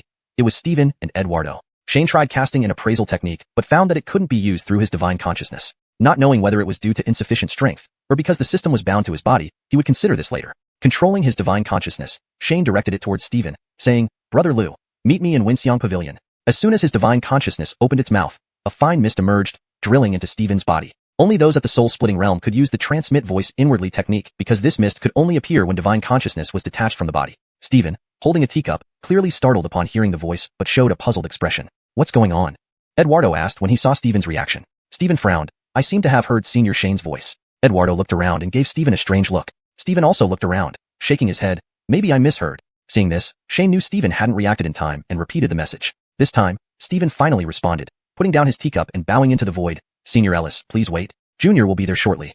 Without looking at Eduardo, Stephen immediately rushed to the front courtyard. Eduardo also realized at this point. Damn, transmit voice inwardly. Soul-splitting realm. However, since Shane didn't mention Eduardo's name, he didn't dare approach, fearing that Senior would blame him. When Stephen arrived at Winxiang Pavilion, Shane's divine consciousness had already returned to his body. Seeing Stephen push open the door from the backyard, Shane immediately cast the appraisal technique. Name, Stephen. Age, 119. Realm, early crystallization. Insight, E. Spiritual roots, fire, C. Wood, C. Crystalline attribute, fire. Cultivation techniques, fire departure art, D grade. Watermelon art, E grade. Shane carefully examined the information and discovered that although Stephen's spiritual roots had improved, it was only a little bit. But more importantly, his spiritual roots had indeed improved as expected. Even cultivating fire-based techniques boosted the quality of all his spiritual roots. At present, all his spiritual roots had changed from D to C-. Never had he seen such a unique person. Shane's heart filled with joy. Hit the jackpot. The next step was convincing this old man to return. After entering, Stephen looked around and quickly spotted Shane, hurriedly walking forward and bowing. "Senior Ellis has graced us with your presence. I failed to welcome you far away." Shane put down his teacup and smiled. "Sit down, Brother Liu. Do you not follow your own rules in your shop?" Stephen was taken aback, but laughed. Senior Ellis speaks truly. Saying this, Stephen really did sit down. Shane secretly nodded, feeling elated. This old man's mindset is broad. Perhaps cultivating low-tier techniques would be slow, but once he ascended to the soul-splitting realm or higher, he would surely understand the fundamental principles swiftly. Chapter 141. The Fate by the River. Now that he had reached the soul division realm, he could attempt to recruit someone like this. He had used the appraisal skill on at least hundreds or even thousands of people, but apart from Hubert, he had never seen a cultivator with all spiritual roots ranked identically. He felt that although Hubert was just a minor cultivator who recently broke through to the crystal formation stage, there was a high chance he was no ordinary person. Even if he misjudged him, with the cultivation techniques provided by the education system, he could be forced to reach the core formation realm eventually. Even if he couldn't become a powerful expert, being a teacher in the Xiuxian sect would still be appropriate for him. The city of Linjiang was only 2,000 to 3,000 miles away from Xiuxian sect. If it were Shane, he would need less than half an hour to arrive. Qingfeng Temple was even farther from Linjiang City compared to Xiuxian sect. However, due to Xiuxian sect's relatively low profile and Yunizi's lack of interest in expanding the sect, the management of the city naturally fell into the hands of Qingfeng Temple. An ordinary city like this could only provide human resources to supply cultivators' daily needs or assist with mining. It also helped in finding disciples with potential. But most of the time, large sects preferred selecting disciples from the relatives of cultivators or ordinary people residing within their secret realms. Rare talents aside, the chances of finding cultivators in these mundane cities were scarce. Shane arrived in Linjiang City late at night. Without looking for accommodation, he landed directly at the door of Winxiang Pavilion. Winxiang Pavilion was still open, so Shane entered and sat down casually. A waiter quickly approached and served him tea. Shane took out a golden bean and placed it lightly on the table, smiling and said, "Bring whatever you like." Seeing this, the waiter collected the golden bean and nodded. "Sir, please wait a moment." Shane sipped his tea, inwardly approving. This Winxiang Pavilion reminded him somewhat of restaurants on Earth. The waiters neither fawned over wealthy customers, nor treated those ordering merely 2 dishes disdainfully. Equal treatment made everything comfortable. After all, behind them stood liquid condensation realm cultivators. No, now crystal formation realm cultivators. Shane regretted a little, thinking if he recruited Hubert, the waiters here might not have a job. He thought about it and then slapped his forehead.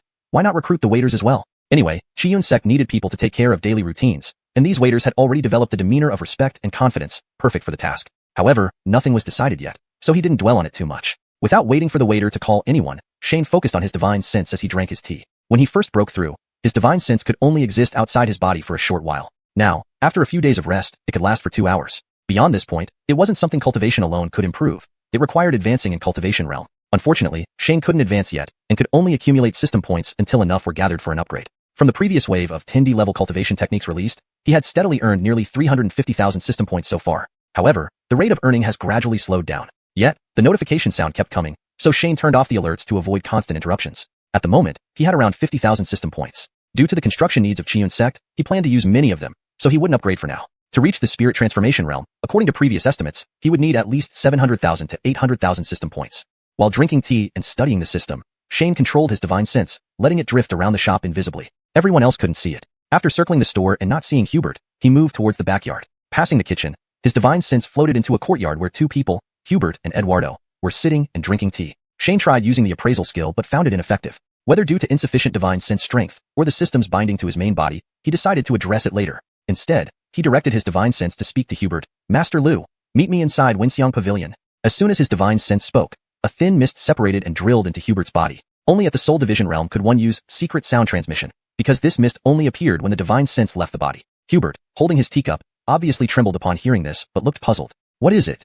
Eduardo asked curiously. Hubert frowned. "I seem to have heard Senior Shane's voice." Eduardo looked around and gave Hubert a strange look. Hubert also glanced around, shaking his head. "Maybe I misunderstood." Seeing this, Shane realized Hubert hadn't reacted and repeated the message. This time, Hubert understood, put down his cup, and bowed respectfully into the air. "Senior Ellis, please wait.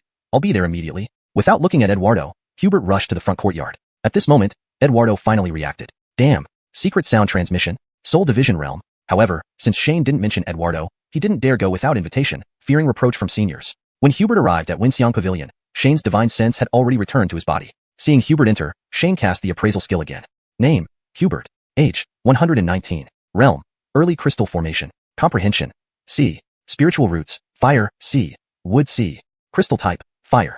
Cultivation techniques, fire departure technique, D level. Kuei water technique, E level. Shane checked the information carefully. Hubert's spiritual roots had improved, but only slightly. More importantly, his spiritual roots indeed upgraded uniformly when cultivating fire-based techniques, all turning from D to C-. Never before had he seen such a special case. Shane felt elated. He had found a gem. The next step was to persuade this old man to return with him. Hubert, entering the room, saw Shane and hurried forward, bowing. "Senior Ellis, I failed to welcome you properly." Shane smiled, putting down his teacup. "Please sit, Master Liu. You should follow your own shop rules, shouldn't you?" Hubert hesitated but then smiled. "Senior Ellis makes a good point. He then really sat down. Shane inwardly nodded, utterly delighted. This old man's understanding and adaptability were impressive. While cultivating low-rank heart methods might be slow, once reaching Soul Division realm or higher, grasping profound principles would ensure rapid progress. With his eloquent persuasion skills, Shane knew he could convince this elder to join him.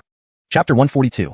Recruiting Disciples. Unfortunately, old Master Hubert had mediocre spiritual roots and average cultivation aptitude. If not for encountering Shane, he would likely have run out of lifespan in a few years and returned to dust. A liquid condensation stage cultivator could increase their lifespan by several decades. Breaking through to the crystallization stage could add several more decades. Achieving the return to elixir realm granted a 300-year lifespan. The Soul Division realm offered at least 500 years, and the Spirit Transformation realm provided 8 or 900 years. As for the Sage realm, one could live for over 2,000 years. Before breaking through to the crystallization stage, Hubert was expected to live up to 120 years, already considered a ripe old age. But now, everything was different. Shane spoke earnestly. If you are willing to follow me, forget about reaching the return to elixir realm. Given your character, even if we pile resources on you non-stop, we'll push you to the Soul Division realm.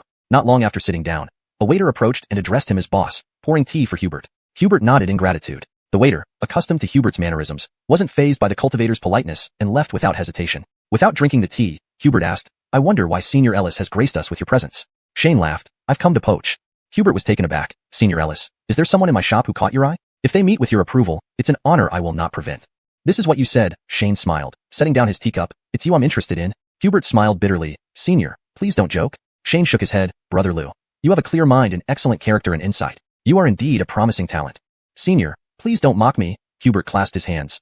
This old man is over 100. If I had good insight, I wouldn't have wasted half my life at the Gathering Chi stage. Without meeting Senior, I would be in a coffin in a few years. Shane turned serious. I genuinely see potential in Brother Lou, and hope you can give it serious thought. Seeing Shane's serious expression, Hubert was stunned. After cultivating for so many years, he knew his capabilities well. How could he suddenly become a limitless talent? Fortunately, he isn't a woman. Otherwise, one might think Shane had special preferences. Seeing Hubert remain silent, Shane added, if you join our xiuxian sect, I guarantee you'll break through to the return to elixir realm. Such poaching among major sects was not uncommon. Occasionally, a disciple overlooked by one sect would catch the eye of another's leader and achieve remarkable success after changing sections. Unless you were under the tutelage of a return to elixir or Soul Division realm master, switching sects did not violate any rules. Most outer disciples had little chance to learn untransmittable secret techniques. Thus, most times, notifying the sect and returning some tributes sufficed. For someone like Hubert, who had been stuck at the Gathering Chi stage for decades without tributes, this mattered even less. Even Qingfeng Temple might forget such a disciple. Shane, seeing Hubert deep in thought, said, though you've broken through to the crystallization stage, I doubt Qingfeng Temple will invest further resources. Please consider this seriously. Hubert smiled bitterly. Senior Ellis, may I know why you want to recruit me? I won't say until you join xiuxian sect. Shane shook his head, leaving the hook. I don't want to strengthen Qingfeng Temple. May I consider it? Hubert bowed to Shane. I leave at noon tomorrow. You can think overnight. Shane waved a hand. Yes. Hubert stood up and bowed. Junior will inform Senior tomorrow. Hubert didn't linger and left. Shane enjoyed a comfortable meal at Winxiang Pavilion before finding a guest house to stay. The next morning, Shane was preparing to wash when the waiter outside announced, Sir, someone is waiting for you. Shane nodded. I'll come after I freshen up. Having received a gold bean yesterday, the waiter was attentive, helping Shane wash his face. After washing, Shane tossed the waiter another gold bean. To cultivators, gold was practically trash, and giving away a few was like discarding waste. Shane considered interacting with ordinary people and exchanged some gold beans accordingly. The waiter helped dress Shane meticulously before opening the door. Sir, please take your time. Shane walked downstairs without looking back. Hubert was seated at a table, standing up upon seeing Shane approach. Sit down. Shane gestured for Hubert to sit and signaled the waiter for food. He then asked, have you made up your mind? Hubert stroked his beard. Senior Ellis, I have a few requests. If agreed, I will join xiuxian sect. Go ahead. Shane waved a hand. Can my friend Eduardo join with me? Hubert blushed slightly. Shane was pleased. Few people still thought of friends at this point. Though unknown whether suggested by Eduardo, it required observation. One more crystallization stage cultivator was manageable for xiuxian sect. Shane nodded. Agreed. Hubert hesitated. There are many ordinary people in Winxiang Pavilion who survive in Linjiang City under my protection. Can they also join xiuxian sect? Agreed. Shane nodded. This saved Shane the trouble of convincing them. Seeing Shane agree readily, Hubert bowed deeply. Hubert pays respects to. Stopping mid-sentence, he looked at Shane. Shane smiled. Call me sect leader for now. Hubert pays respects to sect leader. Hubert tried to bow again but couldn't continue. Your style suits me. Shane retracted his spiritual energy, continuing. In xiuxian sect, respect teachers and the Tao only. No unnecessary formalities. Understood. Hubert bowed and sat down. Chapter 143. The arrival of a sage. Shane reached into his robe, pulled out a storage bag, and handed it to Stephen. Here is 10,000 spirit stones and 2 flying boats. The ordinary people from the Winxiang Pavilion are now your responsibility. Stephen was momentarily stunned. Involuntarily, he began to worry about xiuxian sect. What kind of sect gives 10,000 spirit stones upon joining? Even the 3 major sects can't afford such extravagance, right? Stephen spoke up again. Sect leader, we don't need so many spirit stones. Never mind. Shane waved a hand, interrupting him.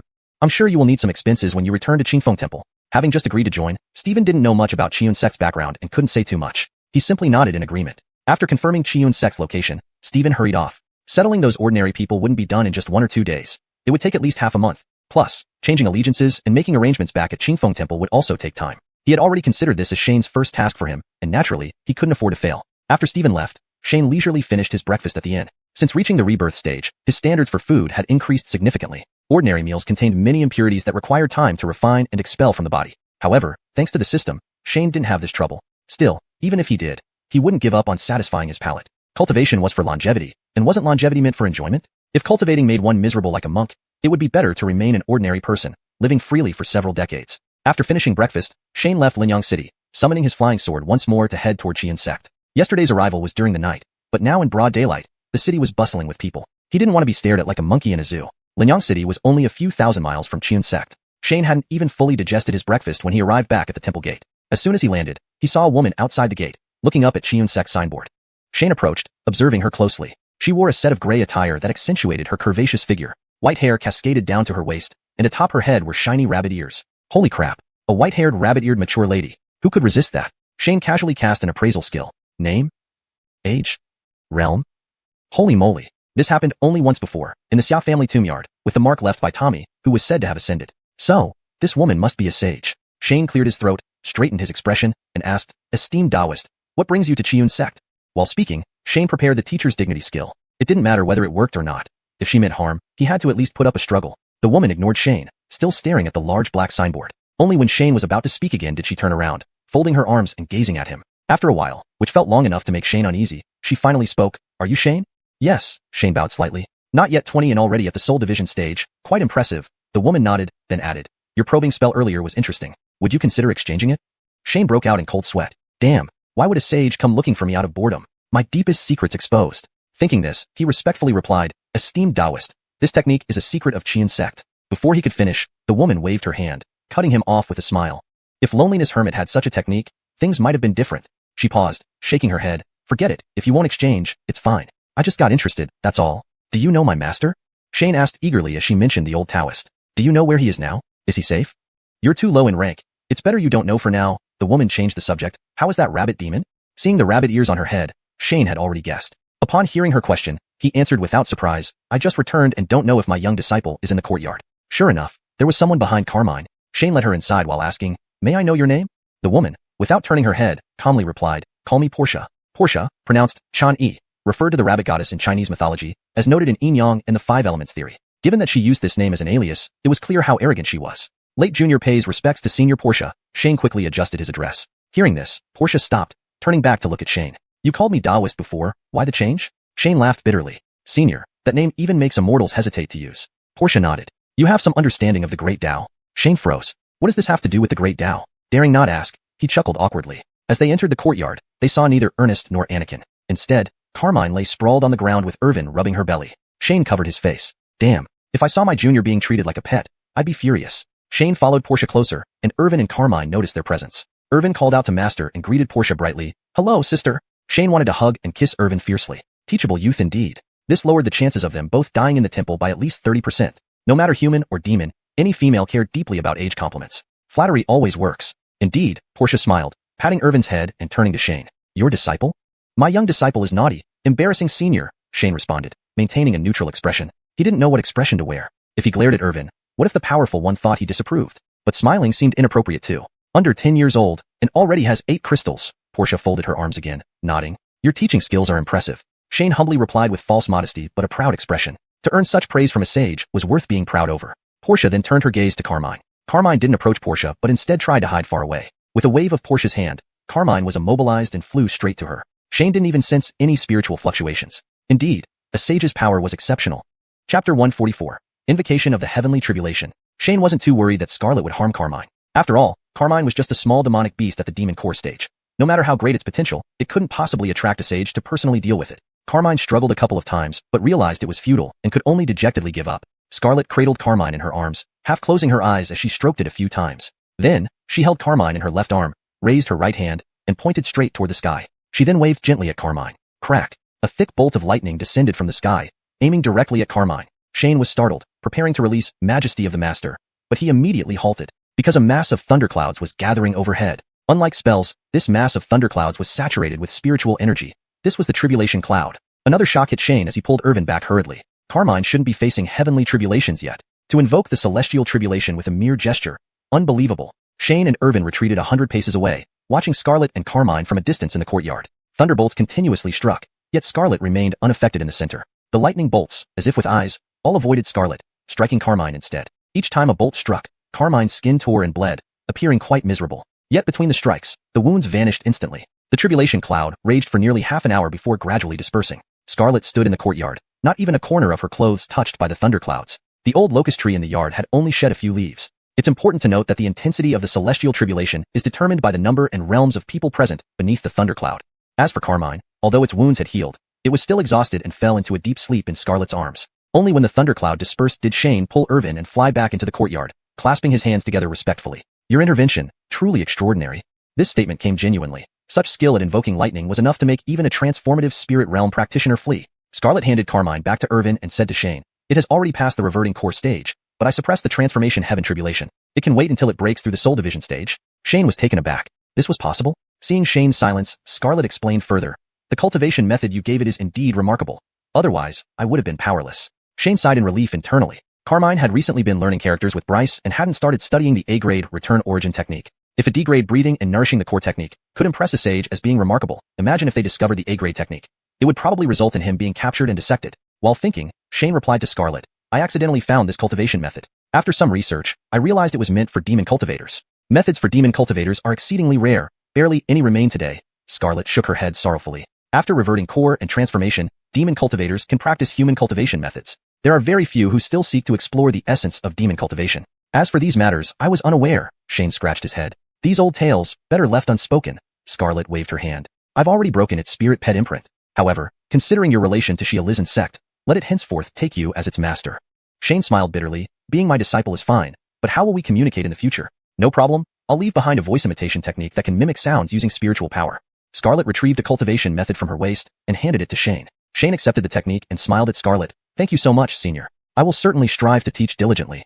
Losing an absolutely loyal spirit pet, but gaining a sage as backing. He won big. Who would dare think of targeting xiuxian sect now? Release Carmine. Scarlet seemed to see through Shane's thoughts and shook her head with a smile. Don't think about flaunting my name. I won't acknowledge it. Shane quickly bowed low. Understood. Junior doesn't dare. Though inwardly, he didn't take it seriously. Would you really ignore it if someone attacked your juniors? Whether you care or not is irrelevant, Scarlet continued. Even if everyone in your sect were killed, I wouldn't intervene. Shane was momentarily stunned. Can you read minds? You could tell that? Scarlet didn't pursue the topic further, glancing around xiuxian sect. Your sect does seem rather dilapidated.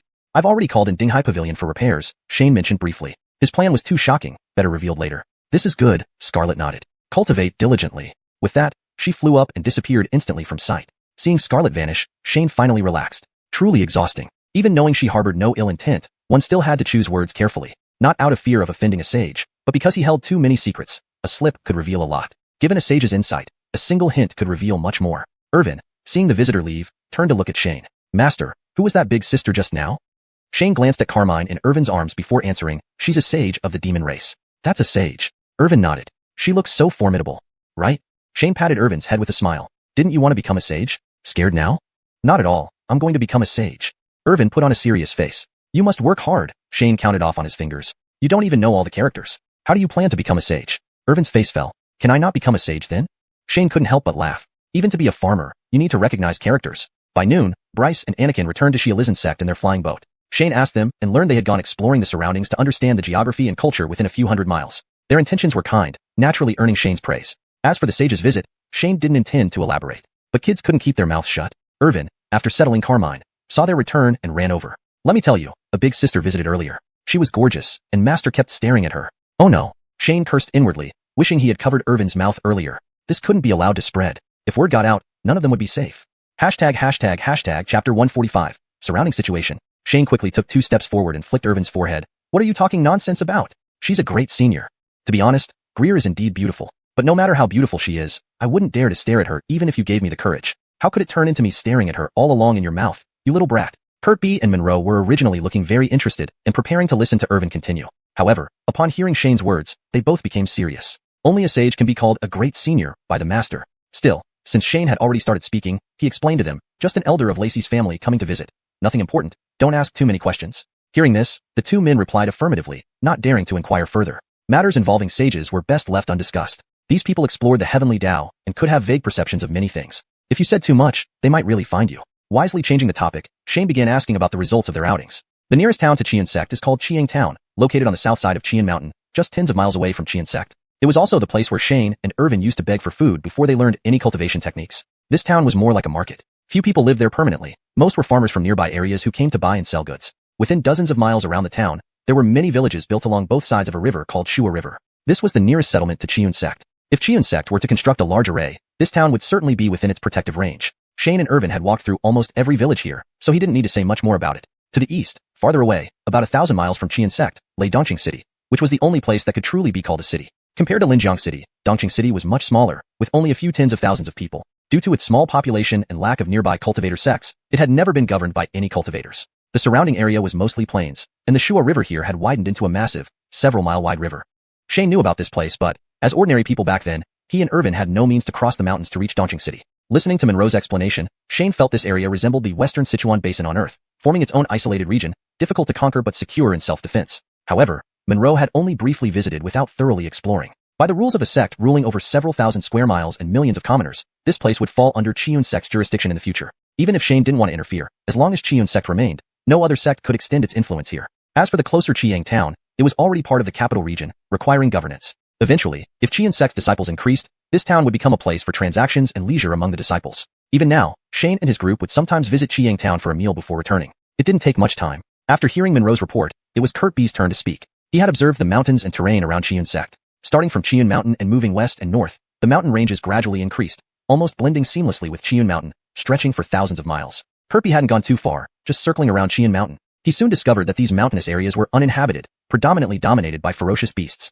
Shane wasn't overly worried about ferocious beasts causing trouble. Instead, he was somewhat pleased. With these ferocious beasts, future disciples would have a place for practical combat training. Previously, with only 3 or 4 apprentices, Shane could accept a few bounties from Xuanhuan Hall and bring them along. But with more disciples, he simply didn't have the time. After hearing both of them, Shane nodded and made arrangements. Monroe, starting tomorrow, disguise yourself as a commoner and stay in the city for a few days to gather detailed information. Since they thought of exploring, Shane wanted them to understand everything thoroughly. Monroe responded affirmatively. Shane turned to Kurt B. Old Nyo, continue searching for ferocious beasts. Try to record their locations and specific details. Seeing Kurt B nod in agreement, Shane added, pay attention to safety. After all, while ferocious beasts may not be highly intelligent, if several reached the returning Dan realm in deep mountains, Kurt B wouldn't stand a chance. Sitting casually in the courtyard, they chatted for a while. Suddenly, a white blob of flesh burst out of Irvin's room. Lacey stood on its hind legs in front of them, waving its tiny fists as if trying to communicate something. But since the sound transforming technique hadn't been taught to it yet, no one could understand what it was saying. Shane cast an appraisal spell. Name, Lacey. Age, 20. Realm, early returning Dan. Intelligence, C. Cultivation technique. Breathing cultivation for inner core formation, D rank. When a beast reaches the returning Dan realm, it can transform into human form without crystallization. The potential after reaching the returning Dan realm entirely depends on its species and lineage, unlike human cultivators who progress with each additional crystal. However, Lacey hadn't transformed yet, still appearing as a rabbit. Though slightly larger than before, it only looked fatter and cuter, with no other significant changes. More importantly, Shane's appraisal didn't show Lacey's spirit root. Whether this was due to Lacey's uniqueness, or a general trait of demon beasts was unknown. After reviewing Lacey's information, Shane said, stop messing around. No one understands what you're saying. Let me teach you a cultivation technique first. Shane had read through the sound transforming technique, a lowly E-rank minor spell that couldn't be condensed. It could be cultivated by both humans and demons, but was seldom popular among human cultivators, unless someone was naturally mute. Shane recited the technique once and asked, remembered? Lacey shook its head. Shane had no idea how much it remembered or where it missed, so he repeated it again, starting from the beginning. After reciting it 4 or 5 times, Lacey finally nodded, indicating it remembered. Shane sighed in relief. Practice quickly, then we'll talk. Lacey stayed put, lying on the ground to start practicing. Soon, a voice emerged near Lacey. I can finally speak. Initially, the voice sounded somewhat unclear, but quickly became indistinguishable from normal speech. Lacey spoke with its mouth closed, making it look odd. Standing up again, Lacey crossed its arms and declared, I'm now a great returning Dan demon. From now on, I'll protect all of you. Chapter 146, Carmine's Apprenticeship. After listening to Carmine's words, Shane couldn't help but fly into a rage. It wasn't because of the content of what Carmine said, but rather because Carmine had spoken in an excessively high-pitched and affected voice. Dead clamps. Get lost. Speak properly. Shane pointed at Carmine and roared, do you want me to have spicy rabbit heads for dinner tonight if you keep using that disgusting voice? Oh, okay. Carmine immediately changed his tone. Damn. Shane immediately stepped forward and gave Carmine a good roughing up. not speaking in that clamp voice, now switching to a rugged style. The abused Carmine instantly thought about retaliating. But Shane activated the skill, Teacher's Dignity. To educate Carmine on how to speak correctly, this skill was finally being used for its intended purpose. Carmine felt Shane's aura and immediately abandoned any thoughts of resistance. After being harshly humiliated, in Carmine's view, Carmine finally gave up those bizarre voices and adopted a more normal one. Though it sounded much like Irvin, just a child who hadn't gone through puberty yet, it was certainly more bearable. Shane then put him back on the ground and deactivated the skill. As soon as the pressure vanished, Carmine immediately tried to run. Shane barked, "Come back." Carmine trembled, stopped in his tracks, and reluctantly walked back to Shane. Shane looked at Carmine with a mixture of amusement and exasperation, then asked, "Miles Sr. wants you to be my disciple. What do you think? If you don't want to, it's fine. After all, we brought you here and taught you a lot. It's fair enough." Carmine immediately replied, "Willing, very willing. Extremely willing." Having followed Shane for some time, Carmine understood clearly that there were great benefits in staying with Shane. Before, he was just an untransformed little rabbit demon. In just half a year, he had already transcended the monster core stage and become a cultivator at the core formation realm. Even more astonishingly, the revered monster sage personally came to Xiuxian sect for his sake. "No." Shane stopped Carmine. "You don't need to answer so hastily. Even if you disagree, I will still give you that cultivation technique." No. Fearing Shane might change his mind, Carmine hurriedly saluted. "This is my destiny. I'm more than willing." Shane watched Carmine sitting on the ground, waving his small arms around, and smiled. "Just now weren't you saying you wanted to protect us?" "No." Carmine shook his head vigorously. "Master, you must have heard wrong." Shane guessed that Miles must have said something to Carmine, making him so resolute. However, he didn't point it out, just nodded seriously and said, "Since you've called me master, I cannot favor others over you." He turned to Ernest and said, "Shufu, when you go to Dongqing City, take Irvin and Carmine along. Teach them characters when you have time." "Huh?" Carmine and Irvin exclaimed in unison. "What are you saying huh for?" Shane shot them an annoyed glare. Anakin couldn't help chuckling at this exchange. Coincidentally, Shane heard him and gave another stern look. "You learn on your own. I'll test you all together when Ernest returns." After arranging these miscellaneous matters, Shane took a small porcelain bottle from his storage bag and handed it to Ernest, saying, "Ask Senior Xia if this soul-cultivating pill has any effect on him." Ernest took the bottle, gently opened the stopper, paused for a moment, then closed it again before telling Shane, "Master, Ancestor says it won't help much, only providing slight relief." "These ingredients are rare," Shane said, expecting this response. He simply nodded. In Binding City, Shane had already told Nigel what materials Jack needed. But even in the stabilizing sea pavilion, these items were extremely scarce, especially the top-tier treasures capable of healing the soul. Once they appeared, they were quickly snapped up by wealthy buyers. After all, no one could guarantee they would never suffer soul damage. Such treasures might save their lives in critical moments. Jack required more than 10 types of heavenly materials, none of which were available in the stabilizing sea pavilion. Shane had no choice but to ask Nigel to help him acquire them if they ever appeared. In the end, he only found this small bottle of soul-cultivating pills, which were also quite expensive. After settling these important matters, Shane had a meal with his disciples. Then he made Carmine follow the same ritual as Anakin and Irvin, officially becoming a disciple. Afterward, he sent them off to cultivate separately. However, shortly after returning to his room, Ernest came over, mentioning he wanted to go to Dongqing City. Shane paused, then saw Irvin and Carmine peeking nervously from behind the door. He understood immediately. These two younglings couldn't stay still, but they were too afraid to approach directly, so they sought Ernest's help. There were no cultivators in Dongqing City, so it wasn't dangerous, whether they went early or late. Shane waved his hand, agreeing. Irvin and Carmine were about to leave when Shane called out, "You two must listen to Ernest. Don't cause him trouble." "Okay." They responded casually and ran off. Shane didn't mind too much. One was at the core formation stage and the other at the Crystal Peak stage. They wouldn't encounter much trouble in Dongqing City. He just hoped no one provoked them. From his storage bag, Shane gave Ernest a large bag of gold beans to use in the city. Previously, such a sum of gold would have been enough for Ernest to live a lifetime. But since embarking on the path of cultivation, he had begun to see such wealth as trivial. Ernest took the gold and left without a word. Leaving Ernest and the others alone, Shane shut the door and began studying cultivation techniques. As a dignified split-soul realm expert, knowing less than a handful of spells was laughable. With some free time before the construction team from the stabilizing sea pavilion arrived, it was perfect for studying spells. Shane sat cross-legged on his bed, his thoughts diving into the system to search for suitable cultivation techniques. He had tried the search function before. It didn't work for himself, absurd as it was. With no other choice, he had to browse each one individually. Several techniques he had previously studied with Irvin and Anakin, such as Anakin's Tai Chi diagram and Fire Lotus technique, were marked as beginner. With further study, he could master them. Spending nearly a day, Shane practiced these beginner techniques until they reached understood level, allowing him to cast them. There was no rush to delve deeper right away. Learning more spells would enhance his capabilities. However, most of the techniques in his possession were standard goods bought from the stabilizing sea pavilion, not particularly suitable for him. With no other choice, Shane focused on the purchase button within the system. Thinking for a moment, he set the search criteria to Yin, Yang, A level. After all three disciples had Yin Yang attributes. Teaching them these skills wouldn't be wasteful. Clicking search, the system showed a prompt.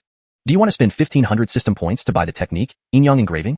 Chapter 147, Yin Yang cultivation technique. By searching through specific people for a suitable cultivation technique, it cost an extra 100 system points, but at least there was a brief introduction to the technique. However, when searching for techniques using keywords, only a prompt appeared, and nothing else. Shane thought about it for a moment, and still clicked yes.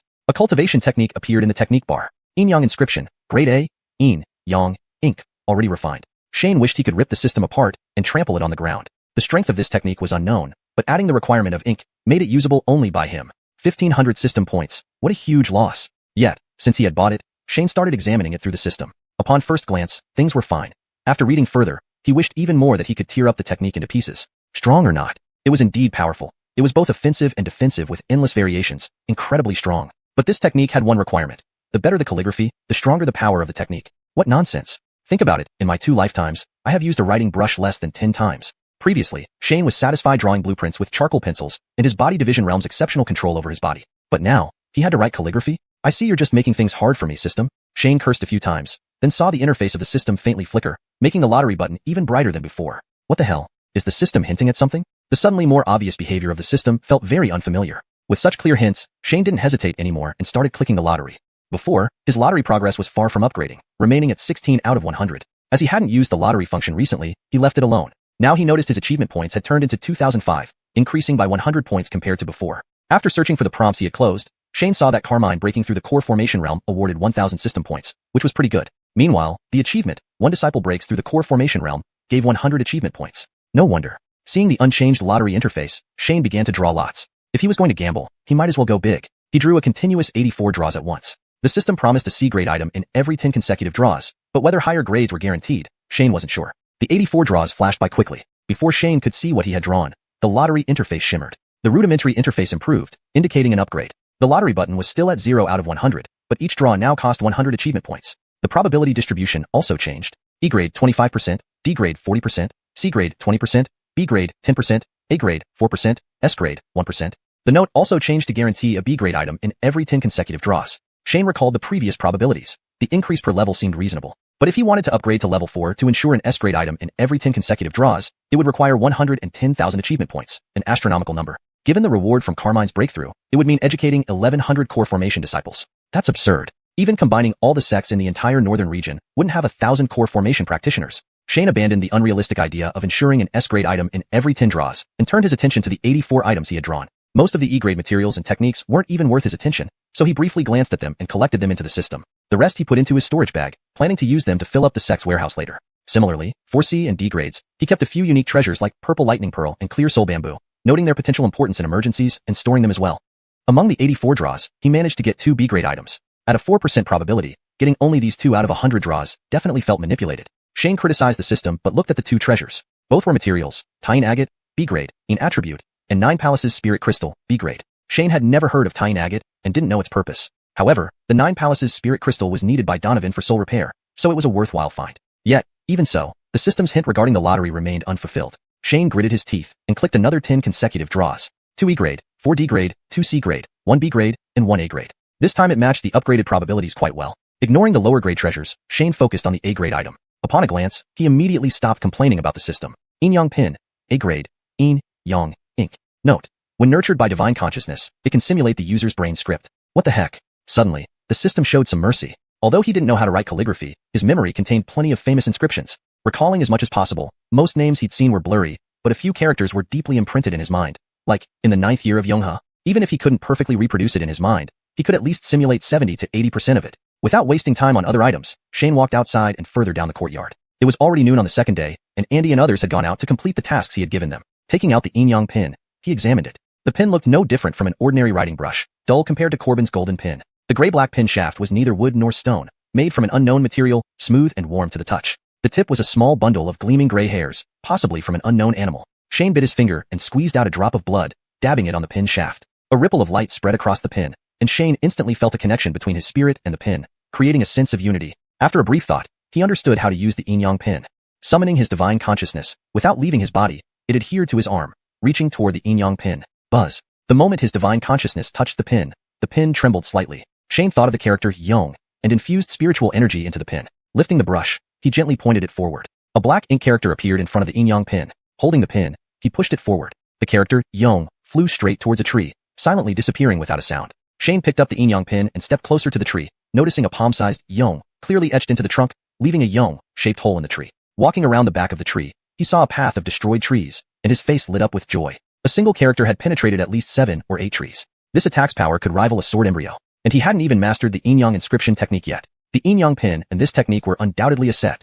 Chapter 148. An unforeseen rebellion. A cultivation technique and a magical treasure used together can certainly produce an effect greater than the sum of their parts. If one learned the Enyang carving and paired it with the Enyang brush, the result could rival that of a well-practiced sword embryo. However, Shane had another thought. This was too much of a coincidence. The system was definitely not just a simple program as initially imagined. Considering the possibility that the system might have some level of intelligence, Shane couldn't help but shudder, not out of fear that the system would harm him. After all, if it wanted to cause trouble, appearing inside his mind, Shane wouldn't be able to stop it. More so, it was the unsettling feeling of being watched by something unseen. Shaking these unrealistic thoughts away, Shane returned to his room to start studying the Enyang carving. Meanwhile, as Shane delved into his study, Ernest and Irving Siobai also arrived at Dongqing City. Since Shane requested that they not reveal their identities, they didn't enter the city. Instead, they landed their flying boat in a remote area more than 10 miles outside the city where no one would notice them. Although Dongqing City wasn't as large as Linjiang City or Baimei City, its walls were much higher, reaching at least 4 to 5 zhang in height. Ernest observed this but couldn't figure out the reason, so he noted it down to ask Shane upon return. Ernest, pulling Irvin, walked toward the city gate. Carmine had grown larger since before and could no longer fit on Irvin's head, so he was carried in Irvin's arms. Entering the city required paying a head tax. However, neither of them had small silver pieces. Ernest didn't care and simply tossed a gold bean to the guards. A low-grade spirit stone could be exchanged for several ounces of gold, and 1 ounce of gold could make dozens of gold beans. To Ernest, these gold beans were practically worthless, but the guards had never seen such extravagant behavior, so they didn't inspect their belongings further and let them through. However, that single gold bean attracted trouble. Seeing 2 lone figures entering the city with such flashy wealth, the guards knew they weren't ordinary people. They had no visible bodyguards and showed no awareness of hiding their riches, a sure sign of easy prey. After the duo left, the guard commander instructed a soldier to follow them and find where they stayed. Once off duty the next day, he led a group of his loyal soldiers, dressed in civilian clothes, to impersonate bandits and rob them. Ernest and Irvin rented a small courtyard and spent the following day exploring Dongqing City, learning about its local customs. That night, as Ernest was about to sleep, he heard rustling sounds. He silently shook his head, turned over, and went back to sleep. He had noticed someone following them when they entered the city and figured it would only be a matter of time before they faced trouble. Irvin, who had also noticed the follower, proposed taking care of the situation himself after Ernest mentioned the potential issue. With no cultivators in the entire city, Irvin knew no one could hurt him. Ernest agreed but reminded Irvin not to expose his cultivator identity. Irvin confidently promised. With that, Ernest didn't even bother getting out of bed, letting Irvin handle it alone. The bandits had just flipped over the courtyard wall when they saw Irvin standing in the yard, one hand on his hip and the other holding a bamboo pole about 10 feet long. Seeing this, the bandits burst into laughter. Irvin looked like a harmless monkey with a stick. The commander silenced them with a glare. Stop laughing. Quickly grab him and demand ransom from the bigger guy. His subordinates responded half-heartedly, brandishing knives as they approached Irvin. Such an easy target. Since practicing Dragon Rider spear technique, Irvin's physical prowess had significantly improved. He swung the bamboo pole, shouting, "I am Irvin, the Northern Spear King. Who dares act rashly?" The high-pitched voice made everyone, including the commander, laugh harder. But the laughter stopped abruptly. With one swift motion, Irvin knocked each bandit unconscious with his bamboo pole. Only the commander remained standing, stunned. Irvin turned to look at him with the pole still in hand. Realizing he needed a quick response, the commander shouted, "West Garrison troops checking for rebels. Drop your weapon." Irvin paused, confused, when he suddenly heard commotion around the courtyard. Exposed. Who leaked it?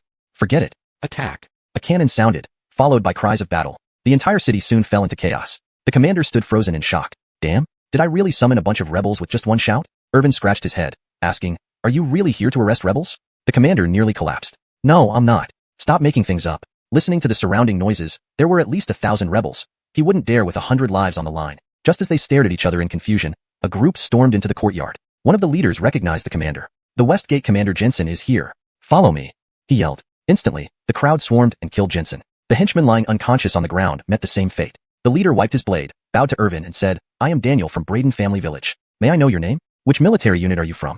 Irvin scratched his head. Daniel began explaining but was interrupted by someone running in to deliver urgent news. "Come on. The attack on the mayor's residence has been blocked. We'll explain on the way." Without waiting for a reply, he dragged Irvin out, snatching the bamboo pole from his hands and handing him a spare spear. Ernest, already prepared to sleep, got up due to the escalating noise outside. By the time he reached the courtyard, Irvin had already been dragged away. Looking at the 6 or 7 corpses on the ground, Ernest was utterly baffled. Beating up a petty thief turned into a full-blown rebellion? Could these dead bodies include the mayor? Shaking his head in frustration, Ernest decided to follow the rebel direction. Although his safety wasn't an issue, the entire city's population belonged to Xiuxian sect. A chaotic situation would only bring misfortune. Daniel and his men rushed toward the mayor's residence, now surrounded by thousands of rebels. Though the battle seemed intense, it was ineffective against the fortified residents. On their way, Daniel explained to Irvin the reason behind the rebellion. Mayor Ernst ruled tyrannically, employing corrupt officials, leading Dongqing City and the entire Xiuxian state into misery. Thus, many villages united to overthrow the current mayor. Chapter 149. The Northern Border Spear King. Irvin was like a child, filled with righteousness after hearing so many stories. He didn't care if Daniel's words were true or false, slapping his chest and declaring, I, the Northern Border Spear King Irvin, will lend you a hand. Ernest had already arrived but found it irrelevant to him and didn't bother to get involved. At that moment, he was sitting on the rooftop watching. Bryce also heard what Daniel said. However, having read numerous books and experienced similar events, he naturally knew not to believe one-sided stories. But to him, no matter how the Great King flag changed on the city wall, it all seemed like a children's game. Upon hearing Irvin's words, he couldn't help but laugh silently, choosing instead to enjoy the show without reminding anyone. The rebels attacked the mayor's mansion for a while but failed to break in, growing increasingly anxious. The city's defenders were on their way and had already clashed with the rearguard rebels. They could hold out for some time, but outnumbered, they would inevitably run into problems soon. At this moment, someone yelled loudly, "Watch me, Bolivar!" A burly man ran out from the crowd, wielding a large hammer, charging towards the mayor's mansion walls. Despite his size, he was quite agile, climbing up the wall in just 3 steps. Standing on the wall, cheers erupted around him. The mayor's mansion wall could only accommodate one fighter at a time. Once Bolivar stood firm, he swung his hammer, clearing an area around him. Outside, the rebels quickly brought ladders toward him. Suddenly, a light grunt came from inside the mansion. A figure flew up onto the wall, standing opposite Aldo. Seeing someone resist, Aldo roared and swung his hammer at the intruder. Without a word, the intruder effortlessly dodged Aldo's hammer, lunged forward, and with a swift strike, hit Aldo's throat. Aldo died instantly, falling off the wall. Another rebel immediately took his place, climbing up the ladder. Yet, within a few moves, he was stabbed in the chest by this person, collapsing dead on the ground. Several others met the same fate in quick succession. The cheering rebels gradually fell silent. After a pause, someone exclaimed, "This is Sword Saint Zerd." Hearing this name, Ernest couldn't help but laugh. Among cultivators, the title Saint wasn't used lightly. Ordinary people, however, had no such reservations, often choosing grandiose names. Irvin smirked and stepped forward. Given his skills, jumping over this 10-foot-high wall would be effortless for him. However, remembering his master's instructions not to reveal his identity, he reluctantly climbed the ladder slowly, holding his spear in one hand. Zerd did not rush to attack, waiting until Irvin reached the top before striking with his sword. Witnessing Zerd's rapid movements, those around them gasped again. To Irvin, however, Zerd's speed seemed slow motion. Holding his spear with one hand, Irvin placed it where Zerd was rushing toward. If Zerd moved 2 more steps, he'd impale himself on the spear. But Zerd was skilled, twisting his body to dodge the spear. Cold sweat broke out on his forehead instantly. Irvin also muttered a slight surprise. This man, progressing from the outside in, might self-study to success and enlightenment with a few more years of practice, but he clearly didn't have that chance. With one hand gripping the spear's end, the 6-foot-long spear became weightless in Irvin's hands as he thrust it toward Zerd. Unable to defend, Zerd received a spear through his chest, falling off the wall. Northern Border Spear King. Daniel cheered below. Others quickly joined in. Northern Border Spear King. Northern Border Spear King. Irvin, standing on the wall, twirled his spear and planted it into the ground, raising his hand and shouting, "When the flower spear appears, injustice shall be punished." Far away, Ernest covered his face. These lines were from the play Feiyun Spear King, who knew Irvin would shout them here. The rebels, however, were ecstatic. No injustice unpunished. No injustice unpunished. With Zerd dead, a gap appeared on the wall. Rebels surged through Irvin's position, swiftly opening the gates. The rebellion seemed to be ending in victory for the rebels. But Ernest frowned. Even before fully capturing the mayor's mansion, many rebels began discussing how to plunder East Green City later. Even if the mayor was truly as tyrannical as they claimed, these people weren't much better. Having been raised to prioritize the welfare of the common people like his father, Ernest wouldn't tolerate this. He summoned his flying boat, hovering above the mansion, using spiritual energy to shout, "Those who commit crimes will be executed. Those who loot during chaos will be executed. Those who kill innocents will be executed."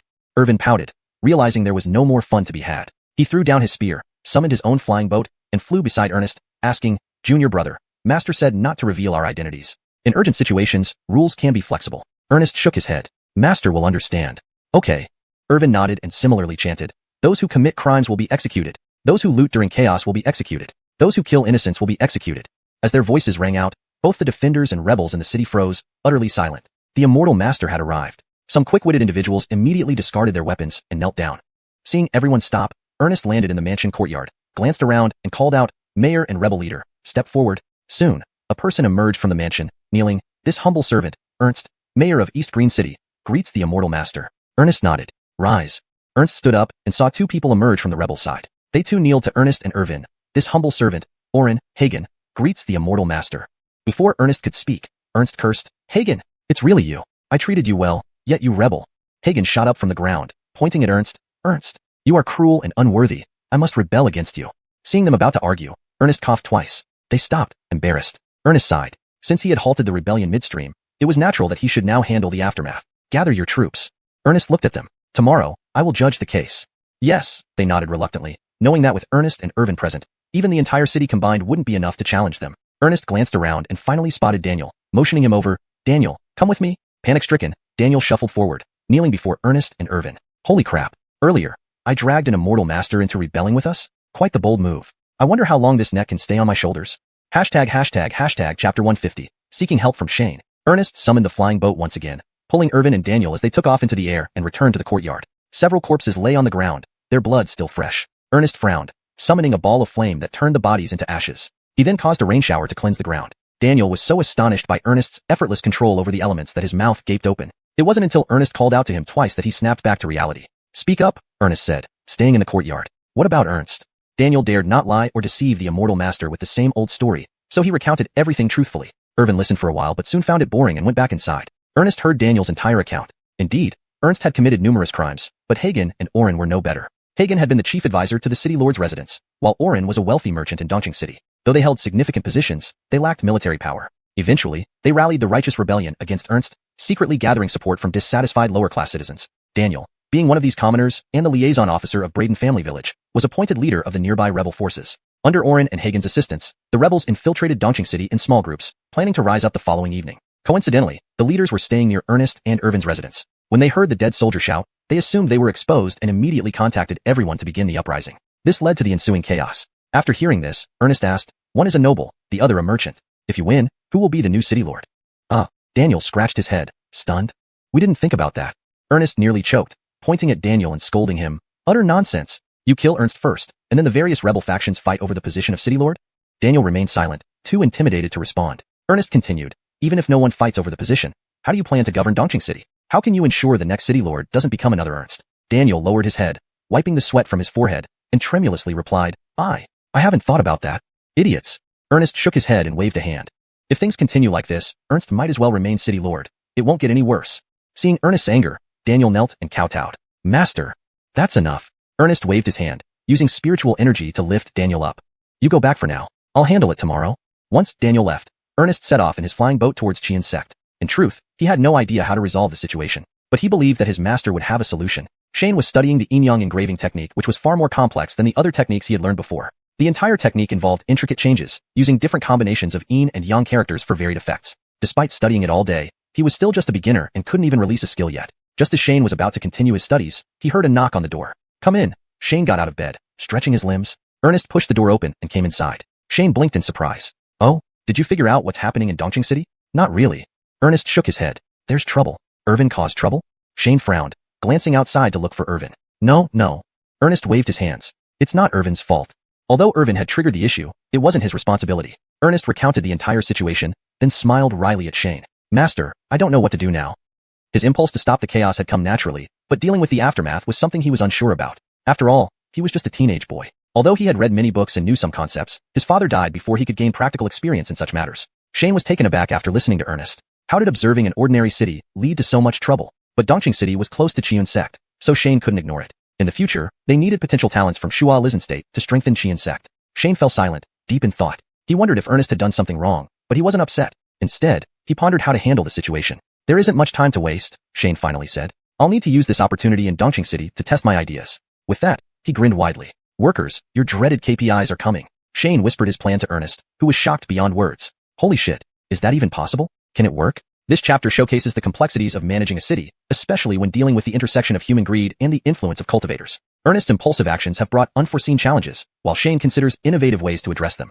Hashtag chapter 151, Plan 1. Shane saw the puzzled look on Ernest's face and smiled. This is just a temporary idea of mine. Give it a try. If it doesn't work, we can rediscuss. Ernest couldn't help but be taken aback. You mean you just thought of this now? But despite how imaginative it sounded, it seemed worth trying. Ernest nodded in agreement. Shane continued, however, this means you'll have to stay in Dongqing City for some time longer. That's fine, Ernest shook his head. If I can really do something for the common people, staying a few more days isn't much of a problem.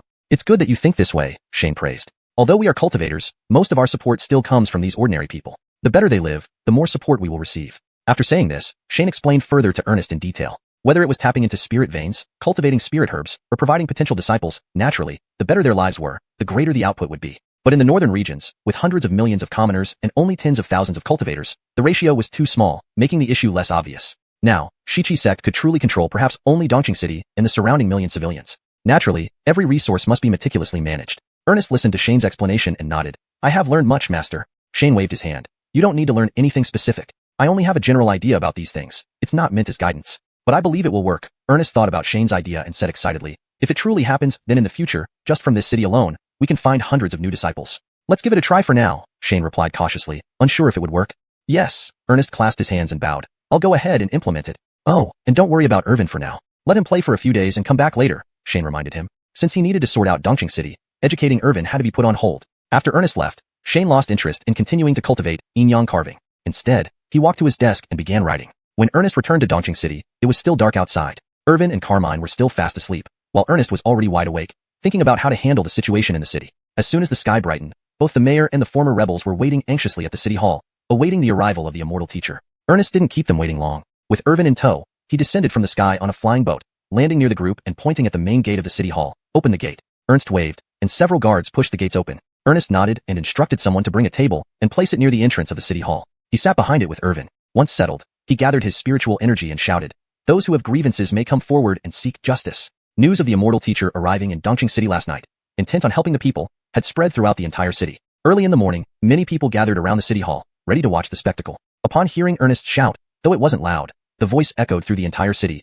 causing everyone to be startled. Suddenly, an unknown leader started it off, and all the onlookers kneeled on the ground, shouting chaotically, "We greet the immortal teacher." Seeing the crowd bowing continuously but no one daring to step forward, Ernest couldn't help but shake his head slightly.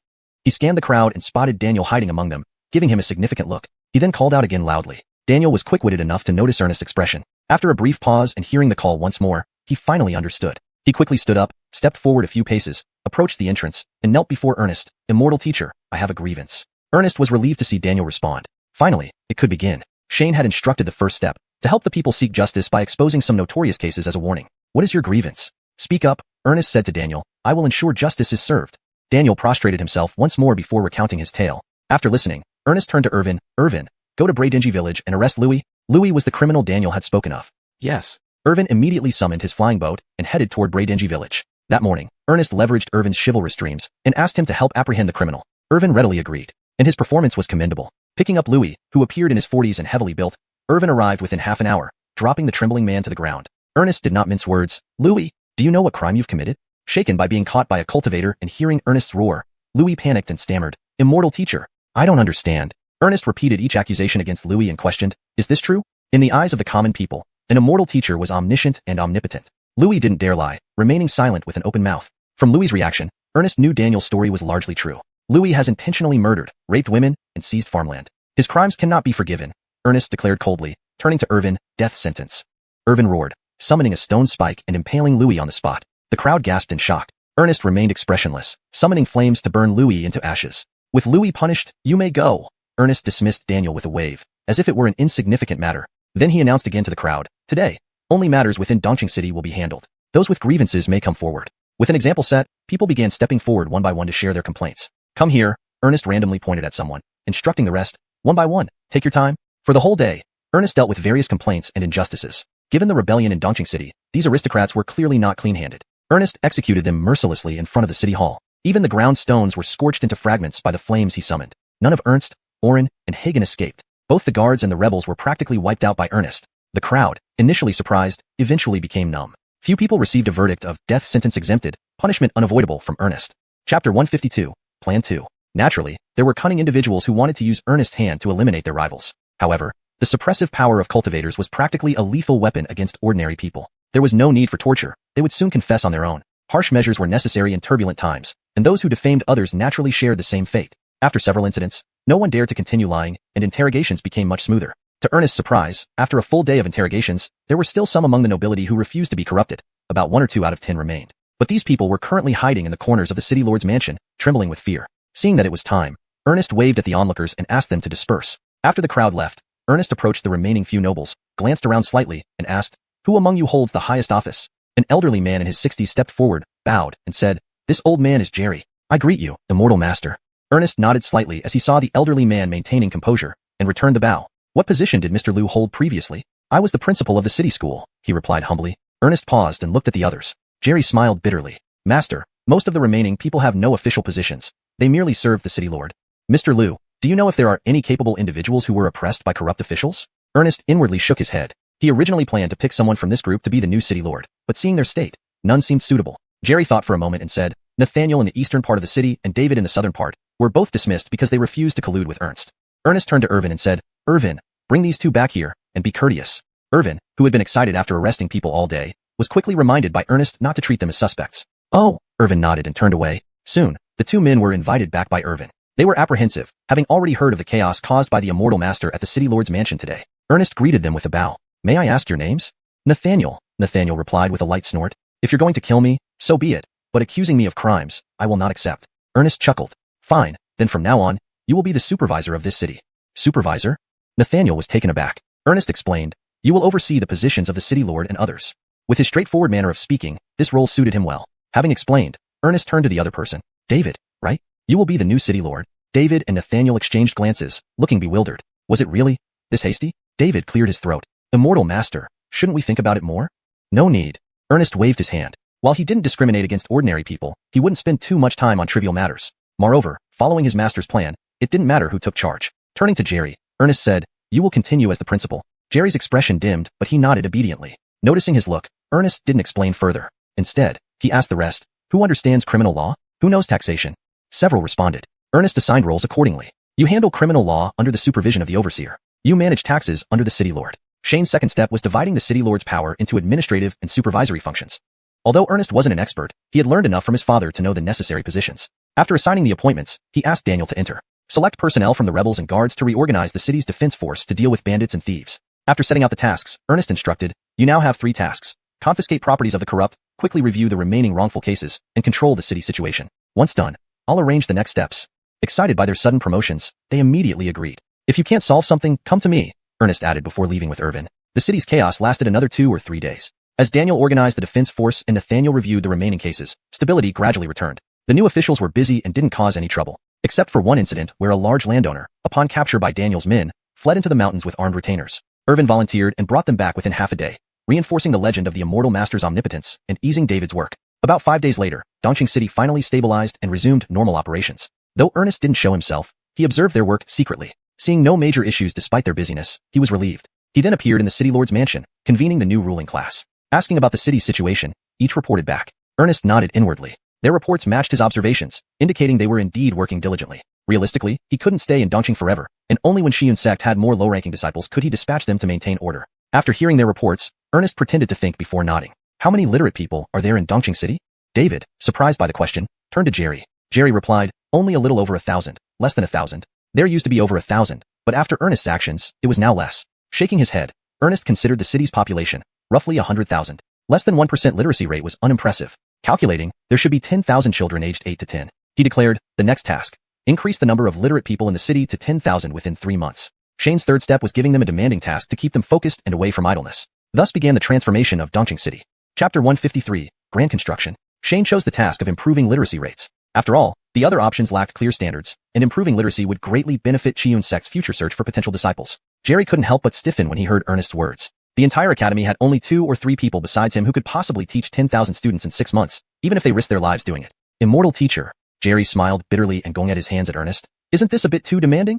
Note, the phrase gonged his hands is a literal translation of a traditional Chinese gesture of respect. In English, this would be better expressed as bowed to or gestured respectfully to. Here's the improved version. Immortal teacher. Jerry smiled bitterly and gestured respectfully to Ernest. Isn't this a bit too demanding? For better fluency in English, here is the edited version. Immortal teacher. Jerry smiled bitterly and bowed to Ernest. Isn't this a bit too demanding? Didn't you make a lot of money from confiscating assets? Ernest squinted his eyes and looked around. Immortal teacher. You see clearly. Nathaniel immediately spoke up. All the confiscated wealth is stored in the city lord's treasury. We haven't taken a single coin. That's not what I meant. Ernest waved his hand. With so much money, can't you hire enough teachers to educate more than 1,000 literate people? Jerry thought about it, but still shook his head. However, many people need to work at home and don't have time to read. Ernest replied irritably, pay them. David calculated mentally and then gonged his hands. Immortal teacher. If that's the case, that money will only suffice for 1 year. What about taxes? Ernest asked curiously. Immortal teacher, David explained helplessly. Taxes in this Dongqing city have already been collected up to 70 years in advance. What the heck? What were you doing earlier? Why are you protesting now? Ernest nodded. No worries, I'll take care of it when the time comes. Actually, Shane would handle it. Shane had already anticipated that Dongqing City's financial situation wouldn't be good after hearing Ernest's words. An ordinary person's annual expenses were just 1 or 2 spirit stones, and Dongqing City's tax revenue converted to spirit stones was only 100,000 to 1 million. For Shane, this was truly insignificant. At most, he'd exempt taxes for a few years until the citizens' lives improved, and then recollect taxes once things stabilized. As for the taxes collected 70 years in advance, that's the previous city lord's doing. What does it have to do with us at Xiuxian sect? Go ask him for your money if you're capable. Since Ernest had said so, David and the others dared not oppose anymore and agreed reluctantly. Ernest added, there will be an assessment in 3 months. If there aren't at least 10,000 literate people, all of you should quit. A KPI evaluation naturally needed to come with an elimination system. Jerry asked about the literacy standards before agreeing. Ernest didn't make it difficult for them. Recognizing 500 commonly used characters would count as being literate. After Immortal Master Xia left, everyone gathered around Jerry. From the way Immortal Master Xia acted, this task wouldn't end at 10,000 literate people. This means that Jerry would become the unshakable third in command of Dongqing City from now on. No wonder Immortal Master Xia hadn't reassigned Jerry's position earlier. Only after seeing the entire City Lord's office of Dongqing City busy with the literacy campaign did Ernest return to Qian sect. As for Irvin, he enthusiastically played the role of a righteous man for the first few days, helping Bryce tirelessly. But after the excitement waned, he became idle again, leading Ernest to send him back to Qian sect. When Ernest returned to Qian sect, the people from Dinghai Pavilion had already arrived. Nigel took less than 15 days to prepare and led a team of cultivators including 1 reversion realm cultivator, 4 or 5 crystal formation realm cultivators, and over 100 fluid condensation realm workers to Qian sect. Their task was to construct the sect buildings. They had prepared themselves mentally knowing that Qian sect's facilities wouldn't be great. However, when they arrived, they were still taken aback by the state of Qian sect. Is this a cultivation sect? Even a well-populated Taoist temple wouldn't be this shabby. Shane welcomed them at the door. The reversion realm cultivator leading the team was called Grant, who wasn't from the northern border but had come from Dinghai Pavilion's headquarters in Sueru AC. Shane didn't know the background but assumed that proficient construction cultivators only existed in the headquarters. After greeting Grant, Shane bowed to the rest and said, "Thank you all for your assistance." The arriving cultivators politely thanked him. Shane continued, "You've all traveled far, and there's nothing I can offer in gratitude except this 7 methods of cultivation technique." Without waiting for a response, Shane slowly started reciting the technique. The 7 methods of cultivation was also obtained from the system, just an E-grade technique mainly used to eliminate impurities caused by regular meals. Though not a high-level technique, its narrow application made it perfect as a gift. While Shane had paid for it, nice words cost nothing, and giving techniques increased system points. He might as well give freely. Shane quickly finished reciting the short technique. It wasn't complex, so everyone basically remembered it after one recitation and thanked Shane. Shane smiled, waved his hand, and said, "This technique is nothing special. Feel free to share it among yourselves." His meaning was clear. Feel free to share this technique without hiding it. Everyone thanked him again. Ellis Sr. indeed lived up to the rumors, rewarding with techniques. Generous. However, Shane's face froze when he saw the system notification. Ding, you successfully taught the 7 methods of cultivation. Reward 1 point. Ding, you successfully taught the 7 methods of cultivation. Reward 1 point. Damn. This was his first time teaching an E-grade technique. A D-grade technique earned 10 points per teaching, while an E-grade technique earned just 1. Unless this technique spread worldwide, it wouldn't amount to much. He could only comfort himself that even a tiny gain is still a gain. Forcing a smile, Shane ding at his hands, "Please, take your rest today, and we'll start tomorrow." // edit. To make it read more naturally in English and ensure fluency. Forcing a smile, Shane ding at his hands, "Please, feel free to rest today, and we'll start work tomorrow." / note. I've adjusted the sentence slightly for better flow in English while keeping the meaning intact. The gesture gong ed his hands is retained as it's likely important for context. Meanwhile, Ernest was playing mayor in Dongqing City, and Anakin was exploring the vast mountains behind Qian sect. Shane had sent Irvin to town to buy food. After receiving benefits from Shane and having a meal, the visitors felt guilty resting further and began working. According to Shane's plan, Qian sect's existing small Buddhist observatory wouldn't be demolished but would expand backward. If Qian sect thrived in the future, this would become a top historical heritage site. The first structures built were the dormitories for the future Qiyun Academy, which served as temporary accommodation for the workers. Within just a day, over 100 identical small courtyards were constructed. According to Shane's plan, these would house future Crystal Formation Realm disciples. Following the Xintian sect standard, he planned to build 1,000 such units. 4 Qi gathering and fluid condensation realms, similar to modern residential buildings. Each 2-story structure with 20 rooms housed either 20 fluid condensation or 40 Qi gathering disciples, with 300 such buildings planned. Then came the larger courtyards for reversion realm cultivators, totaling 100. By the time these were completed, Ernest had also returned. Seeing this grand scene, Ernest was speechless as he arrived at Qiyun sect, ready to report. "Master, isn't this a bit excessive? Is this scale suitable for us?" Chapter 154. The main campus takes shape. Shane was on site, holding the blueprints he had drawn and directing the cultivators from the Dinghai Pavilion to continue constructing the buildings. Upon seeing Ernest return, Shane excitedly waved at him. As Bryce approached, Shane pointed to the large construction area and asked, "What do you think? This will be the future dormitory of Qiyun sect." Although dormitory was a new term Ernest had never heard before, its meaning was straightforward enough. Bryce coughed and said, "Master, isn't this too much?" "Not at all," Shane shook his head with a smile. "It's only enough for about 4,000 to 5,000 people, not too much at all. If they compared it to schools on Earth, a school would typically have tens of thousands of students and teachers. How could this even compare?" Ernest sighed helplessly, glancing at the bustling construction site. With just 4 or 5 members in Qiyun sect currently, where would they find these 4,000 to 5,000 disciples? Even if they did find 4,000 to 5,000 disciples, where would they find a batch of core formation realm cultivators to teach them? Seeing Ernest remain silent, Shane instead asked, "How is the situation in Dongqing City?" Bryce briefly explained the current situation in Dongqing City to Shane. Shane nodded. "There's no need to worry about finances. We're not short on money for now." Although they didn't have the capability to mine the medium-sized spirit vein yet, with the remaining spirit stones and the 2 million spirit stones per year from the 7 Treasures Temple, there would be no problem until Qiyun sect grew larger. In the Xintian secret realm, Shane had mentioned renting out the spirit vein. However, it was too remote, and no one was willing to take over. After all, digging spirit stones was physical labor. How could they make cultivators do that? There was no choice but to leave the spirit vein, which produced at least 7 to 8 million spirit stones annually, to gather dust. And Shane believed it wouldn't take more than 5 years for Xiuxian sect to control the spirit vein. As they chatted, they kept an eye on the construction site. All the workers from the Dinghai Pavilion were cultivators, relying mainly on spells, making the work much faster than ordinary people. Within just over 10 days, a campus covering several miles was already complete. This area would be the main campus of Xiuxian College. According to Shane's design, the campus was divided into 5 parts. The first part was the dormitory area. There were 3 sections, the east side for low-ranking apprentices in the condensation and gathering chi stages, the south side for crystal formation apprentices, and the west side for core formation cultivators. Each dormitory area came with prétalsurs such as dining halls and bathrooms. Revised. Each dormitory area came with facilities such as dining halls and bathrooms. Of course, the configurations varied according to the disciples' cultivation levels. In the center, using the stream from Mount Xiuxian, they constructed an artificial lake. The water then flowed back into the stream. The second part was the teaching area. Close to Mount Xiuxian, numerous buildings were built along the mountain, each serving as a classroom. General courses for disciples would be taught here. The third part was the administrative area. Around the lake, various facilities such as the library, treasure vaults, and elixir storages were constructed. Administrative facilities like the meeting hall and task hall were also included. Despite Shane's criticism of other sects, many practices were still valuable. For instance, he adopted their point system verbatim. Disciples earned points by completing sect tasks, which could be exchanged for various rewards within the sect. The fourth part was the training ground. Since cultivators practice techniques for more than mere fun, sparring and combat practice were essential. Along the stream, 20 sparring arenas were built, all with spectator stands given the ample space. The fifth part was for ordinary residents. Thousands of cultivators required at least 10,000 commoners to serve them. In a location about 3 to 4 miles from the sparring arenas, Shane built a new town. Too far away would make it inconvenient for commoners to commute, and too close would cause mutual interference. 4 to 5 miles seemed a reasonable distance. These houses were simpler, with streets laid out straight and simple structures built alongside them. The focal point of the town was the elementary school behind the village, serving as a preparatory academy for enlightenment. In Shane's plan, this academy bore a heavy responsibility. All disciples would learn the basics of the cultivation world here before graduating. Only those who passed the examination would receive formal cultivation techniques and begin preparing for enlightenment. Cultivators' descendants had hundreds of times the chance to become cultivators due to their early exposure to cultivation knowledge. Other areas were similar to separate campuses, requiring fewer buildings. Although Shane drew only one design for each type of building on the blueprint, Grant of the Dinghai Pavilion obviously had other ideas. He built identical structures in different styles. Although modern college planning paired with ancient-style architecture might seem odd, the overall appearance remained beautiful, subtly reflecting the grandeur of a major sect. However, at present, Xiuxian sect was merely a facade. A single condensation realm cultivator could dismantle everything in a day. The next crucial step was setting up formations. Shane had already purchased the formations in advance and handed them to Grant for arrangement.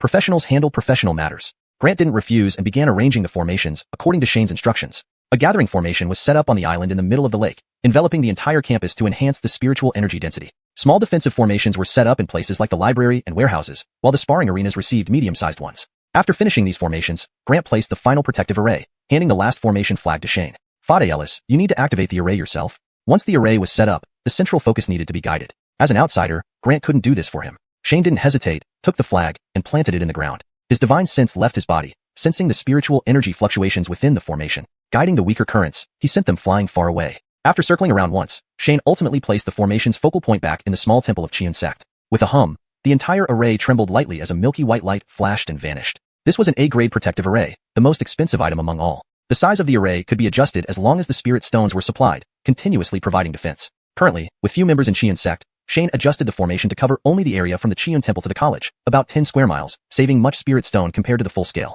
Just after setting up the formations, Kurt Nyo arrived on a flying boat. Shane mentally instructed the array to stop running, allowing Kurt Nyo to land at the temple. Shane, whose divine sense was inside the temple, transmitted his voice to ask, Old Nyo, what happened? Kurt Nyo hurriedly replied, Master, something big has happened.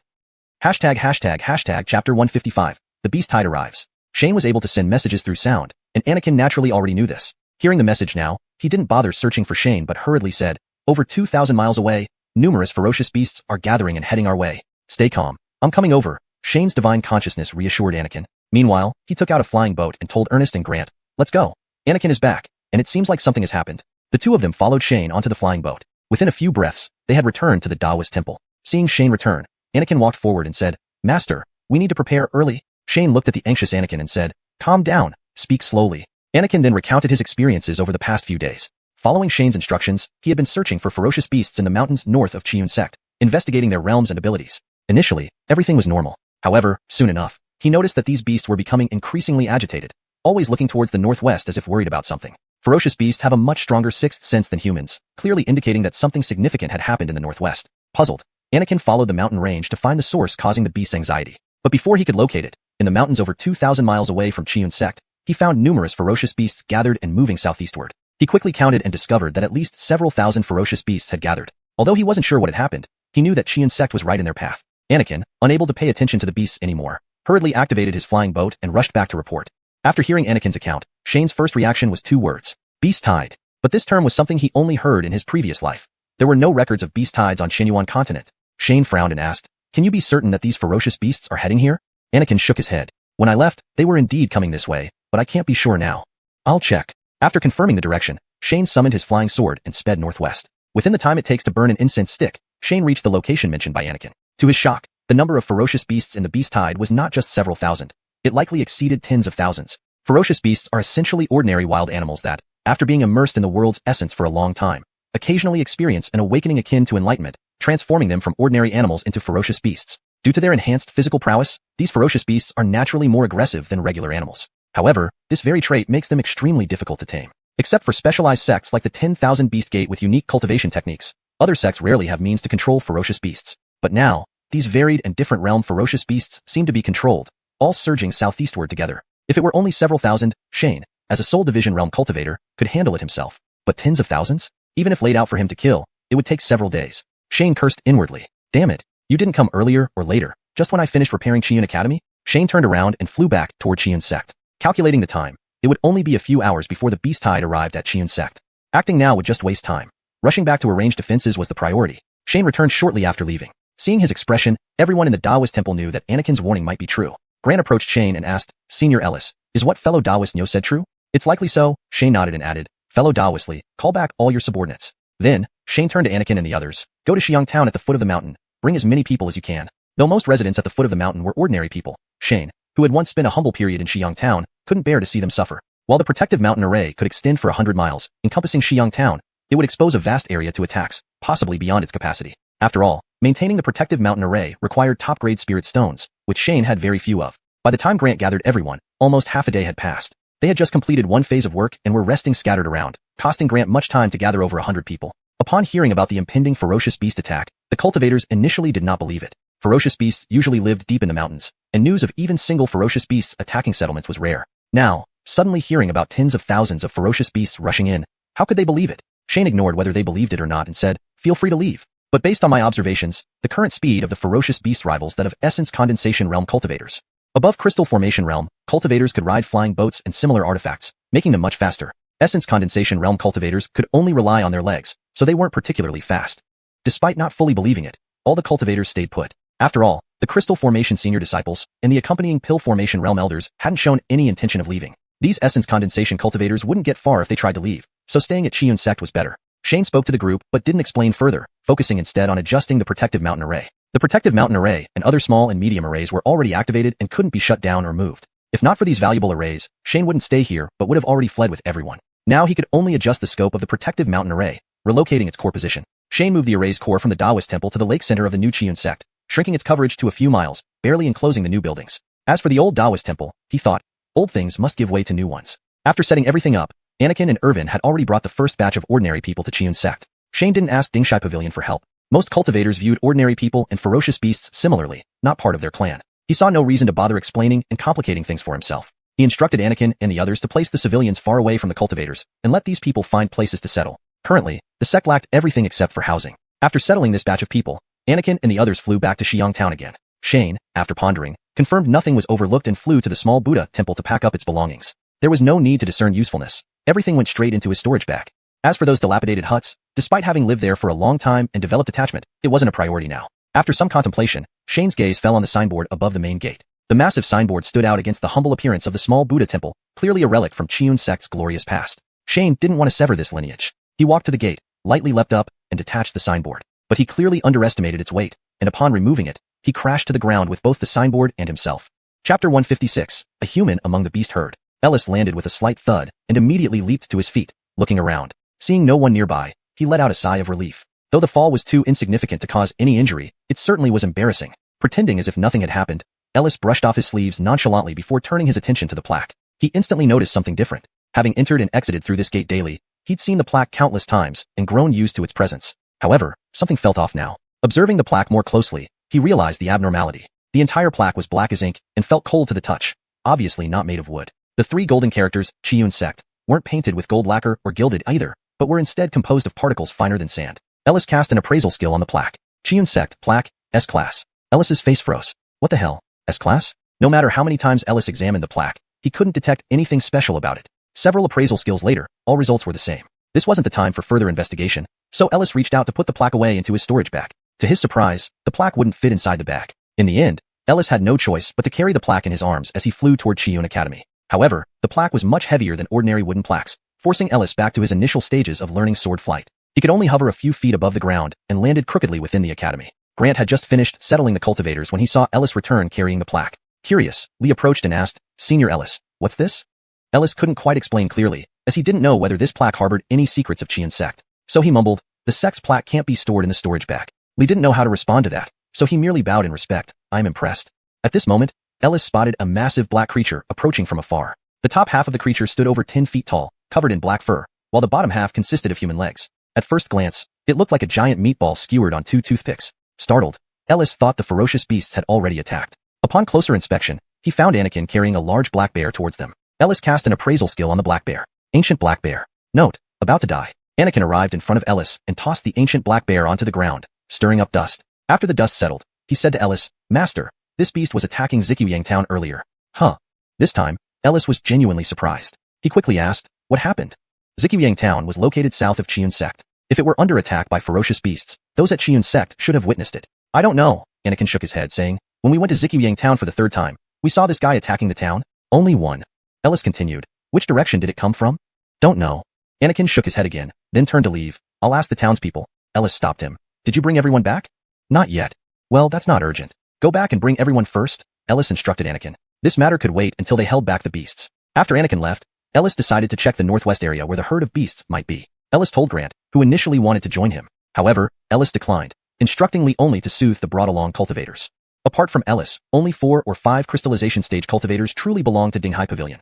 The rest were temporary hires. At such a time, avoiding trouble was the best they could do. A few crystallization stage cultivators might not maintain order well enough without Ellis's support as a Dan formation realm expert. Less than 1,000 miles out, Ellis spotted a distinct black line. The number of ferocious beasts had increased since last time. Although these beasts were wary of each other, maintaining considerable distances, they didn't attack each other but rather ran wildly together towards one direction. Endless wild animals fled in panic at the ferocious aura. Tigers and deer even ran side by side, while squirrels and vipers clung tremblingly to the same tree. Ellis shook his head, hoping this would turn out to be a false alarm. But judging by the scene, it was unlikely. Such a huge spectacle must have a reason, though Ellis didn't have time to investigate now. First, he had to deal with the ferocious beasts. As he was about to turn back, he let out a light hum. Ellis spotted a human figure running frantically amidst the flood of beasts. Approaching closer on his flying sword, Ellis identified a young man in his 20s, clad in a beast skin, devoid of any spiritual energy fluctuation. Thus, Ellis had overlooked him previously. Had Ellis not glanced in that direction, he might have missed the man. Ellis naturally cast an appraisal skill. Name, Flash. Age, 22. Realm, Chi Gathering Peak. Perception, D. Spirit Root, Wood, C. Flash looked up, seeing Ellis fly over and cried, "Senior, save me." Regardless of Zhao's background, it was impressive that he remained undetected among the beasts. However, being merely a Chi Gathering cultivator, his background mattered little. Ellis raised both hands and released several spells around Xiao, clearing the nearby beasts before landing beside him. Xiao promptly approached, bowing deeply. "Thank you for saving me, Senior." Ellis shook his head, controlling his sword to slay some re-emerging beasts. Then he summoned a flying boat and said to Xiao, "Let's leave here." Xiao did not hesitate to board the boat. Ellis controlled the boat to rise and headed back to Xiuxian sect. Once they left the beast flood, Xiao plopped down, breathing heavily. Ellis tossed him a pill for healing and restoring chi. "Thank you, Senior." Xiao rose again, thanked Ellis, swallowed the pill, and sat cross-legged to recuperate. Though slower than sword flight, the flying boat still covered over 1,000 miles swiftly. Ellis landed at the gathering spot outside Xiuxian town, not disturbing Zhao's recovery. Instead, he got off to observe the ordinary people of Xiuxian town. Walking through the town streets for years, many residents recognized him and exclaimed upon seeing him descend from the sky. Soon, someone worked up the courage to approach and ask, "Taoist Ellis?" Chapter 157, Gathering Mortals. Shane turned around and saw that it was Gao Ellis. This man, in his 60s, was a merchant from Shichiyangshan with some disposable income. Years ago, Shane had deceived, begged for quite a bit of silver from him. "Boss Gao," Shane nodded and smiled. "It's me." Gao Ellis exclaimed in surprise. "I never thought what Taoist Ellis said back then was all true." "Of course it's true," Shane replied solemnly. Back then, Shane often claimed he was a cultivator outside the mortal world, currently encountering tribulations and needing some material possessions to get through them. If one could help him now, they would enjoy endless glory and fortune in the future. The people here were simple and kind-hearted. they saw Shane, who looked like a half-grown youth, wandering around town every day with an even younger child. Plus, Shane's fortune-telling was surprisingly accurate. So many people were willing to offer some incense money. However, no one believed his stories about being a cultivator. Many townsfolk had visited Xiuxian sect and seen the dilapidated small temple. To say a great master could emerge from this rundown Taoist temple might as well mean there was an invaluable treasure buried under xiuxian. But upon seeing Shane again now, everyone in town felt moved. Who would have thought Taoist Ellis's words were actually true? Perhaps they should dig up xiuxian. Maybe there really is some great treasure buried there? Shane and Gao Ellis stood in place and exchanged a few words. Seeing that Shane was truly a master yet remained humble, others began to gather around and greet him. After a brief chat, someone couldn't resist asking, Taoist Ellis, did Immortal Xia say there are many ferocious beasts? Yes, Shane nodded, pointing around, but you don't need to worry. The array formations within Xiuxian sect will protect you. Shane wasn't boasting. He had just explored the area and cast identification spells, finding that most of the ferocious beasts were below the crystallization stage, mostly at the Return to Dan level. Not a single one above that was found. He guessed even if there were any higher ones, there wouldn't be many. As long as they could lure these beasts near Xiuxian sect and ensure the mountain-protecting Great Array had sufficient spirit stones, they wouldn't have to worry about it being breached. Regarding the beasts, he and his disciples could gradually kill them off. There would eventually be none left. However, their sheer number meant this wouldn't happen quickly. Now, the only problem was how to keep these beasts around Xiuxian sect without letting them escape. While chatting with the crowd, Shane saw 3 flying boats approaching from the sky and landing nearby. Ernest and others led over 100 commoners down from the boats. After retracting the boats, Bryce tossed out a large pile of assorted items on the ground, presumably the luggage of the townspeople. The townsfolk gathered around as soon as they saw Ernest, and under the coordination of a few elders, they orderly returned the items to their rightful owners. It appeared they had been doing the same thing earlier. Seeing them return, Shane walked over and asked, Shufu, how is it? We let the young and strong walk on foot. We only carry the elderly, weak, women, children, and those from distant villages, Ernest explained. Carmine is still watching over those on the road. Although Carmine had reached the Return to Dan stage, he still couldn't transform and thus couldn't use magical treasures, meaning he had to run on all fours. Unable to use flying boats, Ernest arranged for Carmine to protect those on the journey. Good job, Shane praised, smiling. When you complete your yin-yang crystals, I'll choose a good cultivation technique for you. Thank you, Ernest said gratefully. Shane waved his hand. In our Xiuxian sect, we don't do this. Ernest didn't continue the pleasantries but sighed. However, some still don't believe us and refuse to come. If they won't leave, then so be it. Shane shook his head. We can only do our best. Some simply wouldn't believe, and Shane wasn't so noble to force them, only wishing them luck. Before they could chat further, Flash walked over, handing the flying boat back to Shane with both hands. Thank you, senior. Shane took the boat and introduced himself before telling Ernest, Shufu, bring everyone back first. We can chat later.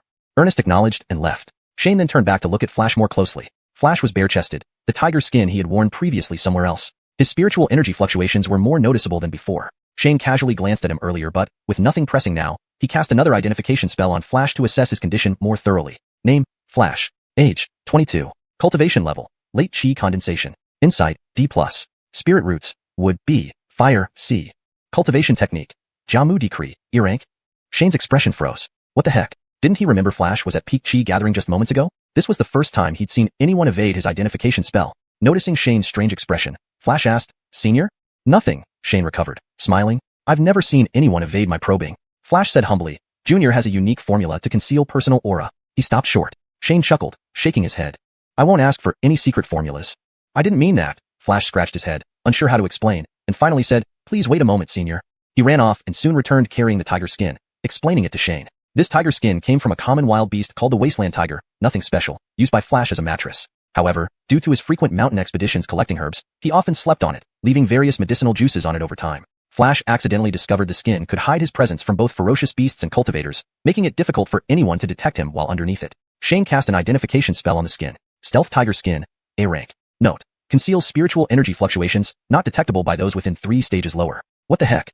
Shane couldn't help but be stunned again. Just applying some herbal juices turned the tiger skin into an A-rank magic item? If top-tier magic items were so easy to make, everyone would have one. Unfortunately, Flash also didn't fully understand why this happened. As for any secret formula, it was merely to keep others quiet. Shane regretfully shook his head, setting this aside, and asked, Why were you among the ferocious beasts? I entered the mountains to gather herbs but encountered this strange occurrence. Flash said bitterly, Without this tiger skin, I'd likely have died already. Hashtag chapter 158. AO and continent cultivator. Herb gathering? Shane asked in puzzlement. What sect are you from? Why are you here to gather herbs? The nearest sect to Xiuxian sect is Qingfeng Temple, but even Qingfeng Temple is not far from these vast mountains. There's no need to specifically come to the vicinity of Qiuxian Mountain for herb gathering. Flash gave another bitter laugh. I'm unaffiliated. Shane became even more puzzled. Who taught you cultivation techniques? Who helped you open your enlightenment? Before enlightenment, one must learn some knowledge of the cultivation world. Otherwise, they wouldn't be able to understand the mind techniques, let alone operate cultivation techniques to open enlightenment. Flash explained, I fled from AO and continent. Oh, I see. Shane finally understood. AO and continent is under the domain of demon cultivators. Traveling northwest for 10,000 miles along the direction of Xiuxian Mountain will get you there. Relations between demon and human cultivators are not good. As the stronghold of demon cultivators, Aeon continent naturally tries its best to suppress human cultivators. The status of human cultivators there is much lower than in Elysian continent, with not even a decent sect available. Most of the time, human cultivators could only follow ancient methods, bartering goods and exchanging needed cultivation materials. However, demon cultivators did not stop humans from leaving. But the journey from Aeon continent to North Elysian is vastly different from internal travels within North Elysian. The vast wilderness is filled with ferocious beasts. Even if one breaks through to the crystal formation stage and can fly over using transportation magical treasures, they still have to worry about attacks from flying ferocious beasts constantly. This means that those who have the strength don't need to flee, while those without mostly die during this 10,000-mile journey. The number of cultivators who manage to run from Aeon continent to North Elysian is very few. Flash likely wouldn't have made it without an A-level concealment treasure, barely avoiding so many ferocious beasts to reach Xiuxian sect. Shane figured out the cause and effect. He was about to ask Flash if he noticed anything abnormal on his journey when the first batch of pedestrians from Xiang Town arrived. Since others were not around, Shane had to temporarily pause their conversation and let Flash rest. He then went to the edge of the Great Array, manipulating it to open a passage for people to enter. Xuanhuan continent has abundant spirit chi, nurturing ordinary people to be stronger than those on Lon Star. A journey of tens of miles took these people a bit over 2 hours. Unfortunately, limited by the level of technology, the average age is not high. Among those who entered, many recognized Shane, inevitably sighing at how much he had changed. Who would have thought that a small Buddhist scholar half a year ago would now become a true cultivator master and appear to have considerable status? After the first batch arrived, more people kept trickling in. Shane pulled a few familiar faces from the crowd to help guide the people inside. After over 2 hours, May returned, informing Shane that all the pedestrians had arrived. On the other side, Ernest and Anakin also brought back all the slow movers. Counting up, nearly 10,000 people came, which was at least 80 to 90% of Xiang Town's population. Those who refused to come were left to their fate. After settling the commoners, Shane flew back to check on the ferocious beasts' progress again. The beasts were less than 100 miles away from Xiuxian sect, needing no more than the duration of an incense stick to arrive. Shane instructed his disciples to rest and prepare for the possible upcoming battle while he went to check on Grant and company. Grant had gathered everyone but still felt uneasy. He led a few people to observe and confirmed that the ferocious beast horde was indeed coming this way. Seeing it firsthand, the initially agitated crowd finally calmed down. Seeing Shane approach, Grant greeted him and asked, "Fade Ellis, what's wrong with these ferocious beasts?" "I'm not sure of the cause yet," Shane shook his head. "Let's get through this beast tide first before we delve deeper into it." Then Shane asked, "Fellow Daoistly, do you have any way to attract the ferocious beasts?" If the beasts continued along their current route, they wouldn't pass East Green City after Xiuxian sect, but would go toward Qingfeng Temple's territory. But Shane wanted to intercept the beasts here. Regardless of where the beast tide goes, there are many human settlements on the way. Since he had the ability, he might as well help. Grant thought for a moment and understood Shane's intention but shook his head. "There are a few types of herbs to attract beasts in Dinghai Pavilion, but I don't have them with me. You can list them. Maybe I have some."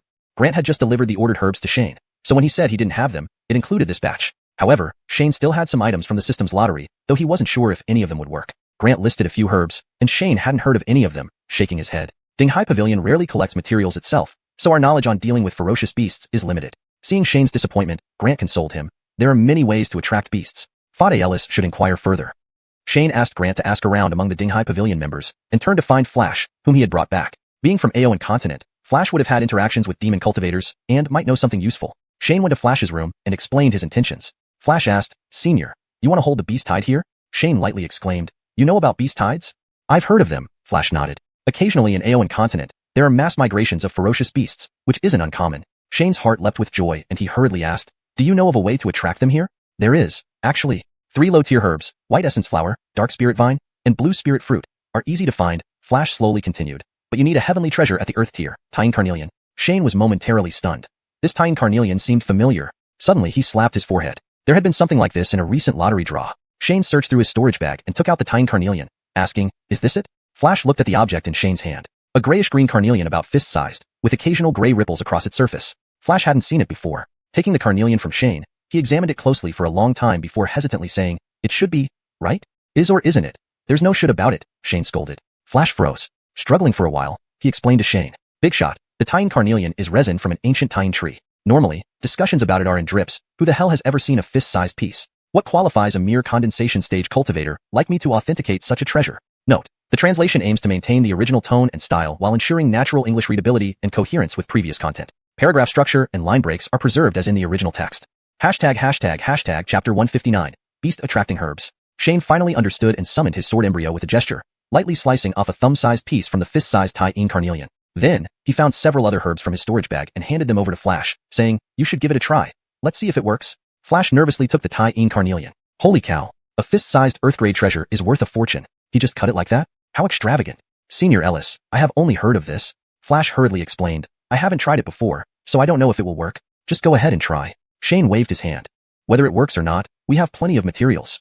This single piece of Tyene carnelian could be divided into dozens of pieces, and he didn't mind failing a few times. As for the low-grade herbs, he had bought them in bulk to fill Xiuxian's storeroom earlier. Yes, Flash nodded slightly, then became excited. Earth-grade materials. He could use them freely. Flash asked Shane for a few more tools. Shane had just received a storage bag from Grant filled with all sorts of alchemy and artifact forging materials. He hadn't had time to put them away yet. Following Flash's request, Shane fetched the required tools and handed them over. Without further ado, Flash started mixing the ingredients right there in the room. He began grinding the Tyene carnelian into powder while explaining to Shane, Sr., this formula was developed by demon cultivators to attract fierce beasts. Among human cultivators, there were also formulas to attract beasts, but those were usually for small areas to lure the beasts into traps for easier capture. After all, some materials needed to be intact. However, based on what Flash was saying, this formula attracted fierce beasts from a much wider area. Shane couldn't help asking, why would you want to attract so many fierce beasts? Demon cultivators need fresh blood from fierce beasts for their cultivation. Hence they use such things, Flash explained while continuing to grind the carnelian. The small mill Flash used could almost be considered a half-finished magical tool, with the only special feature being its hardness. Even the earth-grade Tyene carnelian didn't take long to be ground into powder. Flash carefully collected the powder and then took 3 types of herbs, pounding them into paste in another mortar, mixed them with the carnelian powder, and stirred thoroughly. The juice and smell of these 3 herbs are mixed and then amplified by the Tyene carnelian. He explained each step to Shane. When everything was mixed, he sniffed it and smiled. It's done.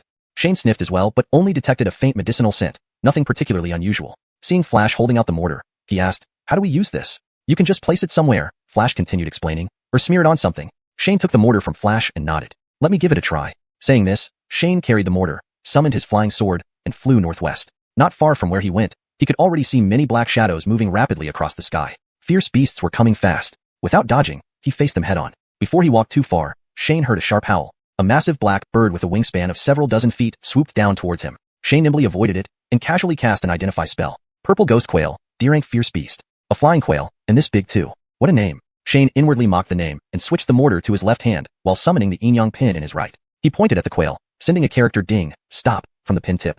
The quail immediately froze in midair, immobile at 100-foot height. Without any propulsion, it spiraled downwards, creating a cloud of dust upon impact. When the dust settled, only a pile of flesh remained. After studying for so long, Shane had finally figured out how to use a few characters from the yin-yang inscription. Ding was one of them. An identify spell rated D roughly corresponded to the crystallization stage. Though the strength within the crystallization stage varied widely, effortlessly killing a crystallization stage beast was satisfying. But now wasn't the time to marvel. As he killed the purple ghost quail, more fierce beasts attacked. Shane chuckled and swung his brush again. This time, a character Xuan, Mountain, appeared. This one required more effort as he pushed the character towards the group of beasts. Bang! The ink character fell to the ground, kicking up a large cloud of dust. The fierce beasts were smashed into meat pies. Seeing distant beasts flocking towards him, Shane nodded in satisfaction and retreated before they could encircle him, returning to Xiuxian's defensive array. Since he confirmed that the herbs in the mortar effectively attracted fierce beasts, that was enough. He placed the mortar on the roof of a building near the edge of the array and then turned to gather his disciples. With the protection of the great array, they could retreat safely whenever threatened. What a perfect opportunity for practice. By the time Ernest and others arrived,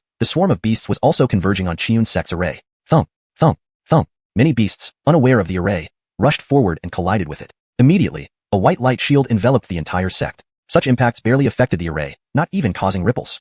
Practice first, Shane instructed his disciples, adding, be careful. Shane had set up 3 top-grade spirit stones in the array. Though few, these, combined with the A-rank mountain protection array, could withstand a soul separation stage attack for an entire day. The Xintian Secret Realms array was also A-rank, but it seemed easily breached because Blood Peak Cult had brought a Saint rank array and exploited it from within. Otherwise, only a spirit transformation stage cultivator could break it from outside. If any of these beasts were spirit transformation stage, Shane wouldn't argue. It was heaven's will, and there'd be nothing to say. Seeing his disciples begin eliminating the beasts, Shane reminded them, remember to bring back the corpses. Materials from a crystallization stage beast could fetch hundreds of spirit stones. Every bit counts. Watching for a while to ensure they were safe, Shane circled the array. Though the array covered only a few miles, its perimeter spanned about 10 miles. The beasts weren't intelligent enough to attack from multiple sides, all focusing on the side where the attracting herbs were placed. The Dingshai Pavilion cultivators nearby watched enviously. Compared to Shane, these liquid condensation stage cultivators were much poorer. Killing a couple of beasts would keep them well supplied with spirit stones for years. Seeing their expressions, Shane understood their thoughts and smiled. All beasts you kill are yours, but safety first. Translation provided by Translation Service. Please provide feedback or ask for revisions as necessary. Chapter 160, Elixir Reversion Beasts. These people are merely at the condensation stage, yet the beasts outside have many at the crystallization stage. If you want to earn money, that's fine, but I must remind you.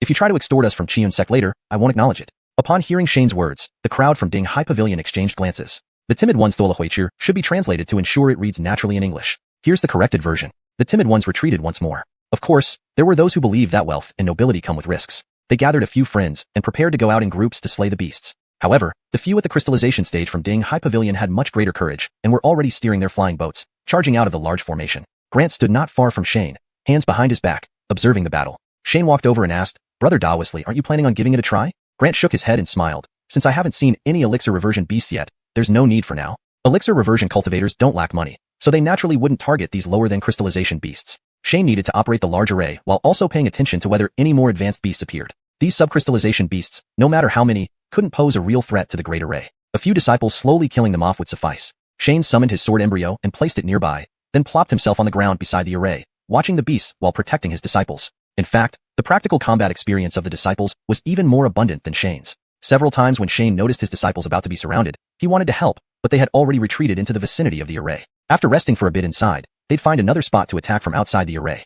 Shane longed for some real combat practice too. After all, realm is only part of strength. Experience is equally indispensable. Unfortunately, these external beasts were too far below his level, offering no significant training benefit. Time passed bit by bit, and the beasts outside the array gathered in ever-increasing numbers, creating a vast dark expanse. Many beasts, finding no targets, attacked the great array instead. Occasionally, an especially powerful beast would cause the array to ripple, but it was far from being broken. By this time, Irvin and others dared not remain at the central position anymore. They could only attack from the sparse edges of the beast cluster. Within less than an hour, the open ground near Shane was already piled high with beast corpses, several hundred at least, slaughtered by the disciples. Yet compared to the tens of thousands of beasts, it was just a tiny fraction. If they continued like this, it might take 7 or 8 days to finish them all. Shane gradually frowned, preparing to join the fray. But then something occurred to him. He turned around and found Flash among the condensation stage cultivators watching. He waved him over and asked, "How long does the effect of this herb mixture last?" "I don't know." Flash shook his head. Shane continued, "What's the highest realm it can attract?"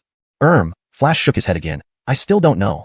"Never mind, I'll check myself." Shane waved Flash away and shouted outside the array, "Shuefo, come back." Ernest soon returned, covered in blood. "Master, what is it?" Shane handed over control of the array to him and said, "You operate the array. I'm going to take a look." "Okay." Bryce didn't ask why, accepting the jade tablet from Shane. Focusing on it, he quickly grasped the usage of the array and nodded to Shane. Only then did Shane summon his flying sword and fly toward the outskirts. He wasn't very keen on slaughtering these beasts, but he discovered that despite tens of thousands of beasts gathering, not a single one above the elixir reversion stage was visible. Beast intelligence is low, relying entirely on instinct, making their promotion extremely difficult compared to human cultivators. But having no elixir reversion beasts among tens of thousands was peculiar. Was it because Flash's beast-attracting concoction only drew subcrystallization beasts, or due to some other reason? He needed to investigate. Outside, tens of thousands of beasts looked terrifying, a huge black mass. Yet their threat was less severe than a few elixir reversion beasts. Flying several hundred feet up, Shane expanded his divine sense to sweep the surroundings. With his divine sense, he could feel the fluctuations of elixir reversion beasts within 10 miles. Yet there weren't any elixir reversion beasts within this range. Startled, Shane continued scanning the ground as he flew southeast. If elixir reversion beasts weren't participating in the attack, they must have moved further southeast. Killing tens of thousands of beasts would waste time, but eliminating a few elixir reversion ones would be faster. After flying for a while, Shane sensed the presence of elixir reversion beasts, but he frowned again. Based on distance, these beasts were now inside Shichi Town. At this moment, Shichi Town was completely deserted, with nothing left except a few ordinary people who refused to leave. What were these elixir reversion beasts doing in Shichi Town? Regardless of the reason, Shane switched his foot from the magic sword to a flying boat. The magic sword remained in his hand. He wasn't proficient with yin-yang carving, so killing these elixir reversion beasts quickly depended on his flying sword.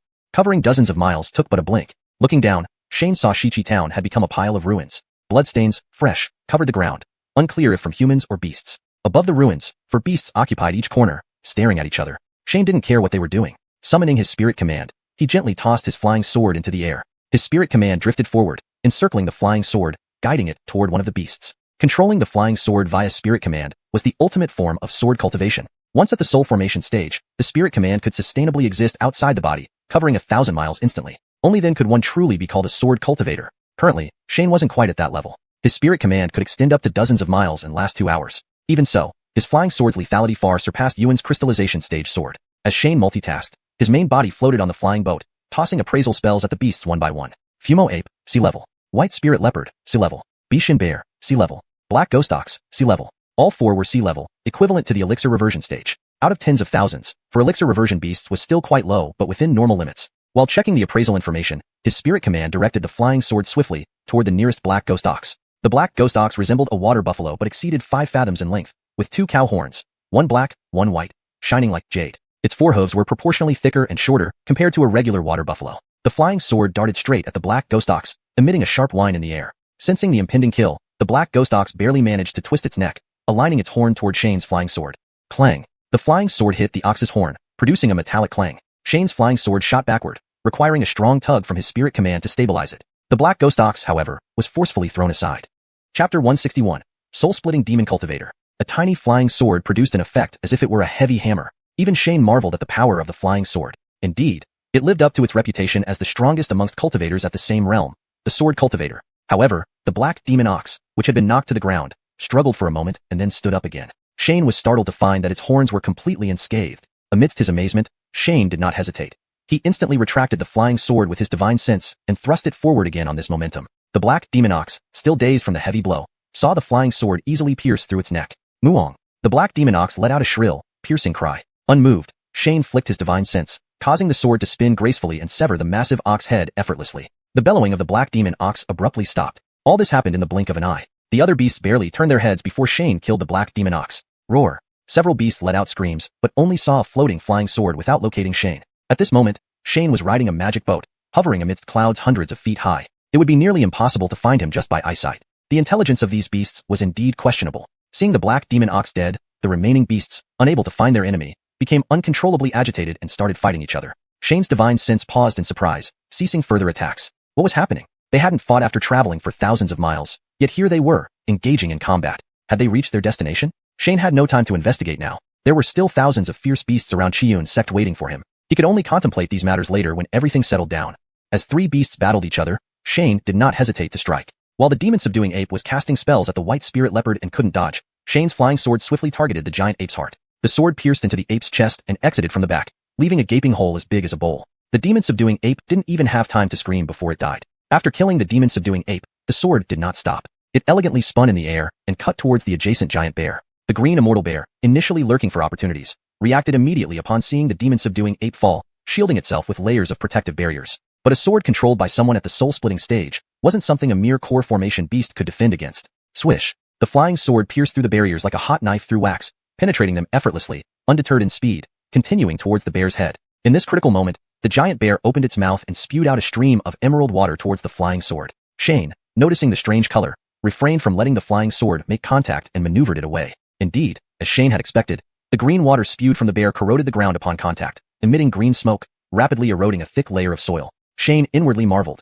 These beasts truly possessed formidable hidden abilities. Despite achieving enlightenment unconsciously, all of them, driven by instinct, learned 2 or 3 techniques. Some techniques stemmed from instinct, while others were related to their physical forms. These skills, closely tied to their innate characteristics, were naturally proficient. If underestimating them, one might indeed be caught off guard. While pondering, Shane did not cease his actions. Avoiding the green water spat by the green immortal bear, the flying sword halted its charge, turning towards the bear's back. The green immortal bear, just stopping its spitting attack and too slow to cast a defensive spell, was stabbed directly in the nape of its neck, instantly stiffening and collapsing heavily to the ground, clearly dead. Within less than an incense stick's burning time, Shane killed 3 core formation beasts, turning his attention to the fastest among them, the white spirit leopard. Seeing its opponents die one after another, the white spirit leopard finally realized the danger and prepared to flee. Shane, however, would not allow it. This was a core formation beast. If it escaped, the consequences could be dire. Ordinary core formation cultivators might not stand a chance against such a fast beast. If it hid within Xiuxian's state, Shane would eventually have to deal with it himself. Since there was a chance to kill it now, Shane wasted no time. His divine sense directed the flying sword toward the white spirit leopard, while his body descended from the flying boat. At present, Shane's divine sense could only control artifacts or survey the surroundings. To actually intercept the leopard, Shane needed to release spells using his main body. Approaching the white spirit leopard from dozens of feet away, Shane took out the yin-yang pin from his storage bag and tapped it toward the leopard. A word, stop, quickly flew out, heading straight for the white spirit leopard. As if having eyes in the back of its head, the white spirit leopard leaped sideways to avoid the command. However, Shane wasn't disappointed. His sword was already waiting behind the leopard. Noticing the slowed down movement, his divine sense immediately propelled the sword forward. When the old force dissipated and new force was not yet generated, the sword stabbed directly at the leopard's brain, about to end its life on the spot. Clang! A golden bead suddenly flew out from nowhere, striking Shane's flying sword, barely deflecting it. The sword grazed the white spirit leopard's neck and plunged deep into the ground nearby, embedding itself till the hilt. Startled, Shane immediately jumped off the flying boat, retracting his divine sense back into his body, grasping the sword once more. A lean middle-aged man, about 40 years old, appeared beside the white spirit leopard. The leopard seemed to recognize this person, whimpering and cowering behind him, trembling. Shane raised his gaze toward the middle-aged man, noting his gaunt figure, sparse beard, and thinning hair on a long face. Examining him, Shane simultaneously cast an appraisal spell. Leland, soul-splitting stage. Shane sized him up and asked, "Friend Taoist, what are you doing?"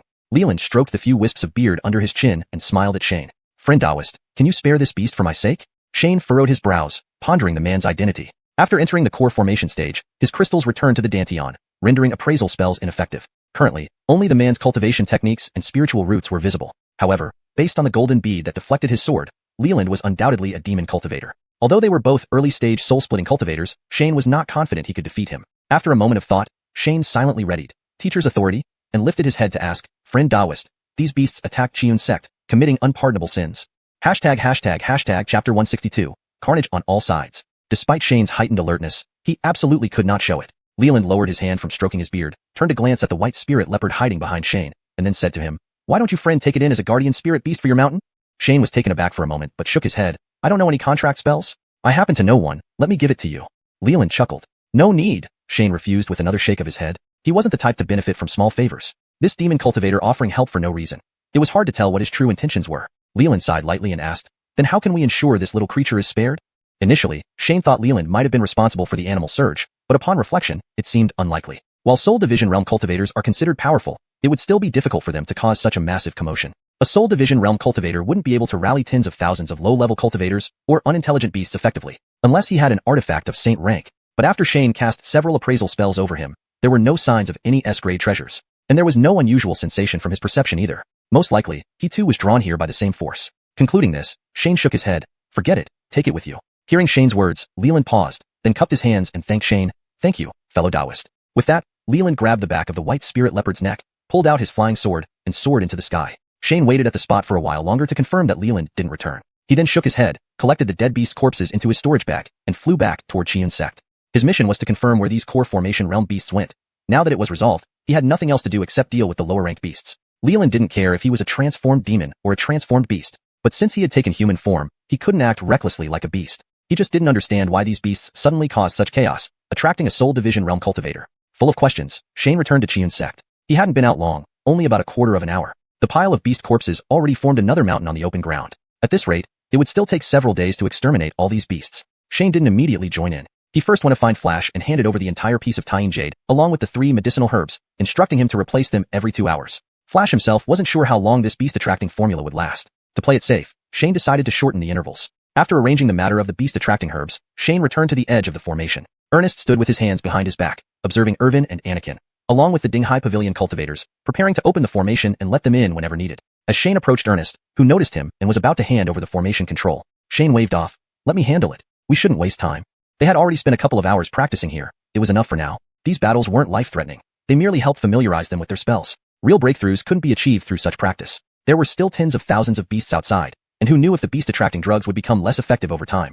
The sooner he resolved the issue, the better. Shane resummoned his flying boat and flew outward. The beasts outside had been fighting humans for a while, and were already somewhat edgy. Seeing someone appear, many immediately released countless spells towards Shane. Shane flew higher to dodge most of the spells, then summoned a defensive spell to block the rest. Glancing down, he saw Anakin and Irvin far away where there were fewer beasts, while the liquid condensation cultivators from Dinghai Pavilion were further out, hunting solitary beasts. Thus, he began casting spells while controlling the flying boat. Only at the Soul Division realm could one truly multitask, operating a flying vehicle and casting spells simultaneously. Lower realms could only focus on one thing at a time. In a blink, a fire lotus appeared in Shane's hand. Then, he casually tossed the fire lotus from the flying boat. Boom! The fire lotus landed among the beasts, exploding loudly. A huge mushroom cloud appeared. When the flames disappeared, within 100 meters, not only were there no beasts left, but even the grass and trees were gone. This single attack had eliminated at least 1,000 beasts. Even Shane was startled. Although the fire lotus spell was developed by him and Anakin, he hadn't anticipated the immense power when cast by a Soul Division realm cultivator. Luckily, he used the unidirectional version.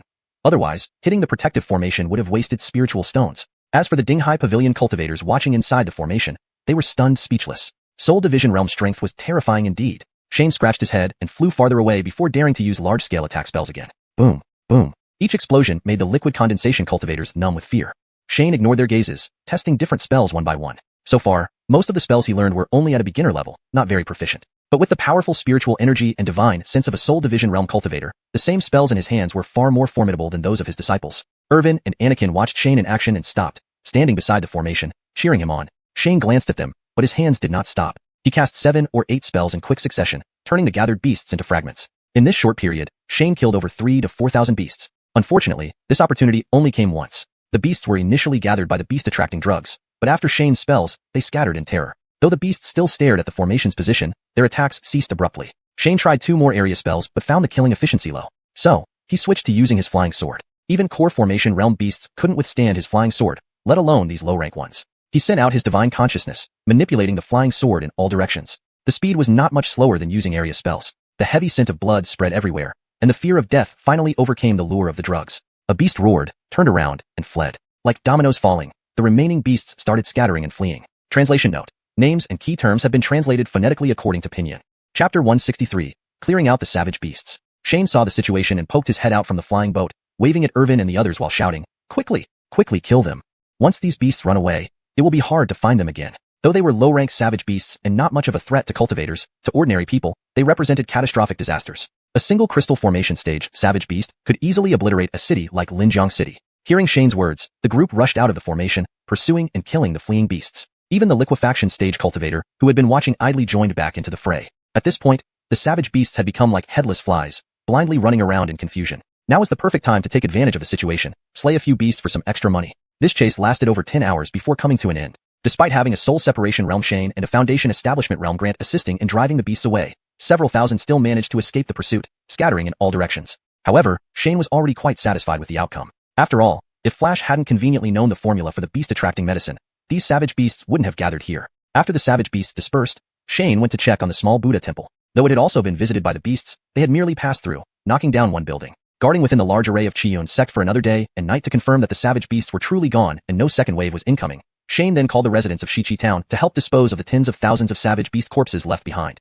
Otherwise, the more than 100 cultivators under Shane's command would never finish dealing with the bodies before they rotted. Their storage bags, no matter how spacious, couldn't contain so many corpses. The people of Shichi town, although unfamiliar with immortal masters, were far more aware of savage beasts. Given the proximity to the mountains, occasional stories of savage beast attacks were heard. Seeing the numerous corpses outside xiuxian sect now, everyone was shocked and expressed deep gratitude towards Shane. After the attack, many had sneaked back to Shichi town to see for themselves. The town was now in ruins. If Shane hadn't notified and evacuated them to xiuxian sect, they would likely share the same fate as the town. With Shichi town destroyed, these people were without a place to go, so Shane simply allowed them to reside in the new town. It was originally intended for ordinary people and suited the current situation. They didn't need to change its name, it would still be called Shichi town. Moreover, they didn't need to return to farming near Suo River. Staying around xiuxian sect was the best option. Some continued growing ordinary crops, while others helped cultivate spiritual herbs for xiuxian sect, a win-win arrangement. The fields for spiritual herbs were yet to be tilled, but ordinary crops weren't urgent either. Shane distributed 8 gold beans among his followers, effectively employing them to handle the savage beast corpses. Although these beasts looked massive, only a fraction of them contained valuable materials.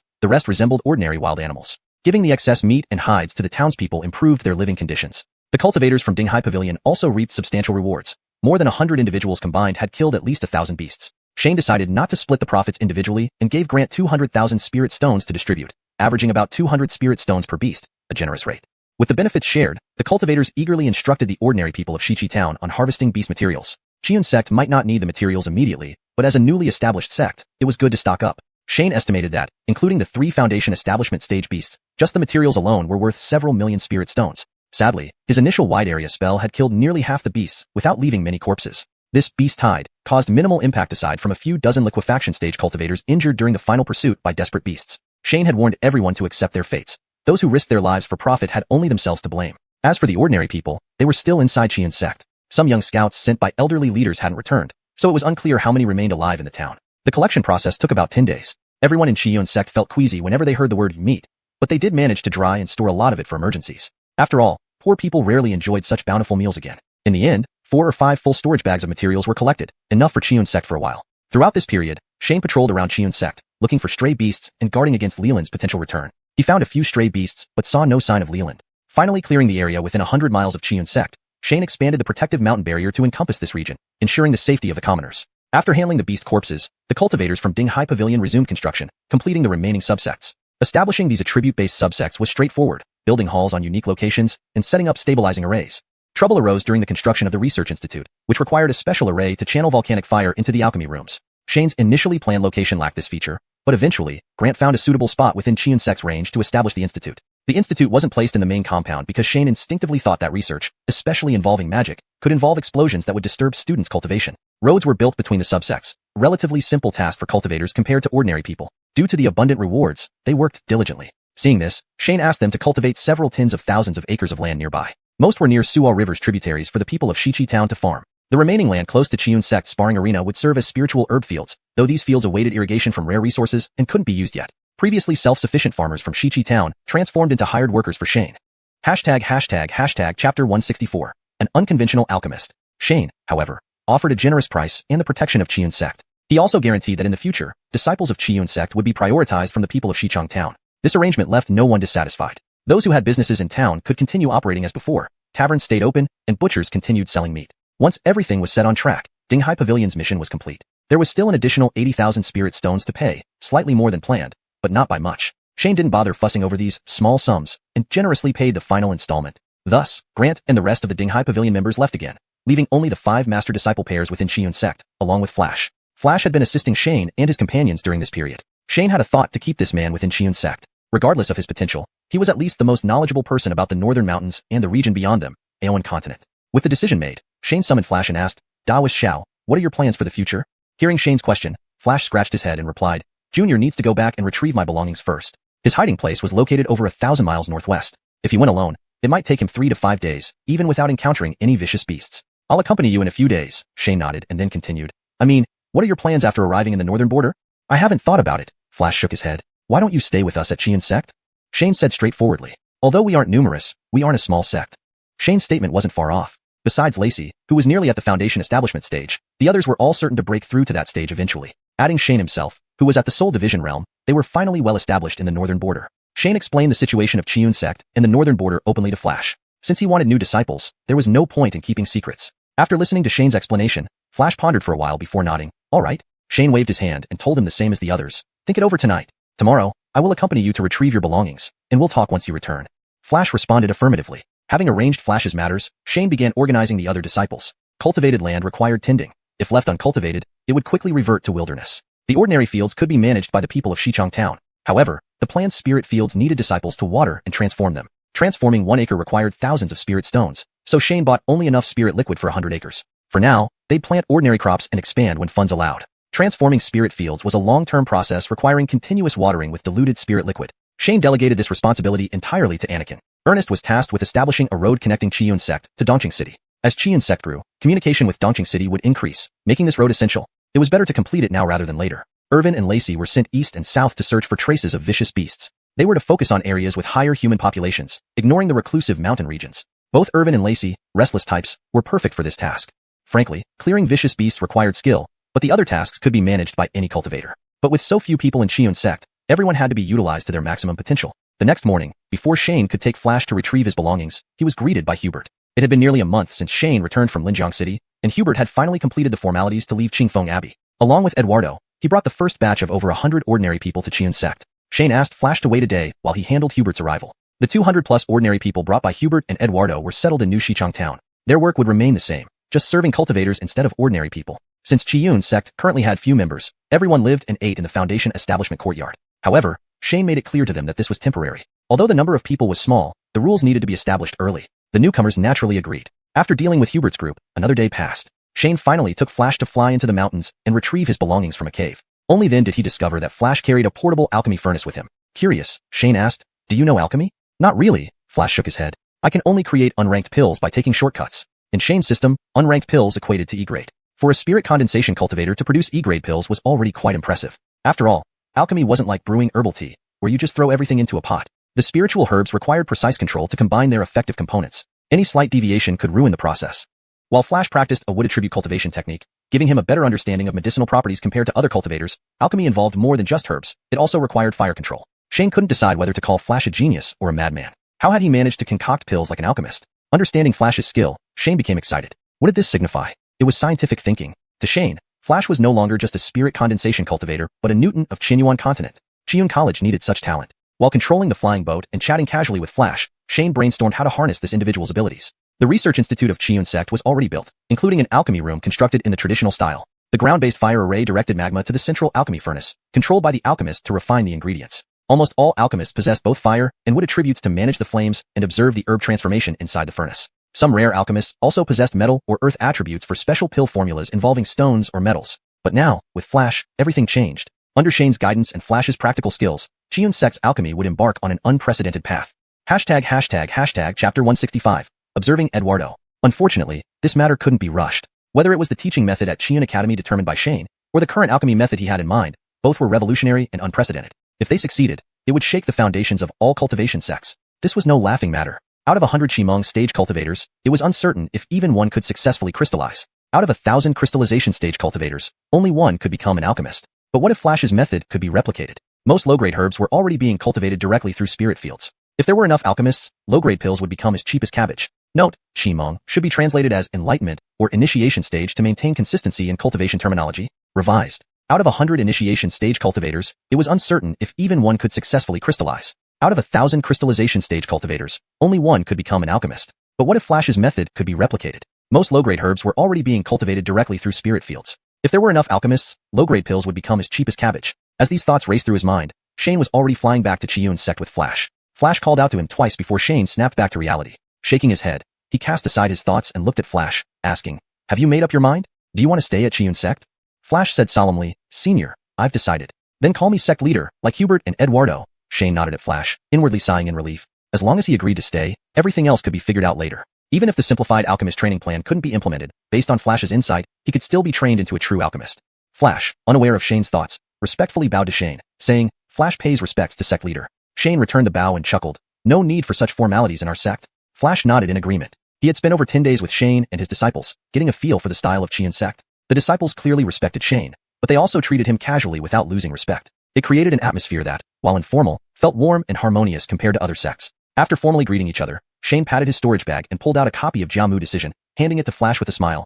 "I don't have much to offer, so here's a cultivation technique for you to practice." Flash accepted it, glanced down, and was about to say that he was already practicing this technique when Shane continued, "Take a look first." So he lowered his head again, flipping through a couple of pages. "Holy crap, this is the Jiamu Decision I'm learning? Compared to this, my previous study was just for fun." After quickly flipping through the book, Flash tucked it away, preparing to bow, but he felt a surge of spiritual energy pressing down on him, preventing him from bending. Shane retracted the released spiritual energy and shook his head. "I told you, we don't do formalities in our sect." A D-grade cultivation technique cost 30 system points, which Shane didn't even bother keeping track of. He simply materialized one. After all, this technique would eventually spread throughout the northern region, so one more copy wouldn't matter. Seeing Flash scratching his head, Shane laughed. "Go on, we can discuss other matters in a few days." "Sect leader, I'll take my leave then." Flash nodded slightly and hurried off. With a cultivation technique that would definitely boost his abilities in his pocket, anyone would be eager. Once Flash left, Shane returned to his room and sent out his divine sense towards Xiuxian town. Since Hubert and the others had just arrived yesterday and hadn't settled in yet, Shane had nothing better to do than check on them. His divine sense found Hubert easily in a small courtyard, drinking tea with Eduardo. They didn't seem to be helping anyone settle in at all. Shane didn't disturb them, letting his divine sense hover nearby, listening to their conversation. When recruiting Hubert, Shane wondered whether bringing Eduardo along was Hubert's idea or Eduardo's own wish. While the outcome was the same, the implications were vastly different. If Hubert suggested it, it showed loyalty to an old friend. If Eduardo suggested it, it revealed deeper intentions. The two crystallization stage cultivators were blissfully unaware of Shane's presence as they sipped tea and chatted idly. Shane listened patiently. After a while, Eduardo put down his teacup and said with a bitter smile, "Lou, why did you insist on dragging me along?" "I think sect leader is decent." Hubert also put down his teacup, explaining, "Now that you've broken through to crystallization stage, don't you want to advance further?" "Who wouldn't? But given my talent, reaching crystallization stage was already lucky. As for breaking through to the core formation stage," Eduardo shook his head and trailed off. Hubert smiled. "That's why I brought you to Qiuxian's sect. Remember when you broke through? Irvin broke through too. Have you seen what level he's at now?" They had been shocked to see Anakin and Irvin yesterday. Only half a year. Irvin had advanced from the liquid condensation stage to peak core formation, almost stepping into core formation stage. Anakin was even more extraordinary, having advanced from the chi gathering stage. There was only one explanation. Master Shane's teaching abilities were truly remarkable. Originally, Hubert was somewhat anxious about joining Qiuxian's sect, but seeing Anakin and Irvin erased those worries. Even if sect leader couldn't teach him like his personal disciples, just a little bit of guidance would make the core formation stage achievable. Eduardo sighed after hearing Hubert, but sect leader only spoke to us briefly yesterday and hasn't made any other arrangements. Eduardo's thoughts mirrored Hubert's, but Shane had recruited Hubert, not him. He felt like an added bonus. What's the worst that could happen compared to Qingfeng Daoist temple? Hubert shook his head and lifted his teacup again. "You're right," Eduardo conceded, no longer discussing it. At worst, it would be similar to before, left to fend for himself. Shane's divine sense, having listened to their conversation, flew back inside. Both had a good mindset and no ulterior motives, especially Eduardo. Although Shane hadn't interacted much with him, their conversation revealed he wasn't a bad person. After all, if he could be friends with Hubert, he couldn't be that bad. Regarding Eduardo's role, Shane had already made up his mind. He would appoint Eduardo as the dean of the Enlightenment branch. This branch would be responsible for educating all disciples in fundamental knowledge before they undergo enlightenment. This position was somewhat unique. On one hand, every single disciple would pass through this branch under Eduardo's guidance. On the other hand, since the students at this stage were still ordinary people, it wasn't considered a high-ranking post. To Shane, Eduardo, with his middling status, was a perfect fit for this role. Having made the decision, Shane saw no need for further deliberation. He stepped out of his room and summoned his flying sword, heading toward Xiang town. It wasn't unimportant, as all disciples had to pass through his hands. But it wasn't crucial either, since he'd be teaching ordinary people. Assigning Eduardo, who was neither high nor low ranked, fit perfectly. Having decided, Shane stopped probing, stepped outside, summoned his flying sword, and flew toward Xiuxian town. Chapter 166, Enlightenment Academy. In the blink of an eye, Shane arrived at the courtyard where the two men were staying. Without knocking, he pushed open the door and walked in. Upon seeing Shane enter, the two quickly rose to their feet, intending to bow in greeting. Xiuxian sect doesn't have so many formalities. Shane waved them off as he sat down in a chair, then turned to Hubert and asked, "Have the ordinary people you brought been settled?" "Yes, sect leader, they have been settled." Hubert nodded toward Shane. "You two seem quite idle." Shane poured himself a cup of tea and sipped it before smiling. "Unlike me, who was born to be busy." Hubert knew this was just a joke and chuckled lightly. "Sect leader, that's because you are capable and diligent." Shane shook his head, glanced at the two and said, "I won't waste time with pleasantries. Since you both are willing to join, you will now be part of Xiuxian sect." "Yes." Hubert and Eduardo nodded together. Shane continued, "As you can see, Xiuxian sect is still in its early stages, and many things need to be sorted out. Your cultivation might need to be delayed for now." The two responded with a nod. Seeing no dissatisfaction on their faces, Shane inwardly approved. He then cast the identification spell on both of them again. Name, Hubert. Age, 119. Realm, initial crystallization. Insight, E. Spirit roots, fire, C. Wood, C.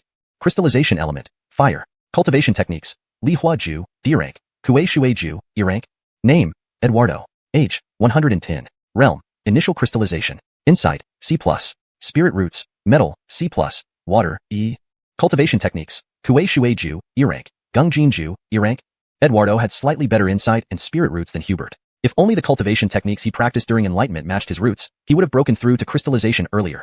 Unfortunately, while one's spirit roots could be detected, their specific attributes were unknown until gradually revealed through practice. No one else in this world except Shane could discern these details instantly. Seeing Shane silently contemplate, the two exchanged glances, feeling somewhat surprised. After reviewing their information, Shane pretended to take out 2 cultivation manuals from his storage bag and handed them over, saying, "Once you complete your crystallization, don't rush into practicing another technique. Let me review first."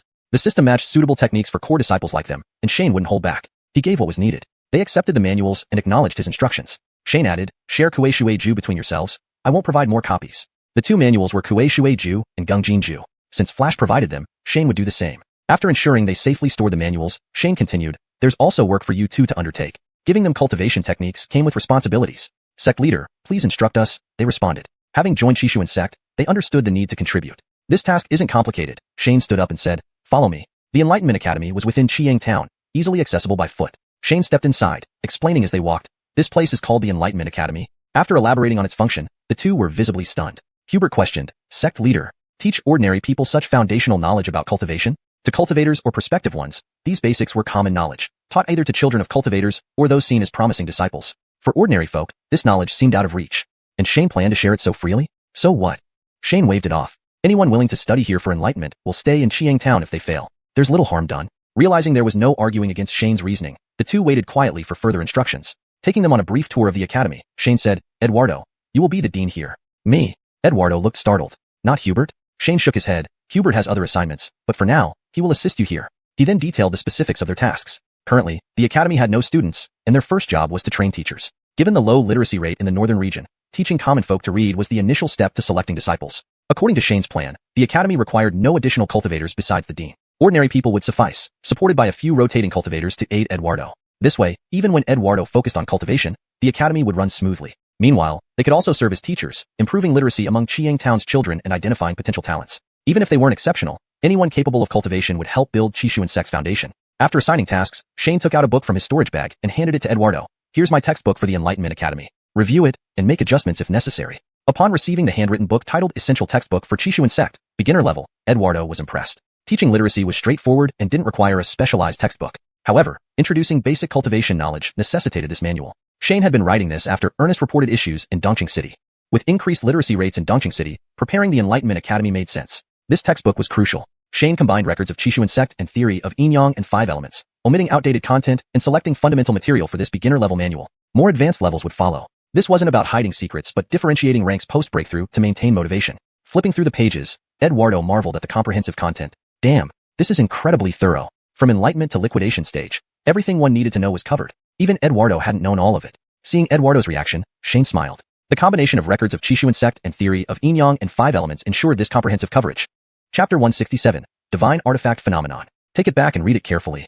Shane smiled at Eduardo. I'm still writing the intermediate and advanced versions. Once done, I'll let you see them too. According to his plan, the intermediate version was for cultivators after the enlightenment stage, while the advanced version was for those at the crystal formation stage. Eduardo and Stephen naturally had the qualification to read both. On the contrary, other disciples had already seen those two original books and didn't need to read them again. The only one who hadn't seen them was Flash. Shane planned to arrange him in the Enlightenment College. Once he understood alchemy matters better, he could assist with chores while continuing his studies. After assigning tasks to Stephen and Eduardo, Shane walked out of the Enlightenment College's gates only to see a streak of golden light soaring from the ground into the sky. Shane paused, then immediately summoned his flying sword and flew towards the golden light. The golden light wasn't far away, and in a blink, Shane arrived at the location. It was the now ruined old Xiang town. Amidst the rubble, a millstone-thick golden beam pointed straight to the sky. Nearby stood a group of ordinary townspeople from Xiang town, staring in shock. Shane landed next to the golden beam and looked up along its path. Fortunately, this area was within the protective mountain formation array of Xiuxian sect. The golden light rose over 10 miles high before hitting the great array and dispersing significantly, with only a few rays escaping. Otherwise, if only considering the ground's golden light, it might have shot over 100 miles high. Shane summoned the yin-yang brush and raised his hand to write a confinement character toward the golden light. As soon as the character appeared, it transformed into a pale black light sphere, resembling a giant bubble, which flew toward the golden light and quickly formed a hemisphere enclosing the light. The golden light collided with the light sphere, causing it to shake intensely but eventually stabilized after some time. Ultimately, only faint rays escaped from the sphere, drifting a few feet before vanishing. Once assured the golden light wouldn't spread too far, Shane sighed in relief. If this continued, who knew what kind of higher-ups it might attract? Hiding the golden light, Shane turned around to look at the townspeople. They were gathered in a circle, seemingly around something. Seeing Shane land and use his cultivation technique, no one dared to interrupt. Only when he turned did someone approach. It was Gao Ellis. Gao Ellis bowed respectfully to Shane, pointing behind him without much ceremony, saying, Taoist Ellis, please help take a look. What happened? Shane followed Gao Ellis's finger direction while asking, what's going on? Gao Ellis smiled bitterly. I don't know either. Shane saw that these people were surrounding two young men. One was tall and thin, the other short and fat, lying side by side like the fat and skinny monks. His appraisal skill revealed nothing, so he summoned a thread of spiritual energy toward the fat monk. As a soul division realm expert, his spiritual energy was extremely refined. Even a single thread might be too much for an ordinary person to bear. He had to carefully input the energy bit by bit. Shane controlled the needle-sized thread of spiritual energy, circulating it inside the fat monk, finding no injury, only that he had been stunned. He withdrew the energy and concentrated it into a fine needle, gently pricking the man's philtrum. The fat monk groaned and opened his eyes. Seeing the fat monk awake, Shane checked the skinny monk similarly, reviving him in the same manner. When both were awake, Shane wiped sweat from his forehead. This meticulous work was more exhausting than fighting. Noticing the abnormality, the disciples gradually arrived but, seeing Shane working, kept their distance and watched from afar. Breathing heavily, Shane glanced at the disciples before turning to Gao Ellis. Tell me, what happened? How did things get so intense? Gao Ellis explained slowly. Turns out, though the people of Xiang Town had moved into new homes, many of their belongings had been relocated by Ernest and others. But having lived through hardships, they wanted to sift through the ruins for useful items. Also, village elders wished to recover remains of the deceased. Thus, Gao Ellis led a team to excavate the ruins. This was their third day of excavation, nothing unusual, hence no one had informed Shane. But today, during digging, an incident occurred. While digging, the fat and skinny monks struck something, unleashing a burst of golden light that knocked them out instantly. The crowd had just pulled the unconscious monks aside when Shane arrived. I understand, Shane nodded to Gao Ellis. Take everyone back and don't come here temporarily until I finish handling this. Gao Ellis nodded, realizing such extraordinary phenomena were beyond the capabilities of ordinary people. Once the monks recovered slightly, he took the townspeople away. With the ordinary people gone, Shane turned back to the golden light on the ground, frowning. Given the intensity of the escaping light, who knows what it could be? Uncertain whether to dig further, Shane turned to Ernest. Ernest, understanding why Shane looked at him, pondered for a moment before stepping forward. Master, our ancestor couldn't identify it either. Fine. Even the transformative spirit realm elder is clueless. It falls to me. Shane cautiously approached, casting an appraisal skill towards the center of the golden light. Then his expression froze. Dragonbone remains, S-class. Damn, this is a saint-rank phenomenon. Composing himself, Shane stepped back and waved off the others, scattered. It's just a luminous earth-rank material. It's only earth-rank. I thought it was something special. Anakin scratched his head and left. Whatever, Irvin shrugged, walking away with Yasmin. Stephen and Eduardo, wise and experienced, sensing Shane's reluctance to explain, simply exchanged glances and departed. Flash was either deep in practice or lagging behind. Ernest, about to leave, caught Shane's glance and paused. Once everyone left, Shane whispered to Ernest, quickly ask Senior Xia how to eliminate a saint-rank phenomenon. Inside the ancient jade, Jack trembled upon hearing Shane. Good grief. Please stop scaring me. I've only met you guys half a year. Yet my life feels more exciting than my previous 2,000 years. Saint-rank phenomena twice now. No, 3 times. The last one when the divine artifact emerged was likely you're doing too. This translation maintains the paragraph structure, style, and tone of the original Chinese text, ensuring coherence and natural English flow.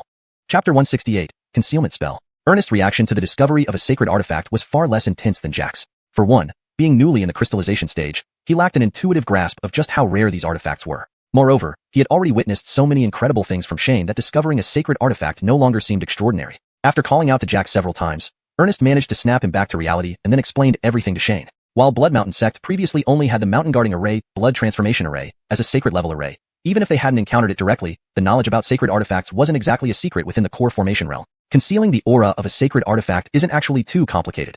All that's needed is a concealment array. This isn't like when a sacred artifact appears, but rather a layer of anomaly covering the sacred artifact. It's similar to the situation where Shane planned to teach his disciples a sacred level technique. However, sacred level techniques are rarer than other sacred artifacts. If he started explaining, the resulting sacred words would be beyond what an ordinary array could withstand. Even other saints might detect it. If one were a saint speaking sacred words, it wouldn't be an issue, but for someone like Shane, the outcome would be predictable. Shane listened to Ernest's explanation, then searched through his system for a D-grade concealment technique called Hidden Edge Secret Art, learning it on the spot. The yellow rank technique wasn't overly complex, and after reviewing it a few times, Shane's understanding went from 0 to adequate, allowing him to use it. Shane then cast Hidden Edge over the golden light on the ground. The golden light flickered once inside the light barrier and vanished. Seeing that Hidden Edge worked, Shane breathed a sigh of relief.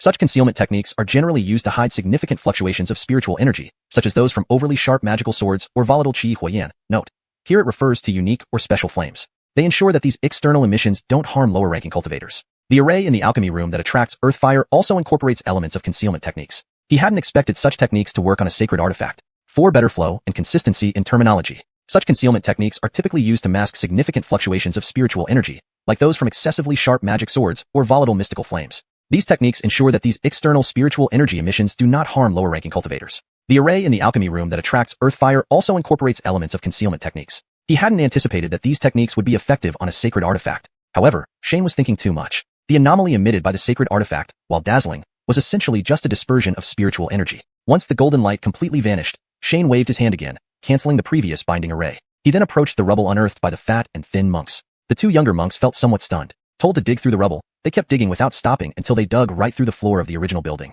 Now, a square-foot opening was visible, revealing something palm-sized about half a foot below the floor. Shane used another appraisal skill. Just like before, dragon bone remains, S-rank. The exposed fragment of the skeleton was as white as jade, with a faint crystalline luster, clearly not ordinary. Ordinary people had been digging for quite some time, and managed to excavate just a small piece. But for Shane, it was much easier. Raising his right hand toward the bone fragment, he extended his spirit force along it, gradually spreading outward. The surrounding soil was lifted by an invisible force and tossed aside. Within a few breaths, the entire section of dragon bone was revealed. This single section of bone was roughly the size of a millstone, about 2 feet thick, resembling a spinal vertebra. Not daring to probe recklessly with spirit force, Shane carefully continued searching around the bone underground. After confirming that this was the only piece, he jumped next to the bone, preparing to lift it out of the hole. With a slight effort, however, it didn't budge. Shane was startled. Although he had no body strengthening techniques, reaching the soul division stage meant his strength could move thousands of pounds. Yet this piece of bone wouldn't shift at all. A segment this large probably weighed tens of thousands of pounds. Infusing spirit force into his feet, Shane finally managed to carry the bone onto the flat ground. A crackling sound echoed as he placed the bone on the floor tiles, which immediately cracked under the weight. Shane brushed off dirt and stepped back, inspecting the dragon bone. He vaguely remembered that a 10-meter-long python spine on Blue Star was only slightly thicker than a teacup. Yet this segment, about the size of a millstone,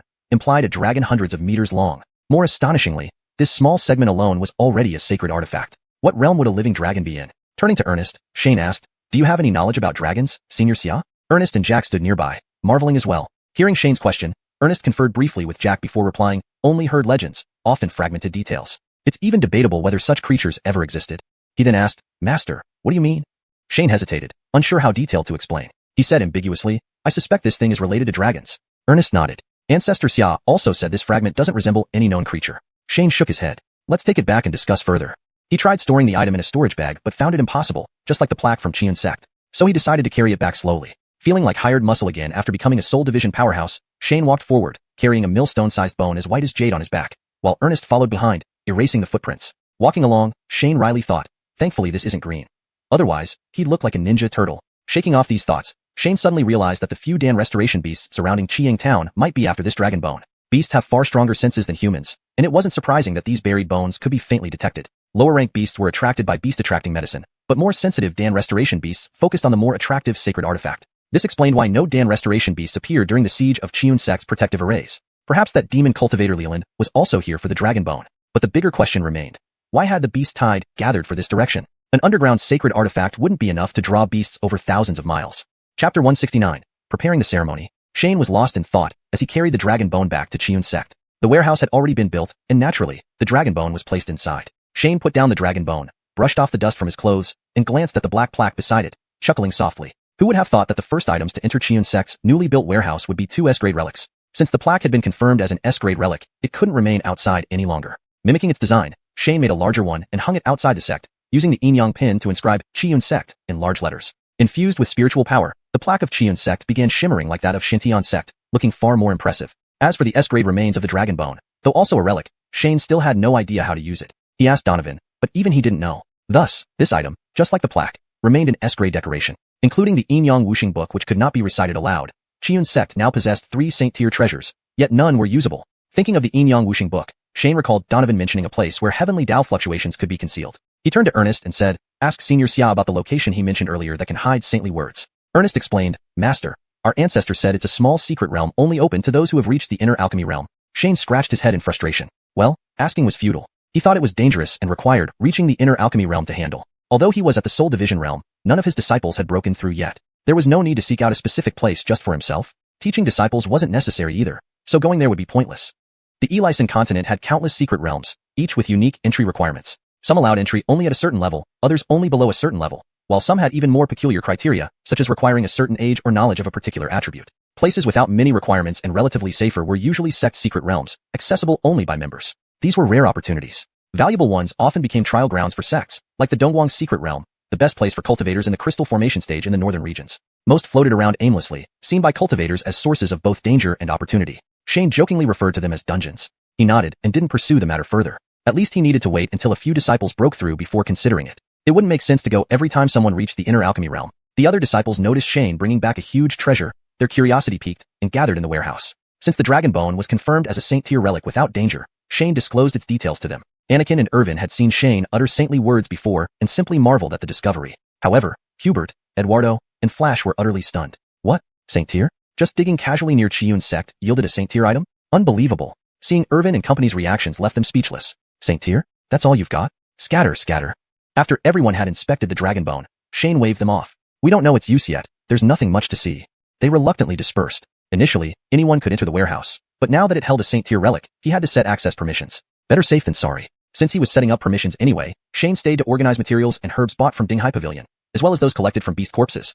When purchasing the mountain guarding formation, Dinghai Pavilion provided several jade plaques engraved with Xiuxian, but since Xiuxian sect didn't need them immediately, Shane hadn't distributed them. Having adjusted the warehouse, it was time to address permissions. Thinking about Hubert and the others joining without a formal ceremony, he decided to combine these matters. Walking out of the warehouse, Shane headed to Hubert's courtyard. His disciples' daily tasks didn't take much time, so they were resting in their respective courtyards. Hubert prepared to stand up as Shane entered, but Shane waved him down. Sitting down himself, Shane then inquired about initiation ceremonies. Xiuxian sect had never organized anything formal before, neither when Howell found Shane nor when Shane brought back Irvin. Though Shane detested formalities on Earth, they would be essential if more disciples joined, both for a sense of belonging and as motivation for younger disciples. Hubert, despite participating in Qingfeng Temple's initiation a century ago, attended subsequent ceremonies as a disciple and remembered them well. Sect Master. An initiation involves worshipping heaven and earth, ancestors, and the sect master. Each sect does these steps differently, he explained and described Qingfeng Temple ceremony. Shane listened quietly before saying, "These steps sound reasonable, but I need to think more about specifics." After chatting with Hubert a bit, Shane returned to his room, pondering how to establish a permanent initiation ritual.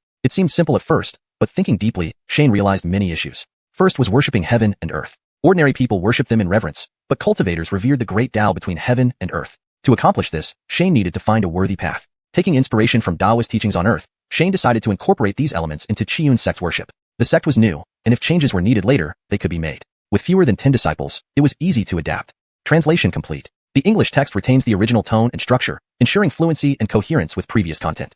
Hashtag chapter 170, Yin-Yang and the 5 elements. As soon as he thought of it, Shane started to act. Shane found a blank sheet of paper and began drawing. The first thing that came to his mind was, naturally, the most famous Taiji diagram. The Taiji diagram, with its interlocking yin and yang, is imbued with profound philosophical thought, making it an ideal representation of the Great Way. Shane first drew the Taiji symbol on the paper. After some thought, he wrote the 5 characters for metal, water, wood, fire, and earth around it and then added lines to represent their generative and overcoming relationships. The theory of the 5 elements is the foundation of cultivation on Xuanhuan continent. With an S-grade book of yin-yang and the 5 elements in hand, integrating these elements into the drawing seemed like a feasible idea. Around the outer edge of this design, Shane used lines of varying lengths to draw the shape of the 8 trigrams, bagua. Heaven and earth, water and fire, wind and thunder, marsh and mountain are arranged opposite each other. The 8 trigrams are essentially an evolution of the 5 elements, incorporating the philosophy of the 5 elements themselves.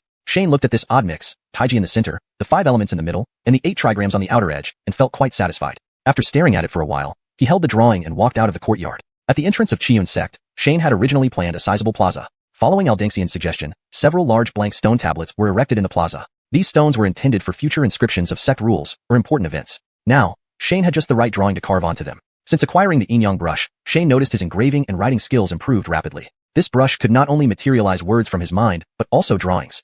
Shane took out the yin-yang brush and imagined the pattern he had just drawn, gently tapping it against the central stone tablet. A huge Taiji, 5 elements, and bagua diagram appeared before him. Shane controlled the brush, pushing the image onto the stone tablet.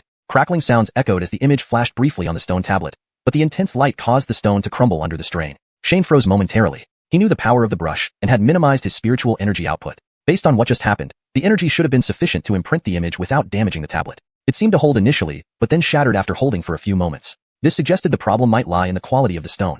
With this thought, Shane headed to the warehouse, retrieving a piece of stone. Mist gray stone, rated E grade.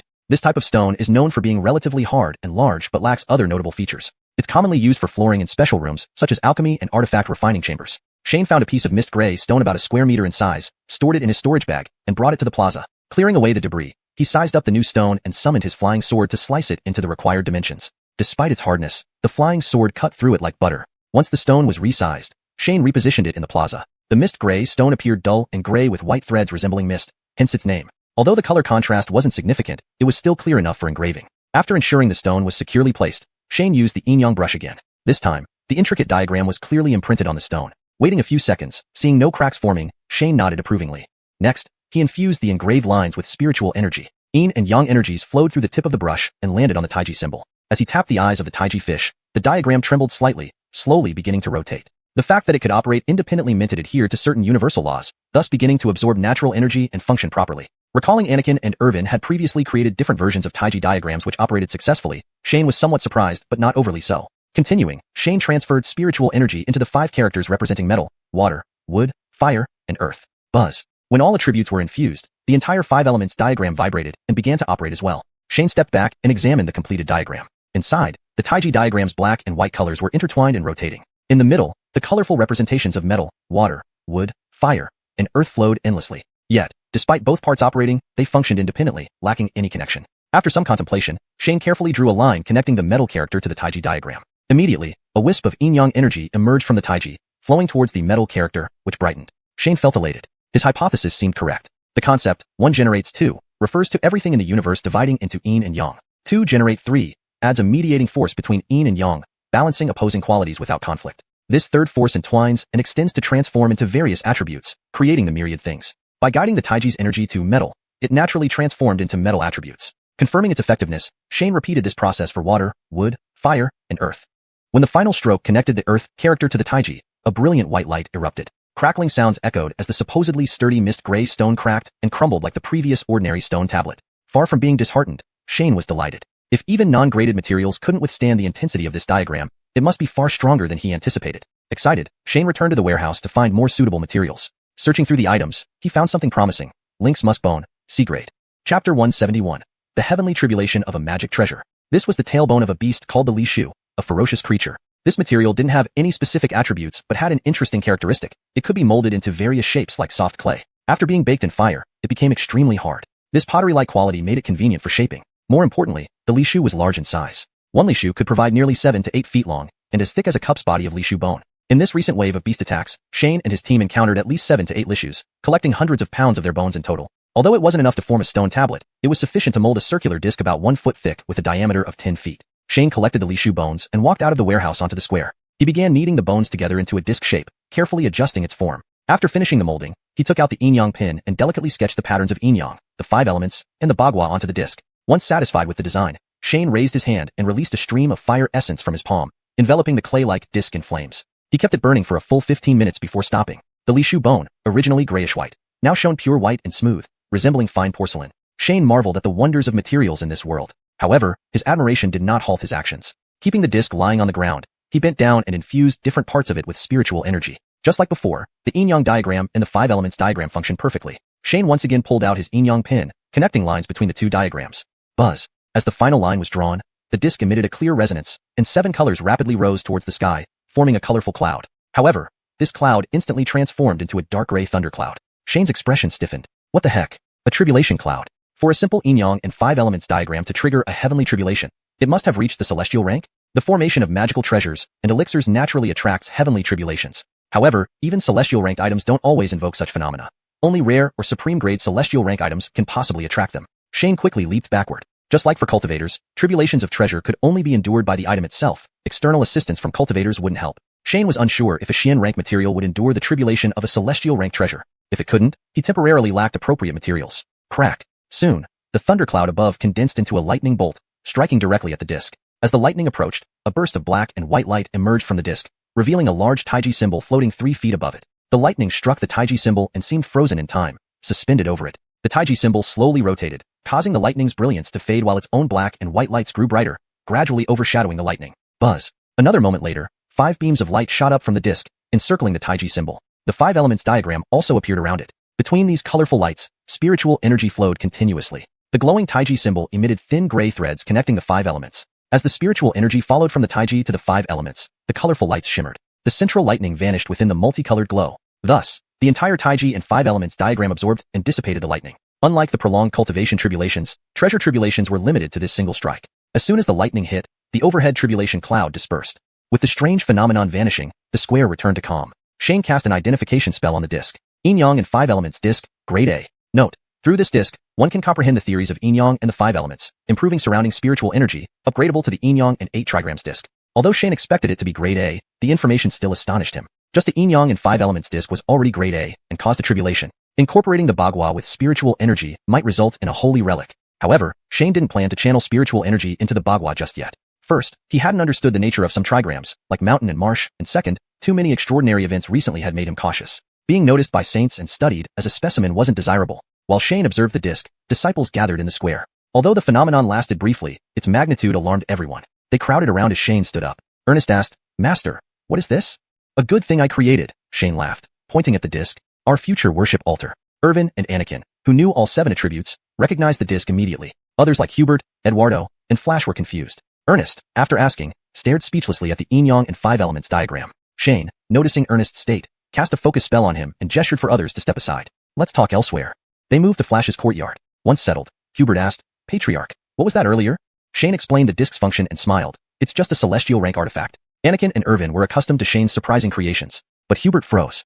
"Celestial rank? Artifact? How could you pair these terms? Earlier, you were discussing worship rituals with me, and now, in just a short while, you've created a ritual altar? Discovering a saint-rank dragonbone today, then casually crafting a celestial rank treasure? Are you serious? Who is worshipping whom here? Please let me know if you need further revisions or adjustments."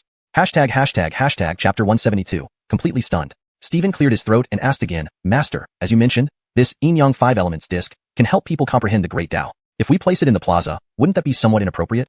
Shane was taken aback for a moment. Indeed. Although the initiation ceremony is held on the plaza, it wouldn't be suitable to display this yin-yang 5 elements disc there. After all, the plaza isn't only frequented by our disciples, but also by other cultivators who visit. While Shane didn't care much about outsiders learning about these secrets, it would still not be appropriate if everyone could see it. It was important to retain some exclusivity for xiuxian sect's disciples. If anyone could view it, why would they join xiuxian sect? After considering this, Shane nodded at Stephen. "You have a point. We'll keep the original in the Taoist temple and place a replica in the plaza. As long as the connecting lines were removed, preventing the taiji and 5 elements from functioning properly, it would suffice. The real yin-yang 5 elements disc could then serve as a reward for outstanding disciples." The small Buddha temple was initially intended by Shane to be used as an ancestral hall, so placing this magical treasure inside seemed fitting. Seeing that Shane accepted his suggestion, Stephen nodded approvingly. Although the master occasionally caused quite a stir, he wasn't dictatorial, which was ideal for the sect. With everyone present, Shane recounted his earlier discussion with Stephen. Among the conditions for the initiation ceremony, the most troublesome one was the worship of the great Tao. Since that issue was now resolved, everything else became simpler. Cultivators didn't typically emphasize auspicious days, so Shane set the date for the day after tomorrow.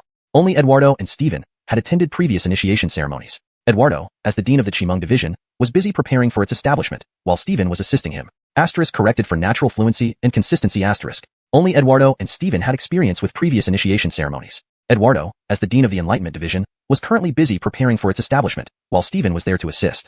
Thus, the preparations for the ceremony fell to Stephen, who accepted the task with a smile. For Shane, the remaining tasks were to replicate the yin-yang 5 elements disc and prepare portraits of past sect leaders. If anything else was needed, it could be obtained in Dongqing City. After chatting for a bit, Ernest finally finished meditating and came over. Shane greeted Bryce with a smile. "How was it? Did you gain a lot?" "Not bad," replied Ernest, his face beaming with joy. Though he hadn't achieved crystallization, His insights from observing the disc would save him several months of cultivation time. While Ernest was immersed in meditation, Jack, within the ancient jade, grew increasingly astonished as he studied the disc. It's the principle of the great Tao? And only 2 layers of the disc were operational. The outermost layer hadn't even been infused with spiritual energy. If activated, this disc would likely surpass the heavenly rank and reach the sacred rank. Stunned. Utterly stunned. Who is this Shane? Is he just pulling out sacred rank treasures like they're worthless? Do you need more disciples? Would you consider someone like me? Unfortunately, Jack was merely a remnant soul, struggling to maintain even his current state. Otherwise, this disc alone could propel him further in his path. With Ernest back, Shane returned to the plaza and stored the disc lying on the ground. Despite being a heavenly rank artifact that triggered tribulation lightning, it could still be stored in a spatial bag. Shane speculated that sacred rank treasures couldn't be stored due to their intense spiritual fluctuations.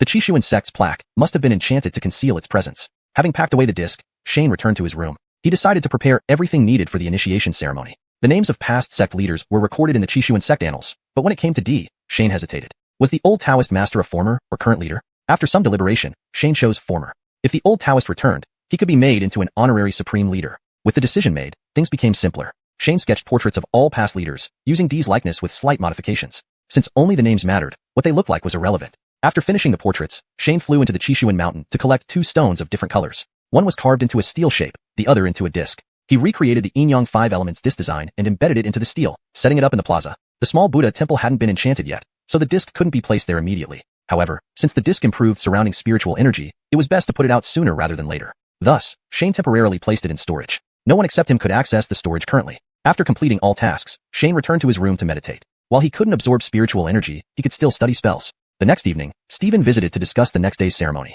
Shane handed over the stack of portraits for Stephen to hang up for worship. Flipping through the portraits, Stephen felt puzzled. Why did all these leaders look similar? Were they passing down leadership father to son? But their names suggested no such relation. Shaking off his confusion, Stephen focused on the upcoming event.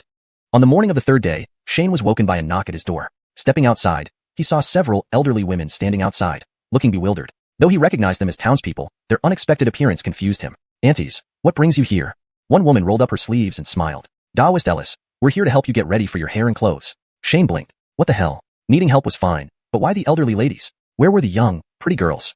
Hashtag chapter 173. Do not kneel before people. Despite his helplessness, Shane obediently endured being fussed over by a group of elderly women. He finally realized that these were the very women who helped brides get ready during weddings in the town. He had already clearly refused the cosmetics like rouge and lipstick. After being prepped, Shane finally stepped out of the courtyard. Everyone was involved in today's initiation ceremony, so only an ordinary person from Xiuxian town followed him to remind him what to do next. Even the officiant for the ceremony today was just an ordinary person. Shane walked to the square, where disciples had already lined up in the order of their initiation. Lu Daochuan, having prepared thoroughly, had even thought to provide new clothes for everyone. At this moment, Irvin, as Shane's senior disciple, stood at the front in a new outfit. Seeing Shane arrive, a burly man shouted loudly, "Pay homage to the sect leader." Everyone bowed deeply to Shane in unison. Shane bowed in return. Beside him, Little Shu whispered a reminder. "Master Ellis, you need to say a few words." Shane didn't speak about profound principles. He merely clasped his hands towards the disciples and said, "The future development of Qiyun sect will require all your efforts." "That is our duty," Hubert replied loudly. Others echoed after him. This ceremony could be considered a rehearsal, so everything was kept simple. When the burly man saw Shane finish speaking, he shouted again, "Offer sacrifices to heaven and earth." This time, Shane had to lead. He moved in front of Irvin, and someone handed him some incense. In front of the imitation yin-yang 5 elements disc, a censer had been set up, and behind it, several dozen cushions were placed. Shane frowned and quietly asked the young man beside him, "What are the cushions for?" The young man was taken aback. "Master Ellis, for the sacrifice." Shane gently shook his head, turned to look at the disciples, and announced loudly, "From now on, the first rule of Qiyun sect is, no kneeling before people." He then turned his gaze to the ordinary people from Xiuxian town, assisting with the ceremony, and added, "The first rule of Xiuxian town shall also be the same." Everyone froze in surprise. As cultivators, we revere heaven, earth, the Tao, our teachers, our fellow disciples, and our Tao companions. But, Shane paused dramatically before declaring firmly, "We do not kneel." Boom. As soon as Shane finished speaking, thunder suddenly rumbled across the clear sky. Not only were the others startled, but Shane himself jumped in shock, then became furious, pointing at the sky and shouting, "Even if you strike me dead, I will not kneel." Though he spoke bravely, Shane felt apprehensive and braced himself for the lightning strike he expected. However, after waiting for a while, there was no further unusual phenomenon besides that single clap of thunder. Shane then shook his head, laughed softly, lowered his raised hand, and looked at the disciples. "You see, I respect it but am not afraid of it, so it can't do anything." Having made his point, he lit the incense in his hand and led the disciples in bowing respectfully before the yin-yang 5 elements disc. After the offering to heaven and earth, they turned to honor the portraits of previous sect leaders hanging nearby. Again, Shane led the disciples in bowing. Finally, Shane stood there waiting for each disciple to greet him. Since he had declared that they should not kneel, naturally, none of them did. Led by Irvin, each disciple bowed to Shane. and Shane returned each bow. After the greetings, Shane handed each disciple a sect token. Apart from accessing Xiuxian sect's protective formation, these tokens had no other special uses. Since strict rules were being established, Shane would not allow free access to the storage. Resources would henceforth be acquired by contributing to the sect, earning points, and redeeming items using those points. As the sect leader, giving extra rewards was still within his authority. Next, in the initiation ceremony, disciples would typically meet their direct superiors. In the Xintian sect, these were called peak leaders, and in the future Qian Academy, they would be deans of various divisions. However, apart from the Qimengfenyan Enlightenment division, no deans had been appointed yet, so this step was skipped. The entire ceremony lasted only a short while, about as long as it takes for an incense stick to burn down. This time it was quicker because there were only 7 or 8 new disciples. In the future, with batches of dozens or even over 100 disciples, just the audience with the patriarch could take 1 to 2 hours. After the initiation ceremony concluded, Shane addressed the residents of Xiuxian town who had been watching, declaring loudly, "From now on, the people of Xiuxian town, even if you encounter cultivators, need only show respect and need not fear or kneel. If any cultivator from Qian sect asks you to kneel, report it directly to me." Shane glanced at his disciples, then added, "If outsiders ask you to kneel, Qian sect will stand up for you." Someone in the crowd shouted, "Thank you, Taoist Ellis." With this opening, more voices joined in gratitude. Shane waved at them. "The ceremony is over. Everyone can disperse." Once the townspeople had dispersed, he turned to his disciples with a smile. "Any questions?" Everyone shook their heads. Shane breathed a sigh of relief. It didn't matter much if the townspeople couldn't adjust. He wasn't inclined to press the issue. But these disciples were handpicked, and any doubts among them would complicate matters. So far, so good. Irvin, having followed him for years, was already accustomed to this approach. Anakin and Bryce were recently ordinary people and hadn't adopted the superior attitude common among cultivators. Flash, hailing from Awan continent, where both cultivators and commoners faced discrimination and oppression, lacked the mindset of hierarchical division. Hubert had already been practicing these principles since the Fragrant Hall days. Shane's main concern was Eduardo, but from his expression, he seemed to have no objections. Shane had arranged this initiation ceremony precisely for this moment. Having come from Earth, Shane had long grown accustomed to those values. Kneeling was simply beyond him. Since he couldn't do it, it contradicted many people's established beliefs. So what did he do? Encourage more people not to kneel. Now, establishing the Qian Academy meant leading by example with his values. Judging by how things went, his prior teachings had paid off, and the chosen disciples were reliable. At least no one voiced opposition. Shane smiled, waving them off. "That's all for today. You may all go." Hubert pondered a bit and asked, "Master, for future initiation ceremonies?" "Keep it like this," Shane nodded. The initiation ceremony finally concluded. Satisfied that the ceremony unfolded as intended, Shane felt accomplished. After a day's rest, he turned his attention back to the northwest. There was still one thing that needed investigating. Why those ferocious beasts had gathered and why they attacked Qiuxian sect. The entire ceremony lasted only about 15 minutes. With only 7 or 8 new disciples, it went quickly. In the future, with batches ranging from dozens to hundreds, meeting the sect leader alone might take a couple of hours. After the ceremony concluded, Shane looked at the onlooking townspeople and announced loudly, "From now on, the residents of Xiuxian town only need to show respect to cultivators. There's no need to fear or kneel before them. If any Qiuxian sect member forces you to kneel, report it to me directly." Shane glanced at his disciples and continued, "If anyone else makes you kneel, Qiuxian sect will stand by you." Someone in the crowd shouted gratefully, "Thank you, Master Ellis." Others soon joined in, expressing their gratitude. Shane waved at them. "The ceremony is over. You may all leave." Once the ordinary people dispersed, he turned to the disciples with a smile. "Any questions?"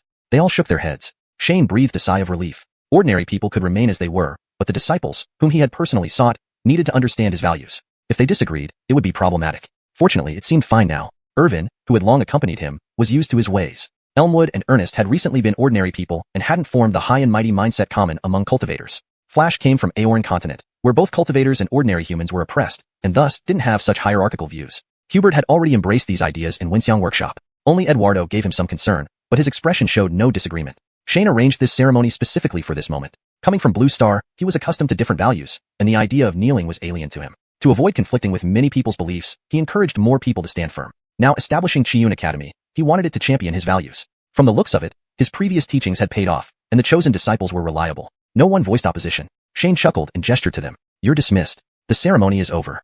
Hubert pondered and asked, "Sect leader, how should future initiation ceremonies proceed?" "All like this," Shane nodded. With this, the ceremony officially concluded. Seeing it unfold as he wished, Shane was satisfied. After a day's rest, Shane focused on the northwest direction, where something needed investigation. Why those fierce beasts gathered and why they attacked Qiuxian sect.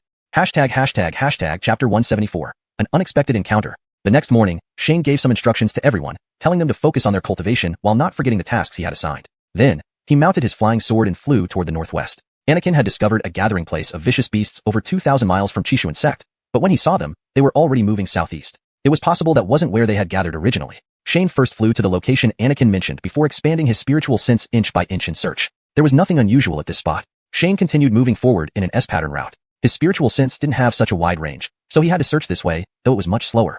After about 3 hours, he had only advanced less than 1,000 miles, but had searched a region nearly 200 miles wide. Due to the recent beast tide, the surrounding area was almost devoid of vicious beasts. The few that remained either hadn't been affected, or had returned after escaping. Since they weren't attacking Xiuxian sect, Shane didn't pay them any mind. With fewer vicious beasts, he started to worry about future training grounds for Xiuxian sect disciples. After continuing to fly for some time, Shane landed near a small stream for a brief rest. He washed his face with stream water, then caught a wild animal, built a campfire, and prepared to roast a wild rabbit. A soul-splitting realm expert could practically abstain from food, maintaining survival merely by absorbing the elemental energy around them. But Shane enjoyed good food and wouldn't neglect himself. Soon, the wild rabbit was roasted to perfection, sizzling and glistening with oil. Shane took seasoning from his storage bag and sprinkled it over the rabbit. Soon, the aroma spread. Shane removed the rabbit from the fire, held it close to his nose, sniffed it, and nodded approvingly. Just as he was about to take a bite, someone nearby spoke up.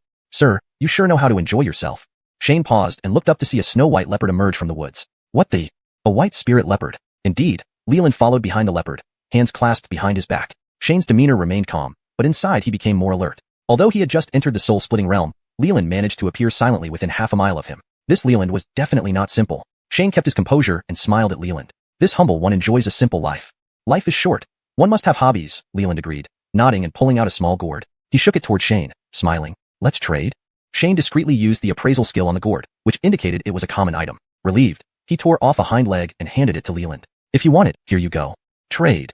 Leland chuckled, accepting the rabbit leg and handing over the gourd. Shane took the gourd and uncorked it. A mix of intense fruit and floral scents emerged, along with a faint hint of alcohol. Shane cast the appraisal skill again, still unable to identify it. Unless it was a ranked poison or drug, nothing could harm a soul-splitting realm expert. Confident the drink was harmless, he raised the gourd and took a sip. It tasted crisp with no alcoholic flavor but had a lingering fragrance. Ding. Host cannot enhance cultivation through elemental energy absorption. Shane froze. What kind of drink was this, capable of enhancing cultivation? Although it was neither graded nor ranked, it still showed the drink's unique quality.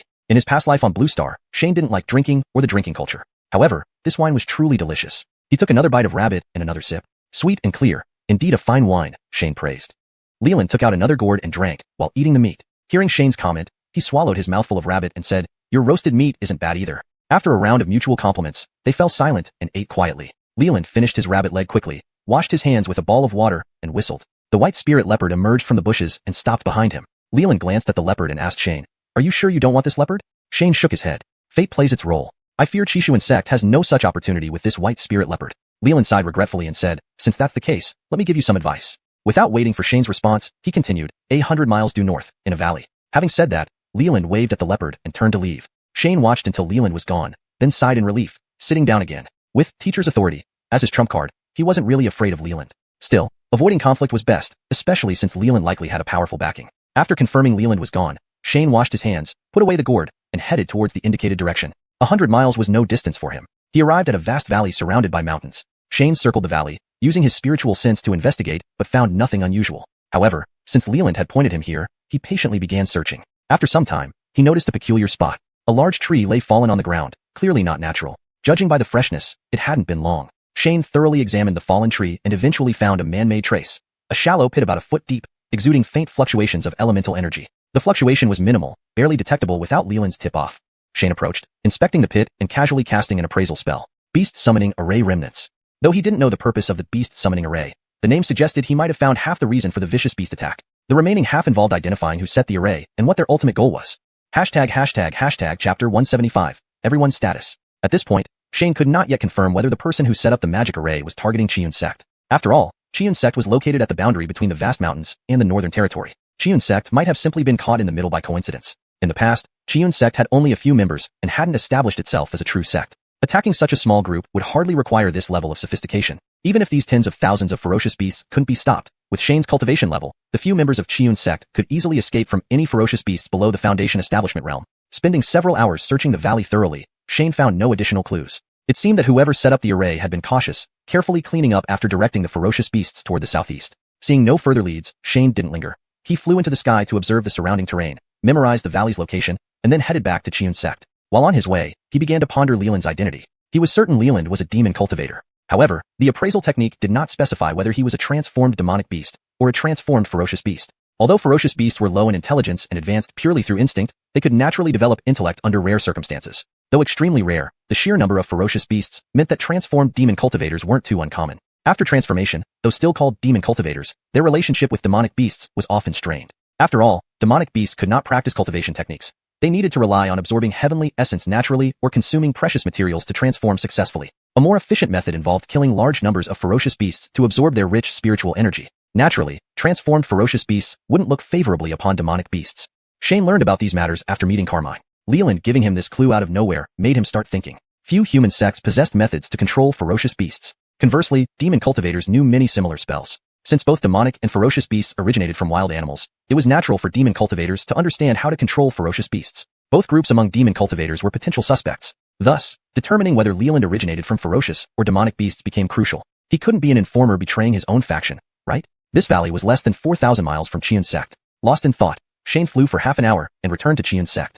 Upon landing, the disciples were gathered eating dinner. The ordinary people brought by Stephen had already started working, preparing meals for the disciples of Qian's sect. With fewer than 10 people at Qian's sect, most of the workers were stationed in Xiang town, preparing to open another fragrant smell shop there. Following Shane's teachings during the initiation ceremony, the disciples put his ideas into practice. Upon seeing him enter, everyone greeted him without standing up. Shane nodded approvingly, pulled over a stool, and sat down. Nubianian handed him a pair of chopsticks and a bowl. Shane ate a few bites casually before stopping. The others, not having reached the Foundation establishment realm, continued eating diligently. Even Carmine sat on a high chair, using spirit energy to manipulate the chopsticks and shovel food into its mouth. After finishing dinner and putting away their utensils, someone cleared the table and served tea. Only then did Stephen ask, "Sect Master, how did it go?" Everyone knew Shane had gone northwest in the morning to investigate the source of the beast tide. Now, after dinner, they were all curious. Shane briefly described discovering the traces of the magic array and his speculations, but omitted mentioning encountering Leland. His disciples were still in the crystal formation stage, and discussing soul separation matters might affect their cultivation. Ernest listened, lowered his head in thought, and then looked up, saying, "Master, it must be a transformation of spirit cultivator." Shane wasn't surprised, nodding in agreement. "I think so too, but I'm not sure about the target." Others had less exposure to high-level cultivators, but Ernest, influenced by Grandpa Jack, understood more. And this was likely what Jack had deduced. According to Jack, even if soul separation cultivators could use an array to attract these tens of thousands of ferocious beasts, controlling them would be beyond their capability. Shane added, looking at their expressions, "Don't worry. It's probably not targeted at us." Qian's sect wasn't valuable enough to warrant a transformation of spirit cultivator. Using such force against them would be like using a sledgehammer to crack a nut. Moreover, with only 4 Foundation establishment ferocious beasts among tens of thousands, the impact on cultivators would be minimal, leaving Shane puzzled due to the lack of clues. For now, he could only set aside this matter and inquire about the disciple situations. Recently, Nubianian, Ernest, and Irvin had progressed rapidly but had now slowed down. Still, compared to ordinary crystal formation cultivators, their pace remained astonishing. Carmine hadn't yet learned to read, and Shane didn't want to continue teaching it verbally. Meanwhile, Stephen, Eduardo, and Flash had shown rapid progress recently, likely reaching crystal formation within a dozen days. Inquiring about cultivation, Shane then checked on their respective tasks. Irrigating spirit fields and road construction were progressing steadily but wouldn't finish anytime soon. Irvin roamed widely, but most escaped ferocious beasts had returned to the mountains in the northwest. Ferocious beasts heading southeast had also settled. Shane had instructed that unless the beasts descended the mountains, they should be left alone. Thus, Irvin found no opportunities to act. Flash's sole task was to break through to the crystal formation stage. As for Stephen and Eduardo's teaching duties, they had some progress. Eduardo found 6 or 7 literate people in Xiang town and recruited them. Together with Stephen, they taught the town's children to read and write. ####Chapter 176, an old acquaintance visits. Unfortunately, the youngest of those who could read were already 27 or 28 years old, too old to start their formal education. Eventually, I can only find some herbs to improve their physical constitution and give them some subsidies. As for the appropriate age children in Xiuxian town, there are only 100 or so. The farmers in Xiuxian town have already started replanting crops on the reclaimed farmland. The xuanhuan continent has abundant spiritual energy, and the climate in the northern region is also favorable, allowing crops to be planted year-round. Farmers no longer pay much attention to seasons. However, they are unwilling to abandon the fields along Shuashui River just yet, which means they have to work both ends and are extremely busy. Who has time to take care of their children at home? When the townspeople heard that 2 immortals would be teaching the children to read and write along with providing lunch, they naturally agreed without hesitation. During the day, Bud and Hubert, led by the scholars, taught the children how to read and write. At night, the 2 studied the textbook written by Shane titled Xiuxian's Sect Required Textbook, while teaching the other scholars. Progress was decent, but it had only been a short time, and it was still too early to see any effects. On the contrary, Hubert and Bud had gained some insights through the book. Shane remembered that Flash hadn't read this book either, so he asked him to help Hubert and the others and finish reading the book as well. According to Shane's plan, his disciples would all have the opportunity to study the intermediate level of Xiuxian's Sect Required Textbook, although he had yet to complete writing it. These tasks couldn't be done overnight, so there was no point in rushing. Shane could only be patient, continuing to practice the few spells he had learned recently while drafting the next part of the tutorial. For the next half-month, nothing unusual happened. The fierce beasts remained quiet, guarding the mountains. Seeing this, Shane stopped sending Irvin out and instead left him with Carmine, entrusting both to Hubert and the others for teaching. Ironically, Carmine's literacy skills were barely better than those of children who had only been studying for a couple of months. The road to Dongqing City, under Ernest's efforts, had finally been completed. It took him less than a month to finish building over 1,000 miles of mountain roads, Even though most of his time was spent practicing cultivation, the crops in the fields along Shuashui River gradually matured, leading to a bountiful harvest in Xiuxian town. With more grain than the town could consume, the excess was transported along the newly built road to Dongqing City to exchange for necessities. Over 100 acres of spiritual fields, continuously irrigated by Anakin, were finally ready to grow spiritual herbs. Shane hired a dozen young men from the town, supervised by 2 elderly people, to manage the planting of these fields. Most of the land was used to cultivate spirit rice for future use by Xiuxian sect cultivators. A small portion was reserved for herbs that improved ordinary people's physical constitution, following the practices of other sections. Living in areas rich in spiritual energy and consuming spiritual herbs would naturally increase the chances of cultivating successfully. Shane certainly wouldn't be stingy here. After all, Xiuxian town was now part of Xiuxian sect. At this moment, Xiuxian sect welcomed a messenger, Randy. From the last major inter-sect competition, Randy had profited handsomely thanks to Xiuxian sect. Given his good relationship with the Xiuxian sect, Xintian sect dispatched him again to deliver a message. Since the disciples were not around, Shane had to greet him personally. Upon seeing Randy, Shane immediately cast an appraisal spell on him. Randy was still at the mid-crystallization stage, having not yet formed his 3rd crystal. Xintian sect disciple Randy pays respects to Senior Ellis, Randy greeted respectfully. Even if we disregard the great wealth Xiuxian sect bestowed upon me, the person before me is a high-ranking cultivator of the soul-splitting realm. Shane smiled warmly and replied, fellow Taoist one, given our relationship, there's no need for such formalities. I dare not. Randy bowed again before carefully explaining, Senior Ellis, I've come to deliver an invitation. Shane, hearing Randy's words, couldn't help but recall their conversation from last year. Didn't Randy say something similar last year? Shane snapped back to reality and chuckled, asking, what's the matter? To invite several senior brothers to visit the Dongguang secret realm, Randy pulled out 3 small jade tokens from his pocket and handed them over to Shane. Oh. Shane slapped his forehead. When? Shane wasn't very familiar with the Dongguang secret realm, and recent events kept him busy. If not for Randy's reminder, he might have forgotten. There was another reward from the inter-sect competition, May 1st.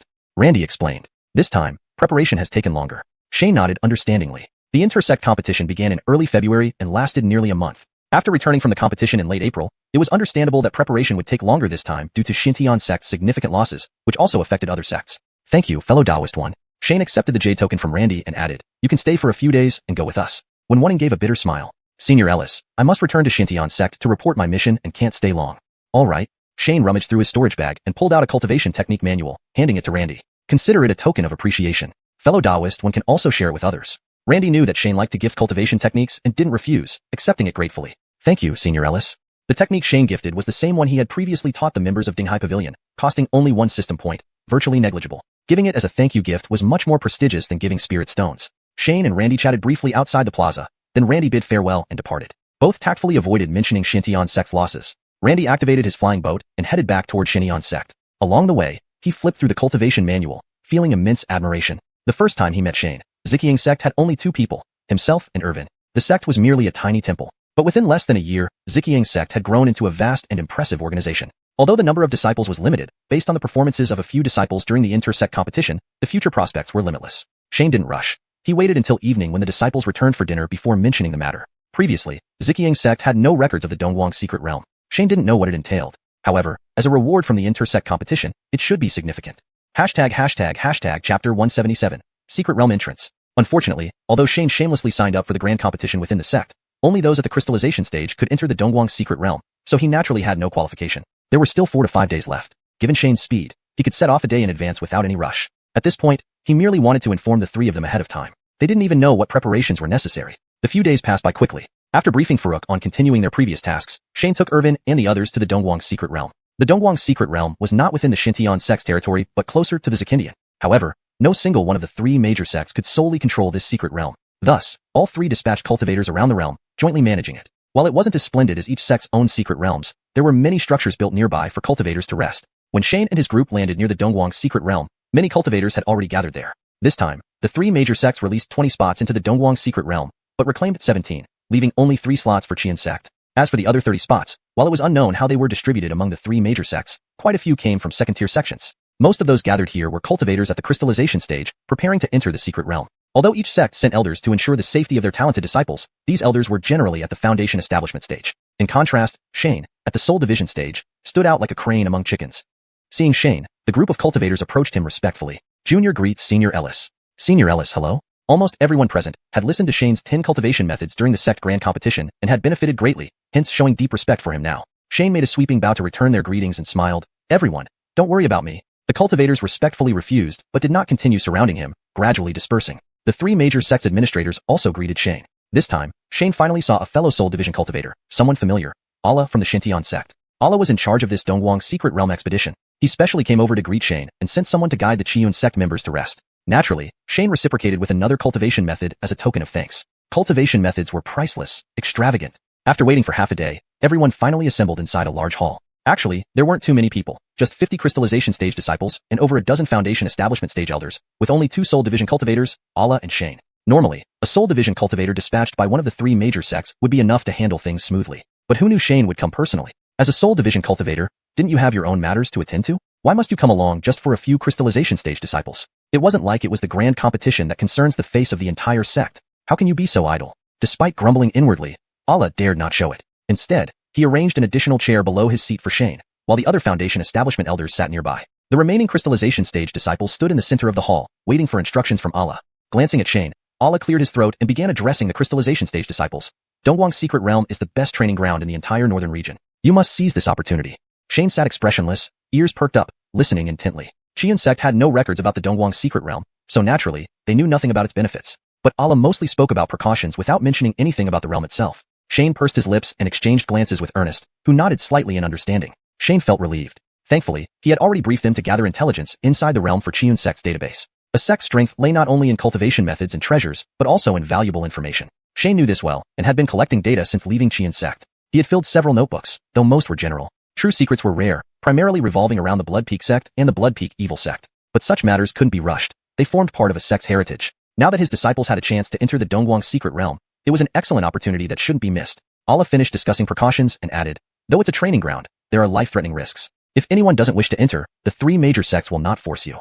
Seeing no one stepping back, he turned to Shane. Brother Ellis, do you have anything to say? Shane smiled politely and shook his head. What could he say? He didn't even know what this secret realm entailed. Should he wish them luck every year? Satisfied, Allah rose and waved his hand. Let's go. The entrance to the Dongguang secret realm was located in the courtyard behind the hall. Walking ahead were the crystallization stage cultivators, followed by Shane and the foundation establishment elders. In the courtyard, Shane saw a small square altar topped by an archway inscribed with Dongguang, much like the entrance archway to Xiuxian sect's mountain gate but smaller.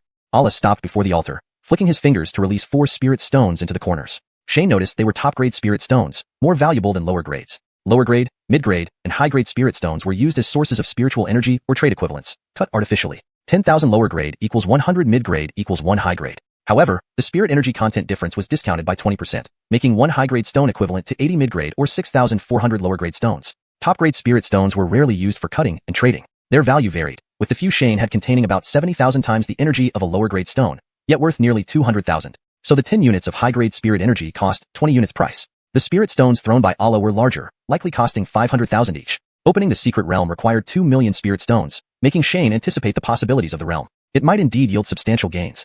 Chapter 178. Turning to Binang. As Allah inserted the spirit stone into the Eastern Guang Mystic Realms array, ripples appeared beneath the archway of the Mystic Realm. Behind this shimmering light screen, a new world emerged, but alas, it was shrouded in thick fog, making it difficult to see clearly from the outside. Allah waited until the entrance to the Mystic Realm stabilized before turning around and addressing the Crystal Formation disciples. You may enter now. Hearing Allah's words, the disciples did not hesitate, quickly entering the Mystic Realm one after another. The 3 from Qiun sect followed the crowd into the Mystic Realm as well. Once all 50 disciples had entered, the light screen flickered and turned into a white glow, obscuring the interior. Only then did Allah turn to look at the accompanying alchemy core cultivators, and said with a smile, fellow Taoists, the Mystic Realm trial will last for more than a month, or even several months. You may decide whether to stay here or not. Most sects had already been informed that it would take this long, and most were prepared to stay and cultivate while waiting for their disciples to emerge from the Mystic Realm. However, Qian sect only had Shane as a high-ranking cultivator, and he could not afford to wait here. He briefly chatted with Allah, handed over a pair of twin birth chirpers, and asked him to notify him when the Qian sect members came out. To ask someone for help naturally required offering some benefits.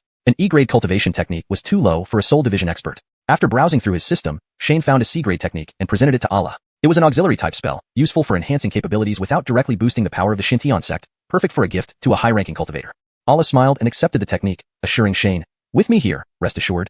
Then I'll trouble fellow Taoist Yin. Shane bowed and then left. He wasn't overly worried. After all, the Eastern Guang Mystic Realm was managed by 3 major sects who invited other sects' disciples to participate. There shouldn't be any overt issues. Privately, his 3 disciples were growing stronger, and Ernest had an elder watching over him. It would take more than 10 cultivators of the same rank to catch them if anyone tried anything underhanded. As for the dangers within the Mystic Realm itself, as the top Crystal Formation disciples, they wouldn't face such challenges if the Mystic Realm were that easy. While risks were still present, cultivation inherently involved defying the heavens. To gain opportunities, one must also bear the risks. If he couldn't accept these risks, he might as well return to being an ordinary person. Shane greeted other alchemy core cultivators along the way, then flew off toward Binding City using his flying sword once he left the town outside Eastern Guang Mystic Realm. Since he was already out, he decided to visit Dinghai Pavilion to gather information from Nigel and inquire about Leland. The entire northern region likely had fewer than 100 Hidden Soul Division cultivators, so Dinghai Pavilion's intelligence network probably knew everyone. By noon the next day, Shane landed in Binding City. Upon arriving at Dinghai Pavilion, he learned that Nigel was not in the city and was expected back the next day. Shane didn't bother making another trip, deciding to stay and wait until Nigel returned. He booked a room, went downstairs for tea and snacks, and sat in the main hall to drink tea. Binding City buzzed with activity, and many cultivators in the main hall were chatting over drinks. Shane enjoyed sitting in the main hall, drinking tea while eavesdropping on these conversations. Coming from Blue Star, he understood that much valuable information could be gleaned from what seemed like casual chatter. This information was precious to Xiuxian's sect, which lacked intelligence and resources. With free time, he wasn't about to miss out. Though it had been 2 to 3 months since the sect competition, it remained a hot topic. Most discussions centered around the 3 major events during the competition: Shane's shocking speech, the Blood Peak sect attack, and the final results. Despite the second-place ranking, Irvin's individual championship held significant weight. As for the team championship, Shane listened for a while, noticing no mention of his handling of the Blood Peak sect attack, and smiled, continuing to sip his tea. Clearly, the latter part of his performance had indeed worked. After sitting for a while longer, Shane overheard 2 nearby cultivators discussing recent developments. Why haven't we seen Spencer lately? He was called back by Xiuxian sect. Wasn't he working at Xuanhuan Hall? Don't mention it. The cultivator glanced around to ensure no one was listening before explaining quietly, many cultivators have been called back to Xiuxian sect. Despite their hushed tones, Shane, as a Soul Division expert, heard every word clearly. Reflecting on the conversation, he realized that Spencer was likely a crystal formation cultivator. If even crystal formation cultivators were being called back, the impact on Xiuxian sect must be greater than he thought. However, crystal formation cultivators rarely operated independently. Most critical tasks required leadership from alchemy core cultivators. Therefore, Xiuxian sect's biggest losses were probably among its mid-level alchemy core cultivators. Shane stayed until dusk, then returned to his room to practice spells and wait for morning. Binding City mainly housed disciples from various sects, with few independent cultivators, meaning there were almost no permanent residents. Over a few months, the faces had changed completely. Shane didn't see anyone familiar, and no one recognized him either. The next morning, Shane went to Dinghai Pavilion, where Nigel was already waiting. Their previous collaboration had built a decent rapport between them. After a brief chat, Shane casually asked about Nigel's whereabouts yesterday. I led a team to receive a shipment, Nigel explained. Shane was puzzled. What shipment is so important that it required manager Huang to go personally? It's not that crucial, but we're short on manpower, Nigel sighed and explained further. Since the Blood Peak sect hadn't reined in after the competition, they had taken advantage of the chaos to launch attacks everywhere. Thus, even relatively valuable goods now required alchemy core cultivators to escort them. Dinghai Pavilion was relatively lucky, having lost only a few small convoys. Xiuxian sect suffered the greatest losses. Chapter 179. Tense situation. Many of the outer factions allied with the Xiuxian sect were attacked by the Blood Peak evil sect. Under such circumstances, instead of quickly retaliating, the Xiuxian sect retracted its defenses and concentrated all personnel at key strategic points. Even so, a heavily guarded mine was still suddenly assaulted by the Blood Peak evil sect. After listening to Nigel's report, Shane asked, did the Xiuxian sect suffer significant losses? Nigel shook his head. Indeed, not insignificant. The series of actions taken by the Blood Peak evil sect were highly strategic. First, they tried to eliminate as many of the Xiuxian sect's forces as possible during the grand competition while preserving their own strength. Then, they launched attacks everywhere, focusing on relentlessly pursuing and eroding the Xiuxian sect's power in targeted strikes. Each move was intricately linked, adhering perfectly to the principle of, rather than hurting 10 fingers, it's better to cut off one. Shane immediately thought of Fernand, whom he had met in Binding City. Although their conversation was brief, marked by mutual strategizing, he had to admit that this young man was cunning and experienced. These plans might very well have been conceived by Fernand. Thinking about this, Shane recalled the beast tide and took a deep breath. Everything seemed to connect if considered together. While these fierce beasts couldn't pose a significant threat, they could certainly stir up more chaos in the northern frontier. No one could rival the hidden Blood Peak evil sect when it came to profiting from confusion. However, Shane shook his head again. The one controlling the beast tide was likely an advanced Huaxian realm cultivator. If the Blood Peak evil sect really had a Huaxian expert, they wouldn't need to hide and could openly challenge the 3 major sects. Noticing Shane's expression, Nigel asked, Senior Ellis, what's on your mind? Shane recounted the incident with the beast tied to Nigel, and then shook his head. The Blood Peak sect probably doesn't have that kind of power. Nigel frowned after hearing this. If it were just a coincidence, it would be fine. But if the beast tide was indeed related to the Blood Peak evil sect, the entire northern frontier would not see peace for a long time. Since the topic was brought up, Shane asked, Mr. Huang, have you heard of Leland? Leland? Nigel repeated, pondered for a moment, and shook his head. There doesn't seem to be a Finhun realm cultivator by that name in the northern frontier. He might not be from here, Shane suggested. Perhaps he's from Ayahan continent. Nigel smiled bitterly. Senior Ellis, you overestimate me. As a mere Huaidon realm cultivator, I'm already lucky to be an influential figure in the northern frontier. I can't possibly access that much information. Still, we'll need Mr. Huang to inquire at Dinghai Pavilion, Shane added. Regarding the price of the information, we can negotiate. He knew asking Nigel was somewhat unreliable, but he had no other channels, so he had to turn to Dinghai Pavilion. Nigel shook his head. Dinghai Pavilion doesn't sell intelligence, but I will report this to headquarters and see what they say. Thank you. Shane nodded at Nigel. You're welcome, Senior Ellis. Nigel bowed. After chatting a bit more with Nigel, Shane bid farewell and bought some necessities in the hall, which didn't warrant bothering Nigel. Although he gathered valuable information in Binding City, Shane felt even more urgent now. Leaving Dinghai Pavilion, he headed back to Xiuxian sect. This time, he did not fly on a sword but piloted a flying boat. While flying, he sat cross-legged, multitasking as he pondered the situation in the northern frontier. Leaving aside whether the Beast Tide was connected to the Blood Peak evil sect, the disturbances they've caused recently suggested the northern frontier would not remain peaceful for long. Even though the Xintian sect showed no visible signs of distress, they still organized the Dongguang Secret Realm expedition and dispatched a Finhun realm cultivator. However, the true situation might be dire. The Blood Peak evil sect's persistent assaults would soon force the other two major sects to take action. The three major sects had always coveted the resources of the smaller ones, but now they faced a fat goose instead of mosquito legs. If the Xintian sect continued to lose strength and the damage-reward ratio reached a tipping point, the other two sects might act first, attacking the Xintian sect before the Blood Peak evil sect did. Real alliances were nothing compared to solid interests. Based on information from Nigel, it appeared that the Xintian sect had already sensed the danger, abandoning all peripheral interests to survive this crisis. Shane reassured himself that, in such times, neither the Xintian sect nor the other two major sects would make moves that could create external enemies. It was unwise to further antagonize others, as no one was foolish enough to maintain friendly relations without evidence. Xiuxian sect was situated on the western edge of the northern frontier, bordered by vast mountains on two sides, and only adjacent to the second-tier Qingfeng temple in the east, which initially seemed unfavorable for future expansion. But now it appeared to be a safe haven away from the main conflicts. Given the troubles with the Blood Peak evil sect and the Xintian sect's predicament, Xiuxian sect could only hope the northern frontier didn't collapse too quickly, allowing them more time to develop. As Shane contemplated the situation in the northern frontier, Nigel and Dinghai Pavilion remained calm. Dinghai Pavilion was an external force and did not seek to expand influence in the northern frontier. They simply conducted business quietly. Apart from occasional attacks by the Blood Peak evil sect on caravans, no other faction would provoke them. Even if the situation deteriorated beyond control, they could pack up and evacuate, returning when stability returned. Thus, Nigel wasn't particularly concerned about the events in the northern frontier but rather focused on Shane's request. After all, the pavilion master had instructed him to assist Shane at any cost. Nigel told Shane he would report to headquarters, but in reality, he immediately sent the message to Tianyin Pavilion via a teleportation array. Soon, Tianyin Pavilion Master Eric received the message from Nigel. After reading it, Eric handed it to Corbin. After Corbin finished reading, Eric asked, "Ding Tian, what do you think?" Corbin burned the message to ash inside. "Everyone is starting to place their bets." Eric nodded. "Not bad that you recognize this." Corbin continued, "Should we reveal Leland's identity?" "Tell Shane." Eric added, "You should go personally." Corbin was surprised. "Are you coming along, Master?" Eric winked at him. "Your personal behavior has nothing to do with us at Dinghai Pavilion."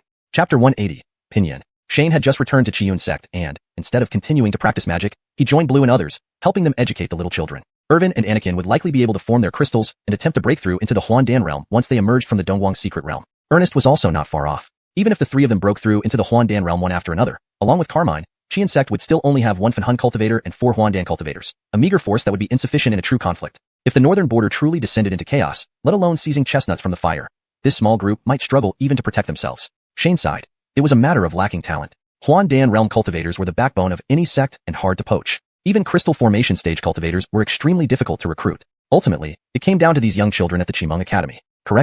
Ultimately, it came down to these young children at the Enlightenment Academy. Explanation. Qimeng Xuanhuan is best translated as Enlightenment Academy in this context. It should be a consistent and proper name for the institution. The translation has been adjusted to ensure it reads naturally in English while maintaining consistency in terminology. After this batch was successfully experimented on, the training in Dongqing City should be nearing completion, allowing for immediate initiation of the second batch. At least within 3 to 5 years, a batch of crystal formation cultivators should be cultivated. Then, they could see if any of the earliest disciples could reach the Huandan realm, ensuring their safety. Even if they couldn't guarantee self-preservation, Shane could take the earliest disciples and flee if necessary. After all, everything gained now was earned from scratch. Losing it all wouldn't be too regretful. However, this was a last resort, and Shane didn't want his efforts to go to waste. After 2 days at the Enlightenment Academy, Shane frowned. The progress was too slow.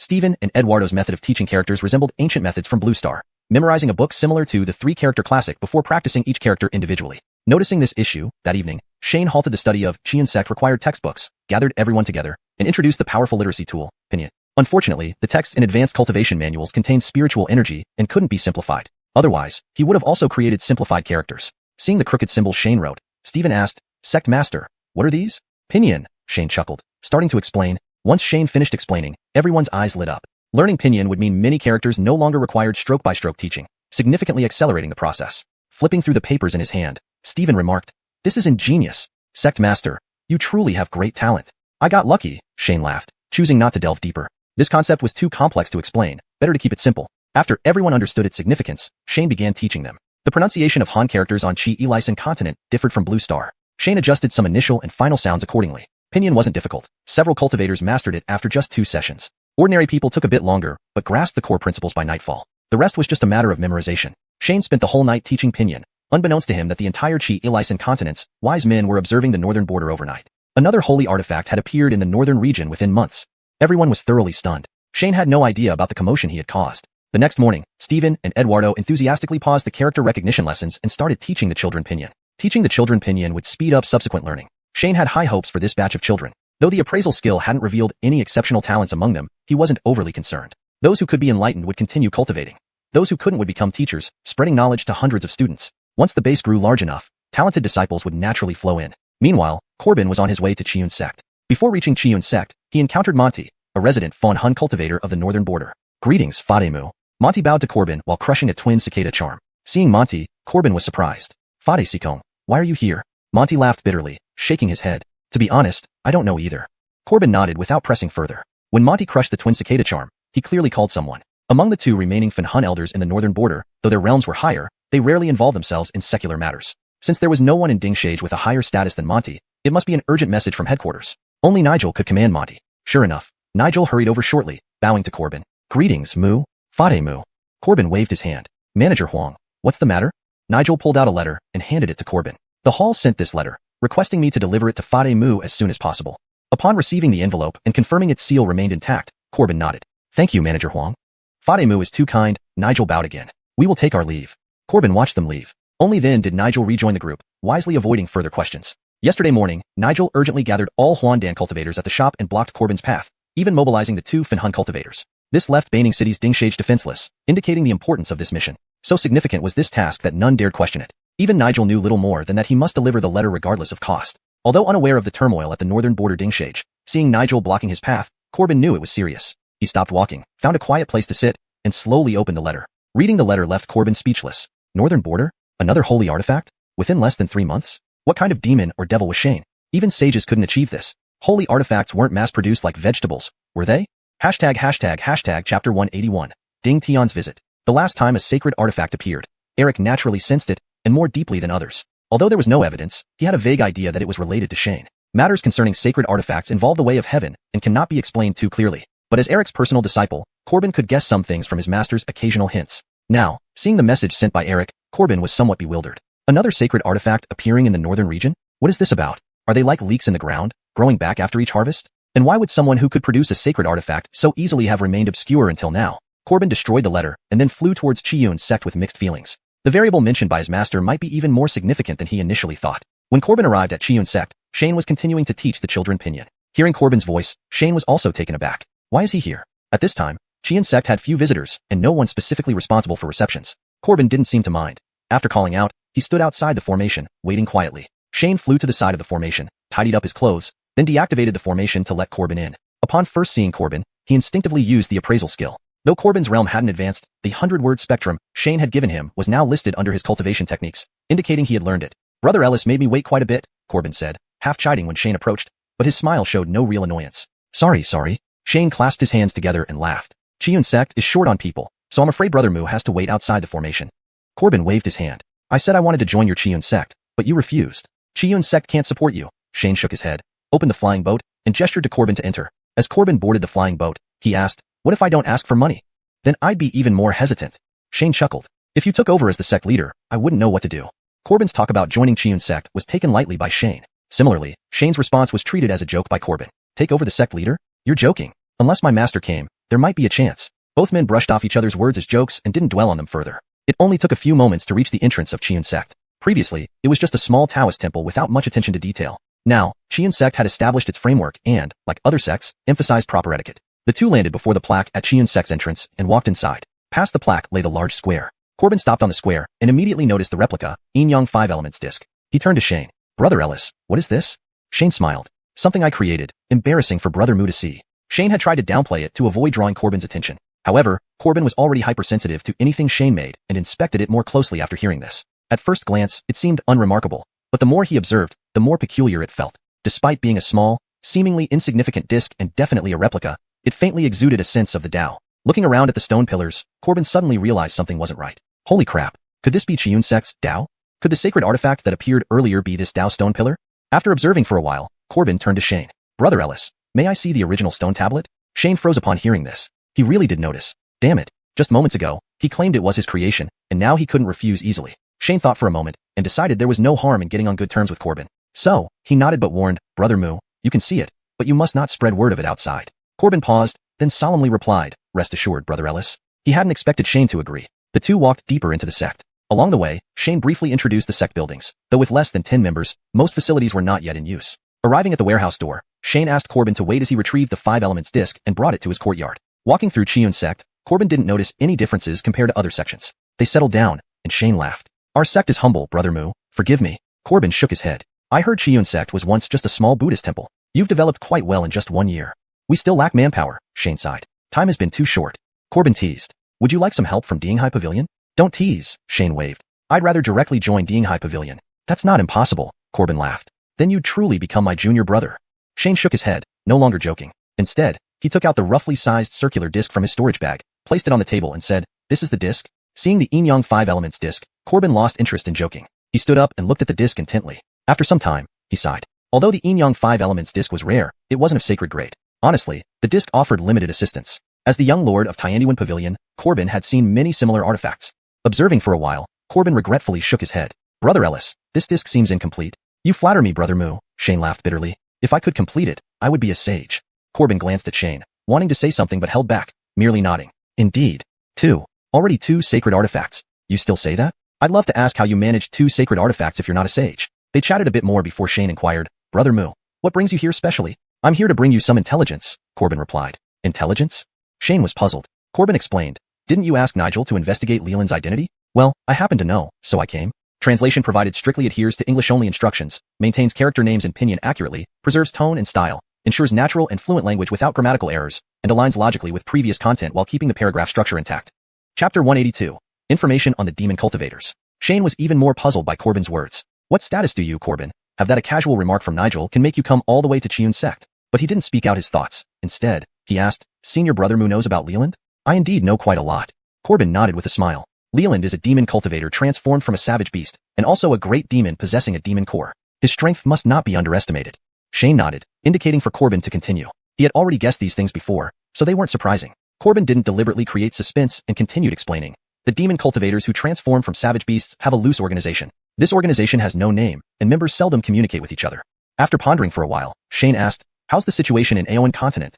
Corbin was momentarily stunned, unsure why Shane changed the topic, but still answered, the conflicts among demon cultivators are more intense. Although there are 2, Corbin stopped here and pointed upwards with his hand. Mentioning a saint's name could cause a faint sense of awareness within the saint. If it wasn't something significant, Corbin naturally wouldn't mention it directly, only gesturing instead. Withdrawing his hand, he continued, things are relatively calm on the surface. Despite many forces that can be called sects, there isn't much cohesion or mutual trust. Shane nodded. According to Corbin, although the 2 demon saints of Aoan continent could suppress the conflicts among demon cultivators to a lower degree, they couldn't unite all demon cultivators together. Before transformation, everyone belonged to different savage beasts, the differences being far greater than those between humans.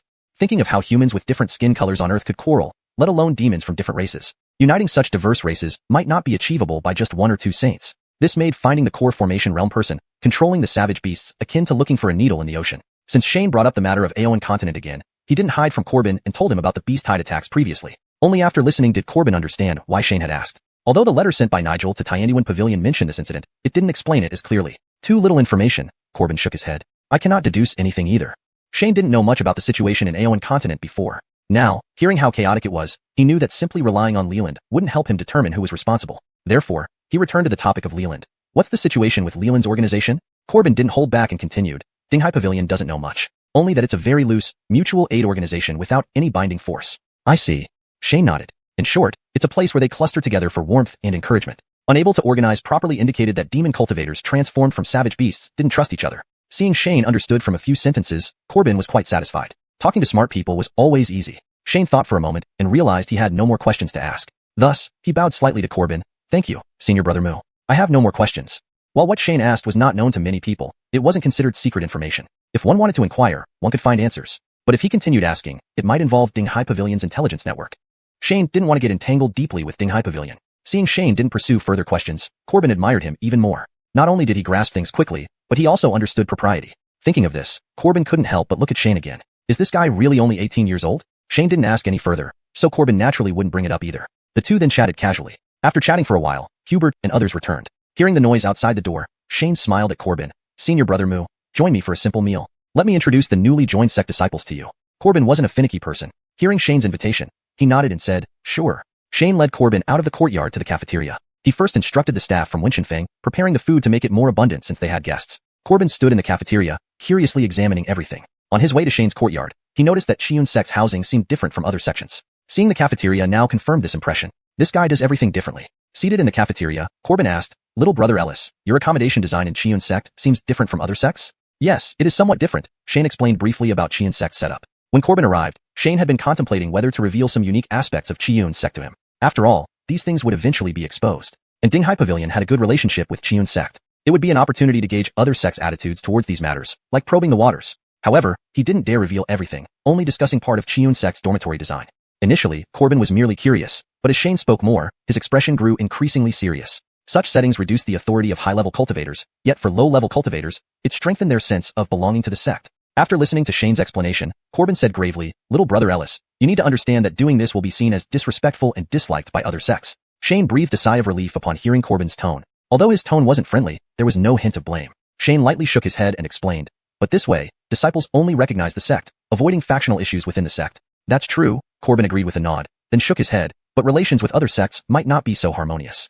Shane laughed heartily, if we're strong enough, they'll break down our doors to join. Corbin was about to say something when he saw Hubert and others entering, and instantly fell silent. These discussions were fine privately, but saying them in front of Xiun sect disciples would seem like discrediting Shane. Seeing Hubert and others enter, Shane waved them over and introduced Corbin. This is Senior Mu from Dinghai Pavilion. They saw Corbin sitting beside Shane, recognizing another Soul Division realm expert, and greeted him politely one by one. Shane introduced them individually. Chapter 183, The Balanced Constitution. Corbin returned the courtesies one by one. When it was Stephen's turn, Corbin let out a light exclamation. Corbin looked at Stephen and smiled, Brother Dawislu, have you considered joining our Dinghai Pavilion? Shane coughed, Senior Brother Mu, shouldn't you be recruiting for us? This isn't right. Not at all, Corbin shook his head. It's common for lower rank cultivators to switch sections. There's nothing wrong with this.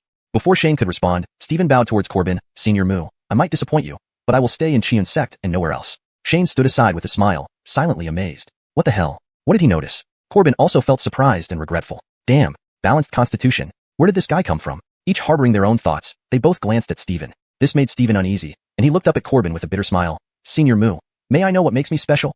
After some thought, Corbin realized that it would be wishful thinking to poach someone under Shane's supervision.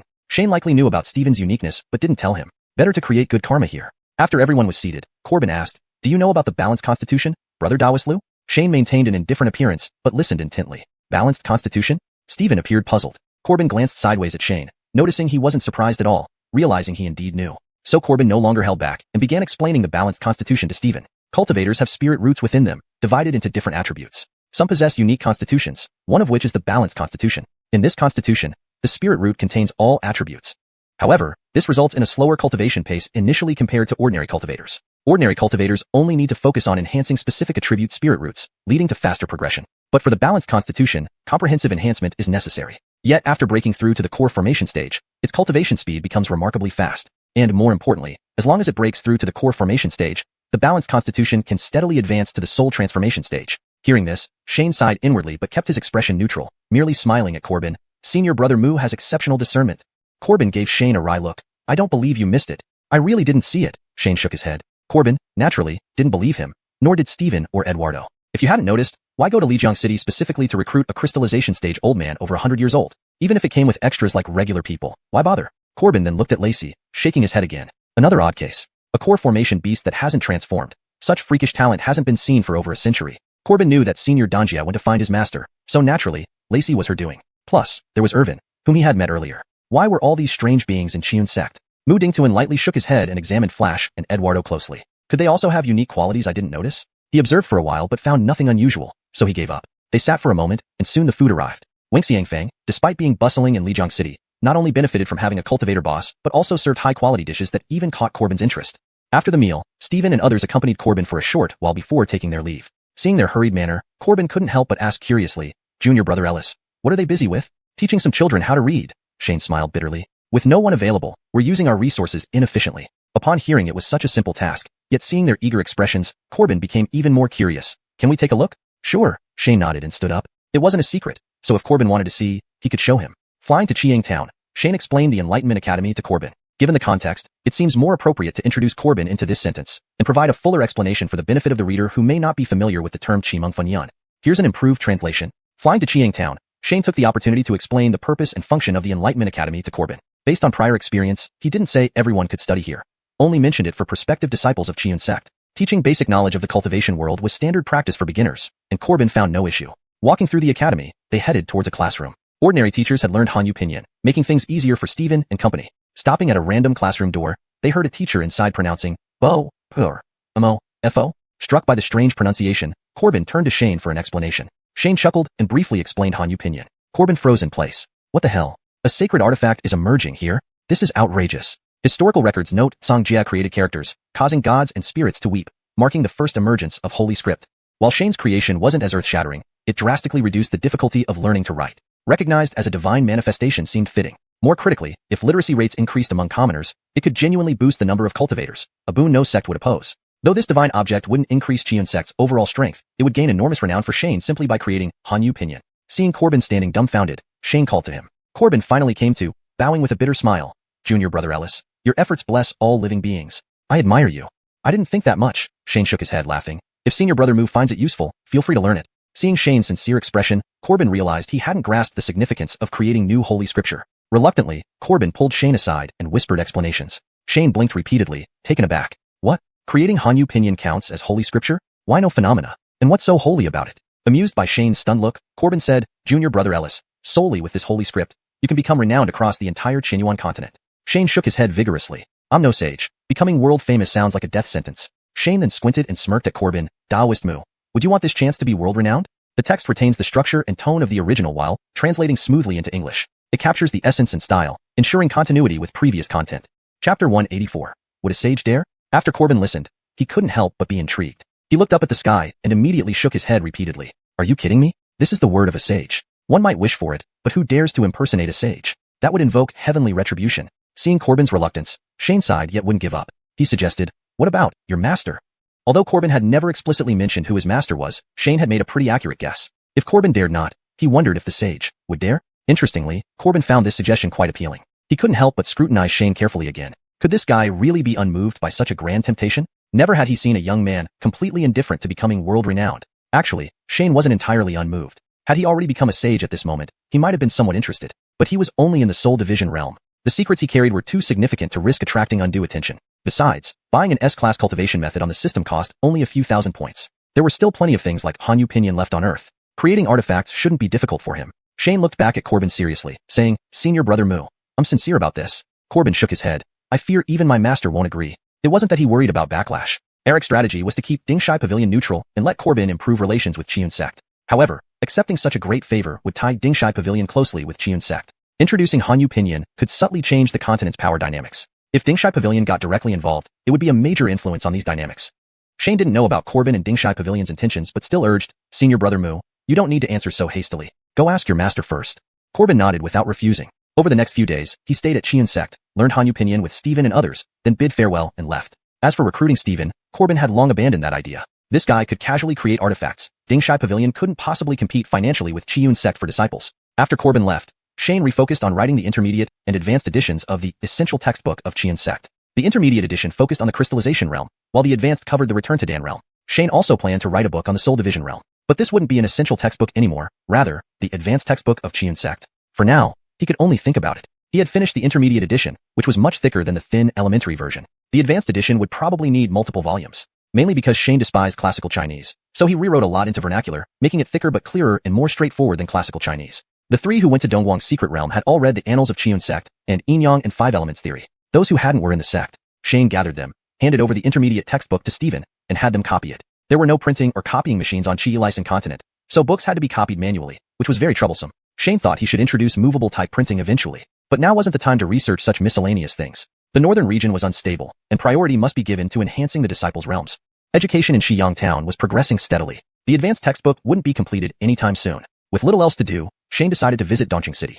Dongqing City had been managed by Ernest, but since Ernest had gone to Dongguang's secret realm, Shane had to oversee it himself. Currently, the city was in a reading mania. David, Nathaniel, and Jerry dedicated all their spare time to education besides daily management. Ernest had set the goal of teaching 10,000 people how to read within 3 months. They ended up educating everyone who could read in the city and all children under 12, using hundreds of houses as schools. So when Shane arrived in Dongqing City, he saw a unique sight. Everywhere he went, he saw teachers with various notebooks teaching students. He was satisfied with this. Even if these people couldn't cultivate, knowing how to read would significantly ease future management. He landed at the city lord's residence gate, gathered all current managers, and learned about the situation. It had been almost 2 months since the rebellion. Based on the progress, meeting Ernest's goal should be feasible. Despite focusing on education, other aspects of city life remained orderly. Thinking about rewarding them, he instructed David, pick 100 top performers from the city, and I'll take you all to Xiuxian sect tomorrow. David smiled but was stopped before he could kneel. We don't do that in Xiuxian sect. Everyone knew Ernest was a Xiuxian sect cultivator, but none had ever seen Xiuxian sect. The prospect of visiting where the sages lived filled them with excitement. During his last trip to Baining City, Shane bought some medicinal pills that could improve ordinary people's physical qualities.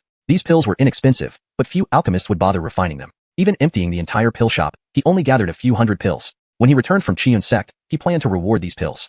He stayed another day in Dongqing City, discussing with Supervisor Nathaniel about any misbehavior in the city. Having been in charge only a few months, they were too focused on Ernest's task to be corrupted yet. The next morning, when Shane arrived, David's chosen 100 were already waiting outside the city lord's residence. Seeing Shane, they were about to kneel again. Shane used spiritual energy to hold them up, gently saying, we don't kneel in Xiuxian sect. Remember this. Then he took out a large flying boat and infused it with spiritual energy. The boat instantly grew to over a dozen zhang long and landed in front of the city lord's residence. Although these people had seen Ernest summon flying boats before, they still exclaimed in awe upon seeing it again. ##### Chapter 185. Visiting Xiuxian sect. Shane was unfazed, waving his hand at the group. Let's go up. The group cautiously boarded the flying boat. Shane stepped aboard last and took off with everyone, heading toward Xiuxian sect. These ordinary people were experiencing flight for the first time and let out cries of surprise. Since this was a reward, Shane wasn't in a hurry. He opened all the protective barriers around the boat and slowly circled Dongqing City as he maneuvered the vessel. This must be several miles high. From here, Dongqing City looks so tiny. Haha, old Sheen, I can see your house from here. The crowd pressed against the edges of the flying boat, admiring the scenery outside and marveling non-stop. Shane stood with his hands behind his back, smiling slightly at the sight, before accelerating the flying boat. The group was immediately thrown off balance by Shane's sudden speed change. But once they steadied themselves, they gathered back at the windows to continue observing the landscape outside. Before long, the flying boat landed on Xiuxian sect's plaza. Shane then played the role of tour guide, leading the visitors around Xiuxian sect. The structures built by cultivators were naturally of a different caliber compared to those constructed by ordinary people. Just the Grand Council Hall was over 10 zhang tall, with a circumference of 100 zhang, flanked by pillars that could be hugged by a dozen people. Even the mayor's residence in Dongqing City, including its courtyard, would fit inside this hall with ample space left over. Shane noted the expressions of awe on the visitors' faces, nodded approvingly, and continued leading them forward. Further inside, there was no need to look since Shane guided them along a corner past the arena towards Qiang Town. In Qiang Town, these visitors were equally impressed. David hesitantly asked, Immortal, Master, are all these people immortals? No, Shane shook his head with a smile. They are ordinary people who just live within Xiuxian sect. Ordinary people? David exclaimed in surprise. Every yard here had at least 2 entrances, more than a dozen rooms, and at least an acre of land. In Dongqing City, only the elite could afford such luxury. Shane glanced at the others whose reactions mirrored David's, then explained, these people live in a town directly under the jurisdiction of Xiuxian sect. If you perform well in Dongqing City, you can also move here, receive protection from Xiuxian sect, and if you have potential, you will be taught cultivation techniques. Everyone immediately showed hopeful expressions. Although they knew that their chances of cultivating after the age of 20 were slim to none, didn't they still have offspring? With a few medicinal pills, they might extend their lives by decades. Shane observed their expressions and nodded inwardly. Wasn't this the effect he wanted? He called a few elders to host the visitors, then returned to his room. His presence made everyone too nervous to relax. It would be more effective to let the townspeople explain the changes in Qiang Town over the past few months. After staying a day in Qiang Town, Shane prepared to take them back. However, Jerry stepped out of the crowd, bowing respectfully to Shane. Immortal Master, may I stay a few more days? Shane was puzzled. Why? Jerry bowed again and said, I want to learn Pinyin. This knowledge could double the speed of teaching in Dongqing City. Shane paused, thinking for a moment before nodding. You find 4 or 5 people to stay behind and learn it first. Though Dongqing City didn't interact much with other cities, trading caravans occasionally came through. Shane didn't intend to keep this secret, but understood the significance of Pinyin to cultivators after hearing Corbin's explanation. If it spread, it might draw unwanted attention. Considering the limited interaction in Dongqing City, it would take a long time for Pinyin to spread. Therefore, he agreed to Jerry's request, adding, remember, I learned this Pinyin elsewhere. Do not say it came from me. Shane thought for a moment and continued, if anyone asks, tell them you learned it at Dingshage Tower. Yes, I understand, Jerry replied with evident joy, readily agreeing to this condition. Shane waited for Jerry to select a few people before returning the rest to Dongqing City. On the flying boat, he distributed medicinal pills according to each person's contribution, reminding them, these pills can strengthen the body, but do not overconsume them. Don't blame me if I didn't warn you.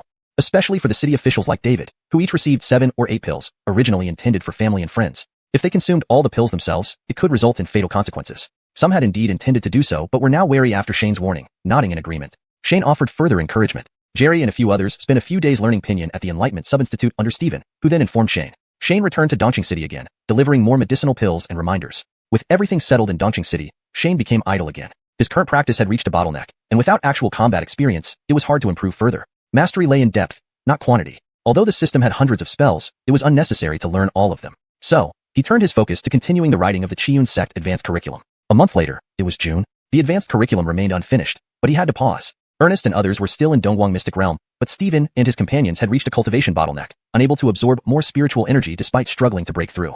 Shane knew they needed practical combat training. Within the sect, only he could take them for trials. Carmine, although a core formation realm cultivator, was unreliable. He couldn't let them go alone either. These core disciples were too valuable to risk. Thus, Shane temporarily halted their studies and decided to lead them on a hunt for ferocious beasts. Initially, there were many ferocious beasts in the back mountains, but after the beast tide, few crystal formation beasts remained, and it was unsuitable for trials now. Besides, some beasts should be left for future disciples. With no choice, Shane brought the 3+ Carmine to Ningning City. They found several crystal formation beast bounties at Fengwindian Hall and headed for their targets. However, as soon as Shane and company left Ningning City, the city erupted into chaos. Chapter 186, The Rumor in Binding. A cultivator named Song Ellis passed by Dongqing City, intending to land for a meal before continuing his journey. However, he noticed that the entire city was engaged in reading. Intrigued, he explored the city further. He was immediately struck speechless. Damn! What the hell is this? Although Song Ellis wasn't a high-ranking cultivator, he could tell that this teaching method was revolutionary. So, Song Ellis summoned the city lord of Dongqing City and asked him carefully. David, upon hearing that a cultivator had come to visit, naturally did not dare to be negligent. Song Ellis didn't beat around the bush either, directly asking, "What is this thing you're learning in the city called Pinyin? Where did it come from?" Upon hearing Song Ellis's question, David was momentarily stunned. Having only recently learned Hanyu Pinyin, he hadn't expected a cultivator to inquire about it so soon. However, since Shane had already instructed him, David quickly regained his composure.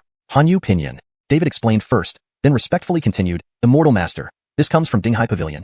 Song Ellis nodded. Given the scale of Dinghai Pavilion, inventing such an auxiliary method to facilitate learning characters didn't seem unusual. But why hadn't he heard of it before? Song Ellis hadn't been to Binding City lately and wondered if it had just spread recently. Since it had reached Dongqing City, it couldn't be a secret. Thus, Song Ellis said to David, "Tell me everything about this method." Shane hadn't forbidden spreading it, so David began explaining. Cultivators have better memory than ordinary people, and after 2 repetitions, Song Ellis had memorized it. Staying in the city for one day, he then set off for Binding City. He originally hadn't planned to go to Binding City, but finding such an important method naturally compelled him to investigate there first. After Song Ellis left, David didn't delay, hurriedly sending messengers to Xiuxian sect with news. Upon arriving at Xiuxian sect, they found out that Shane and others were out on a trial and weren't in the sect, with no word of when they'd return. There was nothing to do but return dejectedly. Meanwhile, Song Ellis arrived in Binding City and started inquiring around. Binding City had no news of this Hanyu Pinyin. Immediately, Song Ellis thought it must have come from another continent.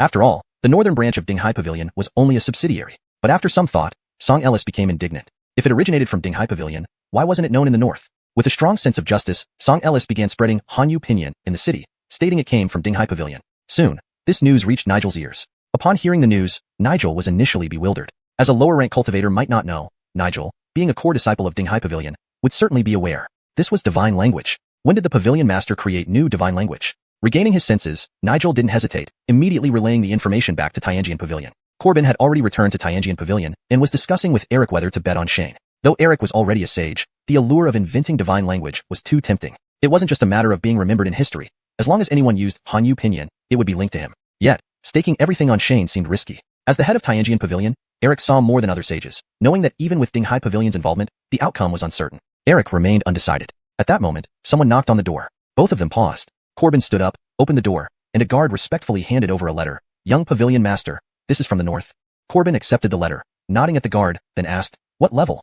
"Heaven rank." Corbin was taken aback. A heaven rank letter meant immediate delivery, regardless of what Eric was doing. This hadn't happened in a long time. Had the northern Dinghai Pavilion been destroyed? Without further ado, Corbin dismissed the guard, turned around, and handed the letter to Eric, "Heaven rank, from the north." Eric was also surprised, accepting the letter and checking the seal before opening it. While opening it, he smiled at Corbin. "Don't be so tense. The sky isn't falling." Corbin nodded, admiring his teacher's calm demeanor. However, before Corbin finished admiring, he saw Eric slam the letter on the table and gritted his teeth. "Shane? Master?"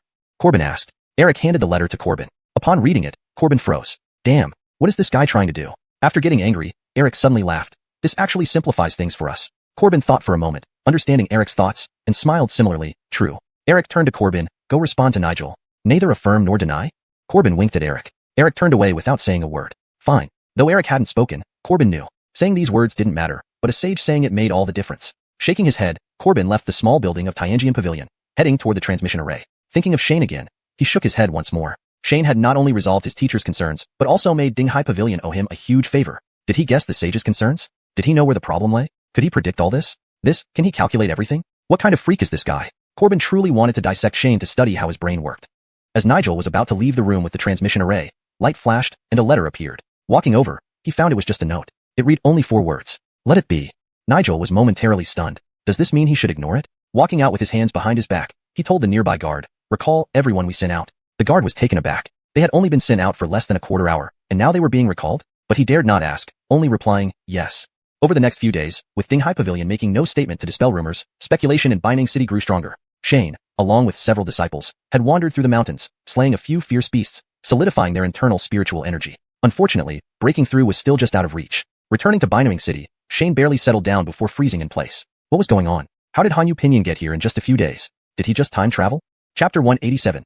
Adding fuel to the fire. Shane had originally planned to go to the Wind Rumor Pavilion to turn in his reward and then take on more tasks. However, with what happened, he could only let a few disciples wait at the inn while he headed out to the Dinghai Pavilion. Upon seeing Nigel, Shane directly asked, Shopkeeper Huang, what's going on in Binding City?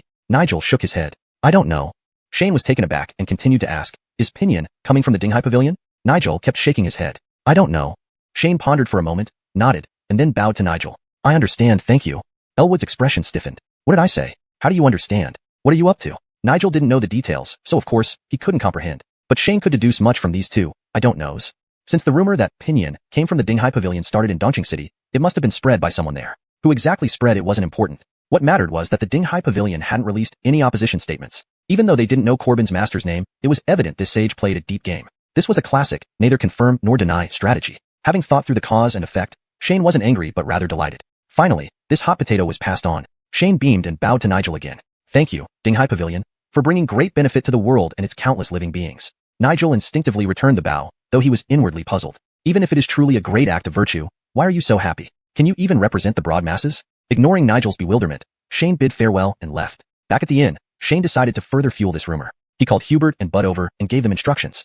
Both were over 100 years old and froze upon hearing Shane's words. We're already this old, never expecting to tarnish our reputations by spreading rumors in our twilight years? Seeing their expressions, Shane knew they were hesitant and quickly explained. This isn't rumor mongering. It's true. Believe your ghost? You little fox, how cunning you are. When you taught us Pinyin, Corbin hadn't arrived yet. He learned it from me. They exchanged glances, but reluctantly nodded. Although they didn't understand why Shane was doing this, they knew the sect leader was always cautious and must have a reason. The two reluctantly walked out of the inn, circled around the city for a while, and entered another tavern. They ordered a few dishes. Once everything was served, Hubert glanced at Bud, coughed, shook his head, and said, Junior brother, who would have thought Pinyin had already spread to Binding City? Bud put on an act, nodding. Yes, what a pity for Senior Moo's well-intentioned efforts. They chatted convincingly for a bit, and someone nearby finally overheard, approached them, and asked, Fellow Taoists, do you know where Pinyin comes from? Hubert breathed a sigh of relief when someone finally showed interest. Yes. I'm Chang Xingyong from Piamiao sect. Chang Xingyong bowed again, pulling up a chair beside Hubert and asked, could you tell me more about it? I'm Hubert from Qian sect. Hubert returned the bow.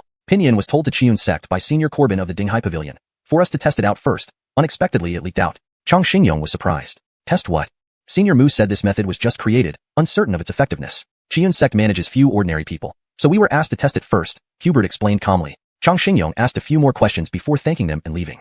Hubert and Bud exchanged glances, shook their heads, and quietly ate their meals. What they said was largely true, except for one detail, obfuscating the timing of Corbin's arrival. After eating, they returned to the inn. In the following days, Shane stayed in Binding City, continuing to gather news. Sure enough, after Chang Xingyong's inquiry to Hubert, the conversation in the city shifted. The Dinghai Pavilion had given this sacred doctrine to Qian sect to test in a small scope, but it somehow leaked out. This new information matched perfectly with what Song Ellis had previously heard, forming an unbreakable narrative. Thus, it became clear that the Dinghai Pavilion didn't intend to hide anything but cautiously tested this new doctrine due to its novelty. Suddenly, the reputation of the Dinghai Pavilion in the northern region soared again. But when Nigel heard this, he was bewildered once more.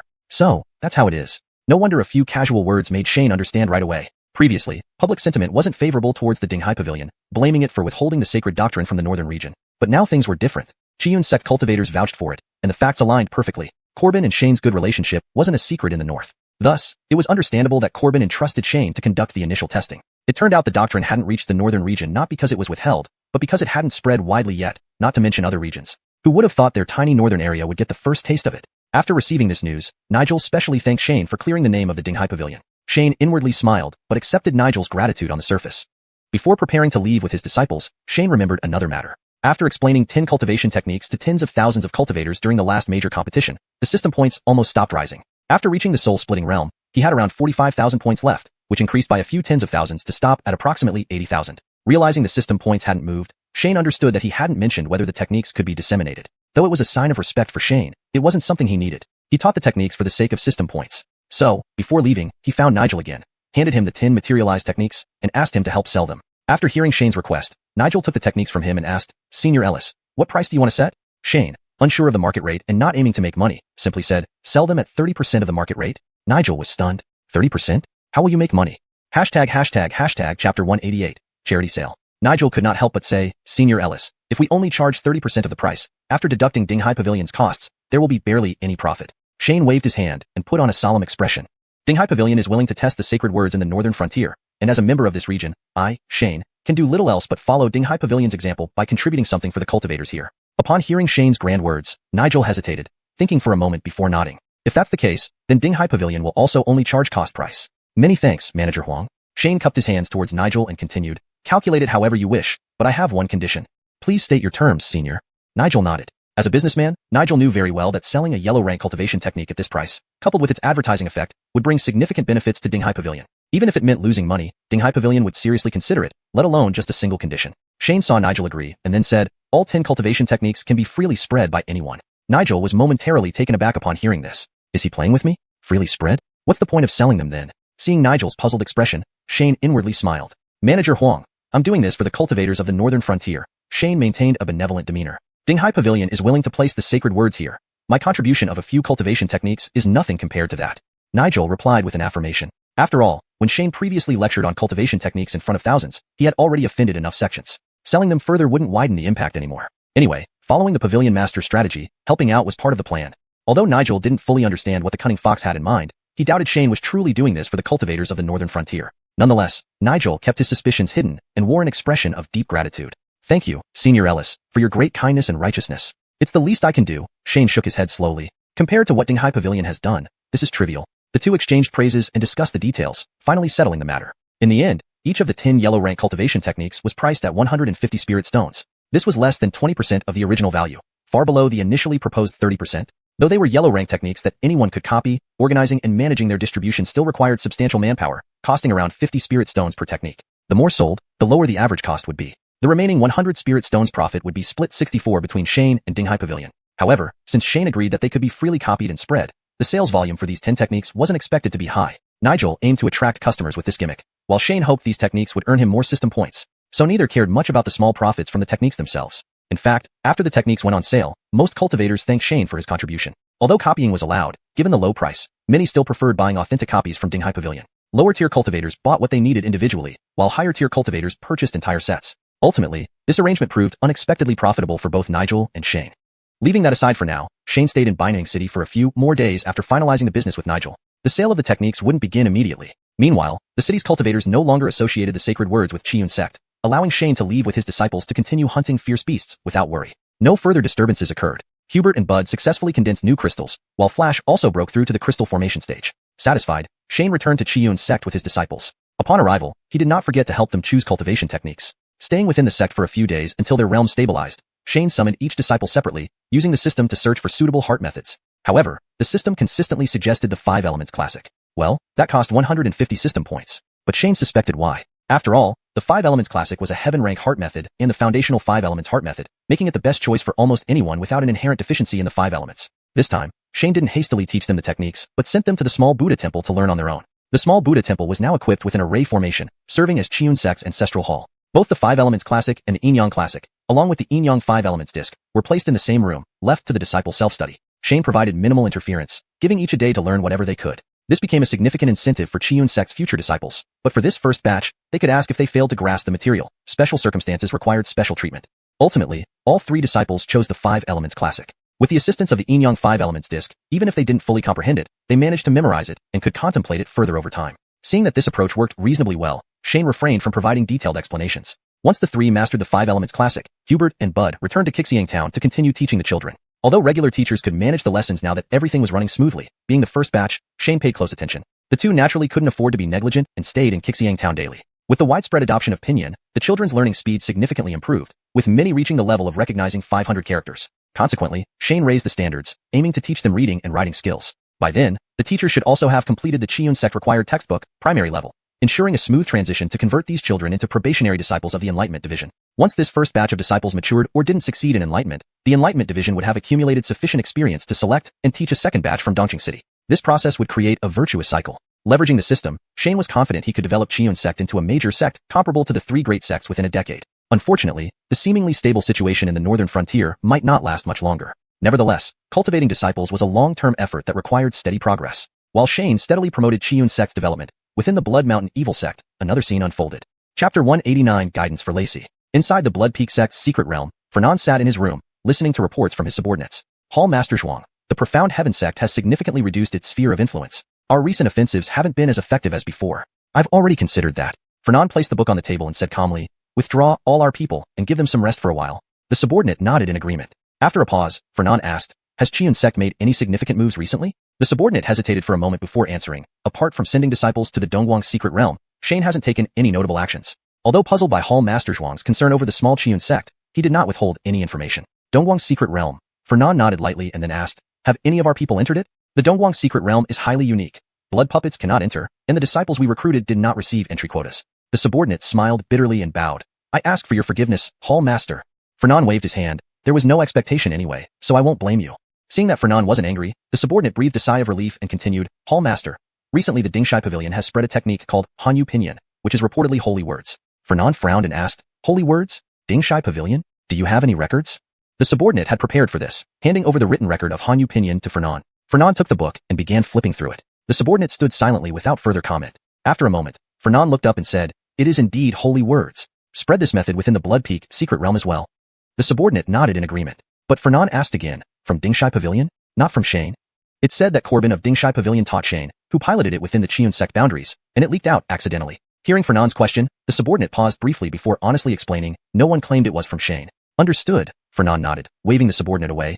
We will not make any moves for the time being. Let them be compliant for now. The subordinate bowed and left. Once alone, Fernand turned his attention back to the book on the table. The cover read, Kuei Water Decree, which was obtained from Shane. Though Shane was only at the Soul Division stage, Fernand felt this Hanyu Pinyin method was invented by him, an idea clear but irrational. He shook his head, dismissing this thought, and resumed studying the Kuei Water Decree. At Qiun sect, after several disciples became familiar with the five-element scripture, Shane brought Lacey over and made it memorize the grade A demon cultivation technique, the Return Essence Decree. Demon cultivators have much longer lifespans than human cultivators, so their drive to cultivate for immortality isn't as strong. If not for checking on the Qimeng division, Shane might have forgotten about Lacey, who was sleeping at his desk. It had been 3 or 4 months since they returned from the sect-wide competition. This grade A cultivation technique had first been given to Ernest, then passed to Hubert. When Shane finally discovered it, Lacey still hadn't started cultivating it. After realizing this, Shane naturally felt a surge of anger. He grabbed Lacey by the ear and brought it back to the sect to teach it personally. As a great demon in the Reversion Dan Jingjie, Reversion Dan stage, neither Hubert nor Eduardo could supervise Lacey properly, so he had to do it himself.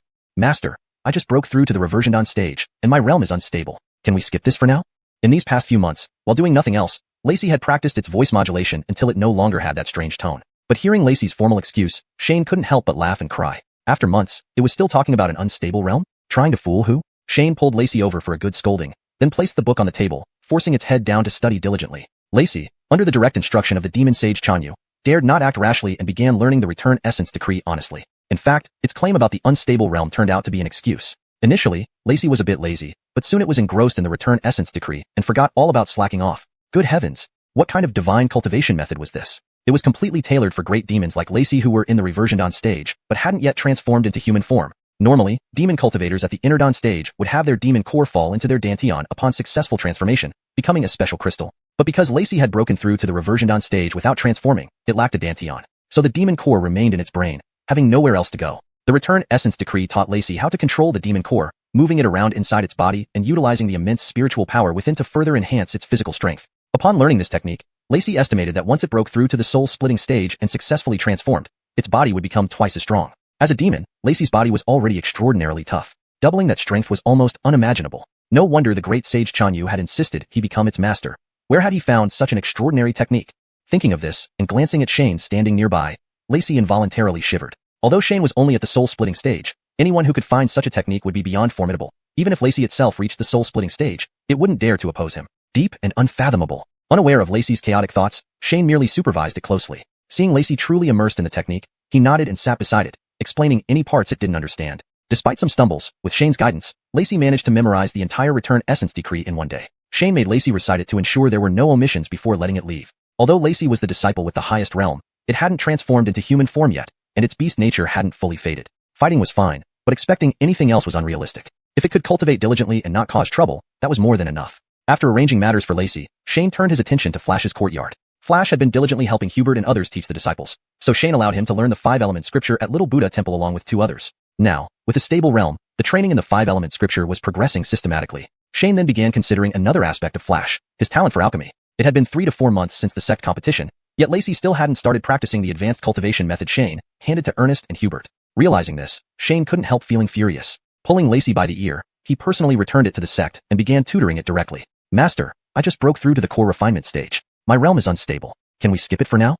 Lacey had spent these months doing nothing, yet it had honed its voice control to perfection. However, hearing Lacey's serious explanation, Shane could hardly contain his laughter. A few months, and you're still telling me your realm is unstable? Don't try to fool anyone. Shane dragged Lacey over for a thorough reprimand before placing the book on the table, forcing it to read diligently. As per the great demon Saint Chani's command, Lacey formally acknowledged Shane as its master. Lacey dared not act rashly, beginning to study the Return Essence Decree earnestly. It quickly became evident that Lacey's claim of an unstable realm was merely an excuse. Initially lethargic, Lacey soon abandoned all thoughts of idleness as it delved into the Return Essence Decree. What kind of divine cultivation method is this? Perfectly tailored for core refinement demons, yet to assume human form. Ordinarily, after successfully transforming into a human form, the demon core would descend into the dantian, forming a special crystal. However, despite Lacey's core refinement breakthrough, it had not transformed into a human form, leaving the core suspended in its brain. The Return Essence Decree teaches Lacey how to manipulate the demon core within its body, leveraging the vast spiritual power it contains to enhance physical strength. With this skill, upon breaking through to the soul division stage and transforming into human form, Lacey estimated its body would become twice as strong. For a demon beast, Lacey's body was already exceptionally robust. Doubling that strength was simply unimaginable. No wonder the great demon saint instructed him to accept Shane as a master. Where did he find such an extraordinary cultivation method? Thinking of this, Lacey involuntarily shivered at the sight of Shane standing nearby. Despite only being at the soul division stage, someone who could find such a method would remain untouchable even if Lacey reached the same level.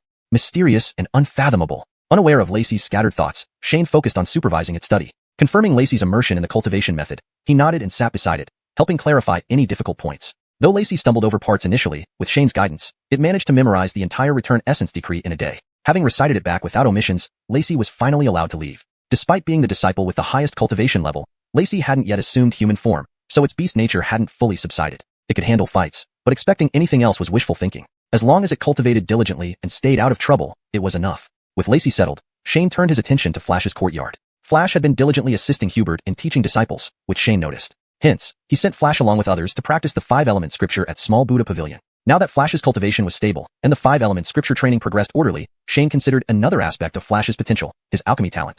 Chapter 190, Wild Imagination. When Shane arrived at Flash's courtyard, Flash was reading the Xiuxian sect required textbook. He knocked on the door and walked into the room just as Flash put down the book. Well, Shane did not bother with pleasantries. He pointed to the Xiuxian sect required textbook and asked, "Any suggestions?"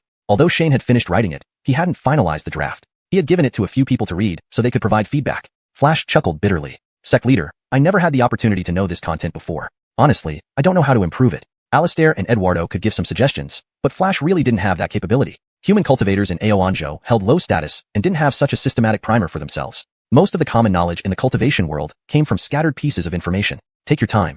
Shane understood Flash's situation and wasn't concerned. After some casual conversation and asking about Flash's progress with the 5-element scripture, Shane then brought up his intention. "When you were in Aoanjo, how did you refine pills? Could you show me?" Flash was taken aback, unsure why Shane would bring this up. He couldn't help but say, "Sect leader, that was just wild imagination." No problem, no problem. Shane waved his hand with a smile. "I'm just bored and wanted to see it. Wild imagination. That's exactly what I'm looking for. If you did things conventionally like other alchemists, I wouldn't be interested." Since Shane had said so, Flash naturally didn't refuse anymore. The two left Flash's courtyard and first went to the warehouse to find some low-level herbs before heading to the pill refining room. Although Flash didn't know how to use pill furnaces, Shane had already thrown all the refining tools into the refining room. Besides, the refining room also had defensive formations. Back on Earth, countless alchemists had died from their crucibles exploding. Although Flash only chose common herbs, who knew if something unexpected might happen. Shane and Flash weren't afraid of explosions, but the building was another matter. The two walked into the refining room, and Flash first curiously inspected the large new furnace at the center. Then, with a regretful shake of his head, he rummaged through the racks beside him, finding some tools and pulling out his own furnace. Shane didn't interrupt, leaning against the wall and quietly watching with his arms crossed. After preparing the materials and tools, Flash reached into his storage bag and pulled out a bundle of firewood. After a moment's thought, he put it back. After studying the 5-element scripture, Flash could use fire, though he wasn't very proficient yet. Seeing his action, Shane stopped him. Just follow your previous method when you were at the condensation stage. Don't use fire element. Flash turned around to look at Shane, then nodded and took out the wood again. He set up the firewood and lit it, then placed the furnace over the flames. Flash's furnace was only as big as a pot, similar in shape but with 3 feet long legs and a smaller mouth. After heating the copper furnace for a while over the campfire, Flash stretched his hand to feel the heat, then grabbed a purple spirit fruit from the side and placed it inside. Purple spirit fruit is a grady herb, quite common, resembling a purple radish, cheap and plentiful. Though Shane wasn't adept at refining, he had gone over the purchased pill formulas roughly. Unfortunately, those formulas were not considered cultivation techniques and couldn't be stored in the system. Purple spirit fruit contains spiritual energy but not much, often used as an ingredient in many grade E pills. These pills were usually mild, mainly supplied to ordinary people who hadn't enlightened yet or newly enlightened cultivators. However, in these formulas, purple spirit fruit was typically used for its juice, not whole as Flash did. Shane continued watching silently. He wanted to see this unconventional method. He wouldn't prompt him. After boiling in the furnace for a while, there was a plop sound from the furnace, followed by a faint medicinal aroma. Shane wasn't sure if this was good or bad and turned to Flash. Flash remained unfazed, observing the fire beneath the furnace and waiting. After a while, Flash found 3 other herbs, crumpled them into a ball, and threw them into the furnace. The smell in the room immediately changed. A foul odor rose. Flash showed a hint of regret, took the furnace off the fire, and turned to Shane. Sect leader, it failed? These herbs from the spirit fields were worthless, and Shane didn't care. He asked Flash, were you refining nourishing body pills? Yes, Flash nodded. Nourishing body pills improve constitution slightly for ordinary people, enhancing their body strength without side effects. They were often given to newly enlightened cultivators to boost their spiritual roots. As they required alchemists to refine, production was limited. Most of these pills were used internally, and other cultivators couldn't buy them, even if they could afford them. You should try again, Shane said after reviewing the formula in his mind. Flash emptied the failed batch and cleaned the furnace before starting anew. This time, Shane watched more closely. On the second attempt, the purple spirit fruit boiled successfully, and the 3 herbs emitted a faint fragrance once added, suggesting success. However, further cooking failed during the final pill formation. Flash felt uneasy and glanced at Shane. Shane waved him on. Keep going. Flash thought Shane was testing his potential to become an alchemist, but what Shane had in mind was scientific experimentation. If successful, it would be more than just discovering an alchemist. The third attempt failed again, the purple spirit fruit turning to ash without forming pills. The fourth failure occurred when adding the 3 herbs. Fifth, sixth. Shane kept watching without saying anything, but Flash broke into a sweat. Would sect leader think I'm useless and expel me from Xiuxian sect if this fails? Ever since studying the 5-element scripture, Flash had been loyal to Xiuxian sect. Heavenly rank technique, learnable after breaking through the crystallization stage, and even heavenly rank treasures to aid comprehension. Who wouldn't want to stay in such a sect? Though unaware of Flash's worries, Shane saw the sweat and chuckled. Take a rest. Flash wiped the sweat from his forehead and laughed bitterly. Sect leader, the success rate is normally low. Shane shook his head. Have you ever thought about why it fails? Chapter 191. Modern Technology. Ushvin was momentarily stunned upon hearing Shane's words. Why did it fail? Isn't it just because my understanding of what attributes isn't sufficient yet? Could it be anything else? Seeing Ushvin's expression, Shane smiled and said, have you considered how big the bonfire underneath needs to be? When to put in the purple spirit fruit? How much to use? How much of the remaining 3 herbs should go in and when? As Shane asked one question after another, Ushvin's face became more and more bewildered. What? Isn't refining pills all about sensing the spiritual energy of the herbs in the furnace and adjusting accordingly? Shane shook his head and stretched out his hand, saying, give me the pill furnace. Let me give it a try. Ushvin instinctively handed over the pill furnace placed beside him and then asked, Patriarch, do you know how to refine pills? Shane fiddled with the bonfire for a bit, making the flames bigger before shaking his head and replying, no. Ushvin scratched his head awkwardly. What are you up to? Trying your luck? Although Shane didn't know how to refine pills, he knew how to observe. Even though Ushvin hadn't succeeded once, Shane managed to gather some experience. Despite the lack of precision instruments, his soul division realm senses could still provide reasonably accurate estimations. After sorting through the pile of herbs and selecting suitable ones from different piles, Shane repositioned the pill furnace over the bonfire, heating the furnace to approximately 120 degrees Celsius, placing 1000 G plus or minus 200 G of purple spirit fruit inside while maintaining 120 degrees Celsius for 60 seconds. A light sizzling sound was heard as a fragrance wafted over. Shane nodded inwardly, adjusting the bonfire's flames and waiting for further reactions. Increasing the temperature to 150 degrees Celsius for 30 seconds, adding 60 G plus or minus 5 G of crimson essence grass, 50 G plus or minus 5 G of green ginseng, and 60 G plus or minus 5 G of jade-leaf herb. Shane crumpled the 3 herbs together and tossed them into the furnace. The medicinal fragrance continued. Standing by, Ushvin was dumbfounded. You told me you don't know how to refine pills? Then what the heck is this? Messing with me? Upon reaching this point, Shane hurriedly stood up, pushing aside the stunned Ushvin. Go ahead. I can't do the rest. Ushvin subconsciously stepped forward and continued the process. Unfortunately, his mind was blank, leading to poor sensing of the spiritual energy inside the furnace. The final result was an overheated pill batch, yielding nothing but waste pills. Patriarch, Ushvin turned with an apologetic look. Never mind. Let's try again. You prepare for the final step? Shane waved cheerfully and approached. By the 9th trial, Ushvin withdrew the fire prematurely. Although the pill had been refined, its quality was poor, not even recognized as a pill by the appraisal skill. On the 10th attempt, they finally succeeded. Over 10 clear pills lay within the furnace. Shane cast an appraisal skill. Nourishing body pill, grade E. Note, slightly improves cultivator's physique. Shane picked up a pill and smelled it. Previously, the furnace emitted an overwhelming fragrance, but post-refinement, the fragrance dissipated, detectable only by bringing it close to the nose. Shane poured the pills out and handed them to Xuanhuan with a smile. Let me try. Up to this point, it followed the previous pattern. Adding 4 types of herbs into the furnace, Shane adjusted the bonfire's temperature. 220 degrees Celsius to dry the juice inside, increasing the heat to 250 degrees Celsius and sustaining it for 15 seconds. Counting silently to 15, regardless of the furnace's temperature, Shane lifted it off the bonfire. The residual ingredients slowly coalesced into several crystalline liquid droplets. As the temperature decreased, these droplets solidified. White pills appeared. Nourishing body pill, grade E. Note: slightly improves cultivator's physique. Exactly like the previous indication. Shane set the furnace on the ground, hugged Xuanhuan tightly, and burst into laughter. Xuanhuan was thoroughly perplexed. Isn't it just a batch of nourishing body pills? Is it really worth getting so excited? Or is this your first successful refinement, hence your joy? Unbeknownst to Xuanhuan, apart from feeling the temperature, Shane did not sense the spiritual energy fluctuations inside the furnace at all. In other words, if he had appropriate measurement units and tools, he wouldn't even need to use his spiritual power. What does this imply? It means that the job of refining nourishing body pills can be entirely delegated to ordinary people in the future. His initial idea upon meeting Xuanhuan held true, but just him succeeding wouldn't count as effective evidence. So he began teaching Xuanhuan. Without a thermometer or similar device, Shane could only impart rough guidelines. First, he heated the furnace to 4 different temperatures and had Xuanhuan memorize each. Next, he weighed a purple spirit fruit and had Xuanhuan remember its feel. The weights of the remaining 3 herbs were 6%, 5%, and 6% of the purple spirit fruit. For time, he used heartbeats as a reference. Fortunately, cultivators have stable heartbeats, so the margin of error was acceptable. Remember? Shane finished instructing and looked at Xuanhuan. Xuanhuan nodded. Though only at the crystallization stage, he could remember such simple sensations and data. What puzzled him was what Shane intended. Seeing Xuanhuan nod, Shane continued, "Do as I say. Remember, do not use your spiritual power or sense the herb's spiritual energy." Don't. Xuanhuan froze, unsure if he had heard correctly. "Yes." Shane confirmed, "Do not sense the spiritual energy? Follow my instructions." Shane handed the pill furnace to Xuanhuan. "Let's see if we can refine pills." Xuanhuan's face stiffened. "What did you just say? Refining pills? Without sensing the spiritual energy of the herbs? Trust me, you won't go wrong." Shane patted Xuanhuan. "Let's try." "Okay." Despite not knowing Shane's intention, Xuanhuan agreed. Xuanhuan stood in front, manipulating the furnace, while Shane directed from behind. Find herbs of appropriate weight. Place the furnace over the fire. Heat to the first temperature. Add the purple spirit fruit. Maintain this temperature for 80 heartbeats. Increase to the second temperature. Yes, sustain for 40 heartbeats. Add the remaining 3 herbs. Increase to the third temperature and maintain until the liquid evaporates. Yes, increase to the fourth temperature and sustain for 20 heartbeats. The first 3 attempts failed, but Xuanhuan now remembered the entire process. On the 4th try, nearing completion, the pills hadn't formed yet, but Xuanhuan's heartbeat accelerated. He understood what the patriarch aimed to achieve. This would revolutionize the alchemy profession. The patriarch wanted to turn pill refinement into a task that doesn't require spiritual power or sensory perception. It was outrageous.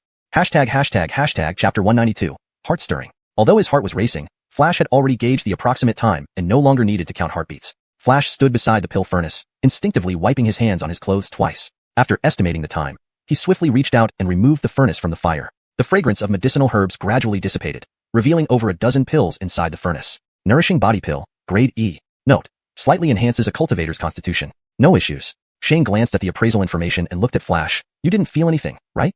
"No." Flash shook his head. Only then did Shane wave his hand heavily and laugh loudly. Lord Sect Leader?" Flash hesitantly asked. "What's this?" "You guessed right."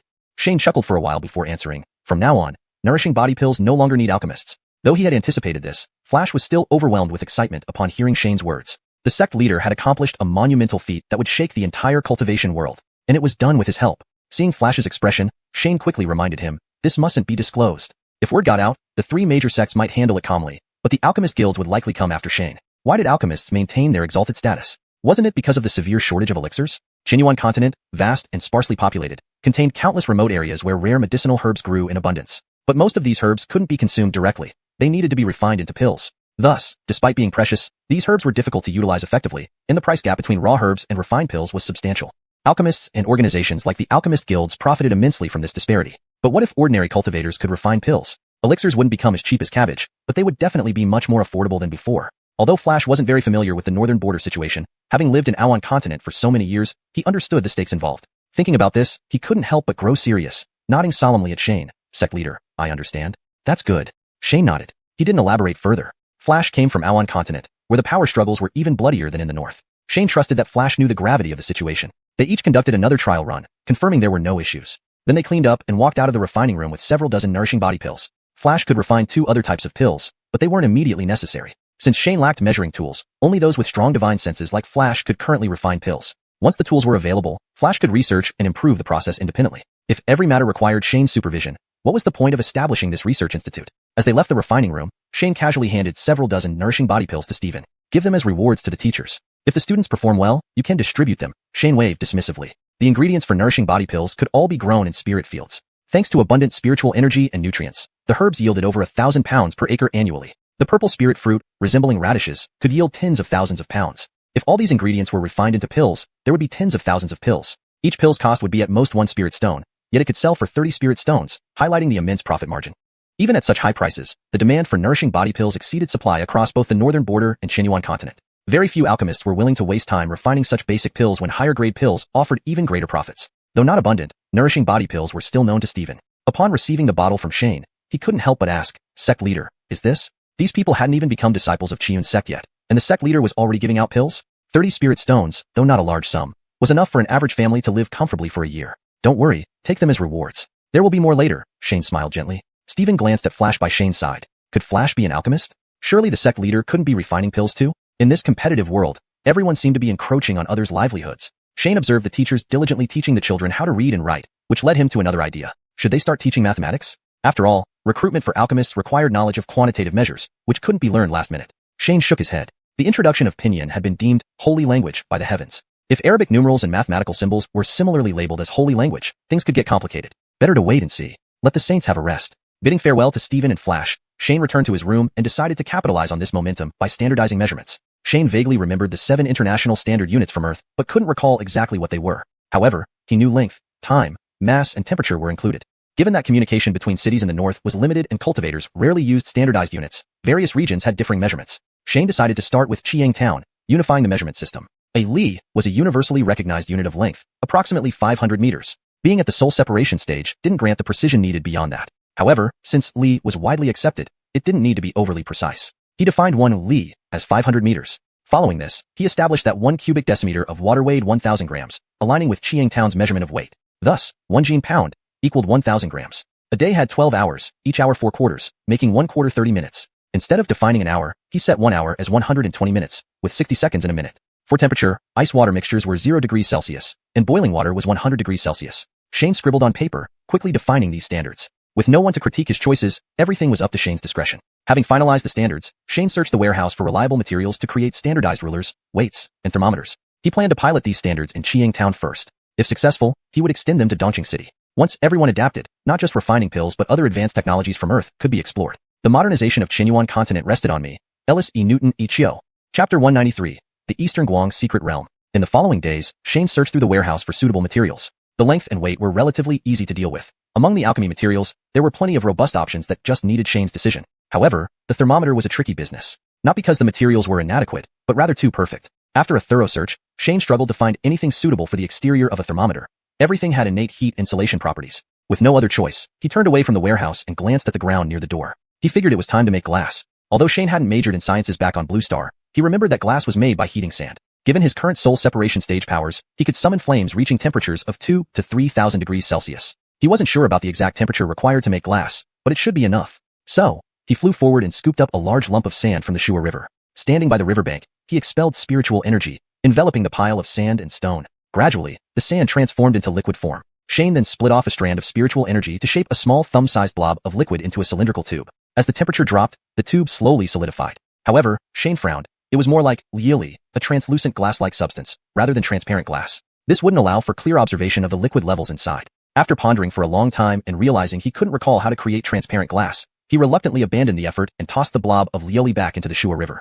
Note: I have made sure the translation conveys the original meaning accurately while ensuring it reads naturally in English. The term liili is kept as is, with an explanatory note added, to maintain consistency and provide clarity. He had been away from Blue Star for so long that many memories had faded. All he could hope was that these pieces of knowledge would suddenly return to him one day. Unable to make an appropriate thermometer, allowing ordinary people to try alchemy was postponed. Nonetheless, the measures for length, weight, and time could be tested in Xiang Town immediately. Xiang Town used to be a simple market formed by ordinary people, without any officials. Even after moving due to the beast tide, Shane still let the town's elders handle disputes as before. He provided them with standards for length and weight, instructing them to develop new measurement systems based on these. After determining the timekeeping method, he let them implement it. As for Flash, Shane gave him a set of standard items and taught him how to calculate temperature, asking him to try writing down the potion formulas. The formula Shane wanted was not traditional. Add XXX first, Then add XXX and XXX together. Observe the spiritual fluctuations. Wait for the herbal spirits to mix, extinguish the fire, and form the pill. Instead, he aimed to write each step as precisely as possible with a new mindset. Flash could also experiment with other potions he knew. Shane's only requirement was that Flash could not sense the spiritual fluctuations of the herbs inside the cauldron. For the next month, Shane practiced spells daily, compiled the advanced compulsory textbook for Xiuxian sect, occasionally checked the situation in Dongqing City, and noted down memories of Blue Star when they surfaced.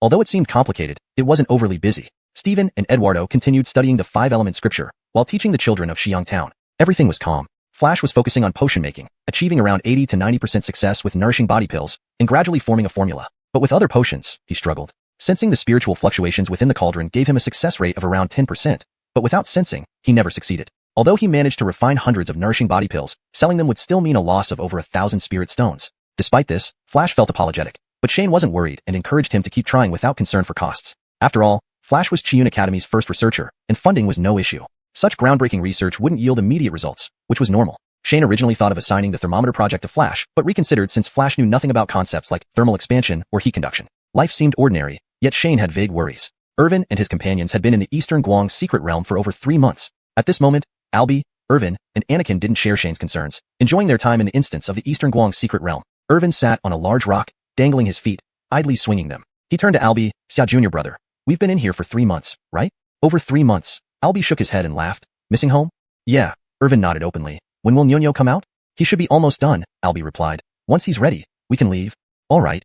Irvin hopped off the rock, stretched, glanced around and said to Albie, I think I can succeed in crystallization once we get out. 3 months earlier, as they initially entered the Eastern Guang secret realm, Albie and the others entered along with other crystallization stage cultivators. The interior of the realm didn't appear particularly special, much like the outside, with layers upon layers of mountains. Groups of cultivators from various sects scattered in teams. Only after everyone dispersed did Albie and his companions stand still, exchanging glances. Familiar faces were scarce. If someone wasn't qualified due to low strength or gained a slot in the top few of a sect competition but didn't come, whether they had already visited or felt unprepared remained unknown. Anakin scratched his head. Junior brother, what do we do? I'm not sure either. Albie smiled wryly, thinking for a moment, then said, let's explore a bit. Among the three, although Albie was the youngest, he was the most organized. In Shane's absence, he took charge. Irvin and Anakin had no objections. So, they summoned a flying boat controlled by Anakin and ventured deeper into the Eastern Guang secret realm. #### chapter 194, continue deeper. However, the three had barely flown out for long when they were forced to stop. The density of vicious beasts within the Dongguang secret realm could almost rival that of the vast mountains bordering Aoanzhou in the northern border. A fire-red mountain sparrow rapidly flew towards them. As it brushed past the air, it emitted a piercing screech. Though just over a foot in length, this small vicious beast proved troublesome without Shane's protection. Anakin didn't dare to be complacent and maneuvered the flying boat to descend quickly, evading the attacking sparrow. After dodging the sudden attack, Anakin made the flying boat continue descending, landing on the ground before the sparrow could launch its second assault. The trio immediately disembarked from the flying boat, readying themselves for battle. At this moment, the sparrow turned around in the sky and charged at them again. Just as Anakin and Ernest were preparing to attack, Irvin shouted lightly, raised his hands, and a phantom-long spear appeared in the sparrow's flight path. The rapidly flying sparrow couldn't avoid it and crashed straight into the spear, getting impaled through. Irvin then waved his hand, retracting the spiritual energy, making the spear vanish into thin air, while the sparrow's corpse fell lifelessly to the ground. Irvin turned his head to look at Anakin, and said with an elderly demeanor, Anyo, why did you land? A tiny liquid condensation phase vicious beast could have been killed in the air. Ernest spoke up before Anakin could reply, Senior brother Nyo did the right thing. We don't know if other vicious beasts will attack. Upon hearing Ernest's words, Irvin ceased arguing and nodded. The brothers had lived together for so long, though their ages differed greatly, their relationship had deepened significantly. Thus, Ernest naturally wouldn't hold back and spoke freely. After speaking, Ernest prepared to turn around and deal with the fire-red sparrow to see if he could gather any materials. But as soon as he turned, he saw the sparrow lying on the ground slowly transform into a pile of fire-red crystal dust, which then coalesced into a thumb-sized crystal. Irvin marveled, and before Ernest could warn him, he walked forward, bent down, and picked up the red crystal from the ground. What is Tim? Before Irvin finished speaking, the red crystal had already transformed into a wisp of red mist, entering his body. Senior brother, are you alright? Ernest and Anakin hurriedly approached Irvin, concerned. After a while, Irvin shook his head and said to both of them, nothing. They relaxed slightly. Ernest asked, what was that crystal? Irvin thought for a moment and said, it seems like a wisp of fire attribute spiritual energy. Ernest's eyes lit up and he said to the two, I think this is the gain from Dongguang's secret realm. Seeing the confusion in the others' expressions, Ernest shook his head and said, we need to kill a few more vicious beasts to confirm. So, the three abandoned the flying boat and continued deeper into the Dongguang secret realm. They soon encountered another light blue wild ox, also at the liquid condensation stage, which was smashed into meat sauce by Anakin's summoned magic treasure. Ernest reminded regretfully, Senior brother Nyo, next time, don't be so violent when killing vicious beasts or we can't collect materials. Anakin grinned. Don't these vicious beasts turn into ashes? Ernest pouted and didn't reply further, unable to counter his remark. Hadn't Anakin always been brutal when killing beasts outside? The three gathered around the ox remains, waiting for changes to occur. Just as Ernest had predicted, the ox transformed into a small clump of crystal dust, which then coalesced into a small pale blue crystal. This crystal was roughly the same size as the sparrows, indicating that the crystal size might correlate with cultivation level rather than physical size. This time, neither Anakin nor Irvin touched the crystal, instead looking at Ernest. Ernest observed carefully before stepping forward and gently picking up the crystal. With the previous experience, he scrutinized the crystal's transformation meticulously. When the crystal dissolved into a pale blue stream of spiritual energy and merged into Ernest's body, he closed his eyes and felt it keenly. Soon after, Ernest opened his eyes and looked at the duo, saying, "This one is water tribute." He added, "These vicious beasts seem to be formed by the secret realm's spiritual energy convergence." While continuing forward, the trio encountered another liquid condensation phase vicious beast. This time, they let Anakin experience it too. After everyone understood the crystal's function, Ernest experimented further. Such crystals could be stored in storage bags, but even when kept there, they would dissipate back into elemental spiritual energy after 15 minutes. The same occurred outside. Thus, these crystals could only be used directly within the secret realm, unsurprising since such information would have already spread otherwise. The availability of practical combat opportunities with spirit-formed vicious beasts, followed by absorbable spiritual energy post-vicious beast slaying, made the Dongguang's secret realm a valuable crystallization stage disciple trial ground in the northern region. After all, spiritual energy and spiritual power, despite being close in name, were completely different. The world's spiritual energy required absorption and conversion through cultivation techniques before being stored in the Dantian as spiritual power. Most cultivators' bottleneck wasn't the lack of spiritual energy in the world, but the speed of conversion. Therefore, cultivation techniques dictated progress. Most cultivators relied on spirit stones for auxiliary cultivation due to their pure spiritual energy, converting faster compared to direct absorption from nature. As they moved forward, they still encountered liquid condensation phase vicious beasts with ordinary 5-element attributes. Since Irvin et al. Had already successfully condensed their 5 elements, they had little need for elemental spiritual power. Ernest pondered and surmised that it was likely due to their current position in the outer area of Dongguang's secret realm. He turned to Anakin and suggested, "Senior brother Nyo, let's fly deeper inside and encounter crystallization stage vicious beasts." Encountering only liquid condensation phase beasts, Anakin had lost interest. But Shane had instructed them to follow Ernest's lead, so he smiled and said, "Sure." Thus, the trio continued flying deeper into the Dongguang's secret realm, each playing their part, Anakin piloting the flying boat, Ernest handling defense, and Irvin leading the attacks. Occasionally, they faced airborne vicious beasts, all handled swiftly through teamwork. They didn't bother collecting the low-level crystals, instead pushing forward deep into the Dongguang's secret realm. ####Chapter 195. Encounter with a Fierce Beast. The Dongguang mystic realm was considerably larger than the sect mystic realm of Xintian sect. The group had been flying inward for a full hour, and although their speed was not fast due to occasional attacks from fierce beasts, they had still covered several hundred miles. However, they had yet to encounter any crystal stage fierce beasts. Since entering the Dongguang mystic realm, Jack had not spoken a single word. After all, this was a trial realm, and these young individuals needed practical combat training. He couldn't solve every problem for them. Of course, if any truly dangerous situations arose, he would naturally offer assistance. After flying another 100 miles, the group finally encountered an attack by a crystal stage fierce beast. Kurt turned around in the flying boat and asked Ernest, "Should we descend?" Ernest thought for a moment and said, "Continue flying." Although it was a crystal stage fierce beast, it was clearly only at the early crystal stage. Moreover, they hadn't encountered any special attribute fierce beasts. These ordinary attributes were of little use to them. These ordinary crystals could only reinforce the crystallizations within their bodies, but wouldn't help in forming new ones. After flying for a while longer, they finally encountered a fierce beast with special attributes, a mid-crystal stage dark attribute vulture. Though its cultivation level wasn't very high, since Ernest was currently cultivating yin-yang attributes, he couldn't afford to miss this opportunity. The group landed on the ground, waiting for Ernest to absorb the dark attribute crystal. After absorbing it, Ernest explained to the two others, "A mid-crystal stage fierce beast can increase my spiritual power by approximately 1%. Don't underestimate this 1%. It would normally take a regular cultivator over 10 days of cultivation. Even for Ernest, who practiced an A-grade heart method, it would take at least 3 to 5 days. They had only been in the Dongguang mystic realm for less than 2 hours and already found one. Given that most of the previous time was spent traveling inward from the outskirts, if they stayed in the realm for a month, they could potentially increase 1 crystallization. This speed would be astounding in the outside world. No doubt the prodigies from the 3 major sects had already entered here. Otherwise, they wouldn't have achieved such high realms at such young ages. Ernest explained this to the two others, who became quite excited. Without further instruction from Ernest, they continued deeper into the realm. In the following days, while searching for fierce beasts, they advanced over 1,000 miles. Unfortunately, the types of crystals needed by Kurt and Irvin were extremely rare, so they only encountered a few. On the other hand, Ernest found about 20 to 30 yin-yang attribute crystals each. At this rate, in just over 10 days, Ernest could achieve crystallization before the others. However, as they continued deeper, the fierce beasts they encountered gradually began to reach the late crystal stage and even the peak crystal stage on occasion. Although they hadn't faced any real danger, they couldn't be complacent. Just then, the long silent Jack spoke to Ernest, "Shufu, you should continue inward without stopping until you encounter a core formation realm fierce beast." Ernest hesitated. "Ancestor, isn't that too dangerous?" Originally, he had planned to stop after advancing a bit more and search for peak crystal stage fierce beasts. "Trust me, if things get too tough, we can retreat," Jack said without much explanation.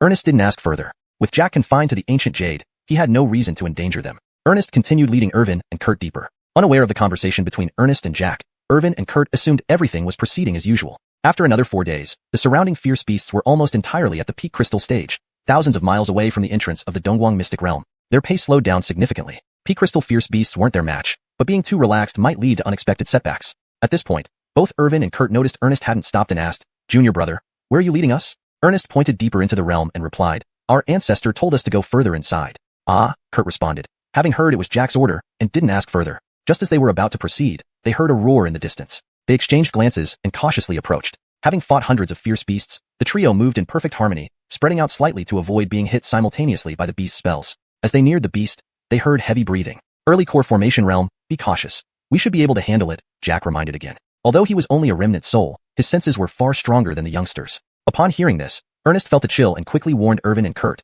"It's a core formation realm fierce beast. We need to be careful. We can kill it." Irvin and Kurt knew Jack well and expected the forewarning. They readied their treasures, becoming even more cautious. The three did not hesitate or question whether they could defeat the core formation realm beast. After core formation, the realm was simply called realm, signifying the vast chasm between these stages. Yet, as young geniuses with 7 to 8 crystallizations, they harbored no fear of a mere early core formation beast. Through a forest, Ernest saw a black rhino standing still, its pea-sized eyes gazing in their direction. He immediately knew the beast had detected them and shouted, "Be careful!" Before his words had fully left his mouth, the rhino lowered its head and charged directly at Kurt. Boom, boom, boom. The black rhino, towering several zhang tall, caused the earth to tremble as it charged. Trees along its path snapped like twigs and fell sideways. Kurt showed no fear. Raising his blue-purple staff, he infused it with spiritual energy, turning it into a thick column, a dozen feet long. "Come on!" he roared, leaping up with the heavy staff and smashing it down onto the rhino's head. Bang! A loud crash echoed as the staff bounced off the rhino's skull. Kurt used the momentum to flip backward and land steadily on the ground. The rhino staggered a few steps, stabilizing itself, then surged forward once more. The collision between man and beast left neither injured. Chapter 196, reaching the target. The magical treasure in Anakin's hands was no longer of the mystic rank as it was during the sect grand competition. It had become earth rank. This staff is named the Purple Gold Staff. After channeling spiritual energy into it, not only can its size change, but its weight can vary as well. Last time at the Dingshai Pavilion in Binang City, when Shane gave them spirit stones to spin freely, Anakin immediately set his sights on this physically offensive purple gold staff. Upon confirming he could use it, he bought it without hesitation. Now, as he faced off against the core formation realm ferocious beast head-on, the purple gold staff, being an earth-rank treasure, remained completely undamaged. Seeing that Anakin was unharmed, Ernest finally exhaled in relief but silently berated him inside. "This brute, that's a core formation realm ferocious beast. If you get injured, how will I explain it to Master?" There was no time to blame Anakin, so he too pulled out his magical treasure and shot streams of water arrows towards the rhino. Ernest's weapon was still the small gourd. He hadn't decided which attribute he would specialize in yet. Moreover, this gourd not only enhanced water-based techniques but also provided subtle boosts to blood-based techniques, so there was no need to urgently choose new magical treasures for now. As for Irvin on the other side, he wielded a long spear made of condensed spirit chi, raising his arm high and thrusting it forcefully at the rhino like a javelin. Irvin's gun embryo in his dantian hadn't fully materialized yet, so he couldn't summon a dermic spear. What he used now was the spirit chi manifestation technique from the grand competition. Although it was weaker than the summoned gun embryo, it was still usable. Despite having low intelligence, the core formation realm rhino could distinguish between the strength of enemy attacks. It ignored Ernest's water arrows and instead turned its head toward Irvin, aiming its central horn directly at the incoming spear. Clang! The long spear collided with the bull's horn, producing a metallic sound. Though the rhino stumbled, the long spear simultaneously shattered into countless fragments. After enduring 2 heavy strikes to the head, the rhino shook its head dazedly. At this moment, Ernest's water arrows hit the rhino's body. However, the thick hide of the rhino deflected these water arrows, barely breaking the surface. But Ernest's spell wasn't that simple. The water arrows exploded on the rhino's hide but didn't dissipate as usual. They suddenly burst into mist that clung tightly to the rhino's body. In an instant, the mist gradually turned blood red, sizzling softly against the rhino's hide. A blood-water hybrid spell. This spell wasn't taught by Shane but was a blood peak sect technique, perfect for Ernest, who specialized in both blood and water attributes. Ernest didn't dare use blood techniques outside, but in this vast Dongguang secret realm, where there were only 50 cultivators, the chances of encountering others were nearly zero, giving him no reason to hold back. The blood mist quickly corroded holes in the rhino's hide and began seeping into its body. The rhino let out a pained cry, violently shaking its body. With each shake, the blood mist was forcefully expelled from its body before disappearing. Yet Irvin and Anakin wouldn't miss such an opportunity, attacking the rhino with 1 spear and 1 staff simultaneously. Clang! Boom! The rhino barely twisted its head to block Irvin's spear, but it was struck hard on the back of the neck by Anakin's purple gold staff, collapsing onto the ground, unable to stand. The three naturally didn't let up. As it lay on the ground, various spells rained down on the rhino. Despite its core formation realm power, the rhino was beaten into submission. Even so, it held out for about a quarter hour before finally ceasing all movement. Ernest cautiously approached, confirming the rhino's death before putting away his magical treasure. This ferocious beast is called the Gray Mystic Rhino. In the early core formation stage, he explained, then looked at Anakin with a smile. It's rare for such beasts to lack magic techniques, likely earning you corporeal crystals. Anakin's face lit up upon hearing Ernest's words. He took a few steps forward, examining the Gray Mystic Rhino. Like other ferocious beasts, the rhino had solidified into a crystal shortly after death. Compared to previous crystals, this one was much larger, about the size of a child's fist. While corporeal crystals were rare, they had encountered one before, so seeing the color confirmed it was indeed a corporeal crystal. Absorbing a core formation realm beast's crystal took significantly longer. Irvin and Ernest waited quietly as Anakin completed the absorption. At least a 10% increase. Anakin opened his eyes, grinning broadly. If we kill 7 or 8 more, I might succeed in my cultivation.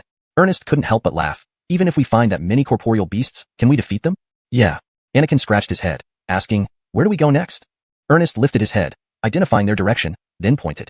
This way. But be cautious. For the rest of the day, under Ernest's lead, they didn't venture deeper into the Dongguang's secret realm but circled around nearby areas. Along the way, they killed 3 core formation and over a dozen peak crystal formation beasts. Irvin didn't mind as long as they weren't staying put. However, Anakin finally couldn't hold back his curiosity. Junior brother, where are we going? I'll ask. Ernest scratched his head. Both the news of the Gray Mystic Rhino and the route had come from Jack, who hadn't explained why but only instructed him to wander aimlessly around. Not just Anakin, Ernest himself was puzzled, so he inquired of Jack. Youngster, soon. Keep moving for a bit, Jack replied cryptically. Relaying this message to Irvin and Anakin, Ernest continued circling around the area. After killing a few more beasts, Ernest heard Jack's voice again. Head north for about 100 miles. Following Jack's instructions, they arrived in a valley. Circling slightly, Jack spoke up again. To your east, there's a formation, search for it. Soon, they found the formation. Jack sighed with admiration. The legendary 4 symbols Great Array. To actually see it here. The 4 symbols Great Array? Ernest asked curiously. I've never seen this array myself, only read about it in ancient texts, Jack explained. This formation absorbs heavenly and earthly energies, then transforms them into various attribute-based ferocious beasts. Hashtag chapter 197. The 4 symbols Great Array. The grand array that Jack described was indeed almost identical to the situation inside the Dongguang secret realm. Ernest had also never heard of this grand array and could not confirm its authenticity, but since Jack said it like that, it was probably right. Jack explained the 4 symbols Great Array and continued, have them guard here while you enter the array first. Ernest relayed Jack's words to Irvin and Anakin, asking them to help guard for a while as he stepped into the array in front of him according to Jack's instructions. The array was only about 10 feet in diameter, with no strange phenomena around it. If not for following Jack's guidance, even with the divine sense of a crystal formation stage cultivator, it would have been impossible to find such a small array within the vast Dongguang secret realm. Crystal formation cultivators and above could not enter the Dongguang secret realm, but Jack, although at the transformation spirit stage, was merely a strand of lingering soul, so he did not count as a cultivator. This allowed him to exploit a loophole to enter the secret realm. As soon as Ernest took a step into the array, he felt dizzy, as if entering a gravity-free space. Stabilizing himself, Ernest looked around. The array, which was about 10 feet in size, now blocked all external views, surrounded by colorful threads, making his vision blurry and dizzy. Boy, calm your mind. Jack immediately reminded him and explained. What you see is the essence of spiritual energy. Insufficient divine sense can easily make you fall into it. Hearing this, Ernest quickly composed himself, focusing on his breathing rather than the surroundings. Jack continued, the center of the array is filled with pure spiritual energy. Absorb it quickly. Ernest promptly started his cultivation technique, dedicating himself to practice. 2 fine lines, one black and one white, emerged from the tangled mass surrounding the array and entered Ernest's nostrils. These were not ordinary ethereal energies that required conversion through cultivation techniques, but were already purified deep spiritual energies ready for direct absorption. Even Jack did not expect that Ernest would spend an entire day inside the array. Presumably, even the 3 major sects didn't know the specific details and just considered this a unique phenomenon of the secret realm. This led to the array continuously crystallizing various attribute beasts, yet still retaining an immense amount of spiritual energy. After absorbing all the yin and yang spiritual energies within the array, Ernest opened his eyes again. A brief inspection revealed that his dantian was now more than half full. Just 1 day's cultivation matched several months since he started practicing the yin-yang scripture. Seeing Ernest regain consciousness, Jack reminded him again, get out quickly. Coming back to his senses, Ernest stood up and looked around, saying with a wry smile, Ancestor, how do I get out? All you see around you is the manifestation of spiritual energy. Just walk out directly, Jack explained. Ignoring the surroundings, Ernest took 2 steps forward, and the scenery changed. He had walked out of the array. Seeing Ernest emerge, Irvin and Anakin breathed a sigh of relief and came over. Seeing the two, Ernest waved apologetically. Sorry, I didn't realize it took so long. Anakin didn't mind waiting and asked, Brother Shufu, are you alright? I'm fine. Ernest shook his head and smiled. In fact, it's good. After explaining the situation inside the array to the curious duo, Irvin immediately exclaimed excitedly, You guard. Let me go in. Being able to save cultivation time was a rare opportunity for others. But for Irvin, it meant he could save 2 or 3 months for leisure time after only needing 1 day. Having spent so much time together, how could Ernest not understand Irvin's thoughts? He couldn't help but chuckle helplessly. However, since Ernest couldn't absorb other attributes' spiritual energies, each person should enter the array once. So he simply turned to Anakin, Senior Brother Nyo. Shall we guard for a while? Sure, Anakin nodded. The old ox wasn't competitive. If Irvin wanted to go in first, let him be. Thus, they stayed around the array for several more days. The surrounding beasts had already been cleared, with occasional crystal formation stage attacks. After Irvin and Anakin absorbed their main cultivating attributes, they re-entered the array per Jack's request to absorb previously crystallized attributes. Although it wouldn't increase the quantity of internal spiritual energy, these energies could consolidate their internal crystals further. Normally, this would be quite wasteful, as most of the pure attribute spiritual energies would dissipate without contributing significantly to the crystals. But since no one else knew about this array except the three of them, there was no point in worrying about waste. Besides, there were 3 more similar arrays within the Dongguang's secret realm. Over the next 2 months, under Jack's guidance, they sought out the remaining 3 arrays and engaged appropriately strong beasts for combat experience. For cultivators, strength was primarily determined by realm, but combat experience was equally essential. After all, you couldn't always rely on overwhelming enemies with higher realms. Having Jack, an experienced elder, along was invaluable. His rich experience maximized their gains within the secret realm.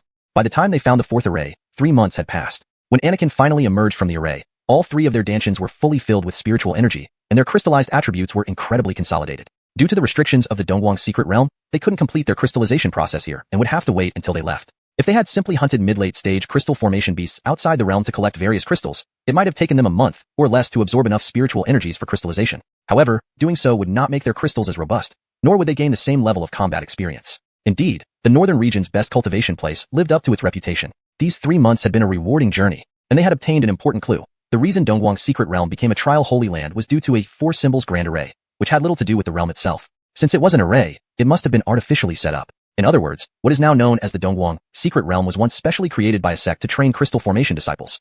Chapter 198, Successive Breakthroughs. Even Jack, who had lived for nearly 2,000 years, had never heard of a similar secret realm. All he knew were vague references to the 4 symbols formation. The Dongguang secret realm spanned 10,000 miles, and it contained such a massive formation. From this glimpse, one could imagine just how glorious this sect must have been in its prime. At the same time, Ernest also understood why Allah from the Xiuxian sect had mentioned that the duration was uncertain earlier. If the attributes being cultivated were more common and luck favored them, they might not even need a month to complete this trial.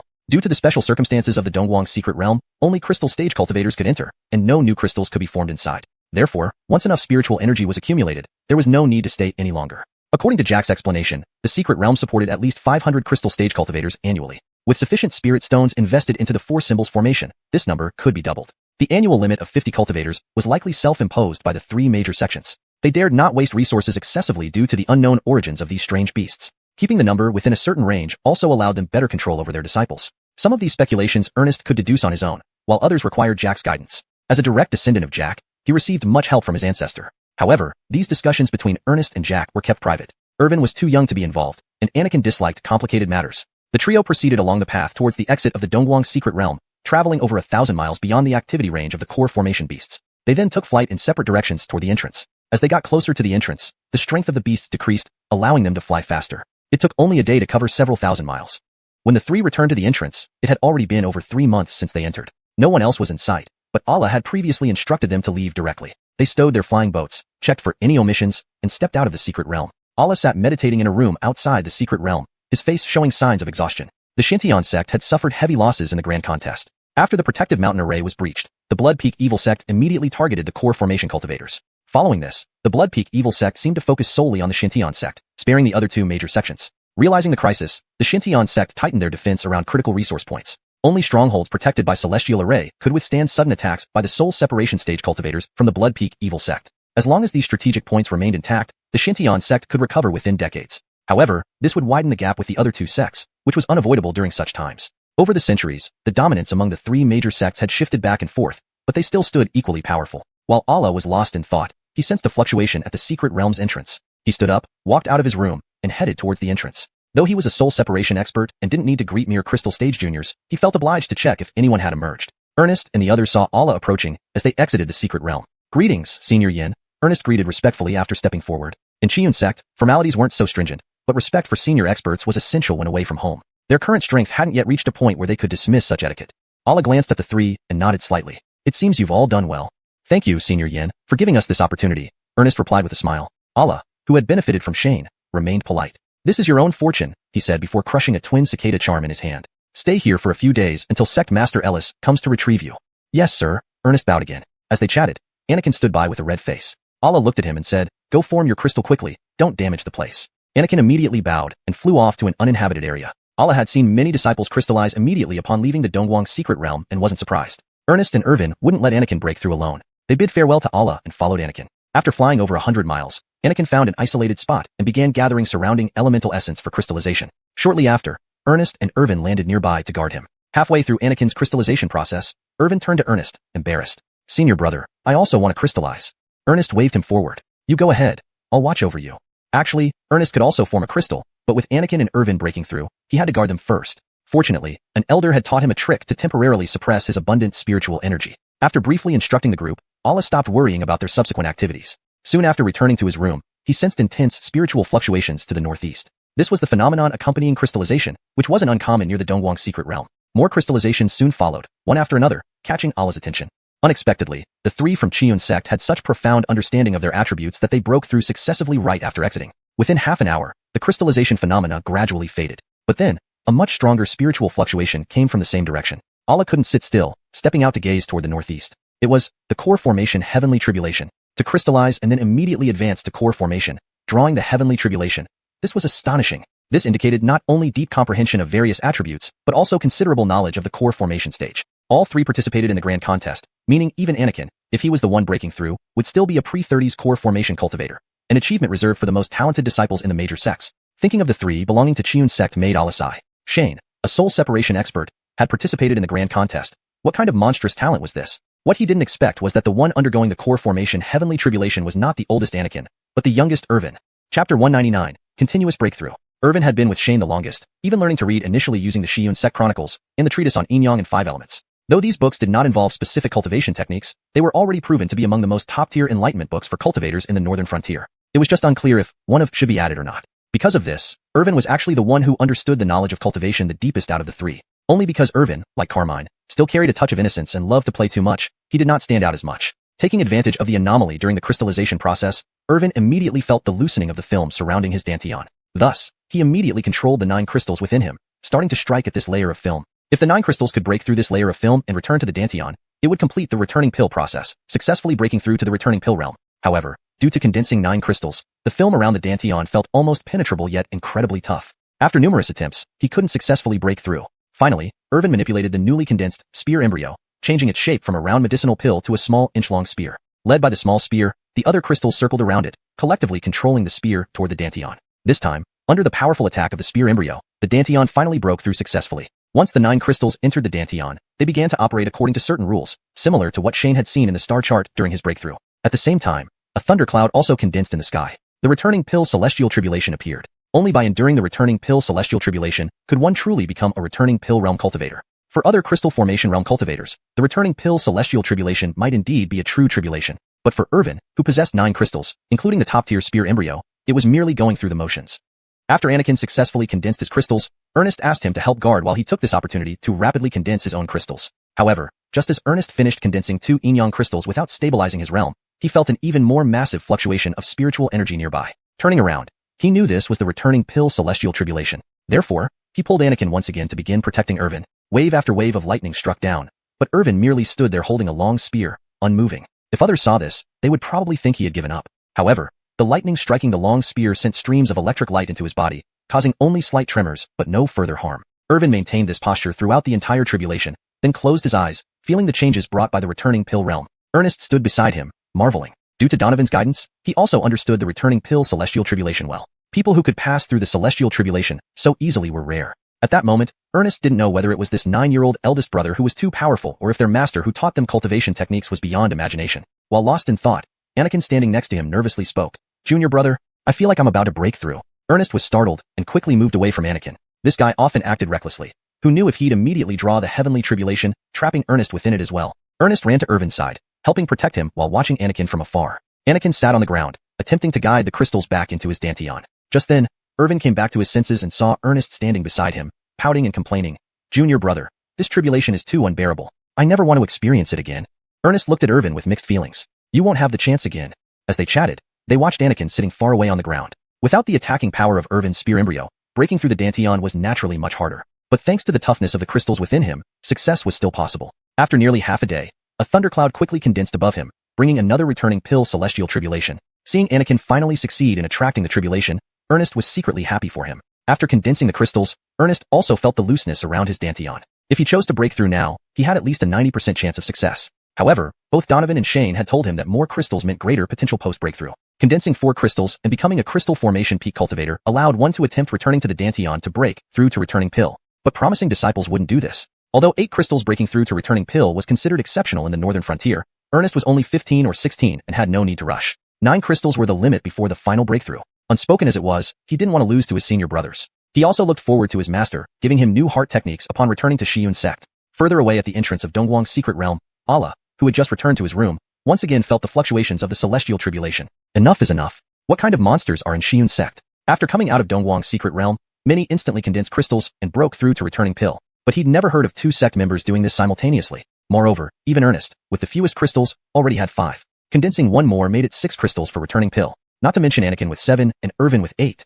Now, with 2 people drawing the returning pill celestial tribulation, Xiuxian sect had gained at least 2 disciples with the potential to break through to soul division. Add the unfathomable Shane. Even if no other disciples broke through, Xiuxian sect could rely on these 3 to become a second-rate sect in 20 years. Although Allah was wary, he wasn't overly concerned. After all, Xintian sect currently faced more pressing issues. If they couldn't survive the impending crisis, seeing Xiuxian sect rise to second-rate status might be wishful thinking. Still, as the sect leader of Xintian sect, Allah was envious. The top disciple of this generation, Yuan, already had 9 crystals. However, because the last demon core was digested internally, it would take some time to fully integrate. As for his direct disciples, they fell short of Yuan, probably maxing out at 7 crystals. Breaking through to returning pill would likely take a few more years.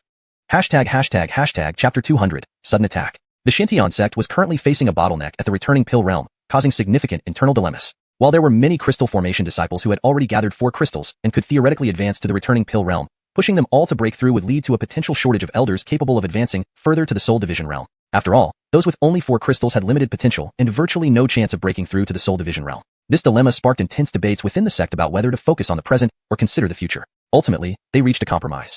10 of the most talented disciples would continue to gather crystals, while the others would attempt to break through to the returning pill realm once they had 4 crystals. This decision was made in light of the current crisis, emphasizing unity against external threats. However, determining who was the most talented led to both open and covert competition. Moreover, the chosen disciples were all ambitious, believing they could advance further beyond the returning pill realm. The disparity in status between cultivation realms was vast, making it difficult for them to willingly give up their future potential just to break through now. As a result, some might pay lip service to fully breaking through, while secretly continuing to gather crystals. Even the sect leader and senior elders couldn't predict the final outcome of this decision. As Allah stood outside, sensing the heavenly tribulation fluctuations in the distance, he pondered the sect's predicament. Suddenly, a more intense spiritual energy fluctuation came from another direction. It was a soul division realm attack. Enemy attack. Allah shouted, quickly activating the array at the Dongguang mystic realm entrance. The array immediately reacted violently. If he had hesitated, the first surprise attack could have caused significant damage. The array was merely earth rank and might not withstand a second hit. Allah, left with no choice, flew out of the array on his sword, shouting angrily, "Who dares to intrude into the Dongguang mystic realm?" Before he finished speaking, someone interrupted him with laughter. "Your words, sect leader Yin, are meaningless. I've already started attacking. There's no question of daring." Then, a refined scholar, a lean old man, and a middle-aged burly man appeared, stopping a few miles away from Allah. Allah's pupils contracted as he crushed an alerting twin cicada. 3 soul division realm experts. Seeing Allah's actions, the 3 did not stop him, knowing that even the nearest support, from Pyamyao sect, was thousands of miles away and would take at least an hour to arrive by full-speed flight. Allah, understanding the gravity of the situation but showing no fear, remarked calmly, 3 soul division realm experts, disregarding your dignity to ambush? Truly commendable. The scholar smiled faintly, shaking his head. We are a small sect. Matters of face are never our priority. Allah sneered, only your blood mountain sect can pretend such petty actions are dignified. The sect leader has keen eyes, the scholar praised, then added with a laugh. Since you've seen through us, we'll begin our attack. Turning to the others, the scholar commanded, follow the plan. The scholar and the burly man immediately attacked Allah, while the old man soared toward the source of the heavenly tribulation fluctuations to eliminate 2 newly ascended returning pill realm disciples from the major sects. Meanwhile, Shane, unaware of the commotion at the entrance, was flying toward the Dongguang mystic realm on a flying boat. Receiving Allah's transmission, he decided to fetch Ernest and others, despite having little to worry about. Even though crystal formation disciples weren't fully independent, venturing in the northern region posed little danger. However, given the well-known journey details, he feared ambushes by ill-intentioned individuals. Unrushed, Shane leisurely continued organizing his notes aboard the flying boat, preferring it over faster but less comfortable sword riding. Suddenly, he sensed something amiss and retrieved a twin cicada from his storage bag. It had turned to fragments. Shocked, Shane hurriedly flew toward the Dongguang mystic realm. This cicada was meant for life-threatening situations. Ernest must be in peril. Annoyed with himself for not staying on his sword earlier, Shane accelerated, channeling his full spiritual power into the blade. Back at the Dongguang mystic realm entrance, despite being a renowned soul division expert, Allah was struggling against 2 opponents. He considered fleeing, as the third opponent could return at any moment, complicating matters. Opposing Allah was Fernan, who had initially planned the ambush for nightfall but acted sooner due to 2 consecutive heavenly tribulations indicating imminent breakthroughs. Eliminating these genius-level disciples before they returned to their sects would deal a severe blow. although not as severe as killing Allah. Besides, defeating a Soul Division expert was no easy feat, so Fernand opted for easier targets, the two freshly ascended disciples. Should they focus on the present or plan for the future? This question had sparked heated debates within the sect. Eventually, a compromise was reached. The 10 most talented disciples would continue to gather crystals, while the rest would be allowed to attempt the breakthrough to the returning pill realm once they had 4 crystals. Given the current crisis the Xiuxian sect was in, this proposal was accepted to unify their efforts externally. However, determining who among the disciples was the most talented still led to open and hidden conflicts. Moreover, these promising disciples were all ambitious, believing they had the potential to advance further instead of being confined to the returning pill realm. The disparity in status gained from each advancement on the cultivation path was vast. To ask them to sacrifice their futures by breaking through to the returning pill realm now would inevitably lead to insincerity, with some pretending to fully dedicate themselves to the breakthrough while secretly continuing to gather crystals. Even the sect leader and major elders could not predict the outcome of this decision. Allah stood outside, sensing the heavenly tribulation fluctuations in the sky, while pondering the current predicament of the Xiuxian sect. Suddenly, from another direction, a more intense spiritual energy fluctuation appeared. This was a soul division attack. Enemy attack. Allah shouted a warning as he activated the array at the entrance of the Dongguang mystic realm. The just opened formation immediately trembled violently. If he had hesitated even a moment, that first ambush strike might have caused damage. This place's formation was merely Earth class and could not guarantee holding against multiple attacks. With no choice, Allah soared into the air on his flying sword, roaring, "Who dares to intrude upon the Dongguang mystic realm?" Before he could finish speaking, someone interrupted him with laughter. "Master Yin, your words are baseless. Since I've already attacked, what's there to fear?" As he spoke, a refined scholar, a thin old man, and a muscular middle-aged man arrived on flying swords, stopping a few miles away from Allah. Allah's pupils constricted as he immediately crushed a warning twin cicada. 3 soul division experts. Seeing his action, the trio did not stop him. The nearest Piaomiao sect was several thousand miles away, and it would take hours for soul division experts to arrive even if they flew at full speed. By then, Allah feared his remains would be nothing but ashes. Understanding the perilous situation, Allah kept his composure, saying coolly, 3 soul division experts like yourselves, disregarding your status to conduct an ambush? Truly remarkable. The scholar chuckled and shook his head. We come from a minor sect and have never paid much attention to such matters of face. Allah sneered, only you xuanhuan sect would speak of despicable acts so solemnly. Master Yin has keen eyes, the scholar commended before laughing again. Since we've been seen through, we shall commence the attack. Turning to his companions, he called out, 2 fades, proceed as planned. As he spoke, the scholar and the middle-aged man launched their attack on Allah. However, the old man did not join the assault immediately. Instead, he soared into the sky, heading towards the area where the returning pill tribulation fluctuations originated. 2 recently ascended disciples from the 3 major sects must be eliminated first. Shane was unaware of the disturbance at the entrance of the Dongguang mystic realm. He was currently sailing on a flying boat toward it, having received Allah's message. With nothing pressing, he instructed Stephen and others and set off to bring Ernest and his group back. Crystal formation disciples were not yet capable of standing alone, but exploring the northern region posed little danger. Yet, since everyone knew about the journey to the Dongguang mystic realm, Shane worried about potential ambushes along the way and decided to go himself. Though not urgent, he leisurely sailed the flying boat, organizing his notes. Despite the flying sword being faster, standing on it meant strong winds blew incessantly, making it impossible to do anything besides look impressive. Thus, after the novelty wore off, Shane rarely used his flying sword for long distances unless necessary. Sensing something was amiss, Shane retrieved a twin cicada from his storage bag. The cicada crumbled into fragments in his hand. His face turned pale as he quickly returned the flying boat and mounted his flying sword, accelerating toward the Dongguang mystic realm. He had given this twin cicada to Ernest for use during life-threatening situations. However, he was still 2,000 to 3,000 miles away, needing at least half an hour. He wished he could slap himself. Had he traveled by flying sword earlier, he might have already arrived. But regret was futile, so he poured spirit energy into his sword, speeding ahead.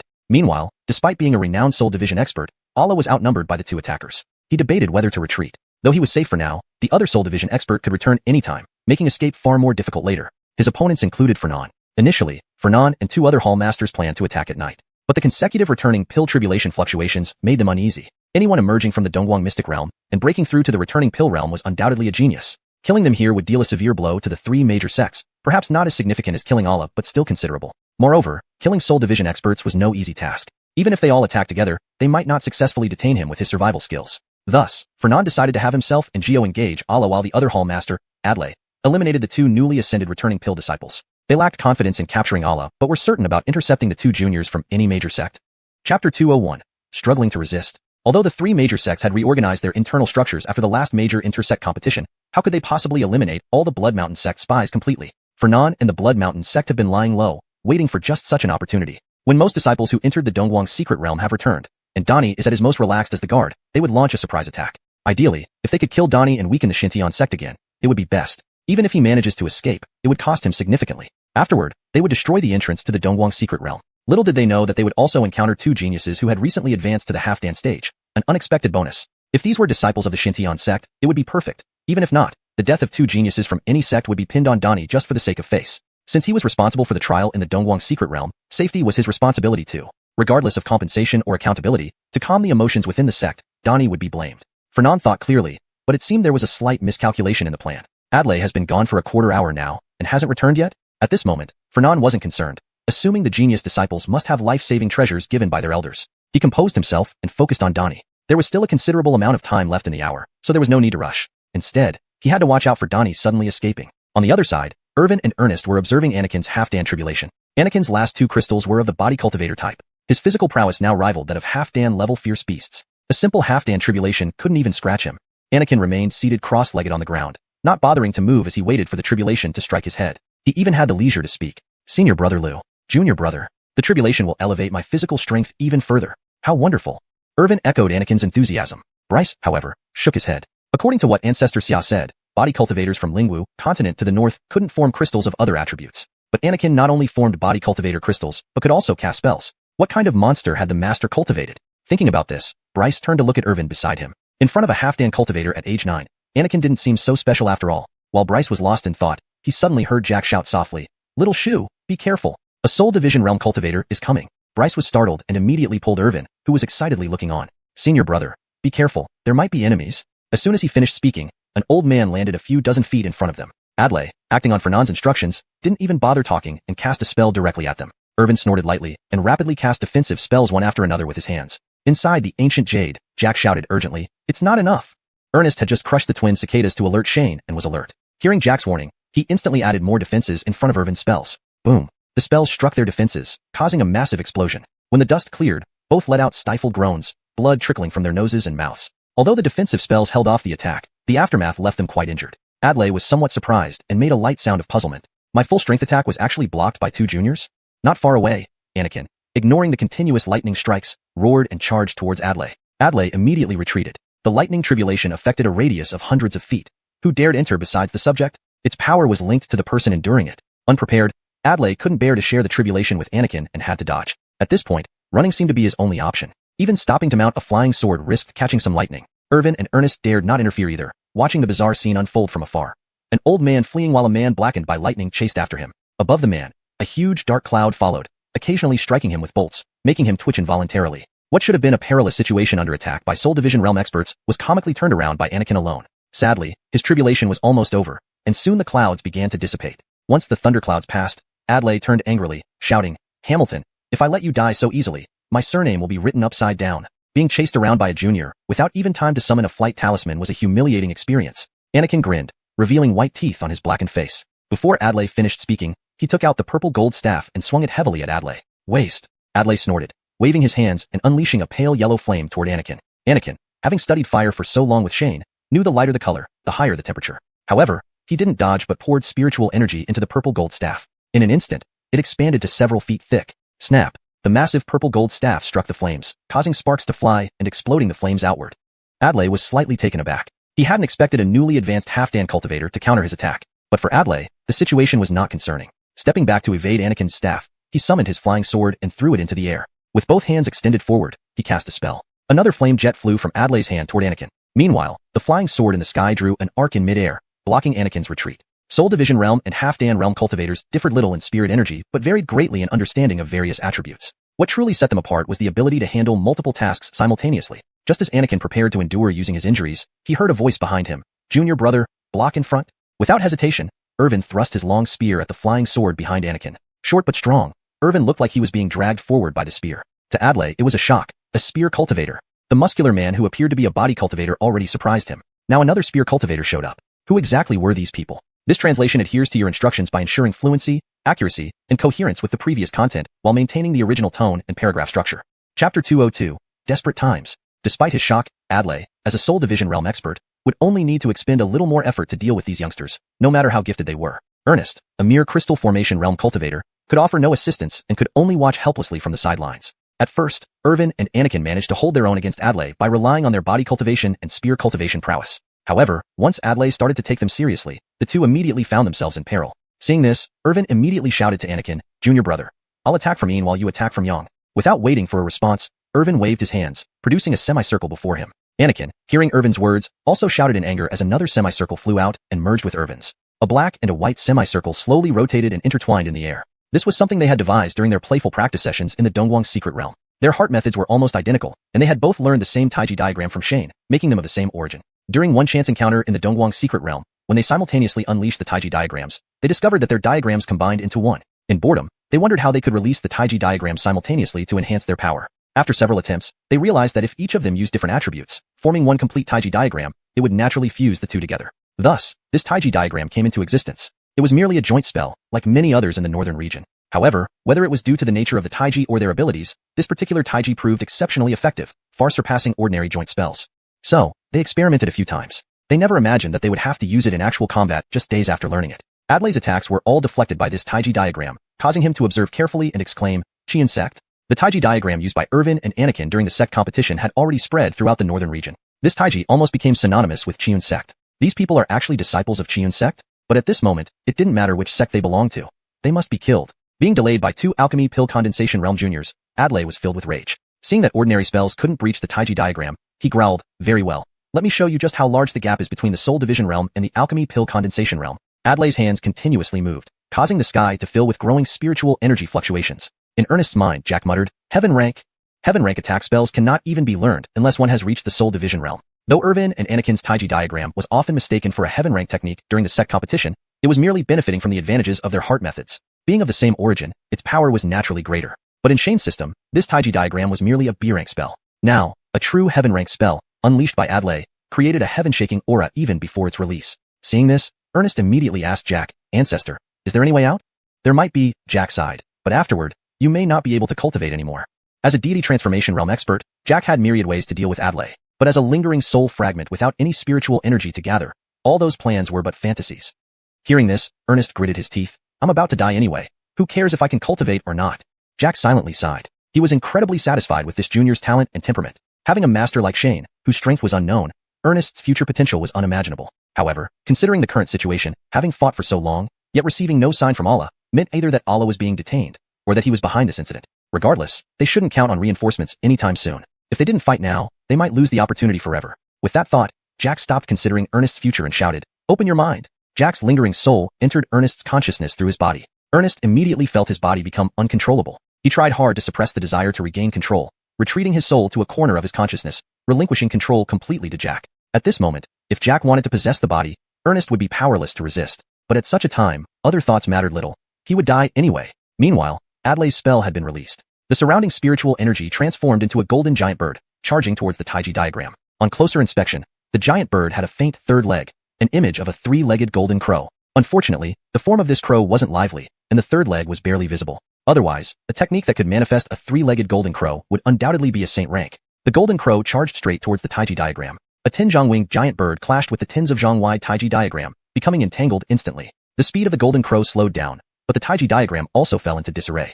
Adlai sneered again. Bang! The golden crow suddenly accelerated, tearing the Taiji diagram into shreds. Irvin and Anakin both grunted in pain, spitting out blood. Unperturbed by the Taiji diagram's destruction, the golden crow continued its charge towards them. They would surely fall to defeat and death soon. Seeing this, Jack acted without hesitation. A crystalline core inside Ernest's body exploded suddenly. Instantly, a vast wave of spiritual energy enveloped Ernest. Jack channeled this tremendous energy through Ernest's hands, pointing it at Adlai, shouting, "Go!" A massive surge of spiritual energy appeared above Adlai. By then, Adlai was using his full strength against Anakin and Irvin, regarding Ernest, a crystal formation realm cultivator, as insignificant. Suddenly sensing the spiritual energy fluctuation above him, Adlai's expression changed drastically. He quickly controlled the golden crow to turn around. The golden crow narrowly turned past Anakin and Irvin's heads, rushing towards Adlai. Above him was a soul division realm level fluctuation. If he kept controlling the golden crow to kill Irvin and Anakin, he himself wouldn't escape the attack above his head. Sure enough, a 100-zhang-wide river suddenly appeared above Adlai, its torrential waters surging towards him. At this critical moment, the golden crow returned to his head, blocking the entire flood. Sizzling sounds erupted as the water boiled on the golden crow, instantly creating thick steam that enveloped Adlai entirely. Chapter 203, Self-Destructive Crystal. Jack seized this opportunity and immediately controlled Ernest's body, rushing towards Irvin and Anakin. After a brief examination, he found that although they were both covered in injuries, their lives were not in danger. Reassured, he turned his attention back to the dense fog filling the sky. It took a long while for the water mist to finally dissipate. The river and the golden crow vanished simultaneously. Although Adlai looked somewhat disheveled on the outside, he was uninjured. Standing still, he cautiously sensed the surroundings, but detected no other presence of another Soul Division realm cultivator. He confirmed that it must have been Ernest's doing, but assuming it was a life-saving magical treasure left by Shane, he smoothed his sparse hair and roared angrily, "You deserve death." Adlai was almost driven mad with rage. Having been assigned to deal with a few juniors already irritated him. Now, not only had he failed to quickly solve the problem, but these people also made him look extremely embarrassed. It was beyond tolerance. Die! Adlai shouted again, attacking Ernest and the others. Boom! Another crystal inside Ernest's body exploded, releasing the excessive spirit energy from all his acupoints. Before the spirit energy dissipated, Jack waved his hands again, summoning a 100-meter-high mountain above Adlai's head. Startled, Adlai thought, he can still launch another attack. With no choice, he halted his movement and cast a defensive spell first. Boom! The mountain flipped over and smashed down directly on Adlai's head, causing a cloud of dust to envelop everything. But Jack did not pause. He detonated another crystal. Flames shot up through the dust, piercing into the sky. With no hesitation, Jack then triggered the fourth and fifth crystals consecutively. The simultaneous explosion of 2 crystals was too much for Ernest's body to bear. He groaned painfully as blood streamed out from all 7 orifices of his body, looking terrifying.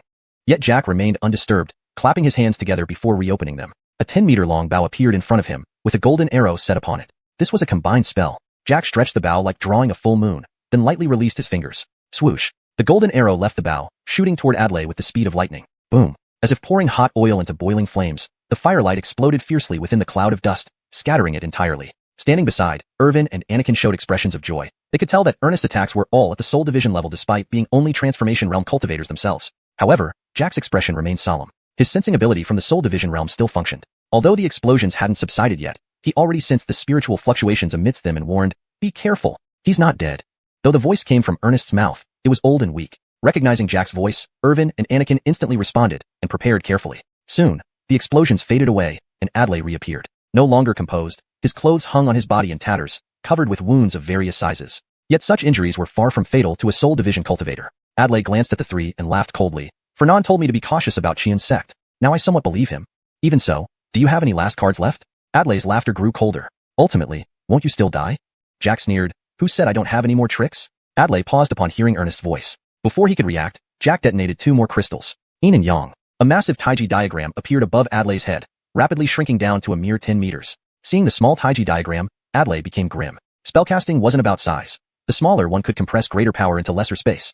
Having stayed within the ancient jade on Ernest's waist all along, Jack knew every bit of what Shane taught. Had he not lost his cultivation ability, he might have gained even more than the disciples. If not for Ernest's inability to endure such immense spirit energy, triggering all 8 crystals simultaneously might have allowed him to release the Taiji 5 elements diagram, possibly slaying Adlai directly. Even divine transformation realm cultivators dared not face its sharp edge. Regrettably, 7 out of 8 crystals inside Ernest had already exploded. There was likely no chance of recondensing new crystals and breaking through the formation realm in his lifetime. While Adlai was struggling against the Taiji diagram, Jack whispered, "Get closer." Confused, Irvin and Anakin approached Ernest anyway. Boom. The last crystal exploded. Jack waved his hands, sending a burst of bloody mist enclosing them. Blood flight. Yes, he was going to escape. All previous efforts aimed to prevent Adlai from pursuing. If Adlai were uninjured, a Soul Division level blood flight technique would never get 3 people past a Soul Division cultivator. However, just a few miles into the flight, they heard an ominous voice. "I didn't expect you to have a blood-based technique too." Jack abruptly stopped as another Adlai appeared before them. "Blood puppet," Jack exclaimed. "Good observation." Adlai laughed heartily. Jack sighed internally to Ernest, "Little Shu, I'm afraid I can't save you."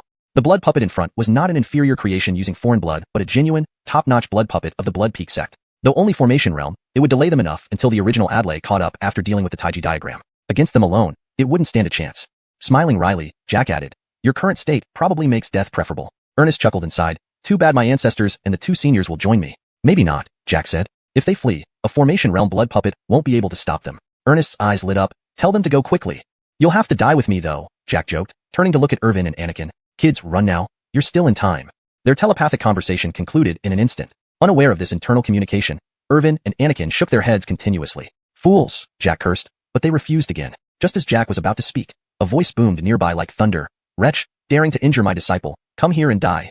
Chapter 204, Demacia. Hearing Shane's voice, the 3 of them heaved a collective sigh of relief. Today, their lives were spared. Even Donovan, who had reached the soul formation stage, had no doubt about Shane's strength. If Shane said death, then Adlai would likely not live long. Donovan reacted quickly and immediately warned, "Stop that blood puppet in front of us." But before he could finish his sentence, Adlai's blood puppet turned around without hesitation and ran away. A proper blood puppet was more powerful than just a mere doppelganger. To be precise, once the original cultivator reached the soul formation stage, this became their second life. A divine consciousness split from its own soul into 2, cannot survive independently outside the body. But with a blood puppet, it was different. The divine consciousness resided within the blood puppet, essentially making it identical to the original cultivator. Although if the original truly died, the blood puppet would also be severely damaged. Any injury paled in comparison to losing a life. Unfortunately, Anakin and Irvin were heavily injured and could not stop the fleeing blood puppet. Donovan sighed inwardly and said to Anakin and Irvin, "Protect him." Then he returned to the ancient jade. Though he had used spirit energy and divine sense provided by Ernest, even a fragmentary soul like himself was greatly injured. And with Ernest's 8 crystalline cores all detonated, his body had endured far beyond its limit of spirit energy, especially after casting spells across 2 realms. When Donovan's fragmentary soul retreated into the ancient jade, he instantly fainted. Anakin quickly caught the falling Ernest, laid him down on the ground, and administered healing pills before they began guarding and treating each other. Returning to Shane's side, Shane hurried over and finally arrived at the critical moment. Upon reaching the entrance to Dongguang's secret realm, he found Allah fiercely battling for Nan and Gio. Though Allah was at a disadvantage, the 2 opponents couldn't subdue him easily. It wasn't that Allah feared death. Rather, he sensed the unmistakable fluctuation of the soul formation realm coming from where Anakin and the others were located. Although he didn't know who it was, he could confirm that reinforcements had arrived. So why flee? With this thought in mind, Allah decided to fight it out. If he could kill 1 or 2 soul formation realm cultivators from the Blood Peak evil sect, it would be a significant blow to them. The days ahead might be much easier. The moment the 3 sensed the approach of a soul formation realm cultivator, they immediately put distance between each other, on high alert. Not knowing which side the reinforcements belonged to, self-preservation became their top priority. Shane descended from the sky and saw Allah facing off against Fernan and Gio from afar. After looking around and not seeing Ernest and the others, Shane could only transmit sound to Allah and ask, "Where are my disciples?" "Northeast, 100 miles away," Allah answered instinctively. Getting the information, Shane wasted no time and immediately flew towards the northeast on his flying sword. Only then did Allah come back to his senses. What the heck? If Shane was here, then who was the soul formation realm cultivator fighting the Blood Peak evil sect in the northeast? Could the xiuxian sect have another soul formation realm cultivator? On the other side, Fernan was equally surprised. Shane? Could those 2 foundation establishment realm cultivators be from the xiuxian sect as well? Oh no, we've been tricked. Fernan turned to Gio and whispered, "Retreat." Saying this, Fernan crushed a twin-born cicada charm and fled without even glancing at Gio. Although both were soul formation realm cultivators, when it came to scheming, Gio couldn't match Fernan. Hearing Fernan's words, Gio immediately followed suit. Seeing the 2 turn and run upon seeing Shane, Allah was even more astonished. What the heck? They ran just by seeing Shane? Is he that powerful? I'm a soul formation realm cultivator too. Look at me. Meanwhile, Shane sped towards the northeast. At this moment, Lindsay was struggling within the taijutsu. Although he felt the twin-born cicada in his possession shatter, he couldn't immediately escape. When Shane arrived, Lindsay had just managed to tear apart the taijutsu. Even though he hadn't seen Ernest and the others yet, this taijutsu was unique. Since that was the case, the person below was naturally an enemy. Summoning his flying boat, Shane hurled his flying sword high into the air. The sword grew larger and larger, instantly transforming into a massive broadsword several dozen feet long, slashing down at Lindsay below. Though it was his own doing, Shane momentarily got lost, nearly shouting Demasha, but held back at the last moment. He shouted instead, "Scum! Dare harm my disciple? Die!" Lindsay, who had just freed himself from the taijutsu's entanglement, felt another massive spiritual energy fluctuation. Looking up, he was terrified out of his wits. A sword cultivator. After dealing with 2 foundation establishment realm gun cultivator and body cultivator, now a soul formation realm sword cultivator appeared? What was going on? Had the northern region become so unpredictable? These special talents were popping up like spring onions?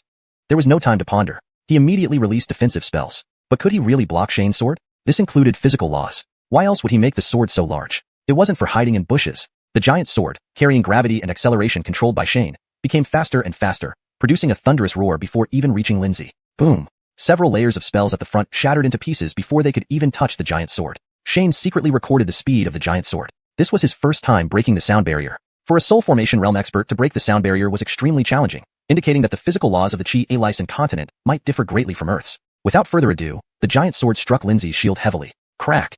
Crack! Crack! The enlarged and heavier sword didn't slice through the shield but smashed it heavily. Layer after layer of shields disintegrated under Shane's giant sword. Lindsay realized then that his shields couldn't withstand Shane's flying sword. Too late. Just as he started to dodge, Lindsay was knocked to the ground by the heavy sword with a painful cry. Shane landed his flying boat and looked at the person pinned to the ground by the sword. He cast an appraisal spell. As his cultivation advanced, the range of the appraisal spell became somewhat inadequate. He wondered if upgrading the system once more would improve it. Seeing the blood puppet technique in the skill list, Shane nodded, confirming he hadn't made a mistake. Aside from the Blood Peak evil sect, probably only Jack could still use this technique. While keeping an eye on the prone Lindsay, Shane summoned his divine consciousness to lift the giant sword and fly it toward the distant location. Although he had sensed the presence of his disciples, he remained uneasy until he saw them. Soon, the giant sword appeared beside Ernest and the others. Ernest was unconscious, while Irvin and Anakin stared blankly at the giant sword. Though the design had changed, the patterns on the sword indicated it was Shane's sword embryo. But when did Master change professions? Abandoning the path of a swordsman for a berserker warrior? Just fight it out. If he waited any longer, it wouldn't be Fernan and Gio trying to kill him. It would be him holding them back. Killing 1 or 2 soul formation members of the Blood Peak evil sect would surely intimidate them significantly, making life much easier thereafter. Sensing the approach of the soul formation cultivators, the three immediately distanced themselves cautiously, unsure which side the reinforcements belonged to, prioritizing self-preservation. Shane dropped from the sky and saw Allah confronting Fernand and Gio mid-air. He looked around for Ernest and the others but couldn't see them, so he sent a telepathic message to Allah. "Where are my disciples?" "Northeast 100 miles, Allah instinctively replied. Receiving the information, Shane did not waste a moment and rushed off towards the northeast direction on his flying sword. Only now did Allah regain his senses. What the? Shane is here. Who's the soul formation cultivator fighting the Blood Peak evil sect in the northeast? Did Xiuxian sect send another soul formation cultivator? On the other side, Fernand was equally bewildered. Shane? Are these damn Foundation establishment cultivators also from Xiuxian sect? Shit, we've been tricked. Fernand turned to Gio and whispered, "Retreat." With that, Fernand shattered a twin-born cicada and fled, not sparing a glance at Gio. Although both were soul formation cultivators, in terms of cunning, Gio couldn't compare. Hearing Fernand's words, he immediately followed without a second thought. Seeing how Fernand and Gio turned tail and ran at the sight of Shane, Allah was dumbfounded. What the heck? They ran at the sight of Shane? Is he really that strong? I'm a soul formation cultivator too. Take a look at me. Shane sped towards the northeast direction. Meanwhile, Adlai was struggling desperately within the Taiji diagram. Although he sensed the shattering of the twin-born cicada in his chest, he couldn't leave immediately. By the time Shane arrived, Adlai had just torn the Taiji diagram apart. Although he hadn't seen Ernest and the others yet, this Taiji diagram was unique. Therefore, the figure below was naturally an enemy. Summoning a flying boat, Shane threw the flying sword high up. The sword grew larger in midair, transforming into a massive broadsword several yards long, slicing down toward Adlai. Though it was his own creation, Shane momentarily hesitated, almost shouting, "Demasha." However, he held back in the nick of time and yelled downward, "Bitch, you dare to hurt my disciple, die."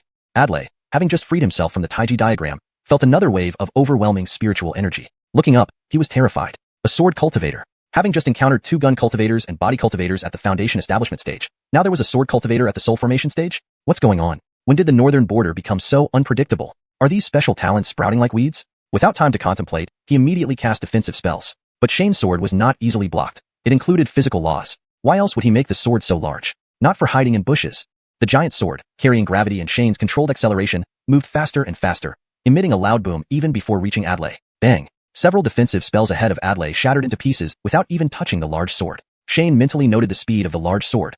This was his first time breaking the sound barrier. For soul formation experts, breaking the sound barrier was challenging. Thus, the physical laws of Chi Elisan continent must be drastically different from Earth's. Without time for deeper thought, the large sword slammed heavily into Adlai's shield. Crack, crack. Despite its increased thickness and weight, the sword didn't slice through but crushed down heavily. Layer upon layer of shields crumbled under Shane's giant sword. At this point, Adlai realized his shields couldn't withstand Shane's sword. Too late. Trying to dodge, Adlai was knocked down by the heavy blow, emitting a cry of agony. Shane landed the flying boat and looked at the person pinned down by the sword. He then cast an appraisal skill. As his cultivation level improved, the range of the appraisal skill wasn't sufficient anymore. He wondered if upgrading the system once more would help. Seeing the blood puppet technique in the skill column, Shane nodded, confirming he didn't strike the wrong target. Except for the Blood Peak evil sect, only Donovan knew this technique now. While keeping guard on the fallen Adlai, Shane summoned his divine consciousness, pulled the giant sword up, and flew it away. Sensing his disciples' auras, but not seeing them yet, he remained uneasy. Soon, the giant sword appeared in front of Ernest, Irvin, and Anakin. Ernest was unconscious, while Irvin and Anakin were stunned by the giant sword.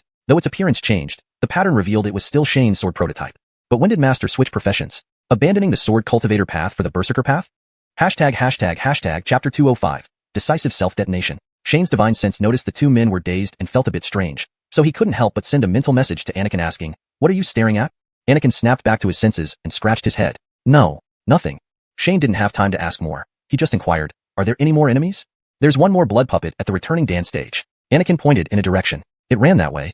Shane's divine sense swept out, looking in the direction Anakin indicated. The blood puppet was already out of sight. With no choice, he had to return to Anakin and guard them while they healed. Only now did Shane notice that Anakin had already broken through to the returning dance stage. "Old Nyo is pretty impressive," Shane sighed, then asked, "Did you break through right after coming out of the Dongguang secret realm?" As he spoke, he turned to look at Irvin. Irvin had also broken through. Then he looked at Ernest, and his expression immediately froze. What was going on here? Ernest hadn't broken through to the returning dance stage, and he couldn't sense any crystals inside his body. Anakin and Irvin couldn't see Shane's divine sense, and didn't know what Shane was doing. Seeing neither of them speaking, Shane finally reacted and continued questioning Anakin. What happened to Ernest?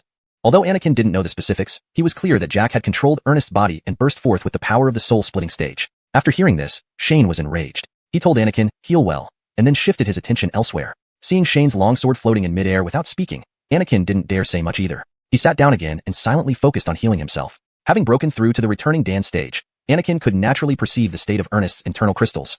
Now, there wasn't a single crystal left inside him. It was highly likely that all the crystals were consumed during Jack's burst earlier. He just didn't know if Ernest could cultivate them back. Ernest was so severely injured.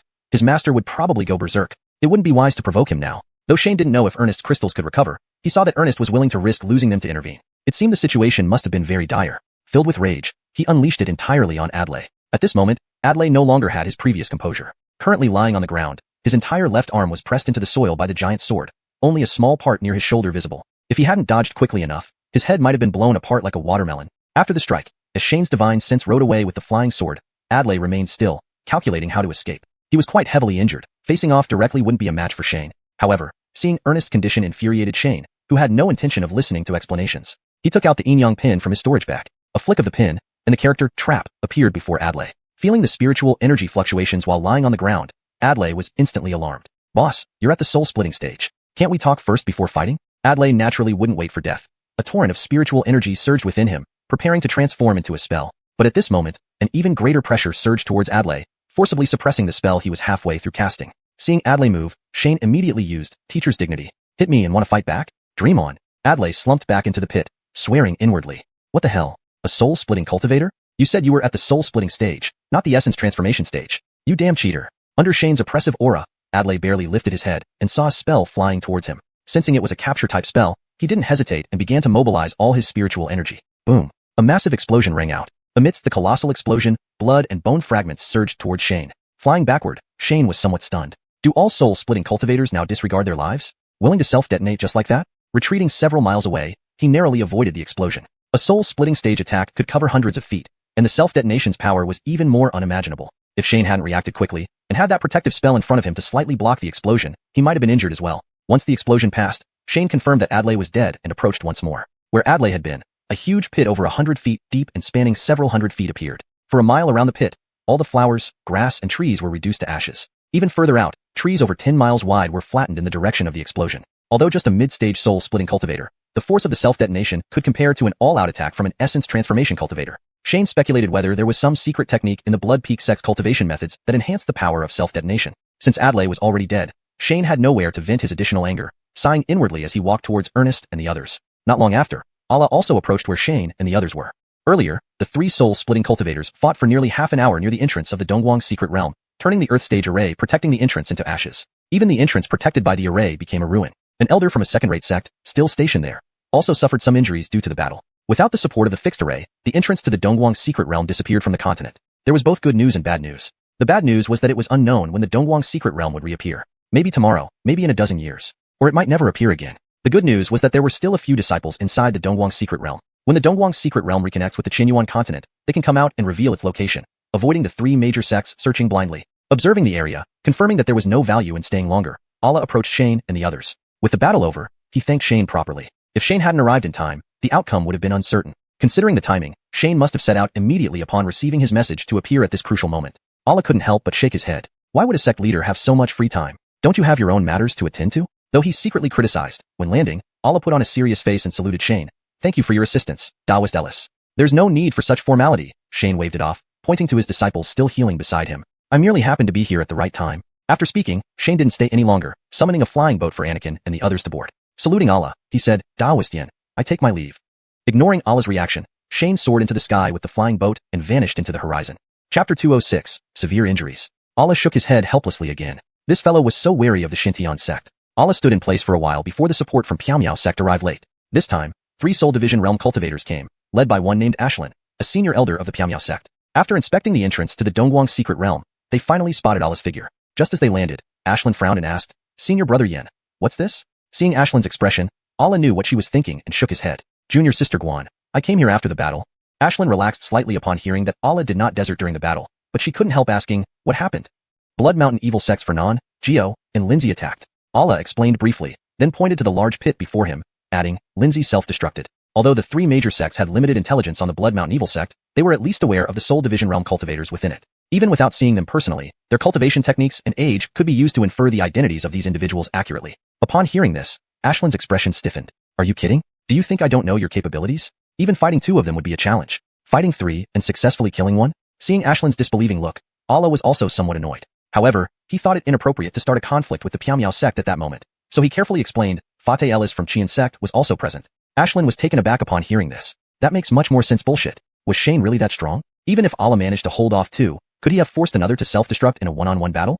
Each of these Soul Division Realm experts had multiple life-saving abilities. Unless ambushed, winning a one-on-one battle might be possible, but keeping an opponent from escaping would be extremely difficult, especially to the point of forcing a self-destruction. Could it be? Thinking about this possibility, Ashlyn shivered involuntarily and looked at Allah. Allah recounted the entire scenario once more, then sighed bitterly, saying, "There should have been another Soul Division Realm cultivator there, but I didn't see anyone." The few Soul Division Realm experts from Piao sect exchanged glances and shook their heads, indicating they didn't know who this individual was. Ashlyn speculated, could it be some of the younger generation from Xiuxian sect? Impossible. Allah shook his head repeatedly. Two young lads who just broke through to the core formation realm, even with countless life-saving artifacts, would never be able to last half an hour. While Allah and the Soul Division Realm experts from Piao sect were discussing the non-existent Soul Division Realm presence, Shane had already set off towards Binding City in his flying boat. Irvin and Anakin had taken healing pills and seemed stable enough under Shane's observation. Ernest remained unconscious. Although his life was not in danger, he still hadn't regained control over the crystals inside his body. Shane, not knowing much about such injuries, decided to visit Dinghai Pavilion and consult their Soul Division Realm experts. An hour later, Shane landed at the gate of Dinghai Pavilion with several disciples. Irvin and Anakin were heavily injured, and Ernest had to be carried by Shane all the way into the pavilion. Without much ado, Shane tossed out a purple gold jade token, requesting the attendants find a place for them to rest and then inform Nigel. When Nigel arrived, he was surprised to see the injuries sustained by the group. After settling Ernest, Nigel finally spoke. "Senior Ellis, what is this about?" The Blood Mountain Evil Sect sent 3 Soul Division Realm cultivators to ambush Dongguang's secret realm. Shane calmly explained to Nigel. Given the previous instances of high-level cultivators from Blood Mountain engaging in surprise attacks, Nigel wasn't particularly shocked by their renewed actions. What truly surprised him was that 3 disciples of Xiuxian sect could manage to withstand the attack until Shane's arrival. Irvin and Anakin breaking through the core formation realm right after exiting Dongguang's secret realm had already surprised him. Yet, he had never heard of core formation realm cultivators surviving an assault by Soul Division Realm cultivators for half an hour. Shane didn't explain further but asked Nigel, "Shopkeeper Huang, can you please invite 2 Soul Division Realm Taoists to assist?" Thanks to the instructions from Tianyin Pavilion Master, Nigel didn't hesitate and immediately agreed. Soon, Alastair and Sima accompanied Nigel to the location. Shane bowed to them both. "Thank you for the trouble, Taoist friends." "No problem," Alastair waved his hand with a smile. "It's a small favor, nothing worth mentioning." Shane thanked them again before saying, "Please help examine my disciples." Irvin and Anakin's injuries, though severe, were largely superficial to cultivators. As long as their Dantian and spirit consciousness weren't damaged, physical injuries could slowly heal over time. However, upon seeing Ernest, both experts were shocked. Alastair turned to Shane and asked, "Taoist Ellis, did your disciple learn any self-destructive technique?" Shane was momentarily stunned, asking in surprise, "Why do you say that?" "The crystal is incredibly resilient and located outside the Dantian. Besides a self-destructive technique, I can't imagine how it could be damaged otherwise," Alastair explained while shaking his head. Destroying the crystal without damaging the Dantian would likely require powers beyond even the transformation realm. Before arriving, Shane had listened to Irvin and Anakin recount the events. He knew that it was Ernest, or rather Jack, who ultimately stopped Lindsay. Based on Alastair's statement, Shane became even more certain of his suspicion. Jack must have used some method to trigger an explosion within Ernest's body, releasing power equivalent to a Soul Division Realm cultivator. Shane decided not to share his thoughts, knowing that such cultivation techniques were often considered dark practices, inviting controversy. Instead, he asked Alastair, leaving aside why the crystal disappeared, "Do you know of any way to treat this?" "It's difficult," Alastair shook his head, sighing. "The crystal serves as a conduit for celestial energy, linked to the heavenly Tao. Resculpting it might be something only sages can achieve." Though Allah had attained the Soul Division realm through unconventional means, standing at this level gave him certain inklings regarding these matters. Nevertheless, hearing Alastair's resolute tone made him sigh once more. He bowed in thanks to Alastair and Sima and offered 2 cultivation manuals. Both were well aware of Shane's reputation as a dispersal child and did not refuse, replying courteously. Looking at Ernest lying on the bed, they shook their heads inwardly. From now on, Ernest's cultivation level would likely remain at this crystal-less crystal formation stage. A year ago, Ernest began his cultivation journey in this very Binding City. Who would have thought that this previously celebrated prodigy would fade like a shooting star? Chapter 207, Blood Peak Dispute. After comforting Shane further, the two finally bade farewell and left. Nigel stayed a while longer to ensure they were settled. Once everyone had gone, Shane sighed again and looked at Ernest, who still hadn't regained consciousness. A sage, huh? After staying in Binding City for several days, Irvin and Anakin's injuries had improved, but Ernest remained unconscious. Similarly, there was no response from Jack inside the Ancient Jade. Deciding not to wait any longer, Shane planned to return to Xiuxian sect. After purchasing some restorative elixirs for mental injuries at the alchemy shop, Shane bid farewell to Nigel and returned to Xiuxian sect with his disciples. During the days Shane spent in Binding City, a heated dispute also unfolded within the Blood Peak secret realm. "Master, please do something." Adlai, now demoted to the core formation realm, pointed at Fernand sitting beside the master and accused, "Fernand had malicious intentions and deliberately brought Shane of Xiuxian sect to slay my true body. Adlai, if it weren't for you, we wouldn't have failed." Before Fernand could respond, Gio, seated below him, interrupted angrily, "To slay 2 core formation and 1 crystal formation took you half an hour without success." The hall erupted into arguments following their exchanges. Fernand didn't participate but massaged his nose bridge, acknowledging that this turn of events indeed exceeded his plan. According to previous trials in the Dongguang secret realm, 90% of the disciples would complete their trial within a month, with the remainder taking up to 3 months at most. Even though the Soul Division realms who stayed behind would remain for another month or so. If no one emerged after 3 months, hope was almost abandoned. Attacking too early would mean the leading core formation cultivators of various sects were still waiting outside the entrance of Dongguang's secret realm. With these seasoned core formation cultivators assisting, it wasn't certain even 3 Soul Division realms could subdue Allah. Fernan decided to strike 3 months after the disciples entered Dongguang's secret realm, hoping most would leave by then while Allah remained. But who knew why? The Qian sect individuals stayed inside for the entire 3 months. Even so, he thought they might slay them altogether. When Fernan met Shane and retreated prematurely, he assumed Adlai had been ambushed. However, upon the return of Adlai's blood puppet, he realized there was no 3rd Soul Division realm present. Adlai, a distinguished Soul Division realm, couldn't handle a few juniors in half an hour. Worse, he couldn't even escape from Shane. Adlai insisted Shane wasn't Soul Division, but rather Soul Transformation. Thinking of this, Fernan shook his head. Such unpredictable developments would baffle even the master of Dinghai Pavilion. Enough. Blood Peak Sect Master Ji Hanjian finally intervened, silencing the argument and asked, Director Zhuang, what do you say? Fernan chuckled and replied, if I had known Adlai couldn't defeat 2 core formation cultivators, there would have been no attack. Ji Hanjian then turned to Adlai, Director Ding, what is your take? Despite being demoted to core formation, Adlai was still a director at Blood Peak Sect. Even if he became an ordinary person, they couldn't swiftly strip him of his title. After all, everyone was watching. Nonsense. Adlai pointed at Fernan and Gio, shouting, you two should explain why you abandoned me and fled first. Gio snorted, someone didn't complete the initial plan. We naturally had to retreat. You. Adlai was about to speak when Ji Hanjian interjected, Director Ding, having just fallen in cultivation, take some time to regain strength. Hearing this, Adlai finally calmed down. Although he was no longer Soul Division, he still held the director title, but in this hall, he had little say. He glared fiercely at Fernan, waved his hand, and left. After Adlai's departure, Ji Hanjian addressed Fernan, Director Zhuang, regarding Qian sect? Fernan appeared more respectful and bowed before speaking, Master, I believe our focus should remain on Xinan sect. But Qian sect has disrupted our plans multiple times. I can't swallow this. Ji Hanjian pounded the armrest and asked, how long do you think before the other 2 major sects act? Fernan chuckled, if we follow the plan, chaos will erupt in the northern territory within 2 years. Fine. Let Qian sect live 2 more years. Ji Hanjian stood and asked the surrounding directors, what do you think? All rose together. The master is wise. Ji Hanjian nodded. That concludes the meeting. Director Zhuang, stay. After everyone left, Ji Hanjian laughed and said to Fernan, how did I perform? Average. Fernan seriously shook his head. You should have scolded me first to silence them. Forget that. Ji Hanjian shook his head and asked, are we really ignoring Qian sect? Qian sect could become a significant threat, Fernan sighed. But we don't have the resources to deal with them now. Ji Hanjian suggested, maybe we should send a director. I've had someone check. Fernan replied, Qian sect's mountain protecting formation is celestial rank. Ji Hanjian nodded and changed the topic. According to Adlai, Qian sect possesses bloodline techniques. The Xia family.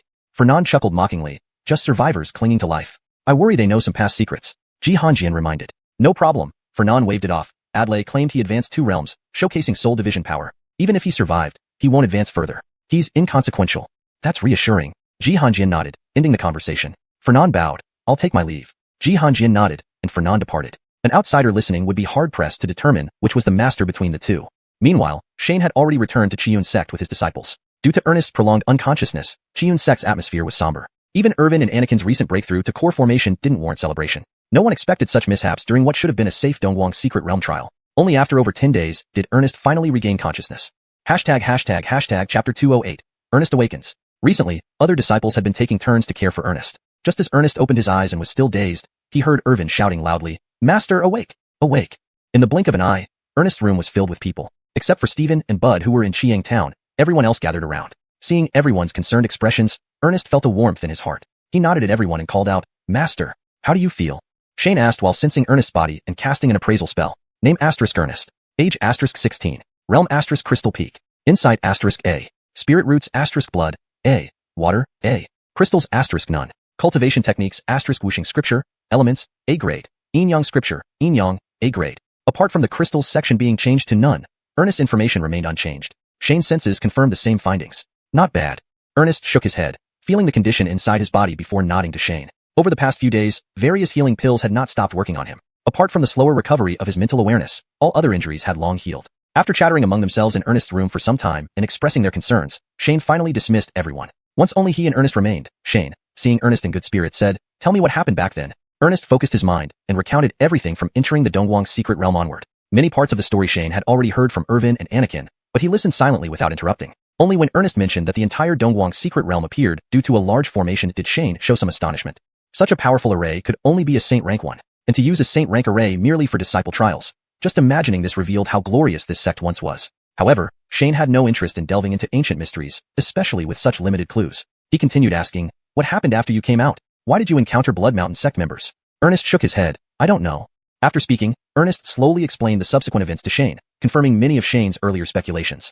Unexpectedly, Anakin and Irvin managed to confront Adlai even before Ernest acted. Then it was Jack's turn, using the crystal detonation technique within Ernest to unleash a powerful burst that blocked Adlai's attack. To Shane's surprise, Adlai actually possessed a genuine blood puppet clone. No wonder he decided to self-destruct so resolutely, preferring to die by his own hand rather than fall into Shane's hands. Regardless, Adlai was indeed very decisive. Whether Adlai lived or died was of little concern to Shane. Instead, he asked, what exactly was that crystal detonation technique used by Senior Xia? Is there any way to resolve it?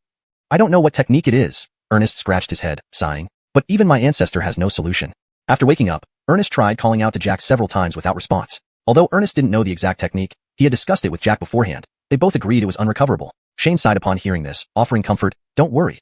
We'll find a way eventually. After chatting for a while, noticing Ernest was tired, Shane left the room. Researching how to restore Ernest would have to wait until he fully recovered. Upon Ernest's awakening, Xiuxian sect's atmosphere improved somewhat. However, news of Ernest losing all his crystals spread throughout the sect.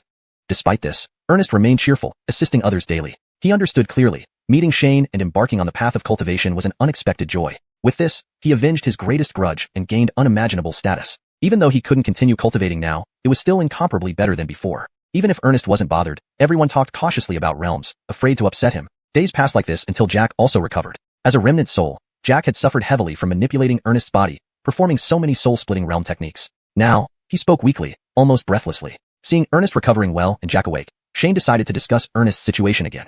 After checking Ernest's health, he lost all crystals but retained crystallization period sense, spirit, and physical strength. Shane noted that Ernest's Dantian contained virtually no spiritual energy and couldn't communicate with heaven and earth to cast spells. This put him in a peculiar state, neither fully crystallized nor a regular person. Shane then checked on Jack, whose condition mirrored Ernest's. Due to being a remnant soul, every use drained his vitality, and finding materials to restore his soul was difficult. Only one item existed, given by the system during a draw. Shane solemnly assured Jack, Senior Xia, I will definitely find the materials to help you reconstruct your physical body. If not for Jack risking soul disintegration to shield them from Adlai, they might not have survived until Shane arrived. Shane then refocused on Ernest. According to Jack and Dingshai Pavilion's experts, restoring Ernest's crystals would likely require divine intervention. However, since Ernest detonated 8 crystals, his body should still support another one. Though unable to reach the return to dance stage, he could stabilize at early crystallization.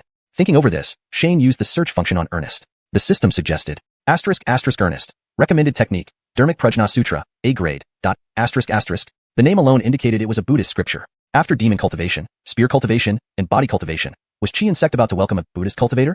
To the northwest of North Border, near Aoan continent to the north and Lingwu continent to the west, lay Dian continent, a vast land mostly covered by deserts. Numerous temples dotted the landscape, where Buddhist cultivators thrived. This Dharmic Prajna Sutra clearly originated from Dian continent.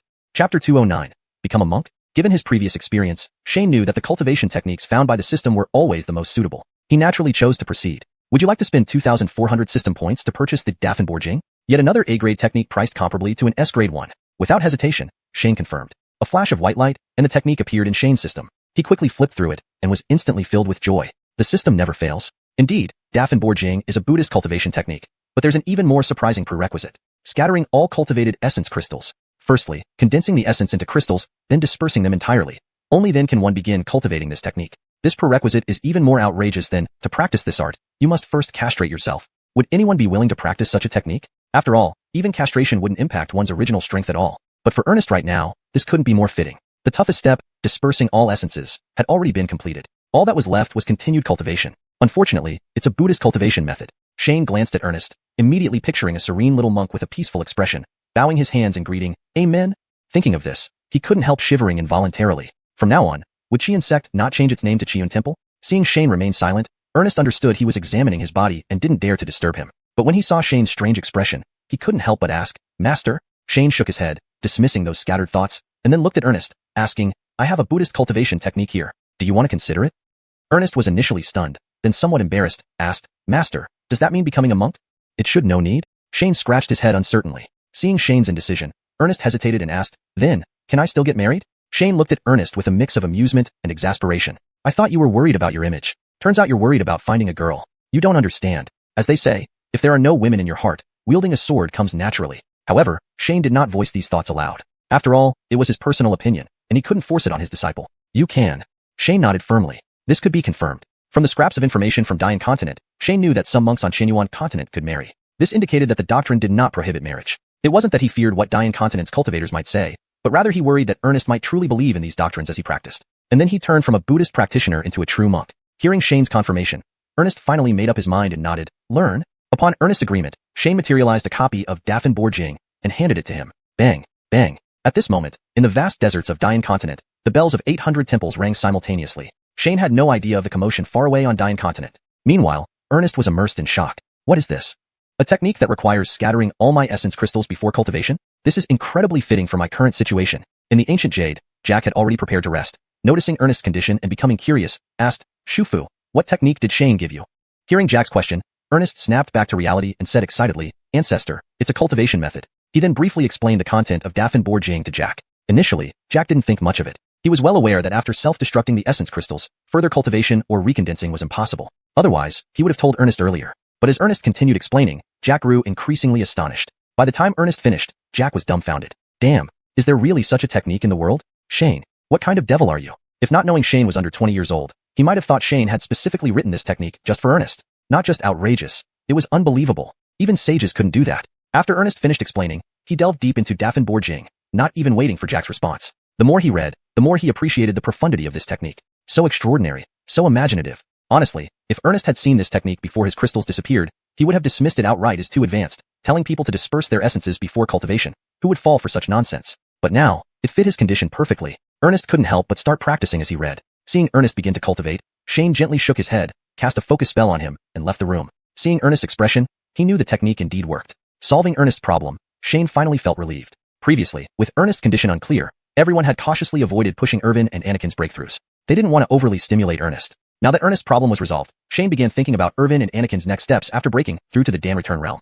Before crystals, it was referred to as a stage, but after reaching Dan Return, it was called a realm. The main reason was that subsequent advancements required less spiritual energy and more comprehension of various rules. To break through from Dan Return to Soul Division, two conditions were needed. 1. Strength of consciousness. 2. Understanding of at least one attribute to a certain degree. Strength of consciousness was a hard criterion. The 9 turns of Dan Return, after 9 cycles of expansion and contraction, the consciousness met the standard required for a breakthrough. Understanding of rules was broader, because this understanding wasn't as simple as being able to use a cultivation technique during the crystal stage. Exactly how much understanding was necessary varied from person to person. However, all Dan Return cultivators had a common trait.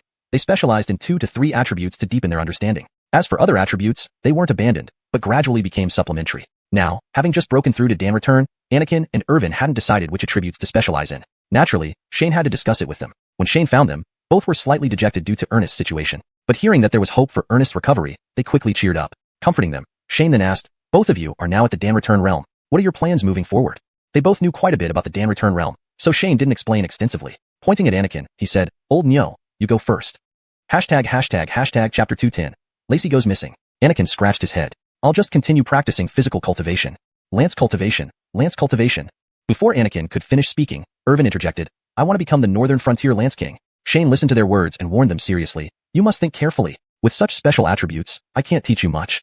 The rarer the attribute, the harder it is to comprehend and sense. However, breaking through the Soul Division realm would make subsequent progress smoother. In fact, reaching the Returning Pill realm already qualifies as graduating. After all, the next advancement relies more on personal insight. This kind of knowledge cannot be taught step by step." But these two did not seem ready to graduate at all, so Shane naturally gave another reminder. Hearing Shane's warning, the two finally calmed down and thought about it carefully. After a short while, Irvin raised his small fist and clenched it. Northern Frontier Lance King. Anakin took some more time to think before raising his head and telling Shane, "Master, I still feel that physical cultivation suits me better. I don't like studying spells."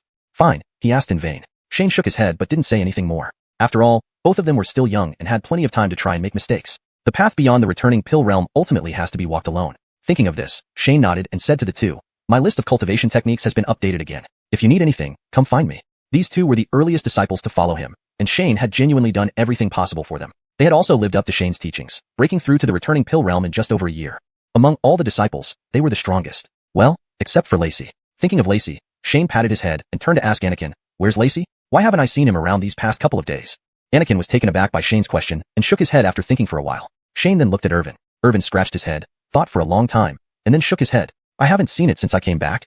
Shane frowned upon hearing Irvin's words. Lacey had previously been Irvin's contracted spirit pet, although its contract had been dissolved by Shanya. Despite that, they still got along best. If even Irvin hadn't seen it, where could it have gone? "That fellow. We'll deal with it properly when it comes back." Shane waved his hand at the two. "You two go first, I'll look for it."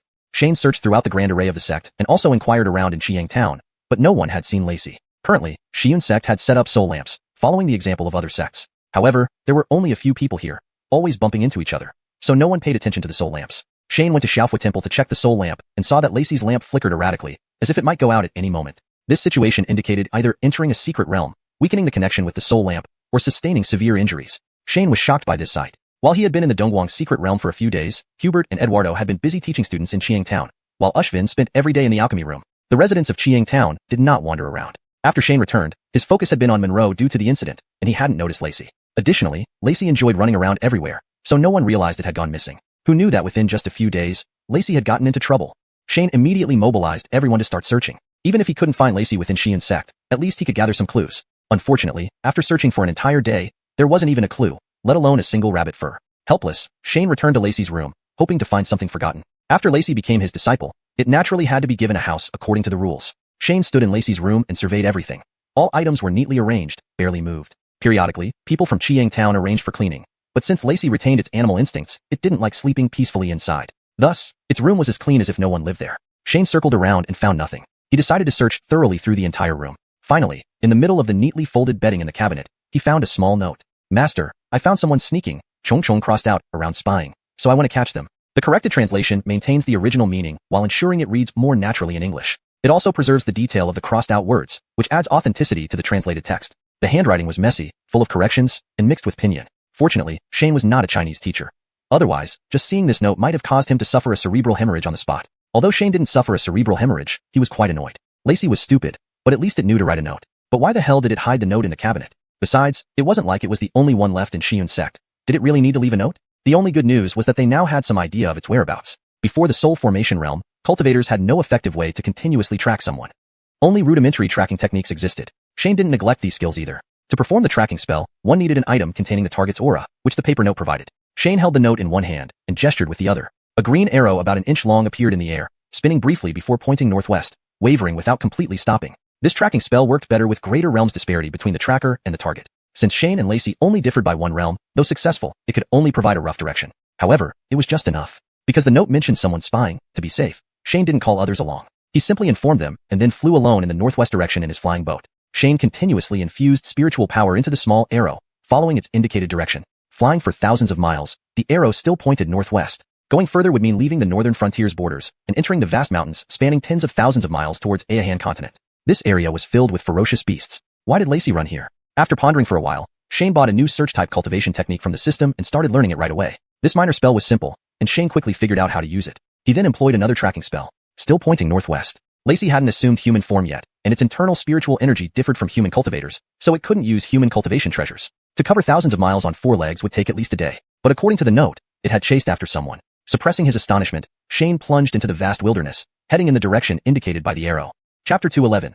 The River Between Two Worlds. Upon entering this boundary region between two continents, the surroundings looked no different from before, but Shane instantly felt something was amiss. Before long, he discovered the source of this feeling. The ferocious beasts here had become more aggressive. Even after Shane emitted his Soul Division stage's suppressive aura, those beasts remained undeterred. Many were merely in their crystallization or liquid condensation stages, yet they fearlessly charged at Shane's shield under his suppressive pressure. They didn't hesitate even when they crashed to their deaths against it. Although these beasts posed no significant threat to Shane, they greatly hindered his progress. Only after experiencing this firsthand did Shane understand why this mountain range between the two continents was considered a forbidden area. Even a spirit condensation realm practitioner would find it challenging to pass through with such relentless beasts. Shane couldn't help but think about Flash, who emerged from this very place. If there were a luck attribute in this system, he'd undoubtedly be ranked S tier. While lost in thought, Shane continued dodging attacks from the beasts. After flying several thousand miles, the direction indicated by his guide suddenly changed, pointing due west. At this point, Shane could almost confirm that Lacey had gone to Xiuxian continent. However, he wasn't sure if it was of her own accord, or if someone else had taken her there.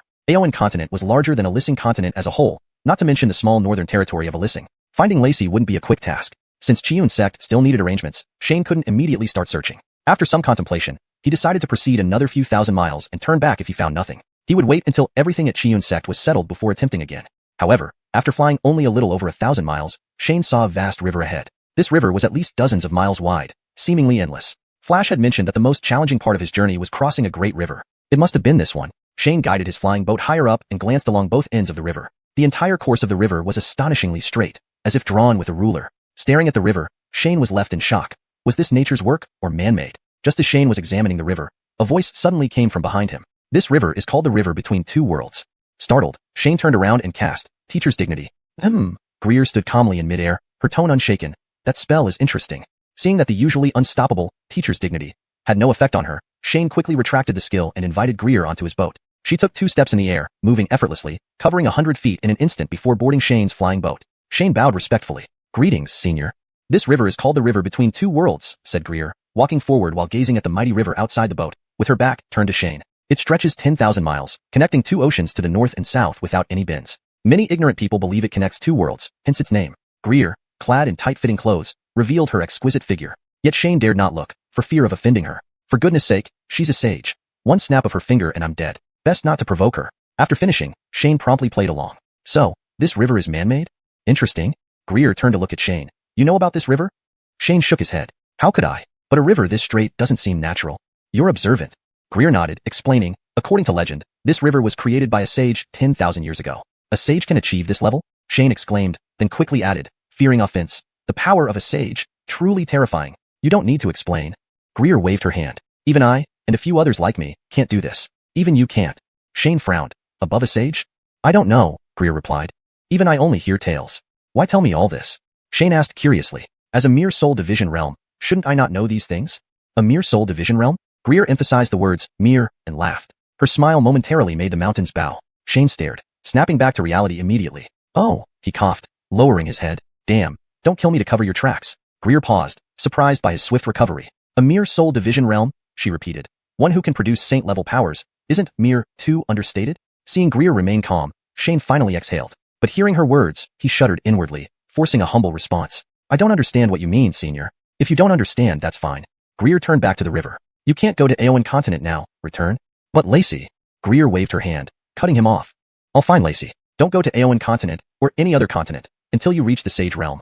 Shane nodded. Who wants to go anywhere else? Staying in Xiuxian sect to conduct research and teach apprentices sounds perfect. Who needs fights elsewhere? Forget it. No interest in meeting any demon sages or saints of Dinghai Pavilion. Greer finished speaking and vanished without further ado, stepping out of the boat into thin air. Shane scratched his head, puzzled by her sudden appearance and cryptic message. Since the sage had spoken, he didn't linger. He piloted his boat away, heading back. After Shane left, Greer reappeared, staring at the direction he disappeared in, muttering coldly, trying to force my hand? Not happening. Shane flew back several thousand miles, slowing down as he entered the northern territory. Sitting on his boat, he pondered Greer's words. With her intervention, he could put Lacey's situation aside. Sages don't make empty promises. Yet, her other words troubled him, especially regarding the river between 2 worlds separating Aowen continent and Elysian continent's northern territory. Chapter 212, The Buddhist Cultivator's Visit. For some reason, Megan insisted on telling him about the legend from 10,000 years ago. According to the common belief on Xuanhuan continent, no one had been able to ascend for several thousand years. In the Xia family's ancestral cemetery, it was said that there were no sages thousands of years ago, as claimed by their ancestor, Tommy, who supposedly ascended. All cultivators who could transcend the reversion realm could ascend. So where did the cultivators who surpassed sages 10,000 years ago come from? Shane shook his head, stopping his thoughts. Just being in front of Megan made him feel like he was stripped bare. Nothing could be hidden, and all the abilities from the system became completely ineffective. There were not even 10 sages on the entire Xuanhuan continent. As for anything above sages, what business is it of mine? After pondering over the matter of the Two Realms River, Shane shifted his thoughts to another issue. Megan told him not to leave the northern border before breaking through to Sage. Why? Would there be danger if he left the northern border? But I'm already at the soul division stage and possess the dignity of the master, divine skill. Even a regular soul transformation stage powerhouse would not be able to catch me if I couldn't beat them.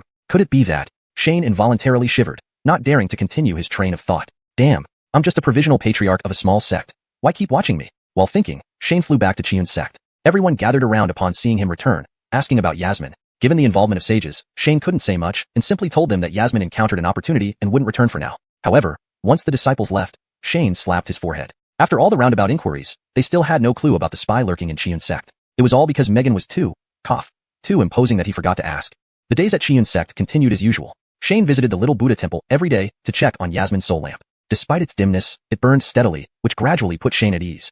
About 100 children in Xiaoyang town could now read and write. Shane planned to have them formally join the Enlightenment Academy in a month or so to study the Xiuxian sect required textbook, beginner level, and prepare for their primary education. Progress in Dongqing City was much slower, but Shane wasn't worried. This literacy campaign was merely a KPI for the new city lord. Children there wouldn't join Xiuxian sect until after the first batch in Xiaoyang town graduated. Bryce helped teach the children in Xiaoyang town and spent the rest of his time studying the Mahabrahma Prajna Sutra. Although he hadn't made much progress yet, he claimed to have gained much insight, so Shane didn't press further. Flash buried himself in alchemy, producing plenty of nourishing body pills, though the other 2 elixir formulas showed only slight progress. Irvin and Anakin posed a different challenge.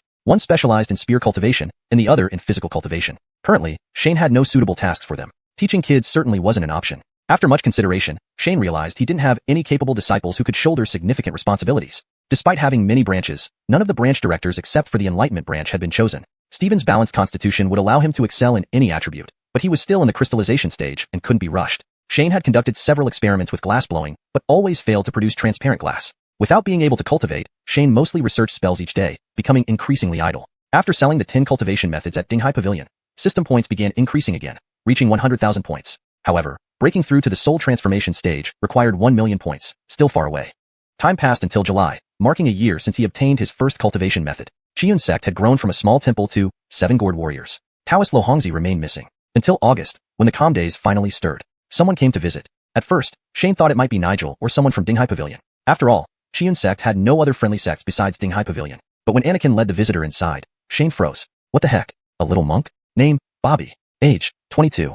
Cultivation stage, early soul division. Perception, S. Spirit root, none. Cultivation methods, reversion canon, B level, heavenly liberation method, B level. Seeing the appraisal results, Shane was stunned. This wasn't just any little monk, but a master. S-grade perception, first time seeing it. No spirit root, first time seeing it. A Buddhist cultivator, the first time outside of Bryce. Anakin pointed at Shane. Fate, this is our sect master. Then he looked at Shane. Master, he says he's here to find someone. Shane turned to Bobby. Bobby clasped his hands together.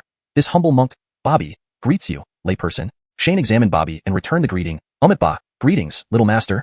Bobby wore simple gray robes, a matching belt, and plain blue shoes, adorned only with a string of wooden prayer beads on his wrist. Despite his shaved head and monkish attire, he had a fair complexion, red lips, and white teeth, giving him an almost angelic appearance. Coupled with his serene expression, he'd likely make women want to pinch his cheeks. Hearing Shane speak, Bobby's eyes lit up. You understand Buddhist teachings? Shane reflexively clasped his hands and said, Ba, but then realized they weren't on Blue Star. He hastily covered, I know a little. From your demeanor, it seems you know more than just a little. Bobby gently shook his head, then asked, may I inquire which Buddha Ba refers to? This Ba isn't a specific Buddha, but a local phrase meaning oneself.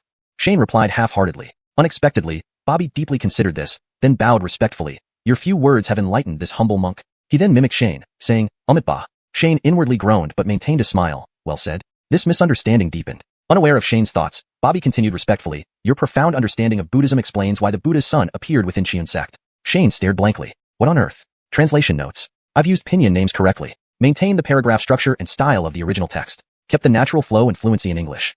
Chapter 213. Paying homage to the Buddha's son. Shane asked in surprise, the Buddha's son? Yes, Ayush nodded and explained. This humble monk has come all the way from Dayan continent, just to seek out the Buddha's son and ask him to return with me. There is no such person here. Shane shook his head repeatedly. Our Xiuxian sect is a Taoist sect. There can't be any Buddha's son. You must have made a mistake.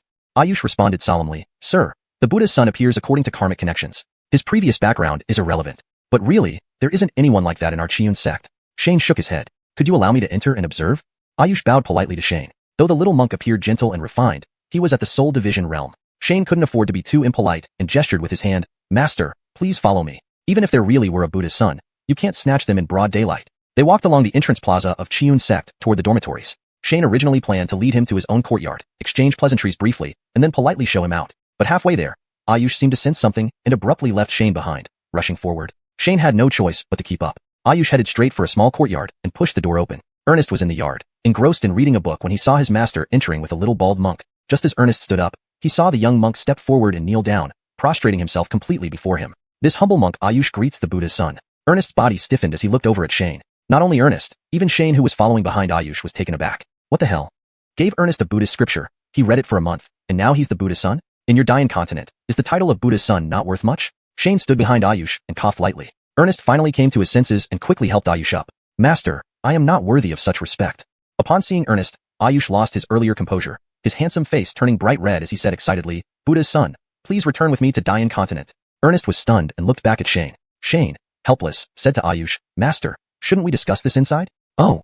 Ayush finally regained his senses, folded his hands in a salute to Ernest, and turned to apologize to Shane. I am sorry, Master. No problem. Shane smiled and waved his hand. The three entered Ernest's courtyard and sat down in the guest room. After they were seated, Ernest poured tea for Shane and Ayush. Seeing this, Ayush hastily stood up again, expressing his humility. Shane watched in astonishment. You're a Soul Division Realm practitioner. Why do you act like a Condensation Realm practitioner? Once the tea was ready, Shane asked, Master Ayush, what exactly is this Buddha's son business? Ayush glanced at Ernest beside him, took a sip of tea, and began to explain.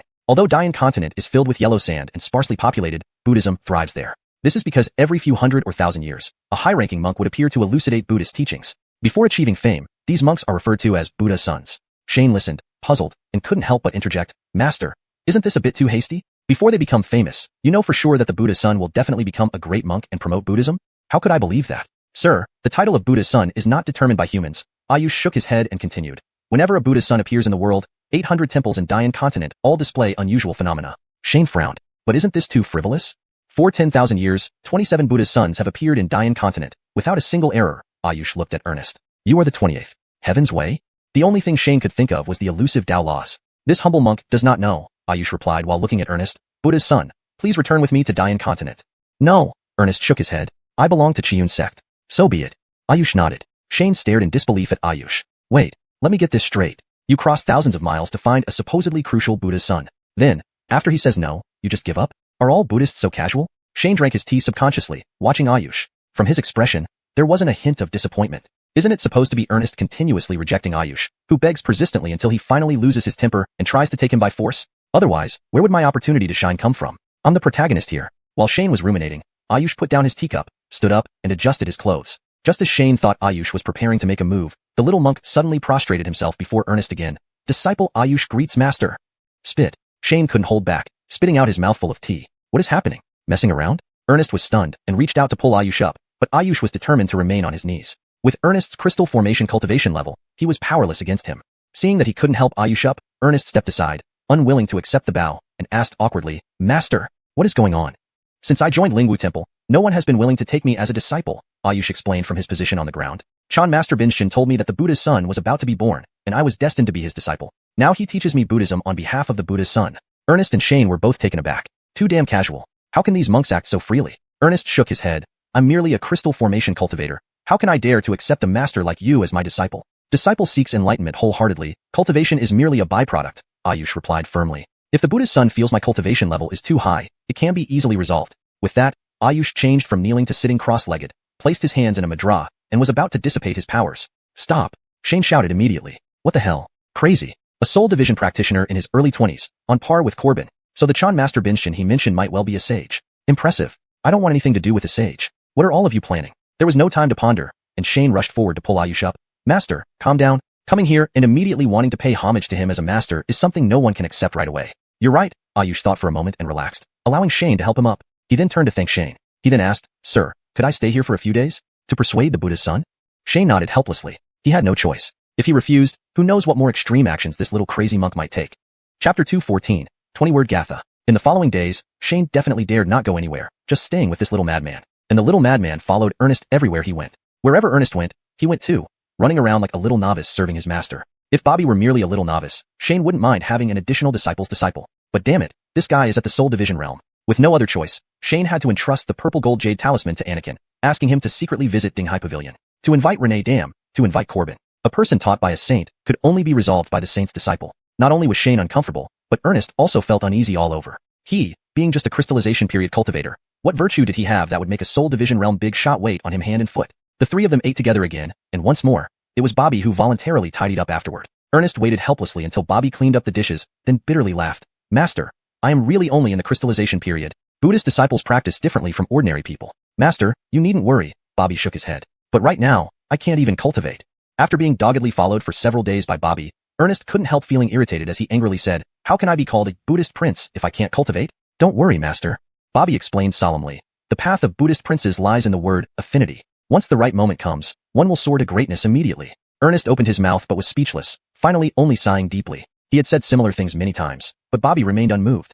On the 5th day after Anakin sent a message to Dinghai Pavilion, Corbin arrived at Xian sect. This time, it wasn't due to Shane's request. It was because of Bobby. Upon receiving the message from Nigel, even Eric was dumbfounded, let alone Corbin. Shane didn't know Bobby Chan Master, but Eric and Corbin knew him well. Disciple of a saint. Chan Master Baiken, you don't follow the martial code? For the sake of taking the initiative, even disciples could be sent away. Thinking back to that little monster beast, everyone pretended they didn't care, yet their actions were faster than anyone else. If Shane hadn't been unaware and sent someone to inform Eric, she would have been left in the dark. This was an utter humiliation for the Tianyan Pavilion Master, who claimed to foresee everything under heaven. Corbin stood before the gate of Xiun sect, still composed. Despite the hidden machinations, he showed none of it on his face. Hearing that Corbin had come, Shane rushed to the gate without any formalities, dragging Corbin inside. Quick, quick, Brother Moo.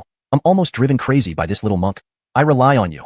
Brother, calm down. Corbin gently shook his head. While Shane's behavior seemed impolite, Corbin felt secretly delighted. No matter how much planning they did, Shane was still the closest to him. As Shane dragged Corbin inside, Bobby was earnestly discussing Buddhism with Ernest. Although Bobby was somewhat insane, one had to admit that his understanding of Buddhism was profound. Ernest had read through countless volumes of the Mahavarakana Sutra and other Buddhist scriptures, forming numerous thoughts. If it weren't for Bobby insisting on becoming his disciple daily, Ernest might have felt a sense of kinship. Shane and Corbin entered the room to hear Ernest and Bobby discussing how to maintain one's true nature. Bobby had just said, with countless distractions in the heart, self-reflection must be done constantly to preserve one's true nature. Ernest shook his head. First, maintain your true nature to ensure there are no distractions. No. Without self-reflection, how can you maintain your true nature? Bobby objected. Shane couldn't help rolling his eyes.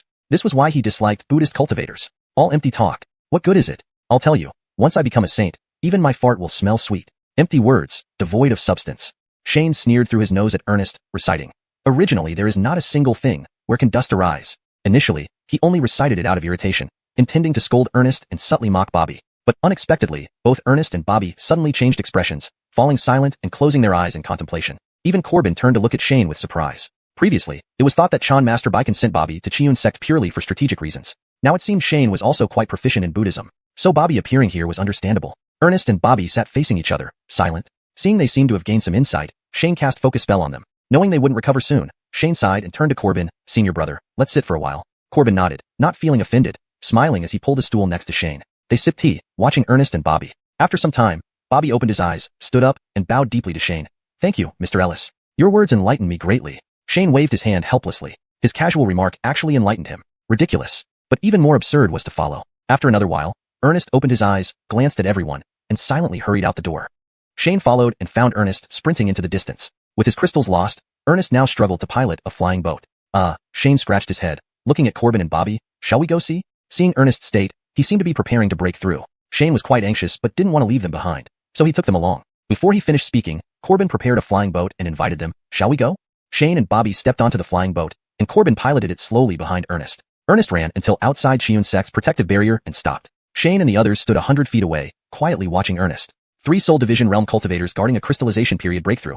It might even be better than when Corbin or Bobby broke through. Shortly after Ernest stood still, the surrounding heavenly chi began to fluctuate. Shane breathed a sigh of relief. As long as he could break through, even if only forming one crystal, Ernest would at least become a normal crystallization period cultivator again. Better than before when he had no crystals. However, the gathered heavenly chi didn't surge into him, but gradually formed a vortex. The remaining spiritual energy in Ernest's body instead flowed from the Baihui point on his head back into the vortex. Hashtag Chapter 215. Passing the tribulation effortlessly. Shane was startled, ready to step forward to stop it, but he heard Bobby sigh next to him. So that's it. This is what it means when there is no inherent thing. Hearing Bobby's words, Shane paused for a moment and then heard him continue. It's a pity I am already formed and cannot start anew like the Buddha's child. Since Bobby didn't show any worry, Shane felt reassured. After all, Bobby was a genuine Buddhist practitioner. If he said there was no problem, then there shouldn't be. Corbin, hearing Bobby's words, turned his head to look at him. Master Bobby, you mean Shufo is the Buddha's child? Yes, Bobby nodded. Half a month ago. The bell sound rang throughout the entire Dia continent. That should settle it. Corbin nodded slightly and said no more. Shane, hearing their conversation, couldn't help but glance at them. It turns out he guessed right. These two knew each other before. But now wasn't the time to ponder over this. Shane turned his head back to focus on Bryce. At this moment, the spiritual power within Bryce had completely dissipated. If one only sensed with divine consciousness, he was indistinguishable from an ordinary person. However, according to the appraisal skill, Bryce was still in the crystal formation stage. Shane didn't know how things would develop next and could only watch quietly. Just then, a dark cloud began to gather above Bryce's head. Shane was startled and exclaimed, "The returning elixir celestial tribulation." Finishing his sentence, Shane prepared to rush forward, wanting to rescue Bryce before the tribulation struck. With no spiritual power left, a single bolt of tribulation lightning would likely reduce him to ashes. Seeing Shane's movement, Bobby quickly stepped forward and firmly held Shane's hand. "Sir, calm down."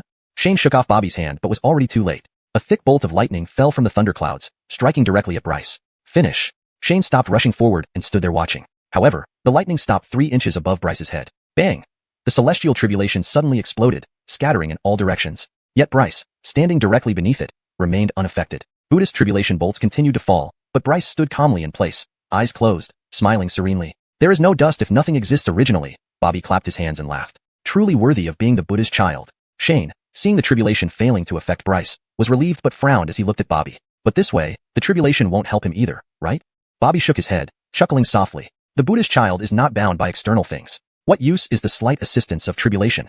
Shane was stunned. What kind of deal is this? He doesn't even consider the refining effects of the returning elixir celestial tribulation. Looking at Bobby and then Bryce, both smiled calmly, showing no concern. Were they really this carefree? They are Buddhist practitioners, not some laid-back followers. Unaware of Shane's inner thoughts, Bryce stood still, passing through the entire tribulation without even a ripple in his clothes. When the thunderclouds finally dispersed, Shane cast another appraisal skill on Bryce. Name, Bryce. Age, 16. Realm, early stage returning elixir. Enlightenment, A. Spirit root, none, A. Cultivation technique, none. What the hell? Shane stared at Bryce's information, dumbfounded. All cultivation techniques gone? Even the spirit root became none like Bobby's, but at least Bobby had some cultivation techniques. Bryce had none at all.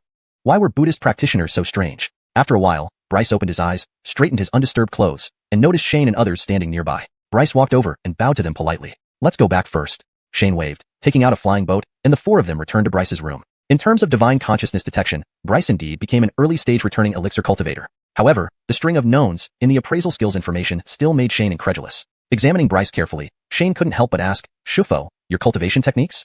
Master.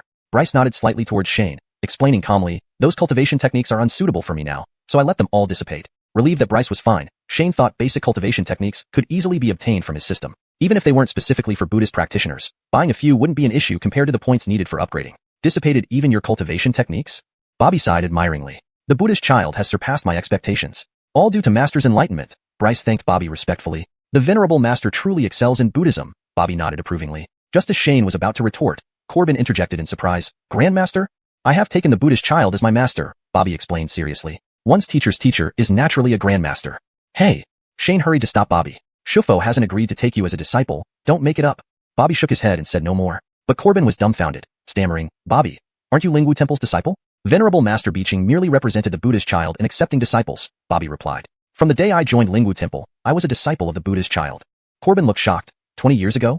Bobby nodded. Corbin's expression stiffened as he glanced up at the sky. Damn, thoroughly messed up. Master, your status as the best fortune teller in Xuanhuan continent is threatened. Look at that, 20 years ahead in planning. Shane saw Corbin's expression. Although he didn't understand what Corbin was thinking, he could guess it was related to the sages. However, Shane was already numb to these revelations. Carmine had connections with Shaner, Corbin was backed by the Sea Stabilizing Pavilion Master, and Bobby was taught by Venerable Master Beeching. But he couldn't fathom why they all focused on him. They definitely didn't know about the system. Otherwise, these sages wouldn't send disciples to build relations. They'd probably have acted much sooner. Was it because of his transmigrant identity? Shane thought for a while but couldn't figure it out. It must be linked to the ethereal heavenly Tao, something only comprehensible after achieving sagehood. All were lost in thought, the scene falling silent. Bryce looked curiously at them and coughed, asking Shane, Master, can we show Dharma Vimalakirti scripture to Senior Bobby? Despite Bobby bothering him daily, Bryce appreciated his help in his rapid advancement. Wanting to repay the favor, Bryce wished to share the Dharma Vimalakirti scripture, which wasn't very useful to him, with Bobby. Chapter 216. Lotus Blossoms from Mouth. Shane didn't mind. The value of his cultivation method was maximized only when it was seen by others. He simply nodded at Ernest. You go ahead and recite it. Bryce had long memorized the entire great Dharmic scripture of wisdom, and upon Shane's nod, he began reciting. Ayush, unaware of Ernest's previous circumstances, was only surprised that such a Buddhist cultivation technique existed. He marveled at how vast the world could be, that there were actually books teaching one to first dissipate their cultivation before practicing again. Moreover, someone really dared to cultivate according to this method. Ayush glanced at Ernest, silently approving. Indeed, worthy of being a Dharma prince. No wonder he could comprehend the essence of the verse, originally there is not a single thing. Where can dust arise? However, Corbin was utterly shocked. On the way here, he had already heard Nigel recount Ernest's previous plight. How he had self-destructed his crystalline core to resist the Blood Peak sect's evil cultivators, losing all his cultivation, not choosing to learn this cultivation method beforehand. Thus, the appearance of this method became intriguing. Where on earth did Shane find such an unusual method that matched Ernest perfectly, allowing him to break through to the Returned-in realm? And during his transcendence of the Returned-in heavenly tribulation, it seemed his cultivation wasn't only unaffected, but had significantly improved. Recalling how Shane effortlessly took out the 100-word spectrum last time. A cultivation method he had sought for ages, Corbin was deep in thought. While listening to the recitation, his mind raced. Was it possible that this guy had a library hidden in his head? Then another chilling possibility struck him. Could these cultivation methods be authored by this guy himself? After Ernest finished reciting, Ayush pondered for a moment, then sighed. To think there exists such a peculiar cultivation method in the world, truly broadening my horizons. Corbin nodded in agreement beside him. Although he hadn't listened intently, he couldn't help but admire the method's ingenuity. Despite their admiration, neither entertained the idea of cultivating it. Dissipate cultivation first, then practice? What if they couldn't regain their strength afterward? Who would dare risk their life's cultivation on such a gamble? The four continued chatting leisurely. Though Ayush always wanted to become Ernest's disciple, aside from this desire, the latter was undeniably talented in speech, demeanor, and cultivation. Top tier among dry Isekai continent's geniuses. Soon, the conversation shifted to Dadian continent. Ayush described its current situation inside, Although vast, Dadian continent has very limited habitable areas, making life quite hard for the people. Shane inwardly scoffed. If it weren't for hundreds of temples needing those commoners for sustenance, their lives would likely be much better. But he dared not voice this thought in front of Corbin and Ayush, merely agreeing, Dadian continent practices Buddhism universally, though harsh, it provides inner peace. Ayush shook his head. That's a misconception. Although Dadian has many temples, true Dharma teachings are scarce. Shane paused, confused. What do you mean? Dharma teachings aren't abundant, but cultivation methods are. Ayush explained, each Dharma prince spends their entire life writing perhaps just one or two. With so many monks, why can't they produce more? Shane wondered. If only explanation was needed, wouldn't sages be more authoritative than Dharma princes? Ayush elaborated further. Shane learned that to count as genuine Dharma teachings, the writings must reach sage level. No wonder only high-ranking monks could author them. And these teachings had a unique trait. Ordinary people could write or read them without issue, but cultivators who couldn't grasp the essence remained mute. Previous Dharma princes, it seemed, weren't just revered monks. They were either ascended immortals or sages. Ayush concluded, smiling, when Dharma princes speak wisdom, it turns into Dharma, benefiting all beings. Great merit, Shane praised, inwardly rolling his eyes. How different was it from northern region sects managing commoners, just in another guise? Grandmaster's Dharma is profound. Under your guidance, Master might create more Dharma teachings, Ayush remarked. Whether sincere or flattery, it wasn't clear. Moving on from Dharma teachings, Corbin curiously asked, I heard monks in Dadian can marry and have children. True? Ernest's eyes lit up, similarly curious, looking at Ayush. Shane, finding it amusing, joined in with interest. Partially true. Ordinary monks can marry and have children. With Dadian's vastness and low population, if monks don't lead, Dadian might soon be empty, Ayush explained, adding, but some strict practitioners adhere strictly to monastic rules. Corbin teased, does Master Ayush follow these rules? Ayush blushed, mumbling, not entirely. Corbin laughed heartily. Quickly composing himself, Ayush added, to me, beauty and ugliness are alike. Shane chimed in, indeed. Form is emptiness, emptiness is form. Unexpectedly, these 8 characters transformed into a lotus blossom that lingered. A sign of enlightenment, the lotus blossom mouth. Everyone was stunned. Ernest, having witnessed Shane's golden words once, stayed relatively calm. But Corbin and Ayush were dumbfounded. They had seen sage-level techniques before, but describing them was near impossible. The first step of golden words was comprehension. Without the spirit formation stage, how could one understand sage-level techniques? Both stared at Shane. Was he really just a soul separation cultivator? Who ever heard of such an extraordinary soul separation cultivator? Regaining composure, Ayush stood abruptly, oblivious to the chair falling behind him. Ignoring Shane's attempt to stop him, he solemnly bowed, please, Grandmaster, bestow us Dharma. Shane tried to cover his mouth upon seeing the lotus blossom appear, but it was too late. Last time, reciting part of the S-rank, Yin-Yang 5 Elements book, was interrupted. This time, just 8 characters produced a lotus. And this time, both Corbin and Ayush saw it. Hard to explain now. While he could indeed recite the Heart Sutra, this was beyond explanation. Reciting directly to them. Who dared? Shane felt closer to being dissected by a sage. Chapter 217. Sneaking through. Shane didn't want to explain, but how could Ayush possibly let him off? Seeing that Shane wasn't speaking, Ayush prostrated himself on the ground with a few loud thuds. I beg you, Grandmaster, have mercy and bestow your Buddhist teachings. Shane tried several times to get Ayush up, but he seemed glued to the ground, unwilling to rise. Get up first before talking. Shane said irritably to Ayush. Nothing will be discussed until you stand up. Upon hearing Shane's tone, Ayush had no choice but to stand up, looking at Shane. Grandmaster, my foot. Shane cursed, then continued. It's not that I don't wish to say, it's just that with this sacred relic appearing. Only then did Ayush let out an ah, bowing apologetically to Shane with a guilty look. Forgive my impudence, venerable one. Shane waved his hand dismissively. Damn, finally, he got through this. This little monk might act rashly sometimes, but he still knew what was beyond limits. Although both Ayush and Corbin were disciples of the saints, there were no saints present here. If any sacred relics were to appear, it would certainly have significant repercussions. Fortunately, Cord hadn't mentioned anything about the recent appearances of sacred relics in the Northlands to Ayush. Otherwise, Ayush would have guessed that these relics were created by Shane. Then Shane might really be unable to escape from Ayush. For example, Corbin had already guessed this. Damn, Shane, who are you? Just making sacred relics come out whenever? Even though the current strategy of the Dingshai Pavilion was to cultivate a relationship with Shane for the future, Corbin couldn't help but think some dark thoughts. A person like this should perhaps be dealt with before fully growing. But he glanced at Shane beside him and immediately dismissed the thought. A Soul Division Realm practitioner who made him feel unfathomable. He even had a premonition that if he were to make a move, he might not even be able to run away. Corbin secretly drew a breath. He'd only felt this way around a few saints. Seeing Corbin's wandering gaze, Shane couldn't help but ask, Senior Brother Mu, are you okay? Corbin snapped back to reality, shaking his head with a smile. Nothing. I'm just thinking about ways to get you to write down those Buddhist teachings. Shane's expression stiffened. Damn, don't mess with me. But Ayush beside him asked curiously, Senior Brother Mu, where's such a place? I didn't expect it either. Corbin shook his head but looked at Shane. Maybe we can go to the Dingshai Pavilion?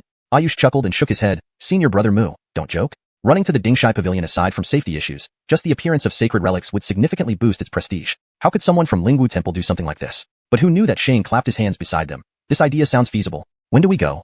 Ayush laughed bitterly again. Grandmaster, stop joining in the fun? However, Corbin's face turned pale. Ayush didn't know, but Corbin was very clear. This kind of thing was exactly what Shane could pull off. Sending divine words out, and even causing phenomena of sacred relics appearing in the Dingshai pavilion. Shane glanced at Corbin and chuckled. We'll see. Corbin breathed a sigh of relief, but gave Shane a glare. Stop scaring people to death. Actually, Shane really thought this idea was feasible. Not only would it delay the issue of Buddhist teachings, but he could also take his disciples along to study the Inyang Wu Xing book as well. Unfortunately, Greer had told him not to leave the Northlands before breaking through. Although he didn't know why, he knew that Greer meant him no harm. Listen to good advice, and you'll have enough food to eat, especially when it came from a saint. Shane then shifted the topic, discussing other matters. Corbin and Ayush didn't bring up the subject of Buddhist teachings again. Finally, they managed to put this issue behind them. In the following days, Ayush continued to address Ernest as Master and Shane as Grandmaster, regardless of their objections. As for expelling him, Shane thought about it and endured. Ayush had just learned about Shane's lotus mouth incident, so staying in Xiuxian sect without spreading it around was beneficial. Corbin also found an excuse to stay in Xiuxian sect, not going anywhere. Since Ayush was allowed to stay, it made no difference for Corbin to be there too. Irvin and Andy had just broken through and wouldn't progress quickly, so Shane sent them to investigate Changsha Mountain. After all, it was a medium-sized spiritual vein, which they could now afford to explore. As for Ernest, since Ayush often followed him, he had to remain a mascot in Xiuxian sect. Shane arranged for a courtyard for them and tasked the fragrant pavilion to care for their daily needs. Shane reminded them of the rules of Xiuxian sect beforehand, and the two didn't treat the commoners poorly. Ayush, after the previous incident, seemed to have understood and stopped being overly persistent, treating himself as a Xiuxian sect cultivator and staying obediently, though it wasn't entirely without benefits. Shane learned a method to nurture the spirit from Ayush. Jack's residual soul temporarily escaped the danger of disintegration. Stephen and others gradually got used to having two soul division realm cultivators suddenly join the sect. The patriarch had done many outrageous things. One more wouldn't matter. Time flew, and soon it was August. One day, while Shane, Corbin, and Ayush were eating and chatting about trivial matters, Flash hurried into the dining hall. Since meals in Xiuxian sect were served upon arrival, similar to a restaurant, Shane didn't pay much attention, waving him over to join them. But Flash stood by the table, not sitting down, excitedly saying, Patriarch, the second formula succeeded. Really? Shane happily put down his chopsticks, standing up. Let's go. Show me. Eating was a pleasure for a soul division realm cultivator, but now more important matters awaited, so he stopped eating right away. Seeing Shane stop, Corbin and Ayush also paused and stood up. Flash hesitated, glancing at the two. Shane, seeing Flash's hesitation, smiled reassuringly. No problem, let's all go together. Having spent time with them, he forgot they were outsiders. Since he had spoken, Shane couldn't refuse now, waving to Corbin and Ayush to follow him to the alchemy room. Corbin and Ayush had been staying at Xiuxian sect for a while, and knew Flash was almost always in the alchemy room. Since he was merely a crystal formation realm cultivator, they paid little attention, assuming Shane was cultivating his own alchemist, not giving it much thought. But now seeing Shane's reaction, they sensed something wasn't simple and became curious. Since Shane agreed, and there was nothing else to do, they followed along. Chapter 218. The Qi Cultivation Pill Formula. Upon entering the alchemy room, Corbin and Ayush were taken aback. The room had few herbs or pills. It was instead filled with scattered sheets of crumpled paper. It didn't look like an alchemy lab at all, but more like a scholar's study. Flash walked over to the table, rummaged through some items, and then handed a piece of paper to Shane. Master, I finally figured out the formula for the Qi Cultivation Pill. Great. Shane received the formula from Flash with a broad smile. Though the Qi Cultivation Pill belonged to the same E-rank category as the Health Preservation Pill, its function was far more significant. Similar to the small bottle of spirit-warming pills that Randy gave to Irvin earlier, it contained spiritual energy to help cultivators absorb spiritual power. However, the Qi Cultivation Pill was milder, though it contained less spiritual energy. The Qi Cultivation Pill required 5 different herbs, which made it slightly more complex than the Health Preservation Pill. Although it only added 2 ingredients compared to the latter, the difficulty of refining increased considerably. Shane and Flash had only spent one day studying the Health Preservation Pill. Flash finalized the formula in about 3 or 4 days. However, he had been working on this Qi Cultivation Pill for over a month. Shane naturally beamed at the sight of the formula, while Corbin and Ayush were utterly surprised. They had eaten the Qi Cultivation Pill before, and given their status, they never lacked for it. But being a low-grade pill, they couldn't understand why Shane was so excited. Corbin couldn't help but ask, little brother, is this the Qi Cultivation Pill? By his understanding of Shane's personality, could this pill actually have the effect of a heaven-rank pill? Yes, it's the Qi Cultivation Pill. Shane smiled and handed the formula to Corbin, reminding him, don't let this formula spread outside. No problem, Corbin casually responded, taking the formula without much thought. After all, he knew there were 3 different formulas for the Qi Cultivation Pill, and none of them were particularly valuable. However, upon looking at it, Corbin's expression turned blank. He found it incomprehensible. Not wanting to beat around the bush, Corbin asked directly, little brother, I don't understand this formula. Shane briefly explained the data on it. As a Soul Division Realm practitioner, once Shane clarified the numbers, Corbin immediately understood. Once he grasped the details, Corbin sucked in a sharp breath. No wonder Shane took it so seriously. This was outrageous. Seeing Corbin's reaction, Ayush's curiosity piqued further. Mr. Mu, what's going on? You see for yourself. Corbin shook his head and passed the formula to Ayush. Ayush froze upon seeing it. After a moment of silence, she stuttered, Grandmaster, is this real?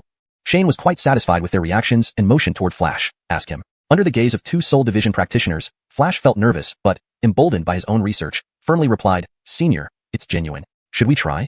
Corbin glanced at Ayush. Let's give it a shot. Ayush nodded immediately. Shane initially wanted to experiment too, but seeing both of them prepare, he generously let them go ahead, adding with a grin, "Don't use divine sense?"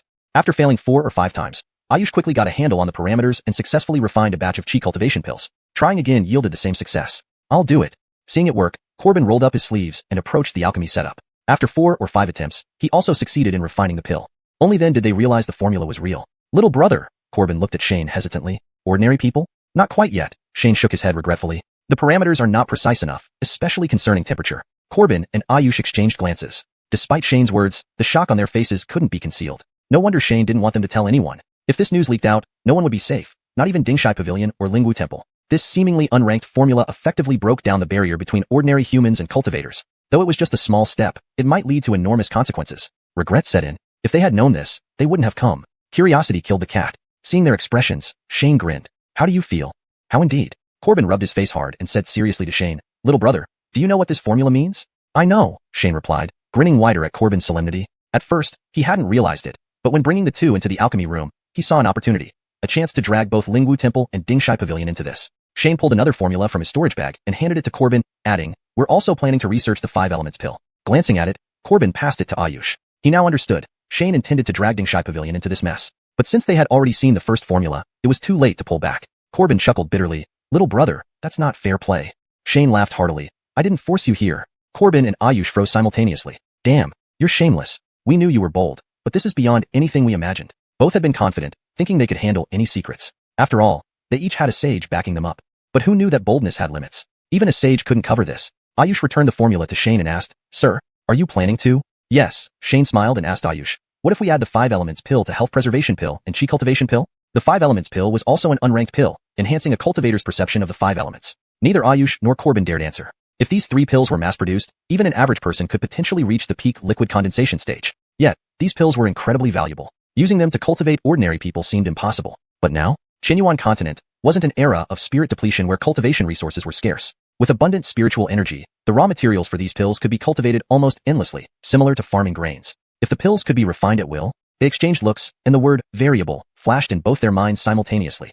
Chapter 219, Special Spirit Roots. Even though cultivators enhanced by elixirs can only reach the peak of condensation stage at most, with such a vast number, it is almost guaranteed that a few exceptionally talented individuals will emerge. Cultivators rely on their spirit roots to open their minds. However, after enlightenment, the spiritual energy in their bodies gradually refines and improves their own spirit roots. As time goes on, the importance of spirit roots begins to diminish, while the requirement for personal enlightenment and insight increases. The 3 pill formulas are equivalent to cutting off the threshold of spirit roots for entry into cultivation at xiuxian sect once and for all. With such a large base, high-ranking cultivators would undoubtedly continue to emerge in endless supply. Therefore, as long as xiuxian sect could withstand the initial backlash from other sects, sweeping across the entire Xuanhuan continent would be virtually certain. Corbin and Ayush walked out of the xiuxian sect's alchemy room with heavy hearts and immediately bid farewell. The matter was too significant. Even Corbin, who vowed to follow Ernest as a master, dared not linger and had to report back to the sage. Shane accompanied Flash and warmly saw them off, then stood at the mountain gate for a long while. Since he dared to tell them the entire plan, he naturally wasn't afraid they would leak it. Even if Lingwu Temple and Dinghai Pavilion were hesitant to participate,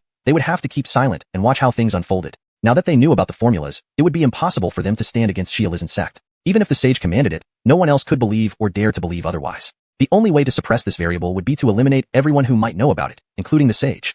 Yet, Shane and xiuxian sect sat comfortably. After all, if he couldn't hold his ground, it was simple enough. He just needed to release the 3 formulas publicly. This would turn the minority cultivators into opponents of all human beings on the Xuanhuan continent, resolving the crisis. Of course, the sage could also choose to disclose the formulas. But digging up one's own foundation, would the sage do it? Shane understood clearly, and presumably so did the sage. Shane wondered if the sage was tempted by this deal that promised immense profits. Flash stood beside Shane and didn't dare interrupt him as he was deep in thought. When Shane finally pondered the implications, he smiled and looked at Flash. "How does it feel to become a major player influencing the Xuanhuan continent situation?" "Very nervous," Flash replied earnestly after some thought. "But also exhilarating." "That's good." Shane laughed heartily. "We still have the 5 elements pill and many more formulas ahead." "Yeah," Flash nodded excitedly. "If they really cultivated so many cultivators, everyone would remember him, right? At the crystal formation stage." Sage? In reality, Shane's plan was to find an appropriate moment to disclose the 3 pill formulas. He harbored no ambitions of world domination. That sounded exhausting. Transforming the world into a better place and then lying down comfortably. Wasn't that delightful? Although he hadn't mentioned this to Corbin, Ayush, or Flash. After all, one should take things step by step. While the current pills didn't involve sensing the changes in herbal properties through spiritual energy, both temperature and timing relied on the sensitivity of cultivators. Time management was relatively easy, with sand timers or pendulums sufficing. What they lacked was non-insulating transparent material for thermometers. Shane experimented for days, but could only vaguely recall needing to mix something into the sand. He turned his gaze toward the xiuxian mountain behind xiuxian sect. Maybe mining would jog his memory? Ernest had nothing else to do, so Shane took him along to climb the mountain. Hearing Shane's words, Ernest was slightly puzzled. Why did his master suddenly want to go hiking? Couldn't they fly there if needed? Still, Ernest didn't ask further and followed Shane up the mountain. It wasn't spontaneous interest but necessity. Divine sense had a wide range, but it couldn't detect these lifeless, spiritually inactive objects. Otherwise, the sheer amount of information would overload anyone instantly. No matter how strong divine sense was, it had its limits. Thus, Shane resorted to using his eyes to search for minerals. There was no rush. Shane wandered around xiuxian mountain aimlessly, occasionally flipping the ground with his spiritual energy to dig through rocks. Half a day passed without finding the transparent material, but he did stumble upon a black substance. Coal. On the entire Xuanhuan continent, abundant spirit chi made trees grow rapidly, and chopping would suffice for common people's fuel needs. No one had discovered this black stone could burn yet. For Shane and xiuxian sect, its application was also limited. Cultivators directly absorbed the spiritual energy from heaven and earth, requiring no steam engines. Using the formations like those in the alchemy room, they simply needed to channel fire spirits from beneath the earth, consuming only a modest amount of spirit stones. Seeing Shane holding a piece of black stone, Ernest asked curiously, "Master, what is this?" "Coal." Shane handed the stone to Ernest with a smile. "This isn't a stone but likely plant remains that can burn." Intrigued, Ernest took the coal block and sensed it. A faint woody aura confirmed Shane's words. Ernest exhaled a jet of flame, which slowly ignited the stone. He withdrew his spiritual energy, but the stone continued to burn gently. Since Ernest's breakthrough, Shane hadn't seen him use any spells. Seeing Ernest's actions, Shane exclaimed softly and cast an appraisal spell while asking, "You can use fire?"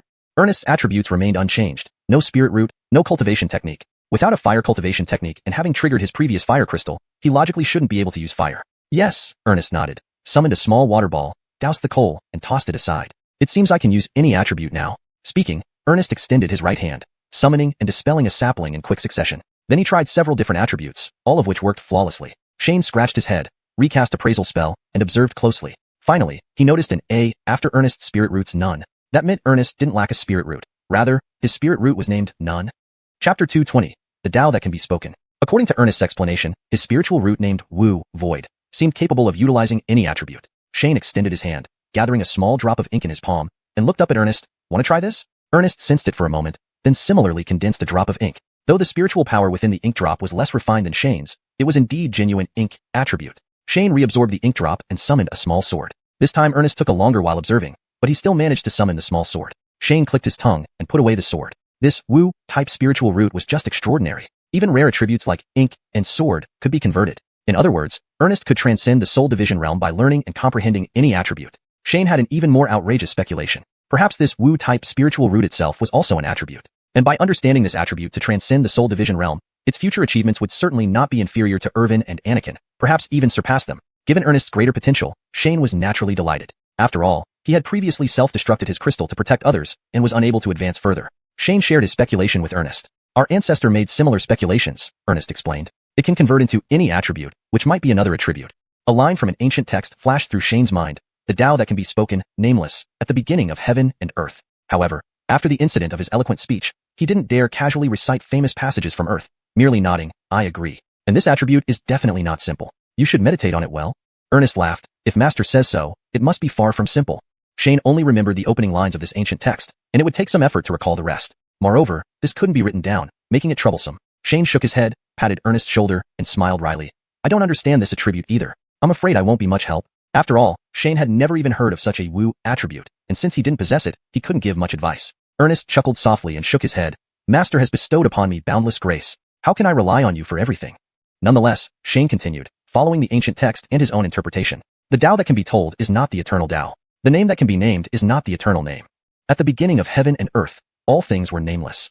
It wasn't until humans developed language that all things received names." Regardless of whether it was correct or not, he poured out everything to Ernest. After listening to Shane, Ernest was momentarily stunned, and Jack inside the ancient jade was equally bewildered. They had discussed the nature of this attribute before. Though they had vague guesses, nothing was as clear as what Shane said. "You claimed you didn't know?" Just a few casual sentences hinted at the heavenly Tao. "Are you really claiming you don't know?" "Following your logic, should we call this old immortal who reached the spirit transformation realm a fool?" "Impressive." After listening to Shane, Ernest pondered for a long time before turning to Shane with a bitter smile. "Master, this is what you call not knowing?" Shane, however, nodded earnestly. "I don't know if these words are correct. You can only use them as a reference." After all, the 5,000-word passage was already mysterious and profound. No one knew if Shane's interpretation was right. Fortunately, Ernest was already used to Shane's occasional stunning insights, simply nodding in agreement. After finishing their conversation about Ernest, the two aimlessly wandered around Xiuxian Mountain for a while before summoning a flying boat to return to Xiuxian sect. Before leaving, Shane dug up some coal, intending to test it with Flash. Simply controlling temperature, burning coal was more convenient than wood. Unfortunately, materials for glassmaking were not found. Unexpectedly, they found a breakthrough in Dongqing City. The first task Ernest assigned to Dongqing City met the requirements. As a good boss, Shane didn't enforce strict KPIs, approving it with a wave of his hand. But immediately afterward, he proposed the second requirement. Within the next 6 months, select 2,000 literate people from 10,000 individuals who recognize characters. Although the time was twice as long as the previous task, being able to read and write was much harder than recognizing 500 characters. While listening to David's report, Shane was somewhat distracted. Frankly, whether they could educate that many people wasn't a big concern. After all, Xiuxian sect's current situation wouldn't allow absorbing so many disciples. Selecting 1 out of 10 or 20 made little difference to him. Shane's eyes swept around the city lord's residence. Then he waved his hand, interrupting David. He walked over, picked up a cup, and turned to ask, "Where did this cup come from?" The cup in Shane's hand was transparent. David, though puzzled why the immortal master was interested in a crystal cup, answered honestly, "Crystal is occasionally mined from the surrounding mines, so? All crystals belong to me henceforth. Rich rewards will follow." Shane waved his hand, not minding their small indulgence. If not for this, he would have searched much longer. He stashed the crystal cups in his storage bag, handed a small porcelain bottle to David, and said, "Health-preserving pills. Ordinary people can only consume 1 per year." "Thank you, immortal master." David bowed gratefully. Shane visited the warehouse again, taking a few unprocessed crystals before returning directly to Xiuxian sect. This matter was far more important than Dongqing City's trivial issues. Back in his room, Shane took out a crystal and summoned a carving tool, carefully carving a 3-inch long, chopstick-thick tube. Then he found a colored liquid in the warehouse and carefully filled the tube with it. Sealing the tube, Shane left the room, heading towards Ernest's place. Besides Ernest, no one else in Xiuxian sect could summon ice blocks. Dragging Ernest to the kitchen, Shane drew a bucket of water and instructed, "Drop some ice in." Ernest, looking bewildered, waved his hand, instantly freezing the bucket of water. Shane smacked his forehead and melted the water back to a half-ice state himself. After waiting a bit, he retrieved the tube and inserted it into the bucket of water. Using the yin-yang pin, Shane marked the thermometer, then poured the bucket of water into a large pot. This time, Shane didn't wait for the water to boil before marking. Instead, he used his divine sense to feel the water's temperature and marked simultaneously. Chapter 221 Thermometer. Soon the water boiled. Shane glanced at the scale and nodded in satisfaction. "Not bad, quite even." "Master, what are you doing?" Ernest finally got a chance to speak once Shane finished. Shane waved the thermometer in his hand and smiled. "A thermometer? Is this a thermometer?" Ernest curiously took it over for inspection. Earlier, Shane had been searching for transparent materials precisely for this purpose, and everyone in the Xiuxian sect knew about it. Ernest carefully controlled the temperature of his hands, watching the liquid inside the thermometer fluctuate up and down on the scale. Seeing the real thing, Ernest finally understood what Shane meant by making temperature understandable for ordinary people. This was a ruler for measuring temperature. Shane took back the thermometer from Ernest, drew a series of scales again, and then put the thermometer away with a smile. "Let's go. Let's try it out." The two started chatting as they headed to the alchemy room. By now, the alchemy room had become Flash's exclusive lab. Others wouldn't come here unless necessary. When Shane and Ernest entered, they saw Flash holding onto his disheveled hair. "Don't pull anymore, you'll go bald." Shane couldn't help but chuckle. Although cultivators have extraordinary physical qualities, Shane always felt that if this continued, Flash might become the world's first bald cultivator researcher. "Leader." Hearing the voice, Flash stood up and prepared to greet Shane. Shane waved, indicating there was no need for formalities, and then asked, "How's it going?" "SOSO?" Flash shook his head. "There are too many types. Without using spiritual senses, it's difficult to grasp what's happening inside the alchemy furnace." The 5 elements pill required 7 medicinal herbs, making it more complex than the previous 2 types of pills. "Don't worry." Shane consoled him and took out the thermometer, handing it over to Flash. "Try this first." "What is this?" Flash studied it in his hand before looking up. "A thermometer?" "Yes," Shane nodded. Flash immediately became excited. The pendulum clock was already prepared nearby. If the thermometer really worked, then at least the health-nourishing pill could be refined by ordinary people. Seeing Flash's expression, Shane knew what he was thinking. Though they had succeeded previously, all operations were done by cultivators. Shane wasn't sure if some heavenly will would intervene, so he reminded, "It's not certain yet, just give it a try." Flash was currently using an improved stove designed by Shane, which allowed precise control of fire through a bellows and gas valve, far better than before. However, without the thermometer, everything depended on the cultivator's perception and couldn't be popularized. Flash placed the thermometer beside the alchemy furnace and started heating. The thermometer simply provided a reading. He quickly understood the scales and then turned to look at Shane. "Leader?" While Flash fiddled with the thermometer, Shane had already selected the materials and handed them over. "Give it a try." Flash nodded and began the operation. Having refined the health-nourishing pill several dozen times, Flash was very proficient, quickly starting up. The first attempt failed because he wasn't used to watching both the thermometer and the pendulum clock. But on the second try, he successfully refined the pill. "Shufu, you give it a try." Seeing it work, Shane couldn't help but grin, turning to Ernest who stood nearby. Ernest had watched the refining process a few times and tried it twice himself. Hearing Shane's words, he nodded and stepped forward. Compared to Flash, Ernest was much less experienced. He tried 3 or 4 times before mastering the use of the thermometer and timing, successfully refining a batch of pills. Even this success rate was enough to shock ordinary alchemists. Even professional alchemists, when refining health-nourishing pills, would only have a 70% success rate if they were skilled, not beginners. Yet Ernest managed to refine pills after just a few tries. After Ernest succeeded, Shane instructed him, Go to Qiang Town and find 2 young teachers to come over. Since the refining process no longer required any assistance from cultivator abilities, Shane wanted to start experiments with ordinary people. If it really succeeded, it would mark the first true step. Ernest quickly returned from Qiang Town with 2 teachers, followed by Hubert and Eduardo. These past few months, having seen cultivators every day and being influenced by Hubert, the 2 ordinary teachers weren't nervous around Shane, merely bowing respectfully. We've met the leader. Shane returned their bow and told Flash, teach them.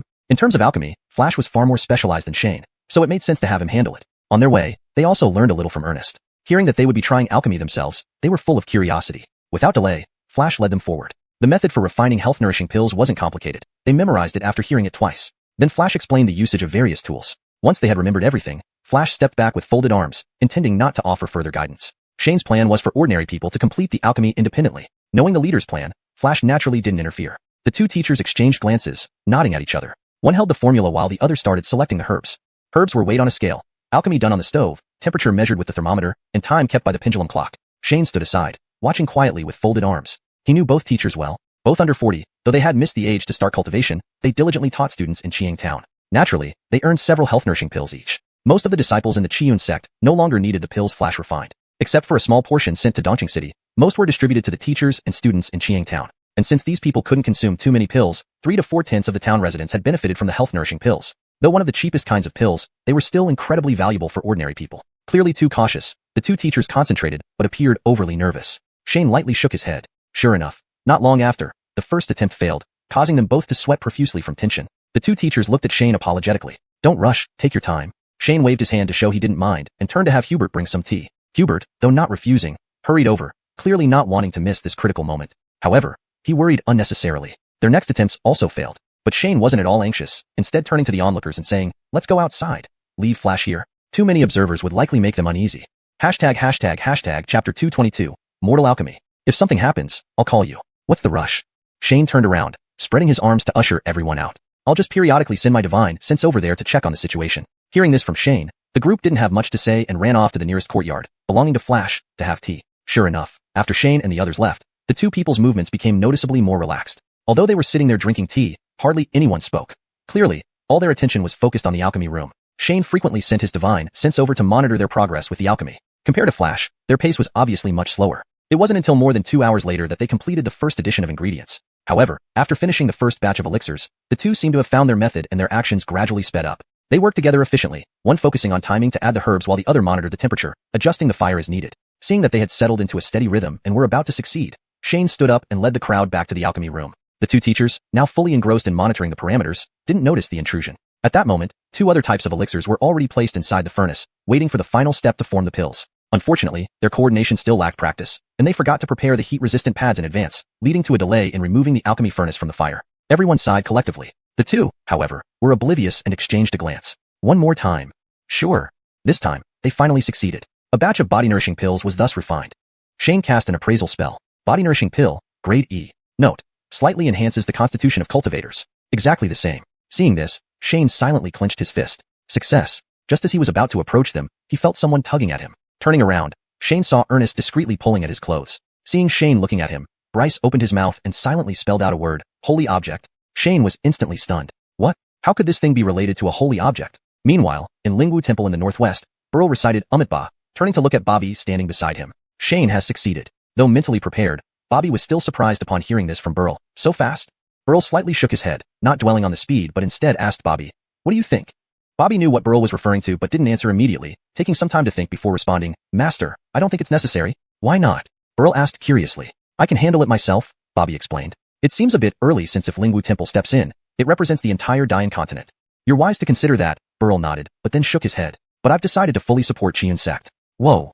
Bobby couldn't help but gasp. The phrase, full support, from a saint isn't trivial. Before Bobby could ask, Burl smiled and looked at him. Think carefully about it. Bobby nodded and closed his eyes to ponder deeply. After a long pause, Bobby opened his eyes and asked Burl, can we really spread Buddhism? Burl glanced approvingly at Bobby but then shook his head. I'm not sure either. Bobby froze. You're willing to take a gamble without knowing? Seeming to read Bobby's thoughts, Burl chuckled lightly. What do we have to lose?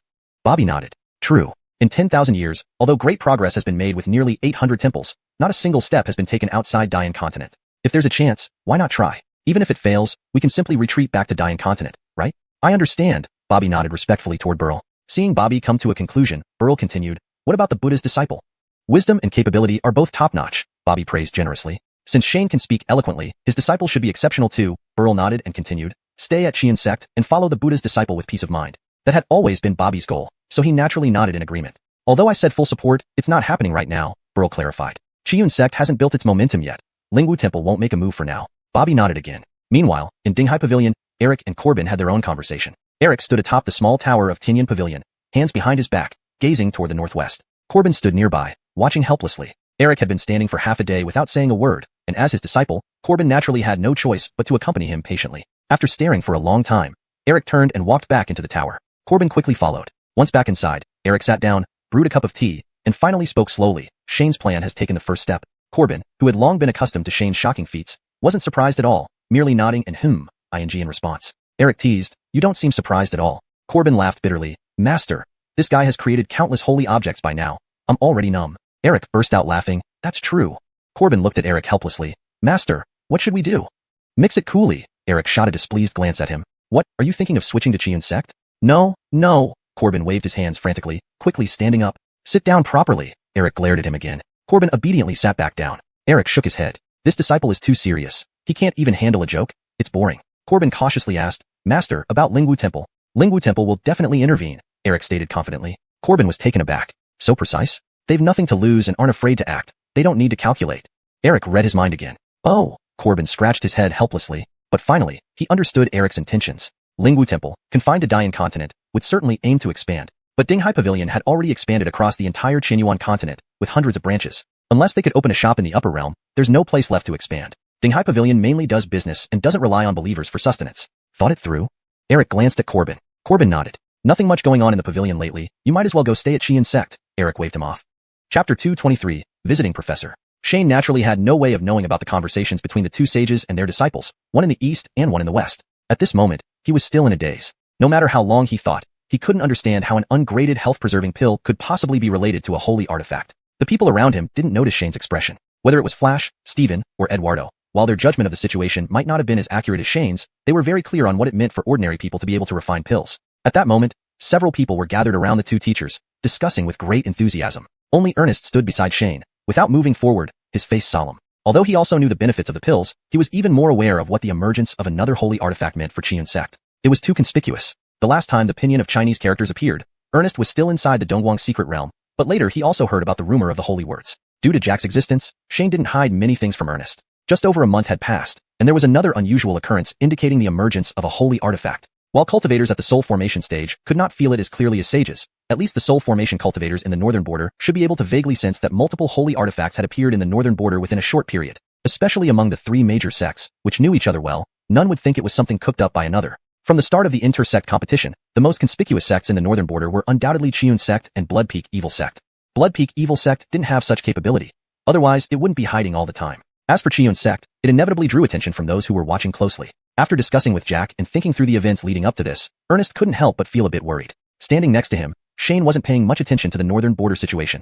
Instead, he was still pondering the emergence of the holy artifact. The last time, pinyin was recognized by Heavenly Tao as holy words. And this time, a furnace of health-preserving pills was considered a holy artifact. Shane had some vague guesses. Whether it was pinyin or health-preserving pills, both greatly changed the landscape of Qi-Elysian continent. But this Heavenly Tao seemed, too, intelligent? Shane shook his head, temporarily discarding these thoughts he couldn't figure out yet, and saw Ernest standing beside him. Seeing Ernest's serious expression, Shane asked first, what's wrong? Ernest whispered his concerns to Shane. Based on the three major sects? Shane scoffed. A sparrow only sees its evening meal, while an eagle soaring in the sky can see distant mountains. This was a proverb from the nomads on the northern grasslands. Upon hearing Shane's words, Ernest paused, then reconsidered and found them logical, nodding involuntarily. Let's go and hear what our master alchemist has to say. Shane pointed to Flash, who looked exhilarated. In the following days, Flash, along with the two teachers, tried refining more complex qi-cultivating pills. Refining qi-cultivating pills was far more complicated than health-preserving pills, but the formula had been confirmed after numerous trials by Flash, and the duo gradually became proficient. A few days later, the qi-cultivating pills were successfully refined. Shane's conjecture was correct. Ordinary people indeed could refine pills. Maybe someday, ordinary people could refine not just E-grade but even higher-grade pills. However, at this moment, within Qiun sect, there was only Flash, a late-stage alchemist who didn't even know proper refining methods. It would be a long road ahead. The children at the Qimeng Funyun have basically finished their studies and no longer require constant supervision from the teachers. Note Qimeng Funyun should be translated based on context. Without full context, it is partially kept in Chinese. If this refers to a specific part of an academy or school, it would be better translated as the children at the Qimeng division, or similar depending on what Qimeng Funyun specifically refers to. For improved fluency and clarity, the children at the Qimeng division have now mostly completed their studies and no longer need the teachers to constantly oversee them. Therefore, Shane took charge and had the two teachers stay to assist Flash with his experiments. After some time, he planned to select a few clever children from those who failed the Qimeng. Qimeng should be Qimeng, which means Qimeng in English context as enlightenment, but in this novel's context, it refers to a specific trial or process for cultivating aptitude in children, so it's better left untranslated, process to replace them. Even though the two adept teachers were transferred away, increasing Steven and Eduardo's workload, they understood the priorities and had no complaints. Shane pulled Ernest, along with Irvin and Anakin who returned from the mine vein, to work on the farm for a few days, planting various herbs in the remaining 800 or 900 acres of land. Previously, over 1,000 acres had been set aside around the arena to be transformed into spirit fields, but Shane didn't have enough money, so only over 100 acres had been converted. Fortunately, since the health-preserving pills, chi-cultivating pills, and 5 elements pills were all ungraded, most of the herbs didn't require spirit fields for cultivation. Although the yield was lower, it was still better than nothing. After training the first batch of disciples, those who didn't successfully Qimeng but were familiar with cultivation basics would be the best alchemists. Ayush and Corbin reappeared after disappearing for over half a month. Shane naturally gave them a warm welcome. Although they didn't explicitly state anything, their reappearance already indicated a certain attitude.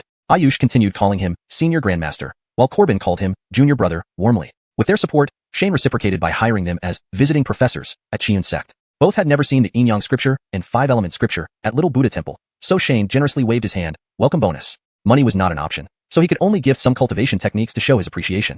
The calm situation lasted until the end of the year. On New Year's Day, Shane celebrated the busiest and most festive New Year since arriving on Qi-Elisan continent. Over 100 children from Xiqiang town held their initiation ceremony on this day. Traditionally, according to other sects, initiates needed to successfully complete their Qimeng. Qimeng means Qimeng, but in this context, it refers to the process of opening one's innate abilities or consciousness, which is essential for becoming a true cultivator, before officially becoming cultivators and joining the sect. However, for better fluency and natural reading in English, I suggest. Traditionally, according to other sects, initiates needed to successfully complete their Qimeng process, awakening their innate abilities, before officially becoming cultivators and joining the sect.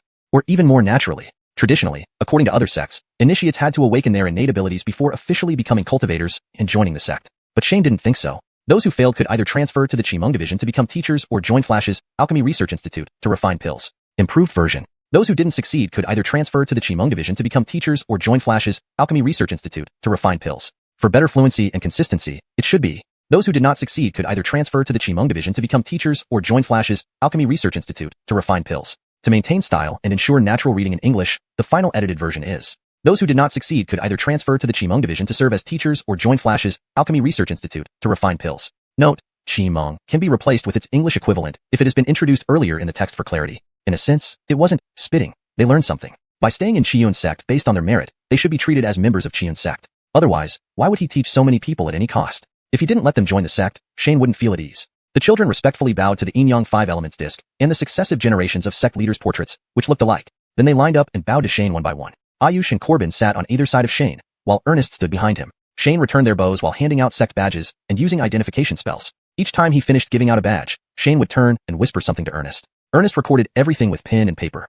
Corbin and Ayush sat behind Shane. Shane and Ernest's conversation was fully heard by both of them. They exchanged glances, full of frustration. Whenever they felt they had grasped Shane's true nature, he always came up with something new. This guy could identify others' spiritual root attributes. It was outrageous. Indeed, worthy of being Shane. A man in the soul separation stage who dared play tricks with sages? Chapter 224, Longshore Spirit Vein. Shane finished his part of the ceremony and sat back in his chair, chatting with Ayush and Corbin who were beside him. However, although Ayush and Corbin were talking, they clearly weren't into it. They didn't want to chat with someone who had an advantage. Although Shane didn't know what they were thinking, having an advantage, one should use it. Even with inferior spirit roots, one could gradually cultivate after obtaining elixirs. Now that there were only a few people, it was manageable to oversee them. After the children paid their respects to Shane, they went on to pay respects to Eduardo and Steven of the Qimeng division. Note, Qimeng Funyun, Enlightenment Subacademy, is better translated as Enlightenment Division for more natural English flow and consistency. If Qimeng Funyun has a specific name or translation provided earlier in the text, it should be used instead of translating it directly each time. For the rest of the text, if you'd like me to continue editing and proofreading the entire passage, please provide the full user translation or specify which parts you need help with. Steven had a balanced body, but now it wasn't showing at all. His cultivation was even slower than Eduardo's. Eduardo, Flash, and Steven studied the 5-element scripture together. Now, Eduardo and Flash were nearly ready for crystallization, while Steven had only completed half of it. But the 5-element scripture, as an A-grade cultivation method, made even the slowest Steven faster than disciples from other sects. Moreover, it allowed 3 crystals at once. Steven now knew about his unique constitution, so he wasn't anxious and continued cultivating slowly. With no better arrangement, Shane had him help Eduardo manage the Enlightenment Subacademy. Eduardo served as the dean, and Steven as the vice dean. The two of them had been teaching in Qiang Town, watching these children grow step by step. Naturally, they were very happy when these children officially enrolled. The ceremony buzzed along for an hour before finally ending. Bryce, holding the registration ledger, found Eduardo and Steven to assign appropriate cultivation methods for the children. Shane and the others returned to the courtyard. With nothing else to do, the three began discussing the current situation. The situation in the northern region was indeed as Shane told Bryce. Neither the three major sects nor the Blood Peak cult paid any attention to Xiuxian sect, which was holed up in the westernmost part of the north. But conflicts between the four sects became more intense. Blood Peak cult launched fewer attacks but hit harder. Even under the protection of the Heaven Rank formation, many outposts were breached. According to Corbin, Xiuxian sect had lost over a dozen Foundation Establishment Realm cultivators in the last 6 months. This worsened Xiuxian sect's position. For Xiuxian sect, this situation was actually beneficial. The three major sects schemed against each other, while the Blood Peak cult fished in troubled waters. Except for a few immortals, no one noticed Xiuxian sect's potential. This gave Shane more opportunities to develop. Over the past few months, Flash and the two teachers, though unable to finalize the recipe for 5 Elements pill, had still refined plenty of health-preserving pills and chi-cultivating pills. At least those newly joined children wouldn't worry about cultivation in the short term. This benefit exceeded that of the three major sects. After the new year, Qibao Temple sent 2 million spirit stones as promised for the year. This reminded Shane about Longshore Mountain. Previously, sending Irvin and Anakin to investigate, they found signs of excavation. But since it was sporadic without clues, Shane hadn't paid much attention. It was normal if someone secretly mined without guarding it. But a large spirit vein required tens of thousands of ordinary people organized by major sects to produce normally. Even if a Foundation Establishment Realm cultivator worked alone, how much could they mine? As long as it wasn't a flagrant breach of the Northern Alliance rules with mass organization openly mining, even the three major sects would turn a blind eye. Now that Anakin and Irvin had broken through to the Foundation Establishment Realm, Shane had little more to teach them. So he thought about assigning them to Longshore Mountain. Therefore, Shane decided to go see Longshore Mountain himself. Calling Anakin and Irvin, who had gone there before, and since Bryce had nothing to do, he also planned to go. Wherever Bryce went, Ayush followed. The same applied for outings. Seeing Ayush going, Corbin felt staying in Xiuxian sect boring and wanted to follow too. In the end, exploring an insignificant medium-sized spirit vein, Xiuxian sect sent its elite force, 3 soul separation realms and 3 Foundation Establishment realms. Anyone unaware might think they were going to sweep a small sect. Walking around Longshore Mountain, Shane felt a bit disappointed. Longshore Mountain lacked a big city nearby, only some towns with tens of thousands of residents. Organizing full-scale manpower was hopeless, but limited operations were still possible. Spirit stones were not lacking temporarily. Despite spending a lot, Xiuxian sect still had 2 million in storage. According to Nigel, unexpectedly popular cultivation manuals could earn another 1 to 2 million. Adding the 2 million from Qibao Temple, it was enough for a short time. After all, Xiuxian sect, including uninitiated disciples, had only over 100 people. Understanding the surrounding area, they then set foot on Longshore Mountain. Longshore Mountain wasn't large, only 100 miles long and 100 feet high, bare and treeless. From above, it looked like a long rectangular stone. Actually, Longshore Mountain's outer layer was just rocks. Trees didn't grow because beneath the rocks were all spirit stones. Just send people to strip off the outer rock layer, and mining and selecting spirit stones could begin. In professional terms on Blue Star, it was a large open-pit spirit stone mine. Mining wasn't complicated, but extracting spirit stones from the rocks and cutting them to standard sizes took effort. Around Longshore Mountain were villages living off mining spirit stones. The group landed before a village and strolled in to see how they mined. Not just Shane, even Corbin and Ayush were seeing spirit stone mining for the first time. Villagers dug huge rocks down from the mountain, varying in size. Then they used iron picks to break them, revealing a spirit stone at the center. Only the size and quality of the spirit stone depended on luck. Observing for a while, someone approached them and greeted with clasped hands. "Greetings, are you here to buy spirit stones?" Shane glanced at the person, then cast appraisal skill. His name was Li Rantong, an ordinary person. Looking around 50, appraisal skill showed him under 40. Checking. Shane said nonchalantly, then asked, "What's the price for the spirit stones you dig?" Li Rantong took out a cut spirit stone and said, "Low-grade spirit stones cost 5 coins per gold ounce, cheaper if exchanged for grain." Shane couldn't help being curious. Oh, so cheap? A low-grade spirit stone could exchange for 1 gold ounce at Dingshala. But Dingshala didn't accept gold for spirit stones. Hashtag chapter 225. Hiring external help. "Little brother, you've never been to the spirit vein before, right?" Jericho explained after hearing Shane's question. The Changsha Mountain was located in a remote area, making it extremely difficult for ordinary people to transport spirit stones out. Waiting for someone to come and buy them wouldn't fetch a high price. If a cultivator bought gold with spirit stones from the Dinghai Pavilion, exchanged the gold for grain in surrounding cities, and then came back here to exchange grain for spirit stones, they could make a profit of 80% just by making this round trip. If organized by a sect, the profit would be even higher. After some thought, Shane asked again, "How much do you produce in your village?" Jericho replied, "About dozens of spirit stones per day." Just that much? Shane was taken aback. This village had hundreds of people, yet they could only mine dozens of spirit stones a day? "Little brother," Jericho said with a bitter smile, "this work of splitting mountains and rocks cannot be rushed." Shane turned back and exchanged a few words with Ernest, then left the village and headed towards Changsha Mountain once more. An idea suddenly struck him. If there were excavators, stone crushers, and a bit of explosives, this Changsha Mountain would be like a mountain of gold, waiting to be picked up. 50 years of mining rights? It might take only 20 years to dig through the entire mountain. And the crucial point is that this could be done by ordinary people. If successful, there would be no need for cultivators to guard the place. Just regular purchases of spirit stones would suffice. Ernest used the gold he had to buy all the spirit stones from the village before catching up with Shane. Seeing Shane gazing at Changsha Mountain deep in thought, Ernest couldn't help but ask curiously, "Master, what's on your mind?" "Shufu, Shane smiled and pointed at the Changsha Mountain, asking, "What if we had a huge shovel that could scoop up a big rock with one swing and break it open with another?" Shane made a gesture with his right hand mimicking a shovel and asked, "How much production could this achieve?" After hearing this, Ernest was puzzled, not knowing why Shane was asking this, but he still thought about it and replied, "If it's a magical treasure usable by a crystallization stage cultivator, it could produce hundreds of spirit stones a day." Shane shook his head and looked at Ernest. What if it were something an ordinary person could use? An ordinary person? Ernest was utterly bewildered. How could an ordinary person lift such a large shovel? Before Shane could answer, Corbin, who had been listening quietly, interrupted, "Younger brother, do you have another new idea?" "A little bit," Shane nodded at Corbin. "Unfortunately, Xiuxian sect doesn't have any artifact refinement talent, so it can't be accomplished for now." Refinement? Corbin clapped his hands. From ordinary unranked artifacts to celestial grade ones, Dinghai Pavilion has them all. The level of refinement artisans or alchemists is determined by their achievements. One who can refine earth-grade elixirs is an earth-grade alchemist. One who can create celestial-grade magical treasures is a celestial-grade refinement artisan. Shane was initially stunned by Corbin's words, but then began to consider the matter seriously. Regardless of Dinghai Pavilion's intentions, at least for now, they were still allies with Xiuxian sect. Moreover, the situation in the northern territories was getting increasingly chaotic. Cultivating talents slowly seemed insufficient. Corbin's suggestion appeared feasible. After thinking it over, Shane told Corbin, "A yellow-grade refinement artisan will suffice." He added, "If there are potion masters available, 2 would be better." Corbin's eyes lit up upon hearing the latter part of Shane's sentence. "Sure. I'll find you 3 mystic-grade potion masters and 3 mystic-grade refinement artisans each." "Thank you." Shane nodded slightly at Corbin. Corbin nodded back, looking smugly at Bobby. No matter how much Lingwu Temple helps, does its foundation match ours at Dinghai Pavilion? Seeing Corbin's expression, Bobby seemed to recall something and gritted her teeth, saying to Shane, "Senior, I can ask Lingwu Temple to send 10 formation array masters." Shane saw Corbin's antics as well, and found it somewhat amusing that Bobby didn't want to be outdone. But he didn't refuse and turned to Bobby with a smile. "Then I thank you, Zen Master." They didn't stay long in the village at the base of Changsha Mountain and headed towards another side. According to Irvin and Anakin's investigation, cultivators had been secretly digging there. Since they were already here, they naturally wanted to check it out. Although they might not intervene, they needed to know the scale of the operation. Turning around, it didn't take long for them to see a cliff of over 100 zhang on Changsha Mountain. The signs of excavation were obvious. However, judging by the marks on the rocks, there had been no further excavation for at least half a year. Perhaps it stopped after Irvin and Anakin visited. Since that was the case, the group decided to leave Changsha Mountain without further ado. Back at Xiuxian sect after just over 10 days, helpers from Dinghai Pavilion and Lingwu Temple arrived one after another. 10 formation array masters from Lingwu Temple, all reversion stage cultivators, bowed in greeting. "Greetings, sect master. Greetings, Dharma-san." Their shiny bald heads shimmered in the sunlight.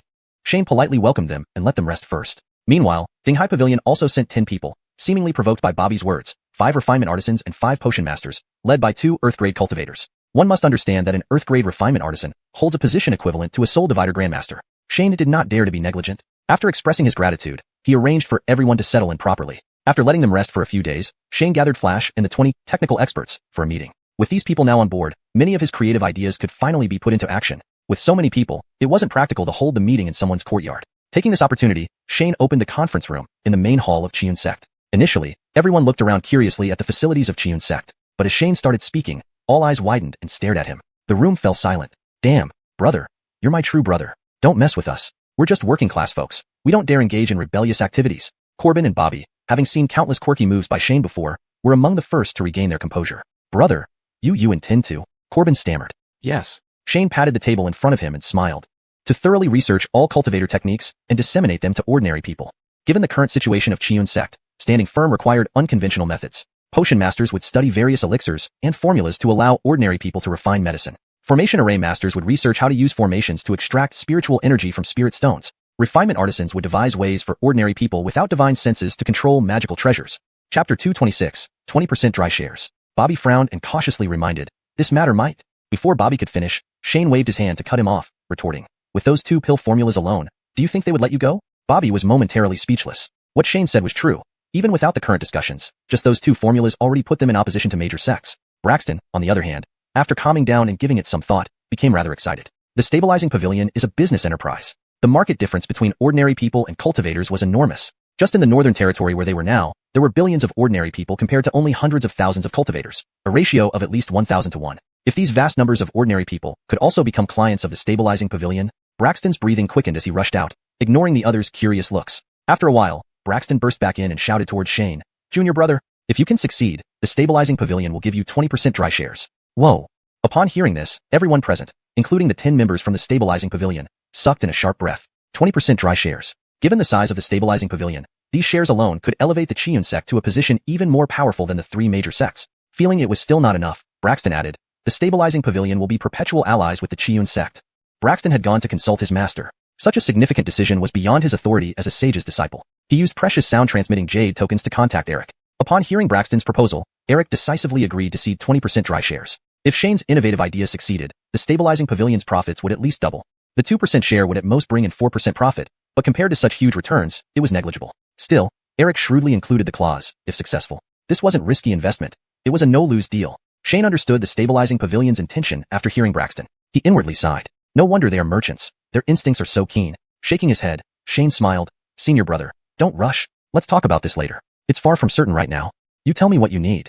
Braxton assured, thumping his chest. As long as we can make it happen, everything else is negotiable. While Braxton and Shane were chatting animatedly, Bobby, standing nearby, looked grim. The stabilizing pavilion is a business, but Lingwu Temple isn't. The innovations of Qiun sect uprooted the foundation of all sects, including Lingwu Temple. Turning around, Shane saw Bobby's stern expression. He quickly understood Bobby's thoughts. Shane smiled faintly and whispered a few words into Bobby's ear. Instantly, Bobby's face lit up. Both the representatives from Lingwu Temple and Stabilizing Pavilion deferred to Bobby and Braxton. Winning them over meant others would follow suit. Shane turned to arrange detailed research. Braxton moved closer to Bobby and asked softly, Chan Master, what did Shane say to you? Bobby smiled and shook his head. The Buddha says it cannot be spoken. Braxton clicked his tongue but didn't press further. Anyway, the Stabilizing Pavilion's model wouldn't be threatened by whatever Shane devised. Even if Lingwu Temple tried anything, it couldn't shake their status. In reality, Shane hadn't said anything complicated. He simply remarked, the richer the material world becomes, the more empty the spiritual life gets.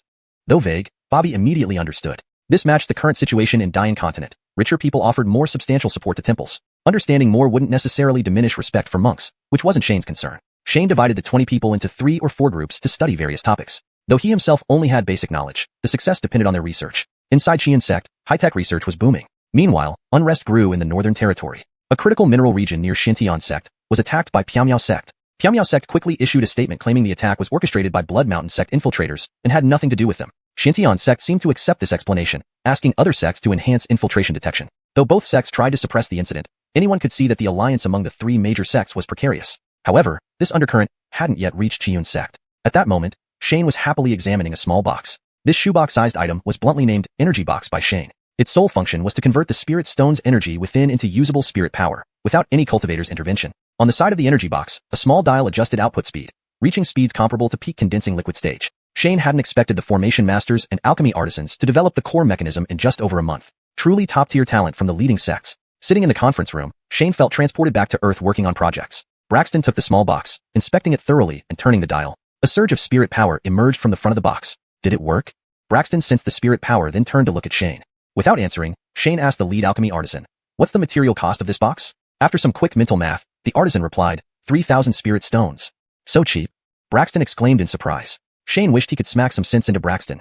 3,000 spirit stones weren't cheap. Do you think everyone is as wealthy as you? Suppressing his urge, Shane merely reminded, Senior brother, our target is ordinary people. Braxton gasped, realizing his mistake. The artisan added, Master, we are trying to reduce costs. Shane shook his head. Your next goal is not to lower costs, but to try using this energy box to draw the array on the energy box itself. Master, your meaning is? The artisan was puzzled. Shane clapped his hands. Our goal is to allow ordinary people to replicate the energy box using an energy box. While reducing costs was important, more crucial was making the energy box a mother machine, capable of replicating more energy boxes.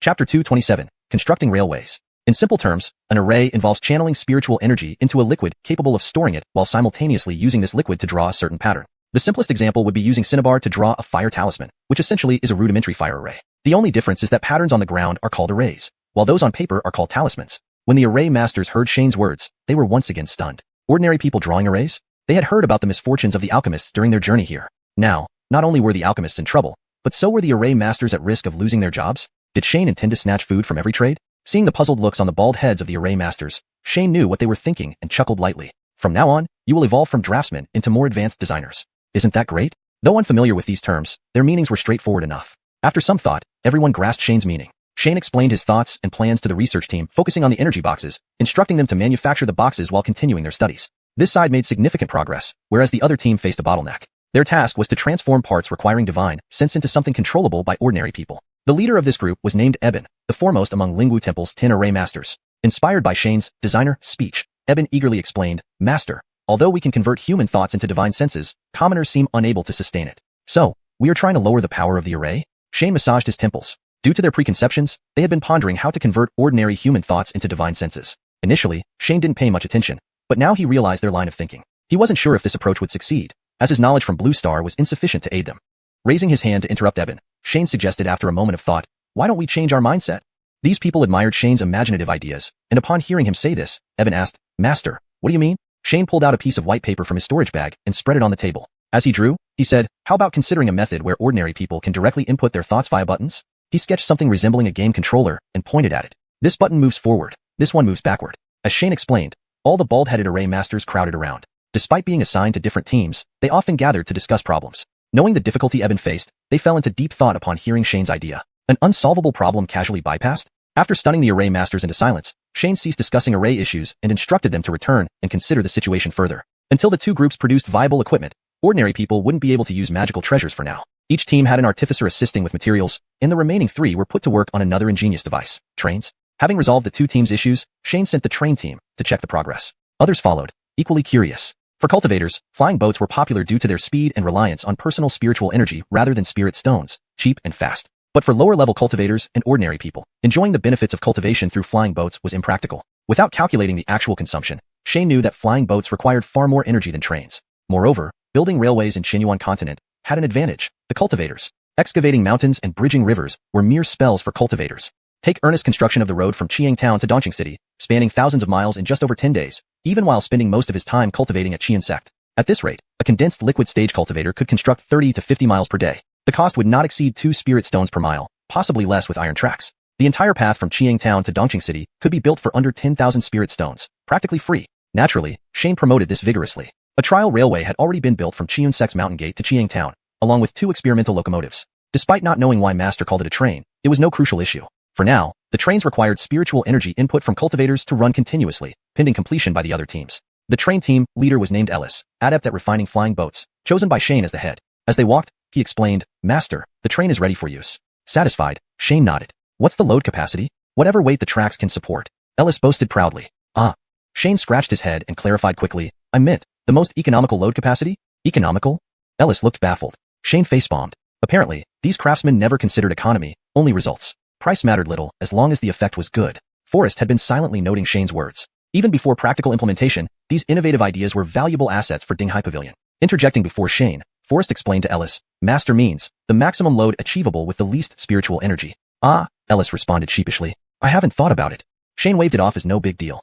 Forrest gave Shane a thumbs up. Didn't expect brother to know economics too. Just a little, Shane modestly replied. Forrest rolled his eyes. Seriously? What next? Slightly knowledgeable about everything except creating holy artifacts.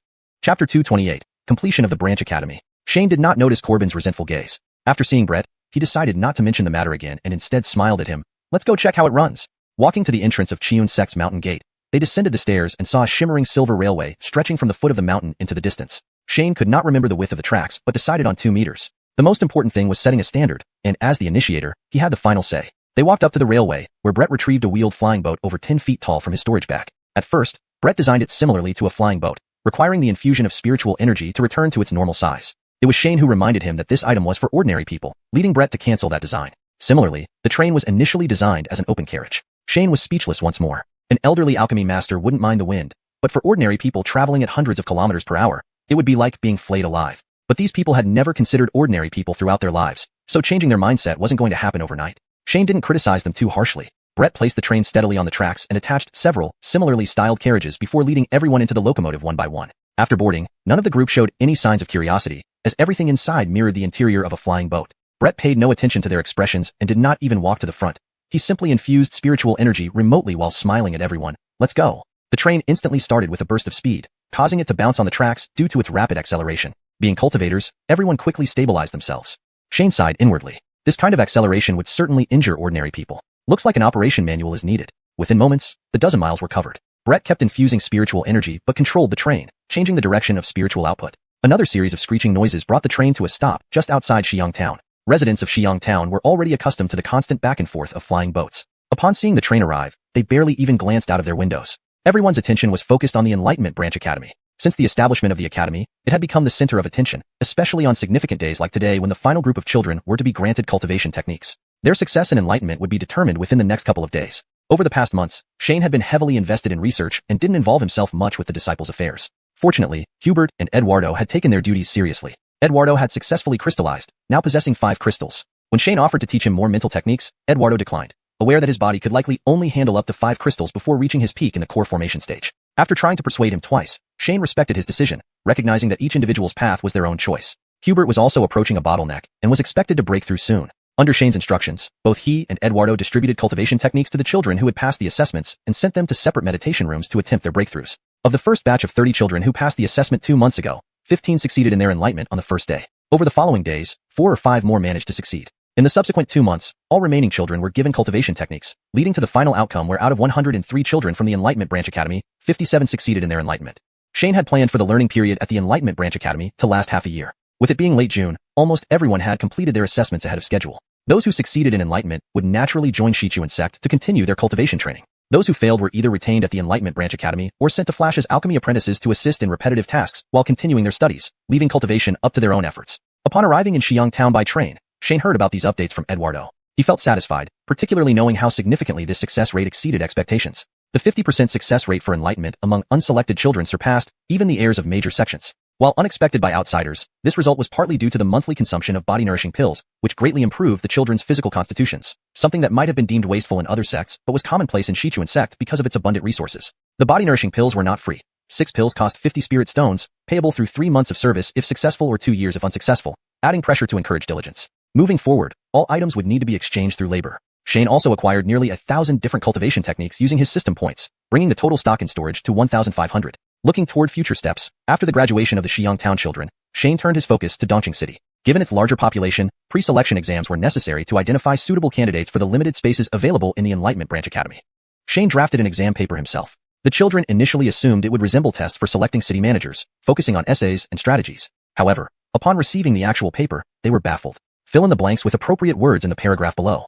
Analyze the usage of the word "we" in 3 different contexts within the article. Standing outside the examination hall, David and others watched the perplexed faces inside, feeling somewhat vindicated. They too had struggled with such exams in the past, and now the children faced similar challenges, a reminder of the rigor required for true advancement. Today marked the last batch of children receiving their cultivation techniques. Whether they would succeed in enlightenment hinged on these next couple of days. Shane had been focusing on research lately and hadn't managed to look after the disciples much. Thankfully, Stephen and Bud had done their best. Bud had successfully formed 5 crystals and possessed 5 crystal cores. Shane planned to teach him further mental techniques but was refused. Bud knew his body's limitations, estimating that 5 crystal cores were his limit for breaking through to alchemy master. Persuading him twice, Shane respected his decision. After all, one must choose their own path. Stephen was also nearing a bottleneck and expected to break through soon. Following Shane's instructions, they distributed cultivation techniques to all qualified children and sent them to separate rooms to attempt breakthroughs. Of the first 30 children who passed the exam 2 months ago, 15 succeeded in enlightenment on the first day. Over the following days, 4 or 5 more succeeded. By now, all remaining children had received their cultivation techniques. In total, 57 out of 103 students from the Enlightenment Branch Academy had successfully enlightened.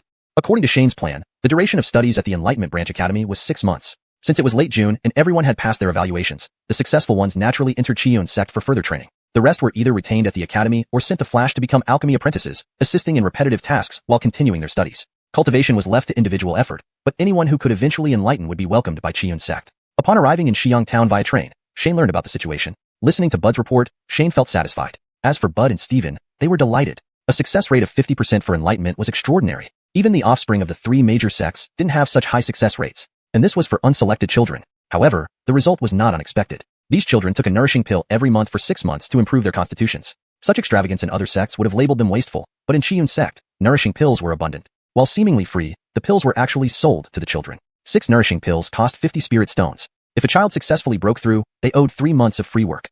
Otherwise, they owed 2 years. It wasn't greed but rather creating pressure for better learning outcomes. Everything afterward required exchanging work for rewards. Using the system search function, Shane purchased nearly 1,000 different types of cultivation techniques, adding to the previous few hundred, totaling around 1,500 manuals stored in the warehouse. This almost drained all his system points. Yet, he understood that loss sometimes led to gain. Each technique only needed 1 person to master it for him to break even. 2 would double his profit. With the Enlightenment Branch Academy graduating, the focus turned to Dongqing City. However, thousands of eligible candidates there necessitated selection first, as the current capacity of the Branch Academy was limited. Shane secretly created an examination paper. Now, taste the same hardships I endured on Blue Star. Initially, the children thought Xiuxian sect's test would be similar to selecting city managers, policy essays, and literature analysis. But upon seeing the paper, everyone exchanged puzzled glances. What is this? Please fill in the blanks in the paragraph below. Analyze the usage of the word "we" in 3 contexts within the given passage. David and others outside the examination hall looked at the bewildered children and felt relieved. When they got their test papers, their expressions were even more dazed. Could exams be conducted like this? Indeed, it was truly eye-opening. Fateh Immortal Ellis lived up to his title indeed. Even creating test questions was so, innovative. ####, Chapter 229, Carmine returns to the sect. In fact, during the last evaluation of children in Xiang Town, a similar type of test paper was used. However, that time it was a pass or fail exam. So although Shane's questions were detailed, they mainly tested the children's understanding of the Qian sect essential texts, beginner level. This time, since it was a selection-based examination aiming to differentiate performance, the questions naturally had to be much more challenging. Speaking of challenges and fairness, the exam questions on launching perfectly met these criteria. Following this standard, entrance exams would now be held every 6 months. From then on, a new business emerged, Qian sect entrance exam preparation coaching. But this is a side note for now. Returning to the present moment, Dongqing City quickly selected 300 outstanding young boys. However, Shane did not immediately take them back to Qian sect, but waited in the city for 3 days. On the morning of the 4th day, the people of Dongqing City stared dumbfounded as the immortal teacher laid down 2 large iron tracks leading straight to Qian sect beside the city gates. After the tracks were laid, he stood aside, looking into the distance. The citizens of Dongqing City gathered curiously. Though they didn't know what the iron tracks were, they sensed something significant about them. An hour later, a loud whoosh echoed from the distance. A massive steel monster charged towards Dongqing City. Ordinary people in the city, having never seen such a scene, immediately scattered in panic. The immortals at the city edge shouted, "Don't panic," repeatedly, and under David's leadership, the chaos gradually subsided. Shane sighed with relief. Among the cultivators by the city wall was Anakin. Shane, wanting to encourage the first batch of students admitted to the Enlightenment Division, decided to extend the experimental railway to Dongqing City. He had already informed David and others in advance about potential reactions from the common folk, but even he hadn't anticipated such an intense reaction. Shane sighed with relief as the situation gradually calmed down. The train slowly came to a stop at the gates of Dongqing City amidst the astonished cries of the crowd. Brett jumped off the train and nodded at Anakin who was standing there. In recent days, the idle disciples of Qian sect had been busy building the Qian-Dongqing Railway. Meanwhile, Shane had been teaching Brett, the first driver, about concepts like safe speed and braking distance. Though Brett still operated the train somewhat casually, it was more reliable than before. Shane estimated that the journey from Qian sect to Dongqing City took about 1.5 hours, faster than high-speed rail on Earth. And this was just an experimental model. Once stabilized, the travel time between Xiang Town and Dongqing City might be reduced to just 1 hour. Considering the advanced materials and spiritual energy levels on the continent, this seemed quite normal. After the train stopped, Shane turned to David with a smile. "Let the children board. Not a flying boat?" David asked instinctively, but quickly corrected himself, bowing to Shane. "Immortal Ellis, I didn't mean it that way." Shane shook his head. "This is a train. It can go anywhere and be enjoyed by ordinary people too." David was stunned. Ordinary people enjoying magical artifacts? Shane nudged him, snapping him back to reality. He hurriedly arranged for the children to board. This trial run included freight carriages loaded with coal and grain. Although interactions between Qiang Town and Dongqing City weren't frequent, they wanted to test everything during this trial run. As goods and children were loaded, Shane handed David a stack of blueprints. "Your next task is to build this." David glanced at the blueprints, which read, "Train Station." Since Shane had already built the railway to their doorstep, it made sense they should construct the station themselves. Shane added, "But don't neglect education. The literacy rate in nearby villages must catch up with Dongqing City." Currently, Shane hadn't imposed any taxes on Dongqing City, only symbolically collecting a small amount to maintain its operations. The prestige of Qian sect in Dongqing City was very high. David naturally agreed without hesitation. After instructing him, Shane boarded the train with Anakin and Brett, setting off again with a carriage full of children. The train didn't need to turn around. It simply changed direction and sped toward Qian sect, causing another round of exclamations from the crowd. However, David shook his head repeatedly. Would ordinary people really be able to enjoy such powerful artifacts? Regardless of David's thoughts, Shane and his companions returned to Qiang Town before nightfall. They handed the children over to Eduardo and Hubert, then Shane and Brett discussed improvements to the train as they headed back to Qian sect. At the mountain gate, Shane saw a teenager standing in front of the Qian sect entrance. "Dao, Carmine?" Carmine turned, her face lighting up with excitement as she ran to Shane. "Master!" Seeing Carmine after half a year filled Shane with joy. Though her soul lamp had remained stable, the dim flame still worried him. Fade Danke had said she would take care of it, but 6 months passed. Still, as expected, her words held true. Not only had Carmine returned, but she had also successfully broken through to the Soul Division stage and completed her form transformation. Even Irvin, Bryce, and Anakin were still struggling with the ninefold reversal, yet Carmine had advanced so quickly. Indeed, worthy of being called an elder. But as Carmine was about to embrace Shane, he suddenly stopped her, saying, "Stop." Carmine halted obediently, looking up at him. "Why?" Shane took a step back, eyeing her curiously. "Are you male or female?" Post-transformation, Carmine looked delicate and rosy-cheeked, not at all like a boy. Fortunately, there were no incidents. The train slowly came to a stop amidst the astonished crowd at Dongqing City's gate. Xuanhuan jumped off the train and nodded at Anakin standing nearby. Recently, Qian sect disciples who were free had been working on constructing the Qian-Dongqing Railway. Meanwhile, Shane had been teaching Xiaohoyang, the first driver, about concepts like safe speed and braking distance. After several days of patient guidance, Xiao finally understood these terms, though he still drove somewhat casually compared to professional standards. Calculating the time taken from Qian sect to Dongqing City, it took roughly 1.5 hours, faster than high-speed trains on launching. And this was still a prototype. Once stabilized, the journey between Qian Town and Dongqing City might only take an hour. Considering the strength of materials and spiritual power in the continent of Xuanhuan, this felt quite normal. After the train stopped, Shane turned to David with a smile, saying, "Let the children board." "Not a flying boat?" David instinctively asked but quickly corrected himself, bowing deeply to Shane. Immortal Ellis, I didn't mean. Shane shook his head, unperturbed. This is a train. It can reach various places and benefit ordinary people too. David was momentarily stunned. Ordinary people could enjoy magical artifacts? Shane nudged him gently, snapping him out of his reverie. He hurriedly instructed the children to board. Though still a prototype, this trip counted as a trial run. Seats were arranged in the carriages, the driver's cabin separated from the passenger compartment, and a freight carriage was added at the rear. Given that exchanges between Xiuxian Town and Dongqing City weren't frequent, this trial aimed to test everything.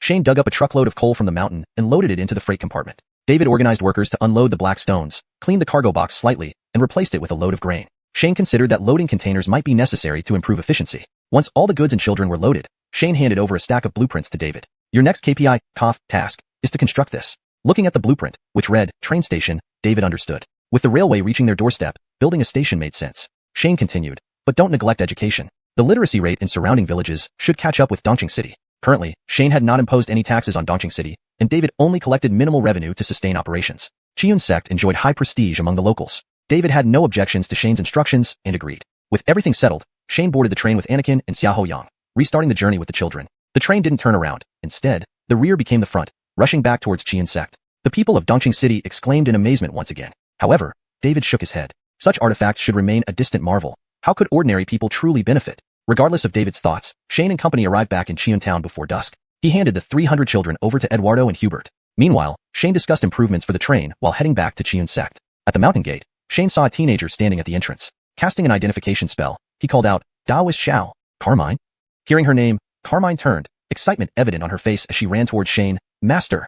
Having not seen Carmine for over half a year, Shane was also thrilled. Although her soul lamp had remained stable, the dim flame always caused him concern. Senior Megan assured him she would handle it, but he didn't expect it to take this long. Still, the words of a sage indeed proved true. Carmine not only returned but also successfully advanced beyond the soul separation realm and completed her transformation. Irvin, Bryce, and Anakin were still struggling through the 9 turns alchemy, yet Carmine achieved this breakthrough in such a short time. Indeed, worthy of being a sage's disciple. Just as Carmine prepared to embrace Shane, he suddenly halted, shouting, Stop! Carmine obediently paused and looked up, puzzled. What's wrong?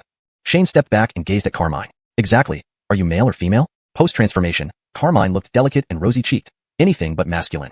Chapter 230. Elucidating previous events. Lacey looked at Shane curiously. I have always been a girl, haven't I? Ahem. Shane coughed hurriedly to hide his embarrassment. He had underestimated the situation. He had completely forgotten that Lacey could take on a human form. Imagine stroking a rabbit from head to toe and then standing in front of him now, telling me she's actually a girl? Too damn awkward, isn't it? Shane coughed twice more and then put on a stern face as he instructed. Now that you've transformed, you need to follow human rules and can't behave like before. Okay, Lacey nodded. Shane looked at the little girl before him and couldn't help but smile, patting her head gently. It's good to have you back. Soon, others who had heard the news gradually arrived. Irvin, who was closest to Lacey, hugged her tightly when they met, laughing and jumping together. Shane walked over and tapped Irvin on the head. Lacey is a girl now, be careful. Irvin nodded dumbly but still held Lacey's hand and ran off to one side. Watching their innocent interaction, Shane didn't stop them. They were kids after all. Let them be. The group strolled towards the living quarters in the Soul Division realm. Shane pointed to a courtyard and told Lacey, you will live here from now on. Move your things over later. Due to the addition of several new disciples in the xiuxian sect, previous rules had to be followed strictly. After speaking, Shane turned to admonish his disciples, look at Lacey. How long did it take for her to break through to the Soul Division realm while you're still in the returned end stage? Elmwood and the others rolled their eyes simultaneously. Master, do you even know what person Lacey follows? A sage. As for us, we don't have that ability. Shane saw their expressions and sighed in frustration. In less than a year, they had already reached the 3rd or 4th level of the return dance stage, which wasn't slow at all. What else could be done? Cultivating spiritual awareness required patience. There were no shortcuts. Back in his courtyard, Shane finally asked about Lacey's recent experiences. It was then he learned that for the past 6 months, Lacey had been walking on the edge of death. Previously, seeing someone spying outside xiuxian sect, she had recklessly chased after them and ended up running several thousand miles. The enemy deliberately slowed down to lure Lacey into a trap. Unfamiliar with danger, she fell right into it. By the time she realized something was wrong, it was too late. Only then did the enemy reveal his true power. He was a soul formation realm cultivator. Completely defenseless, Lacey was forcibly imprinted with a spirit pet mark and taken captive. This explained why her soul lamp flickered uncertainly. Shane interrupted. A human cultivator? Transformed demons can also imprint a spirit pet mark, but they rarely do so. Yes, Lacey nodded. His name is Callahan, a member of the Piao Miao sect, according to predecessors. Piao Miao sect. Shane was shocked. For Piao Miao sect members to deliberately attract Lacey to xiuxian sect went against logic, especially since everyone in the Northern Territory knew Lacey was xiuxian sect spirit pet. How did Callahan know her spirit pet mark had been removed? Pushing aside his astonishment, Shane continued. What happened next? Why did you go to Lingwu continent? Lacey proceeded to narrate the events. Since she had been imprinted with a spirit pet mark, Callahan had not hidden much from her. Instead of returning to Piao Miao sect, Callahan continued westward across the Two Worlds River into Ao and continent. Initially, Shane thought Callahan was searching for treasures, but he actually visited demon cultivators. Although Lacey remained by Callahan's side, she did not fully understand their conversations. They seemed to be planning something together. At this point, Shane frowned. Though uncertain, Piamiao sect probably had only 2 or 3 soul formation realm cultivators. To have these old monsters personally negotiate in Ao and continent must mean it was a serious matter. Recalling the previous beast wave attack, it was highly likely that Piamiao sect coordinated with Ao and continent's demon cultivators. However, Piamiao sect's true intention, Shane shook his head. The Northern Territory was jointly ruled by the 3 major sections. Even if Xintian sect suddenly declined, merging it with xiuxian Hall would suffice. Why seek external assistance? Even if xiuxian Hall could be merged, wouldn't they still need to share profits with the demon cultivators of Ao and continent? This made no sense. The situation in the Northern Territory was deeper and more complex than he had imagined. Excessive speculation was futile, so Shane nodded at Lacey to continue. For a soul formation realm cultivator, 6 months was just a period of cultivation. Callahan stayed in Ao and continent during this time. However, Ao and continent was far more chaotic, with constant battles over resources. As Callahan's spirit pet, Lacey was forced into many battles, experiencing several near-death situations. Her strength significantly improved amidst the fighting. A month ago, Greer found Callahan again, instructing him to release Lacey's contract. Even a soul formation realm cultivator could not resist the sage's command. Callahan reluctantly released Lacey's contract. Under Greer's guidance, Lacey broke through to the soul division realm and successfully transformed into human form. Her body was much stronger compared to ordinary demon cultivators. Without going through 9 return-dan transformations, her spiritual awareness matched that of typical soul division realm cultivators, as her body naturally strengthened her spiritual awareness. Greer taught Lacey a few spells before letting her return to Xiuxian sect. Excited, Lacey recounted her experiences. Everyone listened in awe at her thrilling adventures. After hearing her story, Shane patted her head affectionately. You've been through a lot. Lacey, accustomed to the brutal life of a beast, asked nonchalantly, Master, am I strong enough? Strong. Shane gave her a thumbs up and teased. If Irvin doesn't break through to Soul Division next year, I'll make you the eldest senior sister. Pfft. Irvin rolled his eyes from the side. Life resumed its usual pace. Shane led research teams. Flash and Alchemist studied new elixir formulas. Meanwhile, the situation in the Northern Territory began sliding inevitably into greater chaos. Chapter 231. External enemies strike. The 3 major sects were still in a standoff, with the Blood Moon cult occasionally stirring up some trouble. However, this was no longer a significant issue.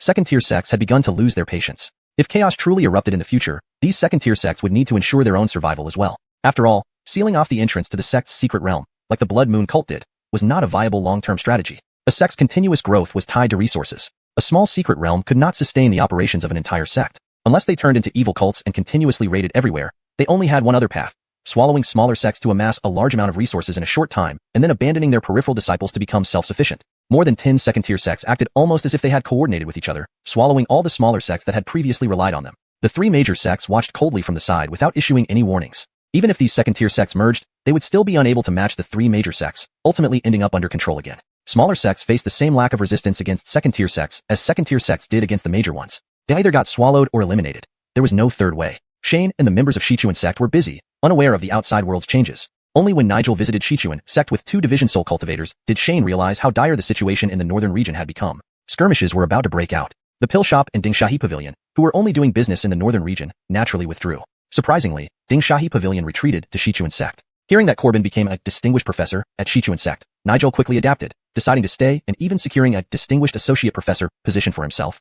Alastair and Monty, the 2 division soul cultivators, seemed to share Nigel's thoughts. Since Nigel gave them positions, adding 2 more distinguished professors didn't matter much. Shane generously offered each of the 3 a chance to enter Library Zone 5. Xiuxian sect's library was vastly different now. Shane categorized the 1,500 martial techniques into 5 zones based on levels. Zone 5 housed heavenly tier martial techniques, including the Yin-Yang scripture and the 5-element scripture, which had been moved here. From now on, the lesser Buddha temple would only house sacred tier techniques. Hearing Shane's offer, the 3 were momentarily stunned. Damn, starting with heavenly tier martial techniques? Boss. Luxury. The 3 didn't know Shane's mindset. There was no concept of withholding secrets for him.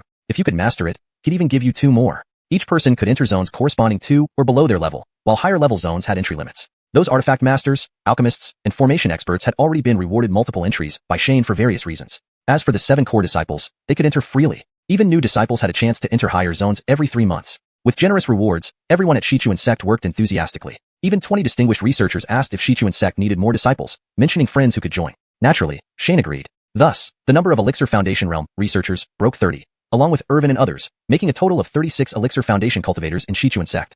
Nigel and his companions didn't hesitate, entering the library immediately. Upon entering, they were struck by the sheer number of heavenly tier martial techniques, likely matching Ding Shahi Pavilion's level. Without hesitation, they began selecting techniques. Shane only set a time limit of 1 day, leaving mastery up to their abilities.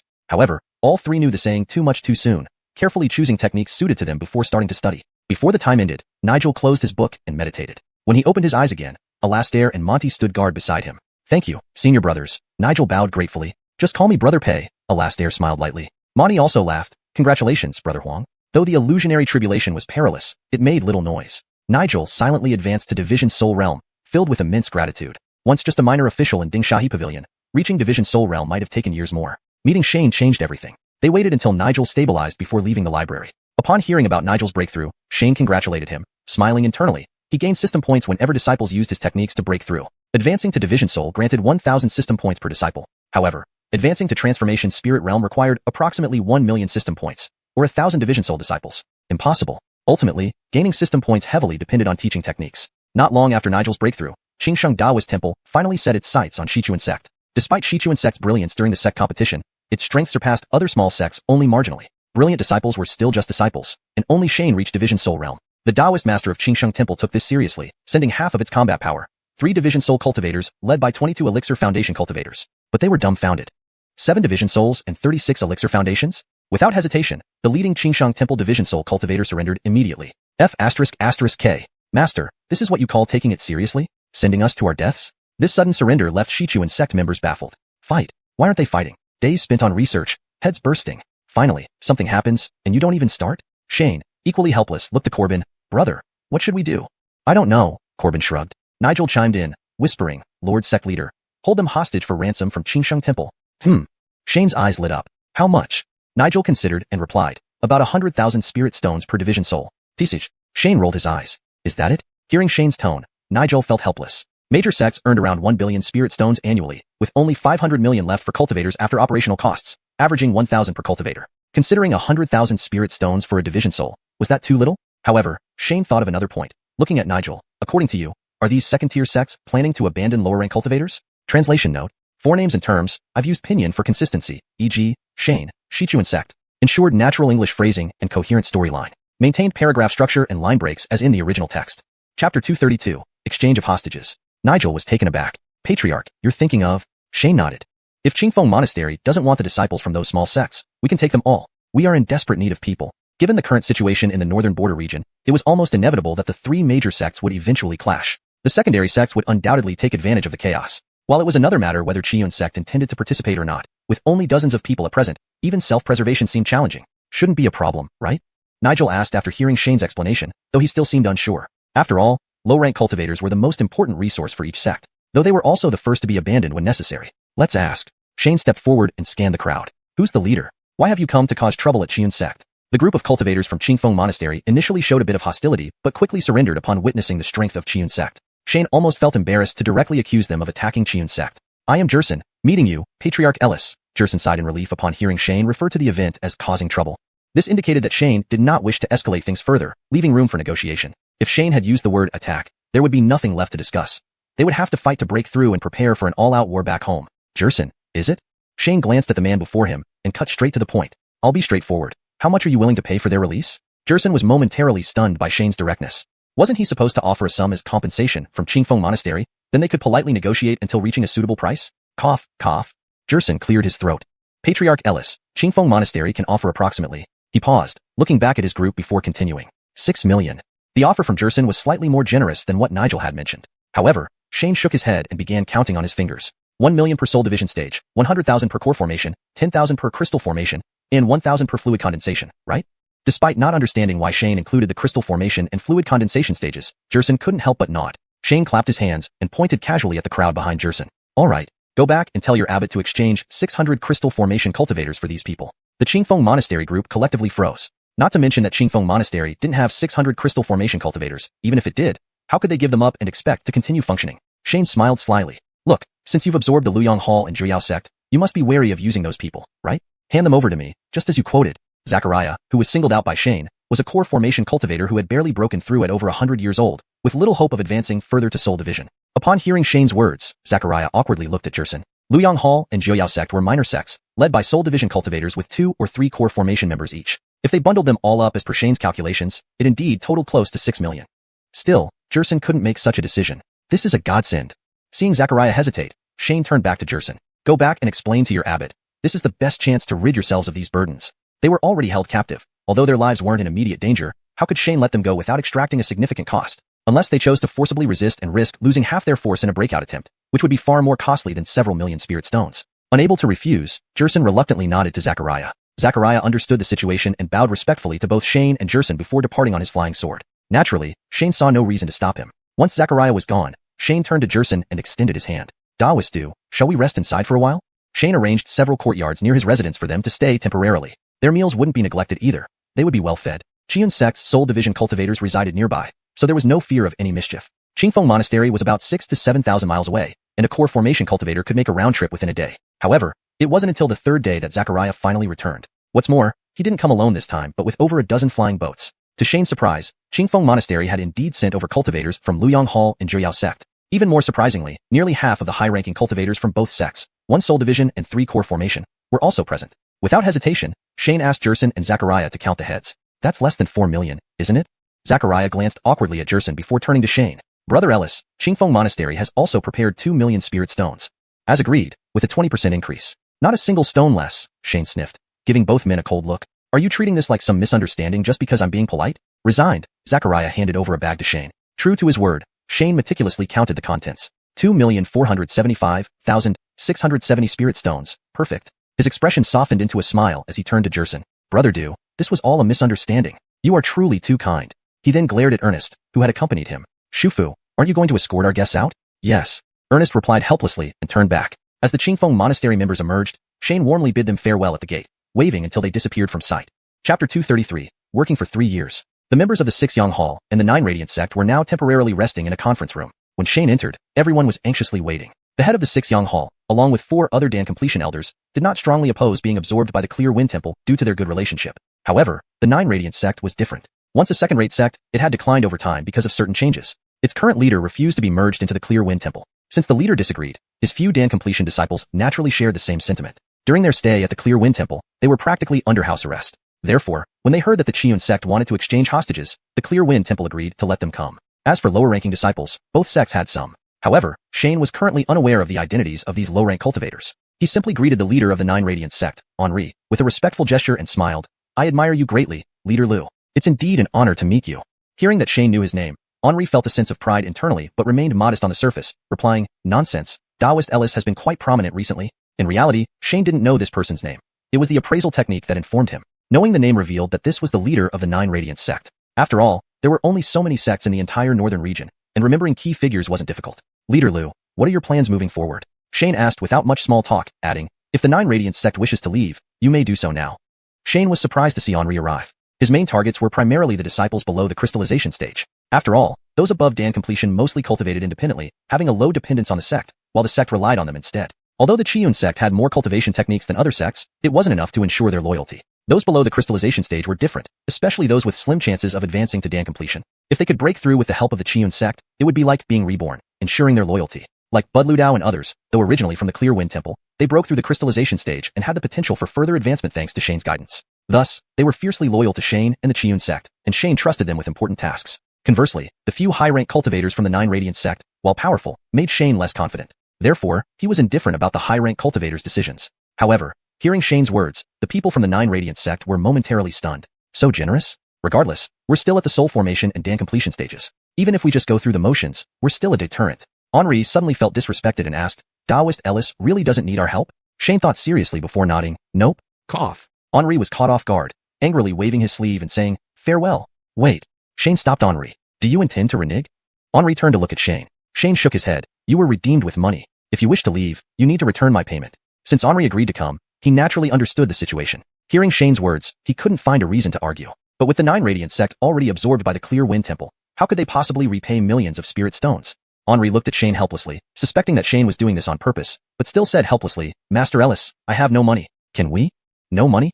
Shane crossed his arms, rubbing his chin, then said, then work it off. Turning to Nigel who had followed him in, Shane asked, Manager Huang, how much does a soul formation elder contribute annually? Having known Shane for so long, Nigel understood his intentions and cooperated, answering, Master, in Dinghai Pavilion, a soul formation elder contributes around 100,000 to 200,000 annually. So little? Shane feigned surprise, turning back to Henri and raising 3 fingers. Let's do this. Work for me for 3 years, then you're free after that. Even if after 3 years, these individuals still had no sense of belonging to the Qiuxian sect, it wouldn't be necessary to force them to stay. 3 years wasn't a long time, even for those at the Dan completion stage. Shane's request wasn't unreasonable. Henry's expression softened as he discussed with his 3 Dan completion disciples, eventually nodding in agreement. In 3 years, the chaos in the northern region should settle down. By then, they could observe the situation and decide whether to stay or leave. In this way, Henri and his team seemed to have gotten the better end of the deal. Deciding to stay, Henri bowed deeply to Shane. "Greetings, master." A soul formation expert's word was final. Therefore, Shane also returned the bow respectfully and handed over the sect's jade token. He then turned to Nigel, "Manager Huang, don't forget the initiation gift." Nigel, as the manager of Dinghai Pavilion, was adept at managing resources. Although he was temporarily staying at the Xiuxian sect, Shane entrusted the warehouse and library to him without hesitation. There was no one else available for the job. Nigel responded without surprise, "Master, what standard shall we use?" Shane thought for a moment and replied, "Use the standard for ordinary disciples." Nigel nodded and led the high-rank cultivators from the 9 Radiant sect away. With the high-rank cultivators settled, dealing with the rest was straightforward. Those who wished to stay went through the formal initiation ceremony and became official disciples of the Xiuxian sect. Those who didn't want to stay were allowed to leave after working for the Xiuxian sect for 3 years. The low-ranked disciples, upon hearing the same terms, felt relieved. Except for a few core disciples of the Soul Formation and Dan Completion Elders, most chose to stay at the Xiuxian sect. Ernest was appointed to manage the low-rank cultivators. Though young, he was already at the Dan Completion stage, so none objected. Meanwhile, inside the library, the high-rank cultivators from the 9 Radiant sect were taken aback. Since the Patriarch disagreed, his several Dan Completion disciples naturally shared the same thoughts. In Clear Wind Temple, they were practically under house arrest. Thus, when xiuxian's sect proposed a prisoner exchange, the Clear Wind Temple allowed them to come. Lower-ranking disciples from both sects were also present, but Shane was not aware of their identities at this moment. He only greeted the Patriarch of the 9 Radiant sect, Henri, with a smile. "I admire you greatly, Patriarch Liu. As expected, you are indeed remarkable." Henri felt proud upon hearing Shane knew his name but humbly replied, "Not at all. Taoist Ellis has been gaining much prominence lately." In fact, Shane had no idea about this guy's name until the identification skill told him. But knowing the name meant he knew this was the 9 Radiant sect's leader. After all, there weren't too many sects in the northern region, making it not hard to remember key figures' names. "Do you have any plans moving forward?" Shane didn't beat around the bush, stating, "If the 9 Radiant sect wishes to leave again, you can do so now." Seeing Henry's arrival surprised Shane. His main targets were the disciples below Crystal Formation. After Dan completion, people mostly practiced on their own, depending less on the sect while the sect relied on them instead. Though xiuxian's sect offered more cultivation techniques than others, it wasn't enough to win their loyalty. Those below Crystal Formation were different, especially those who had little chance of advancing to Dan completion. Helping them break through would create deep bonds akin to guiding them through enlightenment. Take Eduardalu Daokuin as an example. Though originally from Clear Wind Temple, Shane's guidance helped them advance past Crystal Formation, offering further opportunities. Therefore, they remained loyal to Shane and xiuxian's sect. Shane felt differently about the few soul separation and Dan completion cultivators from 9 Radiants. Although more powerful, he wasn't entirely trusting. Hence, their stay or departure didn't matter much to him. Upon hearing Shane's words, the 9 Radiant sect members were taken aback. So generous? After all, we're soul separation and Dan completion practitioners. Even if we just show up without much effort, we're still a deterrent, right? Henri suddenly felt disrespected, asking, "Does Taoist Ellis really not need our help?" Shane seriously considered it before nodding, "No, I don't." Cough. Henri, choked, angrily waved his sleeve, "Farewell." "Wait." Shane stopped him. "Are you going back on your word?" Henri turned to look at Shane. Shane shook his head. "You were ransomed with money. If you want to go, you need to pay me back." Henri, understanding the situation, couldn't refute Shane's point. But after 9 Radiant sect had been consumed by Clear Wind Temple, where could he find a few million spirit stones? Looking at Shane helplessly, he wondered if Shane was being deliberate, but could only say, "Patriarch Ellis, I have no money. Can we?" "No money?" Shane rubbed his chin, then said, "Then work for me." Turning to Nigel who had entered earlier, he asked, "Manager Huang, what is the annual stipend for a soul separation practitioner?" Nigel, having known Shane for a while, replied, "Patriarch, at Stabilizing Sea Pavilion. A soul separation elder stipend is around 100,000 to 200,000 spirit stones annually." "So little?" Pretending to be surprised, Shane looked at Henri and raised 3 fingers. "Let's be clear. Work for me for 3 years, then you're free to go." After 3 years, if they still felt disconnected from xiuxian's sect, it wouldn't make sense to force them to stay. 3 years wasn't long even for a Dan completion lifespan. Shane's request wasn't too high. Hearing Shane's demand, Henry's expression eased. After discussing with the 3 Dan completion disciples, he finally nodded in agreement. By then, the chaos in the northern region should settle, allowing them to decide whether to stay or leave. Deciding to stay, Henri led the 3 disciples to bow respectfully to Shane, saying, "We greet Patriarch." A promise made by a soul separation expert had weight. Shane formally acknowledged it, handing over the sect badge and turning to Nigel, "Professor Huang, please give them the entrance gift." As manager of Stabilizing Sea Pavilion, Nigel was familiar with resource management. Despite temporary residence, Shane entrusted the warehouse and library to him. Lacking personnel, Nigel accepted Shane's command without surprise, simply asking, "Patriarch, which standard?" Shane thought for a moment, replying, "Give them regular disciple benefits." Nigel agreed and left with the high rankers from the 9 Radiant sect. With these high rankers settled, the rest were easier. Same conditions. Those wishing to stay would undergo formal initiation. Those preferring to leave could work for 3 years before leaving. The lower-ranked disciples, reassured by similar treatment, mostly chose to stay in xiuxian's sect except for core disciples of the soul separation and Dan completion elders. Albi was appointed to manage lower-ranked disciples. Being already a Dan completion cultivator, no one questioned his authority. While registering new disciples, several high rankers from 9 Radiance sect in the library stared in disbelief. Chapter 234, New Teaching Style. 4 people, 1 at the Soul Division stage and 3 at the Elixir Formation stage, were stunned speechless inside Xiuxian sect's library. Damn, almost 500 Xin grade cultivation methods, and nearly 8,000 lower grade ones. Even if he sold all of Jiuyao sect from top to bottom, they wouldn't be able to gather so many cultivation methods. Henri swallowed hard and then looked at Nigel, senior brother Huang. Are these sections 1, 2, and 3? Seeing Henry's expression, Nigel was not surprised. Even he had the same look when he first came in as a member of Dinghai Pavilion. He smiled at Henri. Yes, according to senior brother Lu's realm, you can go to section 4. Henri barely contained his excitement and nodded to his disciples. Study diligently here. I'm going deeper inside. After turning into section 4, Henri asked, Senior brother Huang, which section did you start from when you joined? Nigel replied humbly but with a proud look, to my shame, thanks to the sect leader's favor due to our friendship, I started in section 5. Henri glanced further ahead, asking incredulously, section 5, isn't it that? Correct, Nigel confirmed with a smile. Henri silently gulped again. Heaven grade. Even as the sect leader of Jiuyao sect, he didn't possess a single heaven grade cultivation method. Yet in Xiuxian sect, even new elder members could casually study them. Suddenly, Henri felt regretful. If he had willingly joined Xiuxian sect, perhaps he could have gotten a heaven grade method too? But overthinking would affect his mental state and cultivation. So he shook his head, dispelling those thoughts and began looking for suitable cultivation methods. Nigel reminded everyone about time management and then left the library. By this time, most of the work in the meeting room was completed. Xiuxian sect had gained 70 to 80 crystal formation cultivators and 4 to 500 low-stage cultivators. This left Ernest struggling to handle everything alone. Shane eventually pulled Hubert back from the xuanhuan, Enlightenment Division, and also invited Irvin and Anakin to join the team. Meanwhile, Forrester was temporarily appointed as the head of the low-stage cultivator division due to being at the Soul Division stage. Note, xuanhuan is translated as Enlightenment Division for consistency, and subsect is changed to division to maintain consistency in terminology and style. With preparations ready, courses that were yet to start could now commence. Shane gathered all Soul Division and Elixir Formation practitioners for a meeting. He wrote common attributes like metal, wood, water, fire, earth, yin, yang on the blackboard, then knocked on the desk, saying, Soul Division teaches 2 attributes, Elixir Formation teaches 1. Choose accordingly.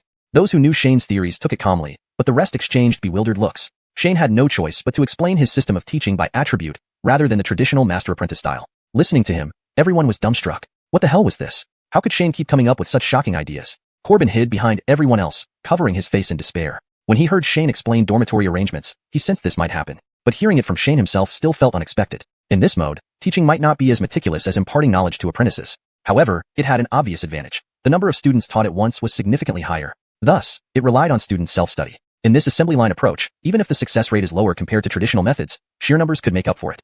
Moreover, those who couldn't advance further still had numerous positions waiting for them under Shane. Thinking of Shane's inventive ideas, Corbin couldn't help but ponder what changes this model would bring to the world once stabilized. Perhaps the variable his master mentioned was an understatement. By the time Corbin finished thinking, Shane had already explained everything, knocking on the table again. What will everyone choose?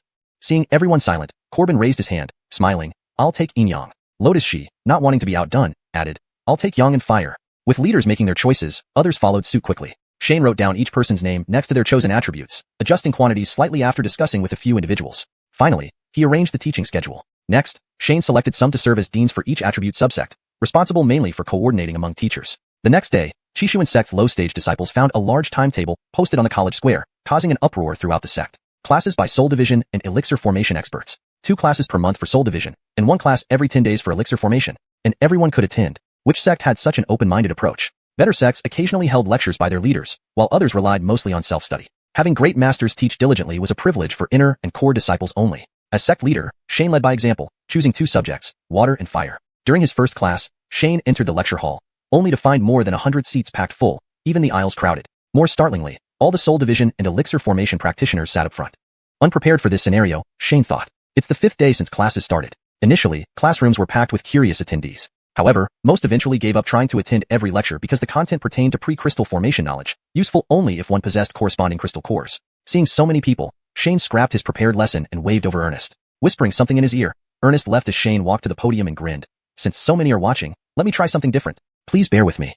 Before Ernest returned, more disciples gathered upon hearing the sect leader would teach special content. After a while, Ernest came back with a large vat, several oil lamps, and an ordinary man. Uncertain of Shane's intentions, everyone watched quietly. Shane placed the vat and oil lamps aside, gestured the man to sit nearby, and began. We've used fire attributes for so long. Have any of you wondered where fire comes from? The audience paused. Where does fire come from? Isn't it just brought by fire-type spirit energy?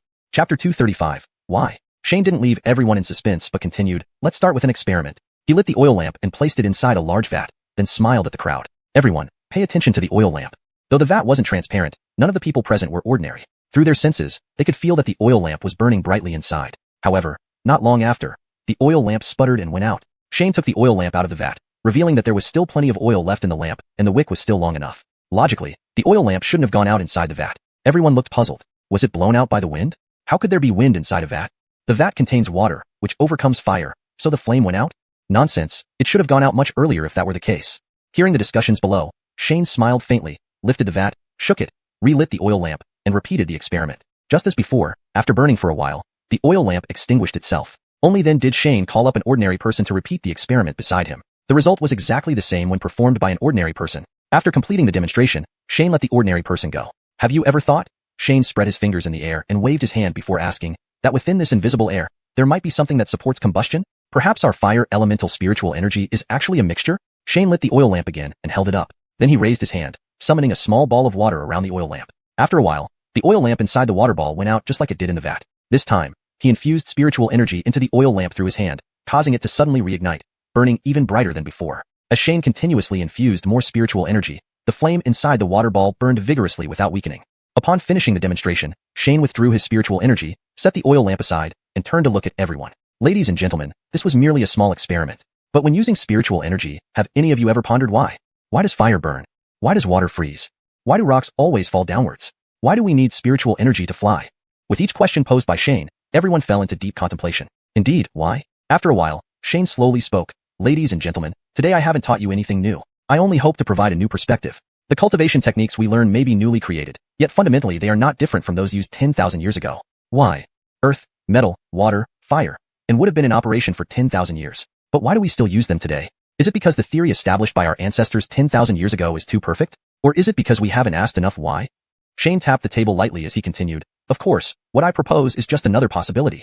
I hope we can continue researching together. Finishing his words, Shane bowed to the audience and turned away. Silence filled the hall. Everyone sat there motionless. Shane's words were too shocking to digest easily. After his lecture, indeed, a wave of interest was sparked. In the following days, disciples could be heard murmuring, why, as they walked along the paths. But it was short-lived. Most people soon forgot about it and resumed focusing on their cultivation. Their own realms were far more important. Of course, Shane didn't expect a short speech to instill scientific thinking into everyone, but leaving an impression or planting a seed in someone's mind was enough. Scientific progress, after all, relies on certain geniuses. While Shane was trying to sow seeds of scientific thought across the entire xuanhuan continent, news of Qingfeng Taoist temple's failed attempt to annex Qian sect spread throughout the northern territory. Qian sect hadn't publicized the matter, nor had Qingfeng Taoist temple admitted its failure.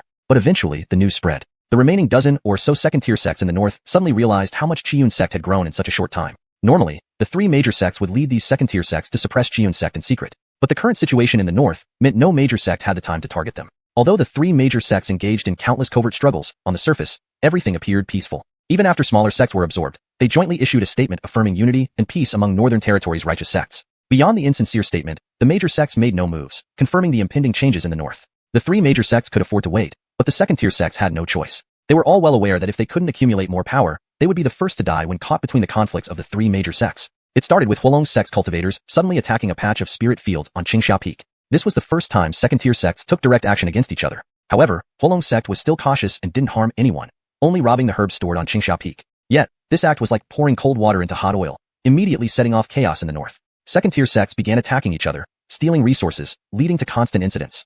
Listening to the intelligence brought by Nigel, Shane felt a headache coming on. Huang shopkeeper, Shane scratched his head and asked, are sales of pills still okay? Call me Professor Huang. Nigel corrected Shane's address, smiling. If Qian sect can produce, my Dinghai Pavilion will buy. If production increases, we can raise prices too. There's nothing I can do for now, Shane shook his head regretfully. Most of the disciples who didn't succeed in Qimeng initiation have been dispatched to guide alchemy. To cultivate the next batch, we'll have to wait until next year.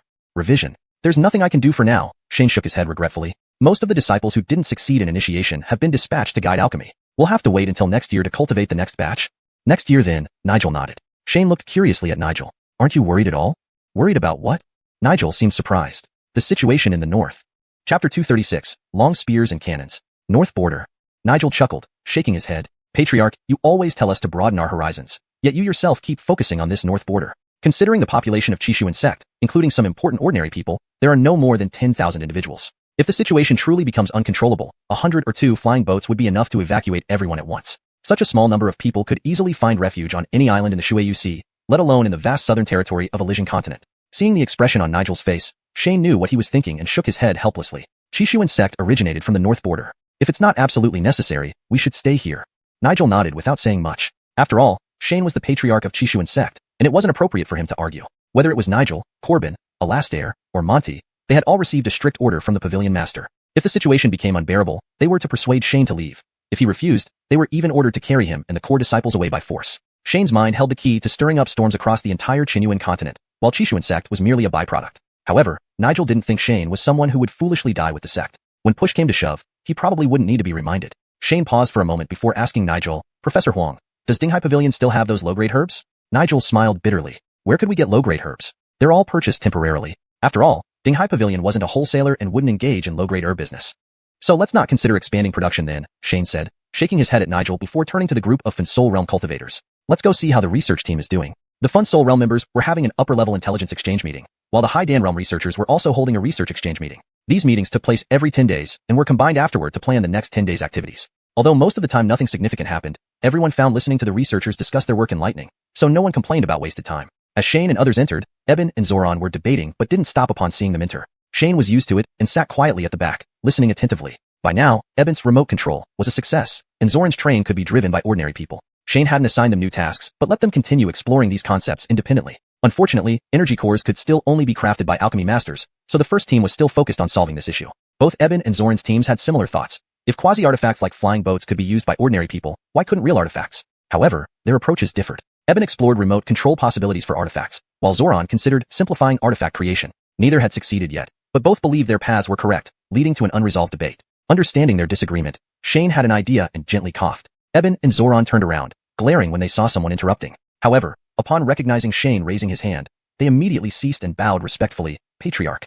Shane nodded at them, stood up, and extended his left hand. Spiritual power surged, forming a stone stick about a meter long and as thick as a bowl opening, hollow on one end. Everyone watched curiously as Shane weighed the stick in his hand before turning to the furthest Fon Soul Realm cultivator. Senior brother Bobby, please guard. Bobby nodded, conjuring defensive spells and adding a couple more out of caution. Satisfied, Shane placed his right hand behind the stone stick, infusing it with spiritual power to form a small fireball at its center. He then created a stone ball and inserted it into the open end of the stick. Pointing the stick at Bobby, he warned, be careful, senior brother. Bang! The fireball exploded, propelling the stone ball swiftly toward Bobby. Crack! The stone ball hit Bobby's defenses, exploding into fragments without leaving a trace. Bobby frowned, looking at Shane. Patriarch, what is this?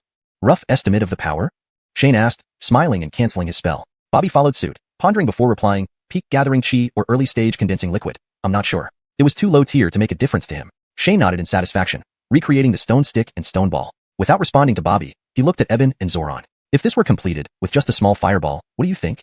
Hiss. Eben and Zoran were still contemplating, but the rest of the Fon Soul Realm cultivators sucked in their breath simultaneously. They weren't reacting quickly. They simply imagined what it could achieve if realized. Considering the weight of the stone stick, just a few dozen pounds, 2 people could easily operate it. If ordinary people could use it, a handful of ordinary people with half a dozen of these devices could contend with a condensing liquid realm cultivator.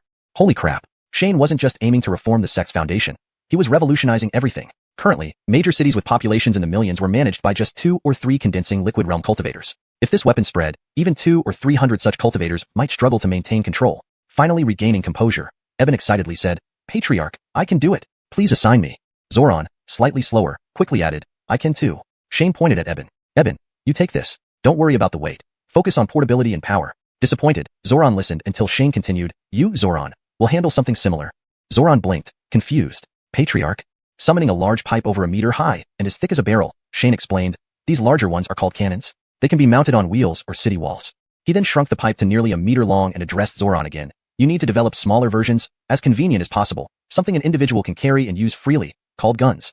Chapter 237, Making a Fortune from War. Eben and Phelan both agreed, and Shane smiled slightly, explaining further what chamber pressure meant. As for the more complex aspects like rifling and bullet tips, they could explore those once they made progress in their research. The study of alchemy in the alchemy room was temporarily at a standstill, but Shane wasn't worried and let them take their time. Currently, those alchemists had completely halted the refinement of high-level elixirs and were entirely focused on researching new formulas. As for high-level elixirs, buy. Are 10 health-preserving pills enough to trade? Not enough? Then add another 10. Several types of elixirs that were as common as chocolate beans within Xiuxian sect were worth their weight in gold elsewhere. Of course, regardless of whether it was low-ranked disciples, those at the Return to Dan realm in the Research Institute, or even those at the Separate Soul realm, everyone's primary focus remained on cultivation. After all, personal strength was the foundation for survival. No matter how the situation changed, pursuing immortality remained the original aspiration and ultimate goal of cultivators. Now, besides the core group of several hundred cultivators, there were also about 40 to 50,000 ordinary people in Xiang town. Most of the initial inhabitants had stopped farming. Some joined the alchemy room to refine elixirs, while others served these noble cultivators. The fields in Xiang town were now cultivated by immigrants from Dongqing City. There was a daily train connecting Dongqing City and Xiang town, and since they didn't have to leave their hometowns, many people were willing to try their luck in Xiang town. In fact, the current population of 40 to 50,000 was intentionally controlled by Shane. Eduardo recently broke through to the Return to Dan realm with 5 crystals. Given his talent, he likely wouldn't break through to the Separate Soul realm in this lifetime. However, he wasn't bothered by it. Breaking through to the crystal stage was something he never dared dream of before, and now he was already a great cultivator at the Return to Dan realm. Flash chose the grass and tree attributes after acquiring 5 crystals. These were system-recommended attributes, which Flash was also quite satisfied with. After following the alchemists of Dingshai Pavilion for so long, he had learned quite a bit about proper alchemy techniques. It seemed he wanted to become a legitimate alchemist. Shane paid the most attention to Hubert's upgrades, but unfortunately, Hubert's progress was lukewarm. By the time Flash was almost completing his 7th crystal, Hubert had only just finished his 5th. The system's subsequent recommendation remained conventionally yin and yang. Among the 4 disciples, although Lacey was already a Separate Soul realm powerhouse, Shane still sent her to the Enlightenment Sub-Academy by the ear. She needed to learn not only basic knowledge, but also how to act more human. Lacey had only taken her humanoid form for half a year, and hadn't yet mastered many human habits. At this point, one of the 3 Return to Dan realm disciples finally broke through. Unexpectedly, it was not Irvin, who had been progressing the fastest, but Ernest. Ernest silently broke through to the Separate Soul realm, which greatly surprised Shane. Upon inquiry, it turned out that his void attribute actually had the effect of enhancing his spiritual senses. Seeing Ernest break through first, Irvin and Anakin redoubled their efforts, though they didn't voice their intentions. Meanwhile, the old man in Ernest's jade pendant, thanks to Lingwu Temple and Dingshai Pavilion, found several precious materials to restore his physical body. He also obtained some treasures to nourish his soul, allowing Jack to finally avoid the risk of disintegration. With Ernest breaking through to the Separate Soul realm, Shane handed over the collected items for him to busy himself with his ancestors' restoration. Ernest took on the responsibility without hesitation. While Qiyun's sect steadily progressed and began rolling forward like a snowball, outside, the second-rate sects erupted into real conflict. Initially, they tried to control the situation and avoid harming each other's disciples. However, once actual combat began, things quickly spiraled out of control. When Lingshu's sect attacked Huolong sect's major mine, they didn't expect the Grand Elder of Huolong sect to be so defiant, choosing to self-destruct rather than surrender. 2 of Lingshu sect's Separate Soul realm elders failed to evade in time, resulting in 1 death and 1 injury. The casualties of 3 Separate Soul powerhouses brutally tore away the veil between sects. Huolong sect announced its withdrawal from the Righteous Alliance and launched an all-out attack on Lingshu sect. Other second-rate sects did not immediately engage in battle but withdrew from the Righteous Alliance. According to the rules established years ago, the Righteous Alliance was meant to rise and fall together. To avoid engaging with the enraged Huolong sect, the only way was to withdraw from the alliance. Meanwhile, the 3 major sects issued a lukewarm statement. The Blood Mountain cult, on the other hand, went underground. Small cults previously unheard of suddenly emerged, disguised as various sect disciples, attacking different strongholds. 3 days after Huolong sect declared war on Lingshu sect, Qibao Guan declared war on Qingxia Peak. 10 days later, Qingfen Guan attacked Fujian Mountain. Within a month, all sect alliances were shattered, and they were embroiled in mutual combat. At this time, Dingshai Pavilion abandoned its vow not to sell elixirs and secretly approached various sects, offering qi-cultivating pills and 100-grass pills. Qi-cultivating pills could be used for cultivation and to replenish depleted spirit energy, while 100-grass pills were therapeutic. 7 second-rate sects were stunned by this news. Although these elixirs were low-level, they were exactly what they needed at the moment. The elixir stores similar to these had long been bought out by them, and their own alchemist production couldn't meet wartime demands. But Dingshai Pavilion had them. Not only did they have them, but they also had plenty. Were they halting business elsewhere and transporting everything here? Buy. How much is available? We'll take it all.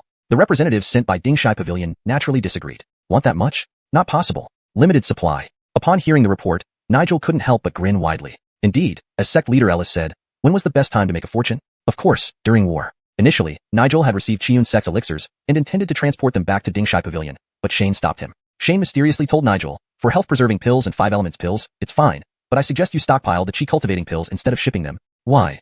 Nigel was puzzled. Shane raised his right hand, pointing downward and drawing circles before smiling at Nigel. North region is almost in chaos. These qi-cultivating pills will fetch higher prices soon. Nigel frowned. But won't selling to any sect cause dissatisfaction among others? Shane chuckled. Sell a little to each sect. That way, no one will be dissatisfied. Nigel was momentarily stunned. Damn, you can sell goods like this? Expanding knowledge. Speaking of shameless. No. Speaking of cunning, you are unmatched, Shane.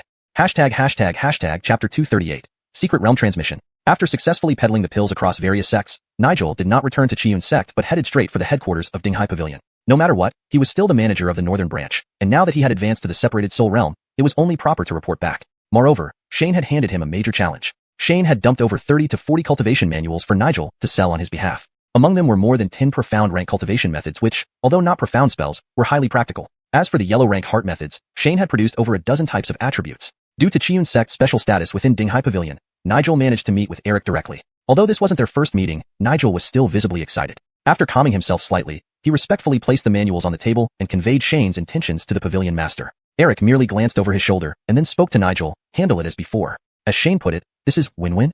Nigel nodded in acknowledgement and added, "Pavilion master, sect leader Ellis also brought several boats for us to test." This time Eric showed genuine interest. "What new contrivance has this guy come up with?" Dinghai Pavilion held a 20% stake in Xiuxian sect, along with supporting alchemists and artificers. Therefore, they were well informed about Xiuxian sect's advancements. Hearing Nigel's words, Eric disregarded protocol and eagerly grabbed Nigel's hand to go see for himself. Not far from Tianyan Pavilion was a small lake, small enough but still sufficient for boating. Nigel quickened his steps, reaching the lakeside before Eric. From his storage bag, he took out a palm-sized iron boat and infused it with spiritual energy. With a loud splash, a massive ship, 20 zhang long, landed in the water, creating a wave over a person's height. Remarkable creativity. Eric waved away the splashing water and marveled at the iron ship. "I didn't think iron could float." After watching for a moment, he turned back to Nigel. "But this boat has no sails. How does it move forward?" Nigel anticipated this question and explained, pointing at 3 large iron blades at the stern. "It uses propellers." "Interesting." Eric nodded approvingly and extended his right hand towards the iron ship. Instantly, it broke free from Nigel's control, flew into Eric's hand, and shrank back to its original size. Eric examined it carefully before asking, "What level of cultivator is needed to operate it?" Nigel shook his head with a light smile. "Just like a train. An ordinary person can do it." "Can the system used in the trains be applied elsewhere?" Eric's face lit up with excitement. Dinghai Pavilion was located in the xuanhuan, where weather conditions were unpredictable. Even low-ranking cultivators struggled against nature's fury. If this armored boat truly worked as claimed, sea travel in the xuanhuan would significantly improve. Seeing Eric's expression, Nigel finally relaxed and continued. Sect leader Ellis mentioned that aside from the power core, all other parts can be built anywhere. He then handed Eric a stack of blueprints. "Excellent." Eric accepted the blueprints, slapped Nigel on the shoulder, and smiled. "Giving you that 20% stake was indeed a good decision." Nigel felt a tingling sensation from being patted by a sage and responded with a grin. Eric put away the blueprints and iron boat, then discussed Xiuxian sect's current situation with Nigel before saying, "When you return, bring a few more alchemists and artificers."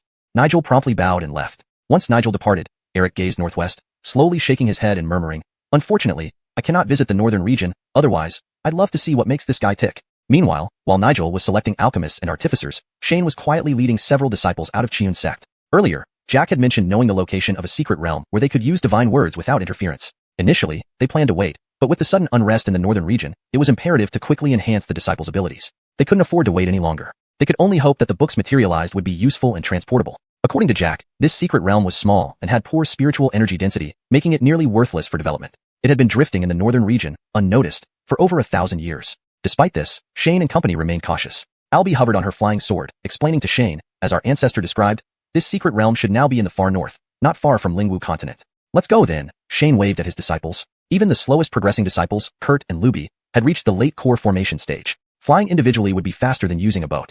Luby rode a long spear, while Kurt perched on a staff like Harry Potter. Carmine sat on a silver orb, about a person's height, which was her demon core. Determining their direction, they soared into the distance. With 3 separated souls and 2 core formations, they could roam relatively freely in the northern region without actively provoking others. After a day and night of flying, they finally arrived at the location of the secret realm. Seeing no signs of cultivator activity around, Shane slightly relaxed and landed where Jack had indicated. A light sphere, about 10 feet in diameter, swayed gently, resonating with the ambient spiritual energy fluctuations. It was Shane's first encounter with an unattended secret realm entrance, and he couldn't help but stare. "Let's go." He finally gestured for his disciples to follow, stepping into the secret realm first. Upon entering, Shane was stunned. The place had absolutely no spiritual energy. None whatsoever. Without spiritual energy, they could only replenish their consumed spiritual energy with spirit stones and pills. Once everyone was inside, Shane retrieved the flying boat. "We'll use the boat and take turns." In such an environment, there was little danger, but it was prudent to conserve spiritual energy. The entire secret realm spanned only 2,000 to 3,000 miles, indeed, quite small for cultivators. Shane piloted the flying boat, circling the area for a few miles before finding a valley to settle down. "This place will do," he announced. Their goal was not to explore, but to manifest several divine rank manuals. "I'm starting now, pay attention," Shane reminded his seated disciples before reciting the text. The first book he began reciting was the Yin Yang 5 Elements book.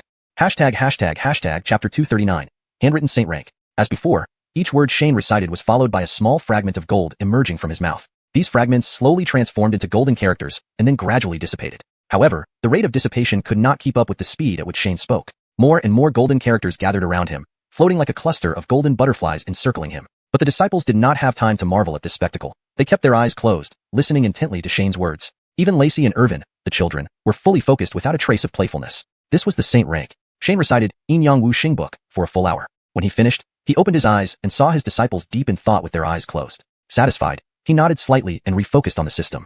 "Would you like to spend 500 system points to manifest Yin Yang Wu Xing book, S rank?"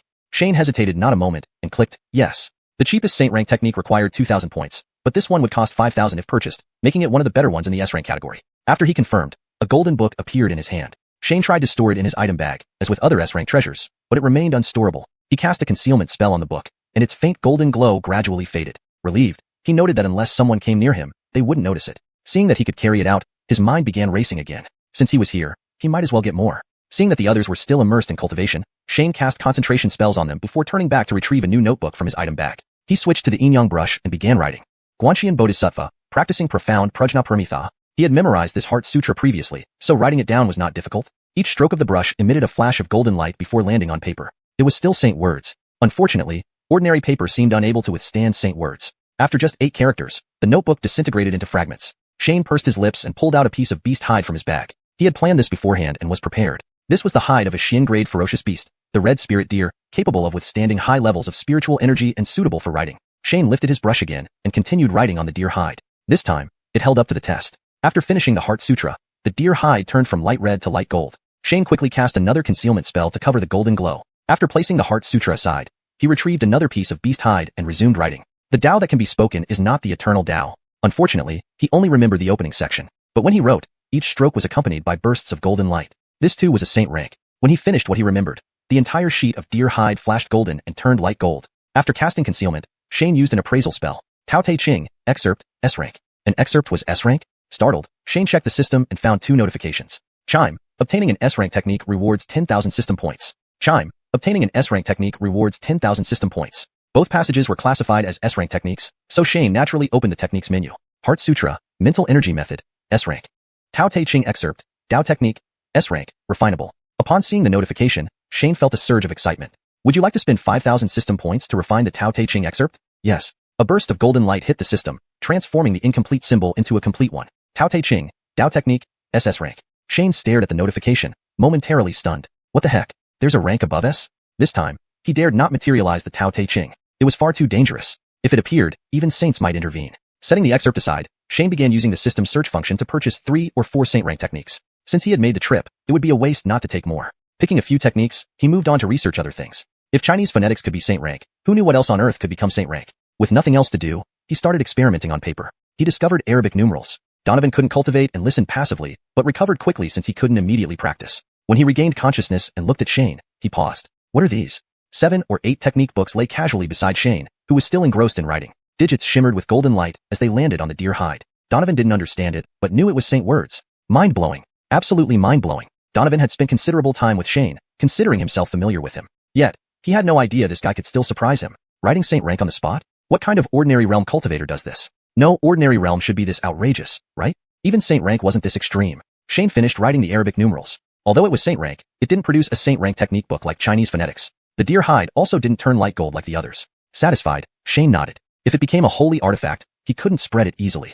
Finally, his disciples woke up. Seeing them recovered, Shane found a cloth bag from his item bag, wrapped the saint rank techniques inside, and tied it to his back. Hiding inside the ancient jade, Donovan couldn't help but twitch his mouth. Saint rank techniques deserve more respect, don't they? The disciples, unaware of the events, found it unsurprising to see him tidying up the saint artifacts. Shane patted the knot on his chest and looked at them solemnly. What I'm about to recite, you must swear never to reveal.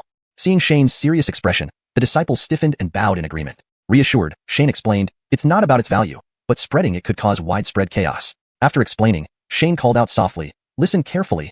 Once the disciples refocused, he began speaking. Dao Ku Dao, Fei Chang Dao. This time, instead of golden fragments, he released divine thunder from his mouth. With each word, a bolt of divine thunder descended. Strangely, these bolts made no sound, silently landing before Shane, transforming into purple golden characters that floated around him without dissipating.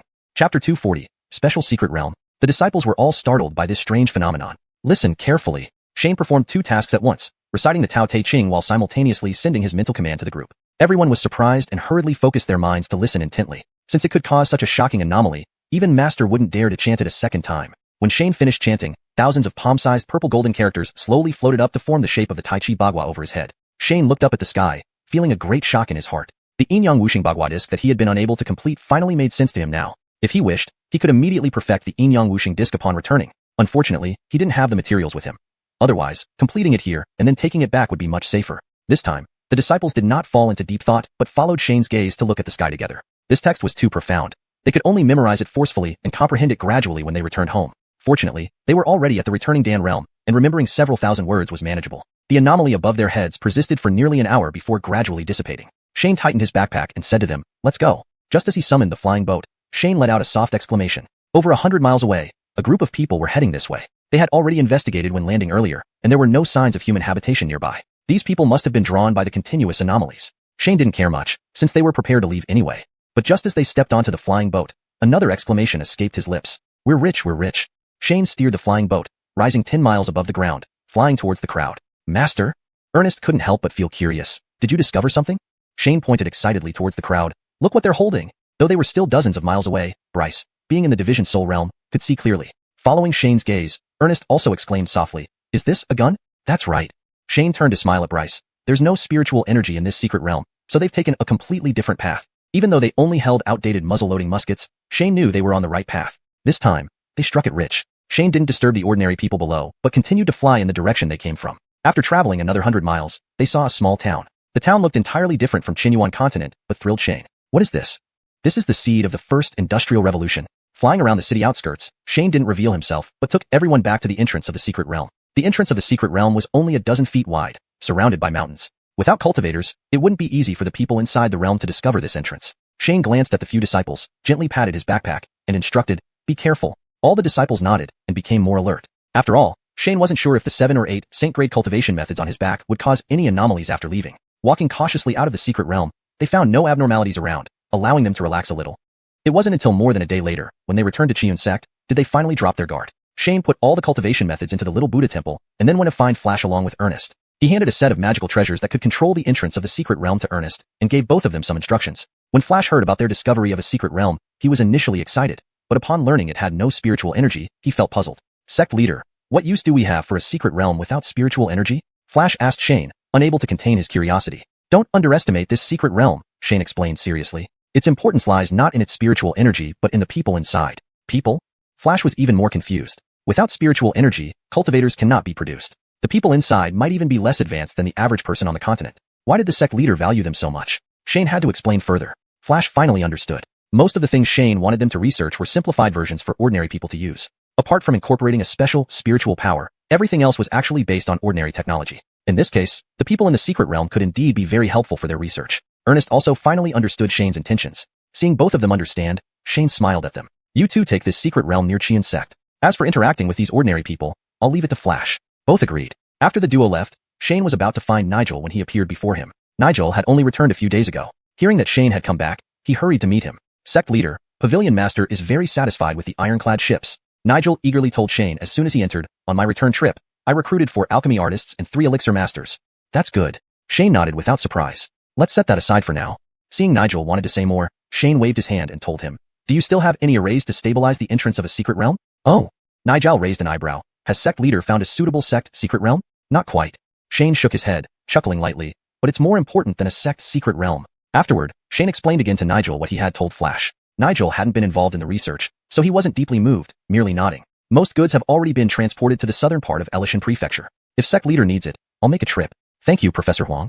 Shane bowed to Nigel. Nigel didn't stay long, arranging the newly arrived alchemy artists, and then setting off again to help Shane transport goods. Ernest and Flash acted quickly and brought the entrance of the secret realm back to Xiuxian sect by the 3rd day. But upon reaching the entrance of Xiuxian sect, an issue arose. When Shane arrived, the two were staring at the entrance placed beside them. The secret realm's entrance was now fixed in a meter-wide circular box. Through the box, the glow from the entrance was the same as before. Shane glanced over, finding nothing wrong, and asked curiously, "What happened?"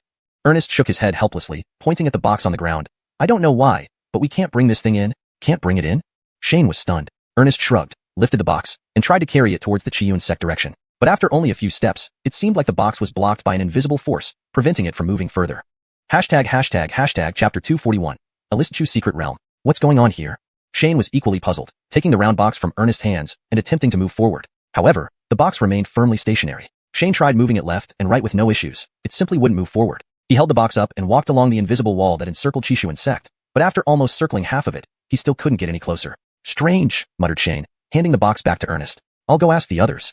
People like Bobby and Corbin, who came from major sects, might know more about these strange phenomena. But even after Shane asked around, and they all spent time examining the box near Ernest, they were none the wiser. Shane shook his head. "Forget it, let's just put it down somewhere nearby for now." Since they couldn't find the cause, it was better not to dwell on it. After all, their location was only a few dozen miles from Xiuxian sect, and still within the protective range of the large array. With Nigel still not back and Ernest unable to do anything, they had no choice but to sit down cross-legged and cultivate. The round box could only temporarily seal the entrance to the secret realm, requiring constant attention and the infusion of spiritual energy to adjust the small magical formation. After 2 days of waiting, Nigel returned from the southern border of Ilising Prefecture, bringing with him a set of formations to stabilize the secret realm's entrance, as well as some herbs urgently needed by xiuxian sect. Shane expressed his gratitude and asked Nigel how much it cost, but Nigel waved it off. This is petty cash. We can just deduct it from the equity share. Dinghai Pavilion's transactions in the northern region alone amounted to 70 to 80 million annually, so a few million for formations and herbs were indeed trivial.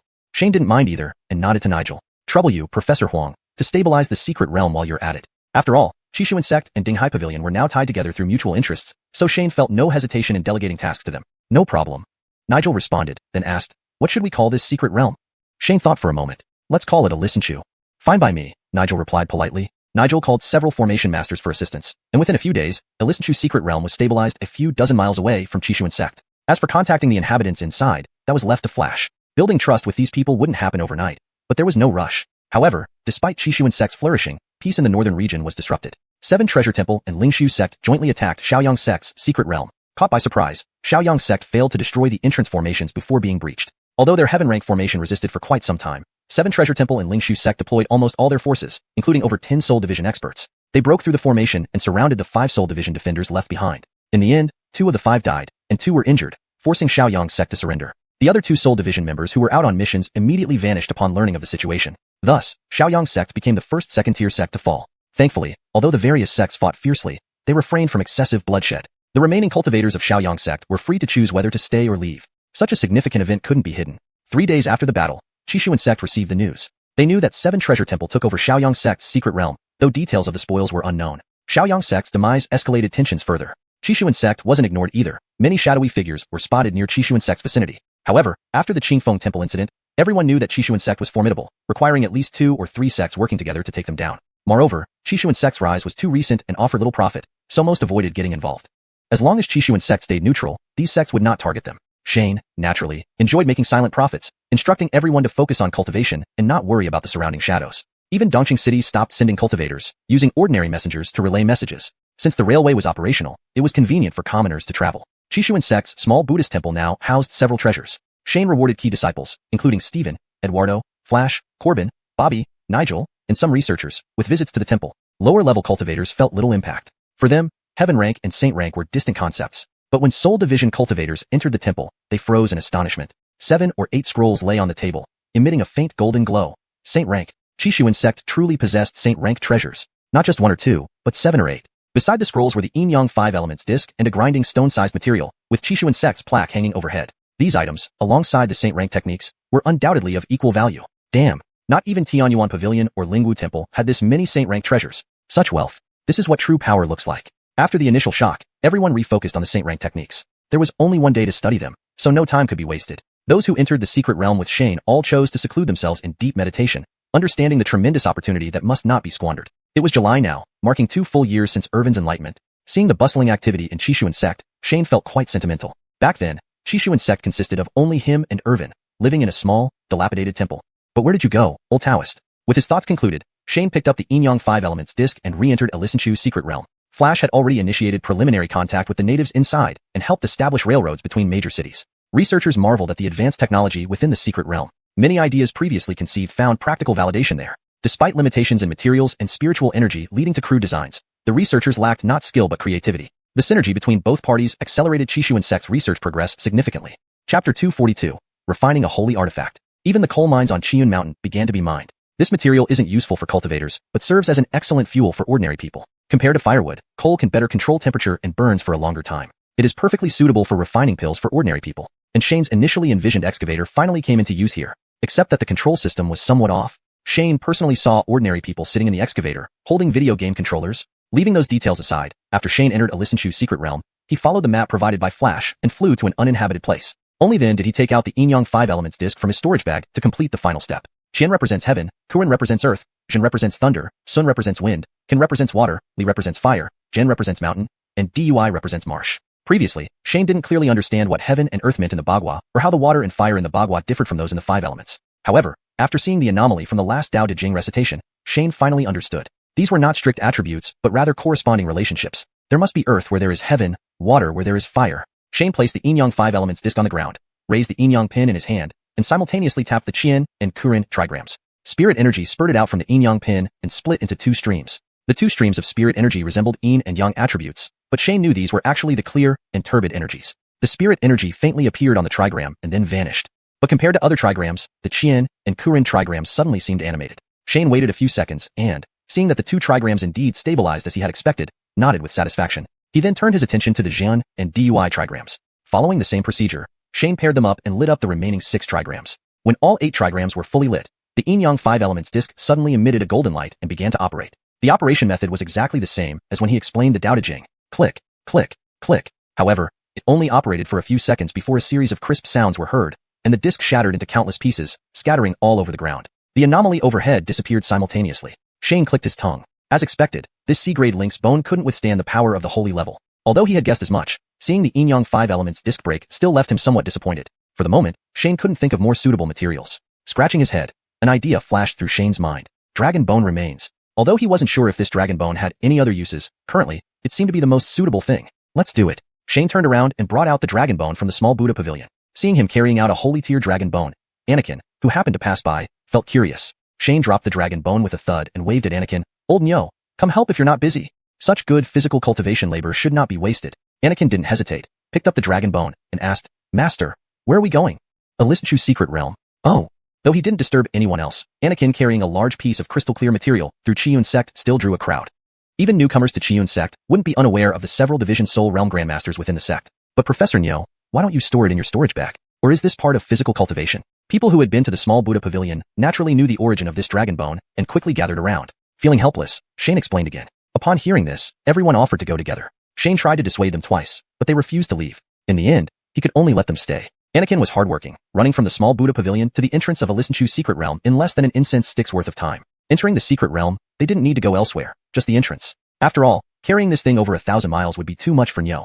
This piece of dragon bone was only about the size of a millstone, much smaller than the previous yin-yang 5 elements disc, but it was enough to lay down the entire yin-yang 5 elements bagua. Shane summoned his magic sword and gently swiped along the edge. Clang! The magic sword struck the dragon bone and produced a metallic sound, and the dragon bone didn't show even a single mark. Onlookers nearby couldn't help but admire. Shane was a swordsman whose sharp magic sword could effortlessly sever heaven-grade treasures without spiritual energy protection. Yet, against this dragon bone, it couldn't even leave a scratch. Seeing this, Shane intensified his effort, channeling spirit energy into the magic sword and delivering a heavy strike. Crack! The magic sword sliced a few inches into the dragon bone and got stuck. Shane continued channeling spirit energy, gripping the hilt tightly and exerting force. Half an incense stick later, he finally managed to cut off a thumb-sized piece from the dragon bone.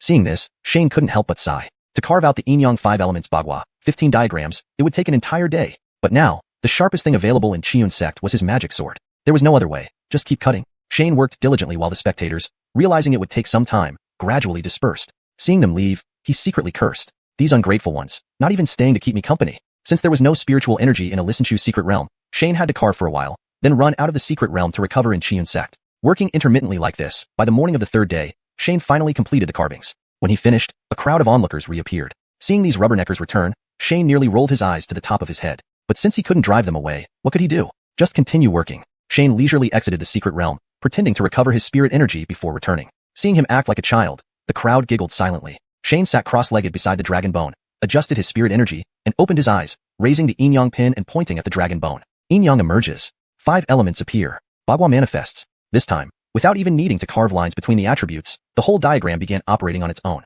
Buzz. As soon as the new yin-yang 5 elements bagua disc appeared, it quivered slightly, and a beam of golden light shot towards the sky. Fortunately, they were in the secret realm, so this disturbance couldn't spread out. Just the golden light lasted an entire incense stick's worth of time. Then the golden light subsided, and various attributes on the yin-yang disc began intertwining and slowly revolving. Buzz. The yin-yang disc quivered again, and 15 different attributes floated above the dragon bone. Hashtag chapter 243, Beyond the Saint rank. The strange phenomenon from last time reappeared. This time, it lasted nearly half an hour before gradually dissipating. The dragon bone showed no visible changes. It remained as clear and transparent as crystal. Shane turned his head to glance at his disciples. Everyone, except for those he had seen practicing earlier, were now engrossed in cultivation. He cast a focus spell on each person and then turned back to the dragon bone, casting an appraisal spell. Yin-yang Wu Xing Bagua disc, SS rank. Note asterisk through this disc, one can understand the theory of yin-yang, Wu Xing, and Bagua. It can improve the surrounding spiritual energy conditions. Shane's expression froze as he finished reading. Damn, this is too big of a deal. I dare not bring it out anymore. The yin-yang Wu Xing Bagua diagram was already S rank, and when inscribed on an S-rank dragon bone, it gained an upgrade. This was absurd. The name Inyang Wu Xing Bagua disc was too long, so Shane thought about calling it the Tao Bone disc, since it originated from the Tao Te Ching and was carved onto a dragon bone. Shane sat on the Tao Bone disc and waited for a while until everyone regained their senses. Judging by their blissful expressions, they must have gained a lot. They were about to thank Shane, but upon seeing his appearance, they suddenly hesitated. Lord, do you know what you're sitting on? A saint rank artifact, just sitting under your bottom like that? Shane paid no attention to their expressions and waved his hand dismissively. Scatter, scatter. You've all made progress, so go back to cultivate. After speaking, Shane shot a stern look at Corbin. Everyone left the secret realm again, with Corbin understandingly staying behind. Once everyone had left, Shane pulled Corbin aside and whispered, Senior brother, I'm a bit hesitant to take this thing out. Corbin was stunned. What do you mean? Shane chuckled bitterly. I feel this thing has surpassed the saint rank. Cough, cough, cough. Corbin coughed violently before turning to glare at Shane. You're joking, right? Beyond the saint rank? There is, Shane nodded and pointed up. Those who ascend, aren't they beyond saint rank? Corbin choked, unable to respond for a moment. Then, he stared dumbfounded at Shane. You're saying, you've created something from the upper realms? Shane nodded miserably. Corbin couldn't help but scrutinize Shane thoroughly, even making him turn around. He finally asked slowly, You look like you're only at the soul division stage. How could this be possible? I didn't expect it either. Shane kicked the Tao Bone disc twice and replied, Who would have thought combining a saint rank diagram with saint rank materials would produce something like this? Corbin rubbed his chin and inspected the Tao Bone disc before asking, Did you cast concealment spells on it? Shane pointed to the disc. This is after casting concealment spells. Seeing the intense spiritual fluctuations still emanating from the Tao Bone disc, Corbin scratched his head. Logically, the signs of the birth of a sacred object should have ended. I guess, it's fine now? Shane clenched his teeth. Move it. Hold on. Corbin quickly stopped him. That's just a guess. Shane struggled to move the Tao Bone disc and said through gritted teeth, Either way, it's gotta happen. If left in a Lisanchu's secret realm, where there's virtually no spiritual energy, it would eventually lose its effects. Moving it now seemed inevitable. With great effort, Shane moved the Tao Bone disc out of the secret realm entrance, planning to ask Old Ox to carry it back. But as soon as he set it down, he felt the spiritual energy above suddenly fluctuate violently. Damn it! Shane cursed under his breath, picked up the Tao Bone disc again, and ran far away. The entrance to the secret realm couldn't withstand heavenly tribulations. After running outside the xiuxian sect's formation, Shane panted heavily and set the Tao Bone disc down. The violent fluctuations of the spiritual energy followed him, but no heavenly tribulation fell. Realizing what was happening, Shane observed the sky more carefully. This wasn't a heavenly tribulation at all. It was the Tao Bone disc attracting the surrounding spiritual energy towards it. Unbelievable. Though the appraisal spell mentioned it could attract spiritual energy, this speed was crazy compared to a heavenly rank Inyang Wuxing disc. The information only lacked the words slightly, but the difference was immense. After understanding the situation, Shane felt slightly relieved. This phenomenon wouldn't last long, dissipating once the surrounding spiritual energy balanced out. Indeed, when Shane returned the Tao Bone disc to the small Buddhist temple, the vortex above started slowing down. However, the spiritual energy within 100 miles around the xiuxian sect improved, even surpassing that of Xintian sect's secret realm. Although the celestial phenomenon had dissipated, the prolonged duration of the spiritual vortex still drew the attention of saints. But Shane was unaware. Now, he had placed the Tao Bone disc and rushed back to the research institute to tinker with firearms and cannons with the researchers. Ever since Shane opened their eyes, these guys came up with even more outrageous ideas. Materials on the Xuanhuan continent were much stronger than on Earth. Without worrying about explosions, the strength of these cannons skyrocketed. Isn't it just using pressure to shoot out a cannonball? Fireballs? That's a basic spell. Shoot a huge rock. Why bother with smaller ones? Aim poorly? Cast stability spells. Of course, costs also skyrocketed. But Shane didn't mind, allowing them free rein. When complex things are manageable, simplification will be easy later. Still, Shane gave them some insights into rifling and tail fins and imagined what a shell exploding midair would look like. The researchers marveled again. How did the sect leader come up with such peculiar ideas? Shane had prepared his explanation. These tail fins are just like the fletching on arrows, haven't you seen them? The researchers were momentarily puzzled. Yes, they had seen arrows, but never thought about it. Shane pointed to his head and smiled. Look, this is the why I mentioned before. Observe more, and think more. Everyone nodded in unison. Shane sighed in relief when they accepted his explanation without further questioning. Some ideas really were hard to explain otherwise. Chapter 244, The Path to Spirit Formation. From then on until the end of the year, nothing significant happened within Xiuxian sect. The Chimeng Funyan steadily nurtured prospective disciples, and the inner sect followed a systematic routine in cultivating its disciples. During this time, Anakin and Irvin also broke through to the Soul Division realm. With this, Shane's 4 personal disciples had all become Soul Division powerhouses. He did not plan to take on more disciples. If they were to follow Xiuxian sect's cultivation model, such a master-disciple relationship would eventually be phased out anyway. Flash successfully broke through to the elixir formation realm with 7 crystals, as per his own choice, without much interference from Shane. However, after obtaining 7 crystals, Hubert intended to break through to the elixir formation realm but was stopped by Shane. Shane had thoroughly inquired about Hubert's special balanced body from Corbin. With a balanced body, while early-stage cultivation was arduous, breakthroughs later on became as effortless as eating or drinking. Given this, Shane naturally wouldn't allow Hubert's future potential to be limited by the number of crystals. Other newly admitted disciples progressed systematically through the gathering chi and condensing liquid stages. There were some who broke through the crystal formation stage or successfully formed crystals, but due to their talent limitations, no outstanding talents emerged yet, and none could reach the elixir formation realm. On the other hand, high-ranking cultivators from Lingwu Temple and Dinghai Pavilion occasionally achieved breakthroughs due to Qia Lizhen sect's abundant cultivation resources. As for Shane himself, he remained at his current level, powerless since the system didn't permit him to cultivate personally.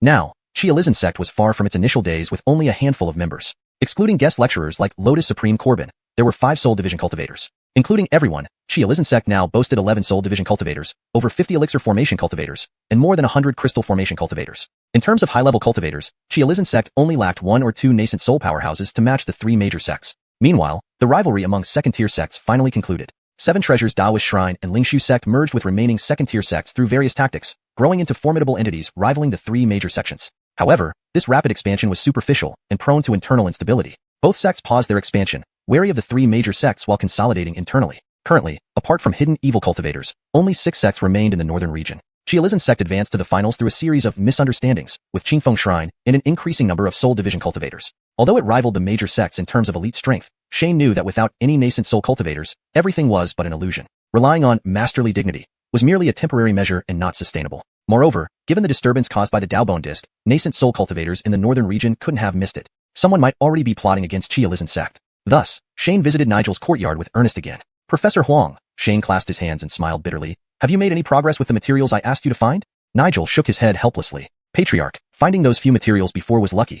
We can't count on such luck again. Dinghai Pavilion, with its vast resources, had helped Jack collect about 6 types of materials. Only 2 rare ones were left for his corporeal restoration. Despite offering generous rewards within Qia Lizhen sect, finding these 2 rare materials remained challenging. Seeing that helping Jack restore his body wasn't immediate, Shane switched focus. Please bear with me, Professor Huang. Shane clasped his hands again. How are the cultivation methods I gave you selling? Just as Nigel finished returning the gesture, he was surprised by Shane's abrupt change of topic. Selling, but with the current situation in the northern region, it's tough. And outside, your reputation doesn't carry much weight either. Shane, eagerly waiting for the cultivation methods to sell well to earn system points for upgrading to nascent soul, found only meager results. His system points had barely risen to 400,000, still far from enough. Humph. Hearing Nigel's words, Shane felt equally helpless. He thought there were 2 fast tracks to gaining nascent soul cultivators, but now, both were blocked. It seemed he needed to wait patiently. However, there was some good news. Ordinary people could finally produce energy boxes. An energy box essentially involved engraving half an array on a metal plate. This half array could only release spiritual power from spirit stones without additional effects. The engraving step posed a challenge, requiring lines of varying depths and thicknesses based on desired effects. Initially, this task was done by cultivators using precise spiritual power. Allowing ordinary people to do it meant dealing with line depth and thickness without spiritual power. Shane's idea of standardization proved instrumental. By making materials uniformly sized and proportioned, randomness was greatly reduced. Initially, craftsmen found standardizing materials wasteful. But following Shane's advice, they realized pre-processing materials not only lowered difficulty but also boosted success rates. Suddenly, random adjustments during production were less necessary, leading to higher success rates with methodical refinement. How did Shane, a layman, think of this? Thus, all 4 of Shane's personal disciples had become Soul Division powerhouses. Shane had no further plans to take on more disciples. Since the sect was following Qia Lizhen's model for disciple cultivation, such master-disciple relationships would eventually be phased out. Flash successfully advanced to the core formation realm with 7 crystals as per his own choice. Shane did not interfere much. Steven, however, wanted to break through to the core formation after collecting 7 crystals but was stopped by Shane. Shane had thoroughly inquired Corbin about Steven's unique, balanced body. This type of constitution was challenging in the early stages, but breakthroughs became easier as one progressed. Therefore, Shane wouldn't let the number of crystals limit Steven's potential. Other newly initiated disciples advanced methodically through the gathering chi and condensing liquid stages without anything extraordinary happening. Some managed to advance past the crystal phase or even crystallize, but due to their innate talent limitations, no outstanding prospects emerged, and none surpassed the core formation realm. Conversely, some high-ranking cultivators from Lingwu Temple and Dinghai Pavilion made occasional breakthroughs thanks to Qia Lizhen sect's abundant resources. Meanwhile, Shane remained stagnant in his cultivation, powerless to advance due to the system's restriction. Qia Lizhen sect was no longer the small, struggling sect it once was. Excluding guest cultivators like Bobby and Corbin, there were 5 Soul Division experts within the sect. If all were counted, there were 11 Soul Division experts, over 50 core formation cultivators, and more than 100 crystal stage cultivators. Compared to the 3 major sects, Qia Lizhen sect only lacked a few spirit formation elders. On the other side, the conflict between second-tier sects finally reached a conclusion. After various strategies and alliances, Baobao Temple and Lingshu sect absorbed the remaining minor sects, growing into colossal entities rivaling the 3 major sections. However, their rapid expansion might lead to instability, possibly causing them to implode. Thus, both sects paused, wary of the major sects while consolidating their forces internally. In the Northlands, apart from wandering heretical cultivators, only 6 sects remained. Qia Lizhen sect had surprisingly advanced to the final round thanks to a misunderstanding with Qingfeng Temple and the sheer number of Soul Division experts. Though Qia Lizhen sect's top-tier combat strength rivaled the major sects, Shane knew that without any spirit formation elder, everything was an illusion. Even if he could temporarily handle situations with mastery of teachings, it was just a temporary fix and unsustainable. Besides, the massive disturbance caused by Dao Gu Pan must have been noticed by the spirit formation cultivators in the Northlands, meaning someone might already be plotting against Xiuxian sect. Shane then visited Nigel's courtyard again with Ernest. Professor Huang, Shane bowed respectfully with a bitter smile. Any leads on the materials I asked you to find? Nigel helplessly shook his head. Sect leader, finding those materials is pure luck. We can't rely on such fortune continuously. With Dinghai Pavilion's vast resources, they had helped Jack collect 5 or 6 materials. Now, only 2 rare materials were left before he could restore his physical form. Despite offering generous rewards within Xiuxian sect, there weren't many suitable candidates. Seeing that helping Jack regain his body would take time, Shane turned his thoughts elsewhere. Please bear with me, Professor Huang, Shane said, bowing again. How are the sales of the cultivation techniques I gave you going?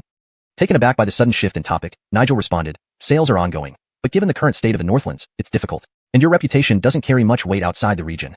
Shane had hoped selling these techniques would earn him enough points to upgrade to the spirit formation realm via the system, but so far, he had only accumulated about 400,000 points, far short of the goal. Damn, muttered Shane in frustration. He had thought there were 2 quick paths to achieving the spirit formation realm, but now neither seemed viable. He'd have to wait patiently. However, there was some good news.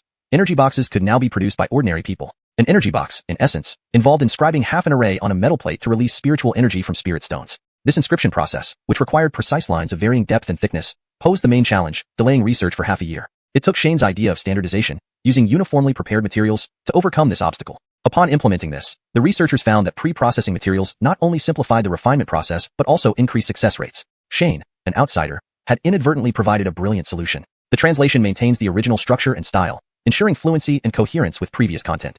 Chapter 245, The Cannon Roars. A group of people anxiously approached Shane, hoping he would reveal some secrets. Shane obviously couldn't tell them that he was from a different era. He had no choice but to repeat his previous response with an air of sarcasm and spread his hands wide. Isn't it the same way ordinary people forge iron or build walls? If you don't observe, then how can you blame me? Choked by this reply, the group didn't have much to say in response. However, after Shane's reminder, the research on the energy box indeed progressed significantly. Eventually, one of the researchers who took observation seriously found inspiration in a seal and crafted one with inscribed formations, successfully connecting it to the spiritual energy provided by the energy box. This actually solved the problem at hand. Though the success rate wasn't high, at least it worked. As for improving the success rate, they could reuse the metallic materials from the energy box. And as for wasted spiritual energy, it's just spirit stones, right? Spin without hesitation. With the energy box issue resolved, the team shifted its focus to other formations. Since half a formation within an energy box could be inscribed by ordinary people, a complete formation became theoretically possible. For now, Shane hadn't come up with any new ideas to experiment with, so he left it to the researchers to figure things out. While Shane and Xiuxian sect's researchers were busy with their studies, Seven Treasures Abbey finally grew impatient. It had been months since the last battle between second-rate sects, during which time Seven Treasures Abbey digested its gains. Now, it started to eye Xiuxian sect again. Given the 6 remaining northern sects, intelligence suggested that Xiuxian sect was the weakest on paper. However, Seven Treasures Abbey learned from Clear Wind Abbey's mistakes and didn't attack directly. Instead, they sent over a dozen cultivators to occupy East Green City as a test. This city belonged to ordinary people. Even if occupied, it wouldn't provoke deep-seated enmity. Rather, it allowed them to probe Xiuxian sect's reaction. In fact, cautious as ever, all those attacking the city were Crystal Formation Realm cultivators. Leading them was Andre, a peak Crystal Formation cultivator preparing to break through to the returning dance stage. The group stopped 100 miles away from East Green City. Andre paused the flying boat and reminded everyone, don't underestimate these ordinary people. Don't create unnecessary bloodshed. They loosely agreed. To the cultivators, ordinary people were never of much importance. Seeing this, Andre frowned. Fools. According to intel, Xiuxian sect treats ordinary people differently than us. We're here to probe, not to die. Whoever disobeys orders will not receive my leniency. Hearing Andre's stern warning, the group realized the gravity of the situation. But was it really necessary to send more than a dozen Crystal Formation disciples to attack an ordinary city? Despite winning against other mid-tier sects, resources within Seven Treasures Abbey remained tight. Satisfied that his message got through, Andre nodded and guided the flying boat towards East Green City. As they approached, none of them suspected a thing. However, when they reached 10 miles away, a horn sounded from the city, followed by a faint blue protective barrier appearing overhead. Trouble, Andre muttered, lowering the flying boat several miles outside the city gates. Everyone stood before the barrier. Bell Darien, go check it out. Andre turned back and casually pointed 2 names, still cautioning, be careful. Walking past him, Bell chuckled. How advanced could the formation be for an ordinary city? You're being too cautious, Senior Brother Chung. Stopping about a mile from the city, she glanced at Darien and unleashed a burst of fire towards the barrier. Boom. The spell hit the shield with no visible effect. Bell stood dumbfounded. Earth rank. What is this? Are you burning money, Xiuxian sect? Indeed, Shane and Xiuxian sect were flush with spirit stones at the moment. If not for the fact that heaven-rank defenses required top-grade spirit stones to operate, Shane would have used those. Considering they only governed the lone East Green City, every bit of defense counted. Bell and Darien stood there, unleashing over a dozen spells with no impact. Impatient, Andre joined them, followed by the others. What rank? Andre asked Bell. At least mystic high rank, she replied, exasperated. Shocked by this, Andre stared at the barrier along with everyone else. Is Xiuxian sect this rich? We can't breach this with just us, right? Senior Brother Chung, should we retreat? It's only 1,000 miles from Xiuxian sect. Let's try once more. Andre gritted his teeth, pointing to 6 others. You, and you. Release the White Light 7-star technique with me. The White Light 7-star technique was a combined attack technique from 7 Treasures Abbey. 7 crystal formation disciples, using it equaled 1 returning Dan cultivator. His arrangement made sense, and none objected. The 7 formed an unusual pattern, preparing their attack. However, unnoticed by them, soldiers on the city wall were assembling something. They were insignificant numbers to the cultivators, but what happened next shocked Andre. They saw dozens of large black cannons aimed at them. An officer raised his sword and swung down. Boom, boom. Instantly, the entire wall was enveloped in smoke as cannons fired simultaneously. Watch out. Before Andre finished his warning, they were engulfed in fiery explosions. When the light cleared, Andre looked around, eyes wide. 5 or 6 cultivators lay on the ground, screaming in agony with missing limbs. Chapter 246, 10,000 Tales of Gold. Although Adrian and his companions did not specifically defend themselves in front of ordinary people, even so, the bodies of crystal formation cultivators were far beyond what ordinary people could harm. The power of this attack was at least equivalent to that of a condensation stage cultivator. Adrian abruptly turned his head, his face filled with shock as he stared at the dark cannon muzzles on the city wall. What the hell is this thing? Before the shock on his face could dissipate, fiery flashes reappeared in his pupils. This thing's attack speed was even faster than that of a condensation stage cultivator. Without time to ponder, Adrian cast a defensive spell and then roared at the remaining stunned cultivators. Retreat with everyone. Boom, boom. This time, these iron cannons did not fire simultaneously, but shot intermittently towards Adrian, spewing flames non-stop. Adrian's peak crystal formation spell, Shield, only held for a few breaths. Fortunately, their movement wasn't restricted, and after an incense stick's worth of time, they had retreated over 10 miles away. Cease fire.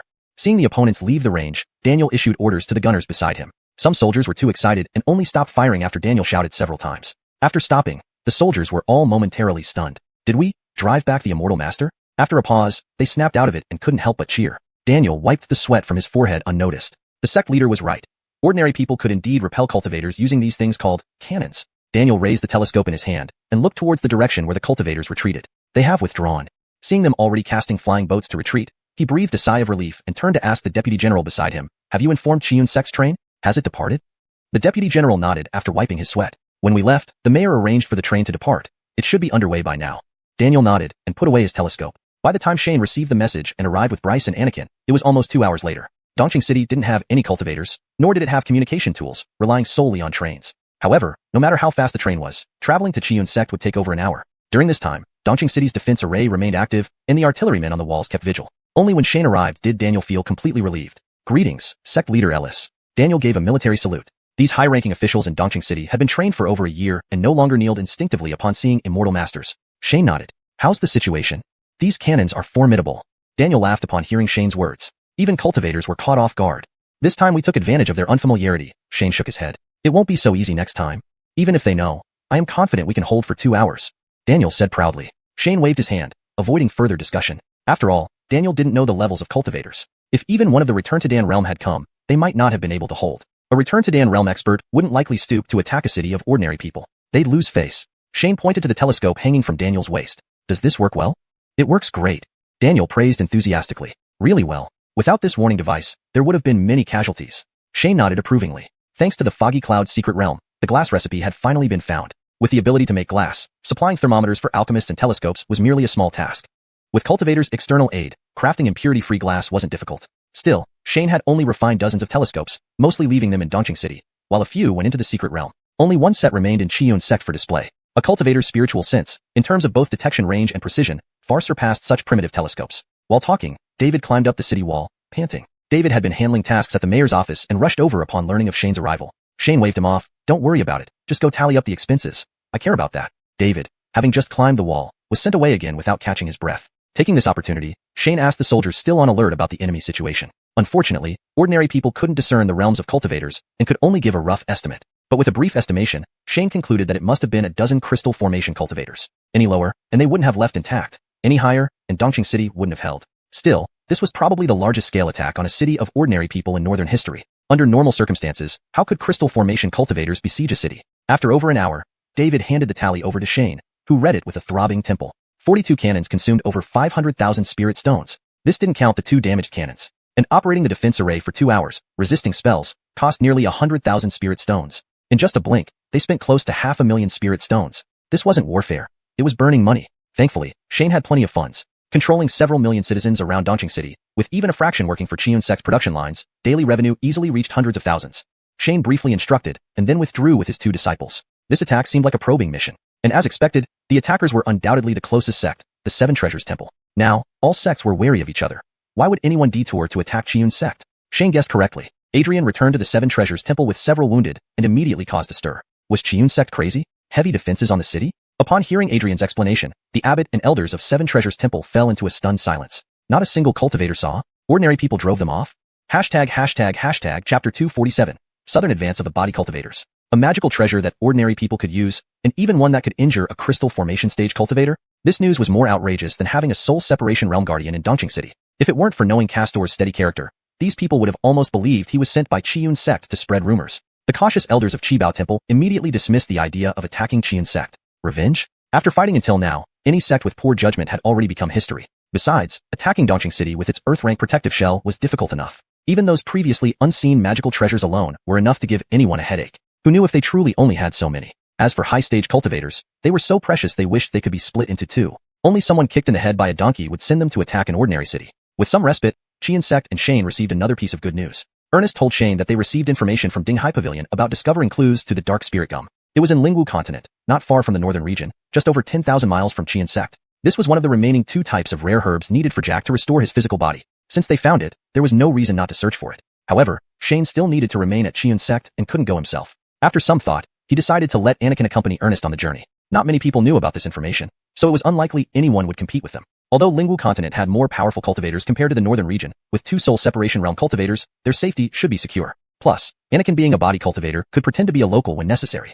But even with this 70 to 80% sure trip, issues arose. Over a month later, the 2 successfully retrieved the Dark Spirit Gum but returned gravely injured. Had their cultivation methods not been special, giving them stronger combat power than average soul separation cultivators, and without Jack's assistance, they might have perished in Lingwu Continent. It took considerable effort to treat and settle Anakin and Ernest. Fortunately, Xiuxian's sect was not short on elixirs or high-stage cultivators, so they did not suffer any lasting aftereffects. Once they recovered somewhat, Shane inquired about their journey. Hearing their report, Shane was immediately shocked speechless. The body cultivators from the southern regions were advancing. Though the northern region was small geographically, its location was extremely strategic, essentially the central area of the entire Xuanhuan continent. The goal of the Lingwu Continent cultivators heading south was not merely the small northern region. Occupying the northern region would open the passage to other continents. At this point, Shane felt truly anxious. Prior conflicts between the northern region's sects were mere trifles compared to what was coming. Combined, all the northern region's deity transformation realm cultivators equaled only one major sect in Lingwu Continent. According to Ernest's speculation, the Lingwu Continent people were merely testing. But even then, the leader of the group was deity transformation realm. Thankfully, Ernest's wit and Anakin being a body cultivator helped them narrowly escape the main force and find an opportunity to flee. Still, their escape was fraught with peril. Ernest lay in bed, calmly recounting their experiences over the past period. Despite his calm tone, Shane and others could easily imagine the dangers they faced. Just as Ernest finished his account, someone hurried in, whispering something into Nigel's ear. This person, Benjamin, a Dinghai Pavilion cultivator responsible for gathering intelligence in Binding City, had been working under Shane's watchful eye. Though Shane valued intelligence work, he lacked time. Therefore, most of the time, he relied on Dinghai Pavilion. He also dispatched people to learn how to establish their own intelligence network. Nigel frowned upon hearing Benjamin's words and said, "Just say it here.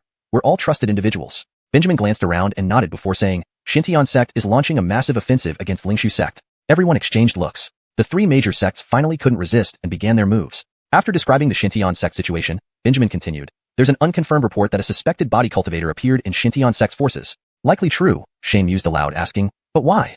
Similar to the Transcendent Peak old monster-seeking demon cultivators, what do they aim for? Though unsure of their intentions, precautions must still be taken. Shane turned to Nigel and said, "Professor Huang, get the research team to stop their current projects and focus on producing guns and cannons for the factory. We need as much as possible, regardless of cost." Nigel nodded. Shane bowed and said, "I'll need Dinghai Pavilion's help with materials." "Of course," Nigel replied with a bow. Shane then looked at Bobby. "Master Brother Bobby, please keep an eye on each academy branch and ensure they intensify their cultivation. Things will get deadly soon." Low-stage cultivators were usually managed by Ernest, who Bobby called Master. Now that Ernest was recuperating, the task fell to Bobby. Bobby nodded. "You're overstating it, Grandmaster. I will do my best." After arranging internal matters, Shane turned to Carmine. "Carmine, you and Irvin should check up on Senior Denyi in Awan Continent." Since Lingwu Continent had moved, Awan Continent would likely be stirring. Sending someone to investigate was necessary, especially since Awan Continent bordered Xiuxian sect closely. "Brother Mu," Shane looked at Corbin. "How familiar is Dinghai Pavilion with Ilixiazu?" Shane referred to the southern part of Ilixiu Continent, not the tiny northern region. "It's okay," Corbin did not guarantee absolute certainty. Then trouble Brother Mu to investigate any movements in Ilixiu Continent. Dying Continent was primarily focused on promoting Buddhism through Lingwu Temple, so they likely wouldn't have military invasion plans. As for xuanhuan, it was mainly inhabited by wandering cultivators, incapable of organized attacks. Having arranged everything, Shane asked the gathered crowd, "Any objections?" Finding his arrangements reasonable, everyone agreed silently. Seeing everyone nod, Shane clapped his hands. Let's proceed accordingly. From now on, peace might be scarce.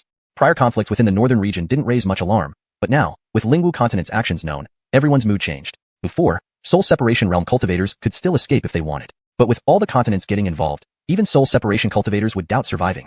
Hashtag chapter 248. Another lottery. Despite the gains everyone had made in xiuxian sect, none could say with certainty that they would truly break through to the soul transformation realm. Shane handed over all the spirit stones he had saved from selling pills to Nigel, instructing him to exchange them for various resources. Thankfully, with Ding Hai Pavilion as an ally, Shane wouldn't have known how to spend all his money otherwise. Then Shane announced something that drove everyone wild with excitement. Total access to the xiuxian sect library. Those at the crystal formation stage could browse all books up to section 4, while those at the return to pill stage had no restrictions. For those at the soul division stage, there was even the little Buddha pavilion waiting for them. To this end, Shane spent a huge sum of money to purchase hundreds of cultivation techniques from the system, expanding the library's collection. He even managed to obtain 4 or 5 holy grade techniques from the Xiuxian secret realm. Suddenly, every cultivator in xiuxian sect found themselves immersed in a frenzy. With the right cultivation level, any technique became attainable. Typically, only lucky soul division stage cultivators could learn heavenly grade techniques. But in xiuxian sect, one could learn them at the return to pill stage. Just imagine that. This move rippled through the entire northern region, overshadowing the ongoing battle between Xintian sect and Lingshu sect. Other sects were utterly stunned. High-grade techniques were the backbone of any sect. Was xiuxian sect throwing away its foundation? If a soul division stage cultivator memorized all the techniques and then fled, wouldn't it be easy to establish another xiuxian sect elsewhere? The soul division cultivators within xiuxian sect harbored complex feelings as they entered the little Buddha pavilion to study the holy grade techniques. On one hand, everyone criticized Shane's wastefulness, but on the other, they all reaped immense benefits. Shane couldn't care less. After all, spreading these techniques was the only way for him to upgrade his own capabilities. As for sustaining the sect, techniques weren't a problem for him. He had plenty. However, this move did have some advantages. Many wandering cultivators who had been left homeless after previous battles decided to join xiuxian sect upon hearing of Shane's generosity. Shane accepted them all without hesitation. However, joining now came with far fewer benefits. These new members, like the ones who worked 3 years unpaid, were treated as outer disciples, with lower status compared to ordinary disciples. Despite this, their treatment still exceeded that of other sects. Of course, Shane wasn't foolish. He arranged an initiation ceremony for these new members, using appraisal techniques to weed out over a dozen evil cultivators and several blood puppets. As for regular spies from other sects, Shane didn't mind. They could hardly cause much trouble. After another half-month, Ernest and Anakin finally recovered. Seeing that they had no lingering issues, Shane breathed a sigh of relief. Meanwhile, the diligent learning of xiuxian sect's disciples had earned Shane 9,000 achievement points. Although not enough for an upgrade, it allowed him to draw once more. 100 achievement points for a lottery draw. Having previously drawn 10 times, he could finally upgrade the lottery system. With nothing else pressing, Shane went into the Xiuxian secret realm. The lottery offered a chance at obtaining holy grade items. Caution was necessary. Seating himself on a large rock, he immersed his thoughts into the system, preparing to draw. Without delay, he went for a direct 90 consecutive draws. Items flashed one by one. Ignoring what he obtained for now, Shane observed the upgraded lottery system. Each draw now cost 1,000 points, with an upgrade after 100 draws. Shane grimaced. The next upgrade would cost 100,000 achievement points, higher than the 1 million system points required before. The probability distribution improved, though. E grade 15%, D grade 10%, C grade 40%, B grade 20%, A grade 10%, S grade 5%. Note: guaranteed A grade item for every 10 consecutive draws. But without enough achievement points, Shane turned his attention to the obtained treasures. Among the low grade items, he had received 7 or 8 B grade, 5 A grade, and 1 S grade. 4 or 5 techniques, 2 or 3 magical treasures, and other materials. Most materials were familiar to Shane. What excited him most was the S grade treasure. Soul Stabilizing Pearl, S grade. It prevented soul dissipation, crucial for reviving Jack's physical body. Shane felt increasingly astonished by the system. It must be intelligent. Why else would each draw yield 1 or 2 useful items? Reflecting on the system's nature, he tidied up and rushed to Ernest's courtyard. If Jack could regain his physical body, it would add genuine soul transformation strength. Ernest was fully recovered and managing the growing number of low-level cultivators with Bobby. Though he had assigned many low-level cultivators to help, Ernest remained busy, sparing little time for cultivation. Shane pulled Ernest from a pile of papers, causing him to protest. "Master, what is it? I'm busy. Speak quickly." "Not like this." Shane laughed wryly. "What about your own cultivation?" "I'll push through this phase first." Ernest thought Shane was urging him to cultivate, so he started to return to his work. "I can't break through to soul transformation soon, so I won't add any combat power." Shane hurriedly stopped Ernest, revealing a fist-sized pearl. "Who said you can't break through?" Upon inspecting the pearl, Ernest exclaimed, "A soul-stabilizing pearl?" Shane nodded, smiling. "Let me inform someone." Ernest rushed into the hall, briefly explained, and returned, asking, "Where are we going?" Seeing the pearl in Shane's hand, Jack inside the ancient jade grew agitated. This final material was the hardest to find. A holy grade item that Shane had actually obtained. Shane pointed towards the little Buddha pavilion. "Let's go there. The spiritual energy there is strongest." Arriving at the pavilion, they activated the restriction, barring others from entering, and settled down in the courtyard. Chapter 249. Reconstructing the physical body. Shane gazed at the courtyard in front of him, feeling a flood of emotions. He had lived here for several years, and now it had become the core of Qian sect. Just the number of sacred rank cultivation techniques stored here numbered over a dozen. But Shane only allowed himself a brief moment of reflection. There were more pressing matters to attend to. Shane handed the soul-stabilizing pearl to Ernest. You will do it?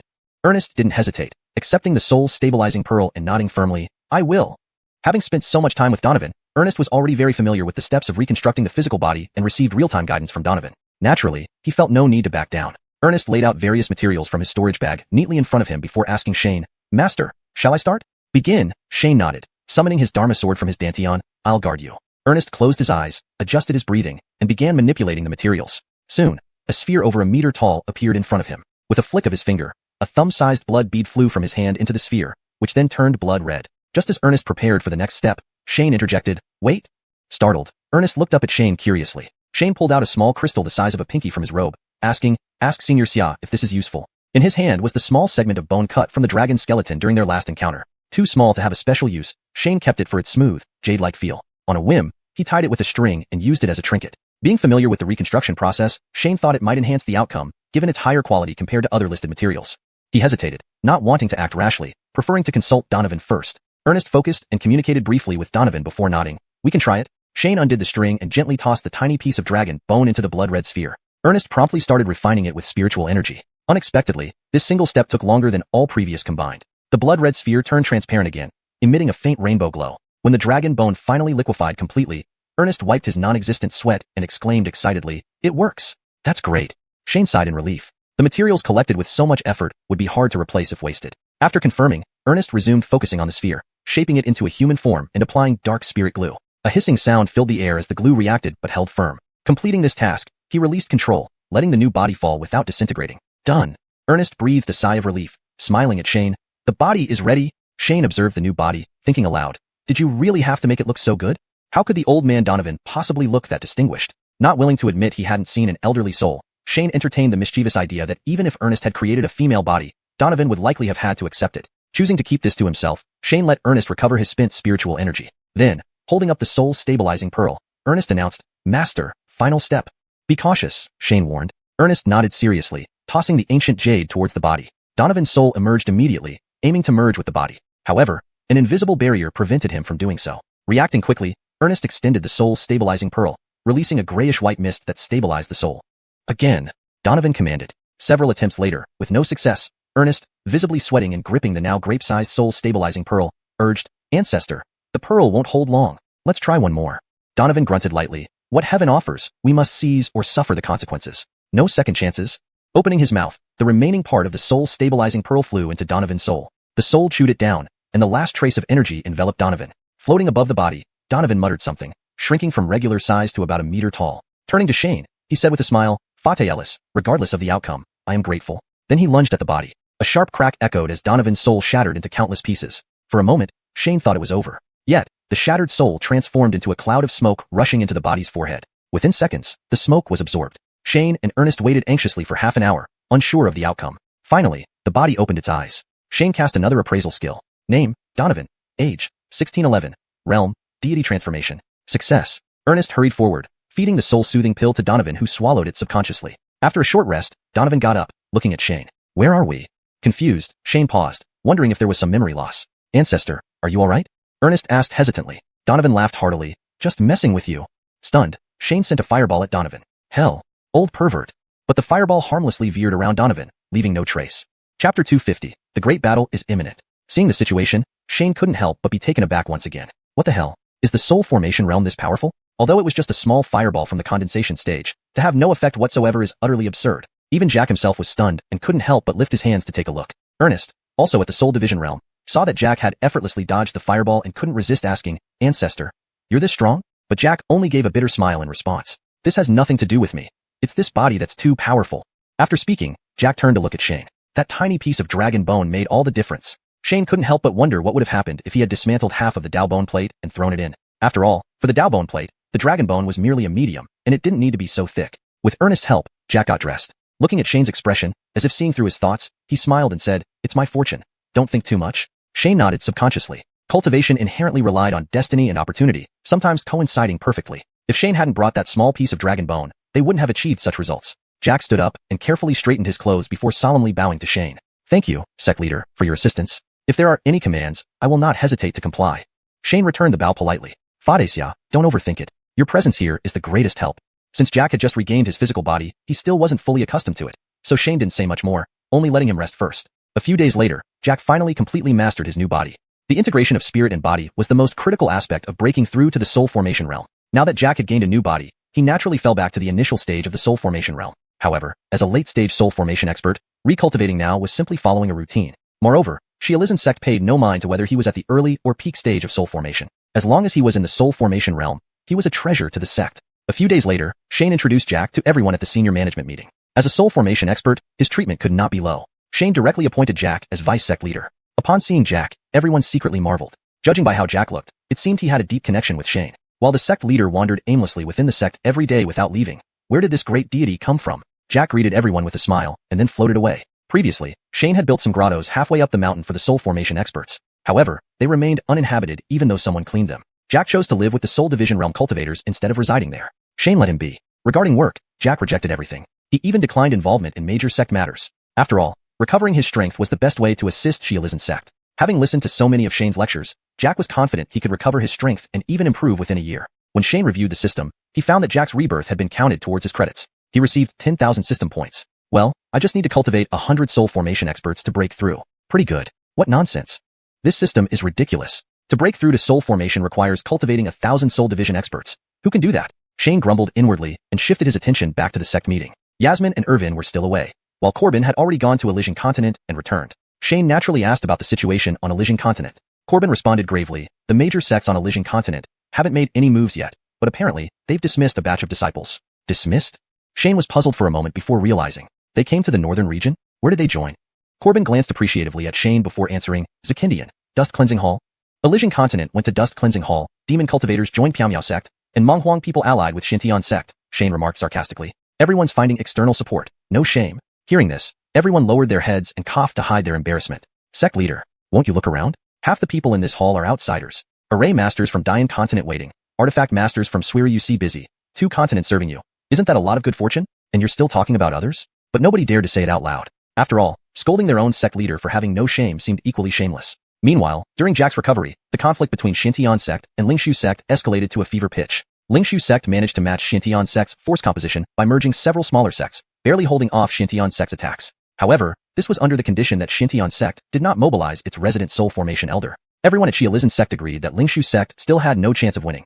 After all, each advancement for high-ranking cultivators was incredibly difficult. Precisely because of this, the gap between each rank was enormous. Even within the soul formation realm, the differences between minor stages were insurmountable. Although the previous sect competition caused Xintian sect to lose many soul division and core formation cultivators, as long as their soul formation elder was unharmed, Xintian sect remained one of the 3 major sects. Indeed, unwilling to endure the stalemate, Xintian sect finally mobilized its soul formation elder. As expected, after the soul formation elder's intervention, the battlefront underwent a massive change. In just a few days, Xintian sect swept across the battlefield and reached the secret domain of Lingshu sect. And this was with only 1 soul formation elder deployed by Xintian sect. Though publicly, Xintian sect claimed to have only 1 soul formation elder. No one believed a 1,000-year-old tradition like Xintian sect would have only 1 lonely soul formation elder. At this moment, Piaomiao sect and Dust Cleansing Hall also took action, targeting Xintian sect. The chaos among the 3 major sects drew the emergence of powerful cultivators from various continents behind these sects. There were already 6 or 7 soul formation elders appearing. Including those from the 3 major sects, there were more than 15 soul formation experts.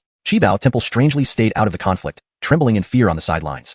Xiuxian sect fared slightly better. The news Yasmin and Irvin brought back from Awan Continent indicated that Megan was trying hard to control her beast minions and not participate. Chapter 250. The great battle is imminent. Seeing this, Shane was taken aback once again. What the heck?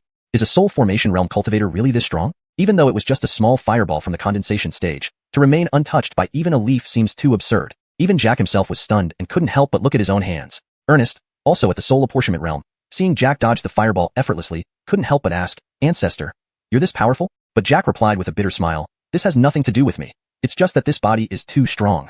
Then he turned to Shane. That small piece of dragon bone made an incredible difference. Shane couldn't help but think that if they had thrown in half the Dao bone disc instead of just a piece, what kind of effect would that have produced? After all, for the Dao bone disc, the dragon bone was merely a carrier, and it didn't need to be so thick. With Ernest's assistance, Jack put on the new body. He turned to see Shane's expression and seemed to read his thoughts. With a laugh, he said, I am fortunate to have this. Don't overthink it.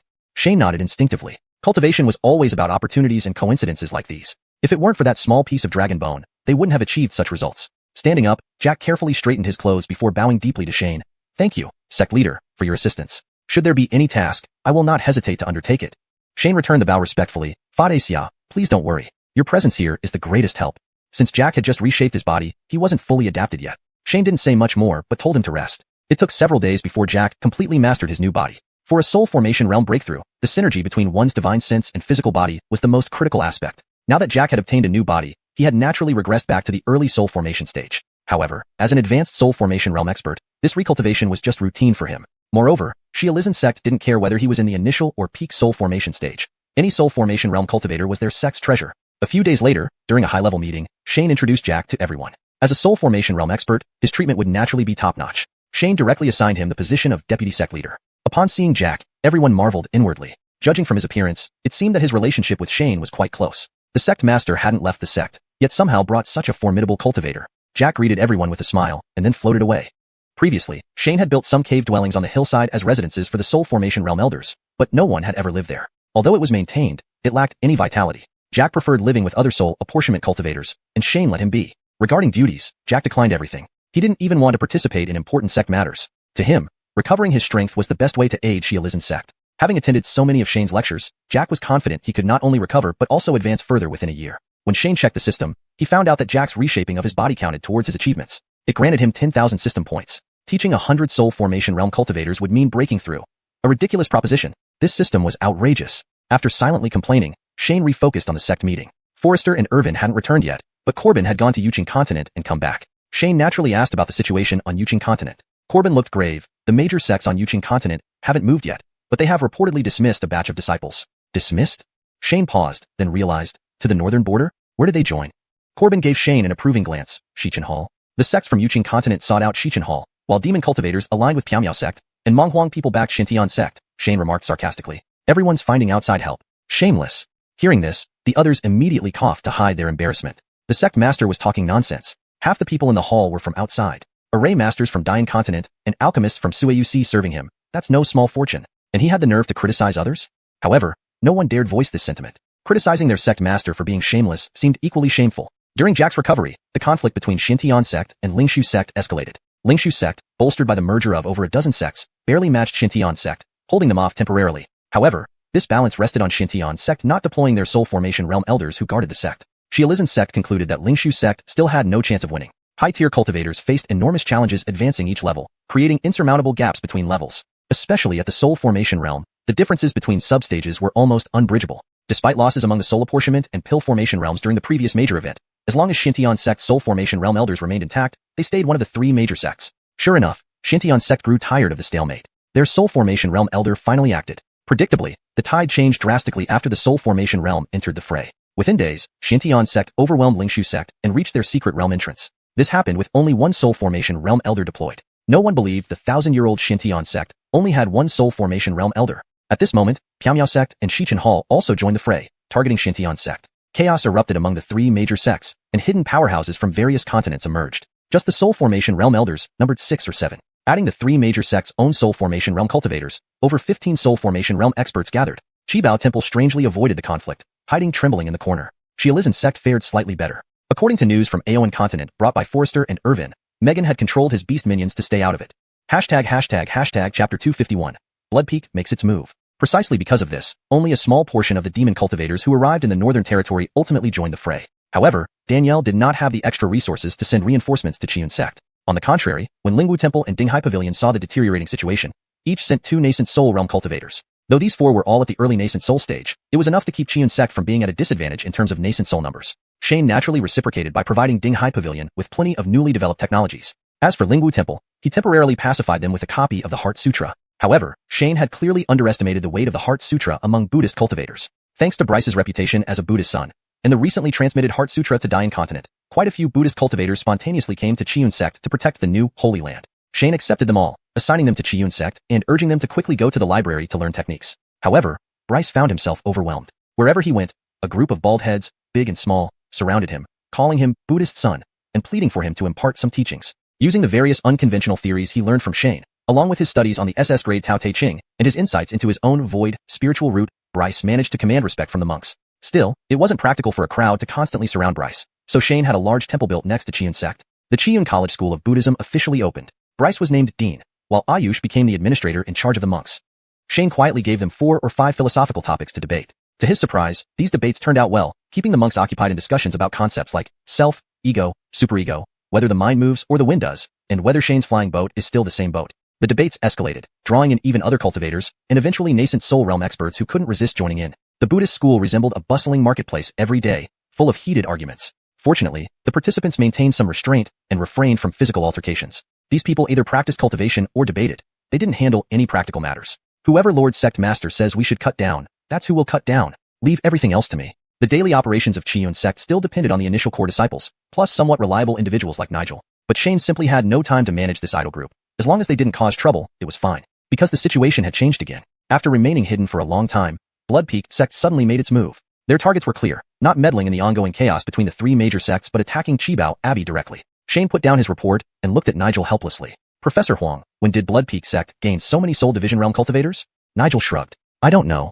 The report showed that over 20 Soul Division Realm cultivators had already appeared on the battlefield. It seemed that although Blood Peak Sect remained hidden, they had been actively recruiting in secret. Cultivating a Soul Division Realm took decades at the least, and Blood Peak Sect could not possibly remain hidden for so long. Thus, the only reason left was that Blood Peak Sect had also secretly absorbed many demonic cultivators. This is troublesome. Shane scratched his head. As long as they don't have any nascent souls, they're just nuisances, Nigel chuckled indifferently. Before now, Blood Peak Sect was the largest demonic sect in the Northern Territory and the biggest enemy of various sections. But they were more like cockroaches or rats, hard to eradicate but occasionally surfacing to irritate you. They certainly weren't lethal foes. Even now, despite having over 20 Soul Division Realm cultivators, Blood Peak Sect was still an illusion, no different from Qibao Abbey. They remained that rat lurking in the corner. Shane nodded to Nigel and laughed. Indeed. However, Nigel then shifted the topic and asked, Sect Master, this might be a good opportunity. Shouldn't we also target Qibao Abbey? Shane waved a hand to interrupt Nigel, shaking his head. Actually, our foundation is just as unstable as Qibao Abbey. We currently have sufficient resources and manpower, so there's no need. Qiyun Sect was not short on resources. What they lacked was time. For starters, all 4 of Shane's disciples were virtually guaranteed to break through to the nascent soul realm. With the addition of Donovan and himself, it wouldn't take too many years before Qiyun Sect had at least 6 nascent souls among its core disciples. Though they still wouldn't match top-tier sects like Dinghai Pavilion and Lingwu Temple on the Qi-Ilisan continent, in the Northern Territory, they would absolutely dominate. Moreover, disciples like Ayush and Corbin, who resided within Qiyun Sect, could potentially break through any time. Unfortunately, the Northern Territory situation was spiraling out of control, leaving Qiyun Sect no time for slow development. Therefore, Shane had no interest in the territories occupied by Qibao Abbey for the time being. Shane rejected Nigel's suggestion but explained his reasoning. After all, Nigel was one of the most reliable administrators, so Shane felt it necessary to clarify. A pity, Nigel sighed after listening but did not insist further. He knew these facts well, but couldn't help feeling the urge to bite off a piece of the nearby feast. But soon, incoming news made Nigel incredibly grateful. Luckily, they hadn't dispatched anyone to occupy Qibao Abbey's territory. Blood Peak Sect also had nascent soul cultivators. And this nascent soul wasn't just anyone, it was Fernand. A nascent soul under 50, Fernand truly lived up to the title of genius. Unfortunately, his mindset was flawed. Instead of being a brilliant disciple, he chose to become a demonic cultivator, dreaming of some fantastical utopia. Even if Blood Peak Sect unified the Northern Territory, wouldn't it still be a top-level clique enjoying the most resources while oppressing lower-level cultivators? While Shane didn't think highly of Fernand, his nascent soul realm was undeniable. Taking advantage of the chaos among the 3 major sects, Blood Peak Sect swiftly annihilated Qibao Abbey. This time, unlike their usual brutal methods, Blood Peak Sect behaved like a prestigious sect, minimizing casualties. Immediately afterward, they raised the banner of Blood Peak Sect and settled down at the former site of Qibao Abbey, ready to participate in the Northern Territory's power struggle. Yet, even with a nascent soul as their leader, Shane still doubted their chances. Any one of the 3 major sects could muster 4 to 5 nascent souls. Could Blood Peak Sect really hold their ground? Hashtag Chapter 252, the new Taiyuan Sect. The Blood Ridge Sect occupied the 7 Treasures Abbey, and naturally, the Qiyun Sect took in some of the disciples released by the Blood Ridge Sect. Shane had hoped to take in more Lingshu Sect disciples, but was shocked to hear that the Lingshu Sect suffered collateral damage far from the Qiyun Sect. The 3 major sects had effortlessly eradicated the Lingshu Sect, an outcome not entirely unexpected, but shocking nonetheless, as it seemed the 3 major sects had suddenly discarded their pretense of being prestigious and upright orders overnight. Those who comply with us will prosper.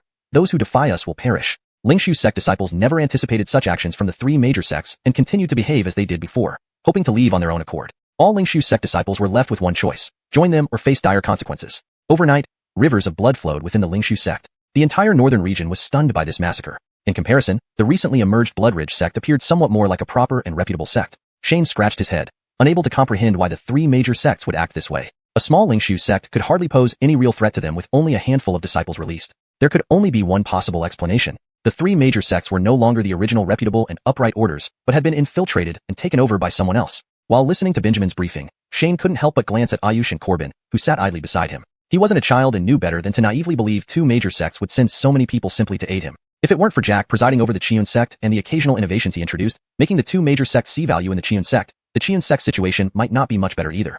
He quickly dismissed these thoughts from his mind. For now, everyone's interests were aligned, so there was no need to think too much about it. After Benjamin finished his report, Shane couldn't help but ask, how is the conflict between the three major sects going? Intense and prolonged, Benjamin replied confidently. There are significant losses among low-ranking cultivators, but there haven't been any casualties among Soul Division and Deity Transformation realms yet.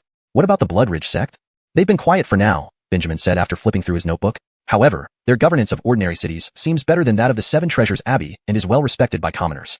Ordinary people didn't care about the battles between cultivators. To them, it mattered little who ruled as long as they could live comfortably. It looked like Fernand had prepared well beforehand and did thorough groundwork. Shane nodded at Benjamin. After finishing the briefing, Benjamin turned and left. Watching Benjamin's back, Shane felt a bit envious. This guy was excellent at gathering intelligence, organizing information systematically. Unfortunately, Benjamin belonged to the Dingshai Pavilion, so Shane could only cultivate new talent slowly on his own. For a while, the three major sects fought fiercely, battle after battle. High-rank cultivators finally began to suffer losses. Nigel seized the opportunity to profit from the war, selling both low and high-grade elixirs and treasures produced by the Xiuxian sect to the three major sects. Dingshai Pavilion's reputation still held strong. Not only was Nigel treated hospitably, but he was also allowed to do business without hindrance. Under Shane's instructions, the old fox Nigel's skills in persuasion improved considerably. The three major sects believed Nigel only had so much stock and bought everything regardless of price. After making rounds, Nigel sold a significant amount of goods, reaping huge profits for both the Dingshai Pavilion and the Xiuxian sect. Whether the three major sects would feel humiliated upon realizing this and unite against the Dingshai Pavilion remained unknown. It all depended on the strength of the Dingshai Pavilion's reputation. Anyway, the Xiuxian sect hadn't officially participated, so it couldn't be blamed on Shane. But just when Shane thought he could benefit from the war, the northern region suddenly underwent dramatic changes. The three major sects were simultaneously attacked, and the attackers were none other than the external continent cultivators who had joined their ranks. The three major sects suffered heavy losses, even leading to the fall of Deity Transformation Realm cultivators. Shane was bewildered. What was happening? Hadn't they already gained control? Why attack now? Soon, Shane understood. The three major sects and the Blood Ridge sect jointly issued a statement to stabilize the northern region, forming an alliance. A few days later, another statement was issued, announcing the establishment of a new sect, the Taiyuan sect, and its leader was none other than Fernand. Upon hearing this news, Shane was utterly dismayed. What was Fernand playing at? Silently, he managed to unify three external continents. Suddenly, such a massive force emerged in the northern region. It was obvious what would happen next. Apart from the new Taiyuan sect, only the Xiuxian sect remained. However, the destruction of the three major sects brought some benefits to the Xiuxian sect. While Deity Transformation Realm cultivators were absent, at least 8 Soul Division Realm cultivators from 3 different sects were absorbed. Originally, these people would be fierce enemies, but after visiting the Xiuxian sect library, they quickly settled down. The three major sects had fought each other almost to the brink of collapse and were now calling each other brothers again. They were too busy studying cultivation techniques to have time for grudges. In no time, the Xiuxian sect boasted 5 Deity Transformation Realm cultivators, over 30 Soul Division Realm cultivators, nearly 200 Foundation Establishment Realm cultivators, and over 10,000 low-rank disciples. Even during the heyday of the United Northern Region under Jack and the Blood Ridge sect, they hadn't achieved such strength. Yet, faced with the current situation, this was still insufficient. The opposing Taiyuan sect alone had over 10 Deity Transformation Realm cultivators. If they truly fought, these 10 Deity Transformation Realm cultivators alone could disrupt the peace of the Xiuxian sect. Fortunately, apart from protecting the internal area within 100 miles of the sect, the Xiuxian sect had nothing else to guard. As for Dongqing City, the Taiyuan sect probably wouldn't bother with it. Almost all resources within the Xiuxian sect's heavenly array were being utilized. The inner city, Qiang Town, had over 500,000 ordinary residents. Factories sprouted up everywhere like mushrooms after rain, and dozens of trains traversed the area. For now, the Taiyuan sect remained inactive, likely consolidating itself. Fernand must be overwhelmed managing this newfound behemoth that he transformed from a minor sect with only a few Soul Division Realm cultivators. However, time was running out for Shane and the Xiuxian sect. Listening to the battle reports, all the Soul Division Realm cultivators fell silent. Master, should we retreat? Nigel asked first. With less than 1 million people, a few trips will be enough to move everyone. Please let me know if you need further assistance or adjustments. Chapter 253, Promoting Buddhism. I want to try again. After all, it's not a life-or-death situation yet. Shane added, explaining, we only have about 10,000 core members. If we really can't hold out, we can leave directly. Seeing Shane's firm attitude, Nigel said reluctantly, you have to promise me that if the situation becomes hopeless, you will definitely leave. Shane laughed and replied, don't worry. I'm not as fearless as you think. That's good. Nigel stopped trying to persuade him. Shane heaved a sigh of relief when Nigel didn't press further. Nigel wasn't the only one with such thoughts. Shane did not believe these supporting cultivators from the 2 major sects would be willing to perish together with Xiuxian sect. To Xiuxian sect, the truly important thing was its cultivators. As for resources, they weren't that significant. As long as the people were safe, they could rebuild Xiuxian sect anytime. Since Nigel had agreed to their bottom line, retreat when the situation becomes hopeless, it gave them more flexibility. However, Shane hadn't told Nigel something else. Danielle had once told Shane not to leave the northern border before becoming a saint. Although she didn't explain why, Shane had guessed it right. If he left the northern border, there might be a saint who couldn't resist attacking him. But now, If he became a saint, what was there to worry about? Thinking this over, Shane made up his mind. He turned to Bobby and asked, "Senior brother Bobby, the goal of your Lingwu temple is to promote Buddhism, right?" "Yes and no," Bobby replied honestly. "Spreading Buddhism is one part of it. But if we can expand further across Dian continent, that would be even better." Shane continued, "Does the mind method I wrote count as Buddhism?" Bobby was taken aback by Shane's question, but still nodded. "The book written by my grandmaster certainly counts." Shane nodded, then looked at everyone around. "Has everyone read Mind Method? What do you think of its effects? Not only does it help calm the mind, but it also enhances spiritual senses. Truly worthy of being a saint-level technique." Corbin, sitting next to Bobby, answered first, then asked curiously, "Why are you asking this?" Midway through, Corbin suddenly stopped, looking at Shane in surprise. "You don't mean to spread this technique, do you?" Shane snapped his fingers. "Senior brother, you're sharp. Holy crap, are you crazy?" Bobby burst out cursing, which was rare for him. "You want to promote Buddhism, right?" Shane looked at Bobby, somewhat puzzled. Bobby's mouth twitched. He didn't know what to say. His mind was conflicted. Promoting Buddhism was indeed correct, but never before had any saint-level Buddhist scripture had side effects like the Heart Sutra, benefiting cultivators. When Shane gave the Heart Sutra to Lingwu Temple earlier, he and Bobby had tested it. This technique, though saint-level, could be copied by ordinary people. To ordinary people, it was just an ordinary Buddhist scripture, but to cultivators, it was a saint-level technique. This bizarre situation was new to Bobby. Now, he wasn't sure if he should agree. Seeing Bobby's perplexed expression, Shane understood his dilemma. It was merely concern over spreading techniques. If the Heart Sutra weren't a cultivation technique, Shane wouldn't bother spreading it. But it was inappropriate to say so outright. So, Shane pointed to Ernest, who sat nearby, and explained to Bobby, "Let's spread this technique under the name of the Buddha Prince to boost the reputation of our xiuxian sect." Ernest, hearing that he was involved, couldn't help but speak up, "Master." Shane waved his hand to interrupt Ernest. "Don't deny it. You have so many students in your school. Ask them if they agree." Hearing Shane's explanation, Bobby nodded approvingly. If it's to boost the Buddha Prince's prestige, I guess Lingwu Temple should agree. It's not just about the Buddha Prince's prestige.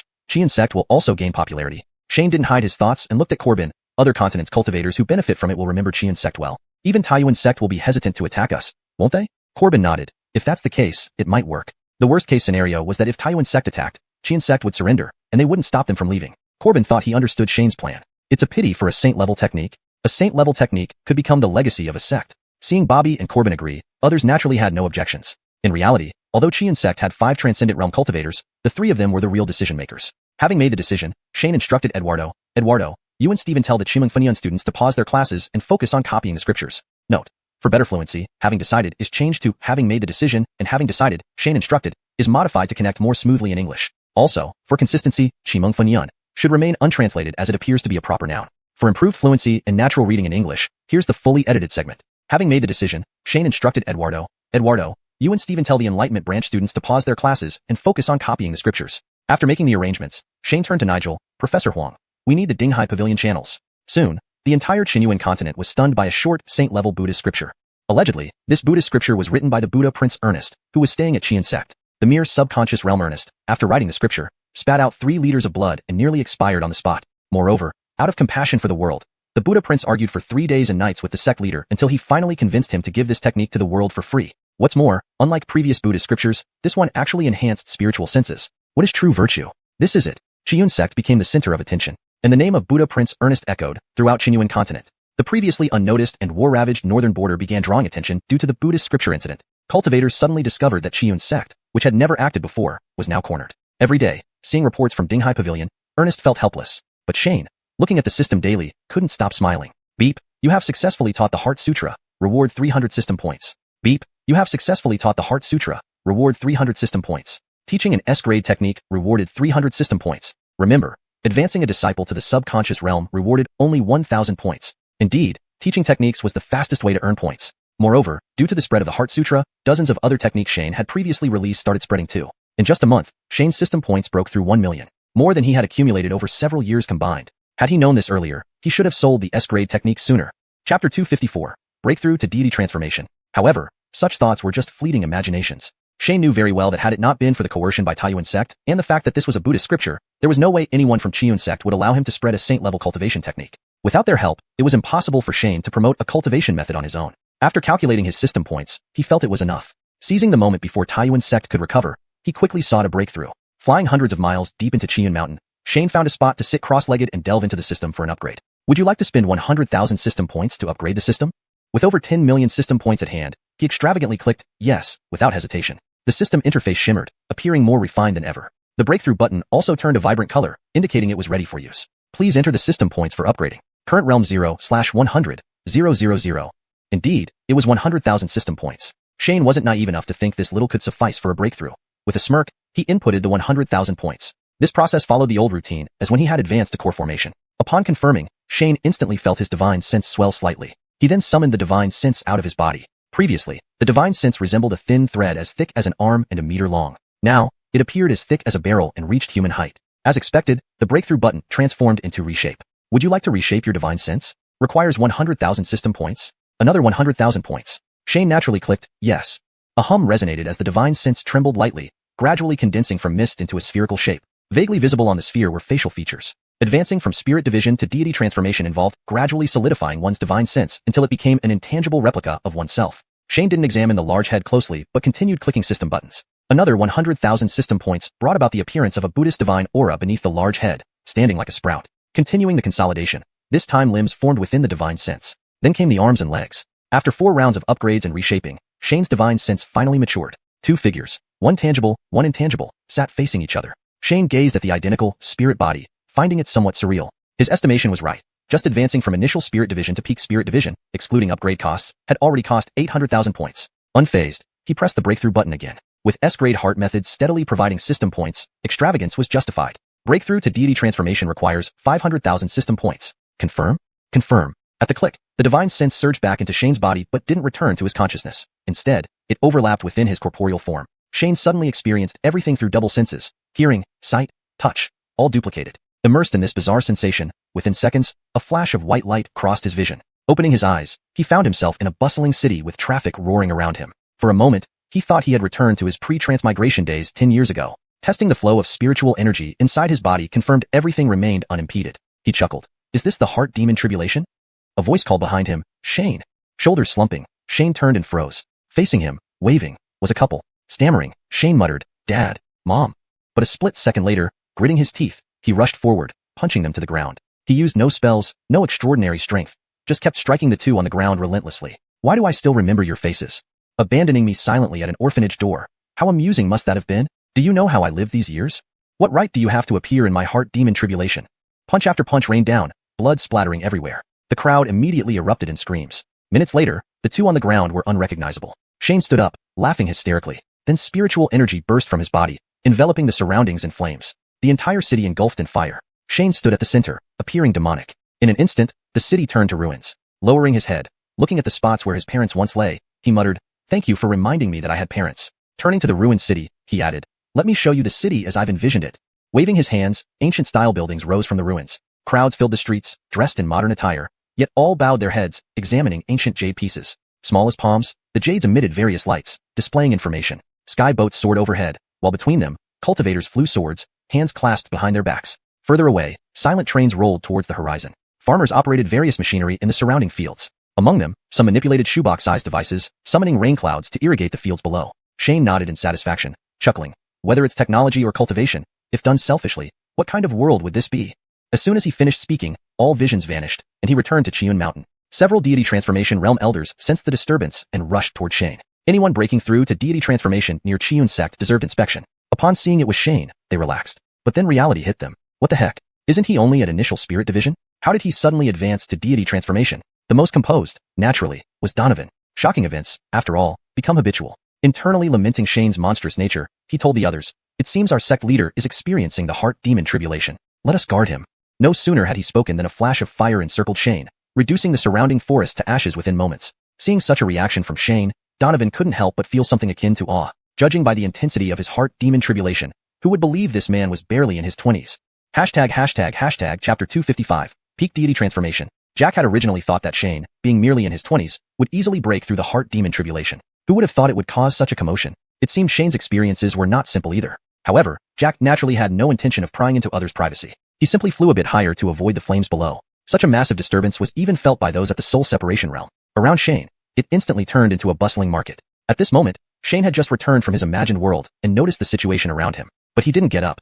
Instead, he immersed himself back into the system, preparing to continue breaking through. Since all this commotion had already been caused, a little more wouldn't matter. Would you like to spend 1 million system points to upgrade the system? First, he needed to upgrade the system before continuing his advancement. Shane naturally didn't care about spending system points. After the system upgrade was complete, the upgrade button disappeared, indicating it was now at its highest level. But now wasn't the time to study the system further, so Shane continued clicking to break through. Please input the system points used for the upgrade, current realm, 0/8, 000,000. Shane counted the zeros, confirming it was 8 million. Advancing in the deity transformation realm was like starting over again, without clear distinctions between levels. It required patience and persistence. When divine sense and physical body reunite perfectly, one can break through to deity transformation. This kind of unity emphasizes compatibility, but is not irreversible, allowing one to separate divine sense like in the soul separation realm. Shane glanced at the system points, ensuring they were sufficient, and then decisively inputted 8 million. Upon clicking confirm, his divine sense was shaken out of his body and summoned back. Soon after, the divine sense recombined with Shane. As the system points decreased, Shane felt his divine sense gradually merging with his physical body, no longer feeling different as it did during breakthrough. Starting from his limbs, then his torso, and finally his head, when Shane looked out from his eyes with only one unified perspective, his advancement was almost complete. Shane dared not continue further. The next realm was the mortal realm, where one would be on par with ordinary people. Given the current northern border situation, that would make him nothing but a lamb waiting to be slaughtered. The Xiuxian sect members watched in shock as Shane's power escalated sharply. What demon was this? Just having broken through to deity transformation, he directly soared to the peak? Surely, you must be able to break through to the mortal realm. You're just temporarily cautious, right? Shane sat quietly for a while, familiarizing himself with the deity transformation realm before rising into the sky, standing suspended in midair. Only when the divine sense could merge with the body did one have the strength to support the body. This was the most significant hallmark of the deity transformation realm. Shane bowed to everyone, saying, "Thank you all for your assistance in protecting me." They all responded humbly, acknowledging that this was more about gaining knowledge than protecting. Corbin approached Shane on his flying sword, inspecting him closely before saying with a smirk, "You absolutely fell from the mortal realm." Previously, when Shane was still an ordinary person, they mistook him for being from the mortal realm. After breaking through to soul separation, they said he had lowered his realm. Now, seeing him immediately reach the peak of deity transformation, the notion that he had fallen from the mortal realm became even more convincing. "Whatever you say," Shane shrugged. He was long past the point of explaining. Let them fill in the gaps themselves. To everyone, let's disperse. Shane bowed again to the crowd. They then politely took their leave. Within a day, news of Shane breaking through to deity transformation and immediately reaching the peak spread throughout the entire Xiuxian sect. Those who came later had heard rumors that Shane had fallen from the mortal realm, but no one believed it. After all, in the small northern border region, there was not a single person in the mortal realm. And for it to happen in an unknown place like Xiuxian sect, with Shane under 20 years old, it seemed impossible. But now, faced with undeniable facts, they had to believe. A less than 20-year-old mortal realm powerhouse. Xiuxian sect was unbeatable. Unconsciously, their affection for Xiuxian sect grew deeper. Shane's breakthrough inadvertently increased the importance these people placed on him and the sect. After everyone left, Shane sat cross-legged again. He hadn't yet explored what new functions the upgraded system had. Immersing himself in the system, he discovered a new feature that allowed spending system points to increase martial technique proficiency. This meant practicing techniques was unnecessary. One could just click. Shane tried it, clicking on a heavenly rank technique called 9 Flame Falcon. This technique was the one previously used by Monty. 9 flaming falcons, stunningly powerful. However, Shane had no need to show off back then, so he didn't learn it. Now, being able to use it without practice, he naturally wanted to try. Would you like to spend 1,000 system points to increase proficiency? A heavenly rank technique for just 1,000 points, almost like getting it for free. Shane confirmed it. Instantly, a segment of information appeared in his mind, teaching him how to use the 9 Flame Falcon. Checking the proficiency level, it was only at the understanding stage. Clicking to increase it again cost another 1,000. To reach the familiar, proficient, and comprehend stages took 3,000 more points. Learning a heavenly rank technique for just 4,000 system points was an incredibly good deal. Reaching the comprehend stage, Shane extended his right hand flat, and a 3-inch-long fiery red bird appeared in his palm. The Flame Falcon, aside from its entirely red body and swirling spiritual energy, looked identical to a real bird. Shane tossed the Flame Falcon into the air and controlled it to dive down. Boom! A fist-sized firebird crashing into the ground created a thunderous explosion. Shane nodded inwardly, quite satisfied with the move's power. More importantly, he no longer needed to worry about learning or combining spells. Whatever effect he wanted, he could directly use the system to enhance proficiency. Unfortunately, his combat experience remained sorely lacking. From the start of his cultivation to now, he hadn't fought a battle against an equally matched opponent. Instead, his disciples seemed to have experienced life and death crises, gaining rich combat experience. However, he didn't have much time left to gain more combat experience. The Taiyuan sect sent a letter. It was couched in grand terms, talking about negotiating major issues and northern border unity, but anyone could see it was an ultimatum. Shane casually tossed the letter aside, glancing at the remaining 2 million system points, and grinned. Invincible beneath the sage. Do as you please. Chapter 256, 50 years later. Mom, I'm off. Drake hurriedly grabbed 2 buns from the table, slung his backpack over his shoulder, and ran out the door. Be careful.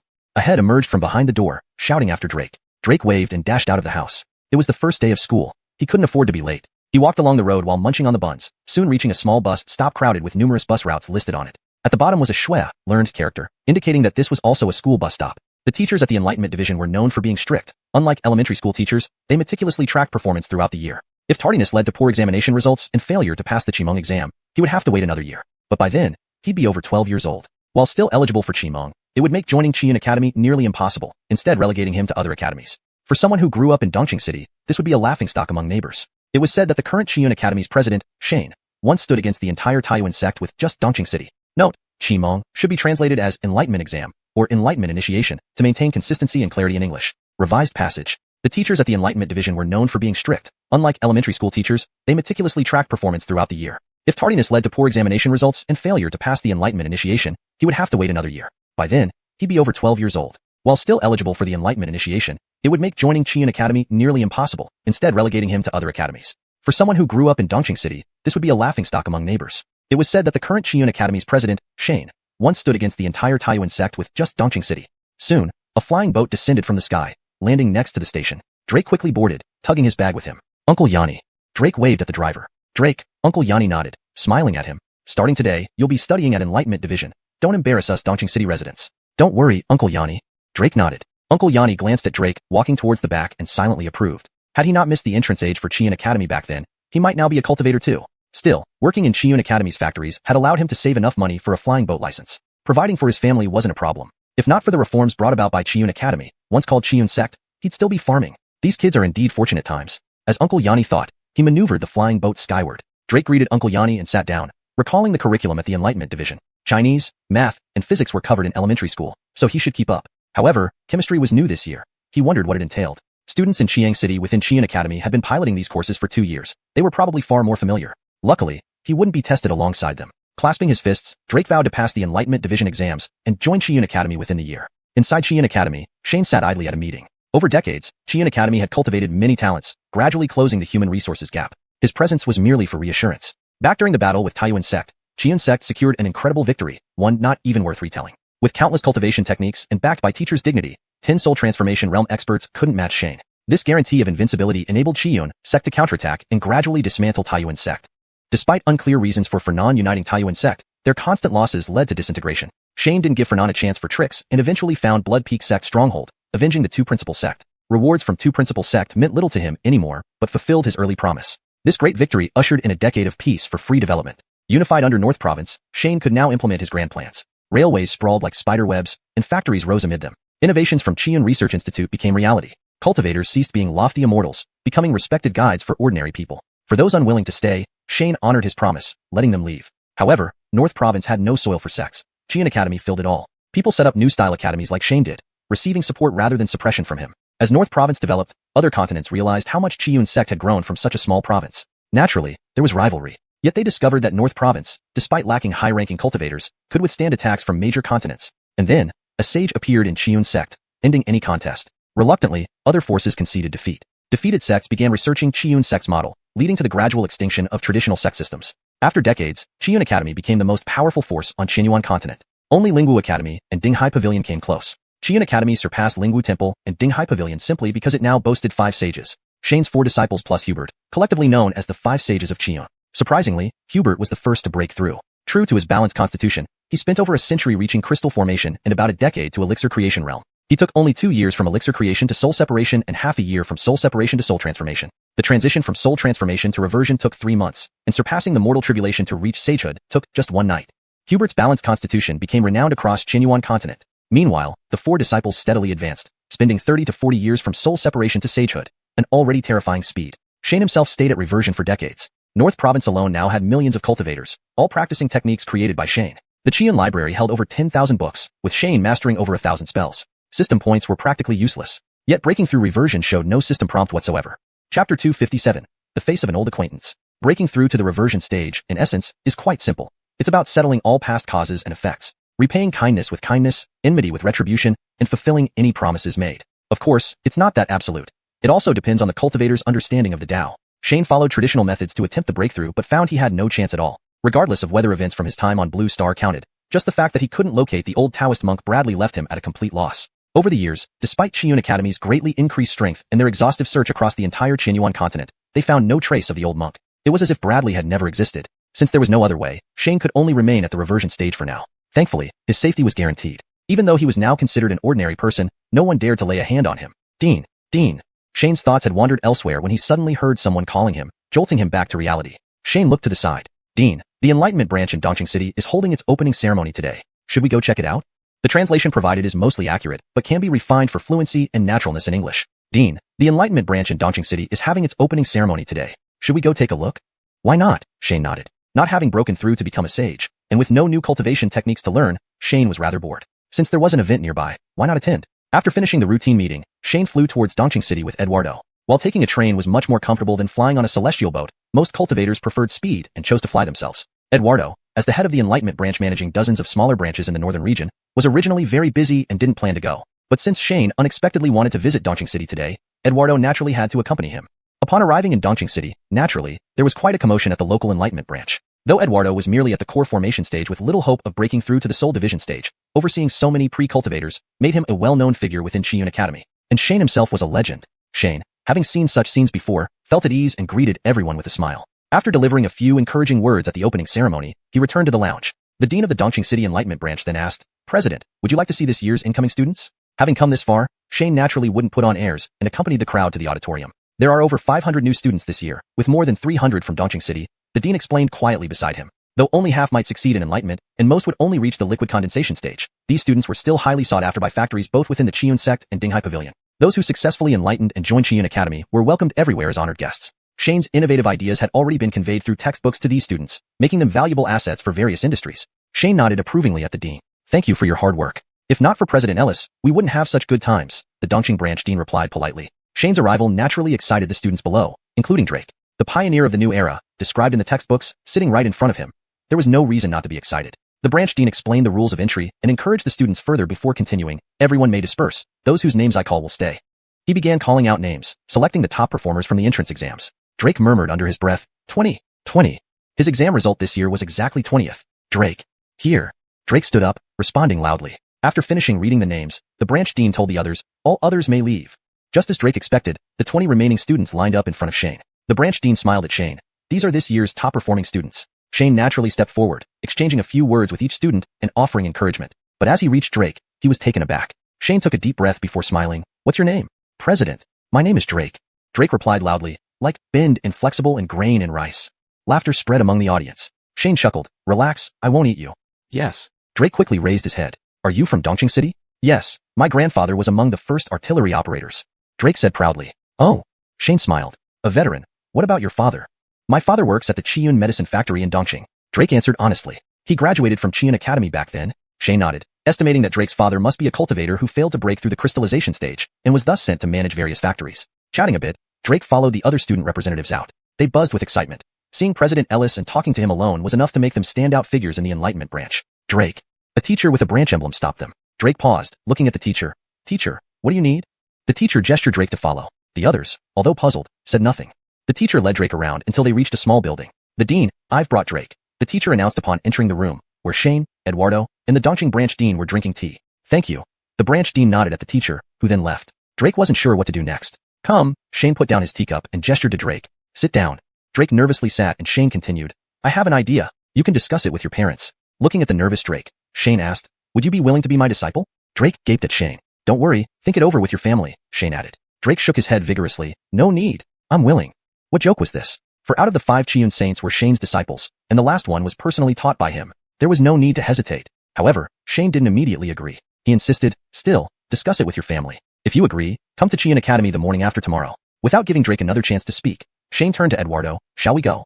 Eduardo stood up and left with Shane. On the celestial boat, seeing Eduardo's hesitant expression, Shane smiled. "Ask what you want to ask." Eduardo spoke up. "Lord Sect Master, is there anything special about Drake? Another saint?" Shane laughed lightly and shook his head. "No, he just looks a lot like an old acquaintance." Eduardo nodded, not pressing further. Shane similarly fell into deep thought. He hadn't expected his trip to Dongqing City to have such a twist. Despite Drake's young age, Shane's keen eyesight revealed that his appearance was identical to Bradley's. Chapter 258, Heavenly Dao Blockade. Although Shane did not believe in reincarnation and such concepts were not common in Xuanhuan continent, he still felt somewhat stunned when he saw Drake. Fate played a role. Since they met, Shane thought of taking Drake as his disciple. Although master-disciple relationships were less favored on Xuanhuan continent at that time, it would certainly be different with Shane. The next morning, Shane got up and headed toward the entrance of Xiuxian Academy. The gate was now far more impressive than before, with dozens of large and small plaques leading into it. Even the immortal gate that once left him breathless could not match this kind of grandeur. When he emerged from the gate, the Chu family was already waiting outside, having likely arrived just as the sky lightened. After a brief exchange, Shane led them into Xiuxian sect. Drake was completely baffled as to why Headmaster Ellis had chosen him, and his mind remained in a haze. However, Shane didn't feel the need to explain. He simply took Drake to his courtyard. With so many soul separation realm and spirit transformation realm cultivators within the sect, Shane no longer stayed in the soul separation dormitory but returned to Little Buddha Pavilion with his disciples. It felt most comfortable living there again, although it wasn't like before. It had been renovated extensively, and new structures surrounded the exterior. Seeing Shane return, his disciples also came out from their rooms. The Chu family trembled slightly upon seeing the sight. Good heavens! 5 saints. In fact, Stephen had long expressed his wish to become Shane's disciple, but Shane never agreed, mainly because he found it strange to be addressed as master by a 100-year-old man while he himself was only 20-something. They eventually stopped mentioning it, but Stephen continued to show reverence as a disciple, which Shane tolerated. Therefore, in a way, all 5 should be considered his disciples. Shane waved at them. Come, meet your junior brother. He then turned to Drake. Greet your senior brothers and sisters. After the formalities, Shane took Drake back to the room and said, we don't have many rules in our lineage. Just kneel and acknowledge me as your master. Drake nodded and respectfully bowed, calling Shane master. His fellow disciples congratulated him one by one. Meanwhile, Shane closed his eyes in deep contemplation. Seeing their master seemed enlightened, they quietly left with Drake. At the moment Drake knelt, Shane felt a slight loosening in his mortal return realm. Shane immediately immersed himself in cultivation. In the mortal return realm, resolving karma was part of comprehending the Great Tao. Once the Great Tao was fully understood, one could naturally enter the saint realm. Shane's 5 disciples were all saints, so he knew this well. Yet, it took him 3 whole days of meditation. Though stronger than ordinary mortals, his body in the mortal return realm was still mortal. Exhausted yet mentally alert, Shane muttered, now I understand. Everything, from blue star matters to Isidore's path, is mere attachment. He added, if I can't find them on Xuanhuan continent, perhaps I will find them in the heavens. Looking up, his gaze seemed to pierce through the roof, gazing at the heavenly Tao that blocked ascension. Buzz. Suddenly, an odd rhythm resonated across the universe, but there was no fluctuation in spiritual energy. Instead, the suppressed residual spirit power within Shane surged suddenly, advancing from gathering chi, condensing liquid, crystallization, returning to elixir, soul separation, spirit transformation. Each realm was effortlessly transcended until finally, his divine sense and physical body merged perfectly. Suddenly separated, they sat opposite each other. Shane's consciousness switched between the 2 positions, thinking aloud, divine sense equals physical body, no difference. This is the might of a saint? At this moment, the system in Shane's mind disintegrated, and countless cultivation techniques turned into mist, along with system fragments entering his divine consciousness. Consciousness entered his divine sense, and he saw the mist forming a voice nearby. Isidore. Master? Shane spoke hesitantly. Isidore nodded with a smile. Maybe you can call me System? Shane paused. What's happening? This needs explanation. Isidore summoned a chair and sat down, looking back at Shane. Shane sat cross-legged on the ground, watching Isidore whose actions mirrored those before. Isidore began, let's start with Xuanhuan continent. It's an artificial island. This realm is man-made. Man-made? Shane was shocked. Who has such power? Creating a world was impossible even for saints. You must know that there are realms beyond ours. Being a saint is merely the beginning. Isidore waved off the question. 1,000 years ago, sinners were thrown into this realm to fend for themselves. The heavenly Tao above is a cage containing everything. But people can still ascend? Shane doubted. The heavenly Tao allows a glimmer of hope for those who find loopholes in the universe, Isidore explained. Yet it has repair mechanisms. Isidore raised his hand. Each repair closes previous loopholes. Shane finally grasped it. So breaking through the heavenly Tao becomes harder, to the point that in recent millennia, no one has ascended? Yes.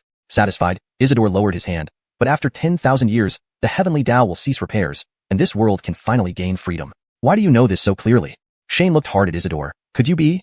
Young men are quick-witted. I chose you wisely, Isidore laughed. I am here to guard the heavenly Tao. But you're not from here, right? Isidore shrugged.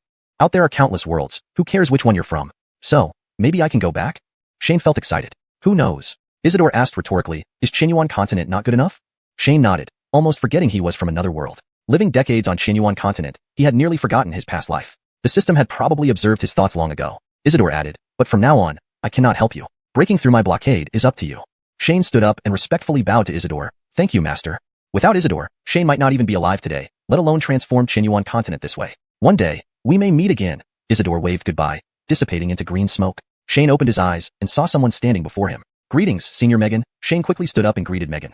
Megan waved his hand. Now that you're also a saint, just call me Megan. Shane cupped his hands in greeting, but was interrupted by Megan. I'm here to tell you why I didn't let you leave the northern border back then. Megan got straight to the point. This place, the northern border, was carved out by the saints of old. Carved out? Shane was puzzled. No one could defeat each other, so they divided this land among themselves, and no one could come here. Megan clicked his tongue. Isn't this what it means to carve it out? But Senior, you?